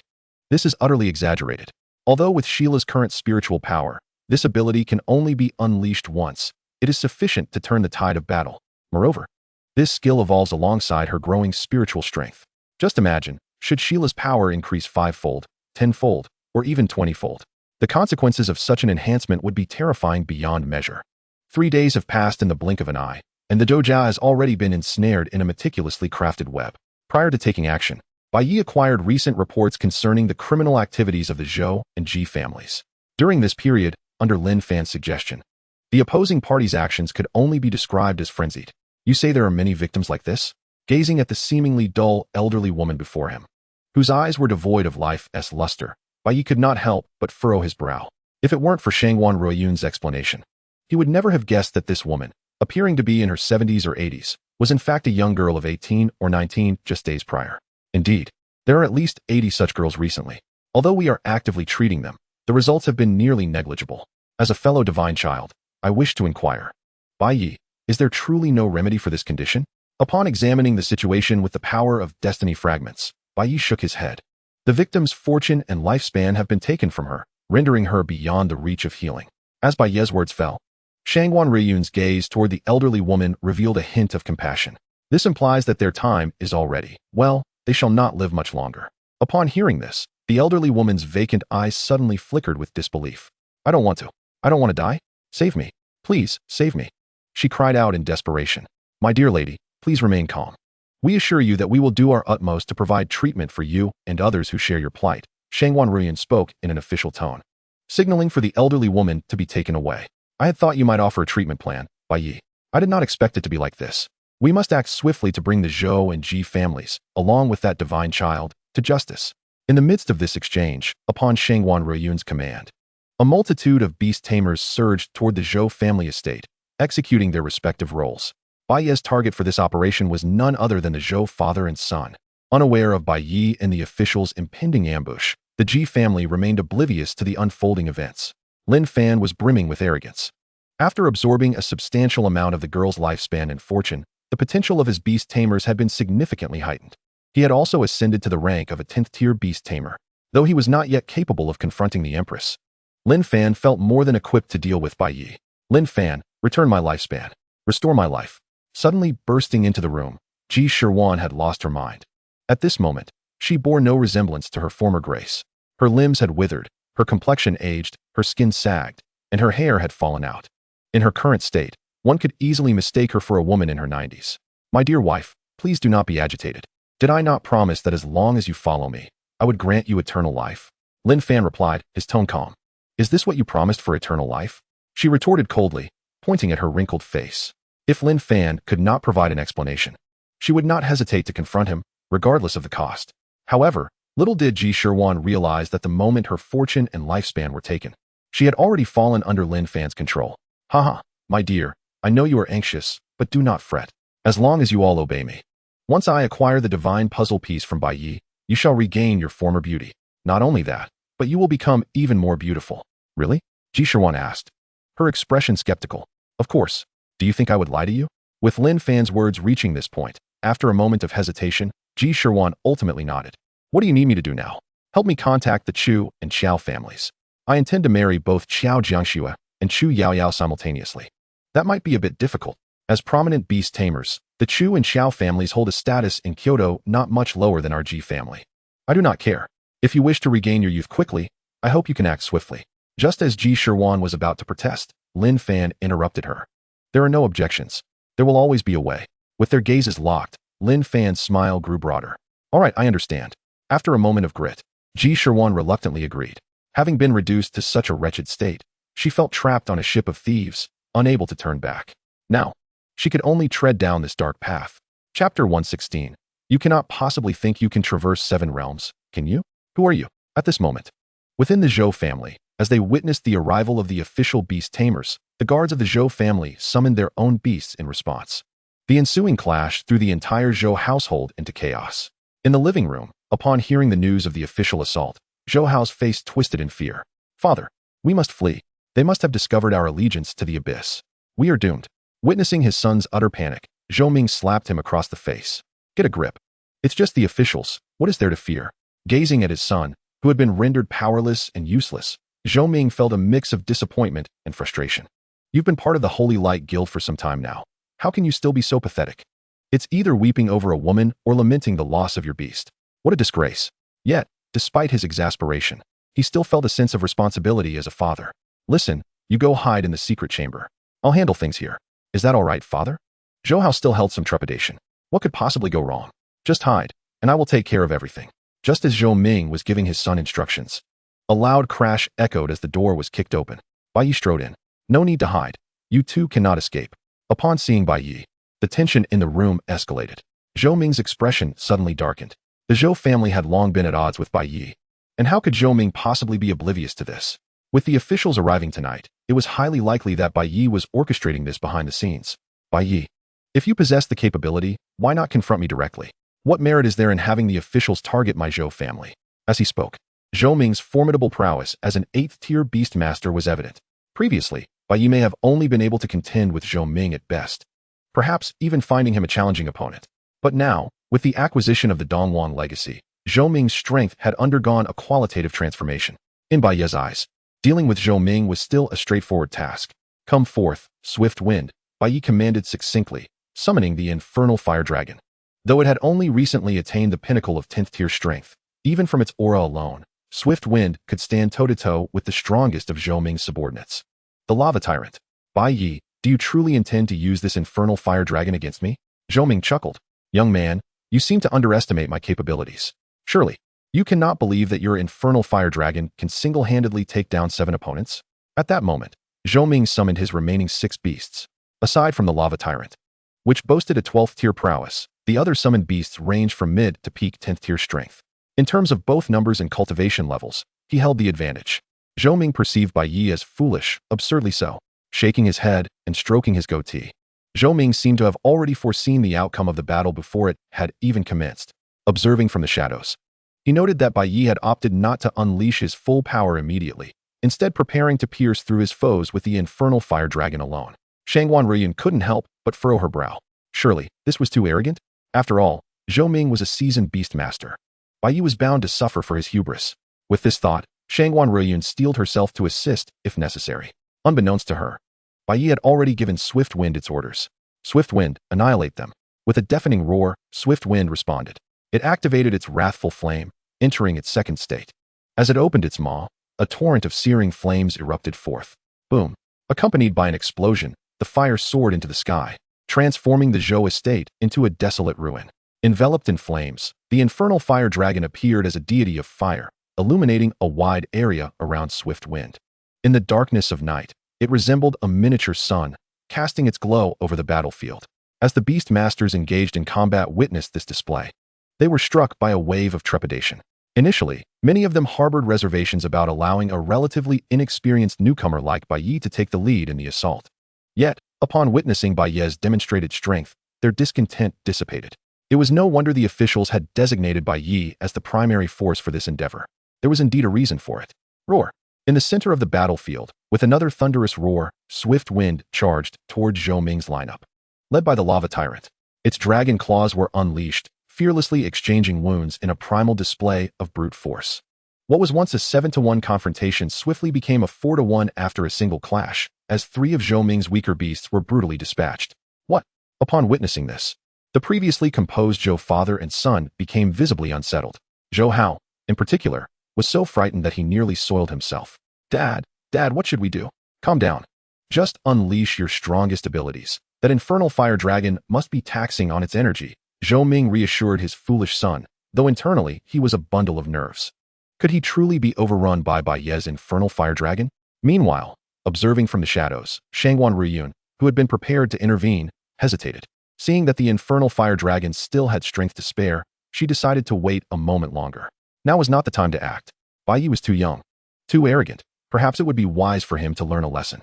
As Shangguan Ruiyun contemplated this, the infernal fire dragon surged forward once more. You claim it lacks energy? Let us reconsider its dragon lineage. With a resounding dragon's roar, the dragon's fury was released. A ghostly green dragon's silhouette charging towards Zhou Ming's beasts. As the beasts positioned themselves to defend, the dragon's apparition drew closer, causing Zhou Ming's face to drain of color. He could not comprehend how Bai Ye, merely a novice beast master, could possess such formidable power. Hold the line. Quickly activate your defenses, Zhou Ming shouted, issuing commands to the lava tyrant and his remaining beasts. Just as the dragon's fury was about to strike, a pale blue shield was finally raised by several beasts. Typically, this defensive skill could withstand the majority of attacks. But what if it was no ordinary attack? Noticing the enigmatic smirk on Bai Ye's face, Zhou Ming's heart filled with an ominous premonition, soon confirmed as the shield began to crack under pressure. With a crisp snap, the barrier, constructed by the combined efforts of his beasts, was riddled with spiderweb-like fractures. In the next instant, as if shattering glass, the barrier fragmented into countless pieces. The residual dragon's might surged forward, claiming 2 more of Zhou Ming's beasts. The situation shifted to a 2-on-1 scenario. Observing that both the lava tyrant and the peak 10th tier howling tiger remained standing and still possessed fighting capability, Zhou Ming exhaled a silent sigh of relief. Facing Bai Ye, Zhou Hao laughed triumphantly. Huh, Bai Ye, how does it feel? You seem out of tricks.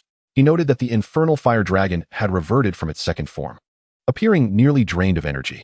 Believing Bai Ye had exhausted his resources, Zhou Hao could not help but chuckle.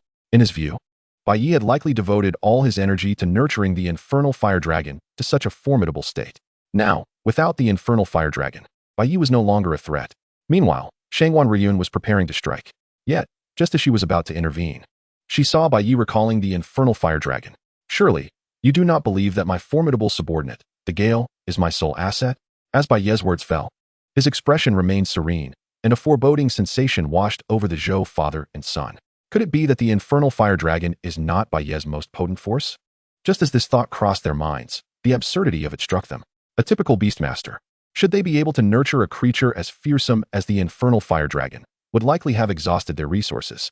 How could they possibly have the capacity to cultivate additional beasts? Haha, Bai Ye, you truly are amusing. Nurturing that infernal fire dragon must have drained your resources. Has it not? They scoffed. Indeed, even if you possessed resources, do you think high-tier beasts are as common as cabbages?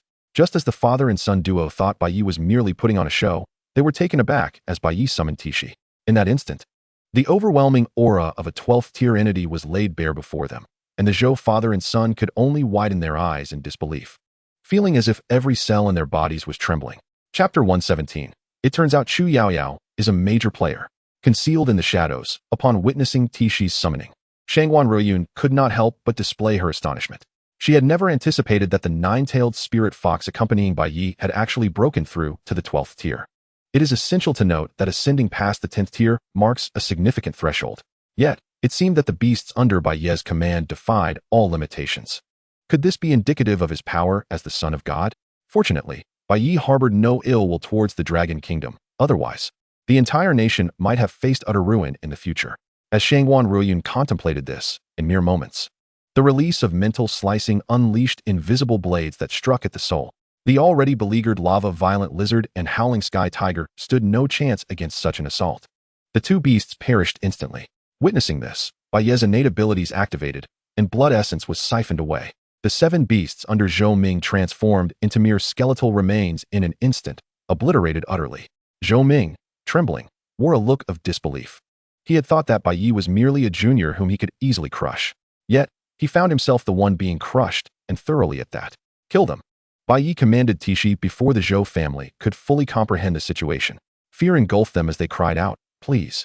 But before Zhou Ming could utter another word, Tishi had already dispatched him in an instant. Master, what shall we do now? Tishi inquired, glancing back at Bai Ye. Let us explore the Zhou family's treasury. After all, they are a prominent family in the capital, and their vault must harbor numerous treasures. Is this how it ends? As Bai Ye departed, Shangwan Riyun raised an eyebrow. Having roughly gauged Bai Ye's capabilities, her mission was complete, and it was time to report back to the Empress. With this thought, Shangwan Riyun hastened her exit. On the way to the Zhou family's treasury, she leaned closer to Bai Ye and whispered, Master, a woman was just monitoring us. She appeared to be affiliated with the authorities. Pay her no mind. She is here to assist us in the aftermath, Bai Ye replied. Their idle chatter soon led them to the Zhou family's treasury. Gazing at the heavily fortified iron doors protected by multiple layers of barriers, Bai Ye spoke up, Tishi, break the door open. Understood. Tishi raised her right hand, palm facing the barrier, and the seemingly impenetrable defenses crumbled before her prowess. As the grand doors swung open, a surge of potent spiritual energy rushed forth from within the vault. At that moment, a shared thought flickered in the minds of both the human and the fox. They were about to strike it rich. The Zhou family had endured a raging inferno for an entire night. It is crucial to note that the Zhou family was among the esteemed clans of the capital. Yet, such a prestigious family had absurdly perished in a sea of flames. In no time, this incident became the talk of the town. Morning. Last night, a large-scale gas explosion occurred at the Zhou residence. Here, the authorities solemnly remind the public to use fire safely and avoid tragedies. The following morning at the hotel, as Bai Ye perused the news, Shangwan Ruyan called him. Bai Ye, based on our discussions, we have decided to take action against the Ji family in 2 days. 2 days? Bai Ye responded, taken aback. After all, the Ji family had a son of God among them. Not to mention several formidable elders that would be challenging to deal with. Very well, Miss Shangwan, just contact me when the time comes. After exchanging some pleasantries, the call ended, and Bai Ye retrieved the spiritual herbs, elixirs, and various spiritual stones he had taken from the Zhou family. He was ready to commence alchemy. As he surveyed the room, filled to the brim with materials, the little beast girl wore an expression akin to a bitter melon. Seriously, brother, do I have to eat this? Just eat it. I assure you, this is for your own good. After successfully concocting a grade 10 elixir, Bai Ye promptly fed it to the little beast girl. As she closed her eyes in anguish, Shila felt as though the once delectable elixir now tasted like wax. Yet, for some reason, she had a strange sense of déjà vu regarding Bai Ye's earlier words. Master, I wish for your assistance in my cultivation, she implored. Hours passed unnoticed. And as the day began to wane, all the spiritual herbs and elixirs had been refined into pills. Suddenly, Tishi wrapped her arms around Bai Ye from behind. Her gaze was enchanting, her eyes seemingly glimmering. After experiencing such intimacy once, the prospect of countless repetitions beckoned. However, in recent days, Bai Ye had either been busy with alchemy or engaged in combat, leaving her pent-up frustration. Ahem, shall we retire to the bedroom? With a glance at the surrounding piles of spiritual stones and elixirs, Bai Ye scooped Tishi up in his arms. Women would only hinder his progress. But the white-haired beast girl would not. As the bedroom door slowly closed, a wave of springtime fervor surged forth, elevating the night to a climax. Dawn arrived quietly, and as Bai Ye finally regained his senses, he found himself enveloped in Tishi's embrace. Suddenly recalling something, Tishi spoke up, Master, do you think that if you were to obtain the fate fragment of the Ji family's son of God, you would also acquire their powers? That seems likely. Bai Ye replied, albeit uncertainly. Does that mean I would also be reduced to an old hag by you? Huffed. Bai Ye nearly choked on his own saliva at Tishi's melancholic expression. Cough. It shouldn't come to that, should it? Recollecting certain experiences from a past life, as well as previous observations of the victim, Bai Ye took the initiative to embrace her after a moment of contemplation. If my memory serves me correctly, the ability possessed by the counterpart's fragment of destiny is the power to deprive others of their lifespan and fortune. Upon hearing this, Tishi blinked her eyes. Bai Ye continued, stating that in this world, there exists a notion of extraordinary luck. In other words, if one could aptly harness the abilities of another, then we. Before Bai Ye could finish his thought, Tishi extended her delicate hand and playfully placed a finger over his mouth. Then we would not merely be engaging in the balance of yin and yang, but rather a dual cultivation, right? Hee, I've heard this from Yao Yao before. You may not know, Master, but Yao Yao often peruses various study materials. At this, Bai Ye's lips involuntarily twitched. He seemed to comprehend why Chu Yao Yao always spoke in such a flirtatious manner. It turns out she was quite the provocateur. At that moment, in the misty forest, a trial ground located at the border of the Dragon Kingdom, Luo Shui arrived with her beast companions. If she could conquer this place, her strength would undoubtedly undergo a transformative change. She affectionately patted the head of her ice mystic serpent king, seemingly struck by an idea. Little Bai, do you think when I return, Bai Ye will be astonished by my newfound power? Hiss. Faced with the infatuated beast master, the ice mystic serpent king could only acquiesce helplessly. I knew it. The thought of reuniting with Bai Ye filled Luo Shui with anticipation. Today, she continued her solitary journey of leveling up. Chapter 118, A Marriage Proposal? Chu Jiangshue's request. At the same time, within the Beastmaster Hospital, having finally completed the handover of duties, Chu Yaoyao's heart, which had been in suspense upon hearing that Bai Ye's beasts had emerged unscathed, finally relaxed. For the past few days, she had either been tending to the beasts or on her way to provide care, feeling as though she had been worked to the bone by Bai Ye. Suddenly, an itch in her nose compelled her to sneeze. Achoo! To her side, Chu Jiangshue inquired with concern, Yao Yao, are you all right? Have you caught a cold? Shaking her head in response to her dear friend's worry, she replied, No. I feel as though someone is discussing me. Upon saying this, an idea seemed to strike her. By the way, Yao Yao, do you know what Bai Ye has been up to lately? That guy? Upon mentioning Bai Ye, Chu Yao Yao wore a disdainful expression. He is either hunting exotic beasts or on his way to do so. Could you help me get in touch with him? I need a small favor from him. As she spoke, Chu Jiangxue gestured with her hands. What? At the mention of a favor, Chu Yaoyao immediately became wary. Well, it's a bit hard to say. However, after a moment's hesitation, Chu Jiangxue finally revealed, recently, my family has arranged a marriage for me, wanting me to wed that Lin Fan. You know that man is not a good person at all. Thus, she continued, I want. Chu Jiangxue's words trailed off, but Chu Yaoyao understood her implication. You want Bai Ye to pretend to be your boyfriend? Yes, that's exactly it. You see, that Lin Fan has taken Ji Shirwan and her 2 daughters as concubines. And now he wants to marry me. The Jiang family actually wants to marry me off to that scoundrel. Isn't that pushing me into the fire? Upon hearing this, Chu Yaoyao's expression hardened. No, sister, I don't want to expose you. You see, the way Bai Ye looks at you is practically sizzling. And you're saying you only want him to act as your boyfriend? Who would believe that? Meanwhile, Chu Jiangxue continued. I heard that the Ji family has a divine son. That divine son is likely Lin Fan. It said he seeks out a woman to engage with daily. And after the encounter, those women become elderly. The chilling rumors she had heard recently sent a shiver down Chu Jiangxue's spine. Marrying a scoundrel was one thing. But to potentially become a vessel for him in the latter half of her life? What woman could accept such a fate? The family wanting her to marry Lin Fan was akin to pushing her into a fiery abyss. It was clearly an attempt to force her into hell. I understand. Unfazed, Chu Yaoyao nodded. In that case, accompany me to find Bai Ye. However, I must forewarn you. I cannot guarantee that he will agree to help. Really? Hearing this, Chu Jiangxue was almost ready to pound her chest in assurance. Her expression brightened with delight. Yet, upon witnessing her dear friend's excitement, Chu Yaoyao couldn't help but feel a twinge of regret. It was evident that Chu Jiangxue was trying to manipulate her. The pretense of needing Bai Ye as a shield was but a ruse. Her true intention was to advance her relationship with him. I do have some time. What? You're saying you have already arrived at the hotel door? And you're lying on the big bed with Tishi? Upon receiving this news, Bai Ye's expression darkened. They had just been discussing Chu Jiangxue, and now the main character had already come knocking. Was this not a case of speaking of the devil and he appears? Once everything was in order, Bai Ye opened the door. What is it? Must it be discussed face to face? As he ushered the 2 women inside, he was greeted by the rich aroma of medicinal herbs wafting through the room. The 2 women exchanged glances, both surprised by the other's expression. Bro, I didn't expect you to be concocting elixirs as well. How about it? Shall I teach you? Chu Jiangxue playfully draped her hand over Bai Ye's shoulder. That won't be necessary. I have confidence in my own alchemical skills, Bai Ye replied, maintaining a calm demeanor. Is that so? Chu Jiangxue chuckled, for she was a talented alchemist from the Qiao family. Given the right conditions, concocting 5th-grade elixirs was well within her capabilities. It was no exaggeration on her part. Could a mere beast master truly surpass her in alchemical prowess? With a sense of pride, Chu Jiangxue continued, Bro, don't be shy. Otherwise, you might genuinely miss out on this excellent opportunity to learn alchemy from me. Really, there's no need. By the way, Yaoyao, what brings you here?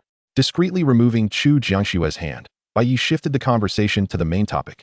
You should ask her. It's my dear friend who wishes to see you, Chu Yaoyao said, passing the conversational baton to Chu Jiangxue. Huh. Sensing Bai Ye's gaze upon her, Chu Jiangxue felt an inexplicable sense of guilt. Bai Ye, would you be willing to be my boyfriend? In that instant, Bai Ye was taken aback.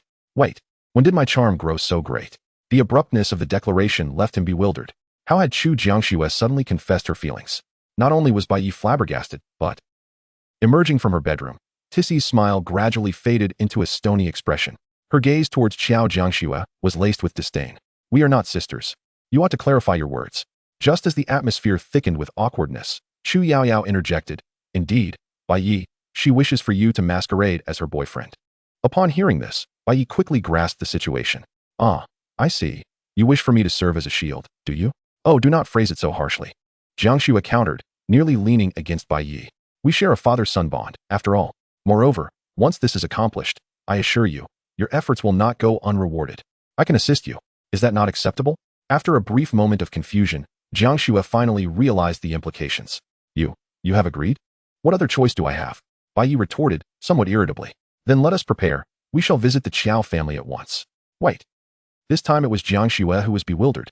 They had just established a faux romantic relationship, yet she was to meet the parents that very afternoon. Such rapid progression was indeed astonishing.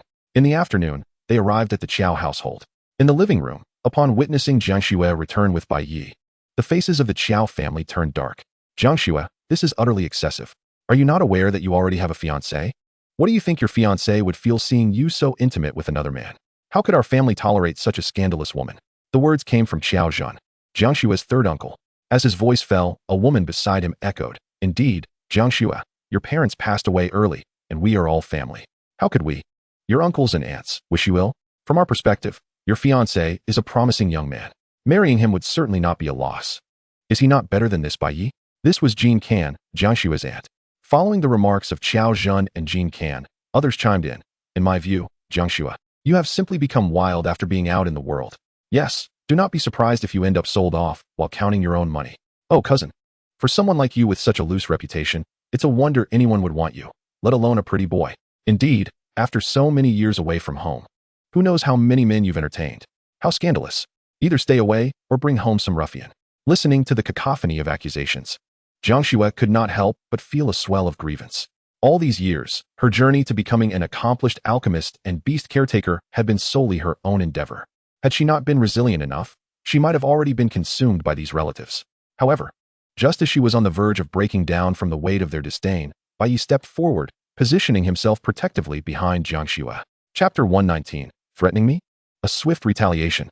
Jiang Xue is still a member of the Qiao family. Your words are utterly shameless, Bai Ye asserted. At his declaration, Jean Can bristled with indignation. "You insolent wretch, whom do you call shameless?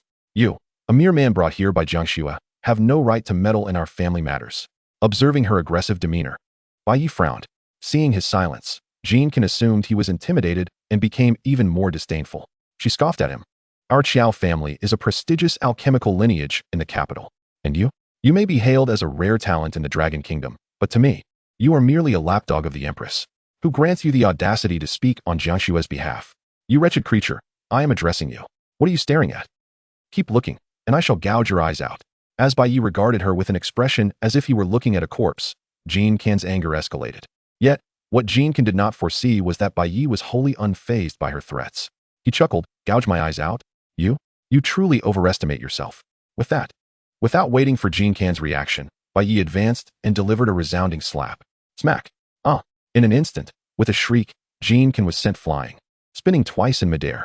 Witnessing this, the Qiao family members were thrown into disarray. "Wait, this is the Qiao family. We are in the capital. How dare Bai Ye strike someone? You are finished." Qiao Zhen, trembling with rage, pointed at Bai Ye. "How dare you take advantage of your status as a beastmaster to bully an ordinary person? The laws of our Dragon Kingdom will not tolerate your actions. The Empress will not spare you. Not spare me." Upon hearing the threats of legal repercussions, Bai Ye smiled mockingly. He stepped forward and delivered a swift slap to Qiao Zhen as well. "You think you can reason with me? The Qiao family clearly does not comprehend the current situation." Smack. The sound echoed as Qiao Zhen's front teeth were knocked out, leaving him dazed with blood pouring from his mouth. Why? Having invoked the laws of the Dragon Kingdom and the Empress, why is Bai Ye so unafraid? "Jiang Xue, I recall a portion of your parents' inheritance was reclaimed by the Qiao family. Am I correct?" Even before arriving, Bai Ye had gathered sufficient information from Jiang Xue. Therefore, his visit to the Qiao household was not merely about severing ties. He intended to help Jiang Xue reclaim what rightfully belonged to her. "Yes, in total, my parents left me assets amounting to no less than 1 billion. As Bai Ye struck Qiao Zhen and kicked Jean Can, Jiang Xue felt a surge of satisfaction seeing him defend her honor. Gazing at Bai Ye's back, she realized he was even more handsome than when they first met. Blinking her eyes, they seemed to sparkle with admiration. Unaware of Jiang Xue's thoughts, Bai Ye addressed the Qiao family. "Ladies and gentlemen, I, Bai, am not unreasonable. Here is my proposition. The Qiao family shall compensate Jiang Xue 100 billion. From this day forth, Jiang Xue shall have no further ties to your family. 100 billion. Upon hearing Bai Ye's proposition, Qiao Zhen and the others gasped in disbelief. "This is far too much. Do you think this is a mere $100? To be given away so casually? Impossible. Our Qiao family would never part with such a sum for this yellow-haired girl." As the Qiao family vehemently rejected his offer, Bai Ye had anticipated their response. With a mere thought, he summoned Tissy. "I know you would not agree." Interrupting the protests of the Qiao family, Bai Ye wore a smile that was both enigmatic and confident. He then proclaimed, "Thus, I shall present you with an irresistible reason. Tissy, proceed." As Bai Ye's words echoed in the air, Tissy stepped forward and snapped her fingers. In an instant, the previously boisterous members of the Qiao family transformed into mere puppets, completely at the mercy of Tissy's formidable mental prowess. "I have them all under control, master. What shall we do next?" "Let them gather the funds to repay Jiang Xue," Bai Ye instructed. "A sum of 10 billion. To suddenly produce such a vast amount of liquid assets would surely leave even a prestigious family like the Ji family in considerable disarray. Yet, What concern is that to Bai Ye? Alternatively, we could simply demand they return the money they devoured. Bai Ye, won't this lead to any trouble? It wasn't that Jiang Shui felt sympathy for the Qiao family. Rather, she was apprehensive that the Qiao family might retaliate against Bai Ye afterwards. Rest assured, there will be no issues. Seeing Bai Ye's unwavering confidence, Jiang Shui nodded in agreement. Half an hour later, under Tishi's manipulation, the transfer was completed, and all arrangements were set. From this moment forth, Jiang Shui would have no ties to the Qiao family. As she gazed at the string of numbers displayed on her phone, Jiang Shui felt as though she were in a dream. She had anticipated a far more arduous process, yet it had been resolved with astonishing swiftness. Bai Ye had truly outdone himself. With sparkling eyes, Jiang Shui made a decision. Of the 10 billion she obtained from the Qiao family, she transferred 90 billion to Bai Ye. Hee, now I'm a wealthy woman too. Bai Ye, how about I take care of you? She playfully draped her arm around Bai Ye's shoulder. With her long-standing worries finally alleviated, Jiang Shui was in high spirits. However, as she and Bai Ye shared laughter, the Qiao family was jolted back to reality from Tishi's mental control. Staring at the stack of agreements laid out on the table, Qiao Zhen felt darkness encroach upon his vision. This was not merely a loss for the Qiao family. It was akin to being carved up with a knife. Bai Ye, you wretched scoundrel. You are finished. You are finished. In the living room, he smashed nearly everything in a fit of rage. The more he thought about it, the more he felt the loss. A moment's restraint turned into overwhelming fury, and finally, overwhelmed by rage, Qiao Zhen coughed up blood and collapsed into unconsciousness. Quick, call a doctor.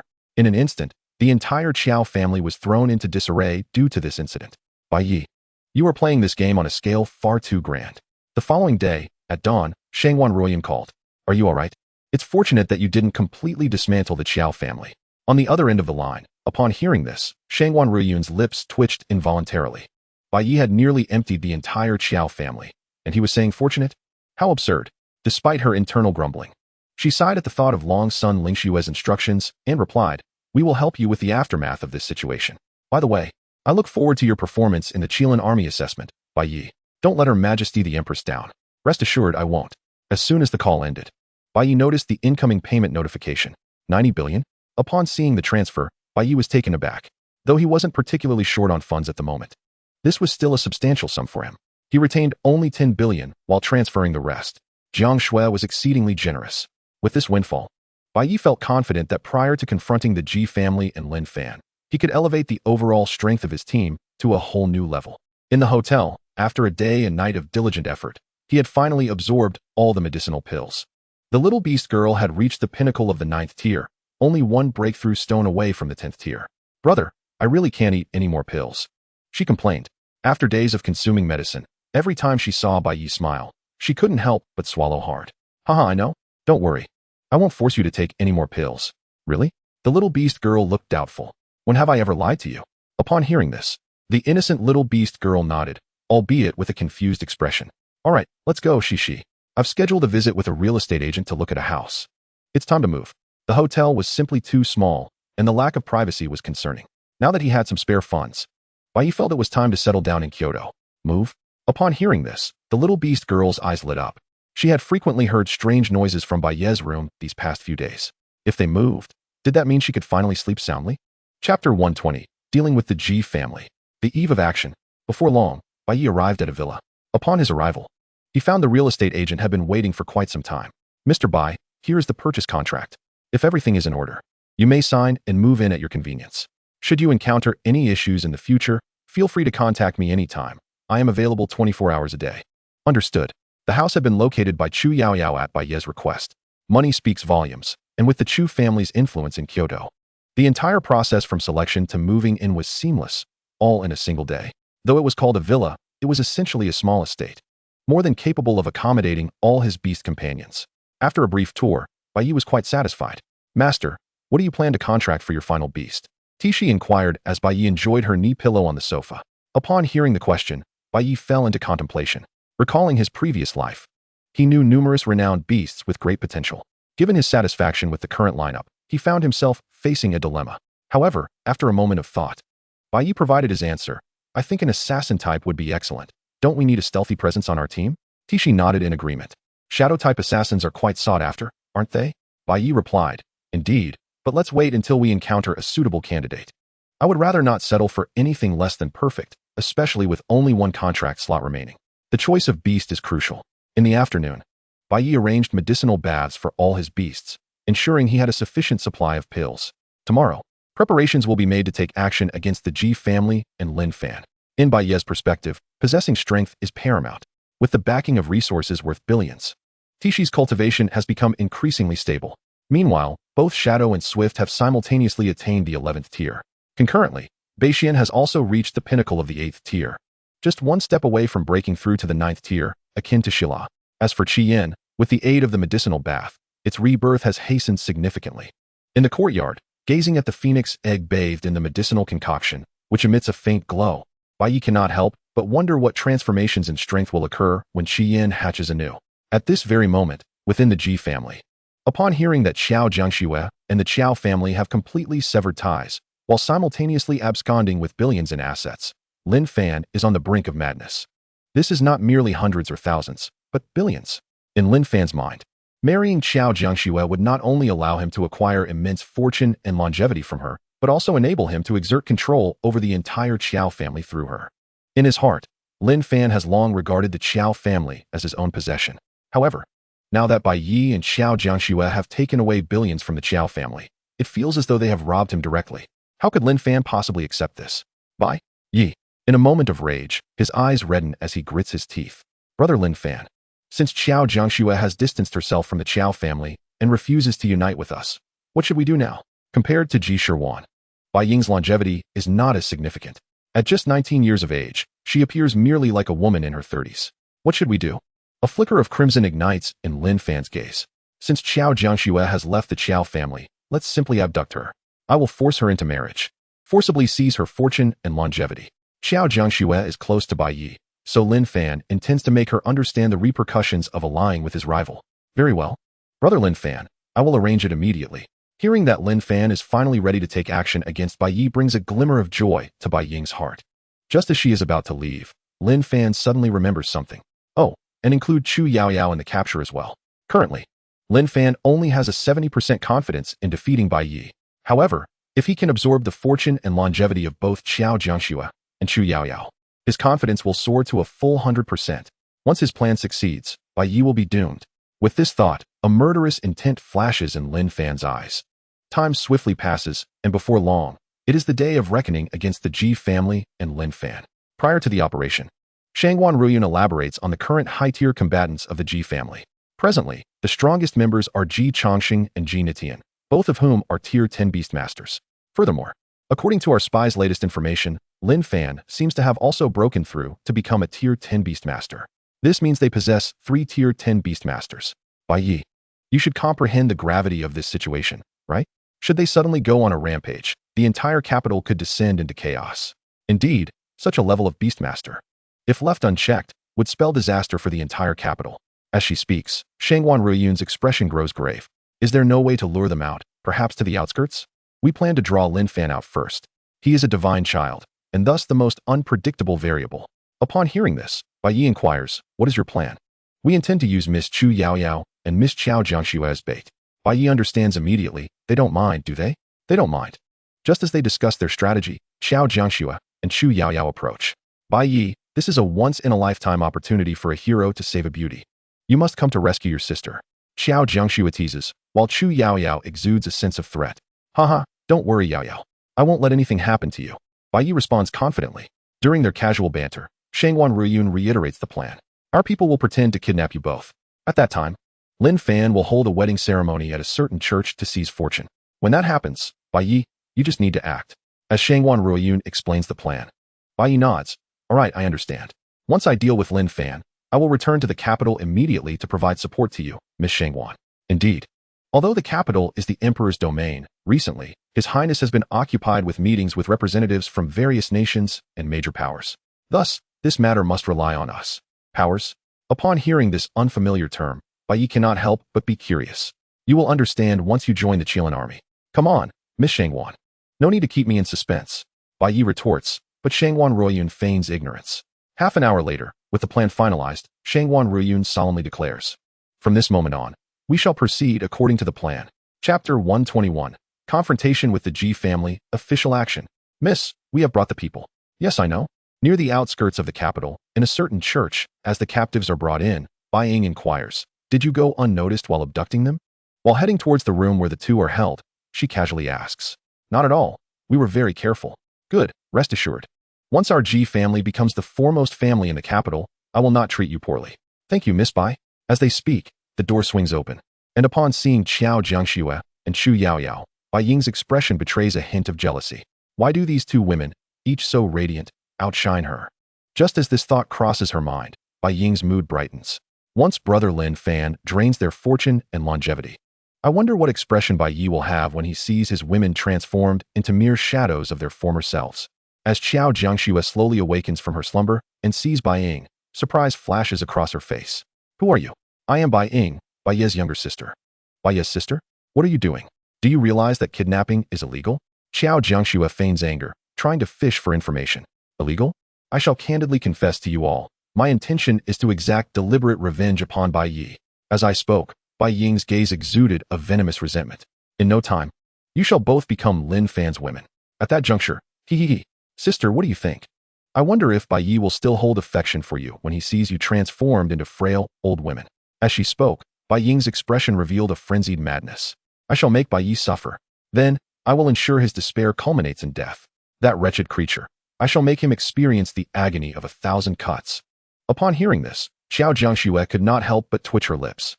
Goodness, how much hatred does she harbor for Bai Ye? At this very moment, in the Ji family. Upon learning that Bai Ying had abducted someone to a chapel in the outskirts, the smile on Lin Fan's face gradually faded. He had explicitly instructed that the person be brought before him. What is that foolish woman doing? Does she not realize the potential for unforeseen consequences? Could it be that Bai Ying is a traitor to the organization? Just as Lin Fan was pondering this, the messenger seemed to perceive his concerns and proactively explained. "Perhaps the young lady believes that since we are in the capital, bringing the person back so overtly would be too conspicuous, making it easy for the authorities to discover." Upon hearing this, Lin Fan considered the reasoning and his expression softened slightly. "Very well, prepare the vehicle. We shall head to Bai Ying's location and ensure Bai Ying has everything ready. The moment I arrive, the ceremony must commence immediately." "Understood, sir. I will call the young lady right away." Shortly thereafter, as he boarded the car heading towards the chapel, Lin Fan was beset by an ominous premonition. Yet, he could not articulate the source of this unsettling feeling. Meanwhile, not long after Lin Fan departed, the vicinity surrounding the Ji family was already cordoned off. In a swift and relentless manner, Shangguan Ryun led her entourage to encircle the entire Ji residence. The Ji family defies the law and colludes with heretics. They must be punished. Her voice, amplified by spiritual energy, resonated throughout the estate. At that moment, within the manor, Ji Shirwan was taken aback. "Father, brother, what shall we do? The authorities are upon us." "Sister, you and Yin should escape through the secret passage first. We will handle things here." Observing his sister's pale visage, Ji Nixiang felt a pang of anguish. "But you all..." Before Ji Shirwan could finish her sentence, their father, Ji Chongqing, interrupted her. "We are fine. There may be a misunderstanding here. Listen to your brother. You and Yin must leave first. We shall take care of this." No matter how incompetent Ji Shirwan might be, she would always remain Ji Chongqing's daughter, and he could not turn a blind eye. "Then, father, I shall take Yin and leave now." With the conversation reaching such a crucial point, and anticipating an impending conflict, Ji Shirwan dared not linger further. Her concern for her survival outweighed her desire to die alongside her family. Shortly after Ji Shirwan departed with Bai Yan, as Shangguan Ryun entered the room, Ji Chongqing feigned ignorance and inquired, "Deputy Officer Shangguan, might I ask what crime the Ji family has committed to warrant such a grand display? Colluding with the abyss, consorting with the divine sun, kidnapping, coercing women against their will, and practicing dark arts. For these transgressions, even annihilating your Ji family would not suffice as retribution." As Shangguan Ryun's words fell, Ji Chongqing's countenance darkened. By her implication, it seemed they were resolute in destroying the Ji family. In that moment, Ji Chongqing's prowess as a 10th-tier beast master was unmistakable. With a cold snort, Shangguan Ryun was equally unyielding. The air crackled as both parties prepared for battle. Simultaneously, upon arriving at the chapel, just as Lin Fan stepped out of the vehicle, Bai Ying approached him. "Brother Lin Fan, you have finally arrived. How has the ceremony's preparation progressed?" Lin Fan casually inquired. "Rest assured, Brother Lin Fan," Bai Ying replied with a smile, "I have meticulously arranged everything you instructed. There will be no mishaps." Hearing this, Lin Fan nodded in approval. "Excellent. Once I absorb the fortunes of Qiao Jiangxue and Chu Yaoyao, my strength will undoubtedly reach new heights. As he embraced Bai Ye and made their way into the chapel, he envisioned the ceremony unfolding seamlessly. Lin Fan remarked, "Once this ceremony concludes, I will restore your original appearance, Ying. No, you shall be even younger and more beautiful than before." Really? Bai Ying's eyes sparkled. Of course it's true. When have I, Lin Fan, ever deceived anyone? In his heart, Lin Fan silently added, "However, if the ceremony does not proceed smoothly, you must not blame me, Ying." Upon entering the grand hall, they beheld walls and floors adorned with intricate runes forming a mystical array. The entire ambience was steeped in an eerie atmosphere, exuding an unsettling aura. Ying, do you think Qiao Jiangxue and Chu Yaoyao offered no resistance? Indeed, I told them that as long as they followed Brother Lin Fan, they would remain eternally youthful and immortal. Under my coercion and enticement, they consented. Bai Ye spoke with a sense of pride. Well done, Ying. Seeing that Bai Ye had not botched the arrangements, Lin Fan's mood improved significantly. At that very moment, in the dressing room, Qiao Jiangxue and Chu Yaoyao had already donned their wedding gowns. What do you think, brother? Isn't this dress beautiful? Qiao Jiangxue teased, twirling gracefully. Indeed, very beautiful. Whoever marries a wealthy lady like you will enjoy a life of luxury. Upon hearing this, Qiao Jiangxue beamed with delight. Enough of this flirtation. You sound like a lovesick fool. Oh, Yaoyao, you're getting carried away. Hiding under the covers every day for self-reward?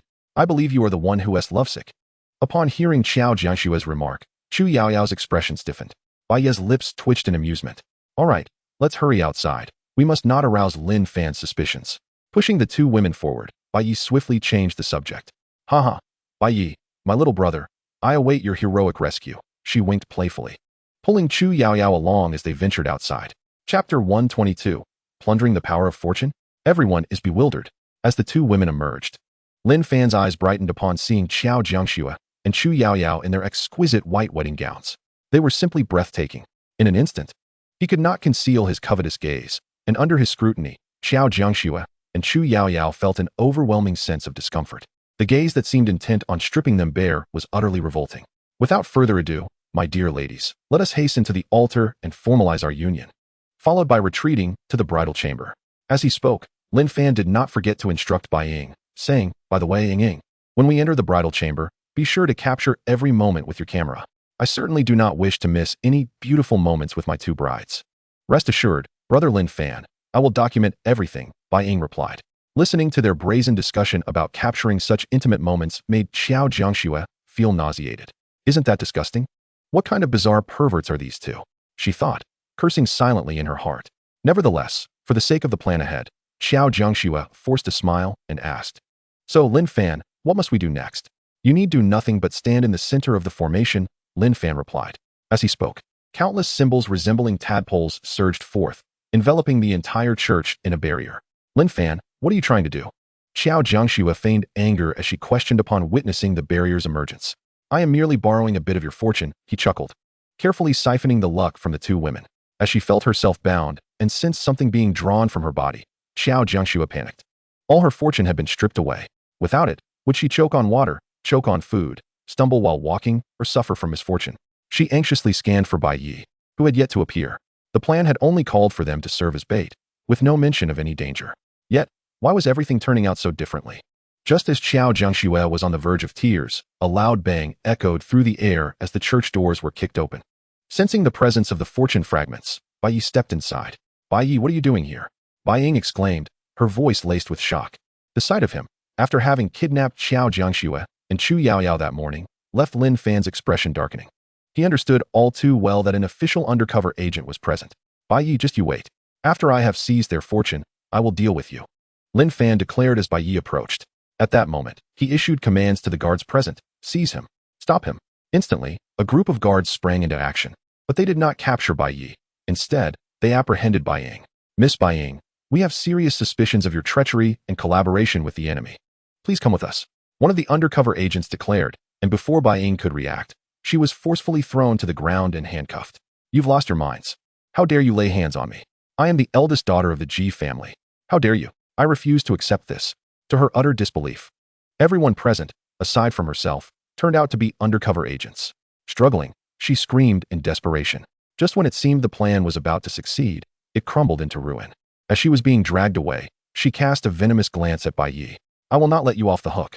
Bai Ye, mark my words. With Bai Ye swiftly taken away, Lin Fan's expression darkened like the bottom of a pot. Mr. Lin Fan, you are surrounded. Surrender now. The agents warned, their vigilance evident. After all, he was the son of destiny, and no one knew if he had hidden cards up his sleeve. Surrender? Just you think you can make me? Lin Fan scoffed derisively. Moments ago, he had stripped the two women of their fortune, and now he merely needed to assimilate it into himself, leading to a qualitative change in his power. As the fortune transformed into a golden orb and flew into his palm, Lin Fan's gaze turned icy. In his eyes, Bai Ye and the others were as good as dead. However, as he looked at the fortune in his hand, Bai Ye wore an odd expression. For a reason unbeknownst to him, he had just received a familiar notification sound in his mind. Notification, fortune detected. Would you like to bind it? Bind. Without hesitation, he silently commanded in his heart. Instantly, the fortune that Lin Fan was on the verge of claiming surged toward Bai Ye instead. This fortune merged into Bai Ye's body. And witnessing this scene, the atmosphere shifted dramatically. Not only Lin Fan was struck dumb, but Xiao Jiangxue and Chu Yaoyao were also taken aback. This isn't right. How did their fortune end up with Bai Ye? They wondered. What was initially intended as a mere bait operation had turned into a trap laid by Bai Ye. This was beyond comprehension. Just as Xiao Jiangxue mentally berated the situation, Lin Fan's eyes turned red with fury, glaring at Bai Ye as his teeth ground together. He felt an overwhelming urge to spit blood. All his efforts had been in vain, transforming into Bai Ye's wedding attire. Consumed by rage, Lin Fan descended into madness. Die! Bai Ye, I want you dead! He roared, summoning forth his beasts. The first to appear was a creature with green skin, reminiscent of a hybrid between a troll and a goblin, a deep abyss goblin. The second was an ice-tusked mammoth, towering at 4 to 5 meters, covered in long fur. The third was an abyss demon, characterized by sharp fangs and claws, slightly hunched in stature. The fourth was a behemoth. The fifth summoned beast was the most striking of all, a 3-headed dragon. It was evident that this dragon was a fusion of 3 beasts, forming a trinity. And it stood as the mightiest among Lin Fan's summoned creatures, boasting a formidable rank of 15. As the 5 beasts materialized, a powerful aura swept through the scene, and the once magnificent church was instantly reduced to ruins.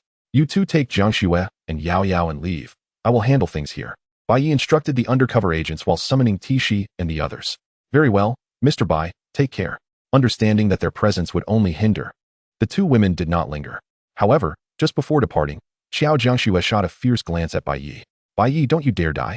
I expect you to explain to me about my fortune. With that, Bai Ye provided cover for their retreat. Lin Fan's lips curled slightly, a hint of mockery crossing his face. Bai Ye, we are both progenies. Even if we stand on the same tier, our strengths are hardly distinguishable. Not to mention, your cultivation is inferior to mine. Surely, you do not believe you can truly thwart me? His brows bore a palpable disdain as he continued. However, your arrival is rather fortuitous. Today, I shall impart a lesson in humility. The fragments of fate within you shall be graciously accepted by me. Chapter 123, The Judgment of Holy Light. A fatal strike. This time, the adversary was a progeny. Confronted with Lin Fan, Tishi sensed the power of fate pulsating within him and her gaze sharpened. Forget the details. Jifeng, you handle the behemoth. Leave the abyssal goblin and the icefang mammoth to me. Under the nurturing of medicinal pills and baths, the Shadow's strength had surged to the early stages of the 11th rank, merely a step away from a significant breakthrough. Facing 2 opponents, it was more than capable of holding its ground. With a resounding roar, the infernal fire dragon clashed head-on with the behemoth, causing the very ground to tremble beneath their might. CC, leave the 3-headed dragon to me. You and Beishian deal with the abyssal demons. Understood. With targets assigned, the battle was poised to erupt. Beishian, you hold the line. Me? Hold the line? The ice-armored dragon turtle was taken aback by the small beast girl's words. Could it, at the pinnacle of the 8th rank, withstand the onslaught of a 12th rank abyssal demon? Even as a tank, it was a formidable task. However, seeing the girl's unwavering confidence, it steeled itself and acquiesced. All right, I shall endure. The offense is yours. Activating its defensive shield, the ice-armored dragon turtle began to taunt the abyssal demon. Little demon, what skill is there in bullying a mere girl? If you possess any courage, come and strike your grandpa turtle. With a derisive glare and an arrogant demeanor, it fully indulged in its taunts. As it noticed the abyssal demon's attention drawn towards it, it ramped up the mockery. What's this? Little demon, why don't you come at me? Afraid you might cause more than just a scratch? Haha, truly, you are but an ant in the abyss, the lowest of the low. Upon hearing these words, the abyssal demon could no longer contain itself. It swiftly redirected its aggression towards the ice-armored dragon turtle. You little turtle, Wait for me. Today, your demon lord shall behead you. Haha, little demon, I await your arrival. Can't you muster some strength? Even my defenses are beyond your reach. While it appeared to be merely exchanging banter, the ice-armored dragon turtle felt a twinge of anxiety. The fury of its opponent was overwhelming. Surely, its head would not truly be severed? Meanwhile, a resounding roar echoed as the common beast stomped the ground, raising a formidable earthen wall that divided the battlefield. Clearly, it had noticed Jifeng's ability to fly and wished to prevent any reinforcements. Jifeng, undeterred, activated its wrath of flame and unleashed its dragon claw, engaging the common beast once more in a direct confrontation, exemplifying the beauty of violence. In the distance, rather than retreating, Xiao Jiangxue observed the battlefield with growing concern. After all, this was a progeny. Was Bai Ye truly Lin Fan's match? In response to Xiao Jiangxue's worry, Chu Yaoyao merely cast a glance her way. Do not fret, we are all progenies in our own right. Bai Ye also possesses fragments of fate. Defeat is not a certainty. Upon hearing this, Xiao Jiangxue instinctively nodded, finding some solace. However, as she noticed Chu Yaoyao's unwavering gaze upon her, an awkwardness washed over her. Yaoyao, why do you keep staring at me? Are you envious of my age? Not at all. Chu Yaoyao's expression grew serious, her eyes seeming to pierce through everything. I was contemplating your concern for him. You wouldn't have developed feelings for this scoundrel, would you? I haven't. I'm not. That's impossible. As she hastily denied it, Xiao Jiangxue added, I was merely considering that our fate still resides with Bai Ye. If Bai Ye falls, our fortune will surely fall into Lin Fan's hands. With that, a mischievous grin spread across Xiao Jiangxue's face. Yaoyao, you wouldn't want to fall into the grasp of that pervert Lin Fan, would you? Heh. You are clearly being disingenuous. Chu Yaoyao retorted, her voice teasing as she lunged at her. In an instant, Xiao Jiangxue found her head enveloped in a soft embrace. Stop. Stop. I can't breathe. At that moment, amidst the playful scuffle between the two girls on the battlefield, with Bai Xian drawing fire, the small beast girl finally completed her skill incantation. Her platinum eyes sparkled like precious gems as she raised her delicate hand. As her spiritual energy coalesced and compressed, it transformed into a golden longsword. Holy light judgment. With the skill unleashed, the longsword surged towards the abyssal demon. Being an ultimate move of a light-type beast, combined with its inherent advantage over shadow-type foes, it relentlessly assaulted the cowering abyssal demon. Suddenly, it felt a chilling dread. Instinctively glancing back, it saw the sword trailing a radiant glow, its pupils dilating in panic. It was already locked onto its fate. When it attempted to flee, it was far too late. The arrow-like blade pierced through it. Fool.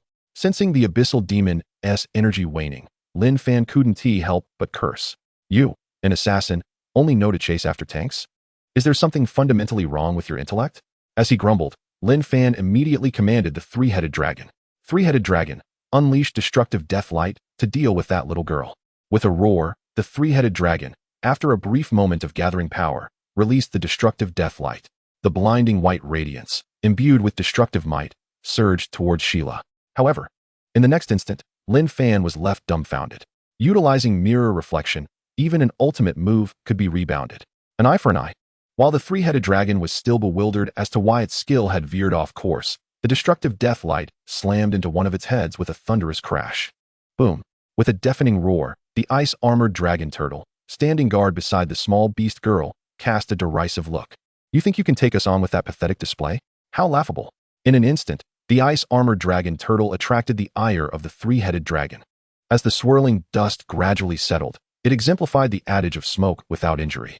All three heads of the dragon turned their gaze towards the ice-armored dragon turtle, incredulous that such a diminutive creature would dare to provoke a dragon. Who could endure such insolence? Not far away, upon witnessing the little beast girl rebound and attack, the official undercover agents were left speechless. Although they had heard from colleagues that the little beast girl under Bai Ye possessed a unique mechanism for a rebounding skill, hearing it was one thing. Witnessing it firsthand was a completely different level of astonishment. Observing the adorable little girl, one could hardly believe she was so formidable. Xiao Jiangxue couldn't help but exclaim in admiration. Of course, she mused, one should consider who was responsible for their care and nurturing. With her arms crossed, Chu Yaoyao readily took the opportunity to claim credit. Huh, it's a bit excessive for you to say that, Yaoyao. I also played a part in the nurturing. You know? She pinched her best friend's cheek playfully, her face beaming with a smile. Come now, Yaoyao. You can't take all the credit while I bear all the hardships, can you? In response, Chu Yaoyao merely shot a glance at this silly girl. Then, with a light sigh, she uttered a single word, roll. In an instant, The smile on Xiao Jiangshue's face began to wane. Chapter 124, Ultimate Healing. Full Health Resurrection. At this moment, from a distance, Bai Ye observed that the Abyss Demon had been dealt with. He activated his innate ability to siphon its blood energy.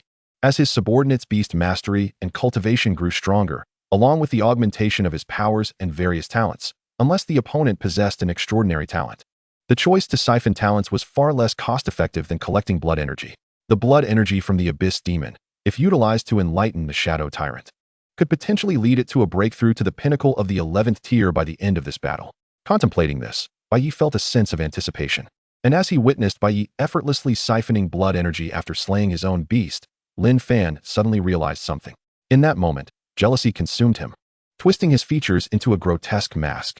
Despite both being demigods, why did Bai Ye grow stronger by killing his beasts while he had to go through so much trouble to siphon luck and blood energy? Bai Ye, gritting his teeth, Lin Fan's eyes turned crimson. Upon realizing Bai Ye's capabilities as a demigod, his murderous intent intensified. Naturally, Bai Ye noticed the change in Lin Fan's expression and smiled, relishing the sight of his rival's vexation, utterly helpless against him. Meanwhile, on the battlefield, the clash between the Gale and the Chimera had reached a fever pitch. Gale's dragon wing was torn asunder, with numerous scales shedding, revealing bruised, crimson flesh beneath. The Chimera fared no better, its flesh being ripped apart in large chunks, exposing bones and internal organs in some places. Both sides were grievously wounded, their conditions perilously close to the brink. Observing that the Chimera had the upper hand, Lin Fan couldn't help but laugh. Haha, the Chimera has trapped the Inferno Dragon in the dungeon. I will show Bai Ye how his most prized beast meets its demise. As he guffawed, Lin Fan cast a mocking glance at Bai Ye. However, to his surprise, Bai Ye was also smiling. Yet, the moment Bai Ye revealed his smile, an ominous premonition flickered in Lin Fan's heart. But soon, Bai Ye's next command validated that sense of foreboding. CC, use ultimate healing on Gale. As soon as the words left his mouth, without hesitation, the little beast girl sprang into action. A sphere of green light, representing life, coalesced in her palm. As this luminescence grew ever more intense, her complexion visibly paled at an alarming rate. Go. At her command, the glowing orb swiftly surged into the Inferno Dragon's body. Come back, Cece. You've done remarkably well. Recognizing that the little beast girl had exhausted her combat capabilities, Bai Ye promptly called her back. On the battlefield, in stark contrast to Cece's weakness, Gale's fighting spirit surged with renewed vigor, bolstered by the overwhelming vitality. The severed dragon wing restored itself, and the lost scales reformed. This seemingly miraculous ability defied logic, restoring Gale to its peak state. What? Upon witnessing this scene, Lin Fan could hardly contain his astonishment, nearly biting his own tongue. This is outrageous. How can healing magic be so unfathomably powerful? The very place that had been a hunting ground for Gale was now transformed into a prison for the Chimera. Once again igniting the flames of rage, it was now truly the second round between it and the Chimera. Not far away, Lin Fan was taken aback to discover that Bai Ye had concealed such a trump card. The tide of battle had shifted instantaneously. Even the usually impassive Chu Yaoyao now displayed a hint of surprise. What kind of auxiliary skill was that? Why had she never encountered it before? Blinking in disbelief, a bold idea suddenly sparked in Chu Yaoyao's mind. If this skill could be taught and replicated, allowing other beasts to master it as well, then the entire Dragon Kingdom would experience a meteoric advancement in beast healing technology, leading to a qualitative transformation. Wow, Yaoyao, did you see that? This healing ability is astounding. In her excitement, Xiao Jiangxue tightly embraced Chu Yaoyao, exclaiming in awe. Her speech was punctuated with exclamations of disbelief. The excitement was not limited to the two girls. In their shared gaze, the group of undercover agents could see the waves of astonishment reflected in their colleagues' eyes. In an era where beast casualties were alarmingly high, everyone understood the implications of mastering such a skill. A report must be filed. This could very well be a third-class merit, unaware of the collective thoughts swirling among them. After enduring over 10 minutes of fierce skirmishing, as the Inferno Dragon resolved the Chimera, Bai Ye's talent activated once more. In an instant, the lifeless body of the Chimera rapidly shriveled. Before long, it had transformed into a desiccated corpse. Another beast slain, and the situation on the battlefield shifted to a 4 against 3. I will not lose. I refuse to lose. Gazing at the battlefield, Lin Fan clenched his fists tightly, his nails digging into his flesh. Yet, he remained oblivious to the pain. I possess great fortune. I cannot lose. In a frenzied roar, Lin Fan summoned all the luck he had amassed over recent days. The intent was to infuse all this fortuitous power into the formidable body of the three-headed dragon. Instantly, Under the enhancement of this fortune, the dragon's cultivation soared to unprecedented heights. It astonishingly broke through during the skirmish, revealing its pinnacle strength at the 16th tier in all its glory. Each of its 3 heads could act independently, meaning Bai Ye was effectively contending with 3 separate beasts of the 16th tier simultaneously. Bai Ye, did you ever consider this? Not only do you possess trump cards, but I too have mine. You surely don't think your subordinates stand a chance against my 3-headed dragon, do you? As he taunted, Lin Fan summoned back the Abyss Goblin and the Icefang Mammoth. The battle would now be dominated by his 3-headed dragon. Dog brother, you're not doing so hot either. You haven't managed to take down a single enemy yet. Teasingly, Tishi could not help but mock Shadow, who was simultaneously facing the 3-headed dragon. Sis, it's easy for you to say while standing there. It's not simple for me to deal with 2 beasts. Though feeling slightly embarrassed, Shadow would never admit it. While it could not overcome the enemy could not overcome it either. Having engaged 2 of the opposing beasts, it felt it had contributed to the team, didn't it? Just as the fox and the dog exchanged barbs, a resounding roar erupted from the 3-headed dragon, and 3 beams of destructive light surged towards Tishi and her companions. Witnessing this, their expressions shifted dramatically as the beasts hastily took refuge behind the ice-armored dragon turtle. In that fleeting moment, as they braced for impact, the ice-armored dragon turtle raised its defenses, retracting into its shell. Chapter 125, The Enchantment of Fire. Tishi's special attack. The aurora surged forth, obliterating everything in its path. At a visibly alarming pace, the protective shield became riddled with spiderweb-like cracks, indicating that the ice-armored dragon turtle had reached its limit. Everyone, I can't hold on much longer. North Xian, struggling to withstand the onslaught of the aurora, could not help but voice his concern. Come on, hold it together. Shadow, feeling the terrifying power contained within the aurora, gritted its teeth and stepped forward to assist. With a mental command, it activated its defense, working alongside North Xian to share the burden. Just then, a resounding crack echoed as the shield shattered. Fortunately, with Shadow's assistance on one side, the dual-layered shields held firm. Thanks to their vast reserves of spiritual power, the 3 beams of destructive light were withstood through Shadow's efforts. Damn, bro, you're so strong, yet I'm the one taking the brunt of it? North Xian was left speechless at Shadow's performance. Quit whining. You're the tank. If you don't take the front, who will? Shadow rolled its eyes in retort. But aren't you a wolf? Why do you seem so cowardly? Try cursing me again, little turtle. As a quarrel between the wolf and turtle threatened to escalate, Tishi interjected, lightly tapping both Shadow's wolf head and North Xian's shell. Enough already. Let's focus on how to deal with this foe. Shadow, reveling in the tension, chuckled. Oh, the mother fox is getting angry. With a swift strike, Tishi silenced Shadow. No more chatter. At this, Shadow complied, recognizing that Tishi was no longer the same mother fox it had once known. Shadow, Gale, cover Tishi. Tishi, go for Lin Fan. Eliminate him without hesitation.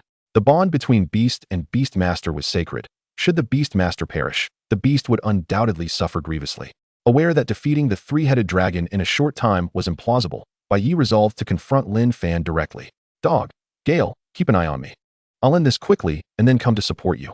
With that, Tishi sprang forth, agile as a rabbit, deftly evading the dragon's claws and tail while making a beeline for Lin Fan. Even if he were a divine child, to Tishi, he was merely a slightly stronger commoner. If she struck him with her skill, he would surely meet his demise. However, Lin Fan anticipated such a scenario, a smile playing on his lips. Though the Abyss Goblin and Icefang Mammoth lacked the strength to participate in the battle, safeguarding him amidst the chaos was a simple endeavor. Roar. Female. Upon spotting Tishi, the Abyss Goblin drooled, extending a hand to seize her. Towering at 4 to 5 meters, the Abyss Goblin resembled a small giant, dwarfing Tishi, who appeared minuscule in comparison. To the onlookers, the Abyss Goblin seemed clearly the superior. Yet, just as its massive hand was about to grasp Tishi, her brow furrowed. Get lost. Her mental and spiritual energy intertwined, manifesting as an invisible shockwave. This caused the Abyss Goblin to stumble back several steps. While Tishi's attack was not lethal, it provoked the goblin's wrath. Roar. Female. You're courting death. Clenching its fist, it bellowed, charging ferociously at Tishi. However, before its attack could land, a sly smile crept across Tishi's lips, one of mockery. How could such a trifling creature shake the very tree? From his vantage point, Lin Fan noticed the smile on Tishi's face and felt a sense of foreboding. Icefang Mammoth, assist the Abyss Goblin. But it was too late. Tishi was the bane of beasts like the Abyss Goblin, whose physical prowess belied a fragile mental constitution. With her soul-targeting skill, she unleashed a devastating assault. The moment she completed her incantation, a super energy beam struck the abyss goblin with undeniable ferocity. In an instant, the formidable beast collapsed. Witnessing this, the Icefang mammoth, poised to charge forward, froze in disbelief. What is going on? Why is the tide turning against us? As the Icefang mammoth hesitated between attacking or retreating, Tishi seized the moment, making the decision for it. With a flicker of her thoughts, she drew upon her spiritual energy and parted her alluring red lips. Instantly, the enchantment of fire cascaded forth. The pink flames of allure inflicted torment solely upon the soul. In that moment, the Icefang mammoth writhed in agony, unable to suppress its pained bellow. Yet, just as it braced itself to endure the pain and charge at Tishi, unexpectedly, aside from her extraordinary powers and the element of fire, Tishi also wielded the attribute of ice. Just as the enchantment flames enveloped the ice-toothed mammoth, in the next moment, a frost beam was unleashed. Its exterior was frigid and piercing, while within, a torrent of flames raged. In this realm of duality between ice and fire, the ice-toothed mammoth felt as though it was on the brink of being driven to madness. What sort of torment was this for a beastmaster? It decided to withdraw from the battle. Turning away, the ice-toothed mammoth chose to flee. As it dashed towards Lin Fan, the smile on his face gradually solidified, soon giving way to sheer terror. Stop, ice-toothed mammoth, halt this instant. Moo. It seemed to have heard its beastmaster's voice, yet only hesitated momentarily. Then, with a single step, it crushed Lin Fan into a pulpy mass before he could summon it back into the beast space, marking him as the first beastmaster in history to perish at the hands of his own creature. One can only imagine that Lin Fan died with eyes wide open, unable to find peace in his final moments. As the ice-toothed mammoth fled, a twitch at the corner of Bai Ye's mouth betrayed his amusement as he glanced at the three-headed dragon. Being a trinity, the backlash from the contract that afflicted the three-headed dragon was far more severe than that of other beasts. Now, its aura had diminished significantly, having plummeted to only the 13th tier of cultivation, a drop of 3 whole realms. Even with the blessing of fortune, it could no longer exert the overwhelming dominance it had just displayed over Bai Ye's myriad beasts. Little lizard, I didn't expect you to become so weak. Observing the decline in its opponent's power, the shadow eagerly leaped forth to deliver a taunting face. At that moment, the three-headed dragon was thoroughly incensed. It was entirely captivated by the shadow. While a team battle could be lost, this contemptible wolf must meet its demise. Opening its massive jaws, it unleashed a torrent of flames. Is this all you've got? As the dragon's fury erupted, the shadow danced with delight, but this only brought distress to Bai Ye. Raising a shield, it braced itself at the forefront of the team, lamenting its plight. How absurd. You're the one doing all the taunting, yet I bear the brunt of the damage? I may not be human, but you truly are a dog. Chapter 126, Enlightenment. The ice-armored dragon tortoise transforms. Enough chatter. Let us vanquish this creature. At this moment, seeing that the shadow and Bai Ye were still bickering, a roar erupted from the swift wind. Not wishing to engage in further banter with Bai Ye, the shadow immediately followed suit. As the leader of Bai Ye's beast team, albeit self-proclaimed, the shadow was determined not to be overshadowed by its subordinate. Thus, capturing the three-headed dragon became a necessity. Faced with the combined assault from Tishi, the shadow, and swift wind, the three-headed dragon, already weakened by the contract's backlash, could no longer reserve its strength as it had previously. It found itself at a disadvantage, cornered into a desperate plight. Its 3 heads swayed unsteadily, each pair of vertical pupils radiating evident malice, the kind of gaze one reserves for a final stand. Aware of its impending doom, it fixated on Bai Ye. Clearly, the three-headed dragon realized that the only way to escape its dire circumstances was to emulate Tishi and eliminate Bai Ye, another beastmaster. Only then could its predicament be vanquished. Roar. With this thought, accompanied by a ferocious roar, it disregarded the onslaught from the fox, dragon, and wolf. Charging straight at Bai Ye. Master, be careful. My lord is in danger. Bai Ye, protect him. They nearly spoke in unison, as their spirit energy surged forth. Various skills and ultimate moves were unleashed upon the three-headed dragon in an attempt to intercept it. However, despite the visible skeletal structure, the three-headed dragon remained undeterred. It was resolute in its desire for Bai Ye's death. The murderous intent in its gaze intensified, nearly suffocating those who faced it. Just as the three-headed dragon was about to reach Bai Ye, the ice-armored dragon tortoise stepped forth. Sacrificing the little spirit energy it had left along with a portion of its lifespan, it activated its defensive stance, shielding Bai Ye behind it. The impact of the azure shield colliding with the colossal dragon resulted in a resounding thud. The three-headed dragon's assault was abruptly halted. Previously, it would have been impossible for the ice-armored dragon tortoise to withstand the three-headed dragon alone. However, now, with the dragon's strength significantly diminished, The pressure felt by the tortoise was far less daunting. Is this it? It had evidently learned from the shadow. As it managed to halt the three-headed dragon's advance, Bai Ye cast a derisive look at it, a clear provocation. With the dragon merely a step away from slaying Bai Ye, it was thwarted by a once timid little tortoise. How could the three-headed dragon not be enraged? You little turtle, are you seeking death?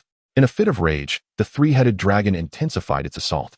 Yet, no matter how ferociously it attacked, Bai Ye stood unwavering. A little turtle? Huh, what an insult to me. You should know, little lizard, that I am destined to become a xuanwu. Observing that the opponent was unable to break through, Bai Ye felt a swell of pride. It may not have been strong offensively, but its shield was remarkably thick. At that moment, all three of the three-headed dragon's heads acted as a broadcasting device, frantically targeting Bai Ye with their wrath. With the dragon's fury now diverted towards Bai Ye, the shadow seized the opportunity to unleash its shadow fang, severing one of the dragon's wings. Howl, I'm here to assist you, buddy. In its roar, this strike severely injured the already weakened three-headed dragon. Ouch, you foolish dog. Once I deal with your master, I'll take care of you. It howled in agony. At the same time, facing the shield upheld by Bai Ye, the three-headed dragon, fueled by the burning of its life force, mounted an even more ferocious attack. As cracks began to form in the shield, the previously jovial Bai Ye could no longer smile. Its spirit energy had been depleted, and all skills relied on the burning of its lifespan. Although tortoises typically had long lifespans, even that could not withstand such extravagance. In a moment of urgency, it cried out, "No, you three. Pull yourselves together and finish it off quickly. My shield is about to break. Little turtle, just hold on a bit longer. It's on the verge of collapse." As soon as Bai Ye's words fell, Tishi immediately spoke up. "Yes, we will take it down right away. Just hold on." Echoing her sentiment, Shadow tore off a piece of flesh from the three-headed dragon and devoured it. Yet, despite the fact that the three-headed dragon had reached its limit, it showed no signs of dying. Bai Ye felt an overwhelming urge to spit blood. The damage was almost there, yet it refused to perish. Do you think this is just a simple hack? Boom. Just as Bai Ye was internally venting his frustrations, a sound echoed, akin to shattering glass, as the barrier fractured. In an instant, Bai Ye's face turned a shade of green. No way. Could it really be about to burn its lifespan to assist Bai Ye in withstanding the damage?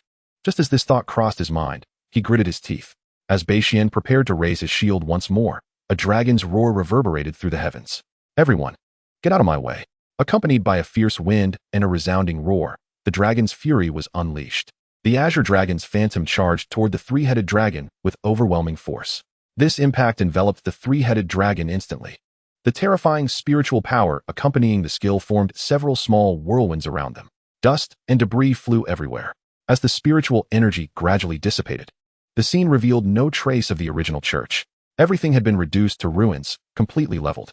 At this moment, in the distance, the official undercover agents, along with Xiao Jiangxue and Chu Yaoyao, stood in stunned silence.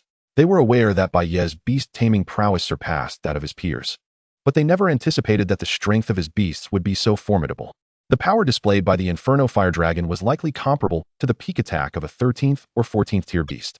Furthermore, this was merely the first phase. The Inferno Fire Dragon had yet to unleash its wrath of flames and enter its second form. Otherwise, its might be even more terrifying. Gazing at Bai Ye, who had reclaimed the pieces of fate and activated his innate talent to siphon the blood energy from the three-headed dragon, the onlookers were left in a state of shock, unable to regain their composure. Even the usually expressionless Chu Yaoyao revealed a hint of emotion at this moment. In the center of the battlefield, oblivious to the thoughts of those around him, Bai Ye, after obtaining the fragments of fate, did not hasten to absorb them. Instead, he first utilized the siphoned blood energy to bestow a wave of enlightenment upon the ice-armored dragon tortoise. "You've done well, Bai Ye. Rest assured, as long as you follow me, I will never let you down." As Bai Ye spoke, the ice-armored dragon tortoise's cultivation became increasingly solid and stable, breaking through the shackles from the 8th to the 9th tier in no time.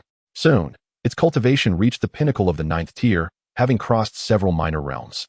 As it felt the surging power within, the ice-armored dragon tortoise couldn't help but display a glimmer of joy.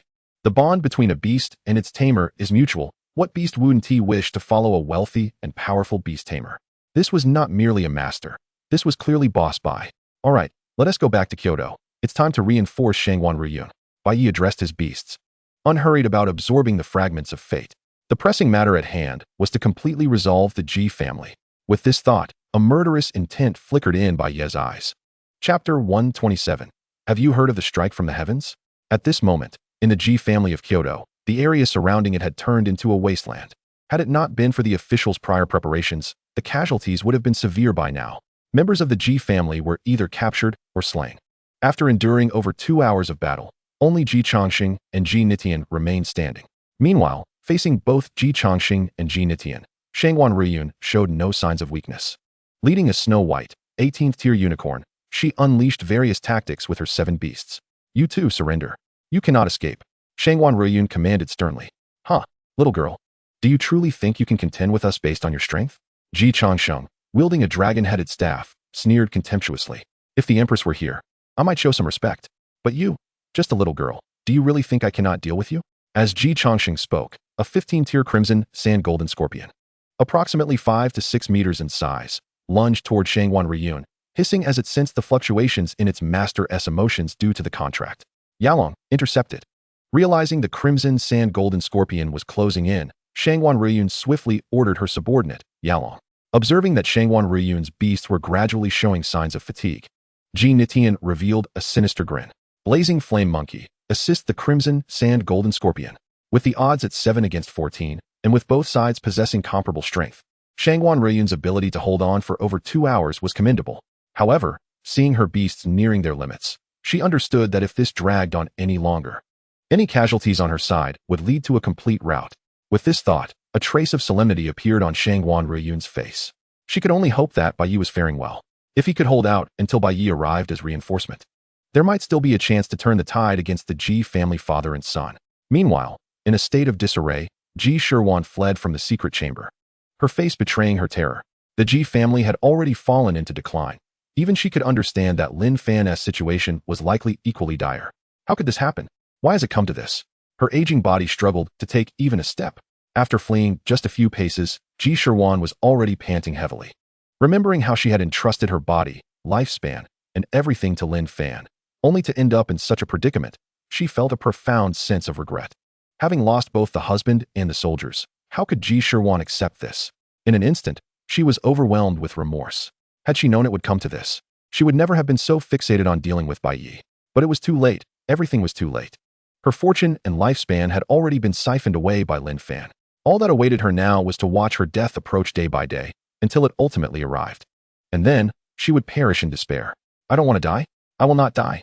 In a struggle, Ji Shirwan staggered across the road. Her expression twisted with rage, her gaze filled with malice, as if she were a vengeful spirit emerging from hell. Beep.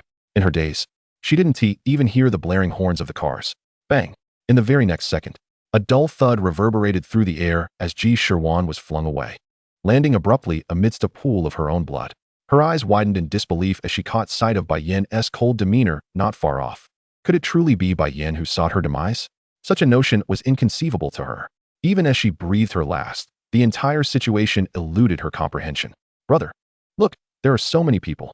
At that very moment, as Bai Ye led a multitude of beast tamers towards the Ji family, the scene of the accident, swarmed with onlookers, captured the attention of the little beast girl. It seemed the elderly man had not been paying attention and was thus struck by the vehicle. After a fleeting glance, Bai Ye shifted his tone. Come on, Cici, we have matters to attend to. Let us not linger here. Okay, brother, the little beast girl replied, her short legs following suit.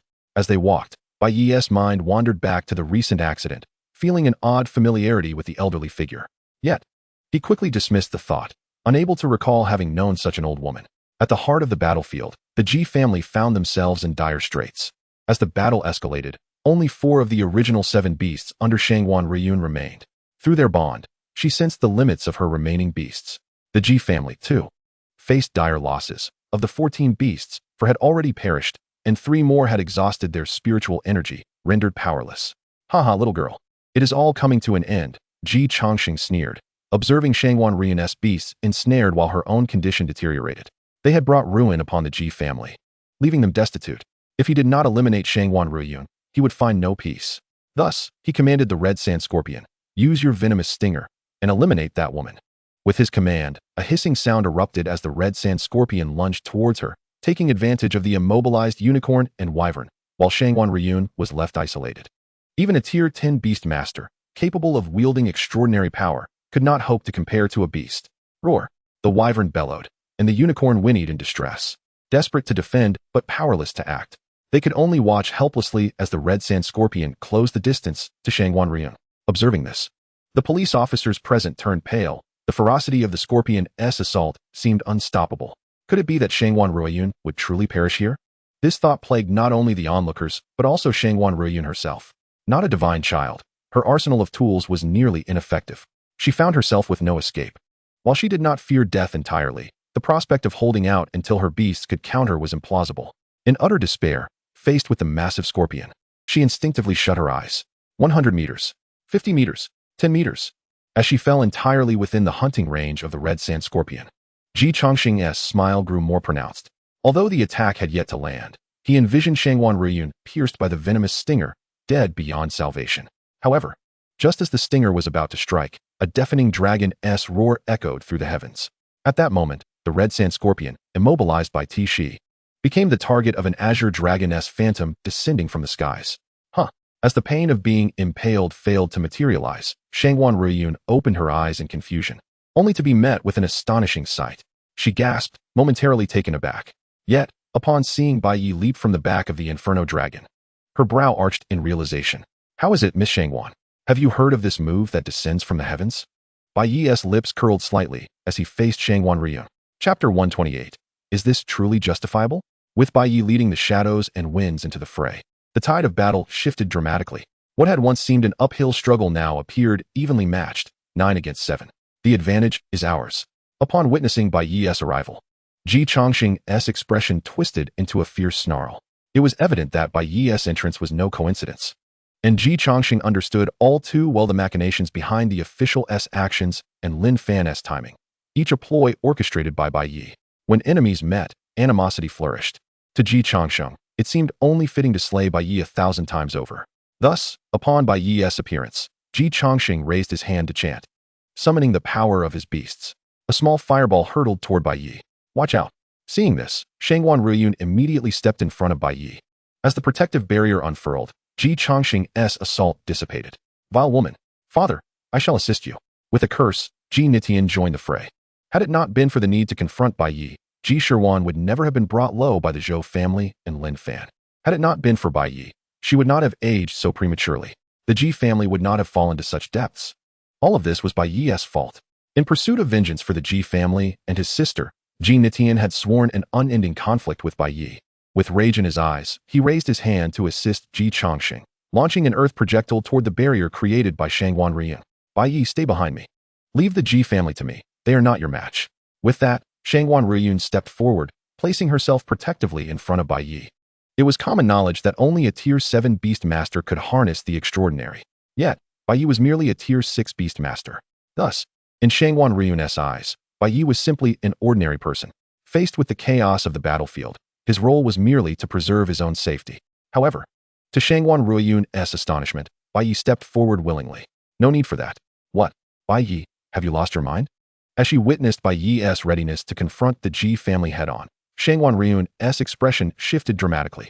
Upon witnessing the scene, none could have anticipated that Bai Ye would dare to step forward voluntarily. The Ji family, father and son, were taken aback. However, they quickly regained their composure, recognizing this as a splendid opportunity to deal with Bai Ye. Bai Ye, you shall meet your end. They roared in unison. As their spiritual energies surged forth, earth and fire intertwined, merging into a molten projectile that hurtled toward Bai Ye. At that moment, Bai Ye appeared frozen in shock, standing motionless. Su Guanyun's expression shifted dramatically. Yet, just as she prepared to employ her skills to deflect the impending attack, it was already too late. The lava bomb approached with alarming speed, and Bai Ye's sudden movement left her no time to react. The strike was imminent. On sight, the expressions of the official guards transformed in unison. With a thunderous explosion, Bai Ye's figure was enveloped in flames and smoke, obscuring the view of the epicenter of the blast. A collective sigh escaped the guards, undoubtedly. Faced with such a devastating assault, Bai Ye, being merely a mortal, had no means to defend himself. Haha, father, do you think this lad has gone completely daft? Sneered Ji Chongqing, leaning on his dragon-headed cane, a disdainful snort escaping his lips. In that very moment, Su Guanyun's heart sank. If Bai Ye were indeed dead, then why did his beasts still thrive, seemingly unaffected by the backlash of their bond? Just as Su Guanyun began to formulate a theory, a blade of wind sliced through the dust, targeting the Ji father and son. The sound of flesh tearing echoed as limbs fell to the ground. Staring blankly at the severed arm on the floor, Jean Nitian took a moment to comprehend. That was my arm. The searing pain contorted his features. Ah! His anguished cries pierced the air. You wretched beast, you're courting death. Ji Changsheng roared, infuriated by his son's plight. But just as he began to chant a spell, Bai Ye outpaced him. A series of sharp wind blades sliced through the air, and in an instant, both father and son lost their heads. A family should remain whole. Yet now they lay in disarray. As Bai Ye dispatched the Ji family, the myriad beasts summoned by them succumbed to the backlash of their contracts. Seizing this opportunity, the allied beasts swiftly annihilated the Ji family's remaining beasts. Silence descended. Only Bai Ye remained, skillfully siphoning the blood essence from the fallen. Bai Ye, you are a 6th-tier beastmaster, correct? Su Guanyin inquired, swallowing hard. Indeed, is there a problem? He replied. How did you summon the strength of your beasts to eliminate the Ji family so effortlessly? Well, if you all can command your beasts, then so can I. It seems quite reasonable, doesn't it? Bai Ye's nonchalance elicited a twitch at the corner of Su Guanyun's mouth. That is not what I meant. What are your capabilities compared to ours? Tell me, is this what you call reasonable? Is this even human? In an instant, Su Guanyun's gaze toward Bai Ye turned cold. She sensed his reluctance to provide a satisfactory explanation. Reluctantly, Bai Ye added, I suppose this is my divine right as a son of God. That should suffice. Wouldn't you agree? Very well, I shall report this matter to Her Majesty. She nodded, evidently accepting his reasoning. However, upon witnessing the Ji family's beasts transform into desiccated corpses, her attention shifted back to Bai Ye. I possess 4 fragments of fate within me, which grants me abilities beyond that of an ordinary son of God. Quite reasonable, wouldn't you think? Reasonable? Absolutely reasonable. Su Guanyun retorted sarcastically. As if ignoring her double entendre, Bai Ye continued, Miss Su, now that I have fulfilled my obligations, may I take my leave? Yes, I will relay the specifics to Her Majesty, she affirmed. Seemingly recalling something, she added, by the way, Bai Ye, following this selection for the Qilan army, we are likely to compete against beast masters from other nations. This will reflect on the prestige of our dragon nation, so do not disappoint Her Majesty. Rest assured. I shall not, Bai Ye replied. As he acknowledged the prospect of competing against foreign beast masters, his expression turned serious. He remembered that in his past life, such competitions often determined access to secret resources and mines. However, due to the rampant corruption among the prominent families within the Dragon Nation, alongside the covert sabotage from the Abyss, Stars, and Holy Light guilds, the nation had suffered repeated defeats. In his previous life, he could only watch helplessly as the Dragon Nation descended into decline. In this life, aside from seeking vengeance and striving for supremacy, Bai Ye harbored another ambition, to restore the Dragon Nation to its rightful place atop the world. With these thoughts swirling in his mind, he returned to the villa. As he retrieved the fragments of fate, he began to absorb them. Chapter 129, Fragment Fusion, Qilan Army Assessment. You assert that the ability Bai Ye gained as a son of God is to command the strength of beasts? At this moment, in Kyoto, as the matter concerning the Ji family concluded, upon hearing Su Guanyun's report, Changsun Lingxue furrowed her brows. Furthermore, it appears that Bai Ye can also siphon the blood essence of beasts to enhance his own strength. Su Guanyun elaborated on her observations during the operation. Changsun Lingxue nodded in acknowledgement. Understood. In the time to come, Officer Su, continue your surveillance. We have been suppressed by the West for far too long. It is time for a shift in the positions of the top 10 powers. Upon hearing this, Su Guanyun's expression turned serious. Your Highness, are you suggesting yes? I am prepared to fully initiate the God-making project. The unpredictability of human nature loomed large. Until she was entirely convinced of Bai Ye's unwavering loyalty to the Dragon Nation, Changsun Lingxue remained vigilant. After all, there were many who had suddenly gained power and become arrogant. Today they serve the nation, tomorrow they refuse to partake in a meal, and the day after, they abandon their homeland entirely. Changsun Lingxue's aim was to cultivate a guardian for the Dragon Nation, not to nurture someone who would upheave the entire realm. Within the villa, unaware of the plans of the officials and Changsun Lingxue, a day and night passed. As Bai Ye absorbed the 4th fragment of destiny, the 4 shards coalesced into a singular entity. Within the vast, ethereal sea of consciousness, the divine puzzle began to reveal faint glimpses of its former shape. Gazing upon the floating divine puzzle before him, Bai Ye could not help but ponder which deity had met their downfall in the past. Brother, the selection for the Qilan army is about to commence. We shall be late.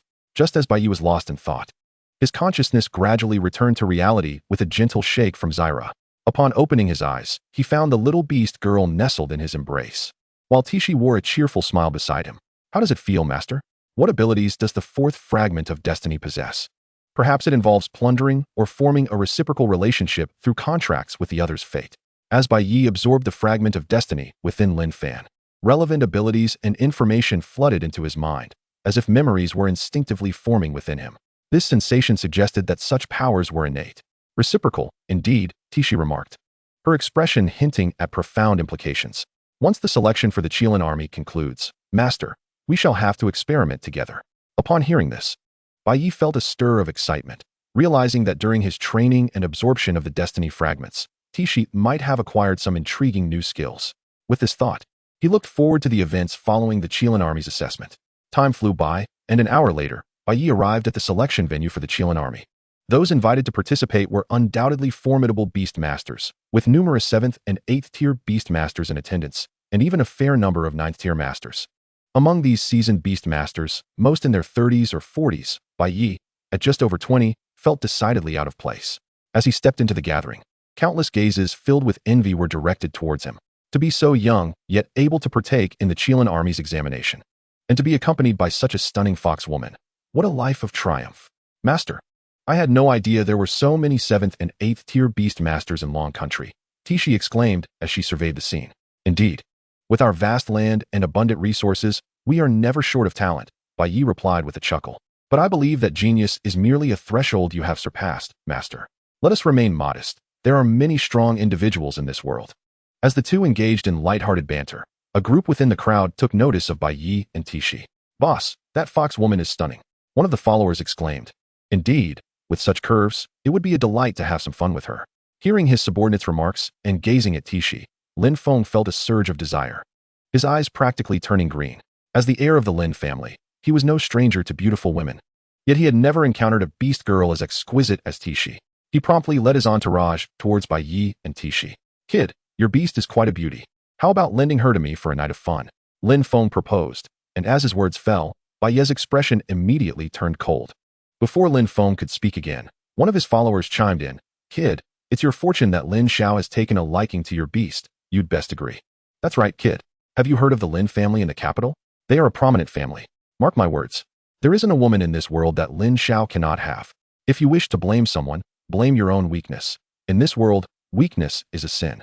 As Bai Ye found himself surrounded by Lin Feng and his entourage, the onlookers could not help but express pity, not for Bai Ye, but for Lin Feng. The current Bai Ye was well known and acknowledged. How could Lin Feng remain oblivious to his existence?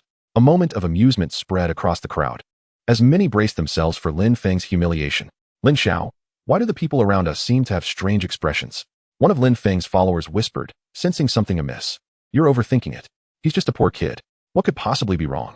Lin Feng dismissed, pushing the follower aside. To him, Bai Ye was merely a slightly promising beast master, one of many who participated in the Qilin army selection each year. Therefore, he deemed it unnecessary to pay any heed. Kid, be smart and go book me a hotel, then you can scram. Otherwise, you'll be in for a world of hurt. As Lin Feng spoke, he noticed Bai Ye's indifference, as if he were nothing more than a jester in Bai Ye's eyes. Anger bubbled within Lin Feng. You little brat, you're feeling cocky. Huh, what? You want to fight me? Slap. Before Lin Feng could finish his taunt, Bai Ye retaliated with a resounding slap, leaving a bright red mark on Lin Feng's cheek. Stunned by the sudden pain, Lin Feng was momentarily at a loss, while his lackey's expressions shifted in shock. You've done it now? You dared to strike the young master of the Lin family? You truly have a death wish, they exclaimed in dismay. Just then, a graceful figure approached them. What is going on? A familiar voice rang out. Instinctively, Bai Ye turned to look and saw Shangwan Ruyun walking towards them. Lord Shangwan, Lin Feng exclaimed with delight, his right hand pressed against his face while his left finger pointed accusingly at Bai Ye. You have no idea. During the Qilin army assessment, this kid had the audacity to strike me. He is utterly disrespectful. While being struck is one matter, the real issue is that this is the assessment venue. Lord Shangwan, isn't this a blow to your dignity? Lin Feng added, hoping to garner sympathy. As he spoke, Shangwan Ruoyan took a few steps forward, and Lin Feng's face lit up with anticipation. However, just as Lin Feng believed Bai Ye would be disqualified from the Qilin army assessment, a sharp slap rang out. With a crisp sound, Shangwan Ruyun delivered a resounding slap to Lin Feng. Chapter 130, The Fifth Fragment of Destiny. The Land of Shadows. The small one has done nothing wrong. You should take action against this boy. Why are you hitting me? Smack. However, just as Lin Feng's words fell, he was taken aback by Shangwan Ruyun's swift retaliation, delivering a forceful slap. Ignoring Lin Feng, she cast a glance at Bai Ye. Subsequently, addressing the assembly of beast tamers, Shangwan Riyun spoke up. Esteemed individuals, I am Shangwan Riyun, the examiner for this Kirin Army assessment. I shall now announce the rules for this evaluation. After a brief pause for self-introduction, she continued, in this assessment, you will enter a unique secret realm. Within this realm, for every exotic beast you slay, you will earn 10 points. The assessment will last for 7 days, and only those who accumulate over 10,000 points will be deemed qualified. Upon hearing these words, the expressions of the gathered crowd shifted. 10,000 points? Does that mean they must kill 1,000 exotic beasts? Calculating it out, that amounts to over 100 each day? This is exceedingly difficult. Complaints erupted among the crowd. 7 days is far too little time. Indeed, even defeating a few hundred beasts would be an impressive feat, let alone 1,000. How is that even possible? Unless they directly raid an exotic beast lair. Where will they find so many beasts? The requirements for this assessment are utterly absurd. At that moment, in response to the growing discontent, Shangwan Riyun spoke again. If you do not wish to participate or feel incapable, you may withdraw now. Please do not waste everyone's time. The Kirin Army seeks geniuses among beast tamers, not ineffectual individuals. Although Shangwan Riyun's words were harsh, everyone understood the truth in her statement. The Kirin Army stands against the abyss, facing numerous formidable foes from beyond the borders of the Dragon Kingdom.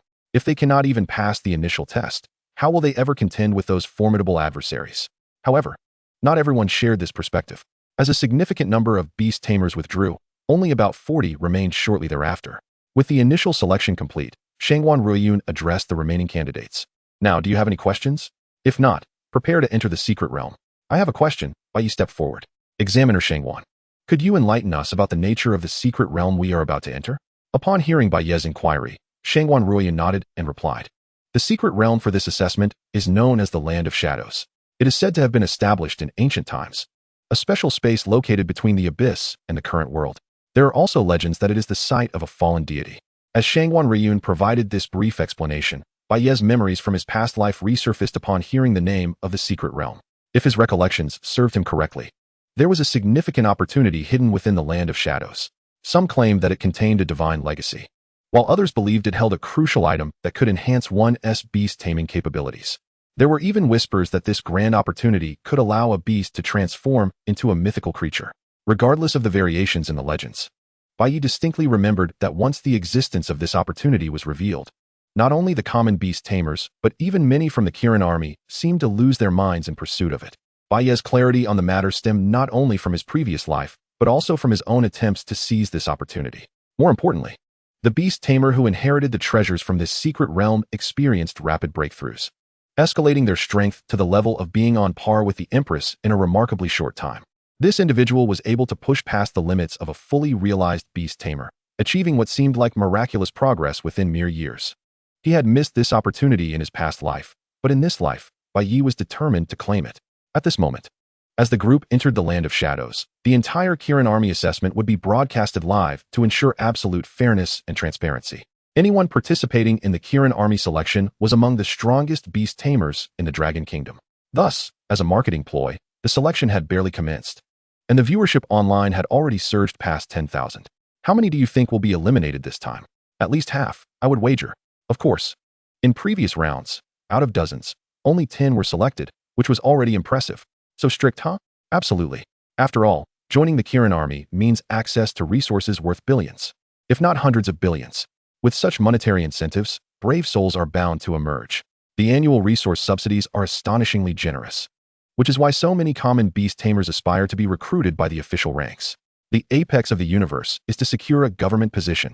In a frigid expanse, Luo Shui, accompanied by her subordinates, made her way to this location. Upon learning of Bai Ye's participation in the Kirin army assessment, she opened her phone to watch the live broadcast. To her astonishment, Bai Ye's strength had evidently surged. In front of the live stream, Luo Shui couldn't help but exclaim in admiration. She had now become a 5th-rank beast tamer, and under her careful training, her subordinates' beasts had been elevated to the 5th and 6th ranks, with her strongest, the Ice Profound Serpent King, reaching the peak of the 6th rank. Yet, despite this, she still felt a considerable gap between herself and Bai Ye. In that moment, her desire to grow stronger intensified. She yearned to become more formidable so that when she returned to Bai Ye's side, she wouldn't be a burden. Don't you agree, little Bai? Hiss. The ice-profound Serpent King looked perplexed at its master's unexpected remark, yet it still nodded in agreement, clearly accustomed to Luo Xue's peculiar behavior. Putting away her phone, the girl and her serpent ventured into the forest. Today, Luo Xue was still actively hunting. Chapter 131, The Demon God Seed. Abyssal Demon Wood. Unaware of the external circumstances, Bai Ye hastened deeper into the secret realm as soon as he stepped inside. Aside from seeking to seize the opportunities within this realm first, Bai Ye was prepared to launch a direct assault. With only 7 days, leveling up at a normal pace would be utterly impossible.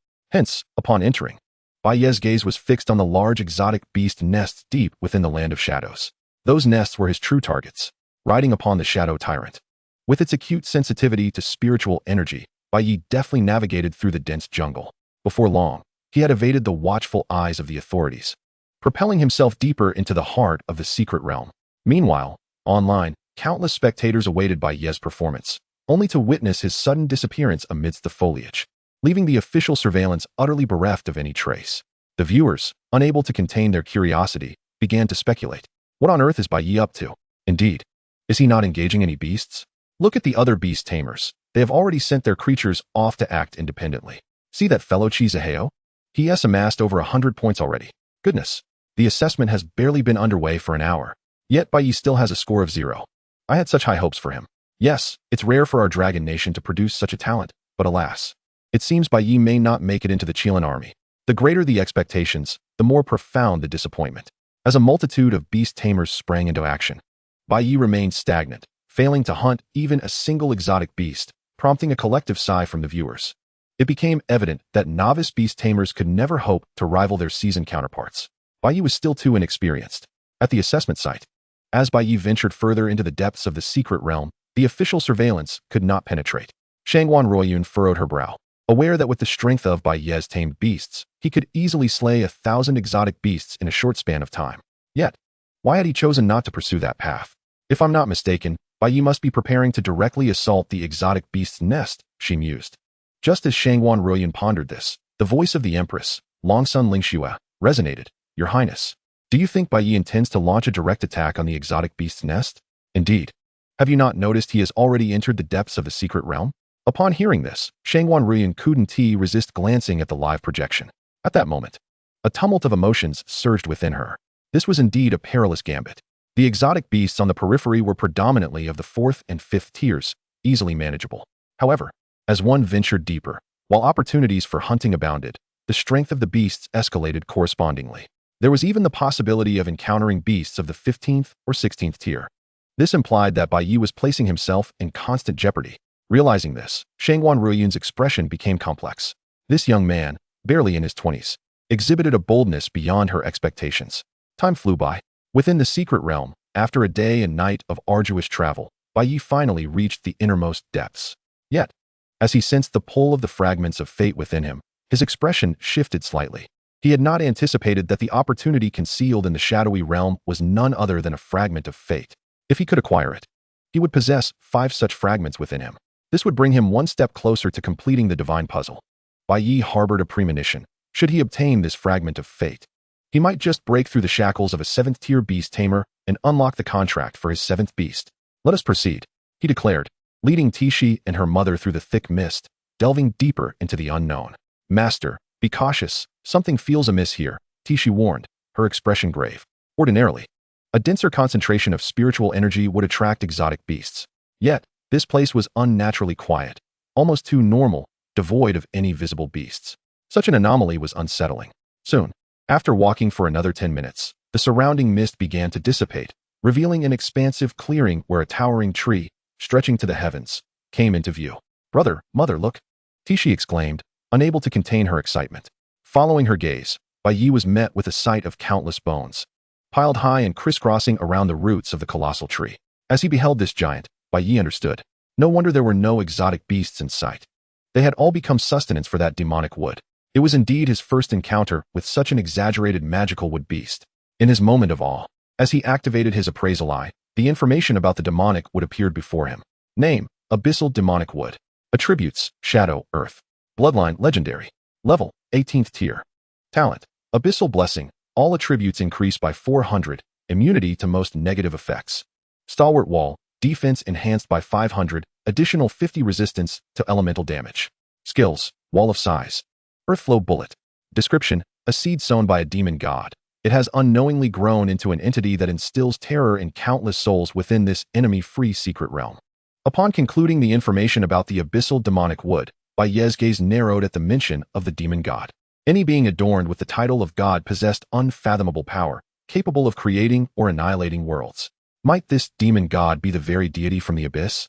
Just as these thoughts crossed his mind, Tishi, with a serious demeanor, positioned herself alongside Shadow, Gale, and Bai Ye, forming a protective barrier around Bai Ye and the little beast girl.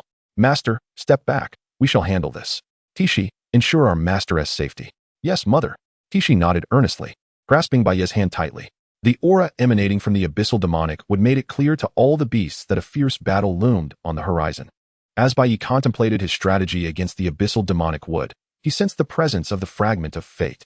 The fifth fragment lay within the very being of this abyssal demonic wood. Thus, there was no option to circumvent it. Bai Ye must vanquish it. If only Qian could emerge successfully from its shell at this moment, completing its rebirth would have been ideal.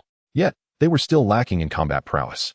Relying solely on Gale's attribute advantage and specialized skills would not suffice to vanquish the abyssal demonic wood easily. Roar! Just then, a thunderous roar erupted as Gale stomped the ground, unleashing a torrent of fiery wrath. The earth cracked beneath them, and with a surge of spiritual energy, columns of flame soared, engulfing half of the abyssal demonic wood's form. Amid the inferno, the sound of crackling branches filled the air. Yet, the abyssal demonic wood was far from defenseless. It merely swirled up a cloud of dust to shield its vital areas, choosing to counterattack with resolve. The whips, as thick as iron pillars, danced through the air. Countless vine whips intertwined to form an impenetrable net, surging forward to confront the tempestuous forces. Chapter 132, Rebirth of Nirvana. The emergence of Crimson Flame. Outside, a full day and night had passed. Only 6 days remained until the first round of assessments. Yet, the situation regarding Bai Ye remained shrouded in mystery, with his scores still resting at 0. A multitude of netizens began to grow restless. What on earth is Bai Ye up to? Indeed, he hasn't even slain a single beast. Could it be that he has given up? Surely not. For this is the selection examination for the Chilean army, and countless eyes across the nation are watching. If Bai Ye truly has given up, it would be a grave disservice to the resources and support provided by the officials, wouldn't it? Not only the netizens, but even Shangwan Ruiyun found herself unable to remain calm. However, unlike the netizens who feared Bai Ye had given up, her concern lay in the possibility that something had gone awry for him within the secret realm.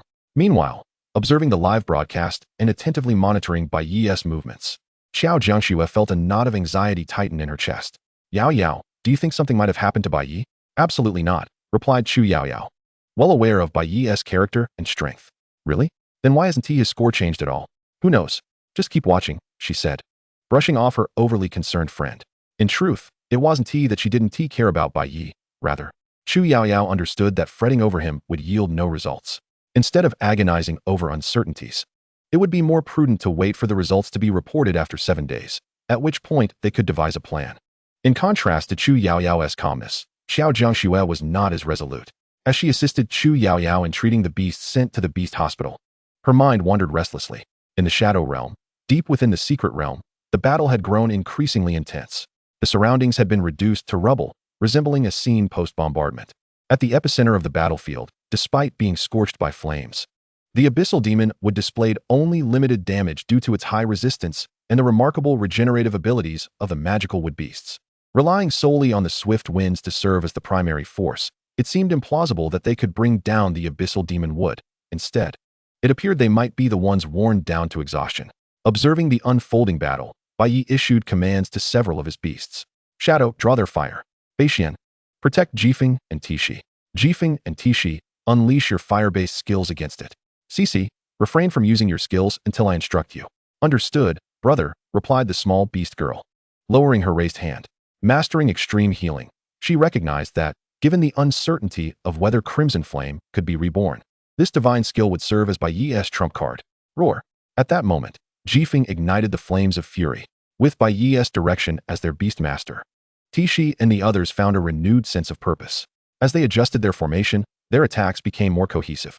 Seizing the opportunity while Shadow charged forward to divert the abyssal demon wood's attention, Tishi opened her enticing red lips, channeling her spirit energy to unleash the inferno extinguishment. A fan-shaped blaze surged towards the abyssal demon wood, engulfing it in searing flames. Transitioning into its second form and coordinating with Tishi, Jifeng showed no signs of weakness. It grounded itself, and countless jets of flame erupted forth. The intermingling of flames generated such intense heat that it distorted the very air. Yow! As it drew aggro, Shadow realized the peril as flames licked dangerously close to its tail. Hey, watch it! This fire is about to singe my tail. While shouting, it activated Shadow Stealth. Swiftly retreating from the core of the battle, facing Tishi and Jifeng, Shadow couldn't help but voice its grievances. Could you guys please give me a heads up next time you unleash a big attack? If I hadn't run fast, my tail would have been burnt to a crisp. Big sister? Tishi, catching the key word in Shadow as complaint, smiled mischievously. You silly pup, don't you know that age is a taboo for women? I'm only 20 and a few hundred months old. I'm not at the stage of being called big sister yet. Little pup. Once we deal with the abyssal demon wood, don't rush back to the beast space. I'll give you something nice, she promised. Something nice? Shadow's eyes lit up with anticipation. Really? Of course. Do you think I would deceive you? All right then, it's a deal. Without further thought, as it agreed, Shadow couldn't help but glance at Tishi, feeling an inexplicable sense of dread from her smile. Meanwhile, as the abyssal demon wood writhed in the flames, Bai Ye remained vigilant. Although the opponent possessed formidable cultivation and strength, the roots of the abyssal demon wood were firmly anchored to the earth. The greatest weakness of magical wood beasts lay in their immobility. Following the rhythm of their recent assaults, there was a chance they could indeed wear it down to nothing. At that moment, sensing some disturbance within the beast space where the egg enveloping Crimson Flame resided, Bai Ye pondered deeply. Once Crimson Flame successfully hatched, with Tishi, Jifeng, and Crimson Flame by his side, his odds of defeating the abyssal demon would soar from 70% to a full 100. Just as he contemplated this, a flurry of dust and debris erupted as the abyssal demon would utilized its skills, extinguishing the flames with relentless ferocity. The fire may have been doused, but its spiritual energy and state plummeted drastically. Were it any other beast, it would surely be beyond saving by now. However, the regenerative capacity of magical wood beasts was nothing short of extraordinary. By continuously siphoning nutrients and vitality from the surrounding earth, unless faced with a devastating strike that could end it in one blow, these wood beasts were nearly immortal. As the charred bark began to shed, revealing the rapidly healing wounds of the abyssal demon wood, Bai Ye promptly issued new commands to Tishi and the others, instructing them to once again envelop the beast in flames. Thus, the cycle of assault continued. An hour later, as night descended, they still had not managed to eradicate the abyssal demon wood. Tishi's weaknesses began to surface. Her mental attacks proved almost futile against the creature, and the only fire-based skill she could offer, Inferno Extinguishment, was rapidly depleting her energy. Seriously, this wretched wood has far too much stamina, Tishi exclaimed, already drenched in sweat. As she faced the abyssal demon wood, it's drawing sustenance from all the flora within miles. Unless everything around, such as the trees, is utterly destroyed, the abyssal demon wood will continue to siphon life force indefinitely, standing almost invulnerable. How I wish the Crimson Flame were here. With its blazing meteors, it could easily obliterate everything in the vicinity, completely severing the abyssal demon wood supply. Just as Tishi pondered this, a disturbance in the Beastmaster space was sensed from behind. A faint smile crept onto Bai Ye's lips, a testament to the vitality he had been nurturing with the plundered life force over the past few days.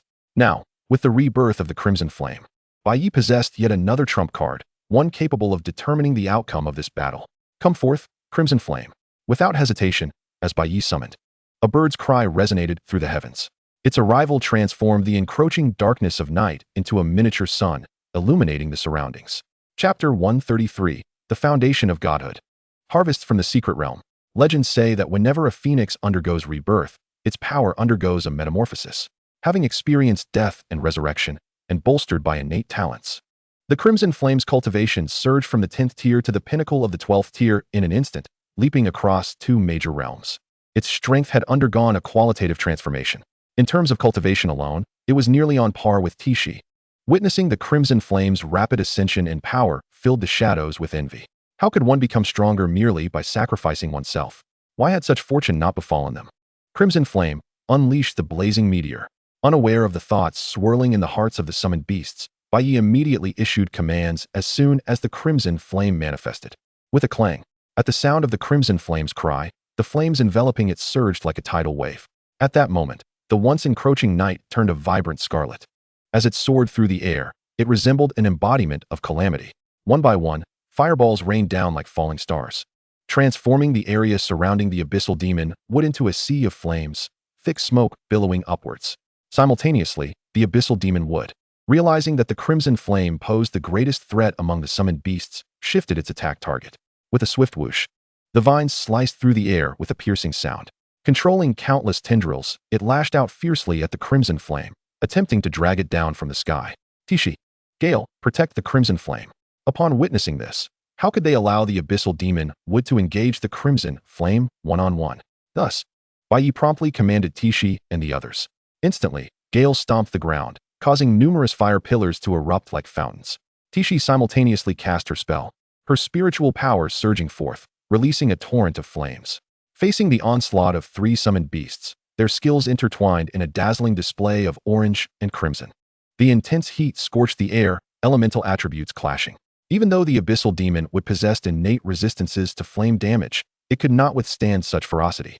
From a distance, before even entering the depths of the secret realm, the gathered beast masters were left in awe at the sight of the roaring flames and billowing smoke. Isn't this a bit exaggerated? How were we unaware of such a terrifying presence in this assessment? Outside, through live broadcasts, spectators were equally astonished by this phenomenon. Countless viewers became agitated. Who was this beast master venturing deep into the secret realm? This was simply extraordinary. Was this the power of an advanced beast master? Terrifying. Absolutely terrifying. If I were to face them, I wouldn't survive a second. Bai Ye was the first to enter. It couldn't possibly be him, could it? I find that hard to believe. If Bai Ye truly had such strength, with 2 days gone by, how could his score still be 0? I agree with the previous comment. It must be another beast master apart from Bai Ye, right? Unaware of the stir they had caused. The battle continued through the night until dawn broke on the horizon. With a resounding crash, the once towering abyssal demon would finally fell. As its core was unearthed, a shard radiating a spectrum of colors emerged alongside it. Tishi, do not let anyone interfere with me, Bai Ye instructed succinctly. Without delay, he eagerly absorbed the fateful shard on sight. At the same time, harnessing the vast life force contained within the abyssal demon wood's core, he delved into cultivation. With the 5th fateful shard in hand, the divine puzzle in the sea of consciousness was further completed, revealing a glimpse of the fallen god, an eye, unfathomably deep, that seemed to draw one in, ensnaring their very essence. As the shard coalesced into an eye, Bai Ye acquired a new ability, foresight. With the skill, by expending a significant amount of vitality and spiritual energy, Bai Ye could foresee a major event soon to unfold. As memories related to this ability flooded his mind, Bai Ye gradually regained composure. Not only had he broken through to become a 7th-tier beast master, but he had also gained the power of foresight. His expedition into the depths of the secret realm had proven to be immensely rewarding. Congratulations, Master. You've successfully broken through to the 7th tier. As Bai Ye opened his eyes, Tishi smiled brightly at his side. Seemingly recalling something, she shifted her tone. By the way, Master, during your cultivation, we made a new discovery. Look. Upon hearing this, Bai Ye turned to follow Tishi's gaze. There, with the abyssal demon wood uprooted, a deep cavern appeared before them. Could it be that the true treasure of this relic was not the fateful shards? Sensing the rich spiritual energy emanating from within the cavern, Bai Ye murmured, Tishi, during my cultivation, did you all venture inside to take a look? She shook her head, not yet. Then let us go. I have a feeling that within this cavern lies a true, great opportunity. Observing Bai Ye's unwavering confidence, Tishi cast him a curious glance. Meanwhile, outside, with just 4 days remaining until the conclusion of the Chilean army assessment, all participating beast masters had amassed scores ranging from 3,000 to 5,000 points. The strongest among them, Chizaheo, had reached over 6,000 points in a matter of days. Looking at the leaderboard, Bai Ye languished at the bottom with a mere 10 points. Countless netizens could no longer contain themselves. Is this a joke? 10 points in 3 days? Goodness. I could do just as well. Amusement surged within me. What could Bai Ye possibly be doing in the secret realm? Only 4 days remain. Could it be that Bai Ye is destined to become the most embarrassing beast master in the history of the Chilean army's assessment? Haha, it seems quite plausible. Alas, I had harbored such expectations for him, only to find him a source of embarrassment. Not just the multitude of online spectators, but even when Shangwan Ruoyun noticed Bai Ye's score, she couldn't help but furrow her brow. Could Bai Ye be attempting to amass a staggering 10,000 points in these final days? If that were the case, it would be exceedingly arrogant and overly confident. With time so pressing, could Bai Ye truly achieve such a feat with his current abilities? In that moment, Shangwan Ruoyun found herself genuinely concerned for Bai Ye.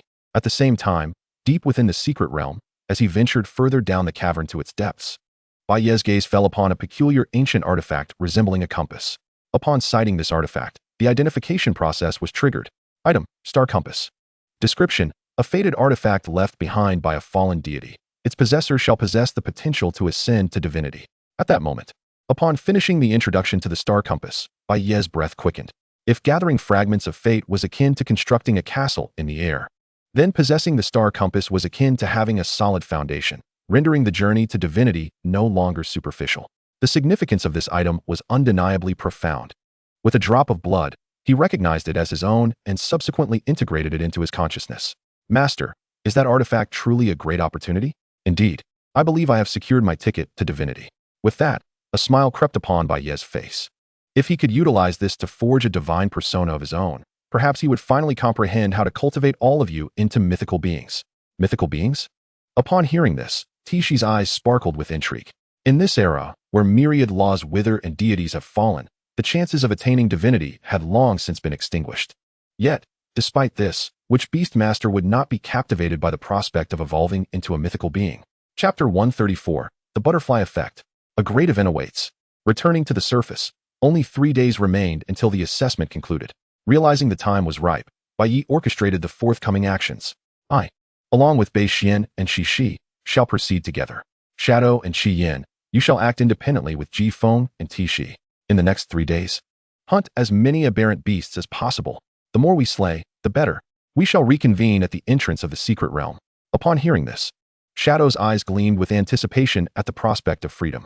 Unable to contain himself, he howled towards the sky, casting a challenging glance at Ji Feng. Little lizard, just watch. I will definitely hunt more aberrant beasts than you. With a disdainful snort, and without responding, Ji Feng spread his wings and soared into the air in search of prey. What do you mean, little lizard? Shadow roared after the retreating Ji Feng, feeling like a jester when he received no acknowledgement. Well then, we shall meet in 3 days. He chuckled as She walked in the opposite direction. Big brother, I'm off, take care. With that, Shadow leaped and vanished into the jungle. As they split into teams, under the relentless hunting of Shadow and She alongside their respective beast companions, Bai Ye's points surged at a visible rate. Just 2 days before the Qilan army assessment was to conclude, Bai Ye's score skyrocketed to over 5,000. At this moment, the outside world was abuzz. Witnessing Bai Ye's points soar to over 5,000 in just 1 day left many astounded. Wow, to think it increased by that much in a single day. Could he be cheating? Surely not. Assessments of this level are fair and just. How could there be cheating? Goodness, Bai Ye has finally begun to unleash his potential. Haha, I knew he could do it. So what if he allowed other beast masters for days? Bai Ye is doing splendidly. Truly a rare, genius beast master from our dragon kingdom. Hey, you lot, your opinions seem to have shifted rather swiftly, compared to just a few days prior. The moment Bai Ye showcased his prowess, the online discourse flipped dramatically. Meanwhile, in the Holy Light Guild, upon learning of Bai Ye's official association with the Qilan army, Bai Yan's expression twisted, her gaze brimming with envy and resentment. Seeing Bai Ye thrive better than she ever had was more painful than death itself. After all, she had been wronged so grievously, even ending up with a bounty on her head. Throughout her life, Bai Yan had never endured such humiliation.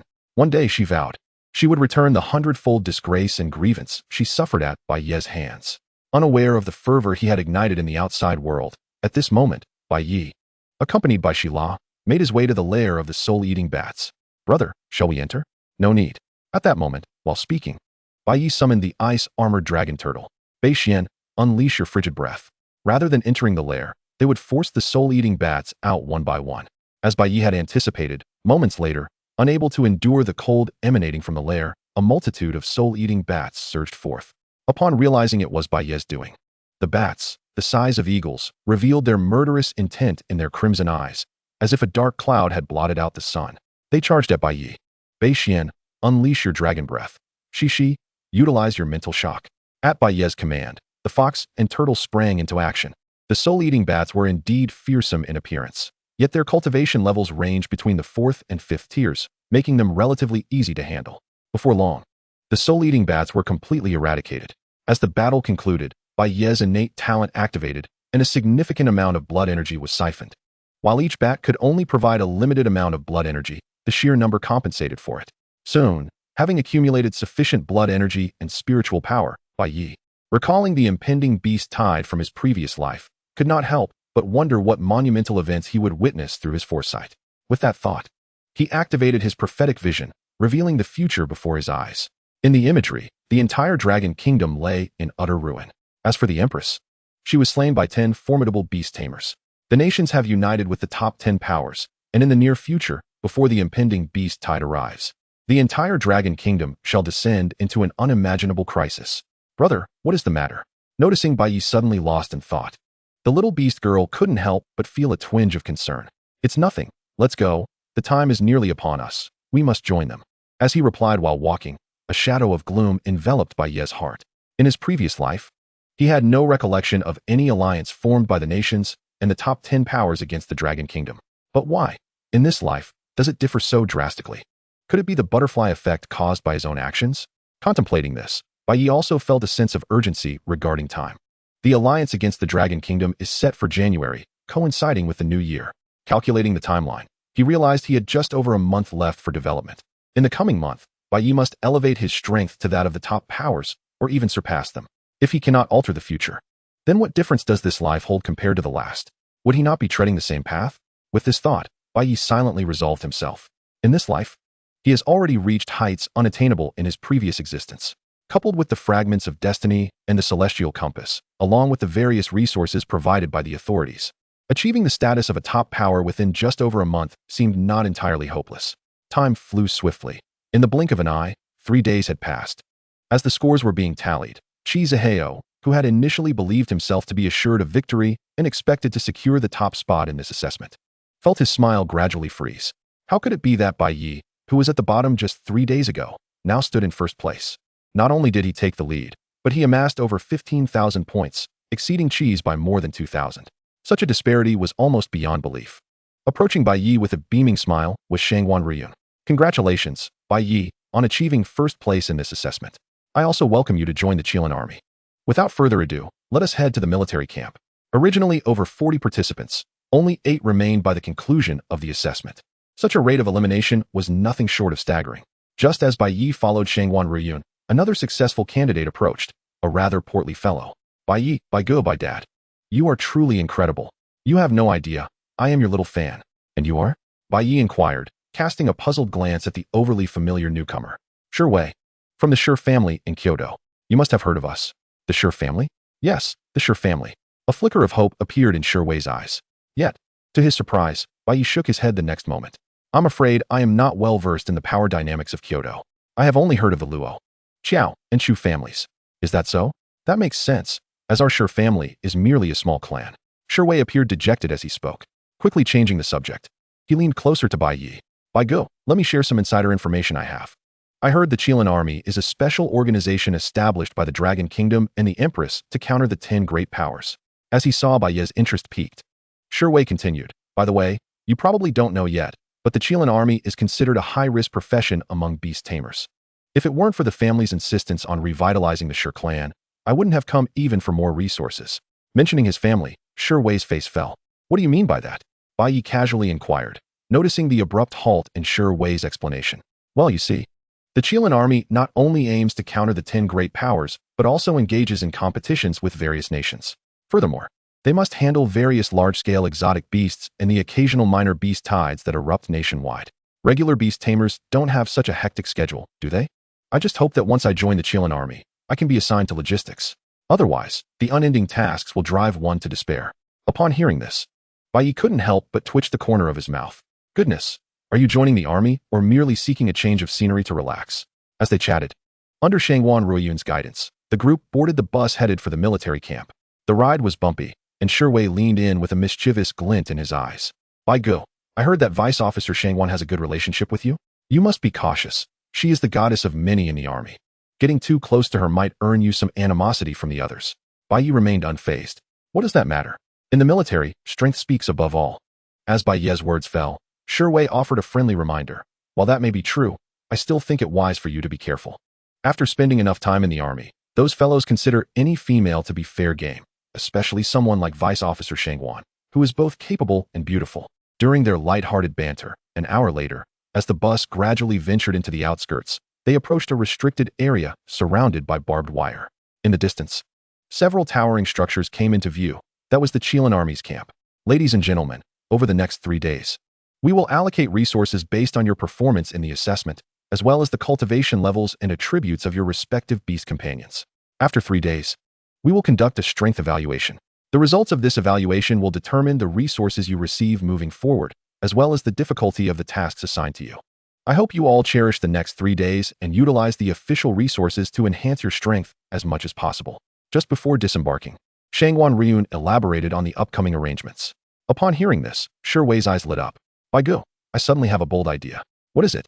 What if, after we use the resources to boost our strength, we intentionally go easy in the subsequent evaluations?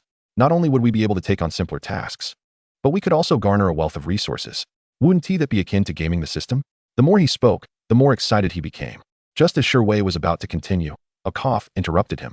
As I glanced over, I caught a glimpse of Shangwan Ryun casting a disapproving gaze in my direction. Allow me to clarify one point. Our assessment follows an elimination system.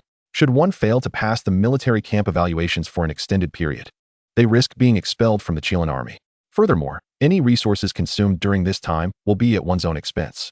After a brief pause, she continued, thus, I must caution everyone here. Do not entertain any thoughts of luck or underhanded tactics. Should such behavior be discovered, it will be dealt with severely, without any leniency. As Shangwan Ryun's words echoed in the air, Shiwei involuntarily contorted his face in pain. This admonition was clearly aimed at him, serving as a warning against any clever tricks. Deputy Shangwan, you have returned. Upon entering the military camp, I noticed that the hundreds of soldiers on either side had been waiting for quite some time. A middle-aged man, dressed as a general, stepped forward to greet Shangwan Ryun. These 8 individuals are the newly recruited soldiers. Colonel Yang, please take them to familiarize themselves with the environment. Certainly, Deputy Shangwan, came Yangqing's reply, as he approached the group. Upon noticing Bai Ye, he could not help but steal a few extra glances. Welcome to the Chilean army, everyone. From this day forth, we are all brothers. After your arduous journey, and given that Deputy Shangwan has official duties, I shall first escort you to your quarters. Later, I will show you around our camp to help you acclimate.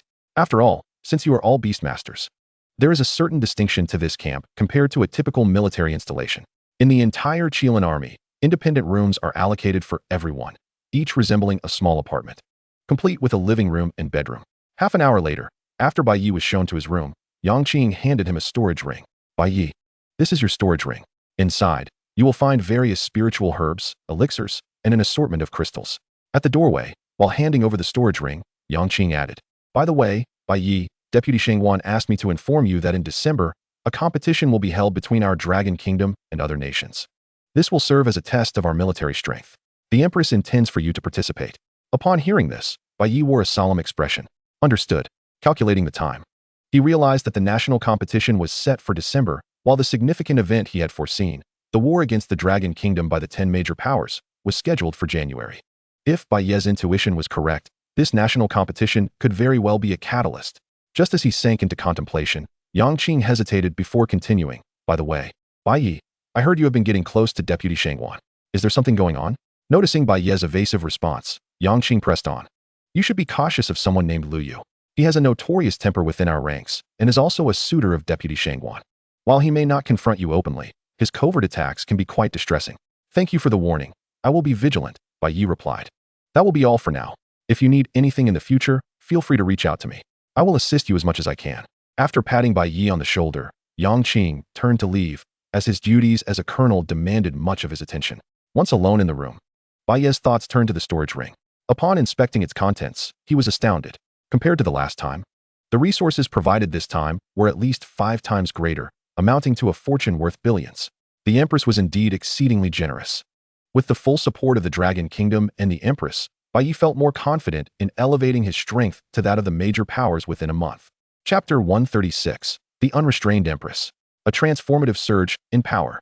In the ensuing days, as Bai Ye continually utilized his innate talents to refine the elixirs, he infused over 10,000 top-tier elixirs into his Beastmaster space, coupled with countless spiritual stones and elemental crystals for assistance.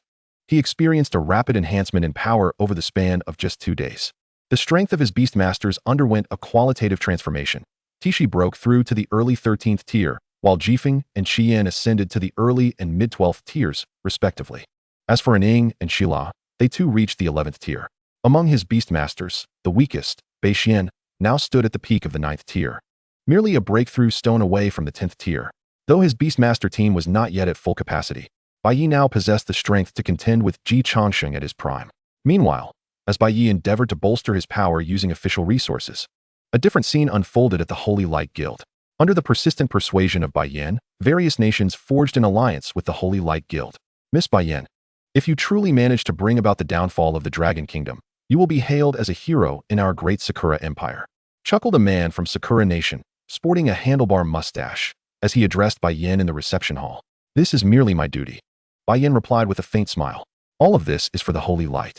Mr. Yamamoto, I hope our collaboration will be fruitful. Indeed, may our partnership prosper. As they shook hands, Yamamoto Taro could not resist brushing his fingers against Bai Yan's palm, thinking, this woman is truly captivating. If she were not the saintess of the Holy Light Guild, the apostle of the Moon Goddess, I would surely seek to spend a pleasant evening with her during this negotiation. Once Yamamoto Taro departed, the smile faded from Bai Yan's face, replaced by a cold indifference. Engaging with a man of his ilk made her feel utterly repulsed. Were it not for his status among the 10 major powers, she would not have afforded him even a modicum of respect. Saintess Bai Yan, are we truly untroubled by our actions? After all, the Dragon Kingdom is your homeland, remarked a blonde-haired, blue-eyed Westerner who emerged from the shadows. With a smirk, he faced Bai Yan. What of it? Bai Yan responded dismissively. They are to blame for favoring Bai Ye and for their pursuit of me. The eradication of the Dragon Kingdom is merely their just deserts. They deserve it. Just as you have killed your own biological mother and adoptive mother. Arthur, you speak too freely. With a glint of icy resolve in her eyes, Bai Yan silenced Arthur. Only he is aware of the woman's malevolence. She is a ruthless individual capable of murdering her own biological mother and the foster mother who raised her. Should he utter another word, it is likely that Bai Yan would tear him apart. He cannot fathom why the Moon Goddess would select such a venomous serpent to be an apostle. Shaking his head, Arthur couldn't help but voice a complaint in his heart. 3 days swiftly passed, and the members of Bai Ye were once again gathered. Facing the 8 individuals, Shangwan Ryun articulated the forthcoming strength assessments, procedures, and regulations. Each participant may choose a commander from the Qilin army for a one-on-one duel, employing all their summoned beasts to engage in a 7-to-1 battle. The victor will be granted direct entry into the mission. If defeated, they must continue training. If they lose again, they will be eliminated. Furthermore, the higher the rank and strength of the opponent they conquer, the greater the resource benefits they will receive subsequently. In contrast to the outside world, the military camp operates on a winner-takes-all principle. Darwin's laws are vividly embodied here. Now, esteemed guests, do you have any objections? After outlining the assessment rules, Shangwan Ryun inquired of the 8 individuals led by Bai Ye. Brother Bai, look, that is Lu Yu. He is the suitor of Vice Officer Shangwan, and he does not come with good intentions towards you. At this moment, pointing to one of the commanders not far away, Shui cautioned. You must not choose him. Otherwise, he will surely target you. The more you say that, the more I want to choose him, Bai Ye replied with a smile. Having noticed the provocative gaze directed at him, Shui was momentarily taken aback. Wait, are you joking, buddy? While it cannot be denied that he possesses some strength, he is notoriously petty. He would relish the opportunity to eliminate you. Sure, fatty, I am not jesting. I am quite serious. As everyone began selecting their opponents for the challenge, just as Bai Ye and Shui were engaged in casual conversation, to everyone's surprise, Lu Yu approached Bai Ye. Bai Ye, right? I have heard that you are the strongest among this batch of newcomers. Coincidentally, I am also the strongest among the on-site officers. What do you say? Are you interested in a duel with my summoned beasts? Upon seeing Bai Ye's lack of immediate response, Lu Yu provocatively continued, why are you silent? Is it because your reputation does not match your abilities? Or are you afraid? Surely not. The most promising newcomer beast master of our dragon country lacks the courage to face me? Just as Lu Yu presumed that Bai Ye was about to retreat, unexpectedly. At the very moment he was about to turn away, Bai Ye spoke up. All right, I look forward to your guidance, Colonel Lu Yu. With Bai Ye's words, all present could not help but turn their gazes toward him and Lu Yu. Yang Qing displayed a hint of peculiarity. He had previously warned Bai Ye that Lu Yu was not to be trifled with. Yet, now Bai Ye appeared unyielding, indeed a thorn in the side. Not only Yang Qing, but the assembled commanders also cast pitying glances at Bai Ye. In their view, Bai Ye was undoubtedly destined to be thoroughly defeated and taught a lesson. As a newcomer, Bai Ye was commendable in many ways, but his excessive bravery was a concern. Unaware of the thoughts swirling in the minds of those around him, Bai Ye's declaration elicited a smile from Lu Yu. After all these years in the Qilin army, it was his first encounter with such a bold newcomer, and furthermore, his rival. In that moment, Lu Yu envisioned Bai Ye being thoroughly humiliated before him, losing all face in front of Shangwan Ryun. Once he had brought shame upon Bai Ye, Shangwan Ryun would surely recognize what kind of individual he truly was. With that thought in mind, Lu Yu stated, There is no time to waste. Shall we head to the arena now? Without hesitation, Bai Ye followed suit. Bai Ye, let me inform you, within the Chilan army, all are treated equally. During the assessment, I will show no mercy. No need. It just so happens that many people in the army have spoken highly of your strength, Colonel Lu Yu. I too wish to see how formidable your abilities truly are. Bai Ye's tone carried a hint of sarcasm, causing Lu Yu's eyes to gleam with intent. If he did not thoroughly defeat Bai Ye, he would write his own name backward. Shortly thereafter, they arrived at the arena. Lu Yu summoned forth his most powerful summoned beast. Come forth, starry sky dragon. Accompanied by his call, a colossal beast appeared before them, adorned with a sapphire gem upon its head, resembling the night sky. It measured over 10 meters in length, embodying the form of a western dragon. Roar! With the starry sky dragon's resounding roar, its 17th tier strength was unmistakable. Bai Ye, this starry sky dragon is my strongest summoned beast. It is time for you to summon yours as well. I eagerly anticipate your performance. Lu Yu spoke with a semblance of amusement. At this moment, facing the starry sky dragon, Bai Ye activated his identification skill, and its information materialized before him. Name, starry sky dragon. Attributes, dragon, psychic, fire. Bloodline, legendary. Level, 17th tier. Talent, dragon bloodline, comprehensive attributes enhanced by 500. Celestial protection, psychic skill effects enhanced by 400. Skills, psychic impact, flame burst, fire impact, dragon breath. Description, a unique subdragon with a rich dragon bloodline and celestial protection, possessing terrifying combat power. After reviewing the starry sky dragon's information, Bai Ye's gaze sharpened. If his memory served him correctly, the Celestial Guild initially worshipped the Star God. However, the Star God had long since perished alongside the other deities. Where did the Star God's protection for this starry sky dragon originate? As he pondered this mystery, Bai Ye summoned forth his own array of summoned beasts. In a one-on-one scenario, Bai Ye held little confidence. However, in a 7-to-1 situation, with his summoned beasts undergoing a minor qualitative transformation, his chances of victory were considerably higher. As Bai Ye contemplated this, the battle in the arena was about to commence. Starry Sky Dragon, use Psychic Impact. With Lu Yu issuing the first command, Bai Ye's summoned beast did not falter in response. Roar! Following the events in the Shadow Realm, the Shadow's strength had experienced the most significant enhancement.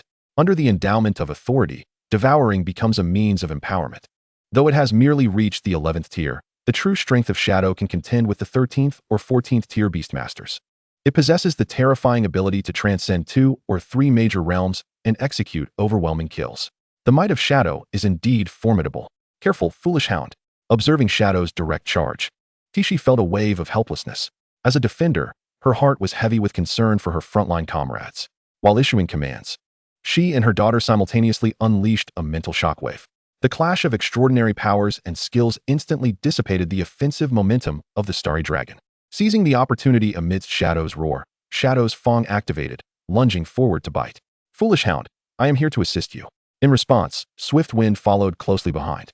Having fought side by side numerous times, their mutual understanding allowed them to suppress the Starry Dragon, even though it boasted a formidable cultivation of the 17th tier. Outside the arena, upon witnessing this scene, the assembled generals were momentarily taken aback. They were well aware that Bai Ye, as the most promising Beastmaster of the Dragon Kingdom, possessed considerable strength. However, they were astonished to discover that Bai Ye's true prowess was even more formidable than they had anticipated. Although he had a numerical advantage, the disparity of 3 major realms rendered the situation astonishing. Bai Ye's beasts were still able to engage in a fierce contest with Lu Yu's Starry Dragon. This was indeed terrifying. Good heavens, Bai Ye's strength is astonishing. I truly have not misjudged my allegiances. Unable to suppress his amazement, Shi Wei exclaimed, swallowing hard. Not just him, but also on the sidelines, Qi Zihao, who had been unable to comprehend why Bai Ye triumphed over him in the previous assessment, now accepted his defeat with newfound respect after witnessing the battle firsthand. It was no wonder Bai Ye had managed to surpass him in mere 3 days. There were indeed reasons behind it. Meanwhile, in the arena, Lu Yu's face darkened as he realized victory was still elusive. Gazing at the composed Bai Ye, he felt an overwhelming sense of humiliation. After all, he was a colonel, yet he was being constrained by this fledgling newcomer. How could he show his face if word of this spread? On the other hand, Shangwan Ryun was observing from the sidelines. What could be more embarrassing than appearing disheveled before the object of one's affections? Starry Dragon, unleash dragon breath. As this thought crossed his mind, Lu Yu commanded while channeling his internal energy. Under the unique enhancement afforded to Beastmasters, the Starry Dragon's might surged, soon reaching the pinnacle of the 17th tier. Roar! With a thunderous roar, the starry dragon opened its massive jaws, releasing a wave of destructive blue breath towards Shadow and Tishi. No way. It's my turn to take the hit again? North Xian complained, seeing the other beasts comfortably sheltering behind him. Though he feigned reluctance, his body obediently conjured a protective shield. Boom. The explosion reverberated, sending dust flying everywhere. Outside, visibility into the arena was nearly obscured. The crowd's expressions shifted. After all, this was merely an assessment. Did Lu Yu truly need to resort to such deadly force? In the throng, if anyone still failed to recognize that Lu Yu was deliberately targeting Bai Ye, then Shangwan Riyun would truly be regarded as a fool. Her brows furrowed involuntarily. Just as she was preparing to intervene and halt the evaluation, a sudden, overwhelming aura swept across the arena, capturing everyone's attention with its formidable presence. It was the arrival of Changsun Lingxue. Shangwan Riyun instinctively greeted, "Your Highness, what brings you here?" "I heard there would be a strength assessment today. I came to observe Bai Ye's performance," replied Changsun Lingxue, her phoenix-like eyes fixed on the arena. "Let them continue. Let a victor emerge. There's no need to stop. Bai Ye is yet to reveal his true capabilities." As Changsun Lingxue stated her purpose for attending, specifically to watch Bai Ye, an undercurrent of astonishment rippled through the crowd. To have the Empress personally observe the match. How much esteem did she hold for Bai Ye? Furthermore, upon hearing that Bai Ye had yet to unleash his full potential, the crowd was even more astounded. If he could contend so fiercely without revealing his full strength, how formidable would he be once he did? In the arena, oblivious to Changsun Lingxue's arrival and observing the situation, Bai Ye noted how North Xian and Shadow had successfully shielded against the starry dragon's breath. He then issued commands. Crimson Flame, utilize Divine Bird Strike. Swift Wind, unleash Dragon's Fury. Tishi, assist them in creating space for their output. Understood, Master. Upon receiving the order and feeling Bai Ye's energy enhancement, Tishi immediately unleashed Enchantment Flame toward the starry dragon. Meanwhile, Little Beast Girl and Shadow did not hold back either, simultaneously casting Holy Light Judgment and Destructive Death Ray. The golden and white auroras intertwined. The ground trembled with the roars of dragons while the skies echoed with the cries of phoenixes. In this moment, the coordinated assault of the beasts had formed a three-dimensional offensive against the starry dragon. Chapter 138. Return to the illusory sea forest. The Star God Relics.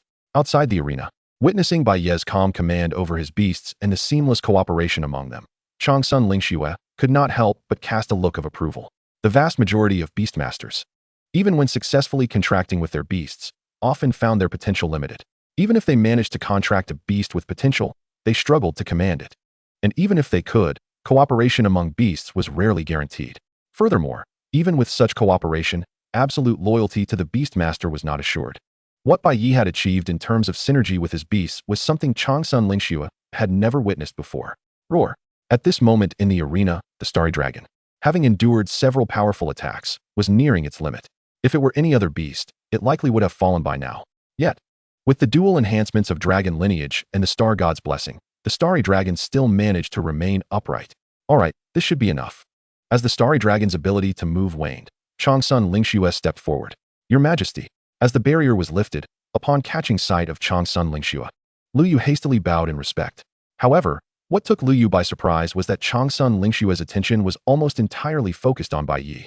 "I see your ice-armored dragon tortoise. Take this," she remarked, tossing a breakthrough stone into Bai Ye's hands. "Work diligently.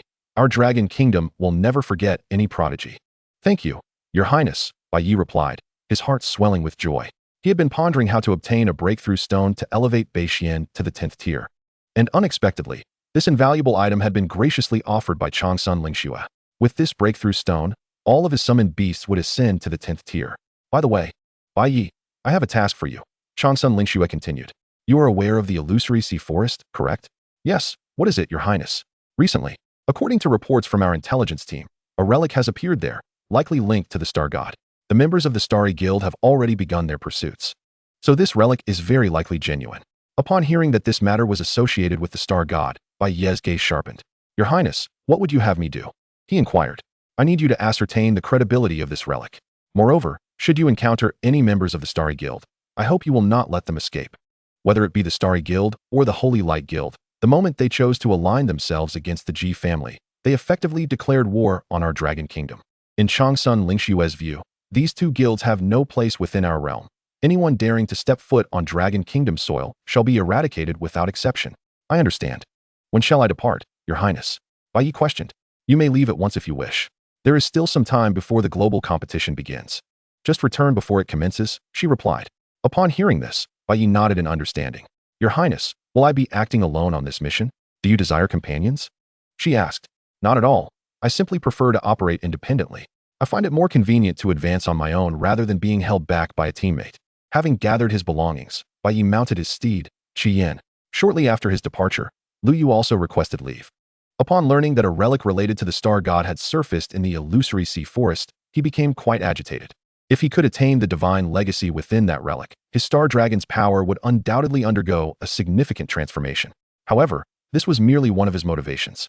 More critically, his name was absent from the roster for the global competition. The woman he admired was drawing close to Bai Ye while he, in front of his colleagues and the Empress, had lost all face. Moreover, the opportunity that rightfully belonged to him had been snatched away by Bai Ye. It was inconceivable for Lu Yu to accept this. This time, in addition to pursuing the star god's legacy, he was determined to ensure Bai Ye would not return alive. In the military camp, duels to the death were strictly prohibited, yet outside, the rules were entirely different. Your Highness, is it truly wise to let Lu Yu accompany him? In the office, as Bai Ye and Lu Yu departed one after the other, Shangwan Ruyun could not restrain her concern and inquired of Changsun Lingxue. Rest assured, Bai Ye will be fine, replied Changsun Lingxue, relaxing her hands. Moreover, I suspect Lu Yu may very well be an apostle of the star god. Upon hearing this, Shangwan Ruyun seemed to grasp something. Your Highness, do you imply that? Indeed, just as you surmise. I wish for Bai Ye to deal with Lu Yu, Changsun Lingxue stated, a glimmer of murderous intent flashing in her gaze. The gods, merely clinging to life, were not unlike the abyss itself. They were all contemplating how to seize fortune and benefits from the mortal realm. The Dragon Kingdom has no need for these foreign deities, as it harbors its own divine creation plan. Changsun Lingxue's ambition was to forge a deity uniquely belonging to the Dragon Kingdom, unaware of Changsun Lingxue's grand design. After a day's journey, Bai Ye once again arrived at the illusory sea forest. Previously, he had encountered the dream butterfly within a secret realm, and through his innate talent, he had significantly enhanced the abilities of the beast girl. This time, aside from fulfilling the mission assigned by Changsun Lingxue, Bai Ye was also here for the star god relic. Upon arrival, he felt a pull from the star compass within him, giving him an inkling that there might be something he desperately needed hidden within the illusory sea forest. Come back, Qian, emerge, shadow. Aware of the vastness of the forest, he knew that observing from above would be disadvantageous. Thus, once he ventured deep into the illusory sea forest, he summoned Shadow to serve as his mount, relieving him of the fatigue of walking. Howl! As soon as Shadow was summoned, it let out a resounding howl. Boss, this forest is peculiar. I sense the aura of authority emanating from here.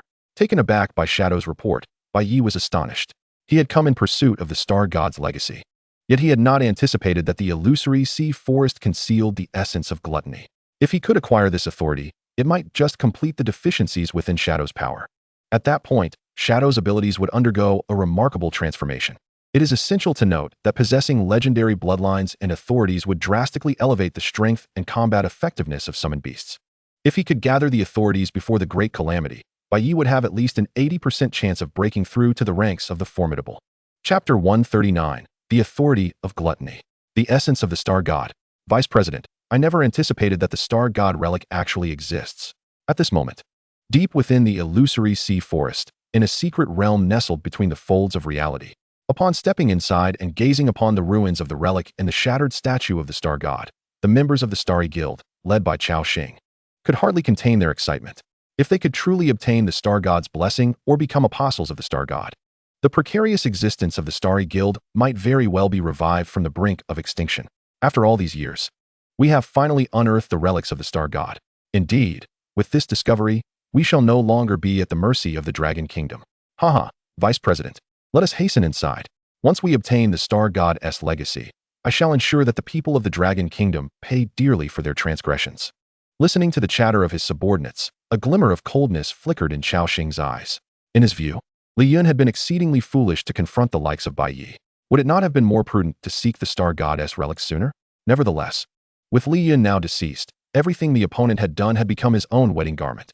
Let us proceed and reclaim what rightfully belongs to us. The mere thought of the Starry Guild finally rising to prominence filled Chao Xing with exhilaration. How could he not tremble with anticipation?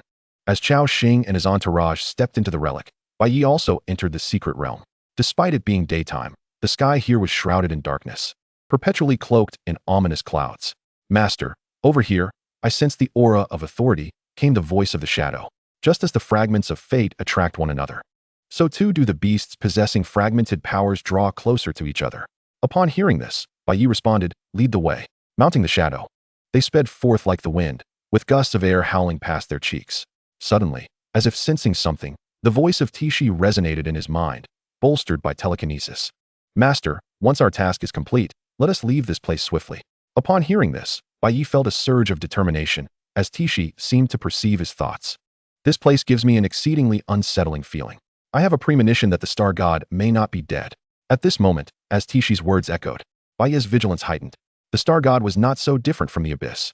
Indeed, in this era of withering laws, if Bai Ye sought to acquire divinity, he would inevitably clash with the star god. The path to godhood had already been monopolized by the original deities. If the star god still lived, how had it survived the cataclysm of the ancient gods? What schemes lay hidden beneath its facade? Half an hour later, as Bai Ye pondered these questions, he was led by the shadow to a den of exotic beasts. "Master, I can feel it. The authority of gluttony is right here." At this moment, sensing a power that resonated with his own, the shadow's tail wagged excitedly. Were it not for Bai Ye's presence, it would have likely leaped into the cave to confront the beast within that shared the power of gluttony. "Master, when shall we enter?" With Bai Ye yet to give the command, the shadow grew impatient. Once it further harnessed the power of gluttony, it would demonstrate to all that it was the strongest beast under Bai Ye's command. As for Jifeng and Tishi, mere trifles. A little lizard and a female who could only charm the boss with her looks. It would be a simple matter to overpower them. Indeed, the shadow exuded an air of inexplicable confidence, sporting a mischievous expression that would make anyone's teeth grind. "No need to rush. Jifeng, Qian, unleash your flames into this cave. Draw out the beasts lurking within," Bai Ye commanded. Rather than cautiously exploring the cave, he preferred a more direct and effective approach. "Understood, boss." Jifeng nodded, opening its massive jaws as spiritual energy surged forth, preparing to unleash its flames into the cave, which was wide enough to accommodate 7 or 8 people. The inferno erupted forth. Observing this, Qian also expelled flames in response. In an instant, the intense heat distorted the air at the cave's entrance. The once damp cave transformed into an arid expanse.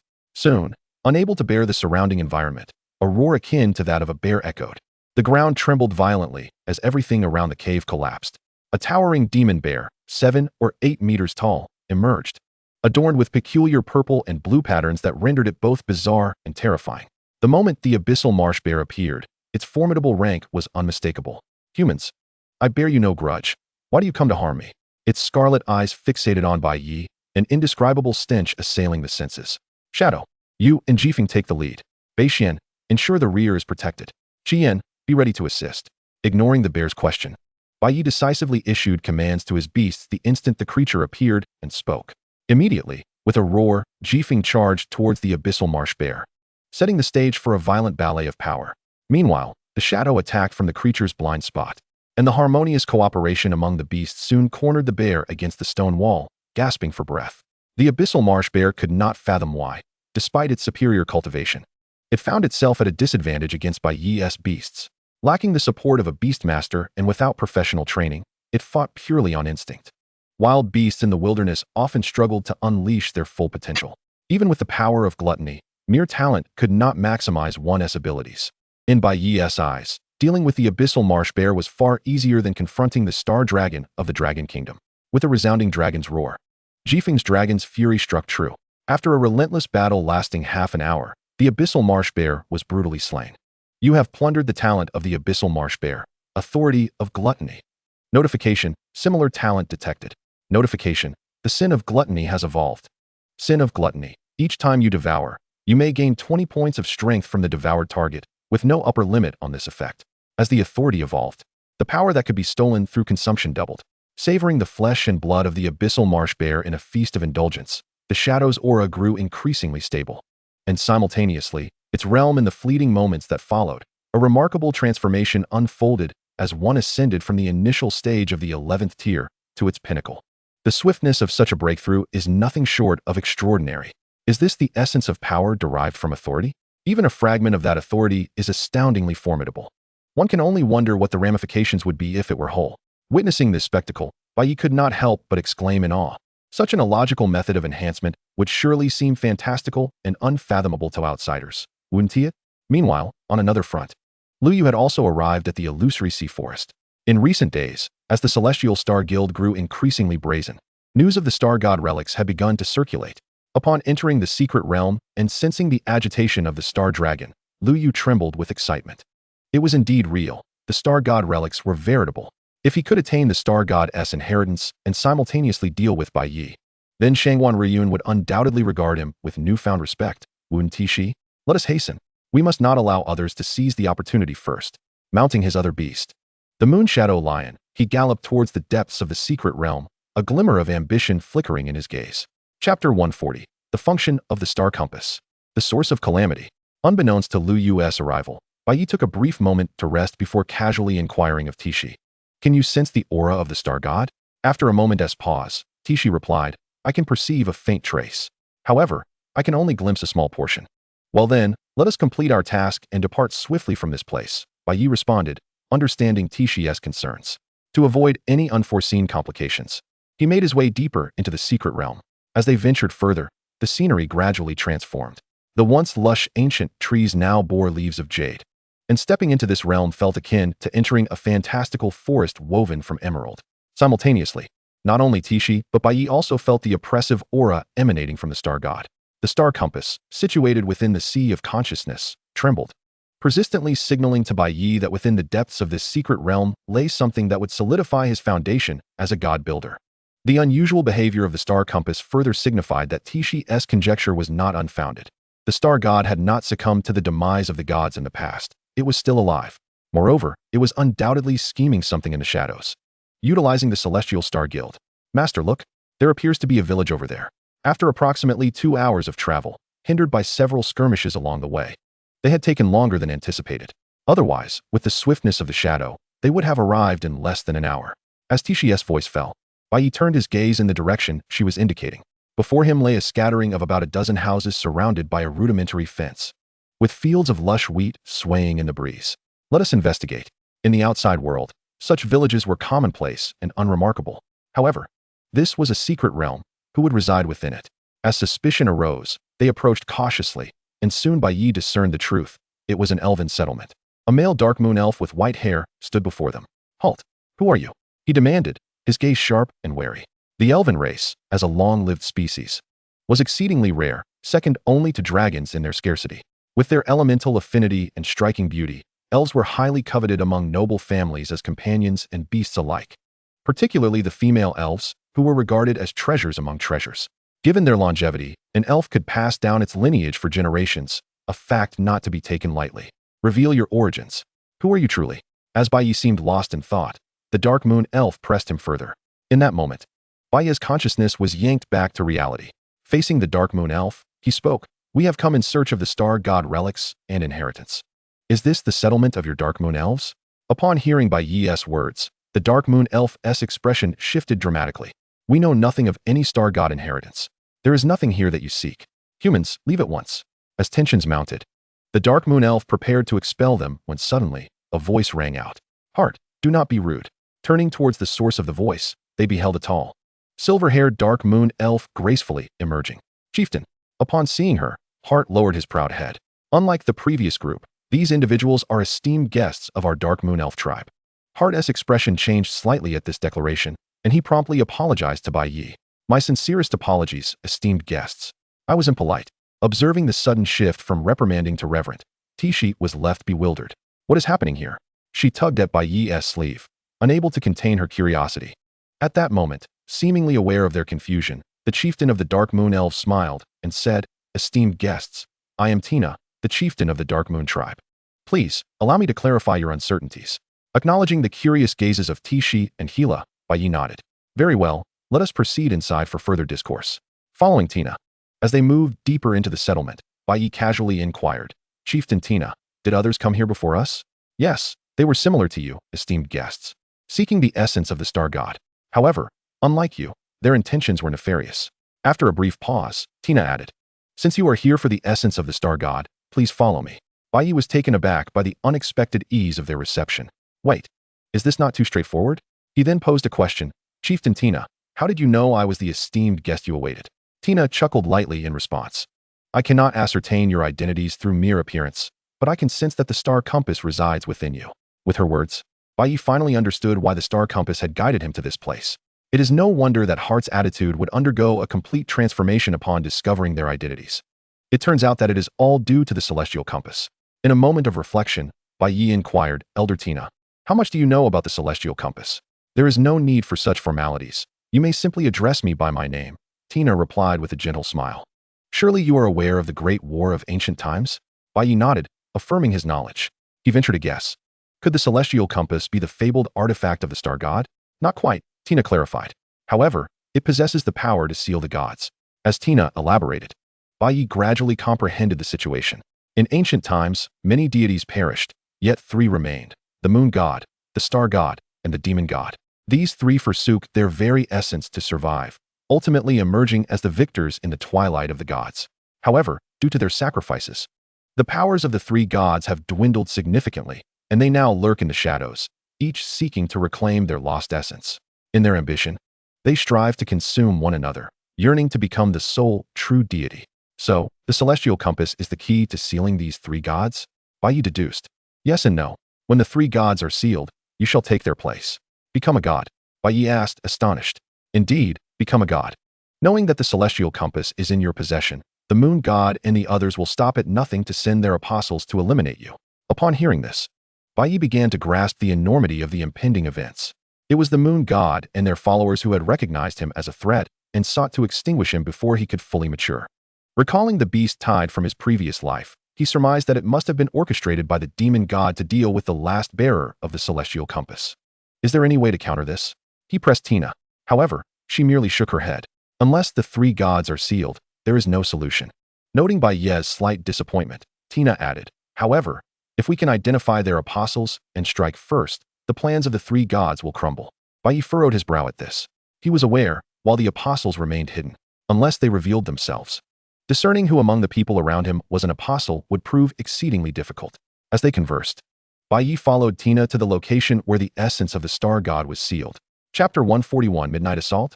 Eradicate the Celestial Guild. Upon entering a spacious underground chamber, Bai Ye observed runes resembling tadpoles intricately woven into a colossal magical array. At the center of the array, a faintly glowing essence of divinity was sealed within. As he approached, he felt each of his cells rejoicing in exultation. With the activation of the celestial compass, the essence of the star god was swiftly drawn into it. Outside the array, noticing Bai Ye entering a state akin to enlightenment, Tishi turned to Tina with curiosity. Miss Tina, what is the significance of this divine essence? Tina explained. From what I understand, this divine essence can enhance the innate talents of beast tamers. Of course, it is also possible for some beast tamers to awaken unique abilities. After listening to Tina's explanation, Tishi pondered. Bai Ye had absorbed Lin Fan's talents, and through mutual cultivation, it could potentially elevate her strength to some degree. Does this mean that after Bai Ye absorbs this divine essence, each time we cultivate together, the feedback will be even greater? She mused, recalling how long it had been since she had been intimate with Bai Ye. A flicker of anticipation ignited within her. At that moment, Bai Ye's consciousness gradually returned to the present. He felt a surge of power within him. Not only had his physique undergone a transformation, but the talents he had seized from Lin Fan also experienced a significant enhancement under the divine essence's influence. By expending his own fortune, Bai Ye could choose to enter a state of fortuitousness. In this state, both learning and cultivation would see a remarkable increase in efficiency. If one were to describe this state with a single term, it would be extraordinary enlightenment. Meanwhile, outside the village, as dusk settled, Chao Xing cast a venomous glance toward the nearby Dark Moon Elven tribe. Having sought the star god's legacy in vain, he was reminded of the haughty demeanor of those elves he encountered earlier. It had been a long time since he had felt such humiliation, and the thought twisted his expression. Chao, those Dark Moon elves are obstructing our future. Indeed, just a bunch of elves, what audacity. Speaking of which, elves are quite valuable. If we could capture some, those elves are exquisite specimens. As Chao Xing listened to the chatter of his guild members, he gestured for silence and spoke. Ladies and gentlemen, tonight we shall launch a surprise attack on those elves. We will slay the males, and as for the females, each of us shall take one as our prize. How dare they obstruct our future? What difference is there from murdering our parents?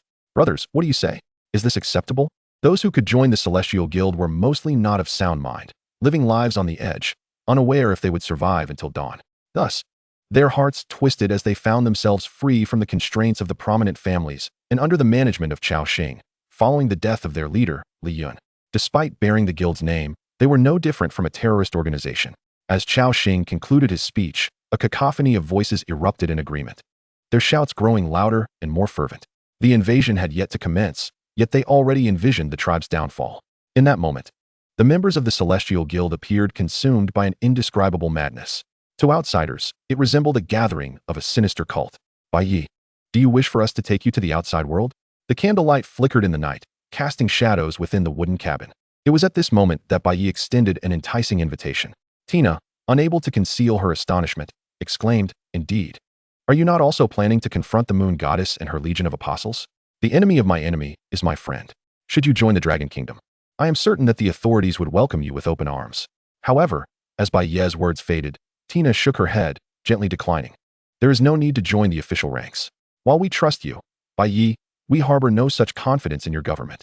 Historically, many elves have been deceived and abducted by various financial magnates, nobles, and slavers. Therefore, to join the Dragon Kingdom would be akin to placing ourselves in the den of wolves. As the clan leader, I must consider the welfare of my people, and thus, I shall never consent to such a proposition." "Very well," Bai Ye acquiesced, not pressing the matter further. As they engaged in light conversation, he prepared to shift topics when Tissy's ears perked up. "Master, Miss Tina, do you not find it peculiar? It seems rather noisy outside." "Noisy?" Both Bai Ye and Tina strained to listen, indeed hearing a cacophony from beyond the cabin walls. "And it's rather warm," Bai Ye noted. "Indeed, it does feel somewhat stifling." Tina responded. "Moreover, do you not find the air somewhat suffocating?" "It certainly is," Tissy replied. "That means there's a fire." Seeing that Bai Ye and Tina had yet to comprehend the urgency, Tissy, exasperated, exchanged glances with them. Tina's expression changed drastically as she hurriedly pushed the door open, followed closely by Bai Ye and Tissy. Upon exiting the cabin, they beheld the wooden structure engulfed in flames, with the surrounding area of the tribe shrouded in a fiery haze.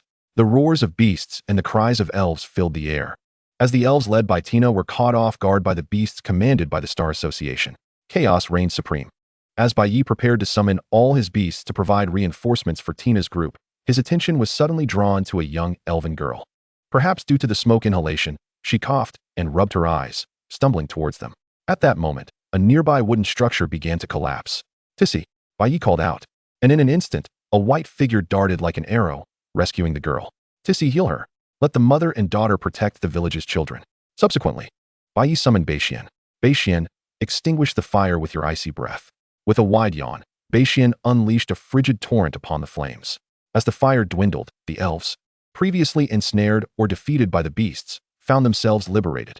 The beast tamers of the Star Association, however, stormed the cabin, dragging children from the interiors by their hair. Witnessing the female elves being captured and the male elves being slaughtered, and even some from the Star Association attempting to commit heinous acts in public, ignited a surge of murderous intent within Bai Ye. "Shadow, eliminate them. Gale, Crimson Flame, assist the elves. Be cautious not to use fire-based skills." "Understood, boss," echoed several beasts in unison. As they split up to act, the extinguished flames removed the constraints of environment and hostages. The Dark Moon elves became akin to assassins in the night. With Bai Ye's involvement, the tide of battle shifted dramatically. Chapter 142. The Pact, the Seventh Beast? How could there be other beast tamers here? Stay away. I truly did not mean to harm her. Damn it, where did this dog come from? This is bad. Run. Amidst the panic of the beast tamers, Chao Xing's expression abruptly changed. His plan had been to use the smoke to restrict the movements of the Dark Moon elves, then kidnap the children to instill fear in their enemies, systematically annihilating the Dark Moon elves. Yet, he had not anticipated the unwelcome presence of Bai Ye among the Dark Moon elves. When plans go awry, they found themselves caught off guard during this night raid. As Bai Ye drew closer, Chao Xing's face darkened. "Bai Ye, there is no need for this hostility. We need not escalate matters to such an extent. You still have your youth ahead of you, while we are merely desperate outlaws. I believe you do not wish for a mutually assured destruction, do you?" When Bai Ye remained unmoved, Chao Xing gritted his teeth and added, "How about this, Bai Ye? Once we eliminate the Dark Moon elves, you may choose any 5 of the female elves here. How does that sound? Get lost." Yet unexpectedly, before Chao Xing could finish speaking, Bai Ye made his move. A surge of spiritual energy manifested, and an invisible blade of wind cleaved Chao Xing in two. If Bai Ye could defeat Li Yun, the president, how could Chao Xing, the vice president, fare any better? As Bai Ye displayed such brutality, The members of the Star Association were taken aback. Yet, they quickly regained their composure. Brothers, kill him. Slay this bastard. Charge, brothers, strike first. They cried, their faces wild with frenzy, unafraid of death as they rushed towards Bai Ye. However, in the face of their onslaught, Bai Ye remained calm. To him, this band of misfits from the Star Association was nothing more than a collection of miscreants. Utilizing the contract to summon the power of his beasts, blood spattered as he swiftly dispatched them, leaving no room for survival. Stepping upon the crimson pool of blood, Bai Ye appeared as a demon from the depths of hell. As the beast tamers fell, the beasts were also struck down in retaliation. They suffered defeat after defeat. And as the night deepened, the battle reached its conclusion. The once tranquil village had transformed into a desolate wasteland. Time passed quietly, and by the time they cleared the battlefield and comforted the children and women, dawn had broken. Although they had utterly annihilated Chao Xing and the members of the Star Association, the Dark Moon Elves were left severely weakened. It is known that for the long-lived species, the reproduction of elves is quite challenging. Following this battle, what had once been a village of over 100 now numbered merely 60 or 70, a devastating loss indeed. Bai Ye, we owe you a great debt this time. Otherwise, even if our clan ultimately emerges victorious, we may be left with merely a handful of souls, perhaps a mere 10 or 20. As gratitude lingered on her lips, Tina's expression turned bittersweet. Now that the village has been lost, what do you plan to do, Tina? Rebuild, perhaps? Observing the weary faces of the Dark Moon Elves, Bai Ye inquired casually. Well, we intend to relocate, she replied, hesitating momentarily before continuing. Bai Ye, you believe that your Dragon Kingdom will accept our Dark Moon Elf clan, do you not? I cannot guarantee that with absolute certainty. However, given the disposition of the Empress, it is highly likely. Upon hearing this, Tina nodded in agreement. Here's what we shall do. If you wish to bring us under your wing, have the Empress come to discuss matters in person. When you return, deliver this to her. She will know how to proceed. As she spoke, Tina handed Bai Ye a gem radiating a resplendent purple hue. Pausing briefly, she feigned nonchalance and asked, by the way, Bai Ye, don't you still lack a seventh beast? Noticing Bai Ye nodding, Tina continued. Do you have any specific requirements for this seventh beast? I hope for an assassin, one who can complement our team in combat and execute decisive strikes. At this, Tina's eyes lit up. Do you have any preferences regarding its attributes? Bai Ye's expression turned peculiar upon hearing this. I have no particular demands for attributes. It mainly depends on compatibility. Tina, you aren't suggesting that you wish to form a contract with me, are you? Taken aback, Tina paused, then burst into a melodious laugh. How could that possibly be? If I were to contract with you, what would become of my kin? After a brief moment, recognizing Bai Ye's thoughts, Tina clarified, it is not I who wishes to contract with you, but her. As she spoke, Tina presented a graceful elven maiden. Allow me to introduce her. Her name is Ruby. Bai Ye, do you recall the child you saved last night? Bai Ye reminisced. Yes, the little girl, correct? Tina nodded. Indeed, that child is Ruby's younger sister. With a mischievous smile, she added, there's a saying in your human world, great kindness cannot be repaid, save by offering oneself. You saved her sister and assisted our clan, so she wishes to accompany you as a form of gratitude. As Tina finished speaking, Ruby, sensing Bai Ye's silence, grew anxious. Sir, is it not permissible? It's not entirely out of the question, is it? With her pointed ears and flowing white hair, she exuded an air of elegance. Furthermore, as an elf, her beauty was undeniable. Having spent considerable time engaged in hunting and other activities in the forest, her physique was nearly perfect. In contrast to Tissie's allure and Tina's commanding presence, Ruby gave Bai Ye the impression of a charming neighbor. Were she to style her hair into a ponytail and dye it black, she would likely become an unforgettable figure in many hearts. Bai Ye, you might not be aware, but Ruby has quite a few admirers in our tribe. As she spoke, Tina pointed to a group of elven youths nearby, casting glances that could pierce. You see? If you find her suitable, why not simply take her under your wing? Initially, I was reluctant to introduce her to you, but unfortunately, this girl kept pestering me last night. Chief, what nonsense are you spouting? Ruby's ears flushed red as Tina grinned mischievously. Is it not true? Last night, I wonder who it was that kept calling me chief, over and over again. Ruby, despite her reluctance to speak, felt her ears grow even warmer. At this moment, facing Ruby, Bai Ye focused his thoughts and activated his eye of appraisal.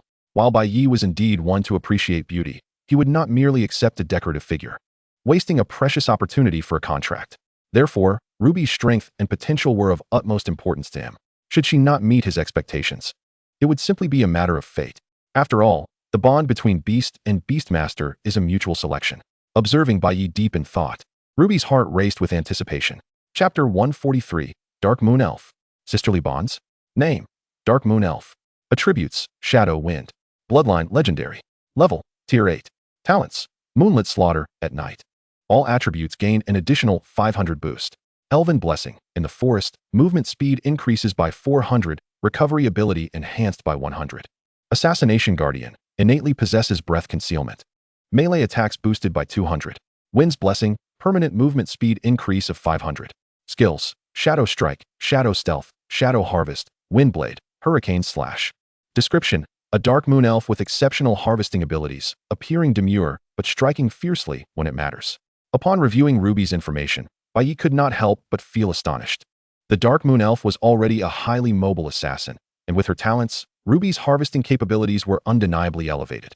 With Ruby's inclusion, Bai Ye could entirely bypass the beasts and directly confront their masters.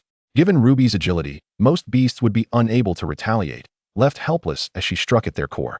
So, Bai Ye, have you come to a decision? At that moment, Tina's voice drew Bai Ye back to reality. Her expression was one of unwavering certainty, as if she had known all along that he would not decline. Thus, Bai Ye nodded affirmatively. Very well, Ruby, from this day forth, we shall be companions. As Bai Ye extended his hand, Ruby grasped it firmly. Yes, then, boss, I look forward to your guidance from now on. As she spoke, Bai Ye concentrated, and a magical formation appeared. At that moment, the contract was sealed. Through this bond, Ruby felt a connection with Bai Ye and smiled brightly. A few hours later, after packing their belongings and bidding farewell to Tina and the others, Bai Ye prepared to depart.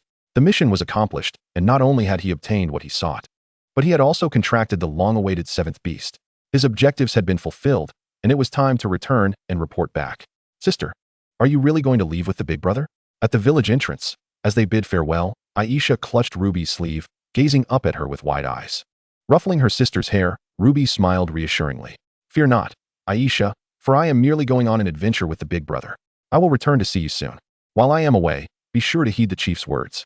Do not allow the absence of your sister to evoke feelings of loneliness, dear one. At first glance, one might perceive a profound sisterly bond. However, the words that followed from Aisha gradually extinguished the smile from Ruby's face. No, dear sister.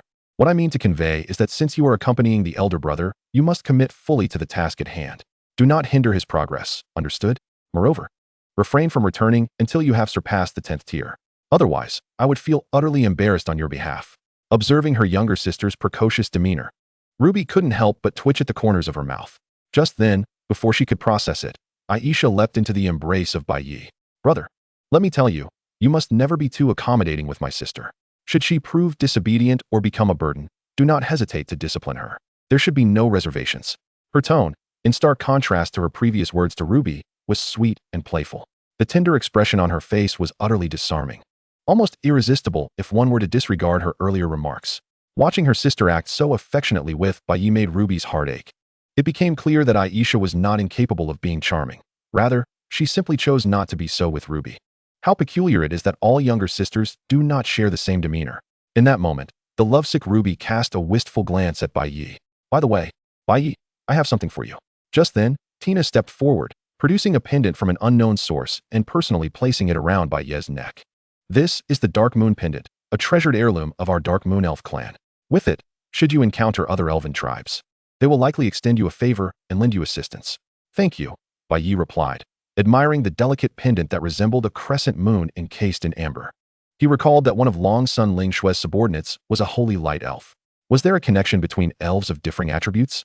In the afternoon, as Bai Ye departed the Dark Moon Elf tribe and retraced his steps, Ruby could not contain her curiosity as they walked through the jungle. What is the world outside like, elder brother? You will know once you arrive, Bai Ye replied. The outside world is filled with things your tribe does not possess. Ruby's eyes sparkled at his description of the outside world. Observing the closeness between the two, Tishi felt a pang of displeasure. Ruby, if you have any questions, you can always ask me. There's no need to trouble the master so. Elder brother, you mentioned those moving metal boxes are called cars. How fascinating. They can operate without spiritual power. I would love to see such marvelous things. Tishi felt a wave of frustration as Ruby seemed to disregard her entirely. Oh well. As Tishi witnessed her own misfortune, the shadowy tail of her companion wagged with glee, relishing the sight of the fox's embarrassment. Dog brother, are you itching for a punch again? Tishi shot a glare at her companion, who fell silent. Though it didn't hurt, it was prudent to avoid incurring Tishi's wrath. Just as the group was engaged in their banter, a sharp cry pierced the air. The scout, Qian, had sounded the alarm for approaching enemies. Upon hearing this, Bai Ye's expression turned serious. Most adversaries posed no threat. With Qian's prowess, they could easily handle anything that came their way. However, the fact that even Qian was on high alert indicated that they were facing a formidable foe. At that very moment, deep within the jungle, Lu Yu felt immense frustration. Unlike Bai Ye, he had no guide and was forced to push forward relentlessly. Along the way, he encountered countless beasts, which significantly slowed his progress. Had it not been for these distractions, he might have already delved deep into the secret realm and discovered the star god ruins. As the trees around him began to thin, riding atop the moonshadow lion and breaking through the underbrush, Lu Yu was taken aback upon spotting Bai Ye and his companions. Bai Ye, what brings you here? The moment he laid eyes on Bai Ye returning, an ominous premonition gripped Lu Yu's heart. Surely, the treasures he sought had already been claimed by Bai Ye, hadn't they? As these thoughts raced through his mind, Lu Yu's expression twisted in anguish. Whether it be women, honor, or opportunity, everything that was rightfully his now seemed to have been seized by Bai Ye. How could Lu Yu possibly accept this? In that instant, a surge of murderous intent surged within him, and his hatred for Bai Ye reached an unbearable peak. Chapter 144. The Battle with Lu Yu. You scheming rascal.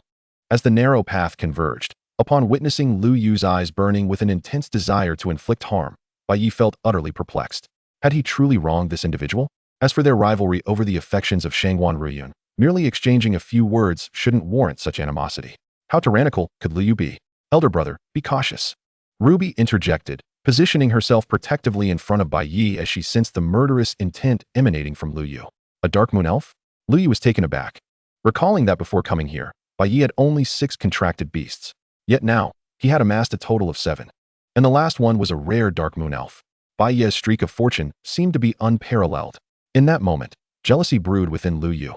Directed at Bai Ye's good fortune. Bai Ye, what do you think you're doing? Have you not taught your beasts any manners? He feigned indignation, his anger simmering just beneath the surface. However, Bai Ye remained unfazed. I will manage my own companions, so there is no need for you, Colonel Lu, to concern yourself with them. I suggest you focus on managing your own beasts instead. Upon hearing those words, Lu Yu's rage boiled over. Without hesitation, he summoned all of his beasts. Is that so? Then let me teach you, Bai Ye, what true manners are. His words were merely a pretext, a flimsy excuse to justify his fury, regardless of Bai Ye's demeanor, since fate had led them to cross paths in this remote area. He was determined to ensure that Bai Ye would not leave alive today. Aside from the Star Dragon and the pitch-black Moonshadow Lion, Lu Yu's remaining 5 beasts included a lava serpent. Secondly, there exists a sword demon, entirely forged from blades, exuding an aura of sharpness. The third and fourth are a frost giant, emanating an icy chill, and a necromancer composed entirely of skeletons.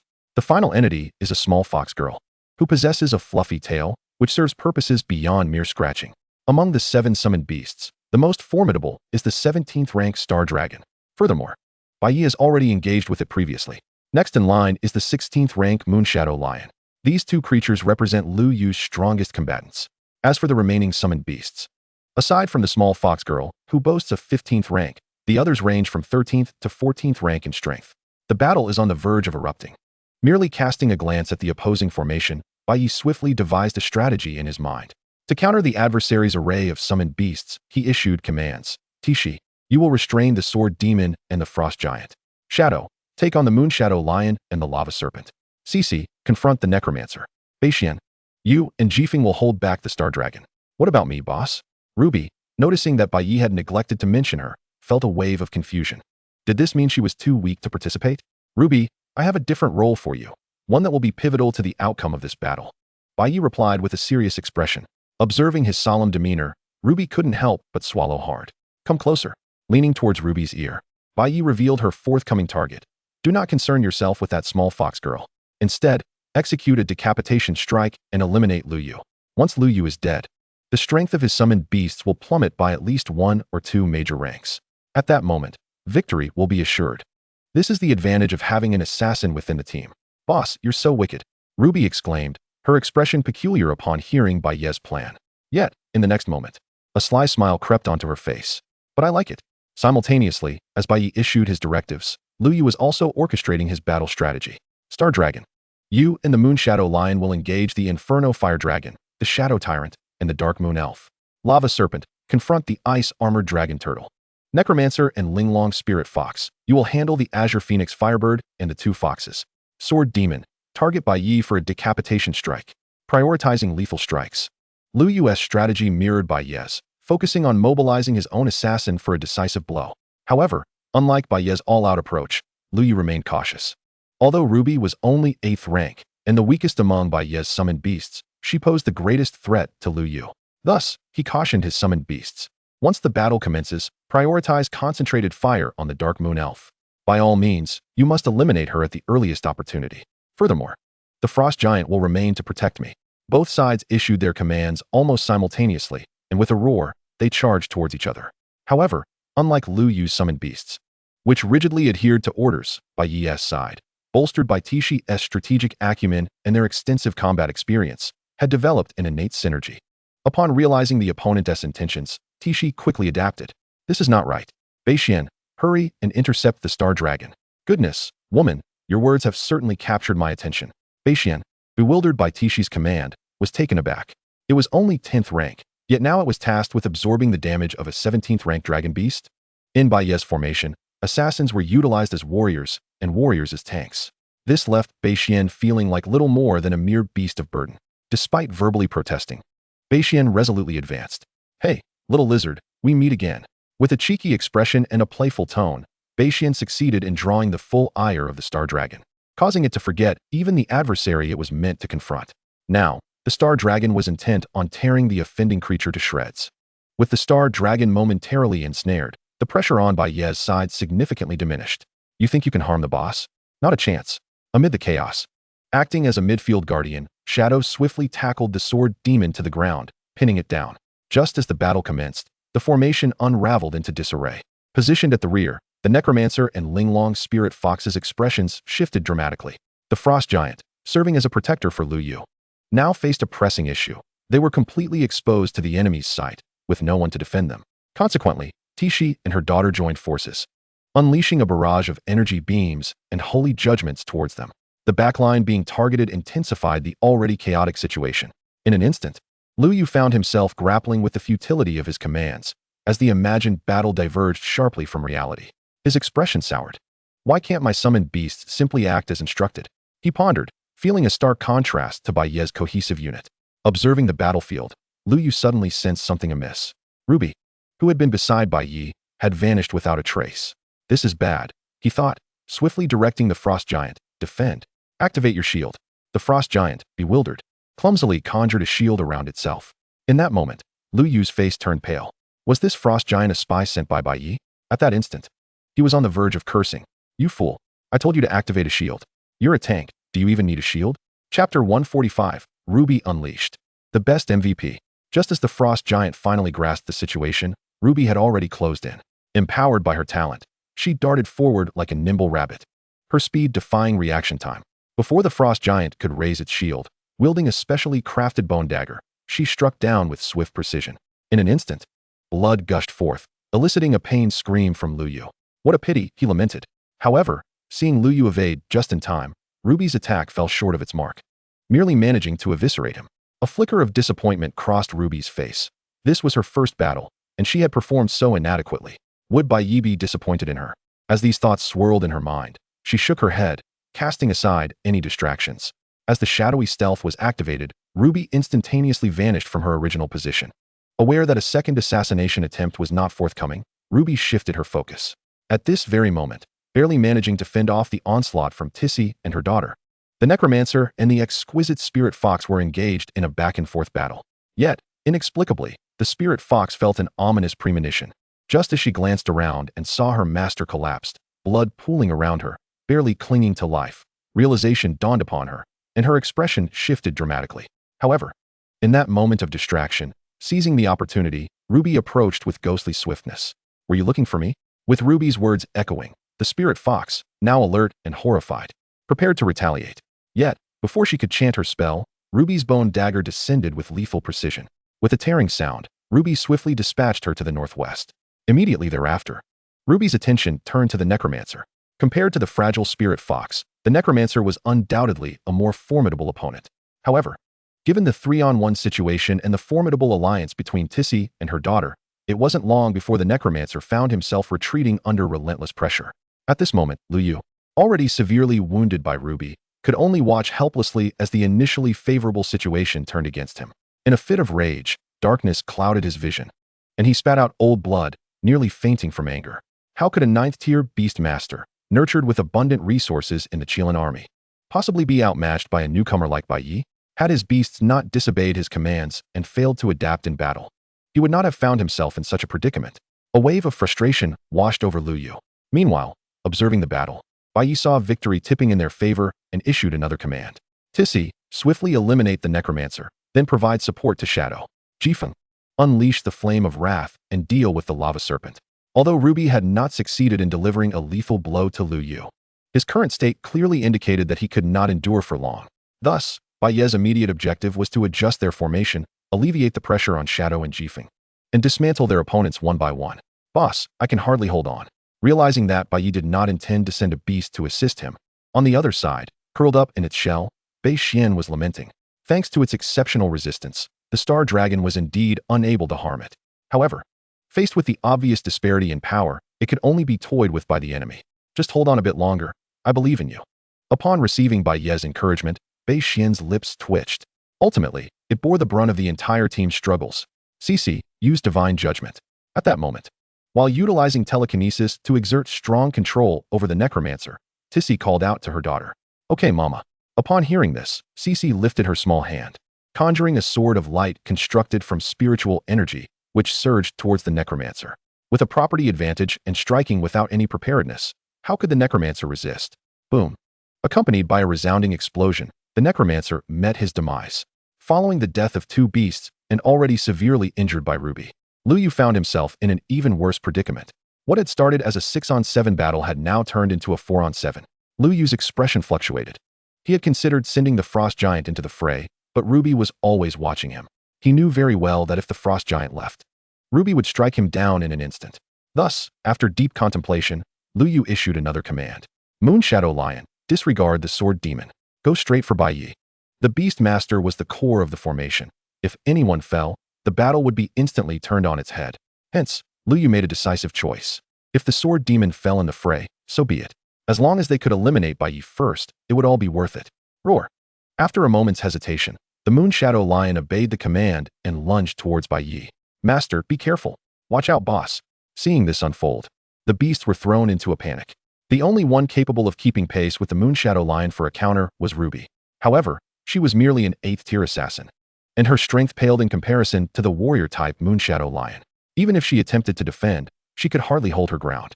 As the Moon Shadow Lion unleashed its shadowy strike, closing in on Bai Ye, a relaxed smile crept onto Lu Yu's face. Without a beast to protect him, the vulnerability is exposed now, isn't it? 30 meters, 10 meters, 5 meters. As the distance dwindled to almost nothing, Lu Yu's grin widened, gazing at Bai Ye, who appeared almost paralyzed by fear. However, unexpectedly, in the next moment, a shield of spiritual energy unfurled, abruptly halting the Moon Shadow Lion's assault. What? Lu Yu's smile began to freeze as he observed the unassuming storage ring on Bai Ye's hand faintly glowing. He was struck with dread, for he recognized it as the Emperor's exclusive special storage ring. Besides storing ordinary items, this ring, by continuously infusing spiritual energy, could manifest a shield at a critical moment, protecting the Beast Master from a decisive blow. Judging by the shield's thickness, Bai Ye had evidently poured substantial energy into the ring, explaining why he had always appeared so confident. It turned out he had set a trap, waiting for Lu Yu to leap into it. Forget about me. Focus fire and take down the sword demon. Just as the beasts were momentarily stunned, Bai Ye's voice snapped them back to reality. In an instant, all 4 beasts unleashed their skills toward the sword demon, obliterating the already struggling foe. Splurt. At that moment, Lu Yu coughed up a mouthful of old blood, the backlash nearly sending him into the abyss. He had lost. Completely. Yet, escape was not an option for him. The moment he chose to flee, Ruby would be upon him in an instant. With no path forward or retreat, he found himself in a dire predicament. If he wished to survive, Lu Yu could only fight Bai Ye to the bitter end. In that moment, regret washed over him. Had he known the Dark Moon spirit Bai Ye had contracted posed such a significant threat, he would never have chosen to confront Bai Ye in a life-or-death struggle at this juncture. And as they exchanged blows for several more rounds, the battle raged on. As the situation shifted to a daunting 7 against 3, an exchange of injuries ensued. with the fierce winds tearing the lava serpent asunder, albeit at the cost of its own near demise. Observing the severely weakened Jifeng on Bai Ye's side, it seemed as though the tide of battle had turned. Lu Yu promptly commanded the Star Dragon, "Ignore that turtle for now. Eliminate this infernal fire dragon." Upon hearing this, the Star Dragon realized the imminent danger of defeat and temporarily abandoned its focus on Bai Ye, lunging towards Jifeng instead. However, at that very moment, Bai Ye countered with precision. "CC, employ ultimate healing." Within mere seconds, Jifeng's injuries and condition were restored to their zenith. In that instant, a singular thought engulfed Lu Yu's mind. "It's over. Come back, CC, Bai Ye." Witnessing the little beast girl and Bai Ye reaching their limits, Bai Ye summoned them back. The odds now stood at 5 against 3, and the ice giant dared not stray even a step from Lu Yu's side.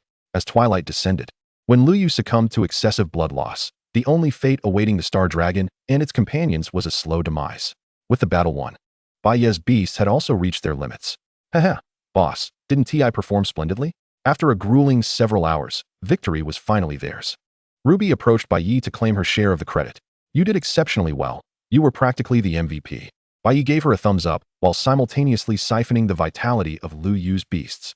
To Ruby, Bai Ye granted an enlightening touch. As he placed his hand upon her head, she felt an inexplicable surge of power, causing her to emit sounds that stirred the imagination. "Stay still. It will be over shortly." Ruby clung to him like an octopus, her expression one of feigned grievance. But boss, I'm about to be filled to the brim like a cream puff." Upon hearing this potentially misconstrued remark, Bai Ye's lips twitched. Chapter 146, The Apostle of the Moon Goddess? The Empress's Reward. Time passed quietly. A day later, upon returning to the capital, Bai Ye reported to Changsun Lingxue about the events that transpired during his journey. At the mention of the Moon Goddess and the Demon God, Changsun Lingxue's expression betrayed her astonishment. "Is that so? It appears the ancient deities still exist. No wonder the Star Guild has been so active lately. It must be related to the commands of the Star God." In that moment, Changsun Lingxue grasped the implications. "By the way, Your Highness, I suspect that the global competition organized by the 10 great powers and various nations might very well be a scheme devised by the gods against our dragon nation." Maintaining her composure, and aside from her foresight, Bai Ye recounted everything he knew to Changsun Lingxue. As he concluded, she fell into deep contemplation. After a moment, she finally spoke. "Very well, Bai Ye, based on your strength, you are worthy of promotion to colonel. I have decided to grant you the authority to mobilize the Qilin army. Furthermore, your operational priority will supersede that of the Qilin army. From this moment on, all matters pertaining to the 3 gods shall be entrusted entirely to you. Additionally, all departments of the Dragon Nation are obliged to cooperate with your actions." What do you think? With such a declaration, Bai Ye could hardly deny the implications of Changsun Lingxue's words. She was prepared to grant him power. Such trust, alongside promotion and authority, was indeed remarkable. "Thank you, Your Highness. I will undoubtedly root out the minions of the 3 gods." As Bai Ye made his promise, Changsun Lingxue seemed to recall something. "By the way, Bai Ye, are you familiar with your mother?" "I know. She died in a car accident when I was young. Later, my father married Ji Shirwan." "Ah, I see." Nodding, Changsun Lingxue continued. "In truth, your mother did not die by accident, but was murdered. Upon suspecting the unusual circumstances surrounding her death, I have been arranging investigations for the past month. This month, we have finally uncovered some clues." At this juncture, Changsun Lingxue paused, and Bai Ye's expression turned grave as he held his breath. "According to our investigation, your mother's death is highly likely connected to your sister." "Bai Ye, what?" Bai Ye was momentarily taken aback. "We too find it hard to believe that a young girl would dare to kill her own mother. But the facts are undeniable. You must be aware that your sister joined the Holy Light Guild and has garnered their attention, even becoming their saintess." "I'm not entirely sure," Bai Ye replied, shaking his head. "But I do recall she contracted a unicorn when she was 10, and that was when the Holy Light Guild took notice of her." "Indeed," Changsun Lingxue affirmed with a nod. "Unicorns are proud creatures. They will only acknowledge those they deem worthy as beastmasters. Do you think a 10-year-old child, who has yet to awaken her powers, could command a unicorn to obey her?" Upon hearing this, Bai Ye recognized the peculiarities in Bai Yan's behavior. Yes, a child barely over 10, accompanied by a unicorn of commendable lineage. It is known that even some 5th or 6th tier beastmasters struggle to tame unicorns completely. Yet Bai Yan lacks both strength and talent. What right does she have to command a unicorn? Are you implying, Your Highness? Indeed. I suspect your sister is one of their apostles. Her act of killing your mother was her declaration of loyalty. Hearing this, Bai Ye felt a chill run down his spine. Thank you, Your Highness, for your investigation. I will assess this matter myself. If she truly is an apostle of those gods, I will not hesitate to uphold justice and deal with her severely. Upon hearing Bai Ye's response, Changsun Lingxue nodded. During Bai Ye's journey to the illusionary sea forest, she had been discreetly evaluating and testing him, ensuring that he stood resolutely with the Dragon Nation. This was why, upon his return, she chose to grant him authority without hesitation. By the way, Your Highness, this is the token of the Dark Moon Elf clan. Their chieftain stated that if you genuinely wish to recruit them, you must seek them out personally. At this very moment, Bai Ye retrieved the stone that Tina had entrusted to him to hand over to Changsun Lingxue. I shall make time for a special visit, he remarked. With that, Changsun Lingxue assigned Bai Ye a task. Bai Ye, I have a matter to entrust to you. After a brief pause, she continued, originally, I did not expect your return to be so swift. This task was intended for another. However, since you have returned, it is only fitting that I assign it to you. As she spoke, Changsun Lingxue handed Bai Ye a stack of documents. While Bai Ye perused them, she elaborated. These are the materials from Port City. Recently, our personnel discovered that a divine child has been sighted there, and to date, this individual has committed multiple crimes. I hope you can locate this divine child and eliminate them. Not every divine child stands with our dragon kingdom like you do. The vast majority are ruthless in their pursuit of divinity. To triumph over their peers, they often exploit their abilities, causing collateral damage without restraint. They will stop at nothing to ascend to godhood, even if it means the destruction of their own nations. Upon learning that thousands in Port City have inexplicably become dazed, as if stripped of their wits, and that this number continues to rise, Bai Ye's gaze turned icy. For the Dragon Kingdom, the threat posed by these divine children is no less severe than that of the apostles of the gods orchestrating various acts of terror in the shadows. Understood. I shall depart tomorrow, Bai Ye calculated, noting that there were still over 20 days until the national competition, ample time to deal with this divine child. By the way, Bai Ye, this is for you. As she spoke, Changsun Lingxue presented him with a gift box. What is this? He inquired. This is a set of equipment crafted from the horn of a soul-eating rhinoceros, combined with various minerals, which I created while hunting high-tier beasts. Your subordinate, the Dark Moon Elf, must be in need of suitable gear, correct? These two shadow blades should prove beneficial to her. Hearing this, Bai Ye felt a surge of gratitude. Not only had he received a promotion and salary increase, but the resources provided were countless. Now he was being gifted equipment directly. He pondered where one could find such a remarkable employer. In the presence of Changsun Lingxue, Bai Ye wished he could proclaim, I have wandered through life without encountering a worthy leader. Should you not cast me aside, I am willing to devote my very being to you. Chapter 147, News of the Divine Child. The sixth fragment. Boss, is this really for me? Upon exiting the Imperial City, Ruby gazed at the shadow blades with excitement. Quality equipment would undoubtedly transform her capabilities. At the moment Bai Ye unveiled the shadow blades, Ruby's breath quickened. If not for you, then for whom? Just accept it. Bai Ye chuckled as he placed the shadow blades into Ruby's hands. With the recent enlightenment coupled with this new equipment, although her cultivation had only just reached the 9th tier, Ruby felt an overwhelming surge of power. The next day, they did not take the train but instead boarded a boat heading to Port City, accompanied by Tishi and the others, gliding along the canal. Boss, is this the boat? How marvelous. Wow, it sways. What is happening? Ruby exclaimed, bubbling with excitement. For someone like her, who had lived in a secluded realm, the sights and experiences of the outside world were entirely foreign. Leaning against the railing, Tishi too relished the gentle breeze, her eyes sparkling with curiosity. Master, I heard humans can get seasick. Is that true? What does it feel like? Is it very uncomfortable? I am uncertain, but I imagine it is unpleasant, Bai Ye replied. I hope we don't encounter that. It would be quite disappointing. Just as Tishi finished speaking, Ruby scoffed. What is the big deal about seasickness? You're making a fuss over nothing. As Tishi glanced at her, Ruby dismissed her concerns, saying, only a weakling like you would get seasick. An elf of my caliber doesn't experience such trivialities. Ruby's laughter rang out, but 2 hours later, as the boat smoothly descended the canal, her laughter faded. Now, she found herself in the cabin, pale-faced and staring at the trash bin. Ruby could not comprehend why she could navigate through the jungle without issue, yet felt utterly defeated on the boat. Meanwhile, Tishi stifled her laughter, covering her mouth. Little elf, are you all right? Perhaps you should rest in the beast space? Am I not all right? Are you joking? Ruby retorted, indignant at Tishi's teasing. Let me tell you, I'm just unaccustomed to this being my first experience, she declared defiantly. Just wait and see. Next time we take a boat, I will not succumb to seasickness. In that moment, Ruby's stubbornness was more pronounced than ever. Bai Ye, patting her back, could only smile in disbelief. He suspected Ruby was setting herself up for a fall, but lacked any evidence. With just half an hour until their arrival at Port City, Ruby felt utterly despondent. Every second aboard the vessel felt like an eternity. Yet, her pride remained unyielding. Rest in the beast space? Huh, you underestimate me. A little seasickness is nothing. As long as I stay still, it poses no threat. Though she spoke confidently, her pale and pained expression betrayed her true condition. Finally, upon disembarking, Ruby exhaled a sigh of relief.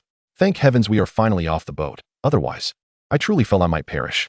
Hearing her murmur, Tishi smirked and teased, "Little elf, didn't you say it was just a little seasickness? What is this now?" When Ruby heard Tishi question her, her stubbornness flared again. "You misheard. I said that riding the boat is incredibly fun. Is that so? Then shall we take the boat back?" Tishi said with a sly smile. "Of course," Ruby replied, still clinging to her bravado. As Bai Ye interjected, "Ruby, are you certain you can handle it? Perhaps we should take the train back instead?" At his words, Ruby bristled. "Boss, where am I lacking? Have I not made it clear? It is merely my first voyage on a ship, hence I find myself somewhat unaccustomed. I assure you, next time will be different." "You doubt my words, do you?" Upon hearing this, Bai Ye could not help but twitch the corners of his mouth. Beside him, Sheila tugged at Bai Ye's sleeve, curiously whispering, "Brother, isn't this sister seasick? Why does she claim she is not? Pay her no mind. She is simply stubborn. She must not emulate her, understand? Indeed, she would never behave in such a manner." An hour later, accompanied by Tishi and others, Bai Ye arrived at the local Beastmaster Guild. Having received news ahead of time, the president, E.G. Feng, was already awaiting their arrival. "Mr. Bai, it is an honor to finally meet you. You are indeed a prodigy among the Beastmasters of our dragon country," he exclaimed. "I must apologize for making you wait so long. Was it a long wait?" "Not at all," E.G. Feng replied. "I learned of your arrival and was merely here for a short while when you arrived. Quite the coincidence." As he spoke, E.G. Feng summoned the staff for their reception. "Mr. Bai, after your journey from the capital, you must be fatigued. I have arranged accommodations for you. Let us settle in and then dine before discussing matters of importance tomorrow, shall we?" Bai Ye initially intended to decline, but noticing Ruby's unsteady gait, he ultimately nodded in agreement. "Very well, I appreciate your kindness, President E. Not at all. You are our guests. It is our duty to ensure your comfort." With a smile, E.G. Feng added, "By the way, Mr. Bai, I have a friend who will be joining us tonight. Interestingly, you are acquainted with this person." "Acquainted? Who might it be?" Bai Ye inquired, perplexed. E.G. Feng chuckled, "No need to rush. First, settle your belongings, and you will find out shortly." This only piqued Bai Ye's curiosity further. At 6 o'clock that evening, they entered a private room at a restaurant known as Heaven and Earth, led by E.G. Feng. Upon encountering the familiar figure he had mentioned, Bai Ye's expression shifted to one of surprise. The individual was none other than Yuan Shang and Boss Yuan. "It has been quite some time. Mr. Bai, indeed. It has only been a few months. Yet you have already joined the Qilan army and become a top beastmaster of the dragon country." Yuan Shang'an, now more reserved, observed that Bai Ye was no longer the impetuous youth he once was. It was no exaggeration to say that they now belonged to entirely different realms. Yuan Shang'an's reticence stemmed from another reason. He had a request to make. Just as he was about to speak, E.G. Feng interjected, "Why are you still standing? Mr. Bai, please take a seat. After such a long day, you must be quite hungry. You should know that this restaurant is renowned in our harbor city. And I assure you, the cuisine will delight you." As E.G. Feng fostered an amiable atmosphere, and upon confirming that Bai Ye's attitude remained unchanged, Yuan Shang'an felt a sense of relief. Gradually, their conversation shifted from pleasantries to serious matters. "Mr. Bai, to be candid, I traveled to the harbor city the night I learned of your arrival." At this, the atmosphere grew tense. Bai Ye gestured for him to continue, while Tishi's gaze sharpened. Only Sheila and Ruby, under E.G. Feng's attentive care, focused on their meals. Sheila was unconcerned with the conversation, believing it sufficient to heed Bai Ye and her mother's words. Ruby, however, was simply starved, having subsisted on meager rations in the secret realm. She was astonished to discover such a plethora of delectable dishes in the outside world, nearly swallowing her own tongue in delight at the variety before her. "Miss Ruby, do take your time. There are plenty more dishes to come," E.G. Feng remarked, suddenly rising. "As it happens, a few courses have yet to arrive. This is taking too long. Please, continue your meal. I shall go check on the kitchen." Being quite perceptive, he left the negotiations to the two men and exchanged a knowing glance with Yuan Shang'an. After years of friendship, he could only assist to this extent. The outcome rested entirely upon Yuan Shang'an's own efforts. Soon after E.G. Feng departed, Yuan Shang'an finally spoke up. "Mr. Bai, I have a favor to ask of you. Please, save my daughter." As he spoke, Yuan Shang'an knelt before Bai Ye. "Boss Yuan, there is no need for such formality." Bai Ye quickly supported him. "We are friends, and you have aided me in the past. Please, share the details of your situation. If it is within my power, I shall certainly assist." Hearing this, Yuan Shang'an's eyes glimmered with gratitude. He proceeded to recount the plight of his daughter. who had fallen victim to the son of a deity. Like many others, she had lost her sanity, rendering her nearly indistinguishable from a vegetative state. During this tumultuous time, Yuan Shang had scoured for renowned physicians to aid his daughter, yet each attempt had been met with disappointment. Ah Feng mentioned that you have come specifically to confront that son of a deity. I beseech you, do you possess any means to save my daughter? She is still so young. I cannot bear the thought of her remaining in this state for a lifetime. Grasping Bai Ye's shoulders tightly, Yuan Shang regarded him as his last lifeline. I have indeed come to confront the son of a deity, yet without examining the patient, I cannot be certain. Bai Ye replied, before shifting his tone. How about this? Is your daughter in the harbor city? If so, might you take us to see her symptoms? Yes, of course. Yuan Shang exclaimed, overjoyed at Bai Ye's response. Later that evening, at 9 o'clock, following Yuan Shang, Bai Ye arrived at the central hospital of the harbor city. As soon as they entered the ward, a strong scent of disinfectant assailed them. On the pristine hospital bed lay a girl whose skin bore an unhealthy pallor. Though her eyes were open, they were devoid of life, staring blankly at the ceiling. The only distinction between her and a patient in a vegetative state was her minimal mobility, utilizing the fragments of fate. Upon sensing the familiar aura emanating from the other party, Bai Ye furrowed his brow. Tishi, can you discern anything? The soul has been forcibly stripped away, she replied, employing telekinesis to examine the individual thoroughly. Tishi also rendered her diagnosis. The soul has been deprived? Upon hearing this, both Bai Ye and Yuan Shang were momentarily taken aback. Indeed, her soul has been forcibly extracted by someone. Yuan Shang's breath quickened, which means, Tishi nodded. It means that she is now nothing but a hollow shell. As Tishi's words hung in the air, Yuan Shang staggered, nearly collapsing. Then, Miss Tishi, is there any way to save my daughter? Tishi shook her head. There is a possibility, but it's exceedingly difficult. We must first locate that divine child. With that, she turned her gaze towards Bai Ye. Master, can you sense the whereabouts of that divine child? Aren't you able to sense each other? Shaking his head, Bai Ye responded. I can only perceive a general vicinity. The specifics elude me. However, once he appears, I will undoubtedly recognize him. After a brief pause, Bai Ye commanded E.G. Feng and Yuan Shang. In that case, I will first delineate the approximate location of that divine child. Then we shall conduct a thorough search. Let us endeavor to find him by tomorrow, shall we? With little time remaining until the global competition, Bai Ye's urgency was palpable. For the confrontation against the top 10 powers and various nations, time was of the essence, and thus, the sooner the matter was resolved, the better. Nodding in agreement, E.G. Feng vowed earnestly, rest assured, Mr. Bai, wherever we need to encircle, you need only indicate the area. I shall ensure that divine child has no escape. The battle plan was thus established. Aware that their adversary was a divine child, E.G. Feng promptly mobilized all available forces. After all, should they allow the divine child to slip away, countless others would suffer the consequences. If that were to happen, he would be branded a sinner. As the entire port city simmered with tension behind the scenes, in the slums of the city, the most squalid and chaotic area, a dilapidated rental building housed numerous girls, their expressions vacant and eyes glazed over. Entering this foreboding environment sent chills down one's spine. Your Excellency, the person you seek is right here. Do you truly believe he will cooperate with us? Gazing at the multitude of seemingly lifeless girls, the members of the Holy Light Guild swallowed hard. It was well known that these divine children were no ordinary foes. Look at you, such a pathetic sight, Bai Yin remarked scornfully, perceiving their trepidation.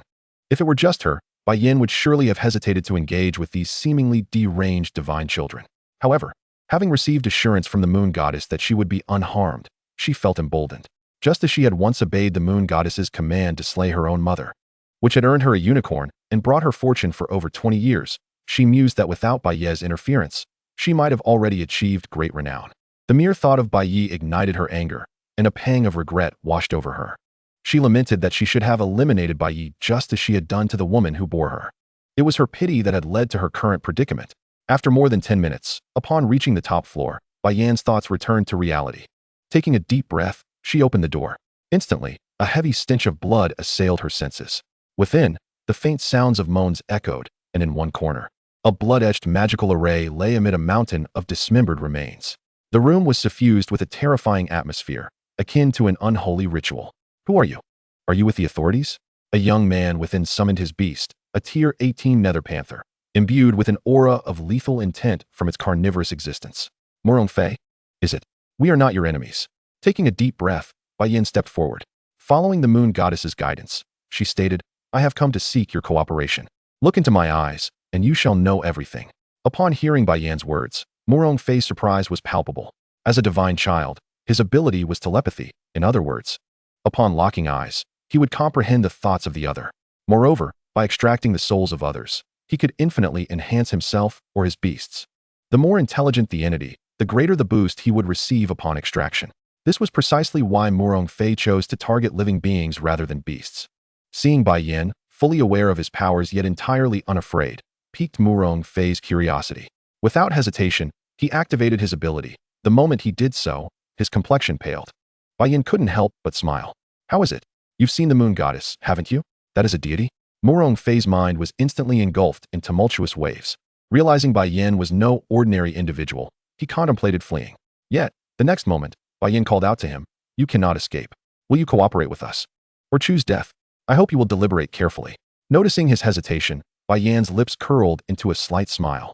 "If you choose to cooperate, not only can we help you gather the remaining fragments of fate, but you may also receive guidance from the moon goddess. Do you not wish to ascend to divinity?" Upon hearing this, Fei's interest was piqued. "What must I do?" "We require your assistance in eliminating someone in the near future. You are unaware, but the moon goddess has foreseen the future. In that future, he will be sealed by that individual." Fei's expression turned peculiar. "So you want me to kill him?" "Indeed," Bai Ye affirmed with a nod. "We need you to kill Bai Ye, a prodigious beast master from the Dragon Kingdom." "Bai Ye?" Fei's surprise deepened. "You? Are there others involved?" Bai Ye nodded. "Indeed, we will gather a group of beast masters of similar or even superior strength to yours." "Is Bai Ye truly powerful? Is he as formidable as the Empress?" "Not at all. He is merely a Tier 7 beast master. We are preparing to eliminate him." Upon hearing Bai Ye's words, Fei grinned. "Dealing with a Tier 7 beast master is hardly a tall order, is it? You do not comprehend. We must ensure absolute certainty and defeat him in one fell swoop." Upon finishing his words, Bai Ye added, "Otherwise, should we fail, dealing with him will become increasingly difficult as he grows stronger. Does killing truly make one more powerful? Is he a divine offspring?" "Indeed, he is a divine offspring, and he currently possesses 5 fragments of fate." As Bai Ye's voice faded, Fei's gaze sharpened. It seemed that just before his departure, Bai Ye had sensed his thoughts, prompting him to caution, "You would do well not to act alone. Wait for us to join you. He has the official backing. You are no match for him." I understand. You'll notify me when the time comes, correct?" He replied dismissively, showing little regard for her warning. Unbeknownst to Bai Ye, Fei was consumed by thoughts of how to eliminate Bai Ye alone. Chapter 149, Telepathic Connection. Fei's gift. "Mr. Bai, we have located the divine offspring's whereabouts. The surrounding area has been completely sealed off. We await your orders." Early the next morning, as dawn broke, Jifeng reported to Bai Ye. "Very well. Let us commence the capture operation." Shortly thereafter, Bai Ye arrived in the slums of the port city. "Mr. Bai, we have evacuated the nearby residents. However, last night, members of the Holy Light Guild were conducting some sort of activity here, resulting in several police officers and beast tamers being slain." At the mention of the Holy Light Guild, Bai Ye's expression abruptly tightened. The Starry Guild is backed by the Star God. It is highly probable that the Holy Light Guild is supported by the Moon God. What schemes is the Moon God orchestrating in the port city, rife with divine offspring and apostles? "Mr. Bai?" Just as Bai Ye pondered these matters, Jifeng's voice pulled him back to reality. "Is something the matter, Mr. Bai?" "No. Since the evacuation has been successfully executed, let us proceed with the capture." Redirecting the conversation, Bai Ye took the lead. Utilizing the connection between the fragments of fate, he meticulously eliminated suspicious locations, guiding his companions as the encirclement tightened, drawing closer to Fei's position. Bai Ye had assumed that with so many people deployed to encircle him, Fei would surely choose to flee. However, he was unaware that, faced with an official crackdown, Fei had no intention of escaping whatsoever. Inside the rental building, upon sensing Bai Ye's approach, Fei smiled. He had completely disregarded Bai Ye's warning from the previous night. On the contrary, Fei believed that his caution was excessively prudent. There was no need to rally others. Even with Bai Ye supported by the authorities, he alone could easily manage the situation. As he confirmed Fei's exact location, upon entering the building, both Bai Ye and his companions were taken aback by the scene before them. Countless young girls lay scattered, collapsed in the corridors and various rooms, starved and dehydrated. They appeared emaciated, akin to livestock confined in a pen. As tumultuous emotions surged within him, Jifeng was the first to react. "Quick, evacuate these victims. Call for an ambulance and alert the major hospitals in the port city to prepare for rescue." On the surface, the discovered victims numbered only in the hundreds. But it was only now that Yi Jifeng realized the extent of his negligence.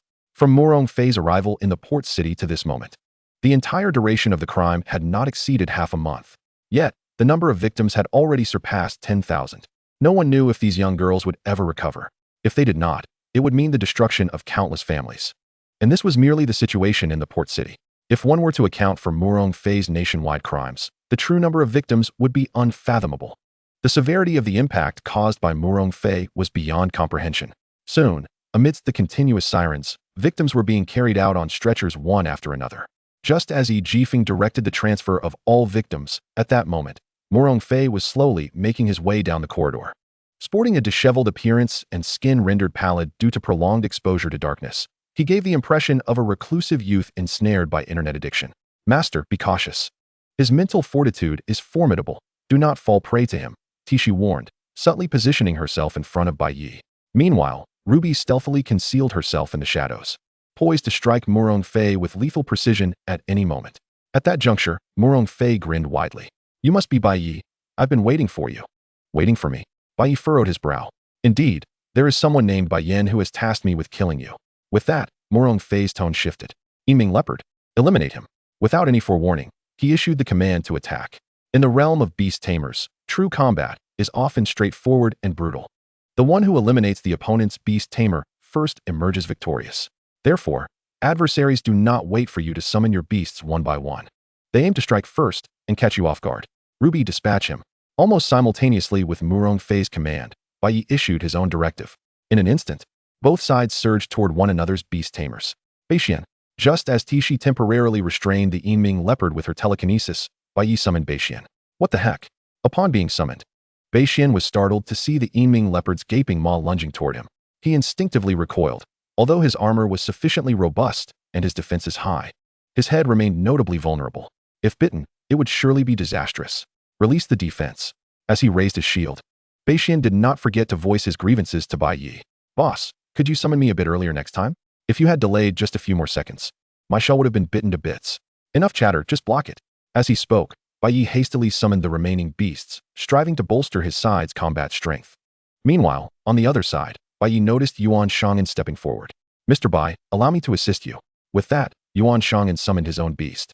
Although the strength of his beasts was not formidable, he could still hold off one of the opponent's beasts for Bai Ye.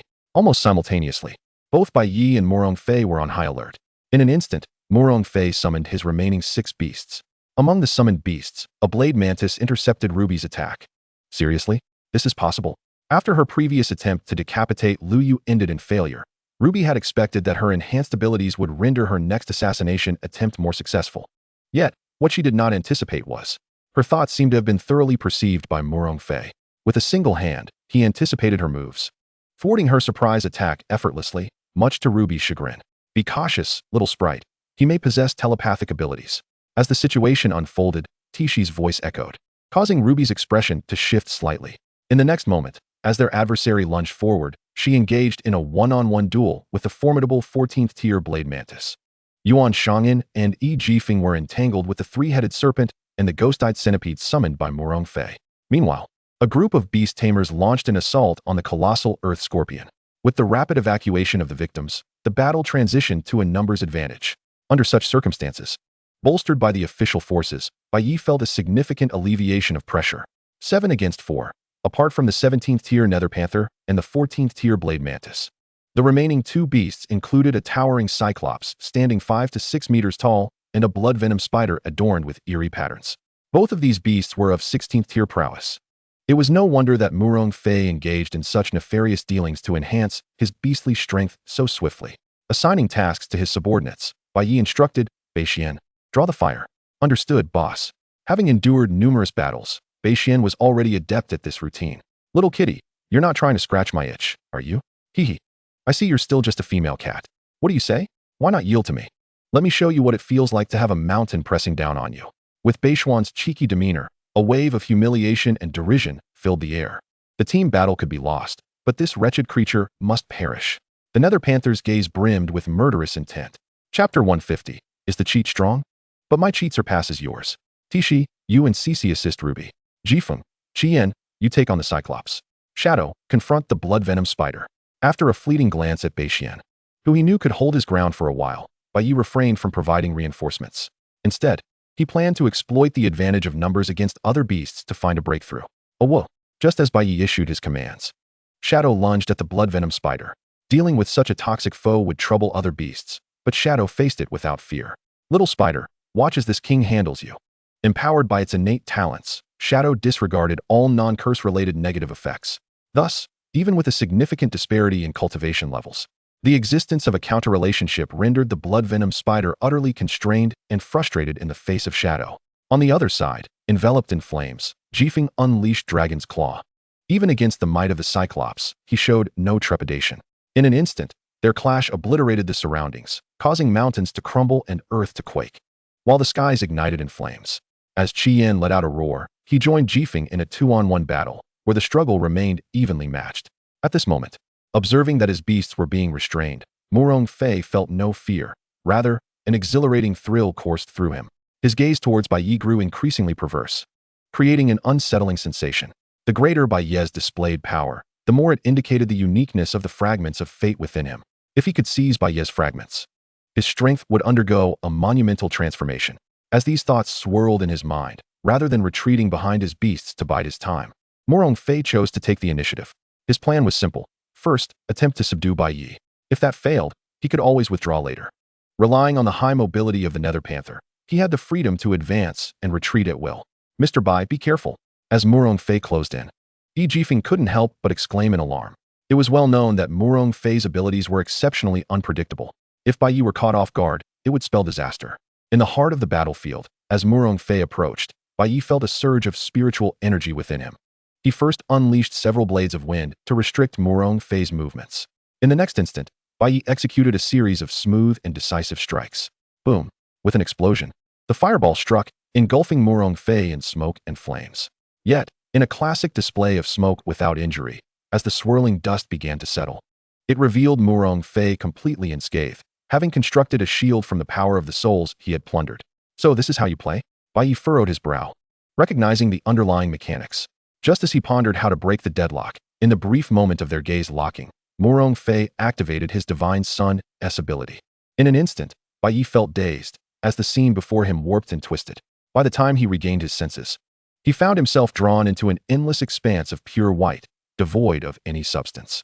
This was Murong Fei's realm of consciousness. As he observed this space and compared it to his own sea of consciousness, Bai Ye came to a profound realization. So, this is how it works. You draw your opponent's consciousness into your domain, and then kill them to seize their soul? To kill, and then plunder, no matter how the Divine Sun's abilities may vary. The principle remained largely the same. Having gathered 5 fragments of fate, Bai Ye could surmise that the fallen deity was likely infamous for slaughter and plunder. Indeed, this is my domain. With arms outstretched, Murong Fei felt no reservations. He reveled in this space, where he felt as if everything was within his control and he was capable of anything. Bai Ye, you are the first Divine Sun I've encountered who has gathered 5 fragments of fate. Had it been any other Divine Sun, you would have likely been surrounded and killed by now. Alas, you have met me. Speaking to himself, Murong Fei exuded an air of enigmatic confidence. From the moment I pulled you into this space, your fate was sealed. So tell me, do you have any last words before your demise? At these words, Bai Ye wore a peculiar expression. Most Divine Suns, before acquiring fragments of fate, were merely ordinary individuals.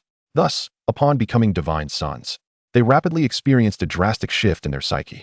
This immense psychological disparity was akin to going from earning $5,000 a month to becoming a billionaire overnight, and even enjoying unrestricted freedom. In such moments, what would Divine Suns typically do? Naturally, they would seek to exact revenge on all those who had wronged them and claim all that they had previously been denied, just as Lin Fan had done before. So too did Murong Fei follow suit. This was why, despite not having won yet, they reveled in premature celebrations. However, since the adversary had spoken so boldly thus, Bai Ye seized the opportunity. I must inquire, are those whose souls you have stripped away beyond salvation? None whatsoever, Murong Fei replied without a moment's hesitation. Their souls have been transmuted into my cultivation or have nourished my own essence. Do you truly believe that once spent, souls can be replenished? Evidently, he was in high spirits. Murong Fei did not mind engaging in further discourse with Bai Ye. Bai Ye continued to probe. Can you enlighten me about your relationship with Bai Yin? Why must you heed her counsel to slay me? We are both chosen ones. Only one can ascend to divinity. Even if she did not command me, I would still be compelled to eliminate you. As for following her directives, it was merely a matter of convenience. I am unable to invade her consciousness, so I have no choice but to comply. Recalling his encounter with Bai Ye the previous night, Murong Fei's expression darkened with trepidation. That woman was utterly terrifying. At that moment, facing Murong Fei, Bai Ye spoke again. I have but one final question.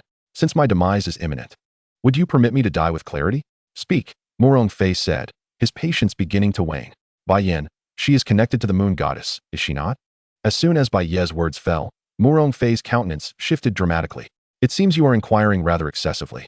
Observing his agitation, Bai Ye understood that his suspicions had been confirmed. His dear sister was indeed an apostle of the moon goddess. With this realization, many lingering questions from his previous life began to find resolution. Very well, since there are no further issues, prepare to meet your end. As Bai Ye fell silent, Murong Fei conjured a colossal hand infused with soul power, directing it towards Bai Ye, intent on crushing him into a mist of blood. For other beastmasters, being drawn into the realm of consciousness rendered them nearly helpless. However, as another chosen one, coupled with the experience of 2 lifetimes, Bai Ye possessed formidable mental fortitude. Moreover, the crucial factor was his mastery of the celestial compass. With this divine relic and his innate ability to endlessly siphon, he was more than capable of counteracting Murong Fei's assault. This was the very source of Bai Ye's unyielding confidence in the face of Murong Fei. At that moment, just as the massive hand was about to strike Bai Ye, a notification echoed solely in his mind. Alert, a substantial amount of soul power detected. Do you wish to siphon? A slight smirk graced Bai Ye's lips. Indeed, Murong Fei's external enhancements were impressive. However, regrettably, Bai Ye's own advantages surpassed them. Witnessing the colossal hand he had crafted from soul power being dismantled and absorbed by Bai Ye, Murong Fei's eyes widened in disbelief. Impossible. How can this be? An unforeseen turn of events left Murong Fei utterly flabbergasted. Bai Yan's immunity to his abilities stemmed from the moon goddess, but why could Bai Ye also resist? Bewildered, Murong Fei found himself lost in confusion. At that moment, oblivious to Murong Fei's thoughts, Bai Ye delivered a resounding slap.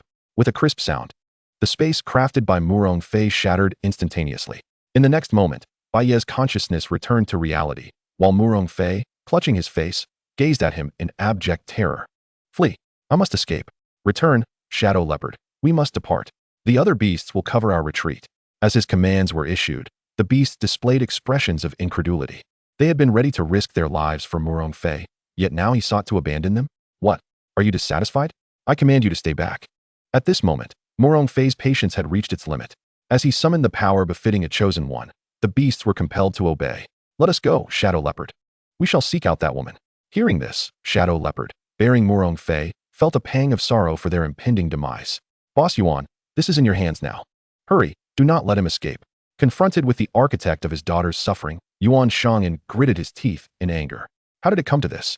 Riding Shadow Leopard, they fled into a dense forest near the port city, intending to use it as a transit point to other cities, unaware that Shadow Leopard was intermittently slowing its pace. Murong Fei's mind was in turmoil. His plans had unraveled. Since he was no match for Bai Ye, it was prudent to await collaboration with Bai Ye. Regarding the beasts, with the blessing of a chosen one, he could nurture them slowly, avoiding the backlash from their contracts. Survival was paramount. Just as before, he would relocate to a different city, seek more souls to plunder, and contract stronger beasts. The next time he confronted Bai Ye, it would herald Bai Ye's doom. With this thought, a glimmer of malice crossed Murong Fei's features. However, just as he pondered this, a voice cut through the air. I knew you would come this way. This is the only route from the port city to Shao City, while other paths are heavily guarded. With the cold, merciless voice resonating, Bai Ye emerged from the thicket, accompanied by Shadow and Ruby. Upon seeing Bai Ye, Murong Fei's pupils constricted. 2 against 1. Even though Ruby's cultivation was not formidable, it sufficed to pose a threat to a beastmaster like Murong Fei. At that moment, as Murong Fei's expression shifted, Bai Ye addressed Shadow Leopard. I do not wish to oppose you. I know you do not truly wish to side with him, do you?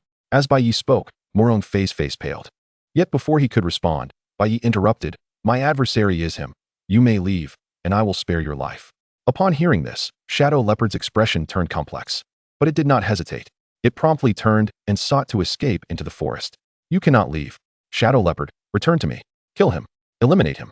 As even his most trusted beast betrayed him, Murong Fei lost all composure. His expression twisted in rage as he howled desperately. Simultaneously, he activated his chosen one abilities. However, just as he prepared to employ the same tactic to manipulate Shadow Leopard, Ruby acted first. With a speed imperceptible to the naked eye, she darted behind him. And in a swift motion, Murong Fei's head fell to the ground.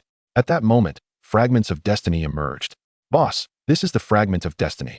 Murong Fei watched as Bai Ye reclaimed the shards of fate. Ruby blinked her eyes, inquiring with curiosity. So, our objective is to eliminate the other deities. And then? Then we ascend to godhood. Is that so?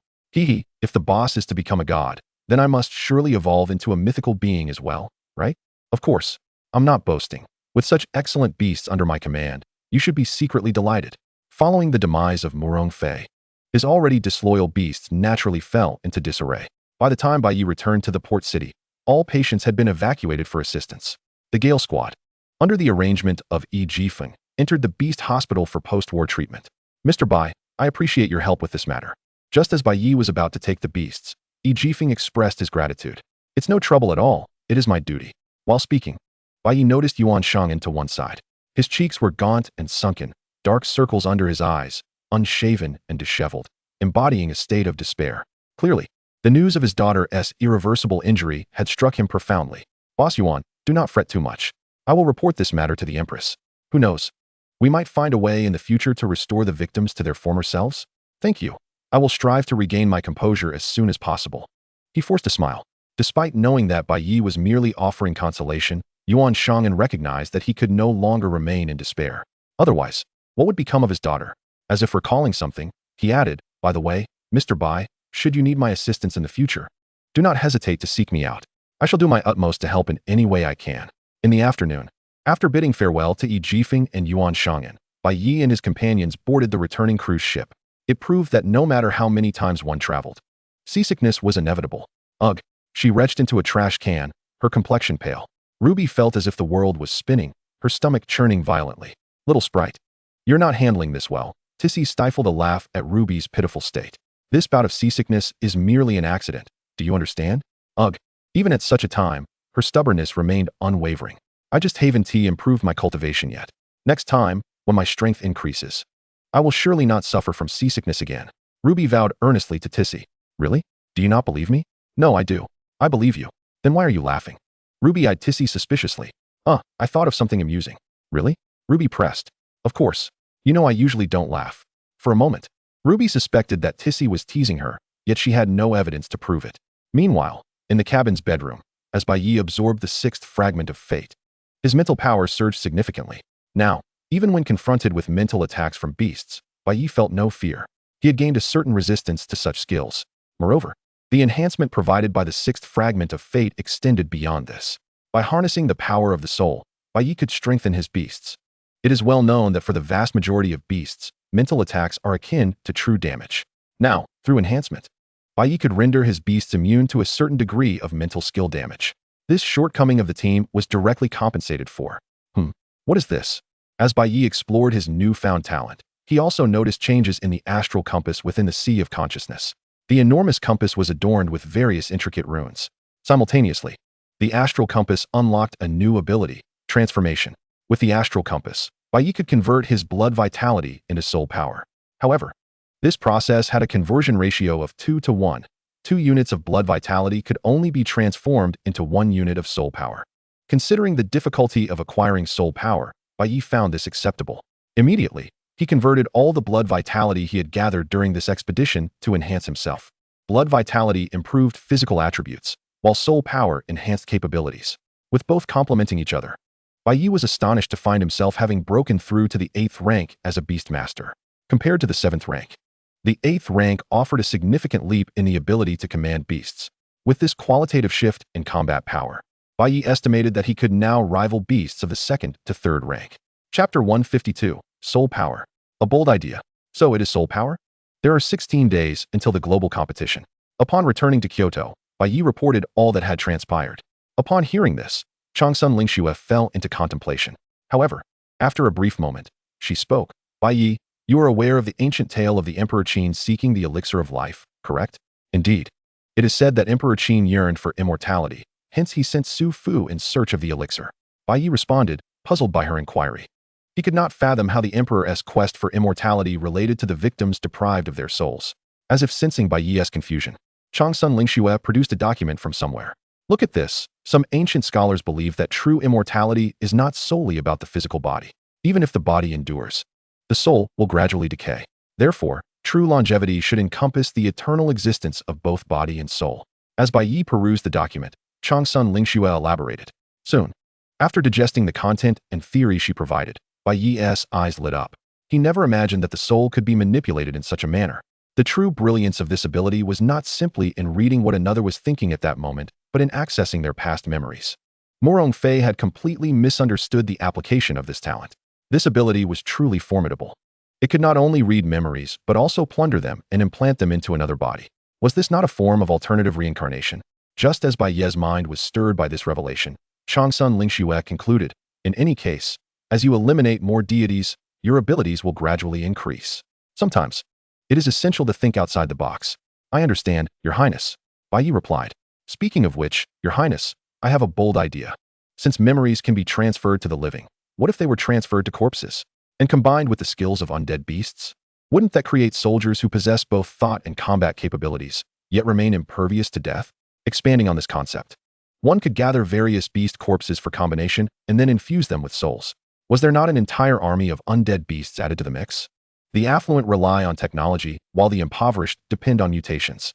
Once this technology is developed, the Dragon Nation will transform its populace into a formidable military force.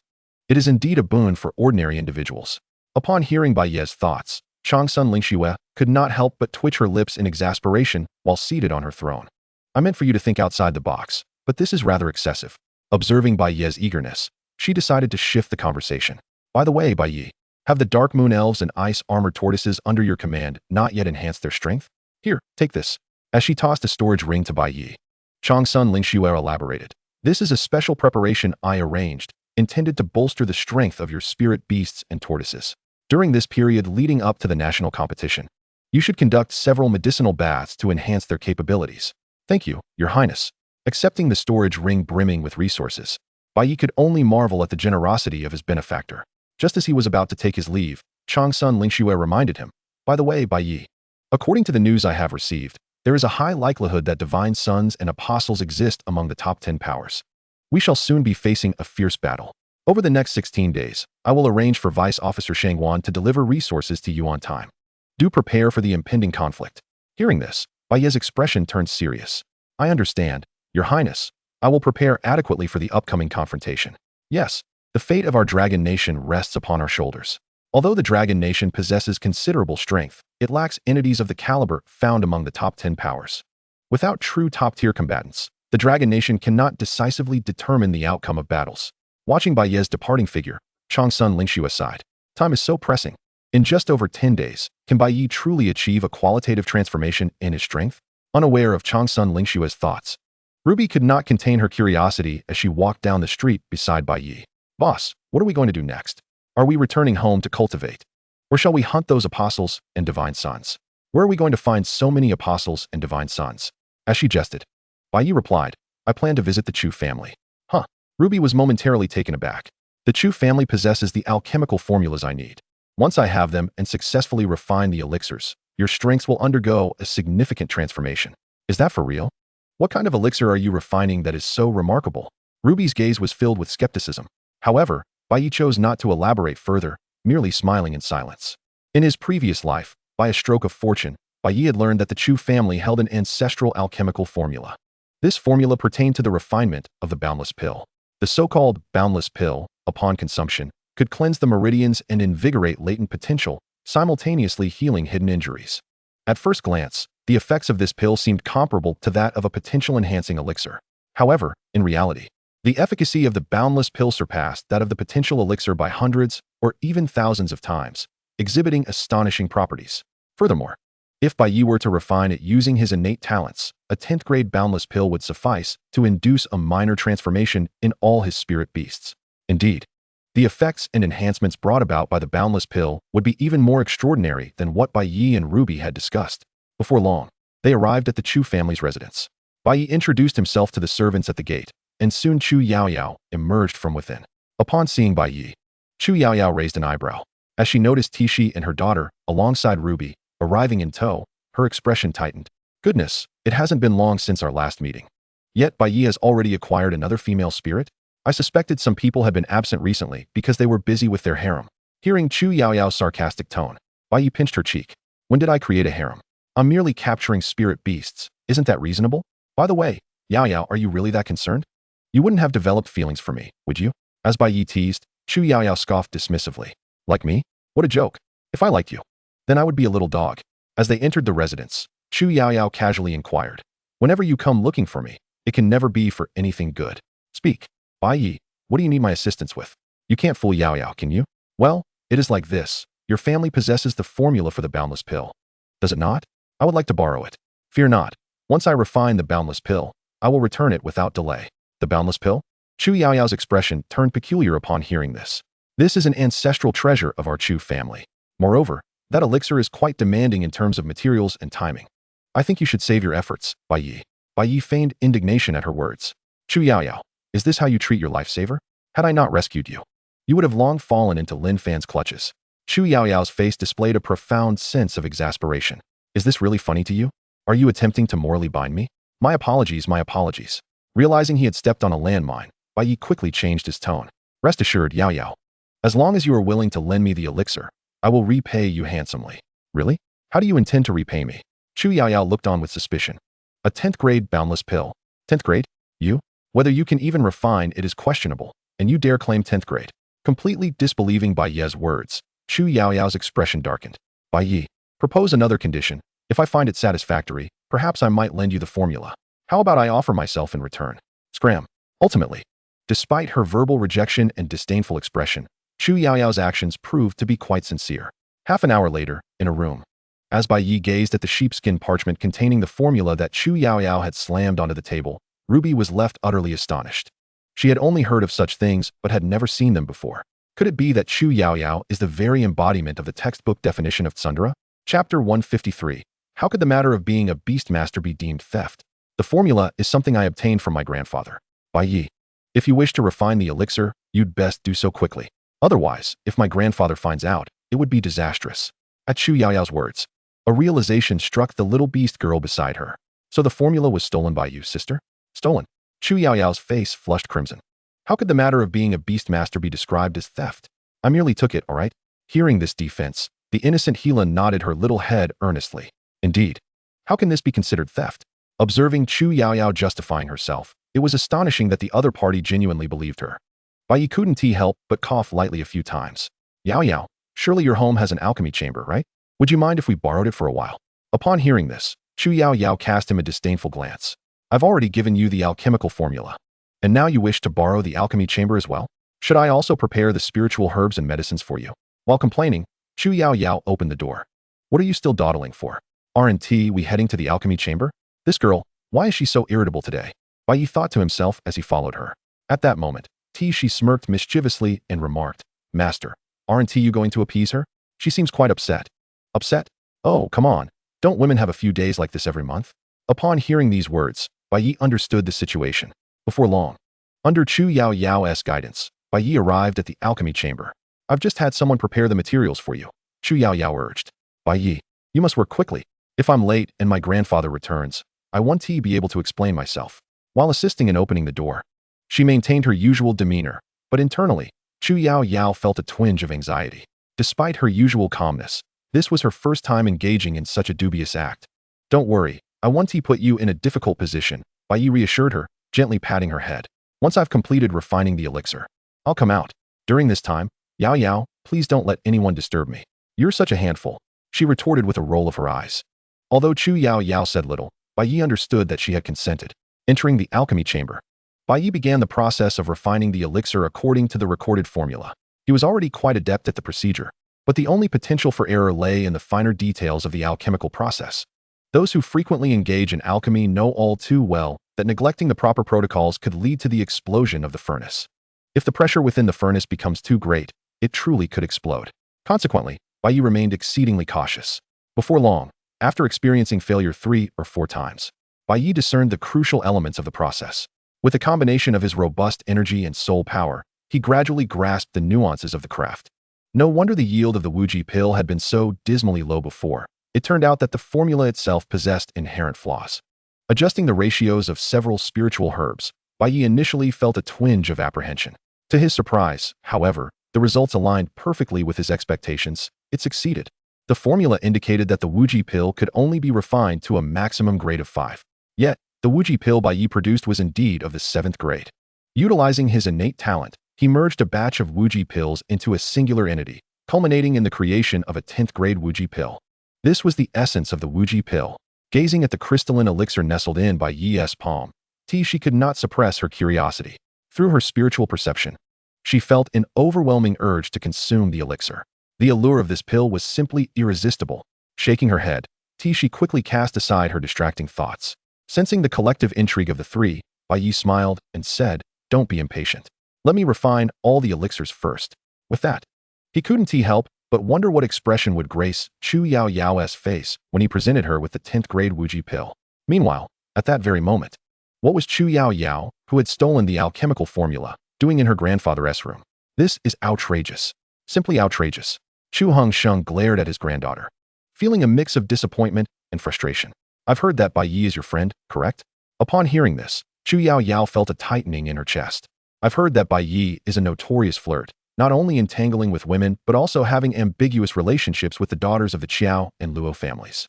The relationships are complicated, mother and daughter, sisters. Yao Yao, this is not mere infatuation. Such proclivities are downright perverse." Chu Yao Yao was taken aback. "What do you mean, Her grandfather retorted. "You're not feeling wronged, are you? You're my only granddaughter, and usually, I spoil you to no end. But this time, you've crossed the line. Even if Bai Ye is part of the Qilan army and has close ties with the authorities, our Chu family does not care for such connections. No, grandfather, aren't you here because I took our family's ancestral formula?" "What? You took our ancestral formula?" Chu Hongsheng was momentarily stunned. "When did this happen? Why was I not informed?" The grandfather and granddaughter exchanged bewildered glances, both momentarily speechless. After more than 10 minutes, the misunderstanding was cleared, and the circumstances were understood. Outside the alchemy chamber, Chu Hongsheng looked at his granddaughter with disdain. "Yao Yao, you must not let yourself be deceived by some scoundrels. They may speak sweetly, but they are utterly worthless. I do not wish for my 80th birthday to be marked by some trivial gift like a bee ultrasound from that boy." Hearing this, Chu Yao Yao's expression hardened. "Grandfather, you're overthinking it. Bai Ye is actually quite a good person. Didn't I mention before? He promised to reward me with a 10th grade Wuji pill once he succeeds." Upon hearing this, Chu Hongxing chuckled. "A 10th grade elixir? I doubt even he would believe such a claim. Oh, my foolish granddaughter, do exercise some caution. Don't even mention a 10th grade elixir. If he can manage a 3rd grade Wuji pill, I'll write my name backwards." At these words, Chu Yao Yao couldn't help but twitch her lips. Observing that his granddaughter was completely unconvinced, Chu Hongxing confidently declared, "Yao Yao, mark my words. If that boy truly manages to refine a 10th grade Wuji pill, I'll wholeheartedly trust him." "Grandfather, you really don't need to go this far," Chu Yao Yao implored earnestly. Just wait and see. That boy could never refine a 10th grade elixir." As a family renowned for beast cultivation and alchemy, the Chu family stood at the pinnacle of these arts. As the head of the family, Chu Hongsheng was unparalleled in his understanding of the challenges of alchemy. A 10th grade elixir was something no one had managed to produce in centuries. Bai Ye, just a fledgling, had merely caught the attention of the authorities and stumbled into good fortune. It was inconceivable that he could achieve such a feat in merely a few hours. One might think he was merely making a wish. As time passed, and with Chu Hongsheng's unwavering confidence, the lack of noise from the alchemy chamber began to unsettle Chu Yao Yao. Could it be that she had truly been deceived by Bai Ye? Chapter 154, Refinement of the Wuji Pill, a transformative surge in strength. At this moment, within the alchemy chamber, as the process of refining continued, Bai Ye had become quite adept at his craft. His alchemical prowess had accelerated significantly, culminating in the successful concoction of over a dozen Wuji pills within a mere few hours, each of exquisite quality rated at the highest tier. These pills, if placed on the market, would undoubtedly command a fortune, inciting a tempest of chaos and bloodshed. Yet, in Bai Ye's hands, they were akin to mere candies meant for his beasts. "Let us be off. We have delayed long enough," he declared, just as he pushed open the door. At that moment, he was momentarily taken aback. Standing at the threshold, besides Chu Yao Yao, was an elderly gentleman clad in traditional attire. His visage bore a striking resemblance to that of Chu Yao Yao, and his expression mirrored her own sour demeanor. "Yao Yao, may I inquire who this is?" he asked. "I am her grandfather," the old man replied. Upon hearing this, Bai Ye's eyes widened in realization. "Ah, so you are the esteemed elder she often speaks of," he said. seamlessly showering the old man with compliments. Chu Hongsheng could not help but feel a swell of pride. "Young man, did Yao Yao truly speak so highly of me?" he asked, a hint of disbelief in his tone. "Indeed, more genuine than pearls," Bai Ye replied with a hearty laugh. "Yao Yao, you ought to express your admiration for your grandfather. Such dishonesty from my granddaughter is rather disappointing," Chu Hongsheng teased. As the conversation unfolded, Bai Ye quickly garnered Chu Hongsheng's approval. "My dear Bai, my granddaughter is still quite immature in many respects. Should she falter in any way, I trust you will be patient with her," he said, grasping Bai Ye's hand as he reminisced about family matters. "Quite the contrary. I owe much to Yao Yao in various ways," Bai Ye countered, eliciting a beaming smile from the elder. "Speaking of which, I must apologize for utilizing your alchemical chamber and examining your ancestral formulas. I feel rather guilty about it," Chu Hongsheng continued. "Please accept this small token of gratitude I have prepared for you, esteemed elder," Bai Ye said, presenting a Wuji pill. "Huh, you are far too courteous, my young friend," Chu Hongsheng replied, though his eyes widened in surprise at the sight of the pill, his breath quickening. This is a Tintier Wuji pill," he exclaimed, turning to Yao Yao. "Isn't that right, my dear?" "Yes," she responded, casting a mournful glance at Bai Ye, feeling that the pill promised to her had been handed over to her grandfather instead. In that moment, Chu Yao Yao could only think that Bai Ye was indeed skilled at navigating such situations. As Chu Hongsheng accepted the Wuji pill, he nearly succumbed to excitement. His gaze toward Bai Ye transformed. Despite Bai Ye's somewhat reckless demeanor and peculiar habits, the crucial fact remained. He was an accomplished alchemist. The instant Bai Ye revealed the Tintier pill, any lingering reservations Chu Hongsheng harbored vanished entirely. Come, my young friend, this way please. Do not linger in the doorway. Let us proceed to the sitting room for further conversation," he urged, treating Bai Ye as if he were family. As they walked, Bai Ye remarked, "By the way, esteemed elder, I find myself lacking in certain aspects of alchemy. Might I trouble you for some guidance?" "Ah, indeed. I do enjoy a diligent and eager learner such as yourself." Chu Hongsheng chuckled heartily, witnessing the camaraderie between the elder and the youth. Chu Yao Yao felt a mix of emotions. Was her effort in vain? Exhausted, she thought to herself, "This is absurd." In the sitting room, as they engaged in discussion, Bai Ye shared his insights on alchemy, leaving Chu Hongsheng utterly astonished, wishing they had met sooner. The elder felt an overwhelming urge to put Bai Ye's theories into practice, nearly overwhelmed by excitement. As Bai Ye prepared to depart, Chu Hongsheng expressed his reluctance. "My young friend, do visit often in the future." "Of course, esteemed elder. I shall make a point to visit you frequently," Bai Ye assured him. "Yao Yao, please see our young friend off," Chu Hongsheng instructed. Upon hearing this, Chu Yao Yao felt her spirits plummet. Nevertheless, she replied, "Come, Bai Ye, I will escort you." In no time, as if completing a task, Chu Yao Yao led Bai Ye and his companions to the entrance. "Yao Yao, do you have nothing to share with me?" Bai Ye inquired, feeling rather pleased. Understanding that Chu Hongsheng was not as difficult to engage as he seemed, Bai Ye's mood lifted. Chu Yao Yao remained stoic. "You performed admirably this time. Next time, however, this is for you, 2 Wuji pills. Surely this is sufficient?" he interjected, recalling her earlier words. "By the way, what did you say about next time?" he asked playfully. "You must have misheard. I meant that you should visit more often," she replied, accepting the Wuji pills with an unchanging expression. Later that afternoon, back at the villa, as the beasts ingested the Wuji pills, the shadow was the first to undergo a transformation. Its aura surged, and soon it had broken through to the pinnacle of the 12th tier. Following closely were the Gale and the Crimson Flame, both ascending to the 13th tier. In the courtyard, witnessing the remarkable changes in his beasts, Bai Ye was taken aback. From the performance of the Shadow and Gale, it appeared that the Wuji pills had facilitated a significant elevation in their cultivation levels.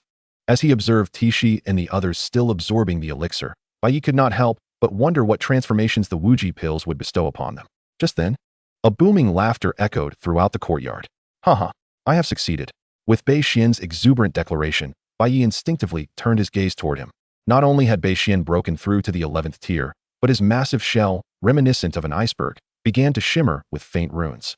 Without a doubt, upon awakening a new talent, Bai Xian had experienced a qualitative shift in strength. While Bai Ye had heard of breakthroughs awakening skills, he had never witnessed a breakthrough that awakened a talent until now.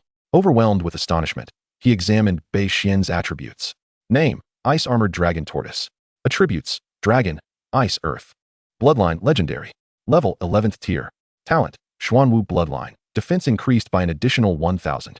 Extreme Cold Armor. Fire damage reduced by 200. Negative effects reduced by 100. Breath of Ice. Self-recovery ability increased by 500. In icy environments, spirit power conversion speed increased by 50. Gaia's blessing, blessed by the earth god. Defense increased by 500. Skills: breath of extreme cold, earth-shattering collapse, war tread, dragon breath.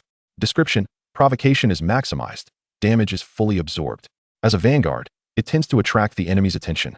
But rest assured, its defensive capabilities are beyond doubt.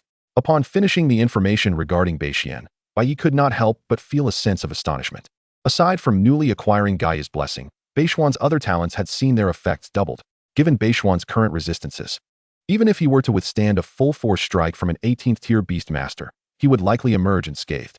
Just as Bai Ye was marveling at Baishuan's transformation in strength, Tishi and her companions had thoroughly absorbed and refined their elixirs.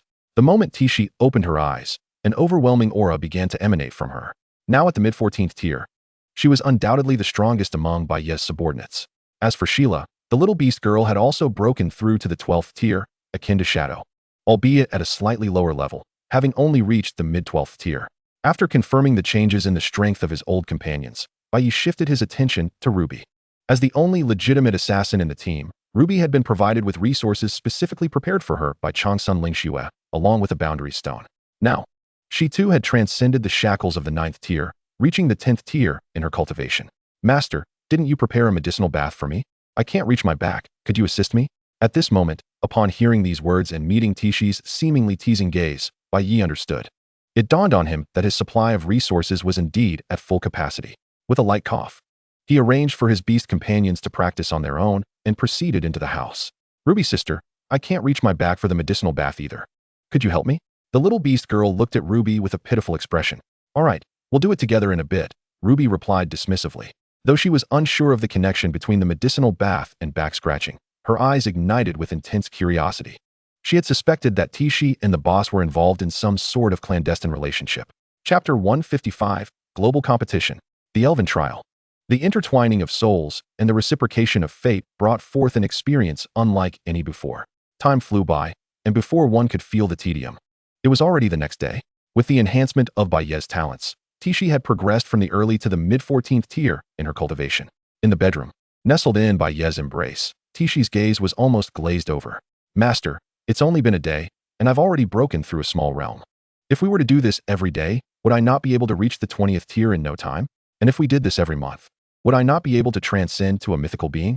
If we did this every year, wouldn't I? Stop right there.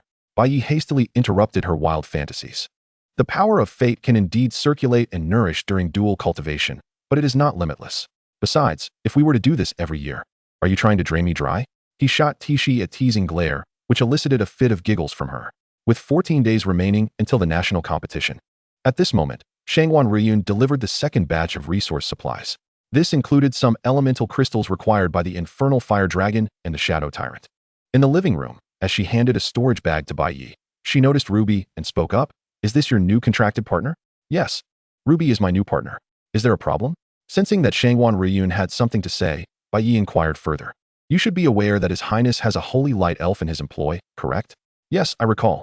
The Holy Light Elf under Changsun Lingxue during the Beastmaster competition is still fresh in my memory. With that, Bai Ye retorted. Are you suggesting that I could ask His Highness to have her train Ruby? That's out of the question. Shangwan Riyun quickly dismissed Bai Ye's unrealistic notion. One is a mage, and the other is an assassin. Do you really intend to have a mage teach an assassin?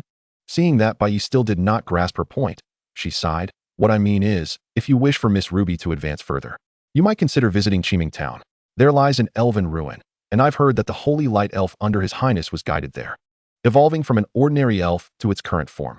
Thus, I suspect that Qiming Town may very well harbor items or opportunities that could facilitate Miss Ruby's racial advancement. As Shangwan Riyun's words settled in, Bai Ye understood. Being the closest to the Empress, Shangwan Riyun possessed considerable knowledge.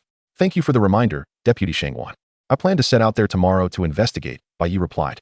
Very well. While you are away from Kyoto, I will explain to His Highness on your behalf.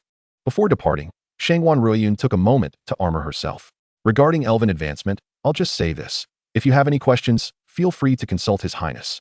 She certainly knows more than I do. Do make an effort to learn more.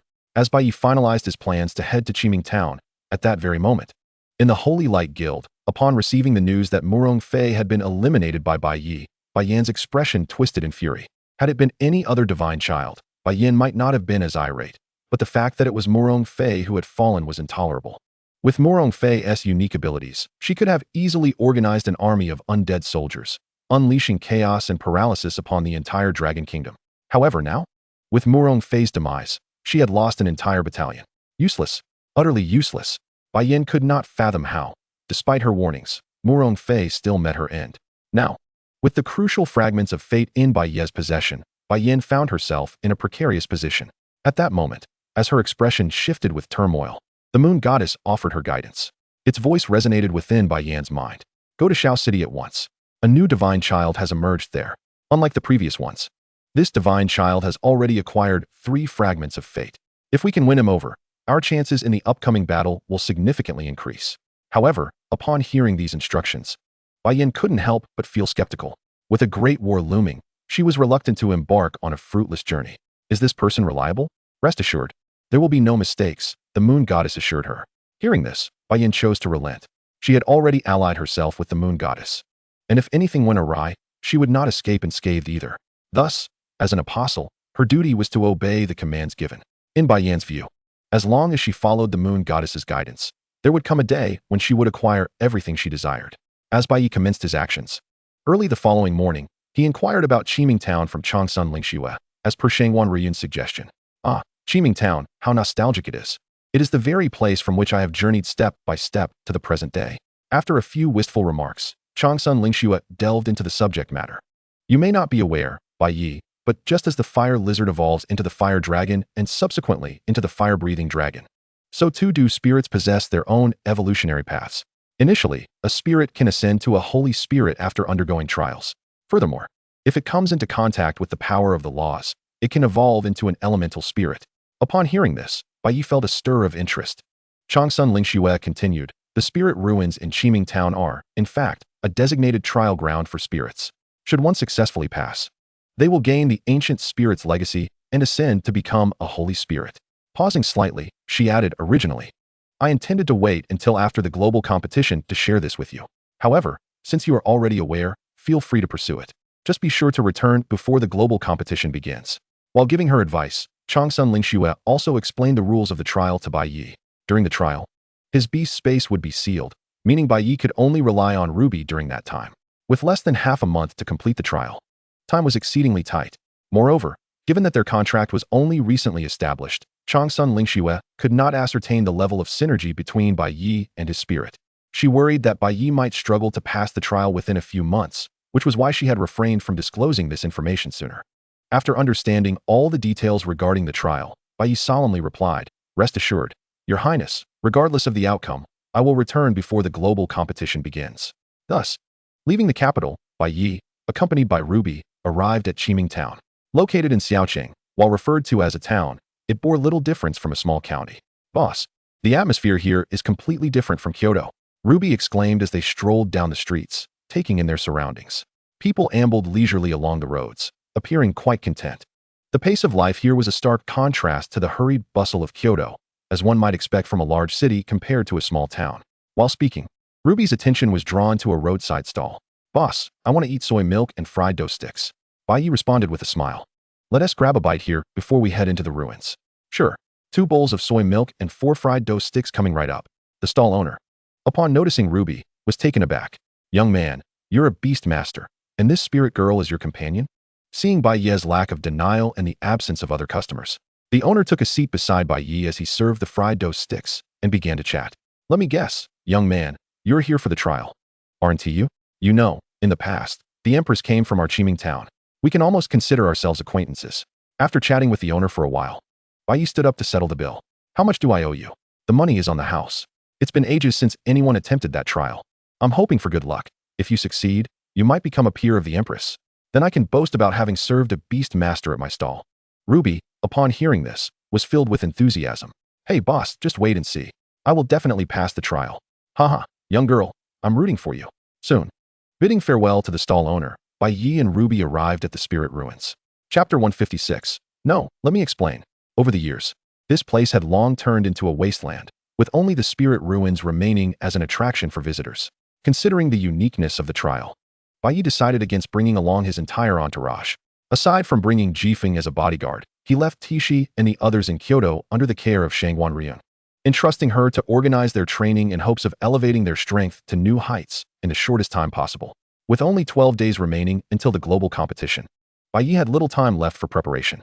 However, being in a small town with Jifeng to guard him, he reasoned that there should be no significant issues. As these thoughts crossed his mind, he located the entrance to the trial. Before him stood a structure built from countless stones, its exterior draped in green vines and moss. Resembling a pyramid, Bai Ye spoke, "Ruby, let us proceed." "Yes, let us go, boss." Upon entering the trial ground, Bai Ye was greeted by the sight of a colossal tree reaching toward the heavens.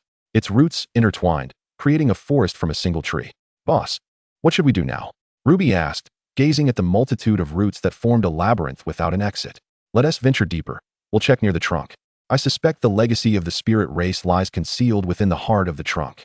Upon hearing this, Ruby's forehead broke out in a cold sweat as she gripped her shadow blades tightly.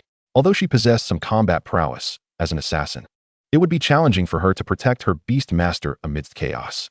At that moment, Bai Ye, sensing the shift in Ruby's emotions through their contract, offered her comfort as dusk fell. Gathering around the campfire, he reassured her, "Ruby, there's no need to be overly anxious. This is merely a trial." "But boss, this is my first time encountering something like this. How can I not be nervous?" Bai Ye couldn't help but twitch the corner of his mouth. "No. Why do you say things that can be misconstrued?" "Hee, did I? Clearly, it's you who's overthinking it, all right? I can't be bothered to argue with you." "Haha, you're the one who is saying that. Yet you're the one who hasn't rested all night." Ruby glanced at Bai Ye's waist. "What about you? Are your kidneys made of iron or something? What are you talking about? Are you eavesdropping from next door?" Bai Ye playfully rapped her on the head, unable to suppress his sarcasm. Initially, Ruby had given Bai Ye the impression of a naive and easily deceived spirit. Only then did Bai Ye realize that this elf was incredibly stubborn. At that moment, he became aware that this elf was not only obstinate, but also quite flirtatious. As Bai Ye wore an expression of exasperation, Ruby, with a serious demeanor, retorted, "It's not like that. It's clearly because your voices were too loud. I used to think you preferred Lolas, but who would have guessed that you actually fancy mature women? Are you asking for a beating?" Bai Ye shot back. "Rest assured, I won't reveal any of your secrets." Her fervent assurance caused Bai Ye's lips to twitch involuntarily. "Your promise is one thing, but what else with that knowing look?" A great philosopher once proclaimed, "A brother who has never slept in the same bed is not a true brother." Thus, the following morning, when Bai Ye opened his eyes, he found the elf nestled in his embrace. In stark contrast to the voluptuous Tissy, Ruby exuded a sense of delicateness. Perhaps it was due to her long days spent traversing the jungle, but Ruby's muscle definition was in perfect proportion, and her smooth skin felt delightful to the touch. As Ruby stirred awake, Bai Ye couldn't help but exclaim, "Ruby, you smell wonderful." "Boss, we shouldn't linger here. This is a trial." She feigned reluctance, embodying the spirit of a thespian. "Besides, there might be spirits of our elven ancestors present. I doubt you want a live broadcast of this, do you? Enough with the theatrics. We need to pack up and move out." Amid their playful banter, they ventured deeper into the secret realm. According to Changsun Lingxue, the trials faced by different elves varied significantly. Bai Ye pondered what challenges he and Ruby might encounter in this enigmatic place. As he contemplated this, the surrounding environment began to shift ominously. A thick fog enveloped the air, reducing visibility to a mere whisper. An assassination? Bai Ye furrowed his brow as he noticed several figures vanishing into the mist. "Boss, are you all right?" Just as Bai Ye felt isolated and vulnerable, Ruby's voice broke through the haze. At that moment, she wielded her shadow blade, engaging in combat with the illusory figures, fending off attacks that could emerge from any direction. Anxiety gnawed at her. There would be no reinforcements here. What if something happened to Bai Ye? Her focus faltered, leading to a disarray in her defenses and strikes. "I'm fine. Those phantoms don't seem to be targeting me. Ruby, you don't need to worry about me." While reassuring Ruby, Bai Ye observed the unfolding battle. Though he faced no direct threat as a beastmaster, the phantoms showed no restraint against Ruby. Shadows flitted through the fog, and the clashing of iron echoed like a symphony of sparks, causing Bai Ye to worry for her safety. In such perilous surroundings, all he could do was continuously channel his energy to reinforce Ruby. "Don't fret, she won't come to harm." At that moment, a voice suddenly emerged beside Bai Ye. "Who goes there?" he demanded, turning sharply. Before him stood a breathtaking figure, a delicate face, petite nose and mouth, exquisite eyes, and pointed ears characteristic of elves. An elf? As Bai Ye was taken aback, the elf pressed her index finger against his lips. "Shu, before she completes her trial, could you accompany us, Mr. Beastmaster?" "Me?" Although he sensed no hostility, just as Bai Ye was about to inquire, the elf unexpectedly swept him off his feet. as she leaped through the forest. Time became a blur. After what felt like an eternity, he emerged from the fog's grasp and beheld the exquisite creature who had carried him with such grace. She was an elf with an extraordinary figure and a doll-like face, clad in attire woven from leaves and vines that resembled a bikini, exuding an innocent yet alluring charm. More elf than succubus, she embodied the fusion of both. Could you please enlighten me as to what is happening here? Bai Ye inquired as they approached a wooden cabin deep within the secret realm. I am the guardian here, Sarah. In human terms, I am the examiner. Do you understand this explanation? I comprehend. Just as Bai Ye responded, Sarah produced some fruits. Rest assured, your elf will not come to any harm. Once she completes her trial, she will arrive here, and I will determine her eligibility for the inheritance. I see. You abducted me to motivate Ruby, didn't you? Indeed. I noticed her hesitance, so I decided to bring you away first. Seeing Bai Ye grasp the situation quickly, Sarah nodded. When she caught the peculiar look in Bai Ye's eyes, she willingly elaborated, my father is an elf, while my mother is a succubus. Hence, I appear as I do. But isn't that just a pair of excesses? Why do you all find it so appealing? Gazing down at her pristine figure, Sarah struggled to understand. Ahem, perhaps it is merely curiosity. Bai Ye cleared his throat to dissipate the awkwardness and engaged Sarah in light conversation. Meanwhile, Ruby, having finally vanquished all the phantoms, sensed Bai Ye's absence through their bond and rushed towards the direction he had been taken. Her heart raced with worry. Bai Ye must not be in danger. Upon spotting the unmistakable wooden cabin, Ruby wasted no time and kicked the door open. Boss, I've come to rescue you. However, upon entering, she found Bai Ye engrossed in conversation with an exceptionally voluptuous elf. Ruby's expression froze, and as she sensed the faintest hint of murderous intent emanating from Ruby, Bai Ye hurriedly interjected, Ruby, let me explain.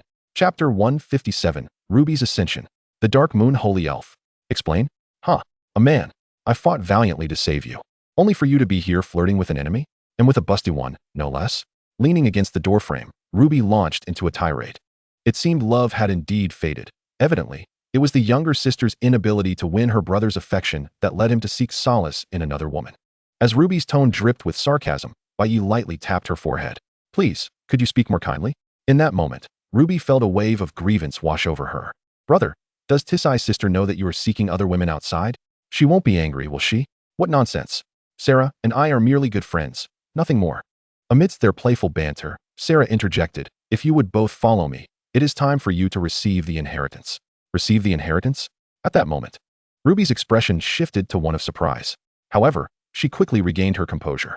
Could it be that you are?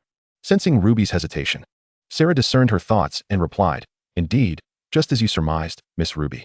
I am the guardian of this place, and I am also responsible for the trials of the spirits who come here. So you are the examiner. How delightful. Ruby's embarrassment was palpable as she recalled her earlier remarks about Sarah's appearance. Had she known that Sarah was the guardian, she would never have spoken so carelessly. Before long, under Sarah's guidance, they ventured deeper into the sacred realm. As their surroundings opened up, Ruby beheld a myriad of tombs sprawling across the landscape. The area around the sand dunes was shrouded in countless graves. Are these? Ruby could not restrain herself from exclaiming. At that moment, as she sensed the unique aura of the spirits, a tempest of emotions surged within her. Sarah's next words confirmed her suspicions. These are the tombs of our ancestors. The spirits. This is also a place of trials. Go ahead and see if you can inherit the legacy of our forebears. Upon hearing Sarah's words, Ruby swallowed hard. Nevertheless, she nodded resolutely and walked towards the necropolis. Initially, Bai Ye harbored some concerns about Ruby's ability to gain recognition and inheritance. However, soon enough, he watched as she halted before a gravestone. In the next instant, a surge of white light enveloped her, flowing into her being. Witnessing Ruby accept the inheritance, Bai Ye's worries dissipated. Yet, after receiving a legacy from a forebear, Ruby showed no signs of advancing to a holy spirit. Sarah's expression transformed into one of astonishment. How is this possible? She exclaimed in disbelief. Typically, after receiving an inheritance, a spirit would easily ascend to the rank of Holy Spirit. Yet, Ruby's inheritance was far from sufficient. Instead, she proceeded to absorb a third and then a fourth legacy. The sight before Sarah left her utterly dumbfounded. Hours passed, and after absorbing over 10 legacies, Ruby finally came to a halt. Staring at her, Sarah could only gape in astonishment, rendered speechless. Oblivious to Sarah's thoughts, Ruby, feeling somewhat regretful, complained to Bai Ye, Boss, my aptitude is so poor. I could only absorb a little over 10 legacies. I thought I could take in all of them. It's all right. The inheritance is secondary. Aren't you about to advance now? Just as Ruby found herself in a moment of confusion, Bai Ye placed his hand upon her head, imparting enlightenment. Empowered by fortune, she swiftly broke through a certain limitation. As spiritual energy converged, a crescent moon mark appeared on her forehead.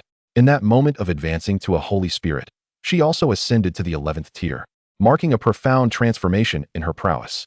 Name: Dark Moon Holy Spirit. Attribute: Shadow Wind. Bloodline: Legendary. Level: 11th tier. Talent: Moonlit Slaughter at Night. All attributes receive a tenfold increase. Spirit's Grace. In the forest, movement speed increases tenfold, and recovery ability enhances by 300. Assassin's Protection, innate aura shielding. Melee ability boosted by 500. Wind's Blessing, permanent tenfold increase in speed. Holy Spirit's Blessing, skill effects enhanced by an additional 400. Skills: Shadow Strike, Shadow Stealth, Shadow Reaping. Description: a dark moon holy spirit with exaggerated combat prowess. Poised to advance into a mythical being, she embodies the nightmare of fragile and backline foes. Upon reviewing Ruby's information, Bai Ye was somewhat taken aback. Although she had only reached the 11th tier, her extraordinary talents provided her with remarkable enhancements. Even against a 20th tier Grand Mage, she would surely dominate. However, what truly captured Bai Ye's attention was that after advancing to a holy spirit, Ruby had also gained the potential to become a mythical being, signifying limitless potential. What an extraordinary aura! As she sensed the change in Ruby's strength, Sarah could not help but exclaim. Having served as a guardian for centuries, this was her first encounter with a spirit possessing such terrifying potential. If Ruby were to thrive in the future, she might surpass even the holy light spirit from years past. No, she could even become something stronger. Noticing Sarah's astonishment, Ruby seized the moment to boast lightly. What a pity. Boss, I thought I would at least break through to the peak of the 11th tier. To think I only made it to the mid-tier. At this rate of cultivation, it seems it'll take me 4 or 5 days to reach the 12th tier, she mused. As Ruby spoke, Sarah's mouth twitched in disbelief. You only achieved mid-tier? And you believe you can advance to the 12th tier in 4 or 5 days? Surely no spirit can progress that swiftly. Sarah began to question whether, during her time in the sacred realm, the outside world had seen spirits at the 10th tier proliferate, with those at the 13th and 14th tiers being commonplace. In the midst of Ruby's unintentional boasting, Sarah was left utterly shocked. Just before Bai Ye and Ruby were about to depart, Sarah produced a ring that emanated a faint golden glow, its value unmistakable. Bai Ye, this is for you. What is this? Bai Ye inquired, a puzzled expression crossing his face. This is the ring of the Holy Spirit, a treasure of our elven race. Wearing it will enhance your cultivation speed and your ability to absorb spiritual energy. Moreover, it serves a crucial purpose. As she spoke, Sarah's expression turned grave. You must be aware that the moon goddess is not actually dead, correct? With this ring, you can open the space where the moon goddess resides. As Sarah's words lingered in the air, Bai Ye gazed thoughtfully at the ring of holy light. Thank you. I will take good care of it. He couldn't help but ponder, but why does a treasure of the elven race serve as the key to access the moon goddess's realm? Could it be that in ancient times, your elven race had a certain connection with the moon goddess? Confronted by the inquiries of Bai Ye, Sarah did not conceal the truth. She recounted everything. It turned out that in ancient times, the elven race had not yet fallen into the depths of despair as they had now. During the era of divine warfare, the elves were among the most valiant and formidable under the moon goddess. However, the elven race fell victim to the machinations of the moon goddess. In order to survive the twilight of the gods, the moon goddess devised a cunning plan. She ruthlessly siphoned off fortunes, paving the way for herself with her minions, thus carving out a path to endure until the present day. Had it not been for the moon goddess's plunder of fortune and her ability to blind us with her authority, how could our elven kin have resorted to fratricide? How could we have sunk to such a dire predicament? When the moon goddess was mentioned, Sarah couldn't help but grit her teeth. The desire for vengeance against the annihilation of her race was something she could never forget. Upon hearing Sarah recount the past grievances between the elven race and the moon goddess, Ruby too felt a surge of indignation. Boss, I recall that the moon goddess is among your enemies, is she not? Indeed, I possess the means to seal her away, hence she dreams of murdering me. Then let us together send the moon goddess flying, Ruby declared, raising her fist with determination. Sarah, moved by Ruby's resolve, understood the gravity of the situation. One must realize that gods are nearly invincible. To even have a chance to contend with a deity, one must transcend to the realm of mythological beings. The path Ruby and Bai Ye wished to tread was fraught with difficulty. Chapter 158, National Competition. The Great Battle approaches. In Shao City. Following the intel provided by the moon goddess, Bai Ye arrived at a nightlife venue. The stage lights flickered, and the DJ incessantly pumped energy into the atmosphere. In the center of the dance hall, men and women swayed their bodies, reveling in the rhythm of the music. Were it not for the moon goddess's hints, Bai Ye would hardly have imagined that a divine offspring could indulge in such hedonism. Scanning the dance hall, she noticed a seemingly ordinary man in the corner, whose demeanor betrayed an unsettling madness that piqued her interest. "Sir, would you care to buy me a drink?" Bai Ye approached and took a seat. "Of course, beautiful lady." The man replied with a sickly smile. "Cheers." As Bai Ye clinked glasses with him after accepting the cocktail from the bartender, the man fixed his gaze on her. As she downed the drink, he spoke. "Would you be willing to become my companion?" "Certainly. After all, I came specifically to seek a partnership with you." "Is that so? Are you prepared to be a companion who shares life and death with me?" As he spoke, the urgency in his breath intensified, his eyes reflecting a profound possessiveness. It was not merely a desire to possess. Rather, it seemed as though he wished to preserve her as a specimen, a piece of art to be immortalized. Had it been anyone else, they would likely have fled in terror from this madman. However, Bai Ye was well aware that none of these divine offspring were entirely sane. "Before I answer your question, may I ask you one first?" Bai Ye's calm demeanor caught the man off guard. After a moment of hesitation, he nodded. "Jiang Ning, right? You must have heard of the moon goddess." As Bai Ye's words fell, Jiang Ning's expression changed dramatically. As a divine offspring, Jiang Ning's unique talent allowed him to transform the beings he killed or the exotic beasts he tamed into his puppets. However, due to the absence of souls, what he controlled was merely an empty shell. Yet, in Bai Ye's eyes, this was more than sufficient. By leveraging Jiang Ning's extraordinary talents, she could orchestrate a zombie-like frenzy during her decisive battle against Bai Ye, plunging the entire capital into chaos. Anticipating her victory over Bai Ye smiled. "Didn't you wish to ascend to godhood and achieve immortality? Now, the moon goddess offers you an opportunity. If you assist us, we will help you attain divinity." Upon hearing this, Jiang Ning was stirred, yet remained vigilant. "What do you need my help with? What must I do?" "We need you to assist us in killing someone in due time." "Who must be killed?" Jiang Ning inquired further. "Bai Ye, you should have heard of her, right?" As Bai Ye presented her phone, Jiang Ning soon grasped the situation upon viewing the news articles. Bai Ye continued, "However, before we notify you, we hope you refrain from taking any rash actions. We have seen what happened with Murong Fei." Bai Ye emphasized this point deliberately. "Rest assured, I will not act impulsively." Unlike other divine offspring, Jiang Ning was meticulous and cautious.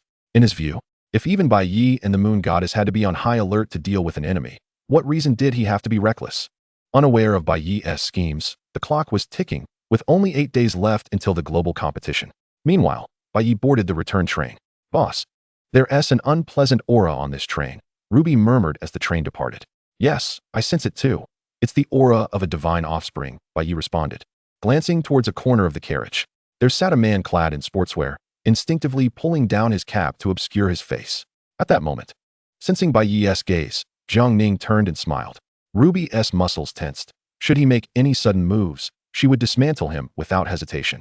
"Calm down, Ruby," Bai Ye cautioned. "Not everyone can be a beast master. There are many ordinary people on this train. I do not wish to create unnecessary trouble or harm the innocent." "All right, boss. I'll deal with him once we get off." Ruby growled, her attention fixated on Jiang Ning. "Attention passengers, we have arrived in Kyoto. Please ensure you have your wallets, phones, and other valuables with you." As the announcement echoed, the train came to a stop, and Bai Ye and Ruby immediately pursued the direction Jiang Ning had taken. However, to their surprise, he was extraordinarily alert and soon vanished without a trace. "Boss, could it be that he fears us?" Ruby fumed after their failed pursuit. "I don't think so. He likely has other motives," Bai Ye pondered, her mind racing. Typically, encounters between divine offspring were a fight to the death. Yet, Jiang Ning's actions were indeed peculiar, as if he had recognized Bai Ye's identity and was intentionally avoiding her. Just as Bai Ye's thoughts wandered, the voice of Shangguan Ruyun, who had come to greet her, pulled her back to reality. "Bai Ye, over here." Once in the vehicle, Bai Ye recounted everything regarding Jiang Ning. Upon hearing this, Shangguan Ruyun's expression turned grave. "Bai Ye, you are unaware of the gravity of the situation. A significant incident has transpired in Shao City during this period. A nightclub there witnessed a massacre, with hundreds of individuals perishing in a gruesome manner. We suspect that it was the work of the Divine Sun. If your observations are correct, that Divine Sun in Shao City has arrived in Kyoto alongside you." As Shangguan Ruyun's words resonated, Bai Ye felt a shiver run down his spine. With the global competition looming, the intentions of this newcomer were undoubtedly sinister. Sensing Bai Ye's apprehension, Shangguan Ruyun continued, "Do not worry about this matter, Bai Ye. Focus solely on preparing for the battle ahead. The authorities will manage the situation. Should we receive any news regarding that Divine Sun, we shall inform you at once." With this meeting concluded, the following days resumed their usual rhythm. However, It was already known that foreign nations and the 10 great powers were not coming with benevolent intentions. Meanwhile, the divine son and his apostles were stirring beneath the surface. Kyoto had essentially entered a state of readiness, as the apparent tranquility belied the tempest brewing beneath. On the third day before the global competition, Bai Ye received a call from Shangwan Ruyan. Bai Ye, come to the Imperial City. We have uncovered information regarding that divine son. Chapter 159, The Identity of the Divine Son. Pursuing Jiangning. Armed with 3 shards of fate, he has committed atrocities across multiple cities, leaving a trail of over 10,000 lives lost.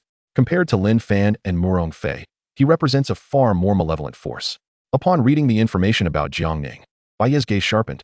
At that moment, as Bai Ye scrutinized the intelligence on Jiangning, Changsun Lingxue interjected, to be candid. Jiangning is also one of the fugitives our authorities are pursuing. I never expected him to arrive in Kyoto so brazenly. Why hasn't the government issued a warrant for his arrest? Bai Ye could not contain his curiosity. You must understand that the divine sons are locked in a life-and-death struggle, right? Upon his nod, Changsun Lingxue elaborated. If we were to publicly disclose Jiangning's information, what do you think would transpire? I'll tell you, such a revelation would plunge the entire Dragon Kingdom into chaos, with fierce battles erupting among the divine sons. Even if those divine sons manage to eliminate Jiangning, we cannot guarantee that a more powerful and deranged divine son won't emerge. The authorities cannot mobilize as swiftly as the divine sons can. Considering these factors, this is why I prefer to operate in the shadows rather than exposing the information publicly. Pausing briefly, Changsun Lingxue presented the most critical intelligence. Not only has there been widespread slaughter causing significant repercussions, but according to our intel, it appears that 3 divine sons have already fallen to Jiangning's hands. As her words settled, Bai Ye grasped the magnitude of Jiangning's threat. If he was not dealt with promptly, he would become a ticking time bomb when the global competition commenced. Contemplating this, Bai Ye inquired, Your Highness, have we located Jiangning yet? Not yet, which is precisely why I summoned you, she replied, shaking her head. With only 3 days until the global competition begins, I hope you can find and eliminate him before then. In the meantime, I will mobilize all available forces in Kyoto to assist you. With that, she handed him a jade pendant edged in gold. This pendant is like a key to my authority. You may command them as you see fit. Upon receiving the pendant, Bai Ye assured her, Rest assured, Your Highness, I shall see to it. Not only was it for the sake of the Dragon Kingdom, but for his own sake as well. To contend with the global competition and the 10 great powers, he needed to grow stronger. As he departed, Changsun Lingxue's gaze reflected approval. Calm and collected, she was resolute. Unlike other divine sons, he did not engage in indiscriminate slaughter of innocents. Perhaps, when he assembled the shards of fate and completed the divine puzzle, Bai Ye could indeed ascend and become the Dragon Kingdom's own deity. Boss, where are we headed next? Upon exiting the Imperial City, Ruby could no longer contain her curiosity. The authorities have already retrieved a portion of the surveillance footage of Jiangning entering Kyoto. We will first pinpoint his location and then conduct a systematic search, Bai Ye replied with clarity. For others, finding Jiangning while he concealed himself would be a Herculean task. Yet, as fellow divine sons, they shared a connection. Locating him within 3 days was not an impossibility. Upon arriving at the police station, the surveillance soon led to a designated area being identified. Mr. Bai, I will mobilize the troops immediately, said Huang Xian, the chief, unable to contain his eagerness upon discovering a lead. Hold on, Bai Ye interrupted as Huang Xian prepared to act. Director Huang, leave this matter to me. At my level, numerical advantage becomes irrelevant. Deploying more personnel and beasts would merely result in needless casualties. Only true elite combatants can shift the tide of battle. Realizing his own impulsiveness, Huang Xian nodded. Then I shall leave it to you, Mr. Bai. Just as they were about to exit the police station, Bai Ye's attention was drawn to a rotund man being interrogated. Is it illegal to spend money on the girl I'm pursuing? Not illegal, replied the officer.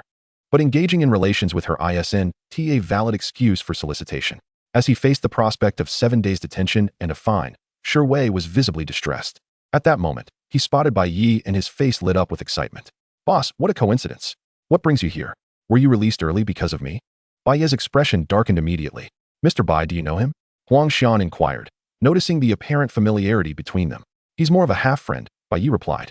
Upon hearing this, Huang Xian nodded. Let him go. He seems like a decent young man. Just avoid seeking external guidance in the future.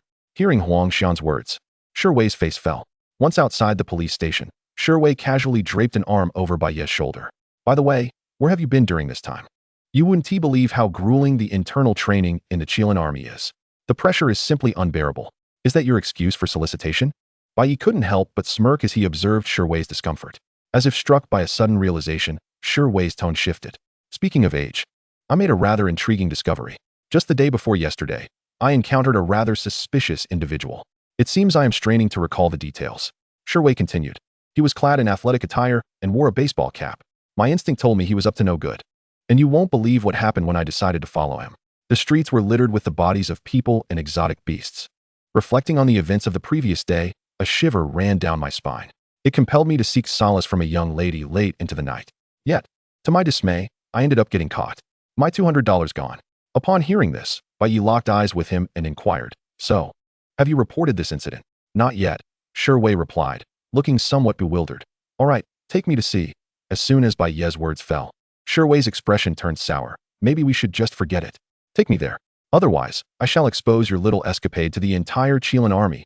Wei, "I believe you wouldn't want your secret to be public knowledge, would you?" With Bai Ye's words echoing in the air, Wei understood the distinction between death and social ruin. Gritting his teeth, he tearfully acquiesced. "Boss, I am entrusting my life to you. If danger arises, you must protect me. Rest assured, should any trouble arise, you need only flee." Soon, they ventured forth, with Wei leading the way. Before long, they arrived at an alleyway. Just as they reached their destination, the fragment of fate emitted a notification. Jiang Ning was concealed within the narrow passage. The adversary had multiple hideouts. Had it not been for Wei's guidance, it was conceivable that they might have been misled and deceived by Jiang Ning. As Bai Ye pondered this, he caught Wei's gaze. "What are you staring at, boss?" Wei instinctively covered his backside, his expression bizarre. "You re not thinking of doing anything untoward, are you? Just so you know, I only fancy young ladies and will never submit to you." "Get lost," Bai Ye retorted curtly, then turned to search the alleyway. Seeing this, Wei hurriedly followed. "Wait for me, boss. I'm scared." Chapter 160, Battle with the Undead Soldier. The 8th Fragment of Fate. Under the perception of the Fragment of Fate. A little over 10 minutes later, Bai Ye arrived at a courtyard within the alley. "Boss, how did you know that person would be here?" Wei expressed admiration as Bai Ye easily located the spot. "Wow, are you a reincarnation of Conan or something? First, send a message to Vice Officer Shangwan about the situation. She will know what to do. And what about you, boss? I'll go in and check. You wait here." With that, Bai Ye entered alongside Ruby. The spacious courtyard was desolate, leaves piled up, devoid of human presence. Yet, through some traces, Bai Ye discerned that someone had been there not long ago. "Boss, what that fat guy said was true. There's a strong smell of blood." As an elf, Ruby's sense of smell was keen. After taking a sniff, she remarked, "Indeed, I can tell." The enemy lurked in the shadows while they remained exposed. To avoid being caught off guard, Bai Ye swiftly summoned his beasts. "Shadow, can you locate the victims?" "Yes, boss, over here." Shadow unleashed a dark sphere, and with a burst, a locked wooden door was forcibly shattered. Upon witnessing the scene inside, Bai Ye felt an overwhelming sense of physiological discomfort. The room was piled high with countless corpses. Even as winter approached, the sheer number of bodies caused a stench to rise, fermenting in the air. In just a few days, nearly 100 people had been slaughtered without a trace, and their bodies stored. What on earth was Jiang Ning planning? Just as Bai Ye's thoughts raced, Ruby's voice snapped him back to reality. "Boss, look. Those corpses seem to be moving." Upon looking over, Bai Ye saw that, seemingly drawn by some force, numerous corpses fused together to form a grotesque creature resembling a zombie. With no warning, the bloated monstrosity lunged at Bai Ye with a thunderous roar. At that moment, the Hellfire Dragon emerged, opening its gaping maw. Flames surged forth, engulfing the creature in a torrent of fire, eliciting its agonized shrieks. "What in the world is this?" Disgusted, Tishi couldn't help but comment as she watched the creature crackle and pop in the flames. Meanwhile, the little beast girl beside her frowned, unable to conceal her discomfort at the sight of the abomination. Minutes later, as the creature finally collapsed, before Bai Ye and his companions could catch their breath, the sound of footsteps approached from a nearby room. "Didn't he expect to be found so quickly?" Jiang Ning remarked with a hint of resignation. Upon stepping forward and seeing Bai Ye, his gaze narrowed slightly, surprise flickering in his expression. He had anticipated that a beast master formidable enough to intimidate both the moon goddess and Bai Yin would possess terrifying power. However, Jiang Ning was taken aback to discover that Bai Ye was merely an 8th-tier beast master. Confronted by Bai Ye and his cadre of beasts, led by Tishi and Ruby, Jiang Ning felt even more astonished. Though all 7 beasts were of legendary lineage, none had reached the 15th tier. Such weakness was rather disconcerting. Nonetheless, Jiang Ning remained cautious, uncertain whether Bai Ye was merely playing the fool. "My friend, why not take the path of least resistance?" I cannot predict when this experimental subject may suddenly erupt. I apologize for the inconvenience. Let us consider today as if nothing ever transpired. How does that sound? As Jiang Ning's words fell, Bai Ye chuckled. Nothing happened? Do you truly believe that to be a possibility?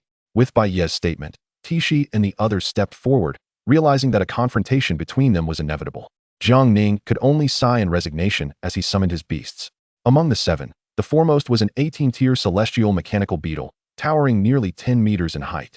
Its entire form constructed of mechanical components, exuding an intimidating aura. Following closely was a 17-tier necromancer, draped in a robe of bones. The third was a mutated soul-eating bat. Its fur a deep, ominous purple. The 4th and 5th beasts are also of the shadow type. One is an abyssal demon and the other, an abyssal mantis. The 6th creature is a soul-eating serpent, its scales faintly radiating an eerie blue glow. The final beast is a soul-eating undead. Unlike the skeletal lich, the soul-eating undead manifests as a spectral form, completely impervious to physical attacks. Only psychic and light-based skills can inflict harm upon it. Excluding the heavenly mechanized beetle and the lich, the remaining beasts under Jiang Ning's command boast an impressive level of 15. The overall strength of this formidable lineup is truly terrifying. Beyond these 7 beasts, what truly concerns Bai Ye is something else entirely. As Bai Ye surveyed the surroundings, countless puppet-like corpses emerged. These soulless beings do not feel pain from attacks and are virtually indestructible unless obliterated by light-based skills. Otherwise, even if they are reduced to mere chunks of flesh, they will reassemble. Friend, I must ask once more, are you certain you wish to remain? At that moment, facing Bai Ye, Jiang Ning continued to threaten. Shi, those underworld creatures are your responsibility. Tishi, you will confront the lich and the soul-eating undead. Shadow and Crimson Flame, engage the abyssal demon, the soul-eating serpent, and the soul-eating bats. Ruby, you deal with the abyssal mantis. Swiftwind, you and Bei Xian will handle the heavenly mechanized beetle. Ignoring Jiang Ning entirely, with Bai Ye's command given, the little beast girl took the lead. Accompanied by the release of Holy Light Judgment, a white aurora formed a straight line, sweeping towards the corpses. The strength of these corpses is but a fraction of their former selves, perhaps only 1% or even 1,000th. With a level disparity and attribute advantage. Despite their overwhelming numbers, they merely serve as a facade. Given the little beast girl's prowess, handling them was a trivial task. Within 2 minutes of combat commencing, the wave of cannon fodder corpses had been entirely swept away by Shila. What a bunch of useless trash. Jiang Ning's expression darkened at the sight of his painstakingly crafted corpses being so easily dispatched. However, he did not dwell too much on it. They were merely fodder. Even without those corpses, his remaining beasts were more than sufficient to handle the situation. With this thought in mind, Jiang Ning issued new commands to his beasts. Soul-eating bats and soul-eating serpent, entangle that dark moon elf. Abyssal mantis, eliminate those 2 foxes and Bai Ye. It was evident that Tishi and her daughter posed the greatest threat to him. Thus, if he could eliminate them, winning the battle would become much easier. Observing the battlefield dynamics, Jiang Ning felt a twinge of anxiety. The commotion caused by him and Bai Ye was too conspicuous. If the authorities were to converge, it would spell disaster. Therefore, he naturally hoped to resolve the conflict swiftly. Shi, assist your mother. Concentrate fire to dispatch the lich. I will handle the abyssal mantis. Just as Bai Ye's words fell, Jiang Ning seized the opportunity when he saw Bai Ye and She become separated and vulnerable. A smile crept across his face. Since Bai Ye was isolated and defenseless, he would bear the responsibility. Kill him. He commanded the abyssal mantis. Upon hearing the master's directive, the abyssal mantis changed its target and charged towards Bai Ye. Chapter 161, Fortune Rebounds. A transformation in strength. For other beastmasters, it would be inconceivable for their beasts to contend against him. However, when Bai Ye produced the storage ring gifted by Changsun Lingxue, how would his opponent respond? With a mere thought, Bai Ye expended the spiritual energy usually stored within. Just as the abyssal mantis's blade-like forelimb was about to strike, a shield manifested. In an instant, a crisp sound echoed as the abyssal mantis's attack was thwarted. Not good. Jiang Ning's composure shattered at this sight.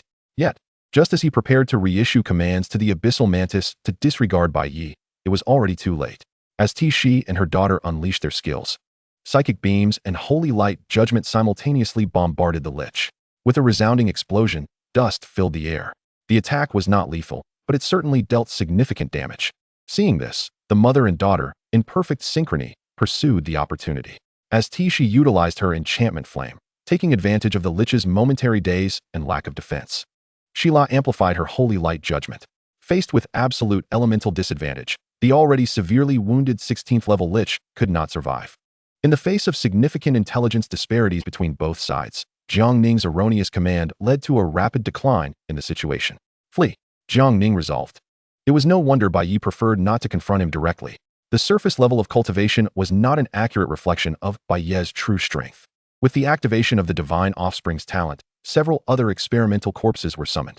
Each massive corpse possessed a strength ranging from levels 8 to 9.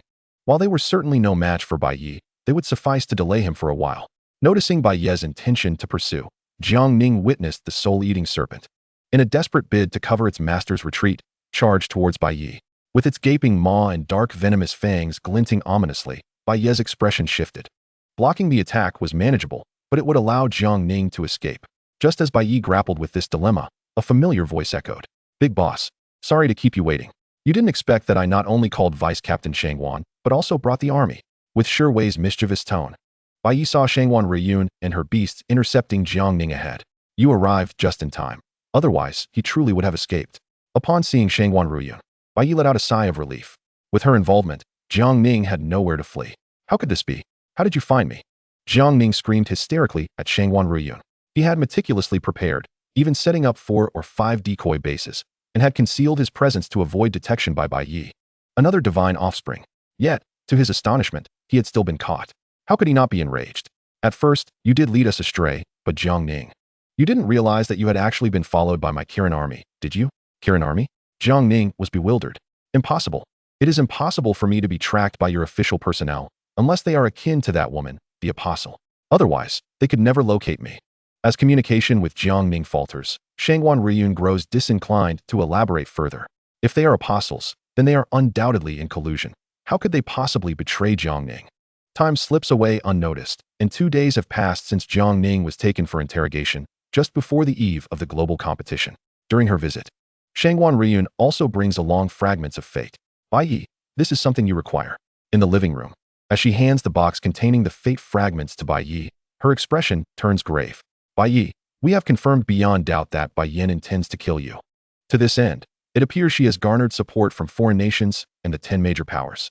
Moreover, she has organized a cadre of formidable divine sons and beast masters like Jiang Ning and Lin Fan.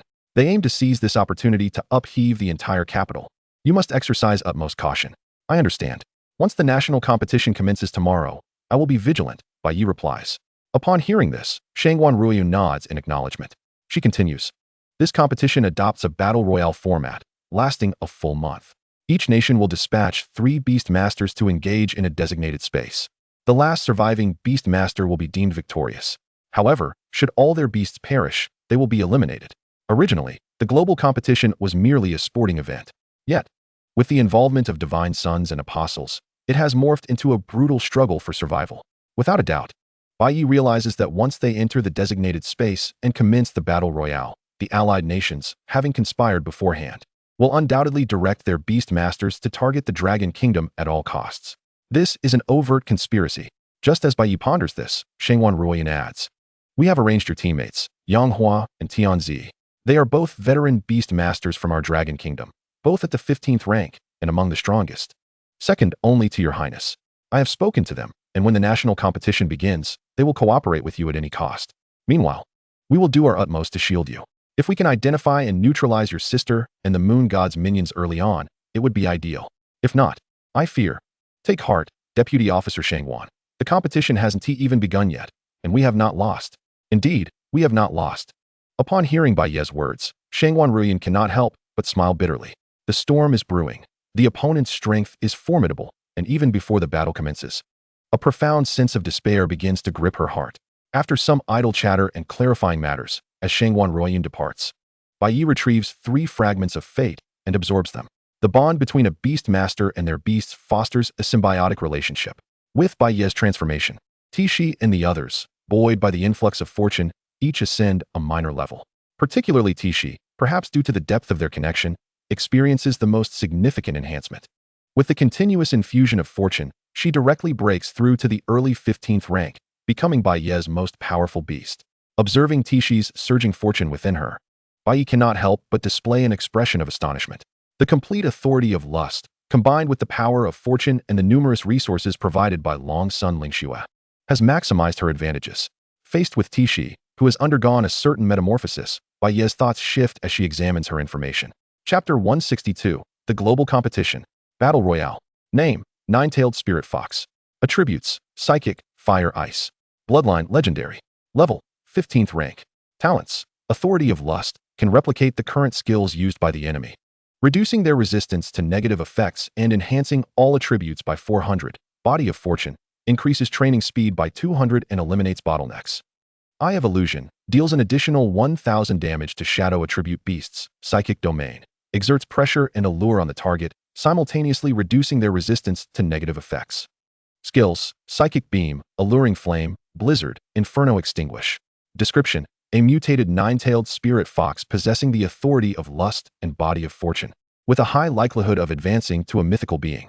After reviewing Tishi's information, Bai Ye finally comprehends the reason behind Tishi's meteoric rise. It is indeed due to her newfound talent. However, where did this talent originate? It must be from their dual cultivation. As their gazes lock, Tishi's eyes seem to shimmer with intensity. All words fade into silence. Meanwhile, on the other side, upon receiving the news of Jiang Ning's demise, Bai Yan's expression darkens ominously. The movements of the adversary were concealed on their end, and the location of concealment was also provided by them. To prevent a repeat of the mishap with Morong Fei, Bai Yan had made thorough preparations this time. She had believed that no further surprises would occur, yet she finds herself confronted with an unexpected turn of events. Explain this situation to me, Bai Yan demands of the informant. Your Holiness, according to the information we've received, it appears that an apostle of the Star God has leaked Jiang Ning's whereabouts to the authorities. Star God. Upon hearing this, Bai Yan's brow furrows. Killing Bai Ye would avert a future of being sealed. Whether it be the Star God or the Demon God, both stand to gain from this situation. Yet why would they interfere? Just as Bai Yan grapples with this perplexity, the Moon God's voice suddenly resonates in her mind. That fellow must fear my ascendance as the singular deity. Upon hearing the Moon God's words, Bai Yan comprehends. Are you suggesting that it fears you will kill it? Hence it intends for Bai Ye to seal you? That is the only plausible explanation. It likely plans to wait until Bai Ye seals me before eliminating her. Does this mean that the Star God's apostles will try every conceivable tactic to thwart us? In a moment of realization, Bai Yan feels a wave of exasperation wash over her. So I've been laboring in vain all this time. As if sensing Bai Yan's thoughts, the Moon God speaks again. But fret not, our plan is well prepared. Even if the Star God betrays us, the Demon God still stands by our side. Moreover, I know the Star God well. It is exceedingly cautious. It will at most provide Bai Ye with some hints. Proceed with our original plan. This is of little consequence. Upon hearing the words of the Moon Goddess, Bai Yan had no choice but to relent. Time swiftly passed, and the following morning, Bai Ye, alongside Changsun Lingxue and the others, boarded a plane heading to the venue of the global competition. Meanwhile, the media buzz surrounding the global contest had reached a fever pitch, with headlines proclaiming, "Global Beast Tamers gather. Who will emerge victorious? The glory of a genius beast tamer. Can Bai Ye ascend even higher?" With a fist against the eagle, a kick against North America, this battle will define Bai Ye, a genius beast tamer engaged in underhanded deeds behind closed doors. With the excitement surrounding the global competition, Bai Ye's fame soared to new heights.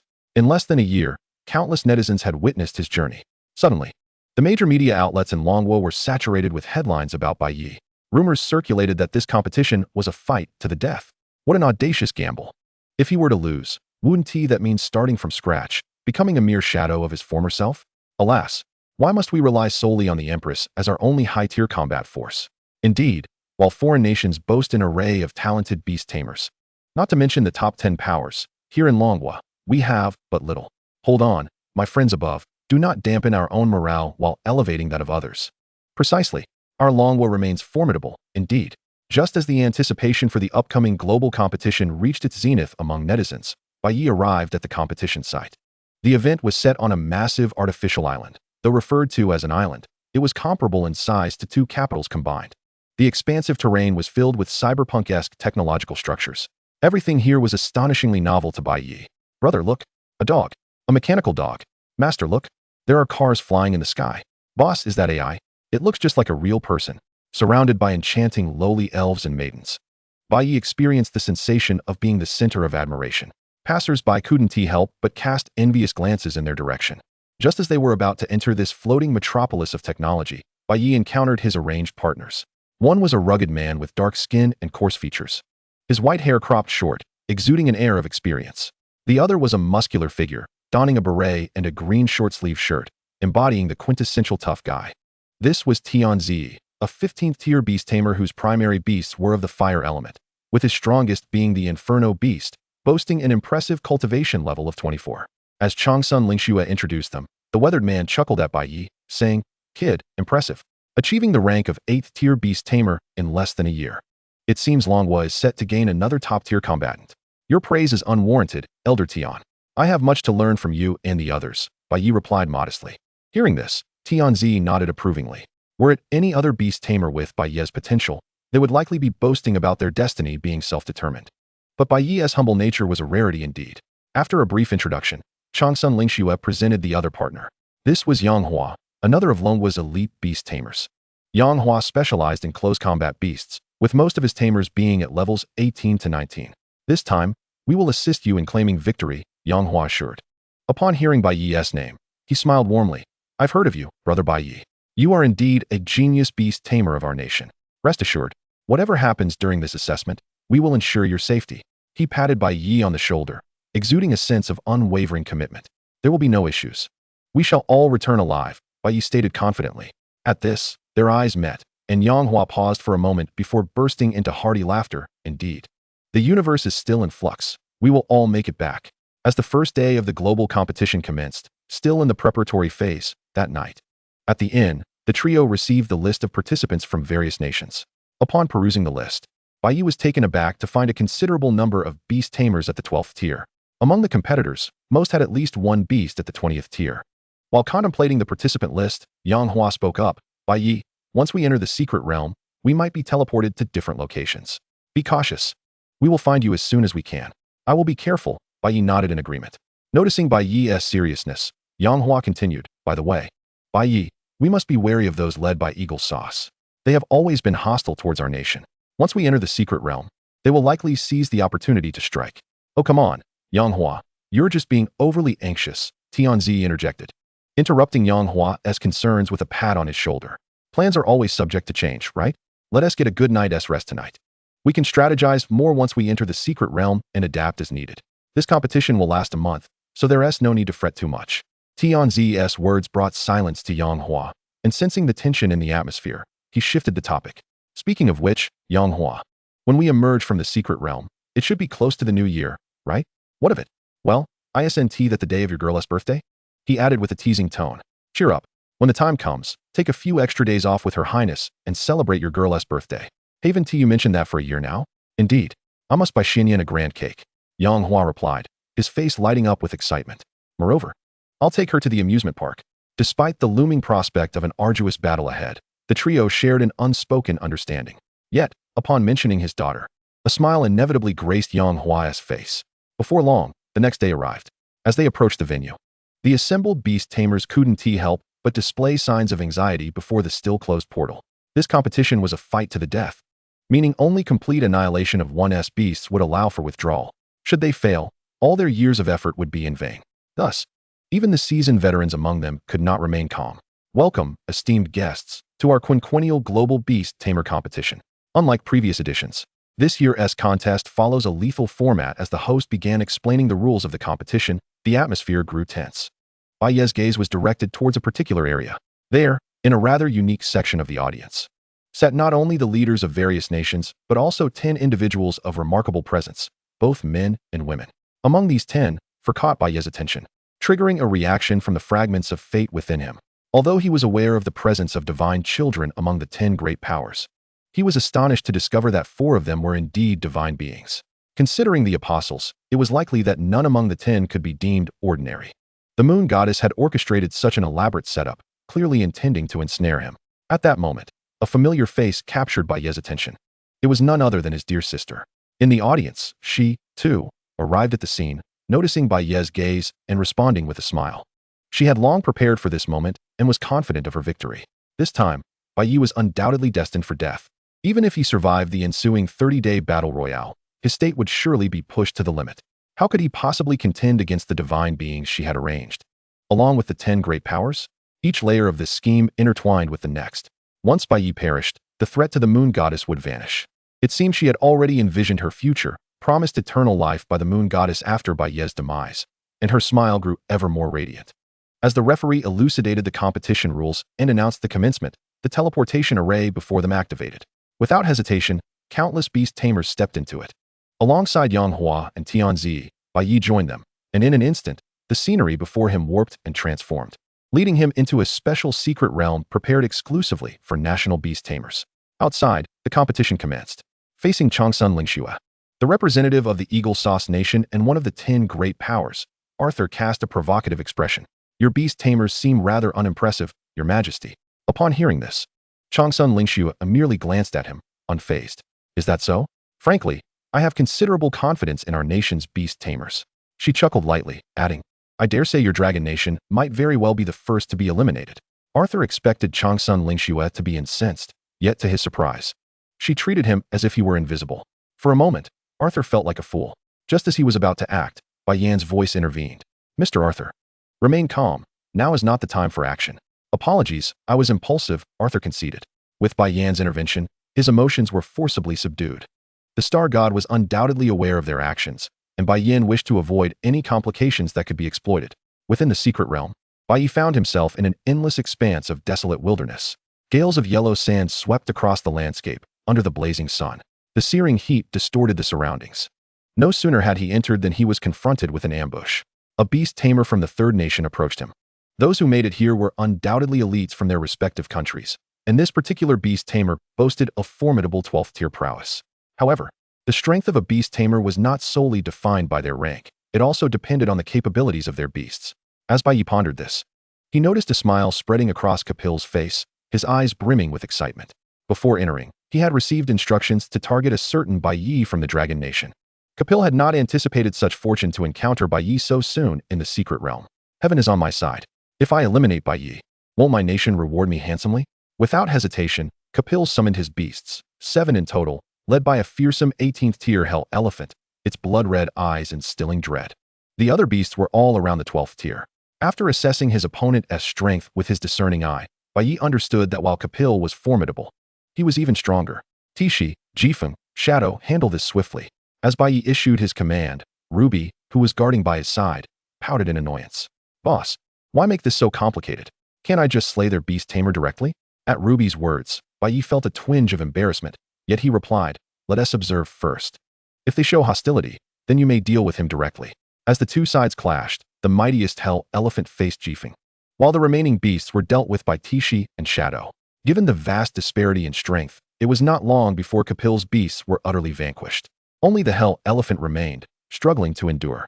How is this possible? At this moment, witnessing the scene, Kapil's face contorted in disbelief. Bai Ye's strongest beast, Tishi, was merely 15th tier. The apparent disparity in strength was not significant. Yet, why had he been so thoroughly defeated? Before Kapil could react, Bai Ye commanded Ruby, go finish him off, eliminate that hell elephant. All right, boss. Ruby responded eagerly, her combat instincts and blade thirsting for action. Everything transpired in the blink of an eye. By the time Kapil realized what was happening, he had already been eliminated. As he was transported back to reality, Bai Ye swiftly began to absorb the residual energy of the defeated beasts. Meanwhile, outside, the global competition had barely commenced for an hour when a beast tamer had already been eliminated. Witnessing the combat prowess displayed by Bai Ye's beasts, countless spectators were thrown into a frenzy. Isn't this a bit too strong? Indeed, it's astounding. An 8th-tier beast tamer defeating a 12th-tier beast tamer? This is beyond extraordinary. This isn't mere talent. This is divine intervention. Bai Ye, you are magnificent. I want to bear your children. As the online discourse erupted in response to Bai Ye's inaugural battle, the atmosphere was electric. At this moment, a netizen from a certain nation vehemently expressed his denunciation. You from the Dragon Kingdom have gone too far. Do you not understand the arduous journey of beast tamers? You have rendered our beast tamers useless, and compensation must be provided. His words instantly sparked a heated discussion. Countless netizens from his nation echoed his sentiments. Indeed, do they not realize how difficult it is to cultivate one's skills? To reduce Kapil to a mere shell of his former self is more painful than killing him. But isn't that just a pair of excesses? I dare say, the people of the Dragon Kingdom are heartless beasts. Why do you all find it so appealing? Gazing down at her pristine figure, Sarah struggled to understand. Faced with the intense moral condemnation from the other nation, netizens from the Dragon Kingdom did not hold back. They immediately retaliated to the people of that nation. How is your sister San doing? Go to hell. This is a life and death battle. We simply eliminated your beast tamer's beast. What of it? If you cannot fight back, must you resort to moral coercion? Meanwhile, within the secret realm, the initial encounter did not solely involve Bai Ye. On the other side, Yang Hua and Tianzi encountered similar troubles, targeted by various nations. The two faced a simultaneous assault from over 10 beast tamers led by Hans. Their expressions darkened at the sight of the formidable Hans. Observing the two trapped like fish in a net, Hans chuckled, "Blame your birth in the Dragon Kingdom. Had you been from our Eagle Nation, you would not have fallen into such a predicament. Enough with the nonsense. If you're going to fight, then let us fight." With that, Tianzi stepped forward, fully aware of the impending doom. He turned to Yang Hua and urged, "Yang Hua, when the fight begins, you must escape. I will hold them off." "How can that be?" Yang Hua immediately protested. But Tianzi shook his head resolutely. "Listen to me. I am but an old man. My life holds little value. You, however, have a daughter waiting for you. You are different. Yang Hua, go find Bai Ye and join forces with him. Together, you must win this competition and survive." Seeing Yang Hua still hesitating, Tianzi's tone grew stern. "Yang Hua, what are you hesitating for? If you don't leave now, we will all perish here. Do not forget our mission. Do you wish for our sacrifice to be in vain?" At these words, Yang Hua trembled. "Old Tian, take care. I will go find Bai Ye. I promise to bring him back victorious." With Yang Hua's departure, only Tianzi remained. At that moment, without any reservations, he summoned his beasts.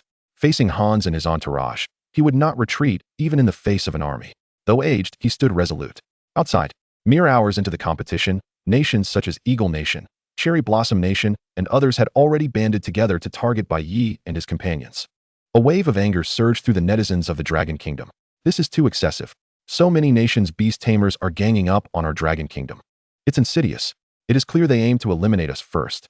This competition is utterly unfair." Despite their outrage, they knew they could do little about it. After all, the unspoken rule of forming alliances among competitors was well known. They could only stew in frustration. A certain inexplicable sense of grievance welled up within them as they watched the live broadcast. Could the Dragon Kingdom truly emerge victorious? At this moment, within the secret realm, the first day of the global competition was drawing to a close. Bai Ye had encountered multiple ambushes, many of which aimed directly at his life. Such blatant actions could not escape Bai Ye's notice. This was clearly the moon goddess's strategy. "Master, what should we do now?" As night fell, Tishi inquired around the campfire. Bai Ye responded, "Let us rest for the night, and tomorrow we shall take the initiative." Upon hearing this, Ruby chimed in, "Boss, are you saying we're not going to stay in this cursed place for a whole month? When did I say we would stay the full month?" Bai Ye chuckled, stroking the head of Hira nestled in his arms. "At most, 10 days. I plan to eliminate all the contestants from the various nations in this secret realm." Ruby could not contain her excitement, and the shadow raised its head. Both the wolf and the elf thrilled at the prospect of battle, for they were quintessential warriors. Taking advantage of the current lull, Bai Ye utilized the blood energy he had amassed to enhance Jifeng. As one of Bai Ye's main combat forces, Jifeng's significance was undeniable. Thus, prioritizing its strength was essential. As the blood energy surged forth, the crimson aura coalesced around Jifeng, visibly elevating its aura. Simultaneously, a faint golden glow began to emanate from the pair of dragon horns atop its head. Standing over 5 meters tall, it became even more robust and powerful. With the moon setting and the sun rising, the next day dawned. As various beast tamers within the secret realm began to take action, the live broadcast provided updates to every remaining contestant. The host announced, "Today is the second day of the global competition. Yesterday's competition was quite intense. Originally, 500 participants have now seen over 200 eliminated. I also have unfortunate news to share. Yesterday, a contestant tragically lost their life." As the host's words echoed, a list was displayed. Upon seeing Tianzi's name, the audience reacted. Long Sun Lingshua's expression shifted slightly. She understood that this competition was likely a death sentence, and she knew they would be targeted by various nations. However, she never imagined that on the very first day, Tianzi would fall. All she could do was hope that Yang Hua would reunite with Bai Ye to avenge Tianzi. Just as Long Sun Lingshua pondered this, a voice from Yamamoto Taro, one of the top 10 powers, interrupted. "Your Majesty, it seems your Dragon Kingdom's beast tamers are not so formidable after all. Truly, you Dragon Kingdom people are worthless. Not only were you eliminated on the first day, but you also perished within the secret realm. How embarrassing for your kingdom." As Yamamoto Taro's words fell, countless citizens of the Dragon Kingdom turned their gazes toward him, while Long Sun Lingshua's expression darkened with indignation. Chapter 165, The Duel of Deities. The Moment of Reckoning. Regardless of the circumstances, Old Tian is a hero of our Dragon Kingdom. "Mr. Yamamoto, I hope you will choose your words carefully. Otherwise, I will stake my life on the line. Our Dragon Kingdom shall ensure you pay the price for your words." As Longsun Lingshue's voice faded, the Kirin army in attendance stirred. Tension hung palpably in the air as both sides prepared for confrontation. The atmosphere among the audience shifted to one of unease. At that moment, Arthur interjected, "Misunderstanding. It is merely a misunderstanding." Yamamoto-kun was simply speaking candidly. "I believe Her Majesty the Empress is magnanimous and will not take this to heart, will she?" Confronted with Arthur's ambiguous smile and veiled threats, the coldness in Longsun Lingshue's demeanor became unmistakable. Were it not for the alliance of nations and the support of the Sun and Apostles behind them, how could the Dragon Kingdom be so constrained? Nonetheless, Longsun Lingshue's stance remained resolute. "Regarding Mr. Yamamoto's disrespectful remarks, I expect an apology to our hero from him. Is this request unreasonable?" As Longsun Lingshue's words concluded, the already irate citizens of the Dragon Kingdom erupted in unison. "Apologize. Apologize to Elder Tian. Our Dragon Kingdom is not to be humiliated by you cherry blossom people. Apologize to our hero." Realizing that Yamamoto Taro had incited the wrath of the dragon citizens, Arthur's countenance darkened as he had not anticipated such a fierce reaction. Meanwhile, the other 8 great powers cast mocking glances in their direction. The term great powers signifies the pinnacle of strength. Aside from the Sun and Apostles, they represent the zenith attainable by ordinary beast masters. In light of the altercation between Longsun Lingxue, Arthur, and Yamamoto Taro, it was evident that the other great powers had settled into a spectator role. "Your Majesty the Empress, I believe Mr. Yamamoto was merely speaking the truth. Is it not your nation that is often referred to as the sick man of East Asia? A mere beast master. If he dies, so be it. What is there to apologize for?" Arthur's voice dripped with derision, and after a brief pause, a cruel smile graced his lips. "Moreover, this world speaks through strength. If your Dragon Kingdom truly wishes for our apology, then demonstrate the corresponding might." As he unleashed his formidable aura, the pressure in the venue nearly caused the audience to faint. Even Longsun Lingshue's expression shifted in response. It became clear that the opposing party had no intention of offering an apology. In that instant, Longsun Lingxue summoned her beast, Holy Light Sprite. The atmosphere between the two factions became taut, teetering on the brink of conflict. The leaders from various nations observed with pale faces. Honestly, the battles of beast masters did not concern them directly. However, some among them were ordinary citizens. Should a confrontation erupt between Arthur and Longsun Lingxue, it would undoubtedly be a clash of titans, leaving mere mortals to suffer the consequences. Would they not be caught in total annihilation? Just as anxiety swept through the crowd, a stunning blonde woman stepped forward. This was none other than Morgan, representing the Empire of the Setting Sun, one of the 10 great powers. "Arthur, let us cease this. Is it not just a matter of Yamamoto Taro issuing an apology? What is the fuss?" With Morgan's words, Arthur's expression soured further. Which side did Morgan truly align with among the 10 great powers? Seemingly aware of Arthur's internal turmoil, Morgan continued, "Arthur, do not forget, so many eyes are upon us." Hearing her words, Arthur came to a realization. Indeed, it was quite possible that the Apostle of the Star God was watching from the shadows, perhaps plotting to reap the benefits of the discord.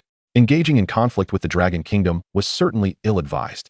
Thus, Arthur shifted his attention to Yamamoto Taro. "Yamamoto-kun, go apologize. You were in the wrong." Under the combined pressure from Arthur and Morgan, albeit reluctantly, Yamamoto Taro bowed deeply to Longsun Lingxue. "I am sorry, I spoke out of turn. My words should have been directed at Elder Tian." Casting a sidelong glance at Yamamoto Taro, Longsun Lingxue replied coolly. Upon hearing this, Yamamoto Taro's expression twisted in indignation. This insufferable woman, how dare she act so arrogantly?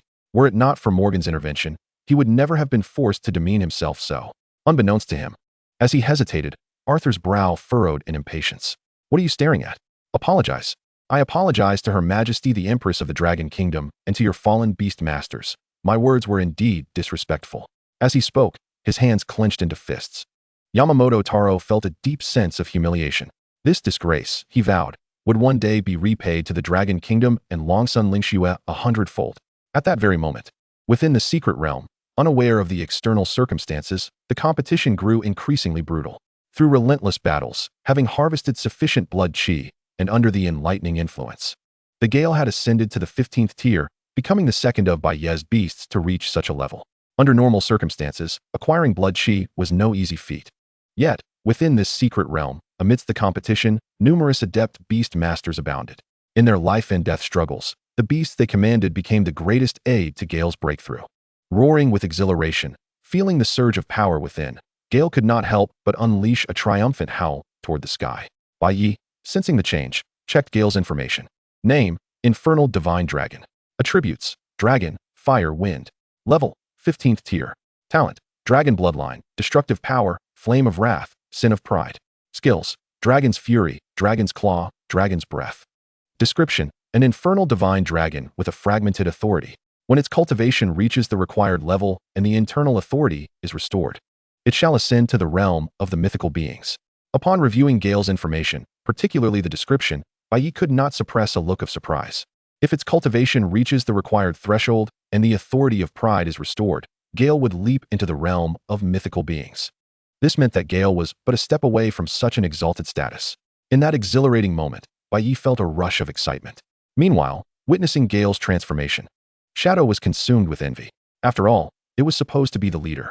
Though self-proclaimed, it did not prevent Shadow from pondering why such fortune never seemed to befall it. Having recently experienced Bai Ye's enlightening influence twice, Gale's power had undergone a dramatic shift. If Shadow could also partake in such enlightenment, its strength would surely soar to unimaginable heights. Contemplating this, as Bai Ye approached, Shadow's tail began to wag like a fan. Brimming with anticipation, the thoughts of the Shadow were vividly inscribed upon its countenance. Boss, with the recent plundering of vitality, you ought to give me some serious consideration. After all, I am the most significant contributor to our team.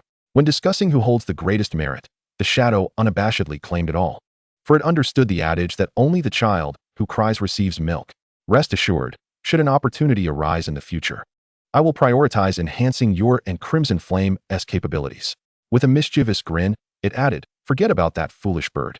Just allocate the resources to me, and I'll handle everything. The Shadow's expression was delightfully infuriating. Meanwhile, Crimson Flame, who had just returned from patrol, was not pleased. Who are you calling a foolish bird? I'm talking about you. What is it to you? He retorted, dismissing the Shadow and turning to White Knight to discuss serious matters. Boss, I've spotted a Dragon Kingdom individual approaching us. He appears to be one of our allies. Upon hearing this, White Knight's gaze sharpened. Where is he? Take me to him. White Knight was acutely aware of the treachery among nations.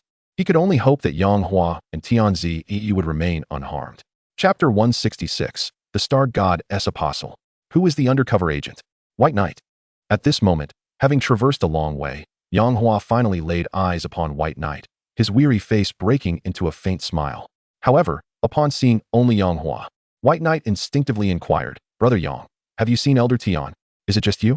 Hearing the mention of Elder Tian, a shadow of sorrow crossed Yanghua's features. Noticing his expression, White Knight's heart sank, and an ominous premonition washed over him. Yanghua then revealed, Elder Tian. He sacrificed himself. As Yanghua recounted the events leading up to this tragedy, White Knight's expression darkened.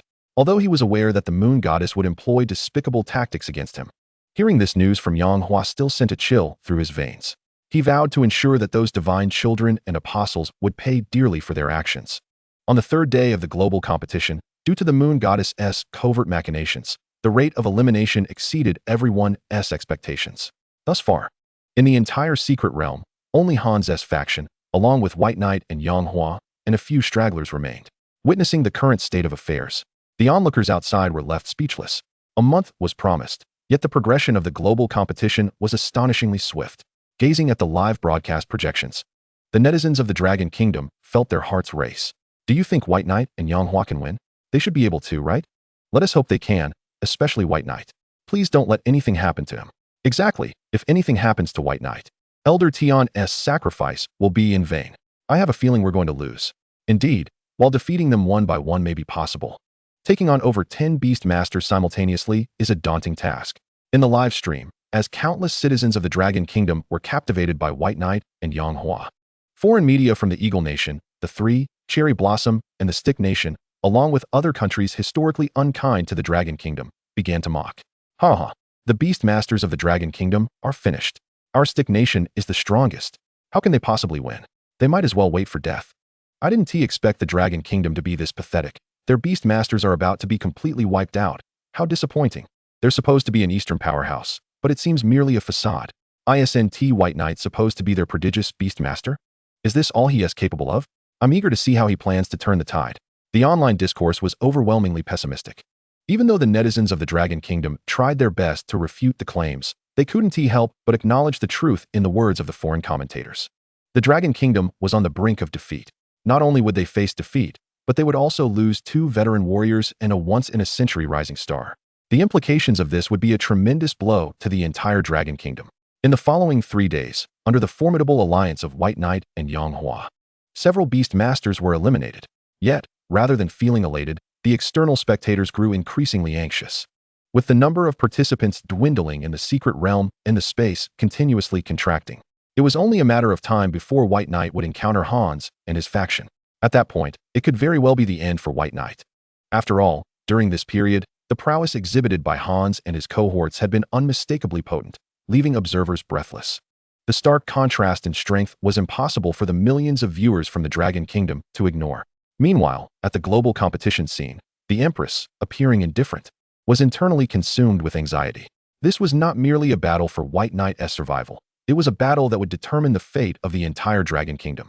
Should White Knight fall, the Moon Goddess would act without restraint, and her apostles would undoubtedly seek to erase the Dragon Kingdom from the annals of history. Your Highness, do not worry. The boss will surely emerge victorious. Just as Changsun Ling Xue's thoughts wandered, the voice of Shi Wei jolted her back to reality. You are from the Qilin army? Upon noticing the Qilin army insignia on Shi Wei's attire, Changsun Ling Xue understood. Your Highness, my name is Shi Wei, a subordinate of Brother Bai. With that, Shi Wei beamed a smile, exhibiting no hint of despair, which piqued Changsun Ling Xue's curiosity. How can you be so certain that White Knight won't lose? Have you not witnessed the vast disparity in strength between the two sides? At this, Shi Wei chuckled heartily. Because the boss is a divine child, Your Highness, you must know that he possesses the power to seal deities, right? Upon seeing Changsun Ling Xue nod, Shi Wei continued with a grin. That's the ability to seal gods. If he can seal gods, then why can't that power assist him in overcoming formidable foes? Hearing this seemingly unreasonable explanation, Changsun Ling Xue couldn't help but smile. Having a little brother like you is truly a blessing for White Knight. Seeing her smile, Shi Wei grinned back. That may not necessarily be the case. I've always regarded the boss as my rival. One day, I will ensure that everyone remembers my name. I shall become an existence even more renowned than the boss. Time flew swiftly. As the 6th day of the global competition arrived, the secret realm was cleared of all extraneous individuals. Here, it has utterly devolved into a stage for Hans and his entourage, as well as Bai Ye and Yanghua. Gazing into the distance at the approaching figures of Hans and his group, Bai Ye and Yanghua, without a moment's hesitation, simultaneously summoned all their beasts. This battle is one Bai Ye must win, not only for himself, but also for the Dragon Kingdom, and, most importantly, for Elder Tian. Thus, he possesses an undeniable motive to triumph. Yanghua shares this sentiment as well. Despite their differing identities, their positions align. Facing Bai Ye, one of the Moon Goddess apostles, Hans could not help but smile. Bai Ye, you've made it quite easy for us to find you. Today, you must perish here. As Hans and his group summoned their beasts, one among the crowd flickered with an intense gaze. As an apostle of the Star God, Berg's mission diverged significantly from that of Hans and his companions.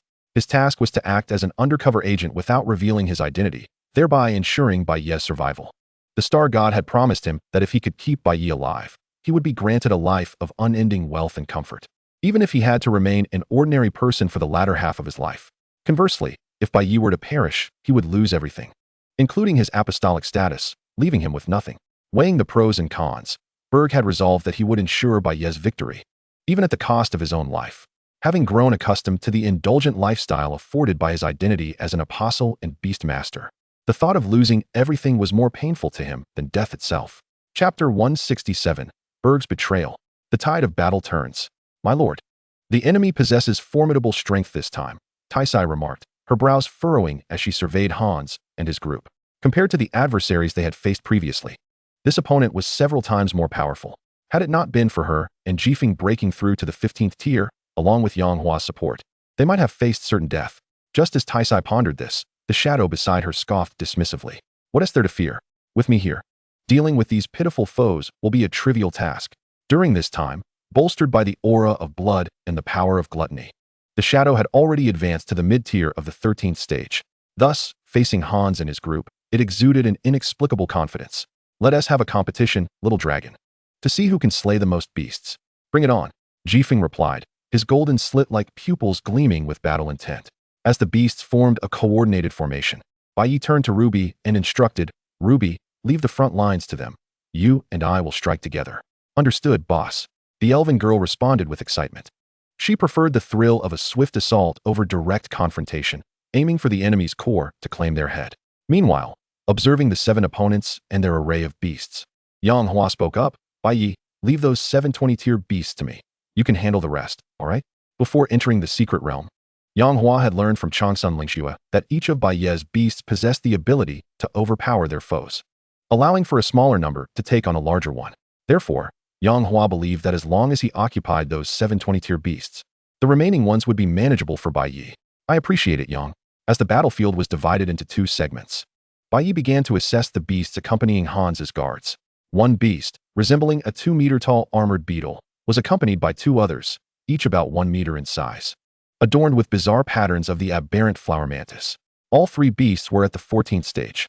Even with his assistance, it would not be an easy task for Ruby to bypass them and target the beast masters in the rear. Just then, an unexpected scene unfolded before Bai Ye. The armored guardian suddenly surged forward, attacking the group of beast masters behind it. Simultaneously, Berg also took action, leveraging the power of the beasts through their contract to catch Hans and his group off guard. In an instant, the tide of battle shifted, turning from 7 against 2 to 4 against 3. No, Berg, have you lost your mind? Hans exclaimed in disbelief, unable to comprehend that Berg, a fellow apostle, would choose to betray him. In response to Hans's words, Berg intensified his assault, managing to temporarily suppress Hans and his 2 companions. There is no choice.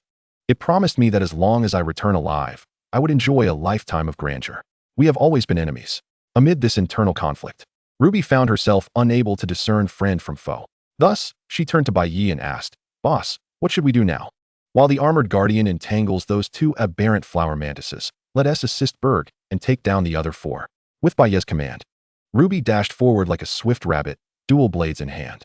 Even the strongest beast masters find it challenging to defeat beasts of the same tier, let alone face a skilled assassin like Ruby, who is their absolute nemesis. As a silver flash swept by, a beast master fell lifeless to the ground. Cold sweat broke out on Hans as he realized the danger. Without hesitation, he recalled his beast for protection. Seeing this, the other 2 also sprang into action. Amidst the ensuing chaos, Berg shouted, I'll keep them occupied. Bai Ye, the remaining beasts are up to you. 100 meters away. Although Bai Ye was unaware of why Berg, as an apostle, would assist them, he sprang into action. Taisai Cc. You 2 mother and daughter pair provide fire support with Qian. As for the rest, leave them to us. With a series of commands issued, Taisai and her companions acted swiftly, seizing the opportunity to strike down the beleaguered foes. With the demise of the beast masters and the backlash of the contracts, the remaining 20-odd beasts were rendered insignificant. Roar! Activating the Wrath of Flames, Jifeng descended like a fire god, while the shadow also refused to be outdone. Unleashing all manner of tactics. Utilizing its inherent abilities, it continually compounded negative effects, thoroughly nauseating the opposing beasts led by the abyssal giant. Meanwhile, Beixian, charging at the forefront, mocked relentlessly, You useless creatures without your beast masters, can't you muster any strength? The assault on me felt as trivial as a mere tickle. Is this all there is? A beast master has fallen, and yet you all behave as if you've lost your mothers. With contemptuous expressions and disdainful gazes, the fury of the beasts surged within them, igniting their collective wrath. At that moment, a singular thought consumed their minds. The team battle may be lost, but the North Xian must perish. Outside, the once dismal morale was on the verge of despair, but upon witnessing the content broadcasted from the secret realm, many could hardly remain seated. They instinctively rose to their feet. A reversal. It has truly turned around. This Berg possesses some merit. Without him, defeat would have been inevitable. The situation has drastically improved. I told you. How could our nation possibly lose? Finally, we can hold our heads high. Bai Ye no, Bai Shun, well done. Even Long Sun Ling Shui, who typically concealed her emotions, could not suppress a faint smile. She had indeed not misjudged him. In stark contrast, Bai Yin wore a grim expression. While she anticipated that the star god would surely cause chaos today, she did not expect the agent to be hidden among Hans's team. Moreover, Berg had managed to survive until the end, directly aiding Bai Ye in turning the tide.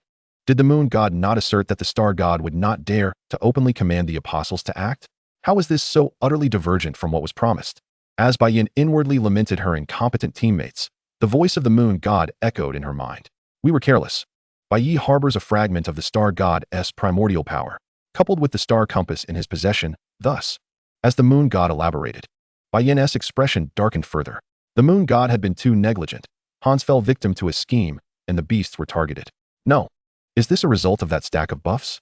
She could only question the moon god. So, does this mean we have already lost? Not necessarily. Have you forgotten that we prepared a backup plan? Upon hearing this, Bai Ye recalled the arrangements made during this time, and her expression softened slightly. Indeed, the moment Bai Ye emerges from the secret realm, this game is only just beginning. Among the 10 great powers and numerous experts, can Bai Ye truly contend against the might of the 10 great powers? Chapter 168, Shadow Advancement. The final choice. Within the secret realm, oblivious to the events transpiring outside, the battle raged for nearly an hour before Bai Ye finally annihilated the horde of beasts. As his talent activated, he deftly conducted the blood chi plundering. The battlefield, strewn with the corpses of beasts, was swiftly transformed into a sea of bones. The rich blood energy swirled around Bai Ye, nearly overflowing, rendering him as if he had emerged from the depths of hell as a Shura. Give it to me, boss. Bestow upon me the blood energy. I'll handle it. As a shadow-type beast, the shadow possessed an acute sensitivity to blood chi. Thus, upon sensing that Bai Ye had begun to siphon the blood energy of the fallen beasts, its tail flicked with excitement. Enhanced by the power of gluttony, the shadow's absorption and conversion of blood chi and similar energies surpassed that of other beasts. If only Bai Ye could transfer the blood energy to it, the shadow could scarcely fathom the magnitude of its potential transformation. Evidently, Bai Ye was aware of this. Without hesitation, as he commanded the beasts to assist Yang Hua and Berg, he placed his hand upon the shadow's head. Activating his talent, he directly imparted knowledge to it. Under the augmentation of blood chi, the shadow began to transform at a visible rate. Its physique became more lithe. What was once a heavily armored body began to take on a streamlined form. The horn upon its forehead shimmered faintly with purple light, and its exposed fangs gleamed menacingly.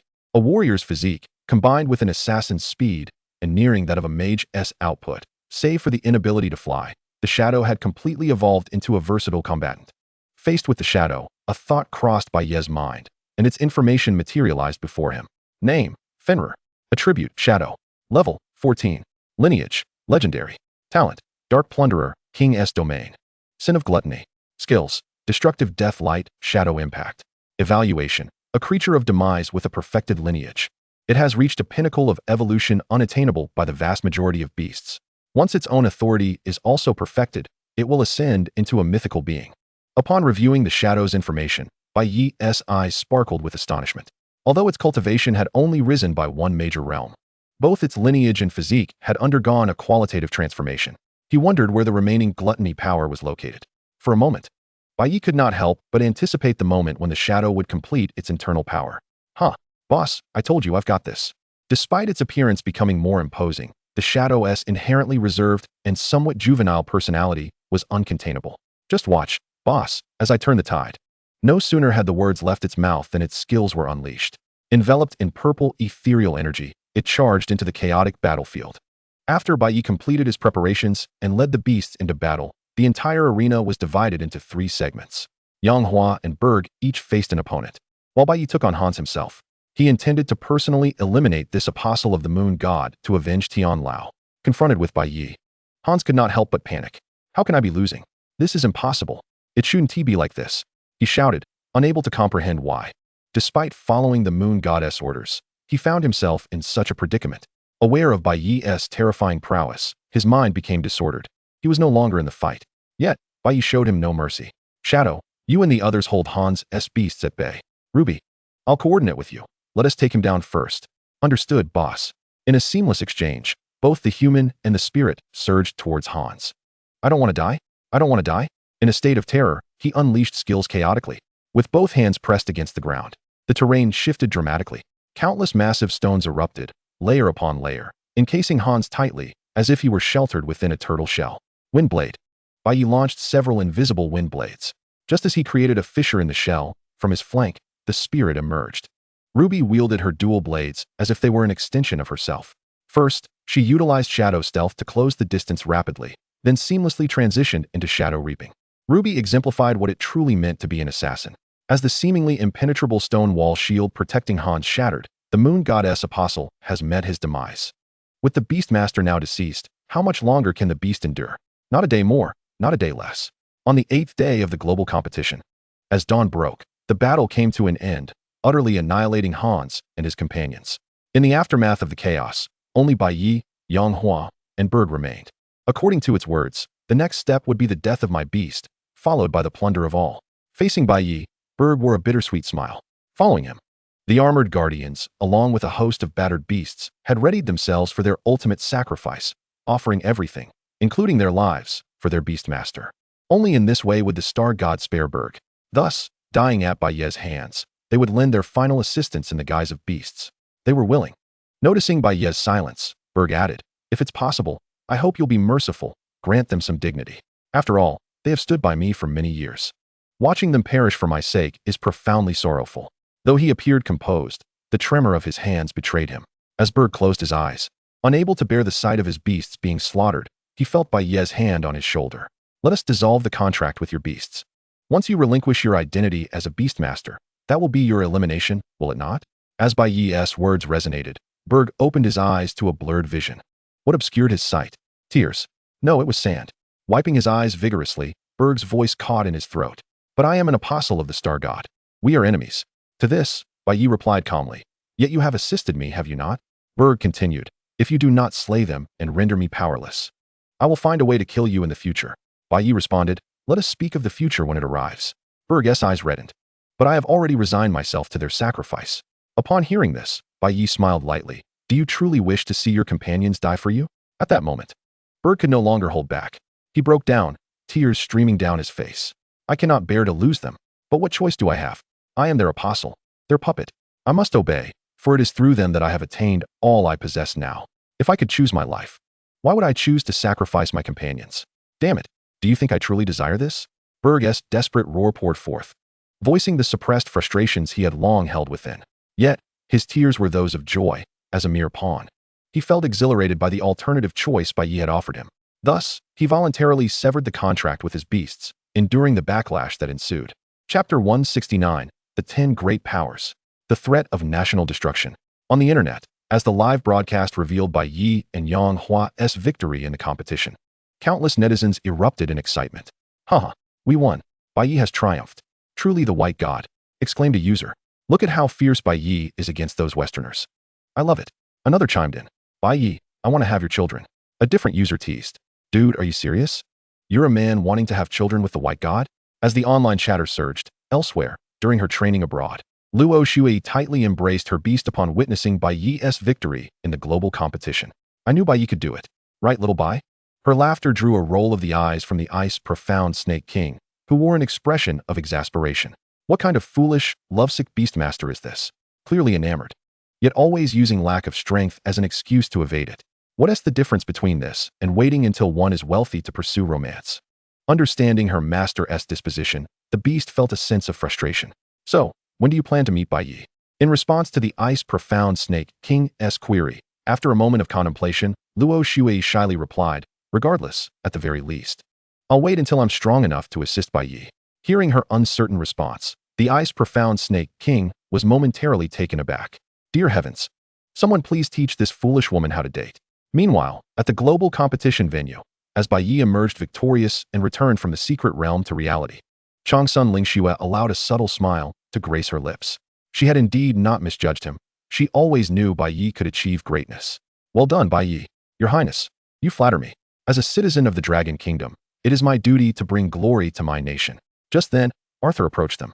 "Congratulations, Your Majesty, on winning this competition. Your Dragon Kingdom is truly the foremost power in East Asia." Upon hearing this, Changsun Lingxue did not engage further, aware that Arthur's intentions were far from benign. As she had suspected, the flattery masked ulterior motives. Arthur's next words confirmed her suspicions. "However, I must inquire about your country's prodigious beastmaster. This Bai Ye, he should be the son of God, correct?" His smile was ambiguous. As soon as Arthur spoke, a wave of murmurs swept through the crowd. The image of the son of God had become deeply entrenched in the public consciousness over centuries, known for nefarious deeds, employing any means necessary to achieve their ends. Each son of God was a harbinger of calamity. Now, with Bai Ye's formidable power, the prospect of his future growth was alarming. "Quick, capture this son of God. My God, the Dragon Kingdom's genius is a disaster waiting to happen. We must eliminate him swiftly, or it will spell doom for the entire world." Voices clamored, and Bai Ye found himself at the epicenter of public scrutiny. Standing protectively in front of him, Changsun Lingxue's expression was as cold as ice. She understood all too well that invoking the Son of God was merely a pretext for their impending actions, aimed at snuffing out Bai Ye's potential. Their methods could not be described as anything but insidious. Were Bai Ye a citizen of their nation, their expressions would likely reflect a devotion surpassing even that of familial bonds. Mr. Arthur, allow me to clarify. Bai Ye is a citizen of our Dragon Kingdom. Based solely on this fact, how we choose to treat Bai Ye is our prerogative. What of him being the son of God? What of him not being the son of God? As long as he remains loyal to his homeland, that is sufficient, I believe. Even with your status among the great powers, you are not in a position to dictate or interfere with our domestic affairs. Changsun Lingshue's stance was resolute.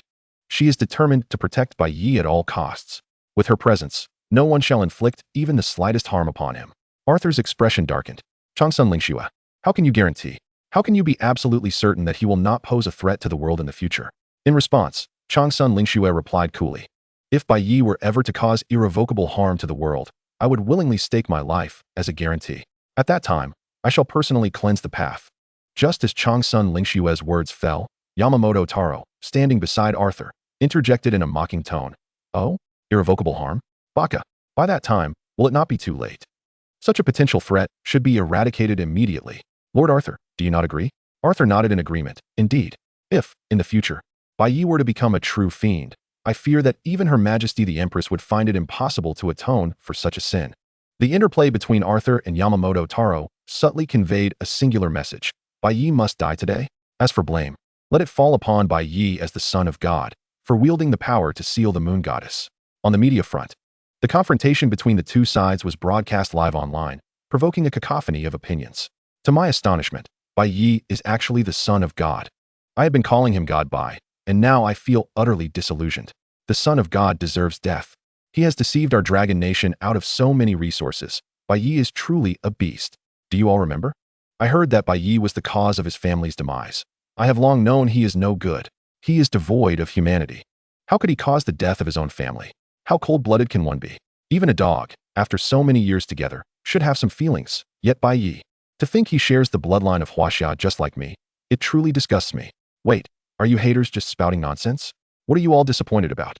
Not every son of God is inherently evil, you know? I stand with Bai Ye. If he truly did something wrong, the authorities would surely intervene. I believe he is a good person. Exactly. It's incomprehensible. Just as His Highness said, as long as Bai Ye's intentions are for the benefit of our dragon nation. That is sufficient. In an instant, online commentary split into two factions. One faction believed that Bai Ye's willingness to serve the authorities indicated his formidable strength and trustworthiness, while the other faction suspected that Bai Ye's displays were merely an act. They argued that if Bai Ye were not eliminated, he would inevitably become the architect of Dragon Nation's downfall. The latter faction dominated the discourse. On the internet, the majority lacked discernment. Consequently, under the influence of foreign trolls, Bai Ye's image shifted from positive to negative, being portrayed as a cold-blooded demon responsible for patricide and matricide, unaware of the storm brewing in public opinion. At the global competition venue, tensions escalated. Among the 10 major powers, aside from Morgan, who chose to remain neutral as the Star God's apostle, the remaining 7 powers stood united. They formed an alliance with the Moon Goddess, choosing to exert pressure on Dragon Nation alongside Arthur. Meanwhile, in the shadows, Bai Yin was unable to contain her overwhelming joy. Her foolish brother was finally facing death, even with the assistance of the Star God. Facing the 9 major powers was a deadlock. Bai Yin could hardly fathom how Bai Ye would navigate such perilous waters. The battle had yet to commence. Yet Bai Yin envisioned Bai Ye's demise and imagined the scene of Changsun Lingxue, the Empress, begging for mercy like a dog at her feet. Chapter 170. Crisis averted? No.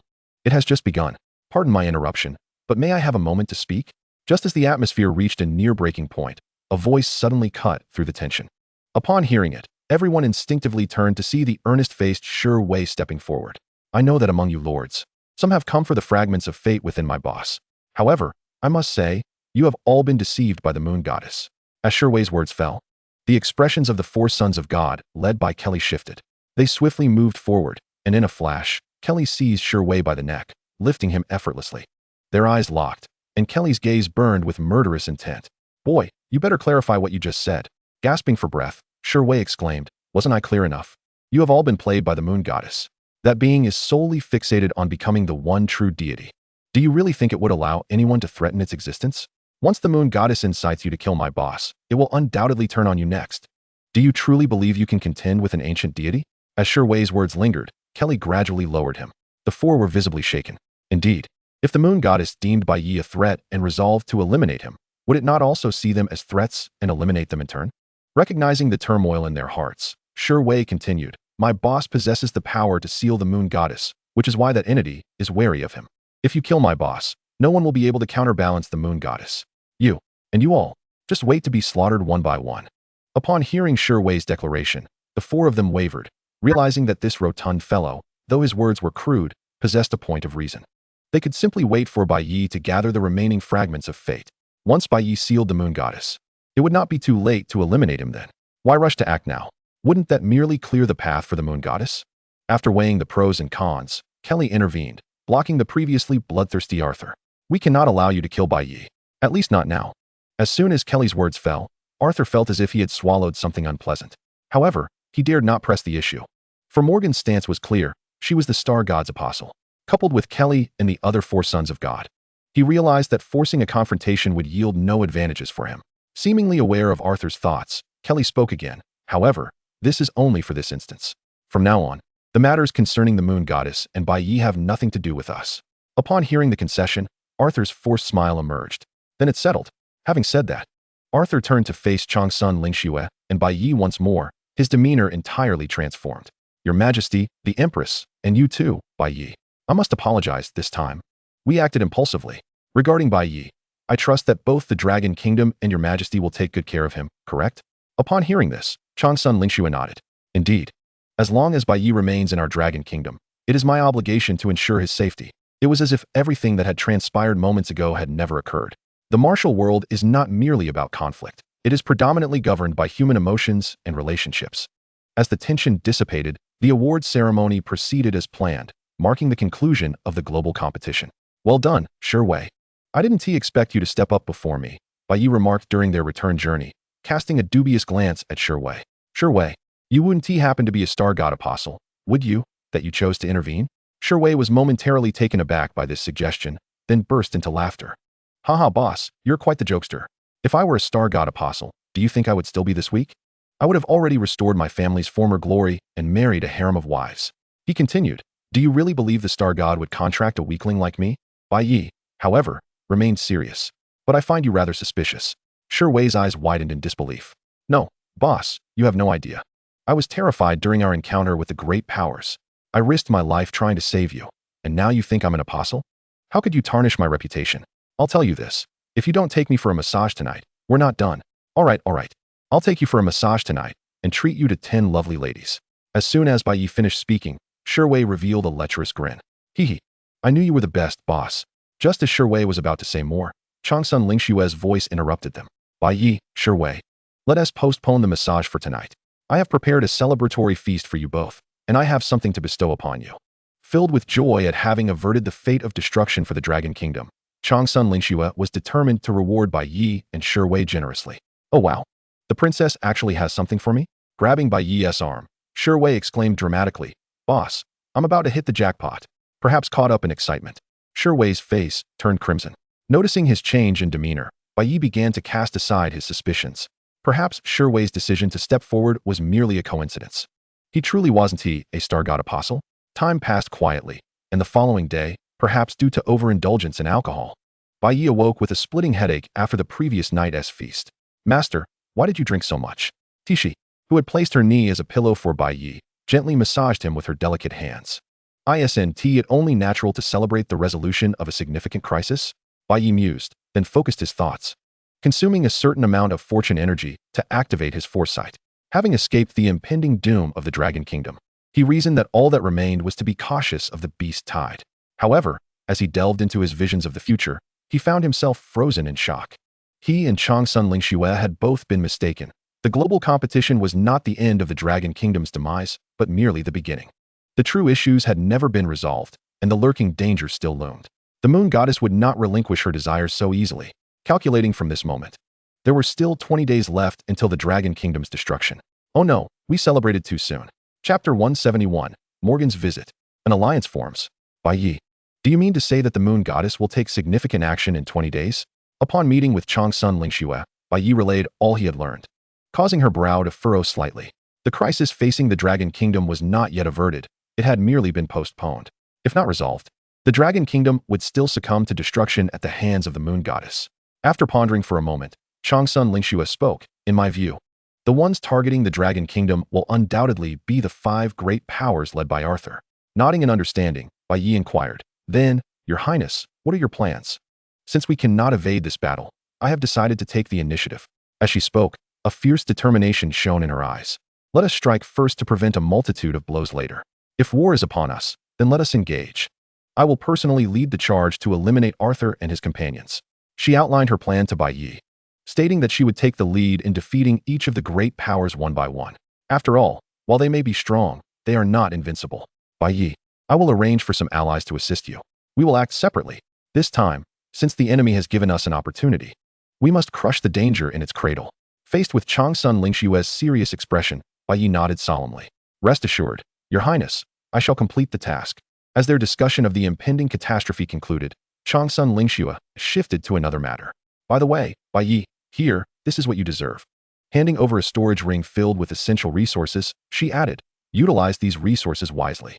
In the upcoming battle that will determine our nation's fate, we can only win. Defeat is not an option. Then, boss, when shall we deal with the great powers?" After reporting everything, Bai Ye returned to the villa, where in the courtyard, he shared his forthcoming plans with Tishi and the others. Ruby eagerly asked, "Let us wait for Her Highness to mobilize the forces. After all, our strength alone is insufficient to confront the great powers." Currently, Bai Ye's abilities had positioned him among the upper tier of beastmasters. Yet against the top-tier deities and various great powers, there remained a considerable gap. This was precisely why he had chosen not to act alone, but preferred teamwork. Just as Bai Ye and Tishi were discussing their plans, an unexpected visitor entered. A woman with golden hair, hastily tied back into a ponytail. Her features were strikingly beautiful, yet her attire appeared somewhat disheveled. "You are from the great powers?" Bai Ye instinctively adopted a wary stance upon encountering Morgan, while Swift Wind and Shadow straightened up slightly. The assembled beastmasters silently formed a defensive posture, ready for combat. Morgan let out a long sigh, seemingly indifferent to the focused gazes upon her, and simply stated, "I suppose I can consider myself as your half-savior. Without my intervention, you would have likely been torn to shreds by Arthur and his cohorts long ago. Is this the attitude you show towards your benefactor, Bai Ye?" Upon seeing Bai Ye remain silent, Morgan continued, "It's a pity that Changsun Lingxue persuaded me to collaborate with you. It seems my goodwill is destined to be met with ingratitude." Hearing this, Bai Ye was momentarily taken aback. "Wait, are you saying?" Morgan nodded. "Indeed, just as you surmised. Your Dragon Kingdom intends to confront other powers, does it not? Coincidentally, I too am their adversary. Thus, I am here to lend you a helping hand. So, in light of my sincere intentions, shall we form an alliance?" Upon hearing these words, Tissy and Ruby reacted in unison. "Don't speak nonsense. Boss, absolutely not." The two were adamant that Morgan harbored ulterior motives, though lacking evidence. Their conviction was unwavering. The reason was simple. Aside from being a formidable power, Morgan was also an apostle of the Star God. Forming an alliance with such a being would undoubtedly be akin to seeking shelter with a tiger. Gale and Crimson Flame remained silent. Yet they too believed that this so-called cooperation was merely a facade. After a brief silence and a careful consideration of the pros and cons, Bai Ye finally spoke. "Very well, I shall cooperate with you." "Boss." Ruby grasped Bai Ye's arm, her expression filled with concern. "It will be fine." Bai Ye gently patted her head and stepped forward to address Morgan. "Your intention to cooperate with me is to leverage my strength against the Moon Goddess, is it not?" Bai Ye candidly articulated Morgan's objective. "Indeed, we require your power," Morgan shrugged nonchalantly. "After all, it's not a secret that can't be shared." Morgan proceeded to explain, "My employer, the Star God, fears that the Moon Goddess may consume it. Hence, I was dispatched to assist you. Rest assured, until the Moon Goddess is sealed, we are allies and can be trusted."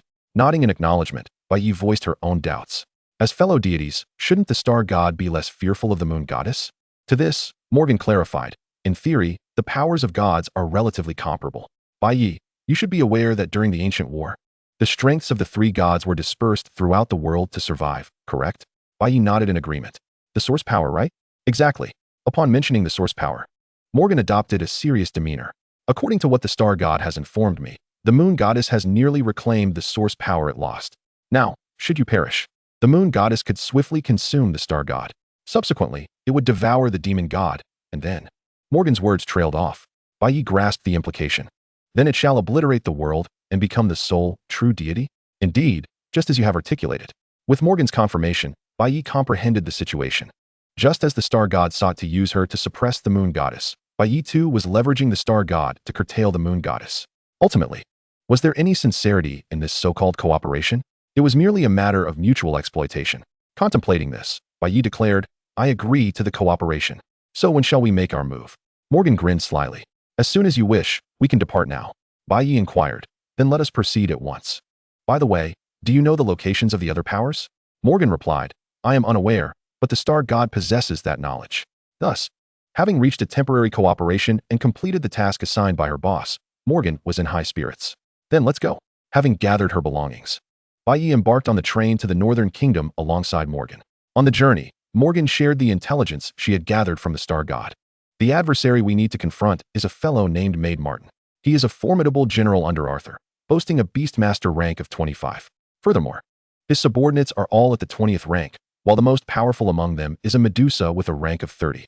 Yes, the very Medusa you were thinking of. Although not a mythical creature, it was certainly formidable." Bai Ye understood perfectly well what Morgan meant. It was rumored that Medusa possessed the power of petrifying gaze. Whoever met its eyes would be turned to stone, even if it was not a mythical beast.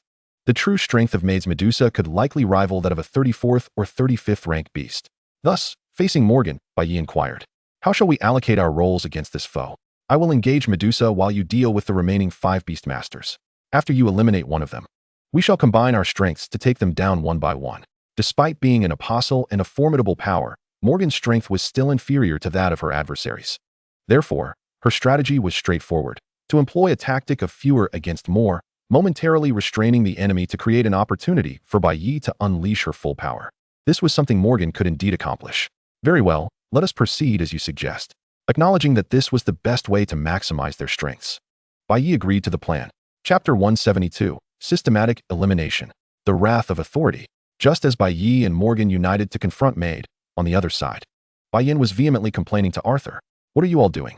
Why didn't you eliminate Bai Ye when you had the chance? Do you realize that your hesitation has forced us to reconsider our strategy?" In response, Arthur defended himself. "But your highness, we are not only dealing with Bai Ye. We must also contend with the apostle of the star god and those divine offspring, along with the Dragon Kingdom's people. If we act, the losses we would incur would be catastrophic." Although they were a formidable power, they found themselves bowing before a girl whose strength was inferior to theirs. Arthur felt a sense of frustration, yet what could he do? After all, Bai Yin was a favored subordinate of the moon goddess. No matter how displeased he was with her condescension, he could only acquiesce. "Stop making excuses. I see that your loyalty to the moon goddess is not as pure as you claim," Bai Yin said with a smirk, exposing their hidden intentions. "I know you are actually looking out for the Eagle Country, but I do not care about that. I am giving you 1 month to eliminate Bai Ye. That is feasible, isn't it?" Hearing this, Arthur nodded. "Yes, your highness. Not just a month. We can accomplish it in half a month." "Good. Then half a month it is. The sooner, the better." After a brief pause, Bai Yan's tone took on a threatening edge. "If you fail, do not blame me for informing the moon goddess about your incompetence." Bai Yan was a self-serving individual. She remains indifferent to the sacrifices that various nations and Arthur may endure. Her sole focus is the outcome. At any cost, she is determined to attain her desires. Such selfishness, driven solely by self-interest, is the very essence that enables Bai Yin to be the most favored apostle of the moon goddess. "Boss, look, it's snowing." After spending an entire day, as the train gradually entered the northern territories, Ruby excitedly leaned against the window.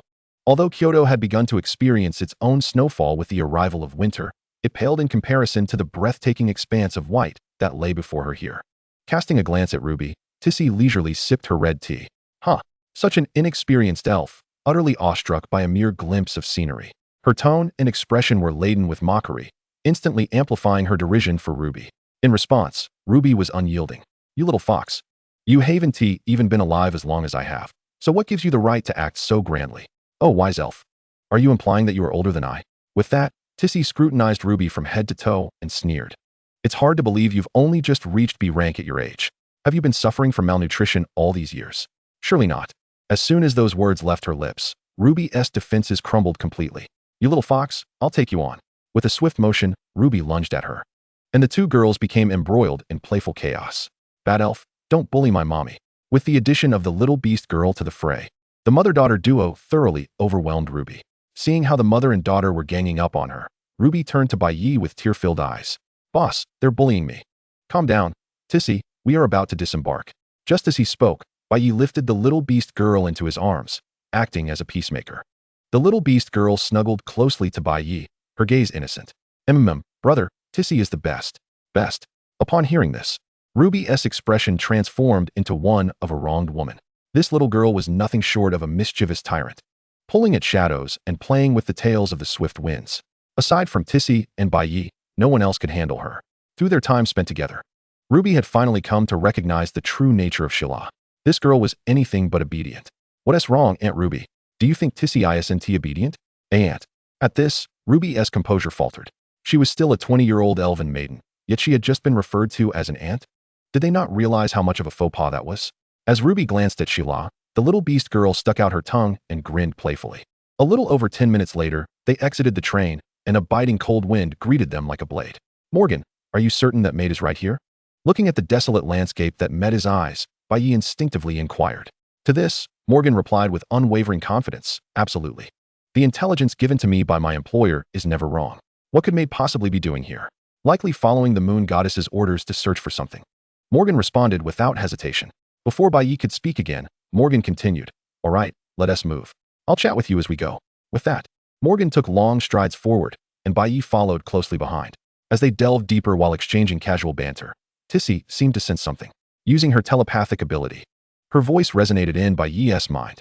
Master, I sense the presence of authority. At Tissy's words, Bai Ye halted momentarily, and Morgan, noticing his unusual demeanor, turned her head. What's wrong? Nothing. Just pondering the purpose behind the moon goddess sending maid here, Bai Ye replied nonchalantly. After a brief moment of silent eye contact, Morgan ultimately conceded. You really can't keep anything from you, can I? Let me be honest. This time, aside from dealing with maid, the star god has given me another task. Upon hearing this, Bai Ye quickly grasped the implications. Is it regarding authority? Morgan nodded. Indeed. The wrath of authority is concealed here. We must intercept him before maid acquires it. Otherwise, if he obtains that power, we will be doomed. Even with a 2-to-1 advantage, we can barely hold our ground. If he gains that authority, the outcome is inevitable. When we inevitably encounter maid, it will only lead to our demise. Seeing Bai Ye lost in thought, Morgan interjected. All right, let us hurry. I can sense the presence of another apostle nearby. At that moment, in the great northern forest, the coldest place in the entire north, perpetually shrouded in ice and snow, a middle-aged man with unkempt hair and a scruffy beard, his golden hair and blue eyes glinting with excitement, gazed at the distant snowy mountains. Finally found it. If it weren't for the moon goddess's reminder, maid would never have suspected that the wrath of authority lay hidden here. As he contemplated this, just as he prepared to advance further, a sudden sound echoed through the air. An invisible gust of wind slashed toward him, accompanied by several fireballs hurtling in his direction. Boom! In an instant, with the explosion, countless snowflakes danced through the air, engulfing maid's figure. Bai Ye and Morgan emerged from the shadows. Chapter 173. Who ruined my beast training? Is it you? Once again, I have come to stir up animosity. Haven Ti, do your utmost, and upon my return, I shall enlighten you just as I have done for Shadow and Gale. As Bai Ye's words echoed in the air, Bai Xian, who had previously appeared languid, suddenly brightened at this moment. Boss, you are too gracious. As the only tank in the team, I naturally must take the lead on the front lines. His expression shifted faster than the turning of a page, revealing that trademark, cheeky demeanor. Bai Xian's taunts immediately caught the attention of the abyssal demon bear. You foolish bear. If you have the guts, come and take on old tortoise here. Seeing the perplexed look on the abyssal demon bear's face, Bai Xian intensified his mockery. I'm talking about you. Silly bear. I can't believe you've reached level 20. Look at your foolish face. I truly wonder how you managed to cultivate to this level. In my humble opinion, you ought to return to your mother's womb for a do-over. With a disdainful expression, mischievous eyes, and a taunting tone, who could possibly endure this? The abyssal demon bear's eyes turned red with rage. It redirected its focus and charged at Bai Xian, its massive body resembling a small mountain, causing the ground to tremble with each step. With every quake of the earth, Bai Xian's heart trembled in response. After all, the disparity in strength was a staggering 8 major realms. Could his defenses truly withstand this behemoth? Overcome by an inexplicable sense of anxiety, Bai Xian swallowed hard. Little tortoise, what are you afraid of? We are here, aren't we? At that moment, Tishi, who had discerned Bai Xian's trepidation, laughed heartily while perched upon her turtle shell. You sly vixen, when have I, old tortoise, ever been afraid? Stretching his neck, Bai Xian's voice unconsciously rose several decibels. Just as a confrontation was imminent, the bickering between Bai Xian and Tishi continued. The typically taciturn Gale finally spoke up. a hint of dissatisfaction in her tone. You two, stop your slippery tongues. The enemy is about to strike. Upon hearing this, the previously arrogant Bai Ye immediately shrank back into his shell. Simultaneously, he cast a skill, and a shield materialized. Noticing Bai Ye's action, the abyssal demon bear grinned menacingly. Little tortoise, weren't you quite arrogant just now? Here comes your bear grandfather. What's this? Only knowing how to be a timid turtle? Haha, bear grandfather seems to have forgotten. You are, after all, just a turtle. With a booming laugh, the bear's paw came crashing down, and Bai Ye's shield was immediately riddled with cracks resembling a spider's web. This sight filled Bai Ye with terror. It was known that his shield could easily withstand the full force of a level 15 Beastmaster's attack. Yet, against the abyssal demon bear, it crumbled under a single strike? What kind of power was this? Was it really necessary to be so exaggerated? As the abyssal demon bear prepared to strike again, Bai Ye panicked. At this moment, a singular thought occupied his mind. I am but a turtle on borrowed time. Boss, you must avenge me. Just as he closed his eyes, awaiting the judgment of fate, Shi and her daughter seized the opportunity presented by the abyssal demon bear's attack. They unleashed a joint mental assault, a near-true damage strike that momentarily rendered the abyssal demon bear motionless. Ouch! It feels like my head has been pierced by a needle. The bear instinctively staggered back a few steps. Witnessing the bear falter, Shadow revealed its fangs. It launched a surprise attack, targeting the bear's most vulnerable spot, employing the Shadow Claw to deliver a devastating blow. This attack inflicted a 10,000-fold critical strike upon both the bear's body and spirit. Foolish bear, you lack honor. Seeking death. The searing pain at its back brought tears to the abyssal demon bear's eyes. Having fought alongside Medon for countless battles, this was its first encounter with such an audacious, insidious adversary. It could not rest until Shadow was vanquished. Haha, foolish bear, take another hit from your Shadow Lord. Shadow, utilizing its stealth, swiftly maneuvered behind the abyssal demon bear. While laughing, it launched its surprise assault. Gotcha! This fluid combination of moves, even against an opponent at level 20, could not be countered. In an instant, the abyssal demon bear's expression twisted in agony. Witnessing the gruesome scene unfold, Shi quickly covered her daughter's eyes. This sight was nothing short of a mental pollution. Mama, why are you covering Shishi's eyes? The little beast girl was bewildered. Shishi, you must listen to your mother. Do not open your eyes, there are filthy things. As she spoke, Shi couldn't help but grimace. She had long wondered why Shadow was so enthralled by the animal kingdom, but now she understood. It seemed this dog had discovered a new realm, hadn't it? In the rear, as Shadow relentlessly attacked the abyssal demon bear, nearly achieving a solo kill, Bai Ye's emotions became complex. He recalled how serious Shadow had once been. How had it become akin to Bai Ye, a wolf and a turtle, almost like two legendary figures, who had corrupted his beastmaster. Achoo! Far away in the capital, Chu Yaoyao suddenly sneezed, suspecting someone was slandering her in the shadows. Yet, she had no proof. What's wrong, Yaoyao? You're not coming down with something, are you? Her close friend Xiao Jiangxue inquired with concern. No, just thinking about a few matters. Hearing this, Xiao Jiangxue's curiosity was piqued. What? You know that shadow tyrant under Bai Ye, right? Xiao Jiangxue nodded. You mean Dog Brother? Yes, it has advanced to surreal. Really? Dog Brother actually leveled up? Upon hearing this, Xiao Jiangxue was incredulous. Indeed, and its power has undergone a qualitative change. It should be capable of standing its ground even against a level 20 foe. That's impossible. Even if its bloodline has advanced, it shouldn't be. Just as Xiao Jiangxue expressed her skepticism, Chu Yaoyao smiled mysteriously and interrupted her. For other beast masters, that would indeed be impossible. But do not forget, that dog was personally trained by me. Observing her friend's confidence, Xiao Jiangxue's curiosity deepened. How did you train it? It's a secret. Chu Yaoyao kept her methods vague with Xiao Jiangxue. Chapter 174, Despicable Techniques? But oh, how exhilarating they are. Morgan, I'm here to assist you. After battling for over 10 minutes, with Shadow's cunning maneuvers, the entire confrontation proceeded even more smoothly than Bai Ye had anticipated. So soon? Upon hearing Bai Ye's voice, Morgan turned in astonishment. She instinctively inquired, how did you manage that? While the entirety of the battle process was something Bai Ye found difficult to articulate. While giving a vague response, he shifted the topic. We'll discuss this later. You handle Medusa and the others. I'll take care of things here. Gazing at the crystalline armored scorpion entangled with the cyclopean giant in the distance, Bai Ye spoke thus. Very well. I shall leave this cyclopean giant to you, Jing. Let us depart. Commanding the crystalline armored scorpion, Morgan shifted her focus. Humans, you are quite impressive, managing to vanquish that foolish bear. The cyclopean giant remained unfazed by the switch of opponents. Rather, it welcomed the change. The scorpion was exceedingly tough and venomous, making it a formidable adversary. to the Cyclopean giant. However, facing Bai Ye was considerably simpler. It could easily dispatch a child with a mere punch. With no warning, the Cyclopean giant unleashed a powerful blow. This time, Swift Wind charged ahead. Roar. Accompanied by a thunderous roar, the dragon's claw was unleashed. The prior battle had devolved into Shadow's personal showcase, overshadowed by that foolish dog. What a disgrace for Swift Wind. In the upcoming confrontation, it would demonstrate to Bai Ye that it was indeed the most formidable beast under her command. Every collision reverberated with a sound akin to sonic booms. From their initial clash, it appeared that both sides were evenly matched. Swiftwind, can you handle this? Bai Ye called out. Rest assured, Master, this brute is in my capable claws. Were it Shadow facing this challenge, Bai Ye would likely doubt the slender dog's abilities. Sensing a certain frailty, yet, with Swift Wind, Bai Ye felt confident in its prowess. Thus, with a nod, she decided to entrust this battle to Swift Wind while she and her companions would assist Morgan. Hearing this, Ruby hesitated slightly. Boss, they are 5 realms apart. Is it truly wise? Fear not, for if Swift Wind claims such confidence, then it surely possesses the requisite assurance. With Bai Ye's words ringing with conviction, Ruby ultimately nodded in agreement. As Bai Ye and her group departed towards Medusa, the Cyclopean giant felt an overwhelming sense of humiliation. It was a creature of formidable strength, ranked at the 20th tier, and yet a mere 8th tier beastmaster dared to disregard it entirely?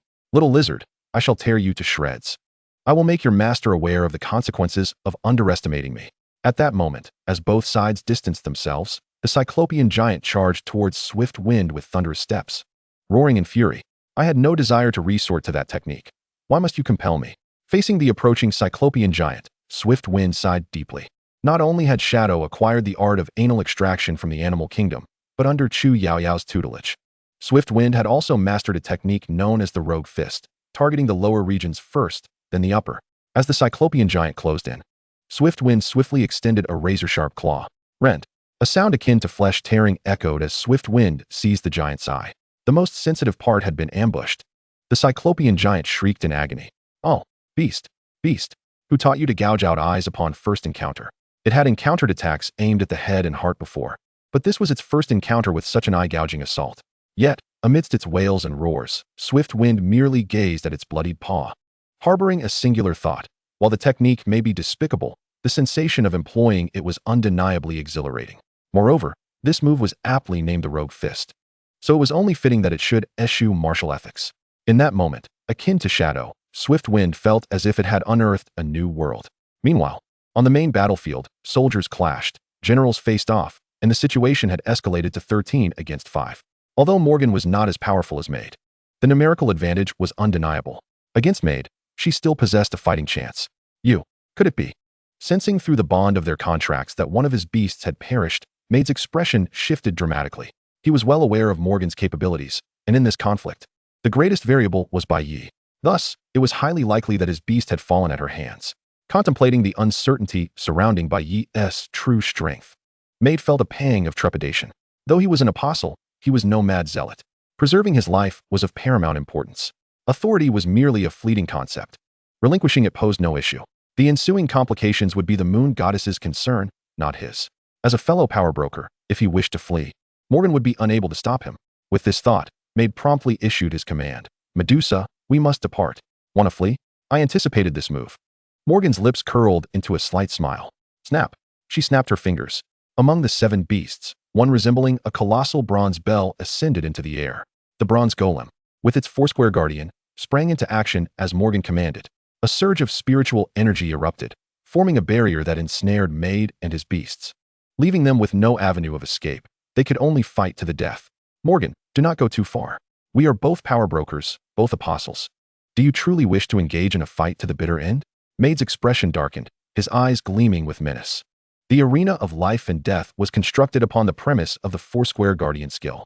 Within the confines of this special barrier, only the death of one party would dissolve the confinement. Any hope of escape for Maid was now utterly extinguished. Maid, what nonsense are you spouting? Morgan laughed heartily, as if she had heard the most ludicrous joke in existence. You are an apostle of the moon goddess, while my master is the star god.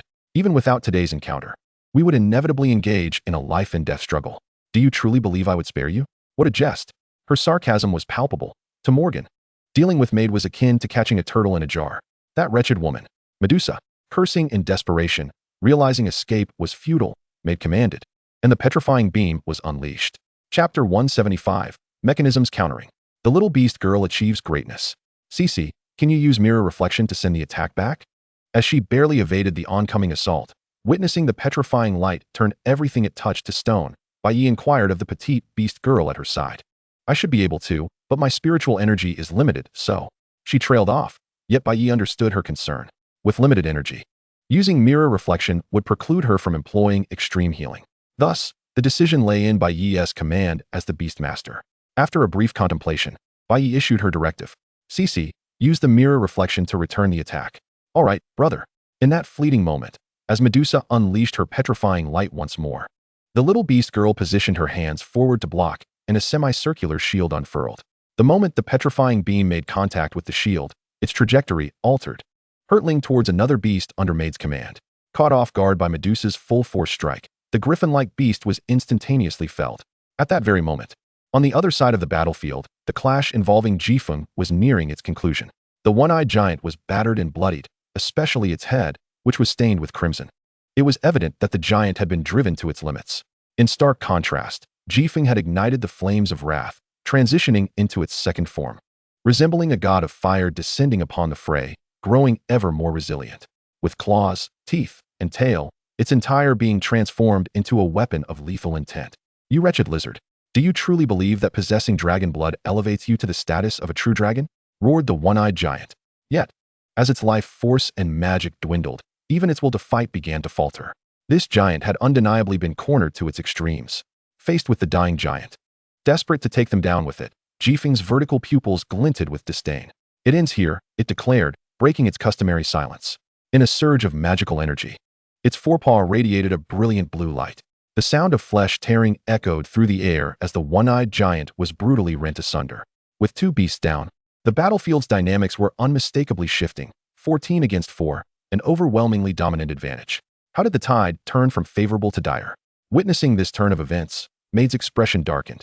He could hold his own against Morgan, and even against Bai, but how was it that together they proved insurmountable?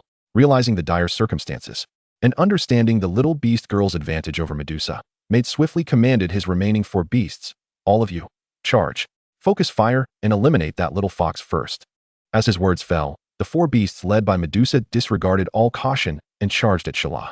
Be careful, Cece, Bai exclaimed. As a fox and a turtle responded in unison, fear not, master. With this old turtle here, anyone wishing to harm her must first step over my body. Simultaneously, on the other side, observing the impending assault, Morgan ordered her beasts to assist. Crystal-armored scorpion, provide support. As her command resonated, the sound of clicking echoed, and the creature with 8 insect legs surged forward, its blue exoskeleton gleaming. The crystalline scorpion, a fusion of dragon and scorpion, raised its massive pincers. With the protection of 3 beasts, Medusa's relentless assault came to an abrupt halt. Seeing Maid's beasts ensnared, Bai immediately instructed Ruby, engage. Take him down. Make sure the mission is accomplished. Upon hearing this, Ruby dashed forward, eager to confront Medusa's formidable assembly. However, the vast disparity in power rendered her efforts nearly futile. As a warrior at heart, Ruby felt stifled. How could she not be exhilarated upon receiving the command? Unable to contend with these beasts, could she not at least confront their beastmaster? You filthy wench, get out of my way. With a prowess reaching the 25th tier, Maid, despite being a beastmaster, could likely contend with a beast of about the 10th tier in combat. Thus, he was not easily vanquished by Ruby's lethal strike, as others might be. Yet, after failing to secure a decisive blow in their initial clash and being insulted by a dying man, Ruby's countenance darkened, accompanied by a surge of magic. Her white hair billowed, and her aura intensified ominously. Just a corpse, and you dare insult me? Do you wish to dance? In a flash, Ruby left behind only an afterimage. What?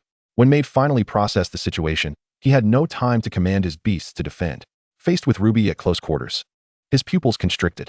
In the next instant, he felt the world spin around him. Not far off, a headless corpse swayed, his own. After a moment of shock, Maid realized the grim truth. The Beastmaster lay slain, and Medusa's forces were utterly routed. The backlash of the contract, coupled with the overwhelming superiority in strength and numbers, shattered the stalemate, propelling them forward like a crashing tide. 1 hour later, the formidable Maid, one of the 10 great powers, had perished, along with his beasts, completely annihilated. Return, Bronze Golem. As the battle drew to a close, Morgan summoned her beast back. The barrier dissipated, and she turned to Bai. Let us go, Bai. It is time to claim the authority of wrath. Wait a moment, I have something else to do. With that, Bai activated her talent, and at a visible pace. The scattered corpses transformed into mere skins, devoid of flesh. The blood essence coalesced in Bai's grasp, forming a blood-red orb the size of a luminous pearl. Such a grotesque talent. Morgan marveled, speechless. The act of slaughter and sacrifice to enhance oneself. It was no wonder the chosen ones exhibited such twisted personalities. Who could maintain their integrity with such power? Those like Bai, who could still exercise restraint, were indeed a rarity. Bai Xian, this blood essence orb is for you. Boss, are you serious? Upon hearing this, Bai Xuan's expression radiated excitement. Though Bai had been equitable in distributing resources, without the backing of authority, its talent could hardly be deemed extraordinary, leading to a significantly slower cultivation pace compared to the other beasts. Now, with this specially crafted blood essence orb, its training would undoubtedly soar. Of course, you are a vital contributor to the team, and this blood essence orb is rightfully yours. As Bai's words resonated, Bai Xian wasted no time and swallowed the orb whole. Instantly, fueled by the surging blood essence, Bai Xuan's cultivation ascended at a visible rate. More importantly, the enhancement to its defensive capabilities would enable it to withstand the abyssal demon bear that had previously posed a threat. At long last, the old turtle could relish the benefits of following the boss. It appears to be related to the study of shadows. The surge in strength instantaneously bestowed Bai Xian with a peculiar confidence. Chapter 176, The Wrath of Authority. What an aberration this is. Just as Bai Ye and Morgan ventured deeper into the North Country's vast forest, at this very moment, in a desolate expanse, Chang's son Ling Shui, leading the Kirin army, encountered Bane, one of the 10 great powers. However, unlike Maid, Bane had come specifically to confront Chang's son Ling Shui under the guidance of the Moon Goddess. Gazing at the Kirin army, Bane wore a scornful expression. Your Majesty, you cannot possibly think that with this ragtag group of misfits, you can contend with me, can you? Only the powerful can challenge the powerful. Thus, in Bane's eyes, the band led by Chang's son Ling Shui was nothing short of a farce. Unfazed by Bane's derision, Chang's son Ling Shui retorted, even the powerful are not invincible. How can you be certain we cannot overcome you? As she spoke, she stood her ground resolutely. The air crackled with tension, and battle loomed on the horizon. Just then, a voice unexpectedly rang out. While it is indeed impossible for Mr. Bane alone, what if we were to join forces? With those words, Bai Yin emerged alongside Arthur. One power might be manageable, but two? That would be utterly impossible to defeat.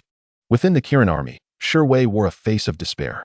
As the others contemplated sharing life and death with Chang's son Ling Shui, he had already devised a retreat plan. After several arduous hours of trekking through the North Country's forest, Bai Ye and Morgan stood before a portal leading to the secret realm. Morgan could not help but lick her enticing lips. It seems the wrath of authority should be concealed within this secret realm. Casting a glance at Bai Ye, Morgan continued, I shall relinquish the authority to you, Mr. Bai Ye. Would you be so kind as to offer me some form of compensation? Upon hearing this, Bai Ye regarded Morgan with curiosity. What do you desire?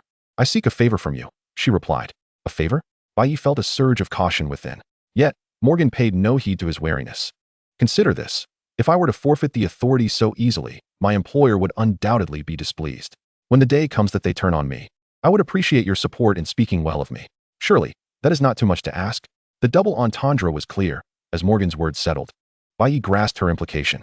The pretense of flattery was merely a facade. The true objective was to confront the star god. It seemed not every apostle was unwaveringly loyal to their deity.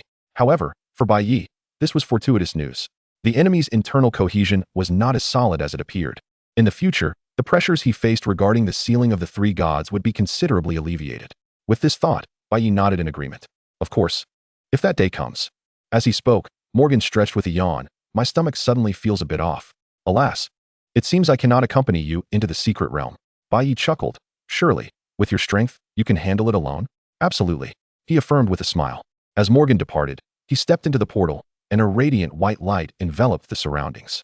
But soon, as the brilliance faded, a gust of sea breeze swept over him.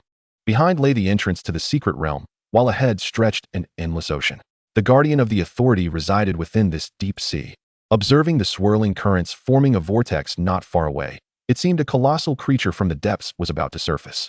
Immediately, Bai Ye issued commands to Tishi and Bai Xian. Tishi, Bai Xian, freeze the surface of the sea with your frost beam. With his words, the fox and turtle sprang into action, unleashing their skills. In a short while, they conjured an ice surface upon which they could temporarily tread. Feeling the eerie presence from the deep, Tishi could not help but voice her thoughts. Master, the terrain here does not favor us. Only Bai Ye can dive into the water, and the only ones capable of maneuvering freely in the sky are Jifeng and Qian. Here, we can only exert about 70 to 80% of our usual combat prowess. I understand, but it is not a significant issue, Bai Ye replied as he spoke. The colossal beast hidden beneath the waves began to rise. It was a massive serpent, its body draped in moss, with just half of its 20-meter length emerging from the water.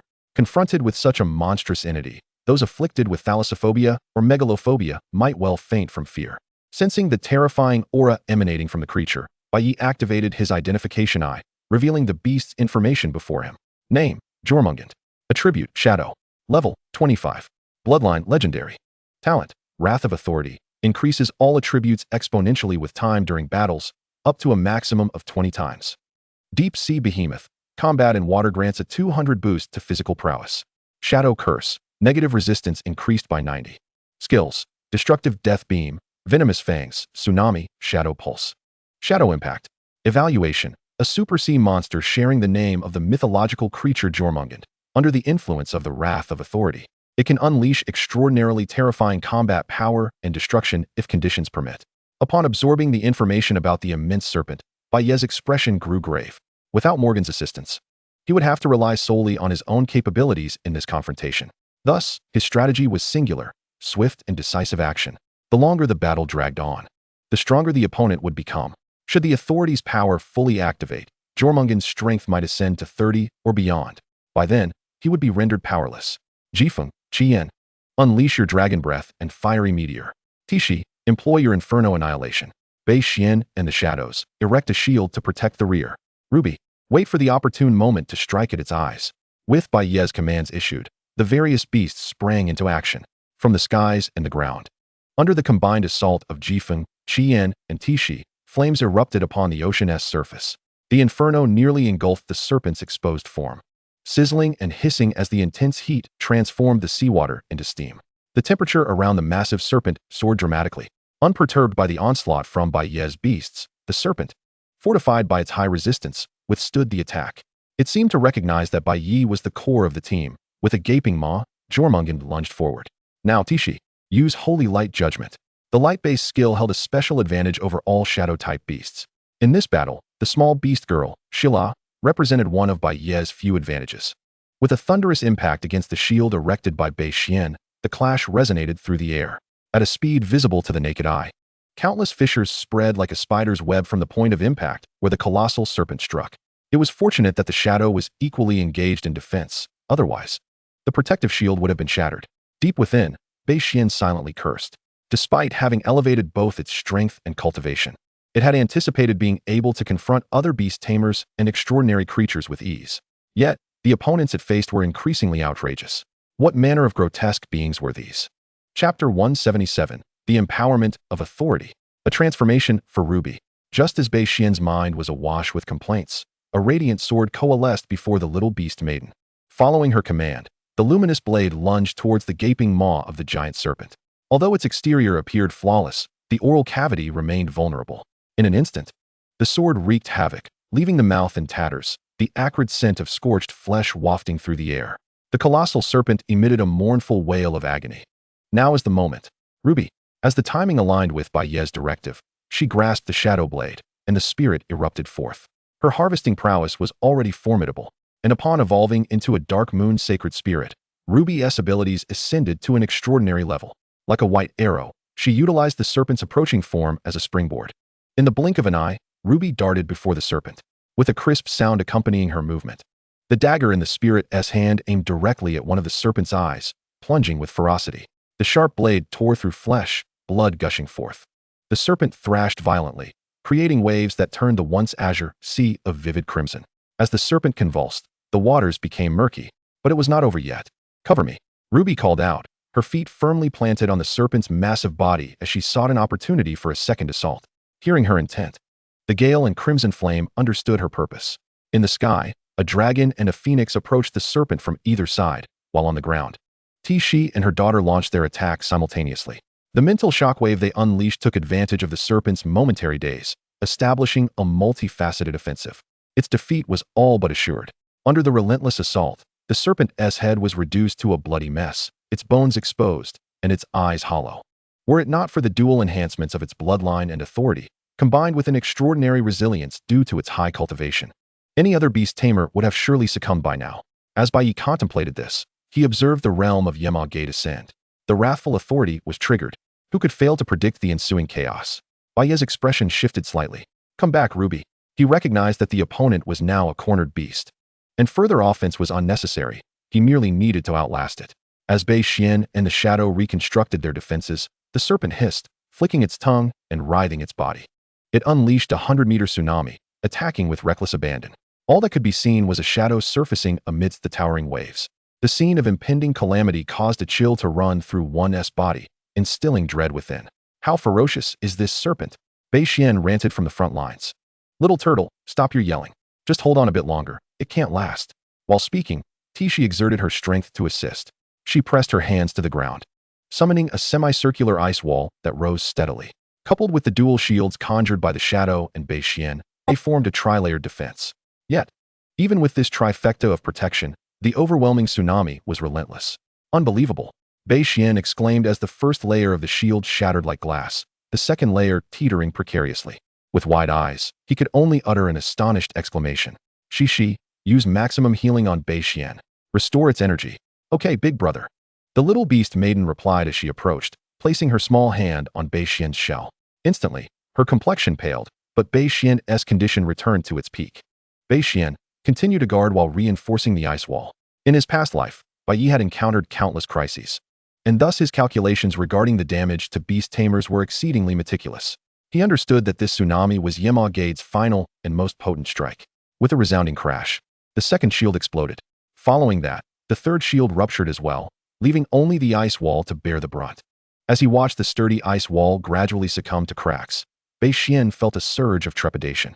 Boss, can it truly withstand this? Even if it cannot. You're still here, right? Upon hearing this, Bai Xian's mouth twitched. Boss, please, spare us the jokes. Just as he spoke, the pressure ahead began to ease. The waves receded, and calm returned. In the very next moment after the ice wall shattered, a thunderous boom shook the earth. As the swirling dust settled, a significant portion of Yemma body lay stranded on the shallow shore. Gazing closely at the bloodied head, even knowing the serpent was dead, an involuntary fear gripped one's heart. Confirming that the opponent had completely lost its breath, Bai Ye's innate talent activated. You have absorbed Yemma talent, Deep Sea Behemoth. You have absorbed the Wrath Authority. Notice, you have been imbued with the essence of mythology.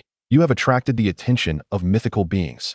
As the notifications rang out, the Wrath Authority was now in his possession. Currently, among the 7 deadly sins authorities, Bai Ye had fully acquired lust and wrath, while gluttony and pride remained incomplete. The remaining authorities still required were envy, sloth, and greed.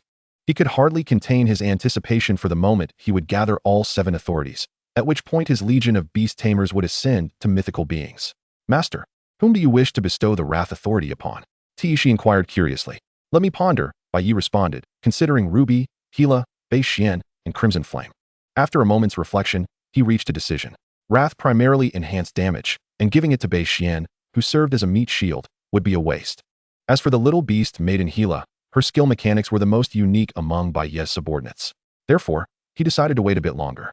From the 3 remaining authorities he had yet to acquire, it became evident that the most suitable candidates for the Wrath Authority were Ruby and Crimson Flame. One possessed formidable cutting capabilities, posing a significant threat to beast tamers and capable of turning the tide in critical moments. The other was an aerial mage, providing stable output and excelling in team battles. Just as Bai Ye grappled with this choice, Crimson Flame spoke up. Boss, let's give the Wrath Authority to Ruby. We're about to confront formidable foes, and it would suit her far better than me. Upon hearing this, Bai Ye noted Crimson Flame's willingness to step back for the greater good. Bai Ye nodded slightly. Very well. Qi Yan's assertions were not without merit. For the powerful factions led by Arthur, the threat posed by Ruby far surpassed that of Qi Yan. With a resolution made, there would be no further hesitation. The talent, Deep Sea Behemoth, was bestowed upon Bai Xian, while the authority of rage was granted to Ruby. With the enhancement of this authority, Ruby's strength underwent a qualitative transformation in the next moment. Her aura surged, swiftly breaking through to the mid-13th tier, transcending a realm. However, compared to the Shadow faction, the changes in Ruby's exterior were not particularly pronounced. Merely, the contours of her muscles became more defined. Her abdominal muscles and V-line were more pronounced, yet she had not morphed into a muscular doll, but rather resembled a creation of Venus. Every muscle in her body formed a perfect golden ratio. Gazing upon Ruby, Bai Ye's expression gradually shifted to one of admiration. Such a physique would bring tears to the eyes of women and evoke envy in men alike. With a sense of awe, Bai Ye's thoughts shifted, and he examined Ruby's information. Chapter 178. The Empress strikes a devastating blow. The Dragon Kingdom is in peril. Name: Dark Moon Sacred Elf. Attributes: Shadow Wind. Bloodline: Legendary. Level: 13th tier. Talent: Authority of Rage. Combat power increases with the progression of battle. Potentially up to a 20-fold enhancement. Nightfall Slaughter. At night, all attributes receive an additional 15-fold boost. Elf's Blessing. When in a forest, movement speed increases 10-fold. And recovery ability is enhanced by 500. Assassination Protection. Innate Breath Concealment. Melee capability increased by 800. Wind's Blessing. Permanent movement speed enhancement of 10-fold. Sacred Spirit Protection. Skill effects enhanced by 500. Skills: Shadow Strike, Shadow Stealth, Shadow Harvest. Description: The Dark Moon Sacred Elf possesses an exceedingly formidable harvesting ability, becoming a nightmare for fragile foes and those in the rear. When night falls, she unleashes the power that is usually sealed within her. The authority's bestowal did not merely alter her cultivation and physique, it elevated all her other talents to a new echelon. Though she had only reached the mid-13th tier, Ruby's true strength could easily rival that of beasts at the 14th or 15th tier. If she were to find herself in a forest at night, with the full power of her authority ignited, she could effortlessly hunt even beasts of the 20th tier. Stacked with buffs, Ruby was indeed a terrifying force. Boss, look. We have a find. Just as Bai Ye was lost in admiration, a voice from the shadows suddenly called out. Following the sound, he beheld a palm-sized crystal, faintly radiating a golden glow. This was, upon observing the crystal unearthed from the body of Yamoji, Bai Ye's curiosity piqued, and its information appeared before his eyes. Item: Mythical Crystal. Description: A fragment dropped from a mythical creature, seemingly capable of deepening a beast's understanding of the laws of power. Upon finishing reading the description of the mythical crystal, Bai Ye furrowed his brows. The exact method of usage remained unclear. Yet since it was a drop from a mythical being, it must surely be something of value. With this thought, Bai Ye decided to stow it away, intending to consult Changsun Lingxue upon his return. As the Empress, her extensive knowledge might shed light on its significance. As Bai Ye exited the secret realm, he found the world outside cloaked in night. Morgan leaned against a tree, arms crossed, seemingly having waited for quite some time. "It's over," he remarked, a knowing smile gracing his lips. "Just now, the boss conveyed a directive to me. I have both good and bad news. Which would you like to hear first?" "What is the good news?" Bai Ye inquired instinctively. "One of the powerful factions has been eliminated. Now we only face Arthur, Yamamoto Taro, and Bane," Morgan replied. Bai Ye nodded in acknowledgement. "In about a week, we've managed to eliminate 2 of their combatants. The progress thus far seems satisfactory. However, and the bad news? The Chilean army has suffered near total annihilation. Your Empress is gravely injured, but at least she has managed to preserve her life. One could consider that a silver lining amidst the misfortune." "What?" At Morgan's words, a storm of emotions surged within Bai Ye. He had assumed that having taken out 2 powerful adversaries would allow them to proceed with caution, ensuring the Dragon Kingdom's escape from impending doom. However, he had not anticipated such dire losses from merely one death among the powerful factions. Realizing something was amiss, Bai Ye pressed on. "Why has this happened? What exactly transpired?" In response, Morgan calmly recounted the entirety of the battle on Changsun Lingxue's side. Initially, facing Bane, they indeed had the advantage of numbers. However, as Arthur joined the fray, the situation began to shift dramatically. Yet, if that were the only factor, it should not have led to such a near-total collapse. No one had foreseen that. Under Bai Yan's orchestration, Changsun Lingxue would confront 3 formidable powers simultaneously. Leading the Chilean army to face 3 and managing to eliminate 1 was no small feat. It was evident that Changsun Lingxue had exerted herself to the utmost. Upon learning that his own sister had been covertly undermining their efforts, a palpable murderous intent flickered in Bai Ye's eyes. To kill one's mother and father.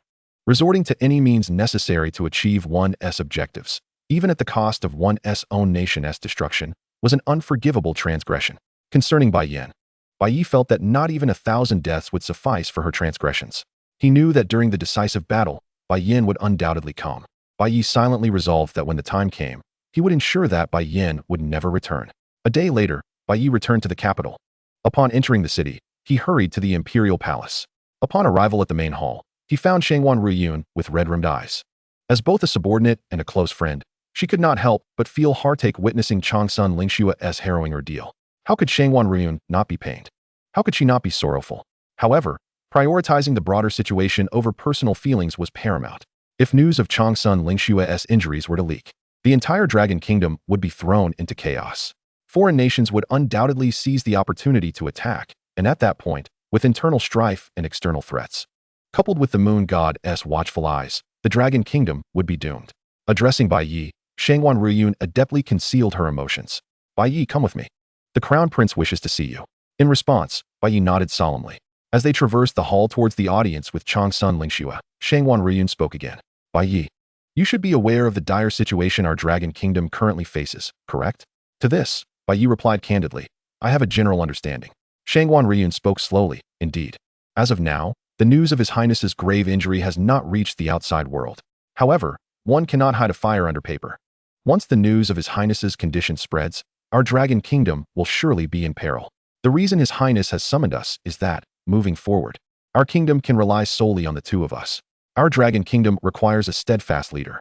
After a moment of silence, she continued, my strength is lacking.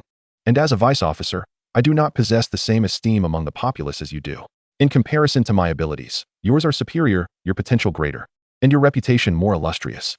After much deliberation with His Highness, we have reached a conclusion. While our kingdom needs a backbone, it urgently seeks a hero who can lead us all. And since that hero could be anyone, why not you, Bai Ye? Shangwan Ruyun's words caused Bai Ye to momentarily freeze, but he quickly regained his composure and nodded in agreement. His rebirth was, on one hand, for vengeance. Yet on the other, was it not also to alter the fate of the Dragon Kingdom's demise? Just as Shangwan Ruyun articulated, the hero destined to save the Dragon Kingdom could indeed be anyone. Yet, Bai Ye equally hoped that he would be that person. Upon arriving at Changsun Lingshua's residence, Shangwan Ruyun halted her steps. Enter, Bai Ye, His Highness is waiting for you inside. Chapter 179, The Betrayal of the Yin Family. The Mythical Crystal. As Bai Ye stepped into the room, he found it rather spacious, yet its decor was understated and modest, far removed from the opulence he had envisioned. Changsun Lingxua lay within, seemingly aware of his presence, struggling to rise from her bed. Your Highness, I heard you were looking for me, she said. Bai Ye hurried to assist her, offering his support as he spoke. Yes, I apologize, Bai Ye. There are still 3 powers at play, but I can no longer aid you. Her expression was laden with guilt, and she sighed deeply. Bai Ye reassured her, do not say that, Your Highness. We know you have done your utmost. He grasped her feeble hand that hung limply at the bedside and continued, from now on, you need only rest. We shall handle the rest. Upon hearing this, Changsun Lingxua managed a bittersweet smile. You must have heard from Vice Officer Shangwan, correct? Our Dragon Kingdom is in dire need of a backbone. There is a matter I must entrust to you, Bai Ye. As she spoke, a flicker of desperation crossed her gaze, and Bai Ye nodded in understanding. Whatever it is, Your Highness, please speak. I shall do my utmost to fulfill your request. Once Bai Ye responded affirmatively, Changsun Lingxua elaborated, it is thus, according to our intelligence, the moon goddess is moving faster than we anticipated. They may soon strike, catching us off guard. At that time, chaos will undoubtedly ensue in the Dragon Kingdom. Bai Ye pressed on. Then, Your Highness, what do you mean? Without further ado, Changsun Lingxua laid out her plan. Before the moon goddess acts against our Dragon Kingdom, I hope you can subdue the prominent families in the capital that harbor rebellious intentions. We must first secure our own before addressing external threats. Otherwise, with internal strife and external peril, the Dragon Kingdom shall surely fall. As Bai Ye pondered this, Changsun Lingxua continued, Bai Ye, are you familiar with the Yin family? The Yin family. He paused, surprised initially, but quickly regained his composure. I recall they are one of the 4 great families in the capital, alongside the Ji family, correct? Indeed. A chill flickered in Changsun Lingxua's eyes as she spoke of the Yin family. According to reports, the Yin family has allied with the moon goddess. Believing the Dragon Kingdom is doomed, they have preemptively plotted their escape, preparing to collaborate with the moon goddess to strike us when we are vulnerable. Understanding dawned on Bai Ye as he replied, so now, Your Highness, you intend to eliminate the Yin family, preemptively snuffing out this threat in its infancy? As Bai Ye's words resonated, Changsun Lingxua nodded. Indeed, the day after tomorrow marks the centenary birthday of the Yin family's patriarch, Yin Hentian. All those associated with the Yin family will be in attendance. I hope you can seize this opportunity to eradicate them. After a brief pause, she added, at that time, I will instruct Vice Officer Shangwan to mobilize reinforcements to assist you. You need only act boldly, and the aftermath shall be managed by Vice Officer Shangwan. Changsun Lingxua entrusted this significant task to Bai Ye not only due to her confidence in him, but also because of his formidable strength. Currently, Bai Ye stood as the second most powerful individual in the entire Dragon Kingdom, just beneath her. Thus, she felt assured in delegating such an important matter to him.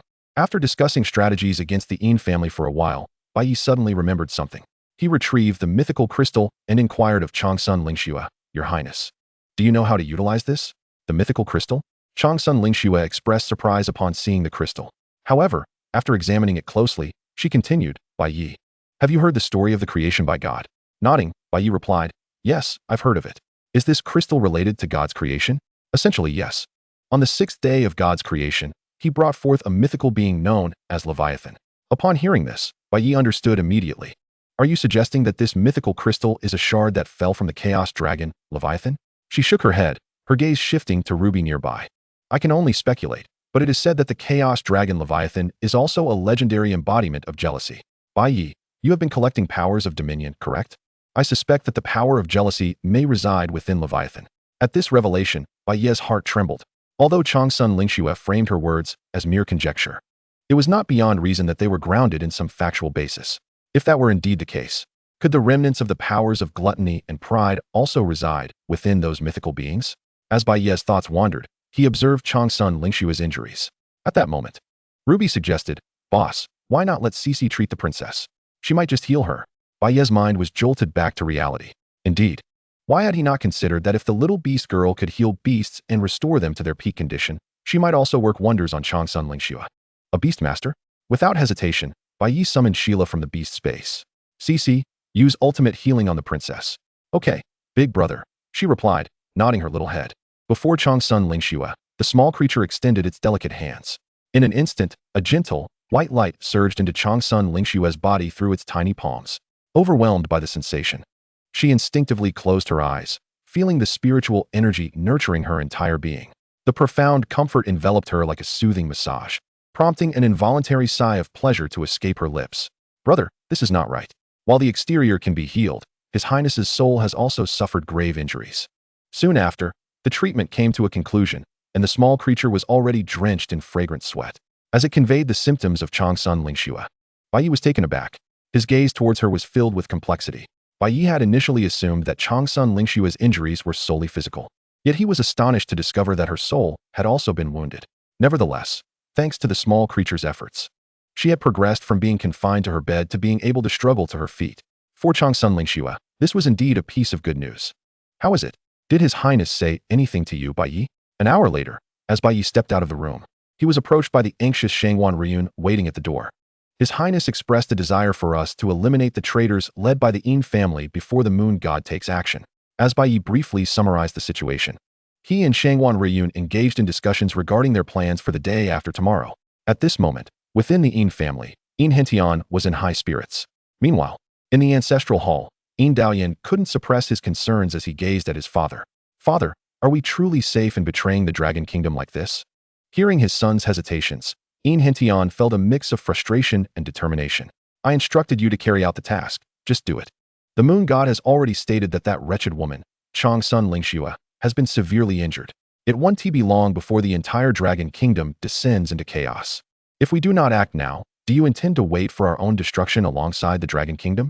Although Yin Daoyan sensed something amiss, he still nodded in agreement. "All right, father, I will make arrangements right away." Pleased, Yin Hentian nodded. "Good, hurry and set it in motion. Once the great powers arrive, we shall rise together. It is time for the Dragon Kingdom to undergo a change of leadership." As he spoke, a glint of ambition flickered in Yin Hentian's eyes. The battle had yet to commence, and both sides were still engaged in a game of strategy. Yet he seemed to envision a future where he sat upon the dragon throne. Chapter 180. The Yin family's grand celebration? A coffin as your gift. Thus, a day quietly passed. The capital remained tranquil, yet Bai Ye was acutely aware of the undercurrents swirling beneath the surface. There were only 8 hours remaining until the Yin family's grand banquet, and Shangwan Ryun had already made all necessary preparations. "Take a look at this," she said, handing Bai Ye an ancient tome during their wait at a cafe not far from the Yin family estate. The cover bore the title, "Research on Concepts of Laws and Domains." As Bai Ye pondered its significance, Shangwan Ryun explained, "The matter of the mythical crystal was also relayed to me by His Highness. This book was specifically requested for you from the library. It may prove beneficial." Upon hearing this, Bai Ye quickly grasped the implications. As he perused its contents, He soon learned that when a Beastmaster's cultivation reaches a certain level, they awaken their unique domain. The mythical crystal in his possession was the key to enabling this awakening. It was crucial to note that laws and domains were attributes possessed by deities and mythical beings. By the time he reached the final page of the ancient tome, Bai Ye fully understood the significance of the mythical crystal. Just as he was about to inquire further, the moment had arrived. Let us go, Bai Ye. It is time to bring chaos to the entire Yin family. Unbeknownst to Bai Ye and Shangwan Ruyun, the Yin family was abuzz with excitement. Old Master Yin, once the great powers arrive, the entire Dragon Kingdom will undergo a transformation. Indeed, at that time, you must remember to speak a few kind words on our behalf before the Moon God. Today marks your 100th birthday, Old Master. May you live 1,000 years. Everyone knew that the Old Master was destined to be the future ruler of the Dragon Kingdom. Hearing the effusive praise from the representatives of various esteemed families, Yin Hentian was filled with pride. In what should have been his twilight years, he envisioned leading the Yin family to unprecedented heights. How could Yin Hentian not revel in his success? How could he not feel proud? The Wang family of Kyoto presented a painting and 1,000 high-quality spirit stones, wishing the Old Master blessings as vast as the Eastern Sea and longevity surpassing the Southern Mountain. The Zhao family of Kyoto gifted a golden Buddha statue and several century-old spiritual herbs. As countless congratulatory gifts filled the courtyard, the combined value of the spirit stones, beast cores, and medicinal herbs exceeded several billion. Clad in a robe symbolizing auspiciousness and longevity, Yin Hentian, despite being 100 years old, walked with a steady and confident stride, as if he were the very backbone of the family. He understood that this was merely the beginning. When the Dragon Kingdom fell, he would emerge as the foremost figure beneath the Moon God. What of the Empress?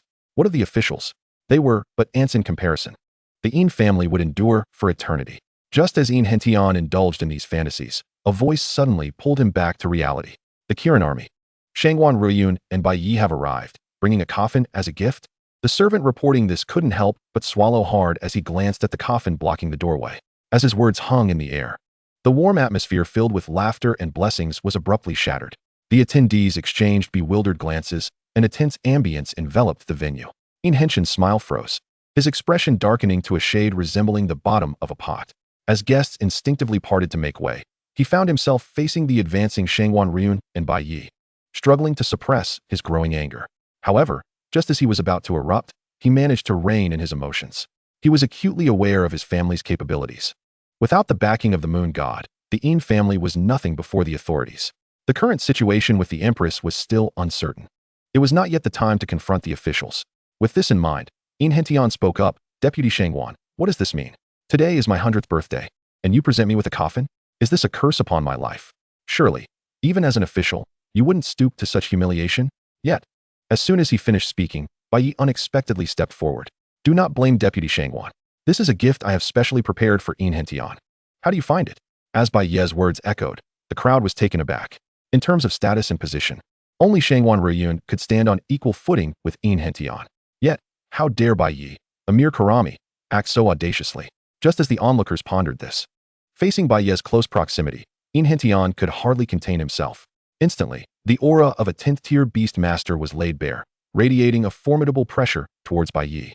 I was conversing with Vice Officer Shangwan when you, this brat, dared to show such insolence? As our gazes locked, Yin Hentian's eyes turned frigid, brimming with murderous intent. In a low, menacing tone, he addressed Vice Officer Shangwan. Are you not aware of how to properly instruct your subordinates in the Qilin army? Since you seem unable to educate him, allow me to demonstrate what it means to respect hierarchy. At that moment, unable to contain herself, Shangwan Ruyun burst into laughter, as if she had just heard the most amusing joke in the world. Taken aback, Yin Hentian inquired, Vice Officer Shangwan, what is so funny? She feigned nonchalance, replying, I recalled something rather amusing. Then, as if struck by inspiration, she added, ahem, under normal circumstances, I would not laugh unless truly unable to hold back, huh? Witnessing the deliberate provocation, Yin Hentian's fury surged. The previous flattery from various families now felt starkly contrasted against the disdain exhibited by Shangwan Ruyun and Bai Ye. With so many witnesses present, failing to act would mean enduring a humiliating defeat. Resolving himself, Yin Hentian charged at Bai Ye. You little brat. If Vice Officer Shangwan cannot manage you, then let me teach you a proper lesson. Bai Ye stood there seemingly dazed, prompting pitying glances from the crowd. They understood that if Yin Hentian did not eliminate Bai Ye, his ire would remain unsatisfied. Meanwhile, Shangwan Ruyun sighed quietly. Just a 10th tier. And he dares to lay hands on Bai Ye? It is well known that Bai Ye can even defeat formidable opponents. Unbeknownst to her thoughts, In Hentian assumed that Shangwan Ryun was lamenting Bai Ye's impending demise. 10 meters, 5 meters, 1 meter. Just as In Hentian's grin twisted into a malicious smirk, Bai Ye made his move. Chapter 181, Act 1st, Report later. Royal authority permitted. In Hentian moved swiftly, but Bai Ye was swifter still. At the moment In Hentian lunged to seize Bai Ye, a mournful wail of wind pierced the air.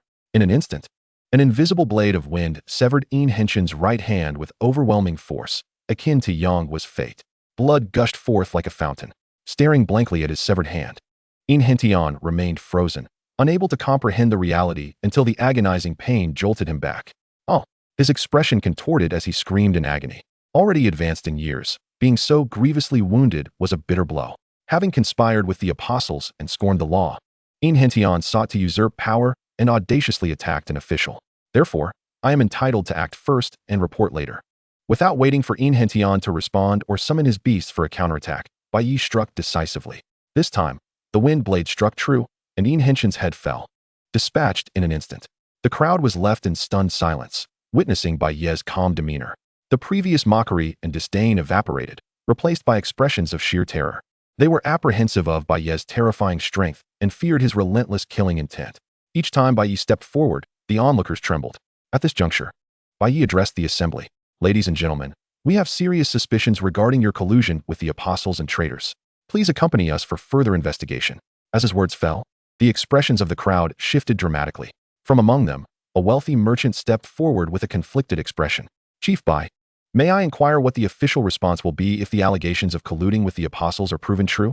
His question was met with a chorus of agreement from the crowd. Indeed, Chief Bai, how will the authorities handle this matter?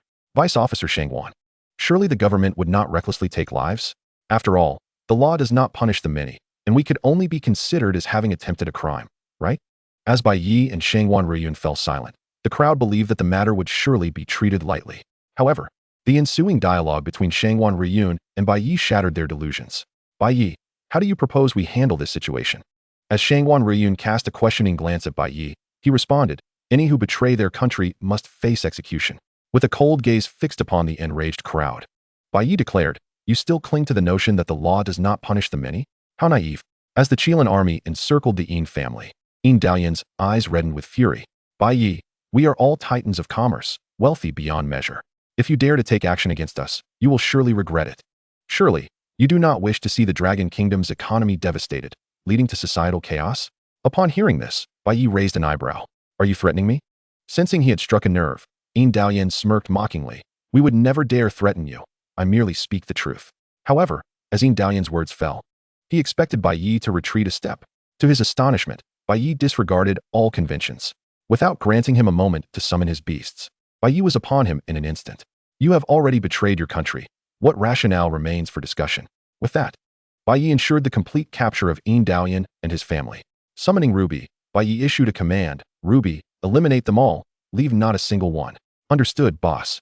Ruby replied, brandishing her twin blades with a bloodthirsty smile. In that moment, her elven grin appeared terrifying to the onlookers, reminiscent of wolves amidst a flock of sheep. Any strike would be lethal as she wove through the crowd. She resembled the Grim Reaper, harvesting lives. No, please don't kill me. Spare me. I have money. I have a great deal of wealth. Do you know who my father is? You cannot take my life. The cries for mercy mingled with wails of despair.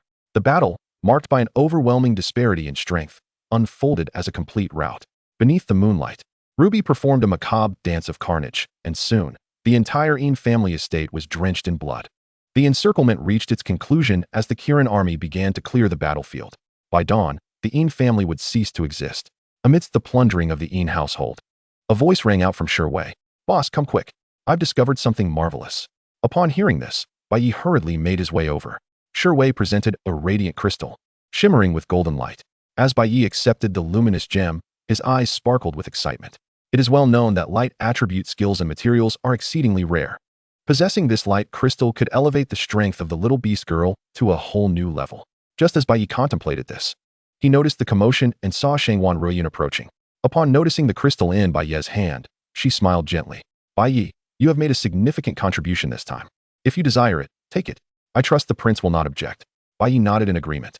Then, Vice Commander Shangwan, I shall not be modest. During their exchange, Wei, feeling envious of the benefits, chimed in, "Vice Commander, what about me? Can I have some too?" Hearing his eager plea, Shangwan Ruoyun nodded. "Considering you saved the prince, you may take a portion as well." "Really?" Wei was overjoyed, rubbing his hands together. "Hey, Vice Commander, if I take more than my share, please don't hold it against me." Meanwhile, as the two bantered, Bai Ye could not help but inquire, Wei, "Did you really save the prince?"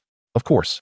If I hadn't been cautious and set up the teleportation array in advance, we might have all perished there," Wei boasted, recounting his few moments of glory with fervor. His arguments were persuasive enough to alleviate Bai Ye's doubts. Perhaps he had overthought it. Was it truly just a coincidence that Wei saved Changsun Lingxue? At that very moment, in another part of the realm, the Holy Light Guild learned of the Yin family's downfall. Bai Yan's expression darkened. Having lost two formidable allies while also eliminating the internal supporters based in the capital led by the Yin family. After a series of setbacks, how could the prideful Bai Yan accept this? Seemingly aware of her thoughts, Arthur comforted her, "Lady Saint, at least we have severely wounded Changsun Lingxue and the Kirin army. In the upcoming battles, we only need to deal with Bai Ye and that wretched woman, Morgan. This cannot all be deemed bad news, can it?" Upon hearing this, Bai Yan's expression softened slightly. "You're right. Had it not been for the star goddess intervention, both Changsun Lingxue and the Kirin army would likely have perished in that desolate wasteland." The thought of the star god still left Bai Yan feeling quite irked. If not for the repeated disruptions caused by the star god, she believed she could have eliminated Bai Ye countless times by now. With these thoughts in mind, Bai Yan began to strategize, arranging for some water troops to leak the news of Changsun Lingxue's injuries. The optimal moment for action, as indicated by the moon god, was drawing near. The more chaos ensued in Long Kingdom, the more advantageous it would be for them. Chapter 182. The Approaching Great War. The Storm of Public Opinion. Announcement. The Yin family has committed treason. The authorities have taken corresponding actions. We hereby warn the public. Treason is shameful. Once discovered, it will be dealt with severely, and no leniency will be shown. Shocking. Last night, led by the Dragon Kingdom's foremost prodigy Beast Master Bai Ye, over 1,000 formidable enemies were annihilated. The internet has a memory. Just recently, the global competition had concluded, and now, with the official announcement and multiple media coverage, Bai Ye has soared to fame. In less than a year, he has continuously risen in rank, even joining the Kirin army shortly after, leading the Dragon Kingdom to victory while vanquishing thousands. This is truly unprecedented. For the citizens of the Dragon Kingdom, who had not witnessed the emergence of a strong contender in a long time, Bai Ye's appearance undoubtedly served as a powerful tonic for all. Wow, is Bai Ye really that strong? Indeed, it seems his strength has greatly improved since the global competition. Go Bai Ye, I believe you are the strongest. So what if he is a son of a deity? Bai Ye is eternal.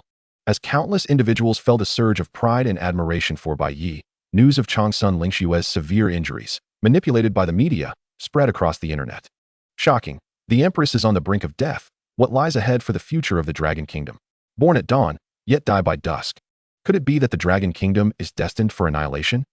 The Dragon Kingdom has no more strong contenders. Only by becoming a vassal state can there be a glimmer of hope. Initially, the populace rejoiced at the prospect of another powerful figure emerging in the Dragon Kingdom. However, upon seeing the news of Changsun Lingxue's injuries, a wave of despair washed over them, as if the very sky of the Dragon Kingdom was collapsing. No matter how much potential Bai Ye possessed, he could not instantly transform into the new guardian of the Dragon Kingdom, replacing Changsun Lingxue, who was their true pillar of support. And now, that pillar seemed to be on the verge of collapse. In the villa, upon seeing the news, Bai Ye's expression turned grave. Although he knew that the truth of Changsun Lingxue's injuries could not be concealed for long, he was taken aback by how quickly it had been exposed. In that moment, Bai Ye felt an impending storm. "Master, should we take action now?" Tishi, who had also seen the news while pouring Bai Ye a cup of water, inquired. Bai Ye replied, "For the time being, let us focus on enhancing our strength. As for the political matters, I trust the authorities to handle them well." Bai Ye understood that in such times, the best course of action was to remain calm. After all, fretting would not be of any use. Political affairs could be entrusted to Shangwan Ruoyun. With her capabilities, he was confident she would manage effectively. For now, his sole focus was on bolstering his own strength, preparing himself for the next confrontation with the moon god in the best possible condition. As Bai Ye anticipated, during his continuous alchemical endeavors and efforts to enhance his beast mastery, Shangwan Ruoyun reached a consensus with Changsun Lingxue in the imperial city, preparing to stage a clever ruse. The illustrious Long Sun Lingxue took to the live stream to clarify the situation. Concurrently, in response to the media disseminating negative news, Shangwan Ruoyun swiftly took action to blacklist and remove them from circulation. Observing the prompt response from the authorities, viewers in the live stream noted that Long's son Lingxue appeared vibrant and healthy, in stark contrast to the narrative of her being gravely injured. Countless netizens breathed a sigh of relief, expressing their outrage at those who dared to slander the esteemed princess, calling for severe repercussions against such malicious rumors. As the live broadcast concluded and the comments online were scrutinized, Long's son Lingxue felt a weight upon her heart. After all, such matters are bound to reveal their true nature eventually. One may conceal the truth for a time, but not indefinitely. Your Highness, should I summon Bai Ye to provide further treatment for you? Shangguan Ruiyun inquired, her concern evident as she supported Long's son Lingxue. That would be futile. My wounds are of the soul, and even the most potent healing arts would prove ineffective, she replied resolutely. In Long's son Lingxue's estimation, she was acutely aware of her own physical condition. The priority now lay in enhancing Bai Ye's strength to its utmost potential. She was gravely injured, and Morgan, as a temporary ally, was not to be trusted. This meant that the fate of the entire Dragon Kingdom rested precariously upon Bai Ye's shoulders. As these thoughts occupied her mind, she turned to Shangguan Ruiyun and asked, "What is the status on Bai Ye's side? Have the resource supplies been sufficiently provided?" Upon hearing this, Shangguan Ruiyun nodded affirmatively. "All necessary resources have been delivered. We are continuously supplying whatever Bai Ye requires. I am confident that by the time the formidable powers arrive, Bai Ye will have elevated his capabilities significantly." "That is indeed reassuring," Long's son Lingxue responded with a nod. "As long as Bai Ye remains loyal to the Dragon Kingdom, I would spare no expense or resource in his support." The fervor of online discourse had surged, and now, 2 days later, the tumult had begun to subside. During this period, Bai Ye had enhanced his strength through the use of medicinal substances, and the Beastmaster squad under his command experienced a transformative leap in power. The most formidable among them, Shadowgale and Tishi, both reached the initial phase of the 16th tier, while the second-tier members, Qian and Ruby, managed to break through to the 14th and peak 13th tiers, respectively. Ruby was but a step away from attaining the 14th tier. As for Bai Xian, who served as the frontline tank, and the uniquely skilled Hira, Bai Xian ascended to the 15th tier. Meanwhile, the little beast girl Hira underwent a significant transformation, bolstered by the light crystal's enhancement. A mysterious golden rune resembling a tattoo manifested on her forehead due to the explosive growth of light elements within her. This rune not only failed to detract from her beauty, but rather imbued her with an aura of sanctity. "Brother, does this thing on my forehead look ugly?" Hira asked, fidgeting with her fingers as Bai Ye gazed at her. "Not at all. Hira is absolutely lovely," he replied, lifting her high into the air and planting a kiss on her forehead. In that moment, Hira's worries dissipated, and she erupted into joyous laughter. As they frolicked together, Hira's information appeared before Bai Ye's eyes. Chapter 183, The Arrival of the Great Powers. Chaos in the Capital. Name, Dreamlike Spirit Fox. Attribute, Supernatural. Light, Bloodline, Legendary Level, 13th Tier. Talent, Soul Bloodline, Supernatural Telekinesis, Dream Power Skills, Holy Light Judgment, Holy Light Trial, Holy Light Guardian, Sacred Radiance, Holy Light Purification, Extreme Healing. Description, a rare light-attributed dreamlike spirit fox. She is the nemesis of shadow attributes and a nightmare for monsters and demons. In addition to her cultivation reaching the mid-13th tier, the most significant change for the little beast girl Hira was the unlocking of 3 new light attribute skills: Holy Light Guardian, Sacred Radiance, and Holy Light Purification. The first 2 provide shields and damage mitigation for allies, while the latter can eliminate negative effects from teammates. With these 3 skills, Hira's role transitioned from a team mage to a supportive healer and guardian, thereby resolving the team's previous struggles with sustainability. "You are truly remarkable, Hira. The more I see you, the more adorable you become," Bai Ye couldn't help but exclaim, planting a kiss on her cherubic face, prompting her to giggle uncontrollably. "Haha, brother. That tickles my face." As Bai Ye continued his cultivation, time slipped by unnoticed. Aware that the enemy's actions were imminent, the entire capital was on high alert. Even those oblivious to the circumstances could feel the brewing storm.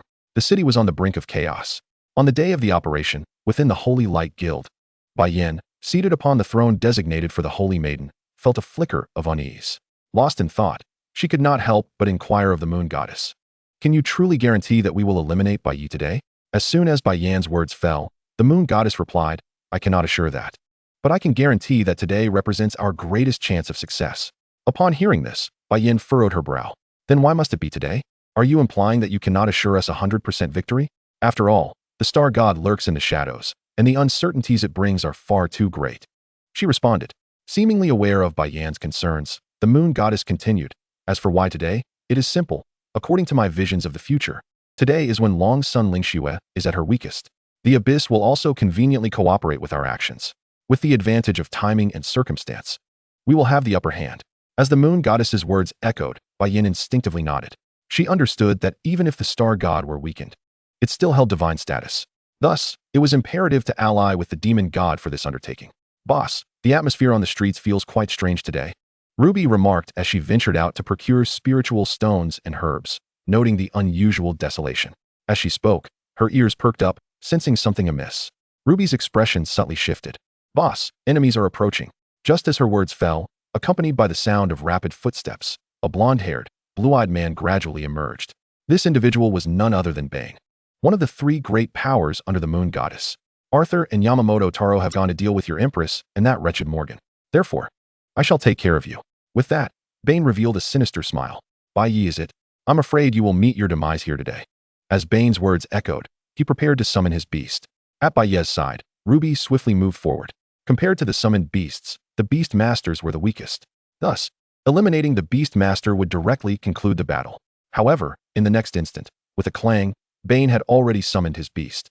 Ruby's attack was intercepted by a demonic puppet towering 2 meters high, wielding oversized scissors.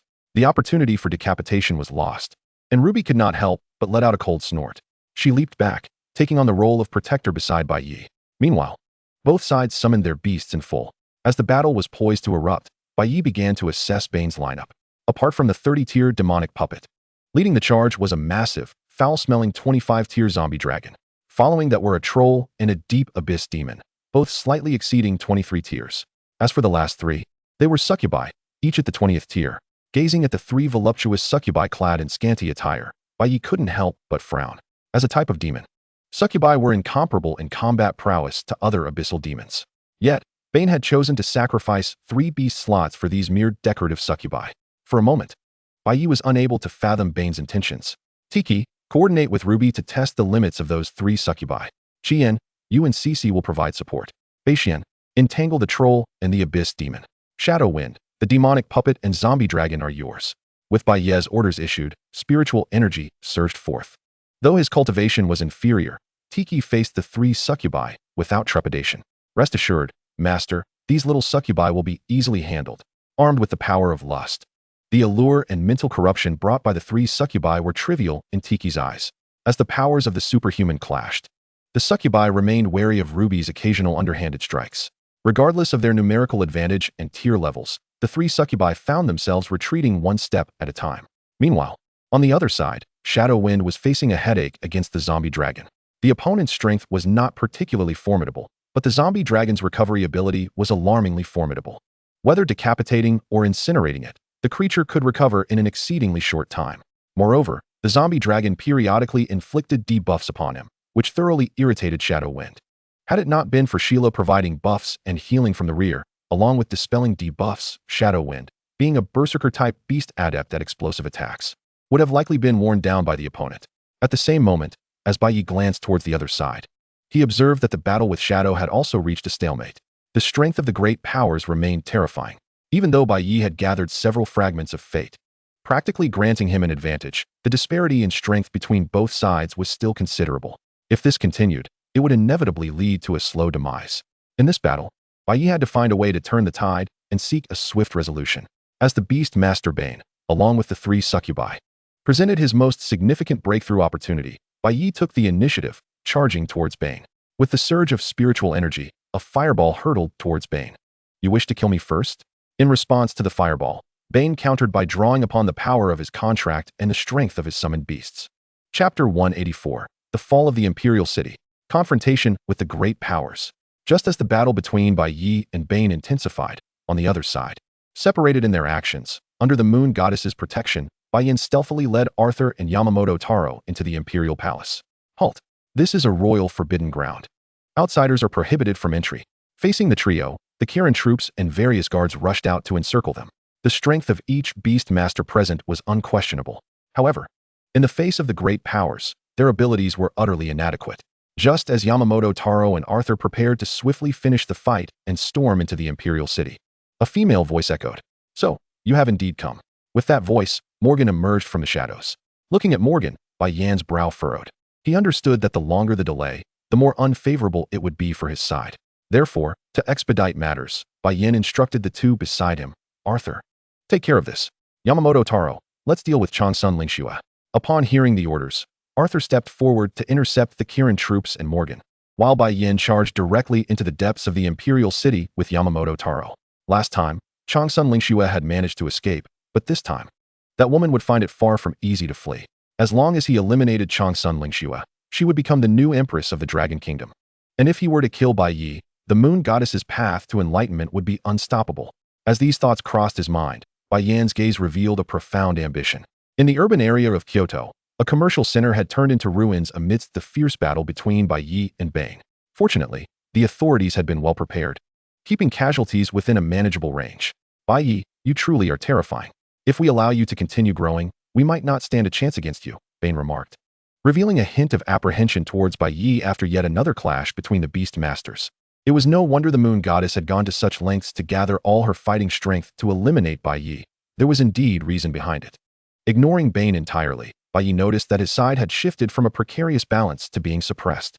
A shadow loomed over Bai Ye's heart. Unless a force capable of contending in battle joined him, he would undoubtedly perish. In his 2 lifetimes, Bai Ye had to admit that he had been cornered into a desperate situation by the moon goddess. Just as he was feeling heavy-hearted, a familiar voice reached him from behind. Boss, I've brought people to save you. Upon hearing this voice, he instinctively turned around. When he saw Shi Wei and Yang Hua, Bai Ye couldn't help but reveal a look of astonishment.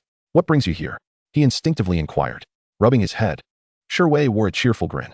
Actually, I've been nearby since you started fighting that guy.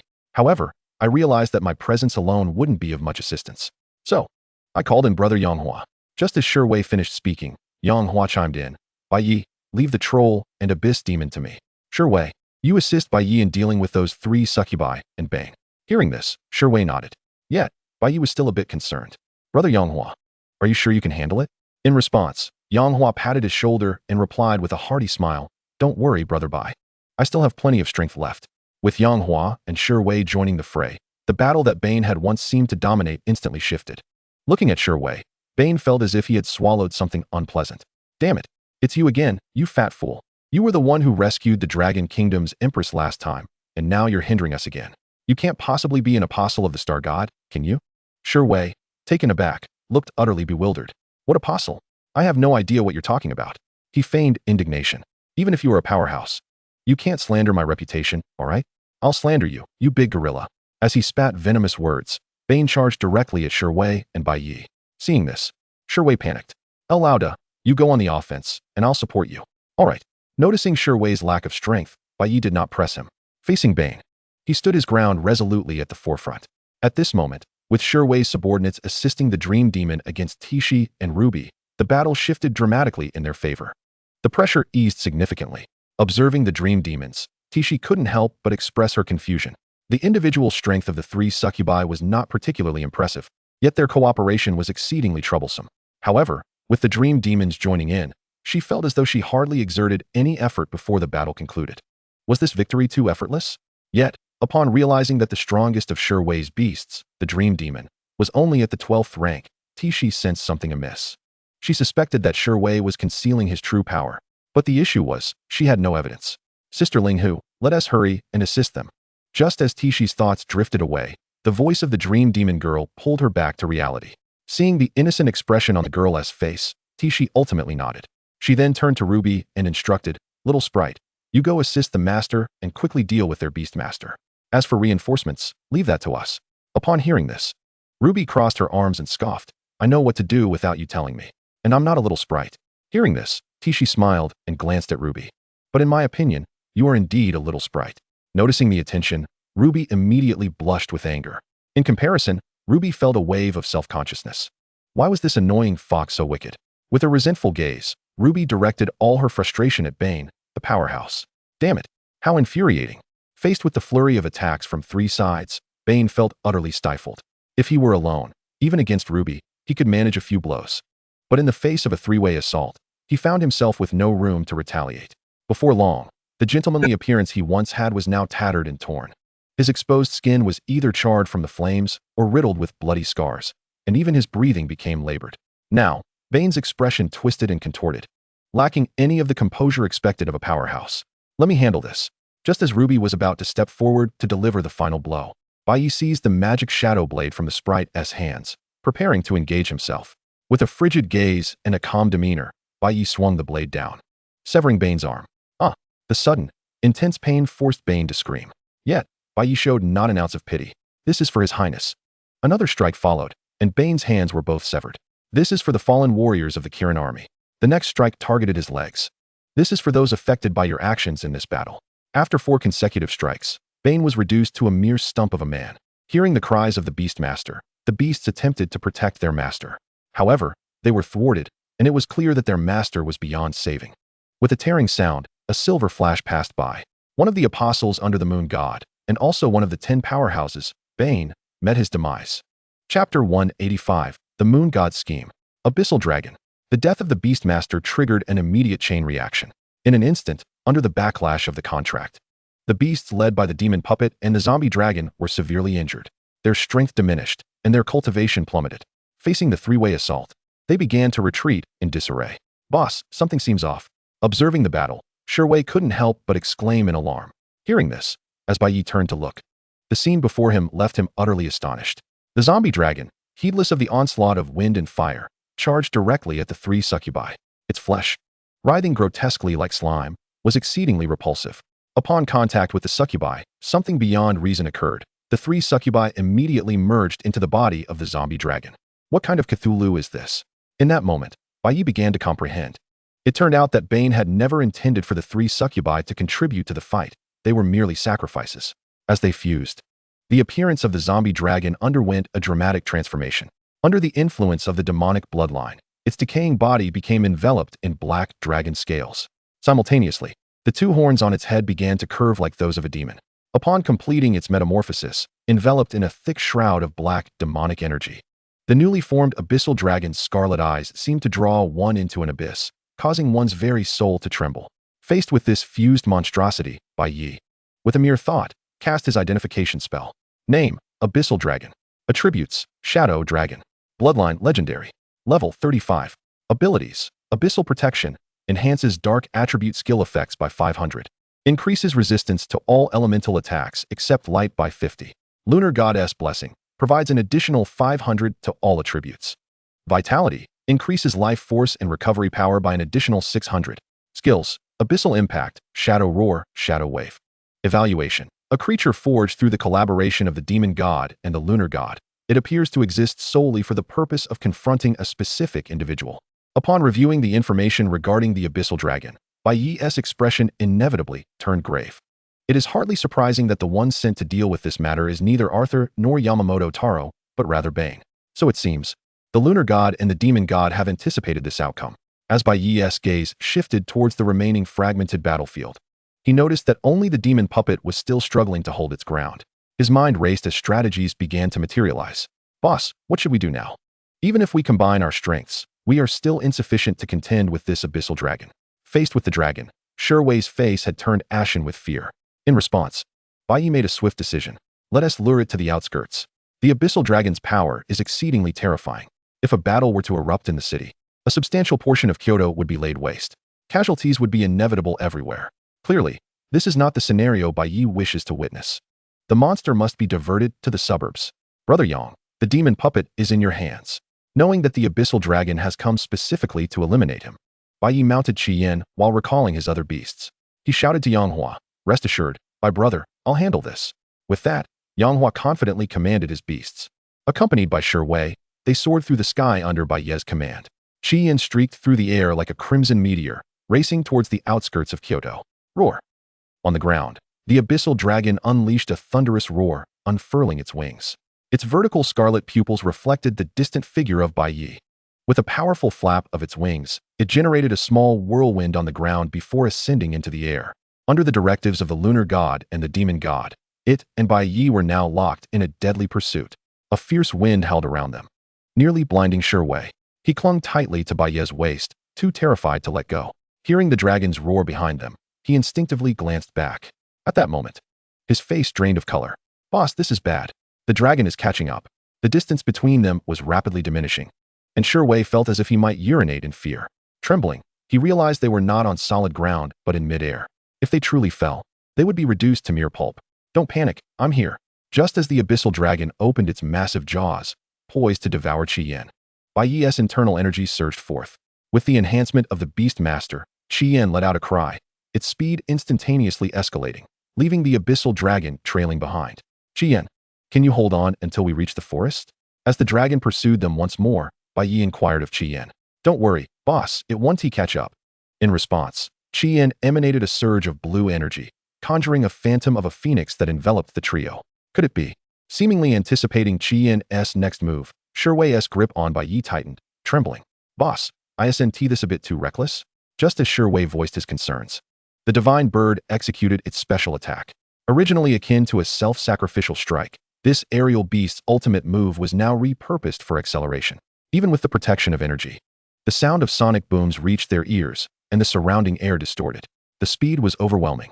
Should one extend a hand beyond the energy barrier, it would likely be reduced to bone in an instant. Trembling with fear, Shiwei stammered, boss, if I die, my beasts are yours. I don't want anyone but you commanding them after I'm gone. Don't be so tense, relax a bit. Bai Ye's words only made Shiwei wish he had 8 arms, like an octopus, to cling onto Bai Ye even tighter. He had never felt death so close before.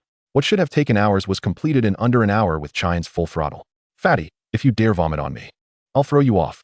Perceiving Shiwei's discomfort, Qi Yan interjected. Dear bird, please don't. I don't want to die. Shiwei tightly sealed his lips until the moment they landed. Unable to hold it in any longer, he rolled into a dense forest and began to vomit. Anyone who has experienced motion sickness knows how unbearable that feeling can be. Meanwhile, as a shadow engulfed the sky, the abyssal dragon roared and charged forward. Jifeng, Beishian, stop it. With Bai Ye's command, a dragon and a turtle positioned themselves at the forefront. In that moment, the clash between flesh and flesh epitomized the essence of violent aesthetics. Chapter 186, A Desperate Gamble. The final trump card. Boss, it's too fierce. We can't hold it back. Struggling to withstand the first wave of the abyssal dragon's assault, Beishian immediately sought Bai Ye's assistance.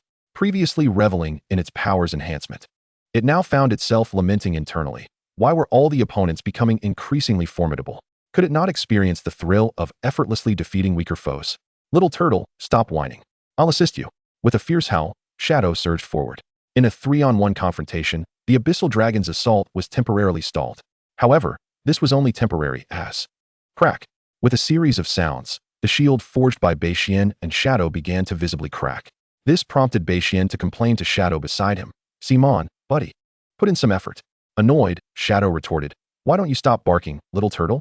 Just as the wolf and turtle were about to bicker, the pressure on Jifeng became unbearable, prompting him to interject. Can you both stop slacking off?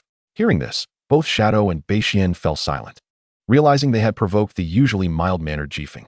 In the rear, seeing the impasse would not hold for long, Bai Ye turned to Ruby and asked, Ruby, can you unleash your full potential? Apologies, my lord, but it is not yet possible. Upon hearing this, Bai Ye nodded. In the distance, the sun's afterglow lingered, while the bright moon had yet to ascend. As the dark moon's holy elf, her innate gifts and potential remained untapped. As these thoughts crossed her mind, Bai Ye issued commands to Tishi and her daughter, as well as to Qi Yan. At all costs, halt it. Before Ruby transitions into her second form, we are relying on you. Just as Bai Ye's words fell, Tishi discerned his intentions and confidently patted her chest, assuring, rest assured, my lord. We will secure ample time for this little elf. In a 5-to-1 struggle, an array of skills surged through the air like dazzling effects, making the chaotic combat appear evenly matched on the surface. Meanwhile, Bai Ye clenched his fists, fully aware that this was a high-stakes gamble. If victorious, the only foes remaining would be Arthur, Yamamoto Taro, and Bai Yan. However, if defeated, there would be no second chance. Bai Ye would lose everything, including his own life. This was not just a game of chance, but a wager on life and death. As time ticked away, the moon finally rose in the sky. Under its silvery light, the elf's aura began to ascend. The mark on her forehead shimmered brilliantly, her silver hair flowing in harmony with the moonlight. Magic surged into her dual blades, which erupted in a scarlet glow. As the dark clouds parted to reveal the full moon, the elf's presence reached its zenith. The sacredness of the moonlight merged seamlessly with the weapon's otherworldly essence. Dancing in the moonlight, the elf embraced her moment of glory. Ruby, go forth. This stage is set for you. Strike at its weakness. Understood. Just watch, my lord. This strike will be magnificent. In an instant, The elf shot forth like an arrow poised to unleash its power. The so-called weakness was the most vulnerable point of the dragon kin, linked to its heart. Bai Ye understood that attacking head-on would be futile against a creature birthed from the moon god and the demon god. Yet, if one were to strike at its most fragile area, targeting its heart, the outcome could be different. A well-placed strike could yield devastating results. In the dark of night, Ruby moved gracefully upon the giant dragon, her sharp gaze scanning for the location of the abyssal dragon's weakness. As Ruby hesitated to attack, Bai Ye could no longer contain himself. "Hurry up, big sister. I can't hold on much longer." At that moment, cracks began to form in Bai Ye's once impenetrable shell, having endured far too much pain for its level. Bai Ye lamented, "Little turtle, spare us the complaints. Even if you can't hold on, shield us. Otherwise, we'll all perish here." As fury ignited within, muscles bulged with the wrath of raging flames, claws turned to bloody bone, a sight both terrifying and awe-inspiring. In the skies above, life was burning away, preparing for a rebirth. Utilizing the divine bird's special attack, Qian persistently harassed the dragon, creating opportunities for Ruby. In the rear, Tishi employed mental strikes to disrupt the dragoness thoughts. Meanwhile, on the side, the little beast girl, Hila, concentrated her magical energy, continuously casting spells to inflict damage on the dragon with light-based skills. Despite her petite frame swaying from the immense energy expenditure, Hila's youthful expression radiated determination. As the night deepened and the cold winds howled, just as the line of beast tamers was on the brink of collapse, Wei emerged from the dense forest, clutching his stomach and looking utterly disheveled. "My lord, I apologize, I inadvertently took a big one." As he gazed upon the battlefield, he couldn't help but exclaim, "What the hell? Dream Demon, go assist them." As he commanded his beasts to join the fray, he noticed Ruby and realized something. "My lord, you wouldn't be thinking." Seeing him hesitate, Bai Ye nodded. "I intend to strike directly at the dragon's weak point." Upon hearing this, Wei's expression contorted with struggle, but eventually, he steeled himself. "Very well, who am I to defy my lord? Today, I, Wei, shall accompany you to the death." With that, he turned to the Dream Demon and commanded, "Dream Demon, use Weakness Revelation." Weakness Revelation was a profoundly overpowered skill, consuming vast amounts of magical energy. It allowed one to perceive an opponent's weakness and share that knowledge with teammates. Such a game-changing ability came at a steep cost, akin to Hila's ultimate healing. Using it meant nearly sacrificing combat capability. Facing Bai Ye, Wei felt a pang of regret. That Tier 18 Dream Demon was his strongest combat asset. Should Bai Ye falter, he too would likely fall here. "My lord, you must deliver. Have no fear. I have faith in her," Bai Ye replied confidently, exhausting his limited magical energy to grant Ruby an additional layer of enhancement, elevating her combat prowess to its pinnacle. With the abyssal dragon's weakness now shared, as Ruby leaped into the air, she distinctly saw a scale on the dragon's neck that stood out. "I've spotted it." Holding her breath, she delivered a decisive strike. The blade in her hand arced through the air, leaving a trail of crimson light as it plunged directly into the dragon's heart. With a resounding crack, the scale shattered, and the blade pierced through without any resistance, plunging into the dragon's heart. Magical energy surged uncontrollably, and the dragon let out a pained howl, momentarily disoriented. Bai Ye's lips curled into a subtle smile upon witnessing the scene. Each command he issued was akin to dancing on a tightrope. A misstep could spell disaster for the entire army. This was indeed a high-stakes gamble, and Bai Ye had won. "Hila, go assist her." As Bai Ye's command echoed, the little beast girl sprang into action. She raised her small hand, gathering her magical energy to construct a sword of light in midair. The next moment, as Ruby leapt down the dragon's back, the sword, guided by Hila, pierced through the hole Ruby had carved into the dragon. With elemental advantage in the attack targeting the dragon's heart, the near certainty of true damage dealt a devastating blow. In an instant, the dragon's insides were obliterated. The once mighty abyssal dragon, now on the brink of collapse from the double assault, was left gasping for breath. "Haha, we won. We won, my lord." Upon witnessing the scene, overwhelmed with excitement, Wei spread his arms, preparing to embrace Bai Ye in a hearty hug. Yet, before he could make a move, Bai Ye disdainfully pushed him away. He swiftly turned and lifted the little beast girl into his arms. "Cece, you're amazing." Hee. Upon hearing this, the little beast girl let out a delighted giggle. Observing this, Wei's gaze turned melancholic, resembling a heartbroken spouse. "Boss, you prioritize beauty over friendship." The previously tense atmosphere dissipated with the demise of the demonic dragon. However, the battle was far from over. Gazing at the fallen abyssal dragon, which had been dealt the final blow by Jifeng and Tishi, Bai Ye's mind stirred. Activating Blood Chi Plunder. At a visibly rapid pace, the dragon was reduced to mere bones, while the blood-infused jewel and the beast core fell into Bai Ye's grasp. Master, how should we allocate these two items? Tishi inquired. Upon hearing this, Bai Ye shifted his gaze to Jifeng. As a fellow dragon type, it was most fitting to bestow them upon Jifeng. As the blood chi gem and beast core were swallowed whole, Jifeng's strength underwent a remarkable transformation, visibly altering his appearance as well. His scales shimmered with a golden hue, and his limbs became more muscular, exuding an aura of immense power. Just by standing, he instilled a sense of awe and trepidation. Faced with the transformed Jifeng, Bai Ye's thoughts shifted to reviewing his information. Name, Hellfire Dragon. Attributes, Dragon, Fire, Wind. Level, 16th tier. Heavenly traits, Dragon Bloodline, Power of Destruction, Flames of Wrath, Sin of Pride. Skills, Dragon's Fury, Dragon Claw, Dragon Breath. Description, the Hellfire Dragon, imbued with potent dragon blood, is a descendant of mythical beings. Once it replenishes its internal authority, it shall ascend to the level of a mythical entity. Its cultivation has reached the mid-16th tier, while other enhancements remain latent. With Jifeng's current prowess, he could likely match the awakened state of Ruby. Let us return to Kyoto, Bai Ye remarked to Shiwei. Huh, are we going back the same way as before? Shiwei's face contorted into a grimace. Realizing Bai Ye's intention, stop dawdling, get on. With that, Bai Ye seized Shiwei and hoisted him onto the back of the fiery bird. Instantly, with a mighty flap of its wings, the crimson flame took to the skies. Boss, slow down. Tell it to slow down. I'm afraid of heights. In a state of panic, Shiwei turned pale. Meanwhile, in Kyoto, as the battle intensified, Morgan found herself struggling to withstand the onslaught. A thick stench of blood permeated the air, and the surroundings were littered with the remnants of brutal slaughter. Piles of corpses formed a veritable sea of blood. All her beasts lay dead, leaving only the crystal-armored scorpion and the bronze golem to persist in their struggle. In stark contrast, on Yamamoto Taro's side, there were the cunning 30-tier Tengu, a bizarre 30-tier Hachishaku, a 25-tier demon samurai wielding a katana engulfed in flames, and a 25-tier abyssal kappa. A 2-to-4 disparity was already daunting enough, and the bronze golem contributed little to the fray. Relying solely on the crystal-armored scorpion, the outcome was glaringly apparent. In that moment, Morgan couldn't help but feel a twinge of regret. Had she known it would come to this, she would have never involved herself in such murky waters, regardless of what Xing Xin had said. Now, her very life was at stake. At that moment, Yamamoto Taro displayed no understanding of compassion. He immediately issued commands. Cunning Tengu, Hachishaku, attack the bronze golem. As soon as the words left his mouth, the two beasts lunged at the bronze golem, while the crystal-armored scorpion was intercepted by the demon samurai and abyssal kappa. With focused fire, the bronze golem became riddled with cracks, on the verge of collapse. Morgan's complexion shifted dramatically. How could there be such a vast disparity in strength among equals?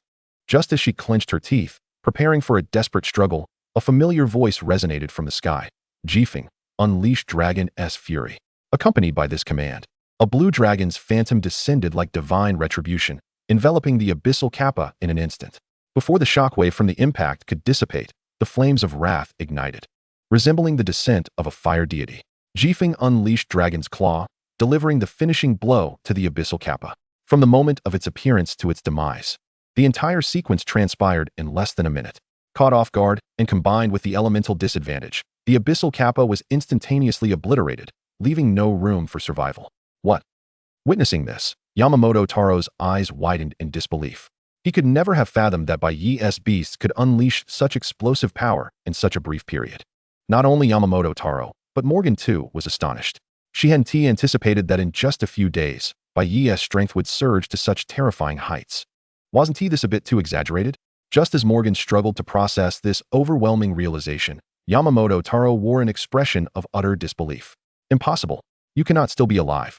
How did you defeat Bang? His expression contorted with malice. He glared fiercely at Bai Ye. In that moment, he resembled a demon emerging from the depths of hell.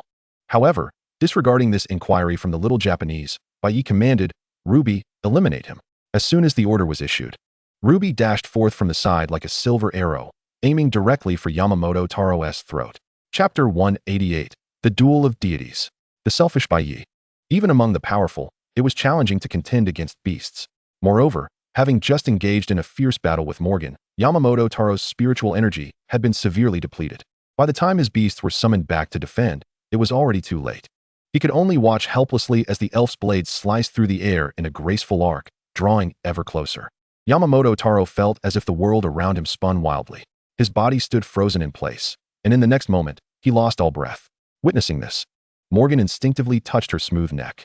Though allies, their bond was merely temporary. Would Bai Ye truly eliminate her as well? As these thoughts crossed her mind, Bai Ye spoke again. Miss Morgan, please eliminate Yamamoto Taro's beast swiftly. I fear for the prince's safety.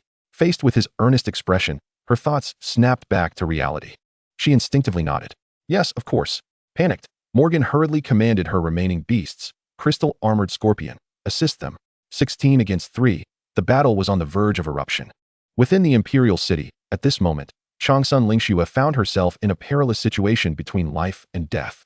Had she been at her peak, what fear would she have harbored even against formidable foes? Yet, severely wounded, her remaining beast under command was but the holy light elf, struggling to hold on.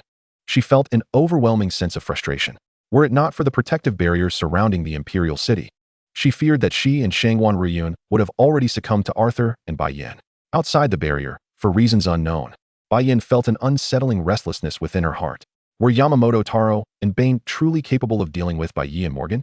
Instinctively, Bai Yin began to communicate with the moon goddess in her mind. Moon goddess, can you assure me that the creature you created will eliminate Bai Ye? If the star god does not intervene, I have at least an 80% certainty. What do you mean? Bai Yin furrowed her brow. The star god has disrupted my observation of the battlefield. I can no longer see the situation on Bai Ye's side. As the moon goddess spoke the truth, Bai Yan's ominous premonition intensified. Aren't you stronger than the star god? How can you be of no assistance? Cursing under her breath, Bai Yin turned to Arthur and urged, stop concealing your strength. Break this barrier quickly and end this swiftly. Miss Bai Yin, the outcome has already been determined. Why must you rush? Arthur replied with a confident smile, his demeanor relaxed. This, however, sent a chill through Bai Yin. What? Do you intend to defy the moon goddess's orders? Noticing her rising ire, Arthur chuckled awkwardly. How could that be? I was merely speaking casually. With that, Arthur commanded his beasts, led by the 7-colored deer. In an instant, they unleashed a ferocious assault, far stronger than before, causing the entire barrier to tremble. Centered on this point, the imperial city shook as if it were undergoing a great earthquake. Surrounding structures crumbled, and the once resplendent imperial city was reduced to ruins. In the outside world, with a tremendous roar, as Bai Ye instinctively glanced toward the imperial city, he saw clouds of dust and collapsing ground. His expression shifted dramatically. Boss, leave this to us. You go save the princess. With Wei's voice echoing, Bai Ye nodded. All right, I'll leave it to you. Without hesitation, aware that Changsun Lingxue was gravely injured and could not hold on much longer, he mounted Shadow and sped towards the heart of the imperial city. Seeing Bai Ye depart, Morgan raised an eyebrow and glanced at the portly man beside her. What did the star god instruct you to do? Hearing this, Wei merely smiled. What star god? Miss Morgan, I don't know what you're talking about. Morgan, uninterested in further dialogue, thought to herself how this rotund man could be so deceitful. As the imperial city lay in ruins, under the relentless firepower of Arthur's beasts, the barrier could no longer withstand the onslaught. With its shattering, facing Arthur's terrifying aura, both Changsun Lingxue and Shangwan Ruyun felt a sense of suffocation. Your Highness, you go first. I will cover your retreat. Shangwan Ruyun resolutely stepped forward. Yet Bai Yin laughed. You cover the rear? Huh. You all shall die here today. With a venomous gaze, she commanded Arthur, quickly eliminate them. Although dissatisfied with Bai Yan's orders, Arthur chose to comply. After all, Bai Yin often threatened him with the moon goddess. Cursing under his breath so only he could hear, he thought, this vile woman. Once I've dealt with the Dragon Kingdom, I shall settle accounts with you. He then issued the command, 7-colored deer, unleash your destructive death ray and kill them. Immediately, the antlers of the 7-colored deer glimmered, its spiritual energy coalescing. Sensing the aura of annihilation approaching, Shangwan Ruyun instinctively shielded Changsun Lingxue with her own beast. A wave of despair washed over her. Despite her preparations, she had not anticipated the overwhelming power of the moon goddess and the great powers. Could it be that they were destined to perish here today? As these thoughts crossed Shangwan Ruyun's mind, a shadow swept through the air. Haha, boss, just trust me. My speed is unparalleled. With a dramatic flourish, Shadow positioned itself defiantly before Changsun Lingxue and Shangwan Ruyun. As it landed, a surge of spiritual energy erupted, forming a faint blue shield that repelled the impending destructive light. Bai Ye, my dear brother, you're alive. Upon seeing Bai Yin gritted her teeth. My dear sister, did you not kill our parents? Bai Ye regarded Bai Yin with a smile that held no joy. It is time we settled our scores. Bai Yin, unfazed, retorted, I killed them. So what? I am their daughter. They would surely understand such sacrifices for their child as future. Bai Yin was a profoundly selfish individual. She would spare no effort for her own benefit. Thus, even having killed her biological parents, she felt not an ounce of guilt or remorse. Observing Bai Yan's indifferent demeanor, both Bai Ye and Changsun Lingxue could not help but feel anger. Killing one's father and mother, betraying one's country, and now even plotting to destroy your motherland with your own hands. Bai Yan, your actions are utterly unconscionable. Bai Yan, I truly misjudged you. Do you honor your parents? Do you honor the resources that the Dragon Kingdom provided for you? In response to Changsun Lingxue's accusations, Bai Yan exhibited clear impatience. Having such an astute daughter is a privilege for them. When I ascend to the pinnacle of the world, I believe they will rest in peace beneath the 9 springs. As for betraying the Dragon Kingdom? With a cold laugh, Bai Yan continued, I am destined to become the new master of the Dragon Kingdom. When that time comes, the kingdom shall rise even further under my leadership. With a genius beastmaster like me, it is a blessing for the Dragon Kingdom. The nation's resources should be at my disposal, and everyone should pave the way for me. How can that be deemed betrayal? Seeing Bai Yan's shamelessness, Bai Ye could not help but laugh in disbelief. Become the new master of the Dragon Kingdom? You? Do you even deserve it? As Bai Ye's words fell, Bai Yan's expression darkened, her countenance filled with resentment. If it weren't for you, I would be the true prodigy. My dear brother, all of this is thanks to you. You have taken everything that belonged to me. As the conversation intensified, Bai Yan's emotions surged uncontrollably. Clearly, Bai Ye's disdain had breached her defenses. How could she, who prided herself on superiority, accept that someone surpassed her? How could she, who considered herself clever, tolerate someone repeatedly thwarting her plans? Naturally, in the face of Bai Ye, she yearned to tear him apart, to devour him whole, consumed by frantic rage. Yet perhaps she pondered whether it was worthwhile to contend with someone she deemed a dying individual. Before long, Bai Yan gradually regained her composure. Aside from dealing with Changsun Lingxue and Bai Ye, the moon goddess had also assigned her other tasks. Thus, Bai Yan's tone shifted. A mocking smile graced her lips. The appointed time draws near. It seems I cannot bear to watch my dear little brother suffer in despair until his demise. Therefore, Arthur, I leave this to you. Having said that, Bai Yan casually turned to leave. Just before her departure, her expression turned sinister. My dear brother, do enjoy your final moments. For shortly, the entire Dragon Kingdom shall be reduced to desolation. As her words echoed, Bai Ye recalled the future he had glimpsed through his foresight. His pupils constricted, and he immediately issued a command. Ruby, stop her. As Bai Ye's command rang out, an elf darted forth like the wind. However, just as Ruby's dagger was about to strike, the colorful deer intervened, blocking her. Leading a host of beast companions, Arthur displayed a provocative smile. I apologize. Though I too harbor disdain for that vile woman, I cannot allow you to impede her. You must watch as Bai Yan departs. Supported by Shangwan Ruyun, Changsun Ling had already deduced the situation. Bai Yan intends to seize the dragon vein. We must thwart her. The mention of the dragon vein altered Bai Ye's expression. Just as individuals possess fortune, so too does a nation possess its destiny. The so-called dragon vein is the embodiment of a country's fortune. Should the dragon vein be seized, the entire Dragon Kingdom would face calamity, its mountains and rivers shattered, its life withering. The moon goddess and Bai Yan must not be allowed to plunder the dragon vein of the Dragon Kingdom. In that moment, facing Arthur, Bai Ye felt a pressing urgency regarding time. The battle must be swift and decisive. He cast his gaze upon Arthur's beasts. The leading colorful deer had attained the 32nd tier, while the Abyss Titan and Abyss Sea Monster followed closely, both at the 30th tier. The remaining 4 subdragons hovered around the 28th tier. Even if he were to eliminate Arthur, facing such a multitude of high-tier beasts would make it exceedingly difficult to conclude the battle swiftly. Just as Bai Ye furrowed his brow in concentration, Changsun Lingxue spoke up. Bai Ye, you need only entangle the colorful deer and the Abyss Titan. Leave the sea monster and the 4 subdragons to us, though severely injured. With the aid of the Holy Light Elf and in alliance with Shangwan Ruyun, Changsun Lingxue believed they could handle the 4 subdragons and 1 Abyss Sea Monster. Upon hearing this, Bai Ye nodded. Very well then, the sea monster and subdragons are in your hands. With the pressure alleviated, as the battle approached its commencement, Shadow took the lead and lunged at the colorful deer. Little deer, let me have a word with you. As he roared, Shadow bared his fangs. In the clash between wolf and deer, it was well known that the wolf would emerge victorious. However, the reality proved otherwise. The colorful deer's antlers glimmered with radiant hues, unleashing a beam of light toward Shadow. As a descendant of a mythical creature, the colorful deer possessed mastery over all attributes. Faced with the opposing elemental restraint, Shadow performed a mid-air spin, barely managing to redirect his trajectory. What the hell? You little deer are playing dirty, lacking any sense of honor. Just as Shadow voiced his grievances, the colorful deer scoffed. You think you can take me on? Go back and train for another 10,000 years. You're a female? Shadow was taken aback by the colorful deer's words, then broke into a sinister grin. Ha ha ha. I wasn't particularly interested in you before, but now my perspective has changed. Upon witnessing the scene, the colorful deer felt a chill run down her spine. No, you're a pervert. It wasn't he that she was incapable of fighting back. Rather, she found Shadow repugnant. In an instant, the colorful deer was rendered helpless, ensnared by an uncomfortable sense of physiological restraint. No matter how she attacked, it felt as though she was merely feeding into his peculiar inclinations.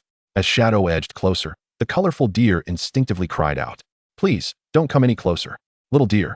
Scream all you want. No beast master will come to your rescue." Perhaps it was due to her prolonged battles alongside Bai Ye, but Shadow found himself captivated by the sight of a deer. How alluring.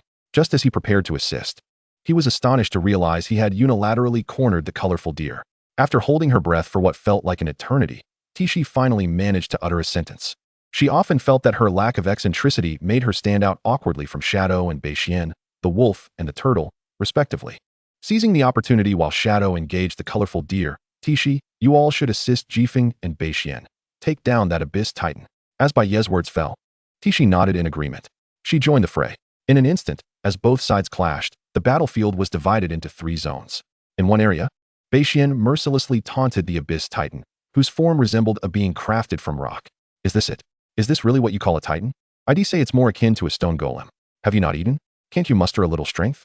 The more ferocious the abyss titan's attacks became, the louder Bai Ye's taunts grew. Outputting damage was unnecessary. Whether he could withstand it remained uncertain.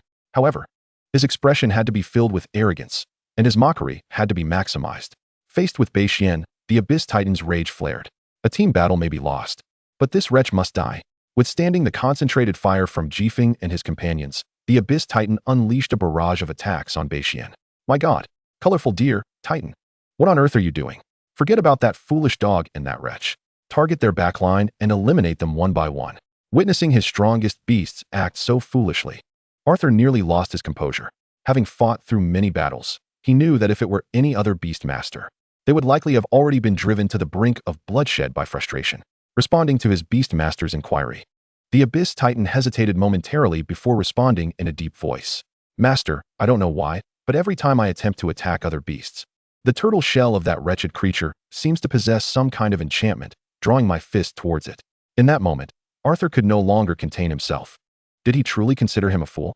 Witnessing his own beasts utterly disregarding his commands, he was indeed inebriated by the absurdity of it all. Chapter 190. The Dragon Vein Crisis. The companion of the star god. Just as Arthur's 2 most formidable beasts found themselves ensnared, on the other side, bolstered by the prowess of Changsun Lingxue as a beastmaster, the aura of the holy light elf had reached its zenith. With overwhelming cultivation and a distinct advantage in attributes, facing 4 draconic creatures and the abyssal sea demon, Changsun Lingxue issued her command, "Unleash the prayer bow." As her words resonated, the holy light elf raised its hand, and in an instant, a longbow constructed of ethereal energy materialized in her grasp. The prayer bow, a wide-ranging AoE skill, unleashed an abundance of luminous arrows, delivering a relentless assault upon her foes. It could be considered one of the ultimate moves of the light attribute. As the golden rain of arrows cascaded down like shooting stars, they sparkled magnificently in the twilight, akin to an immersive cinematic spectacle. At that moment, the little beast girl Hira turned her gaze towards this scene, her eyes alight with wonder. Sharing the same light attribute, albeit of different races, she realized that if she could glean insights from the holy light elf under Changsun Lingxue's command, her own strength might undergo a transformative evolution. In a clash of warriors, confronted by Arthur's brooding demeanor, Bai Ye charged forth. The 7-colored deer feigned allegiance to the shadows, appearing to switch sides, while the abyssal titan remained singularly focused on Bai Ye, disregarding everything else. Meanwhile, the remaining beasts, besieged by the dual onslaught of Changsun Lingxue and Shangwan Ryun, were battered and on the brink of demise. Now, all that remained was to eliminate Arthur, the Beastmaster. Once he fell, his beasts, already struggling to resist, would surely collapse in an instant. "Die for me." As Bai Ye approached, Arthur sneered, retaliating by hurling a fireball at him. In response, Bai Ye unleashed a slicing wind blade, shattering the fireball, while another wind blade followed swiftly. "What?" Arthur gasped in shock. How could Bai Ye, merely an impending 9th-tier beastmaster, command his beasts with such deftness?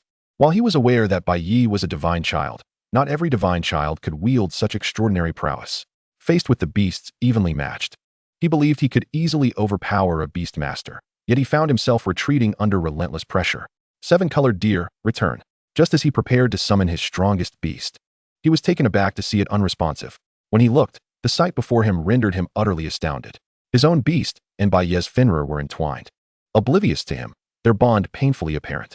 Seven-colored deer, come back to me, he roared, activating their contract in hopes of regaining control, yet the seven-colored deer ignored him entirely, lost in its infatuation. Well done, Shadow. He praised the shadow that winked at him. Subsequently, Bai Ye charged at Arthur once more. Isolated and defenseless, Arthur appeared increasingly exhausted. Within merely 3 exchanges, Bai Ye dispatched him. With the Beastmaster's demise came the backlash of the contract, causing Arthur's remaining beasts to instantly falter, falling one by one. Over 10 minutes later, the battlefield was left desolate, save for the 32nd tier 7-colored deer. Had it not defected, achieving victory in this battle would surely have been far more arduous. Facing the wolf and the deer, who gazed at him with anticipation, Bai Ye spoke. Now, Shadow, enlighten me on what transpired. With a hint of embarrassment, Shadow recounted the events.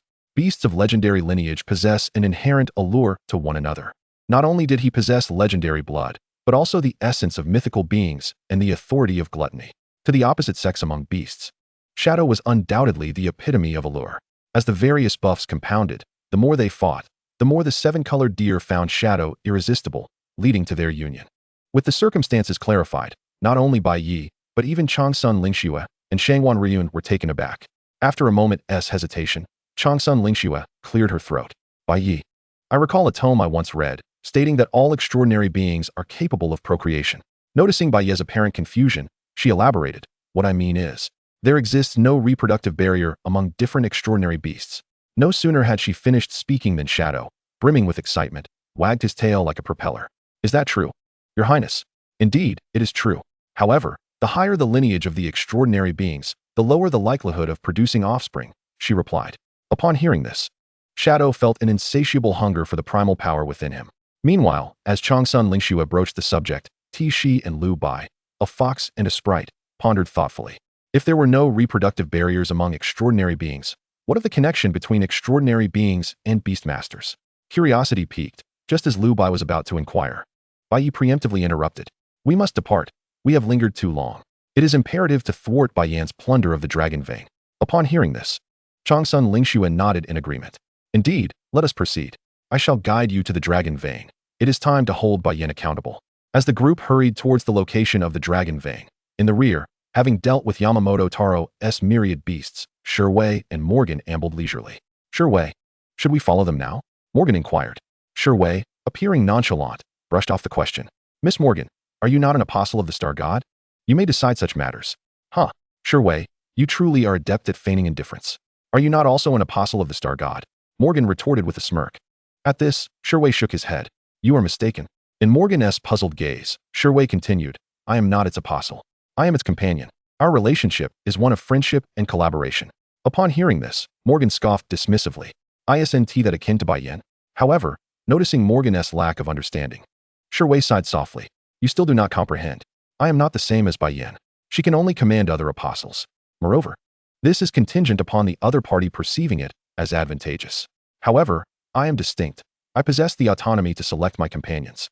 Simultaneously, as a partner of the celestial deity, I wield absolute authority over the remaining apostles. It is said that Morgan has also developed an interest. For instance, right now, Miss Morgan, you shall forget our conversation. Furthermore, the beasts under Taro Yamamoto are all those you have vanquished. Chapter 191. Confrontation with the Fallen Angel. The scheme of Bai Yan. Bai Ye, the dragon vein lies ahead. As we approach the depths of the imperial city, Changsun Lingxue speaks at this moment. Concurrently, just as her words fall, the shadow abruptly alters its demeanor, eagerly stepping forward. Boss, allow me to take the lead. As it speaks, the shadow casts a sidelong glance at the colorful deer beside it. Its romantic interest is nearby, and it is pondering how best to display its masculine charm. When the colorful deer gazes in its direction, the shadow cannot help but feel a sense of pride, flamboyantly tossing its mane. However, after scrutinizing for a moment, the colorful deer's expression turns skeptical. You, little pup, can you handle it? Upon hearing this, the shadow is instantly displeased. Not a fawn. How dare you utter a negative word? That is a slight against me. Its mind is consumed with the desire to prove itself. With a leap, the shadow charges towards Bai Yan's position. Observing the shadow take the initiative, Bai Ye also speaks, "Let us pursue." As his words resonate, the others follow closely behind. As the distance to the dragon vein diminishes, the dense aura of fortune manifests as a palpable pressure bearing down upon them. At this moment, unexpectedly, the ground begins to tremble violently. Following this, centered around the dragon vein, the earth shakes, mountains crumble, and the roar of destruction echoes through the air. Gazing at the fissured ground, the nearby structures collapse in ruins. Changsun Lingshua's expression shifts dramatically. "This is bad. Bai Ye, we must hasten." The dragon vein is about to be extracted by the moon goddess and Bai Yen. At this moment, exchanging glances, the group's pace involuntarily quickens.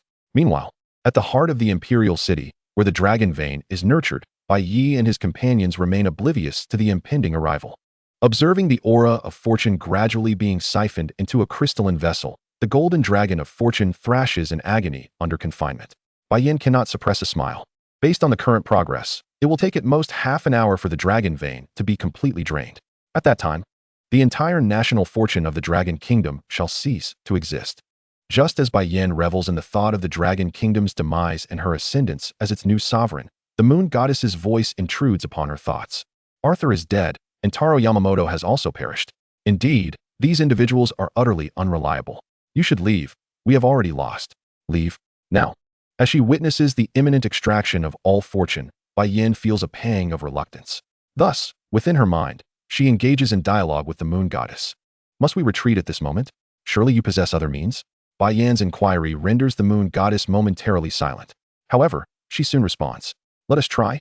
If you can obliterate the Dragon Kingdom directly, that would be ideal. If not, the fortune I possess will suffice to grant you the strength to contend with Bai Ye." Originally, this portion of fortune was meant for the moon goddess to confront the celestial deity and the demon god. Yet now, she finds herself compelled to allocate it to Bai Yen. After all, Bai Yen is distinctly different from the other apostles. Losing Bai Yen would make it exceedingly difficult to find another apostle utterly loyal to her. Unaware of the moon goddess's intentions, and having received the desired response, Bai Yan's lips curl into a slight smile. She has labored for so long. How could she so easily relinquish her plans? Just as Bai Yen contemplates this, a shadow envelopes her from above. Whoa! With a ferocious roar, the shadow opens its gaping maw. However, Bai Yen is already prepared for this. "Come forth, fallen angel." At her command, an angel with 6 pairs of black wings positions itself between Bai Yen and the shadow. The angel wields a black greatsword, swinging it towards the shadow. "Little pup, quickly dodge." Seeing the shadow nearly struck by the greatsword, the colorful deer immediately lunges forward to rescue its beloved. "Hee hee. I knew you cared for me the most, little deer. No, why are you so foolish? If you get hurt, what will become of me and our child?" Upon hearing the colorful deer's complaint, the shadow is taken aback. "Not a female. What are you talking about? We haven't done anything yet. The child is not mine, so do not speak of it." In response, the colorful deer kicks it. "Stop the nonsense. As long as you can finish it off quickly, I will let you have your way afterward." The shadow's eyes suddenly light up. "Are you serious?" It observes the wolf and the deer indulging in their affection. A sight almost unbearable to behold. Bai Yen can no longer tolerate it. "Fallen angel, eliminate them." The battle between the two sides is about to erupt, and Bai Ye's group follows closely behind. As he gazes at the fallen angel entangled with a multitude of beasts, an idea strikes him, and he casts a discernment spell. Name, fallen angel. Attributes, shadow light. Bloodline, legendary. Level, 40. Talent, corruption power. Every attack will inevitably inflict a curse. Divine power, light-based skill effects are enhanced by 50, and damage from light-based attacks is reduced by 90. Skills, divine judgment, shadow judgment, blade of destruction. Evaluation, a fallen angel reformed through the joint efforts of the demon god and the moon goddess following the fall of the divine kingdom. Though she has lost her divinity, she still possesses terrifying combat prowess, reaching an astonishing level of 40. Upon reading the information about the fallen angel, a tempest of shock surges within Bai Ye. This fallen angel represents the most formidable adversary he has faced thus far, without exception. In the face of Bai Ye, Bai Yan's expression is filled with malice. "My dear brother, all of this is because of you. Otherwise, I would not have summoned this fallen angel. Today, I shall reclaim everything I have lost." Having already lost her qualifications as a beastmaster, Bai Yen could not have summoned the fallen angel on her own.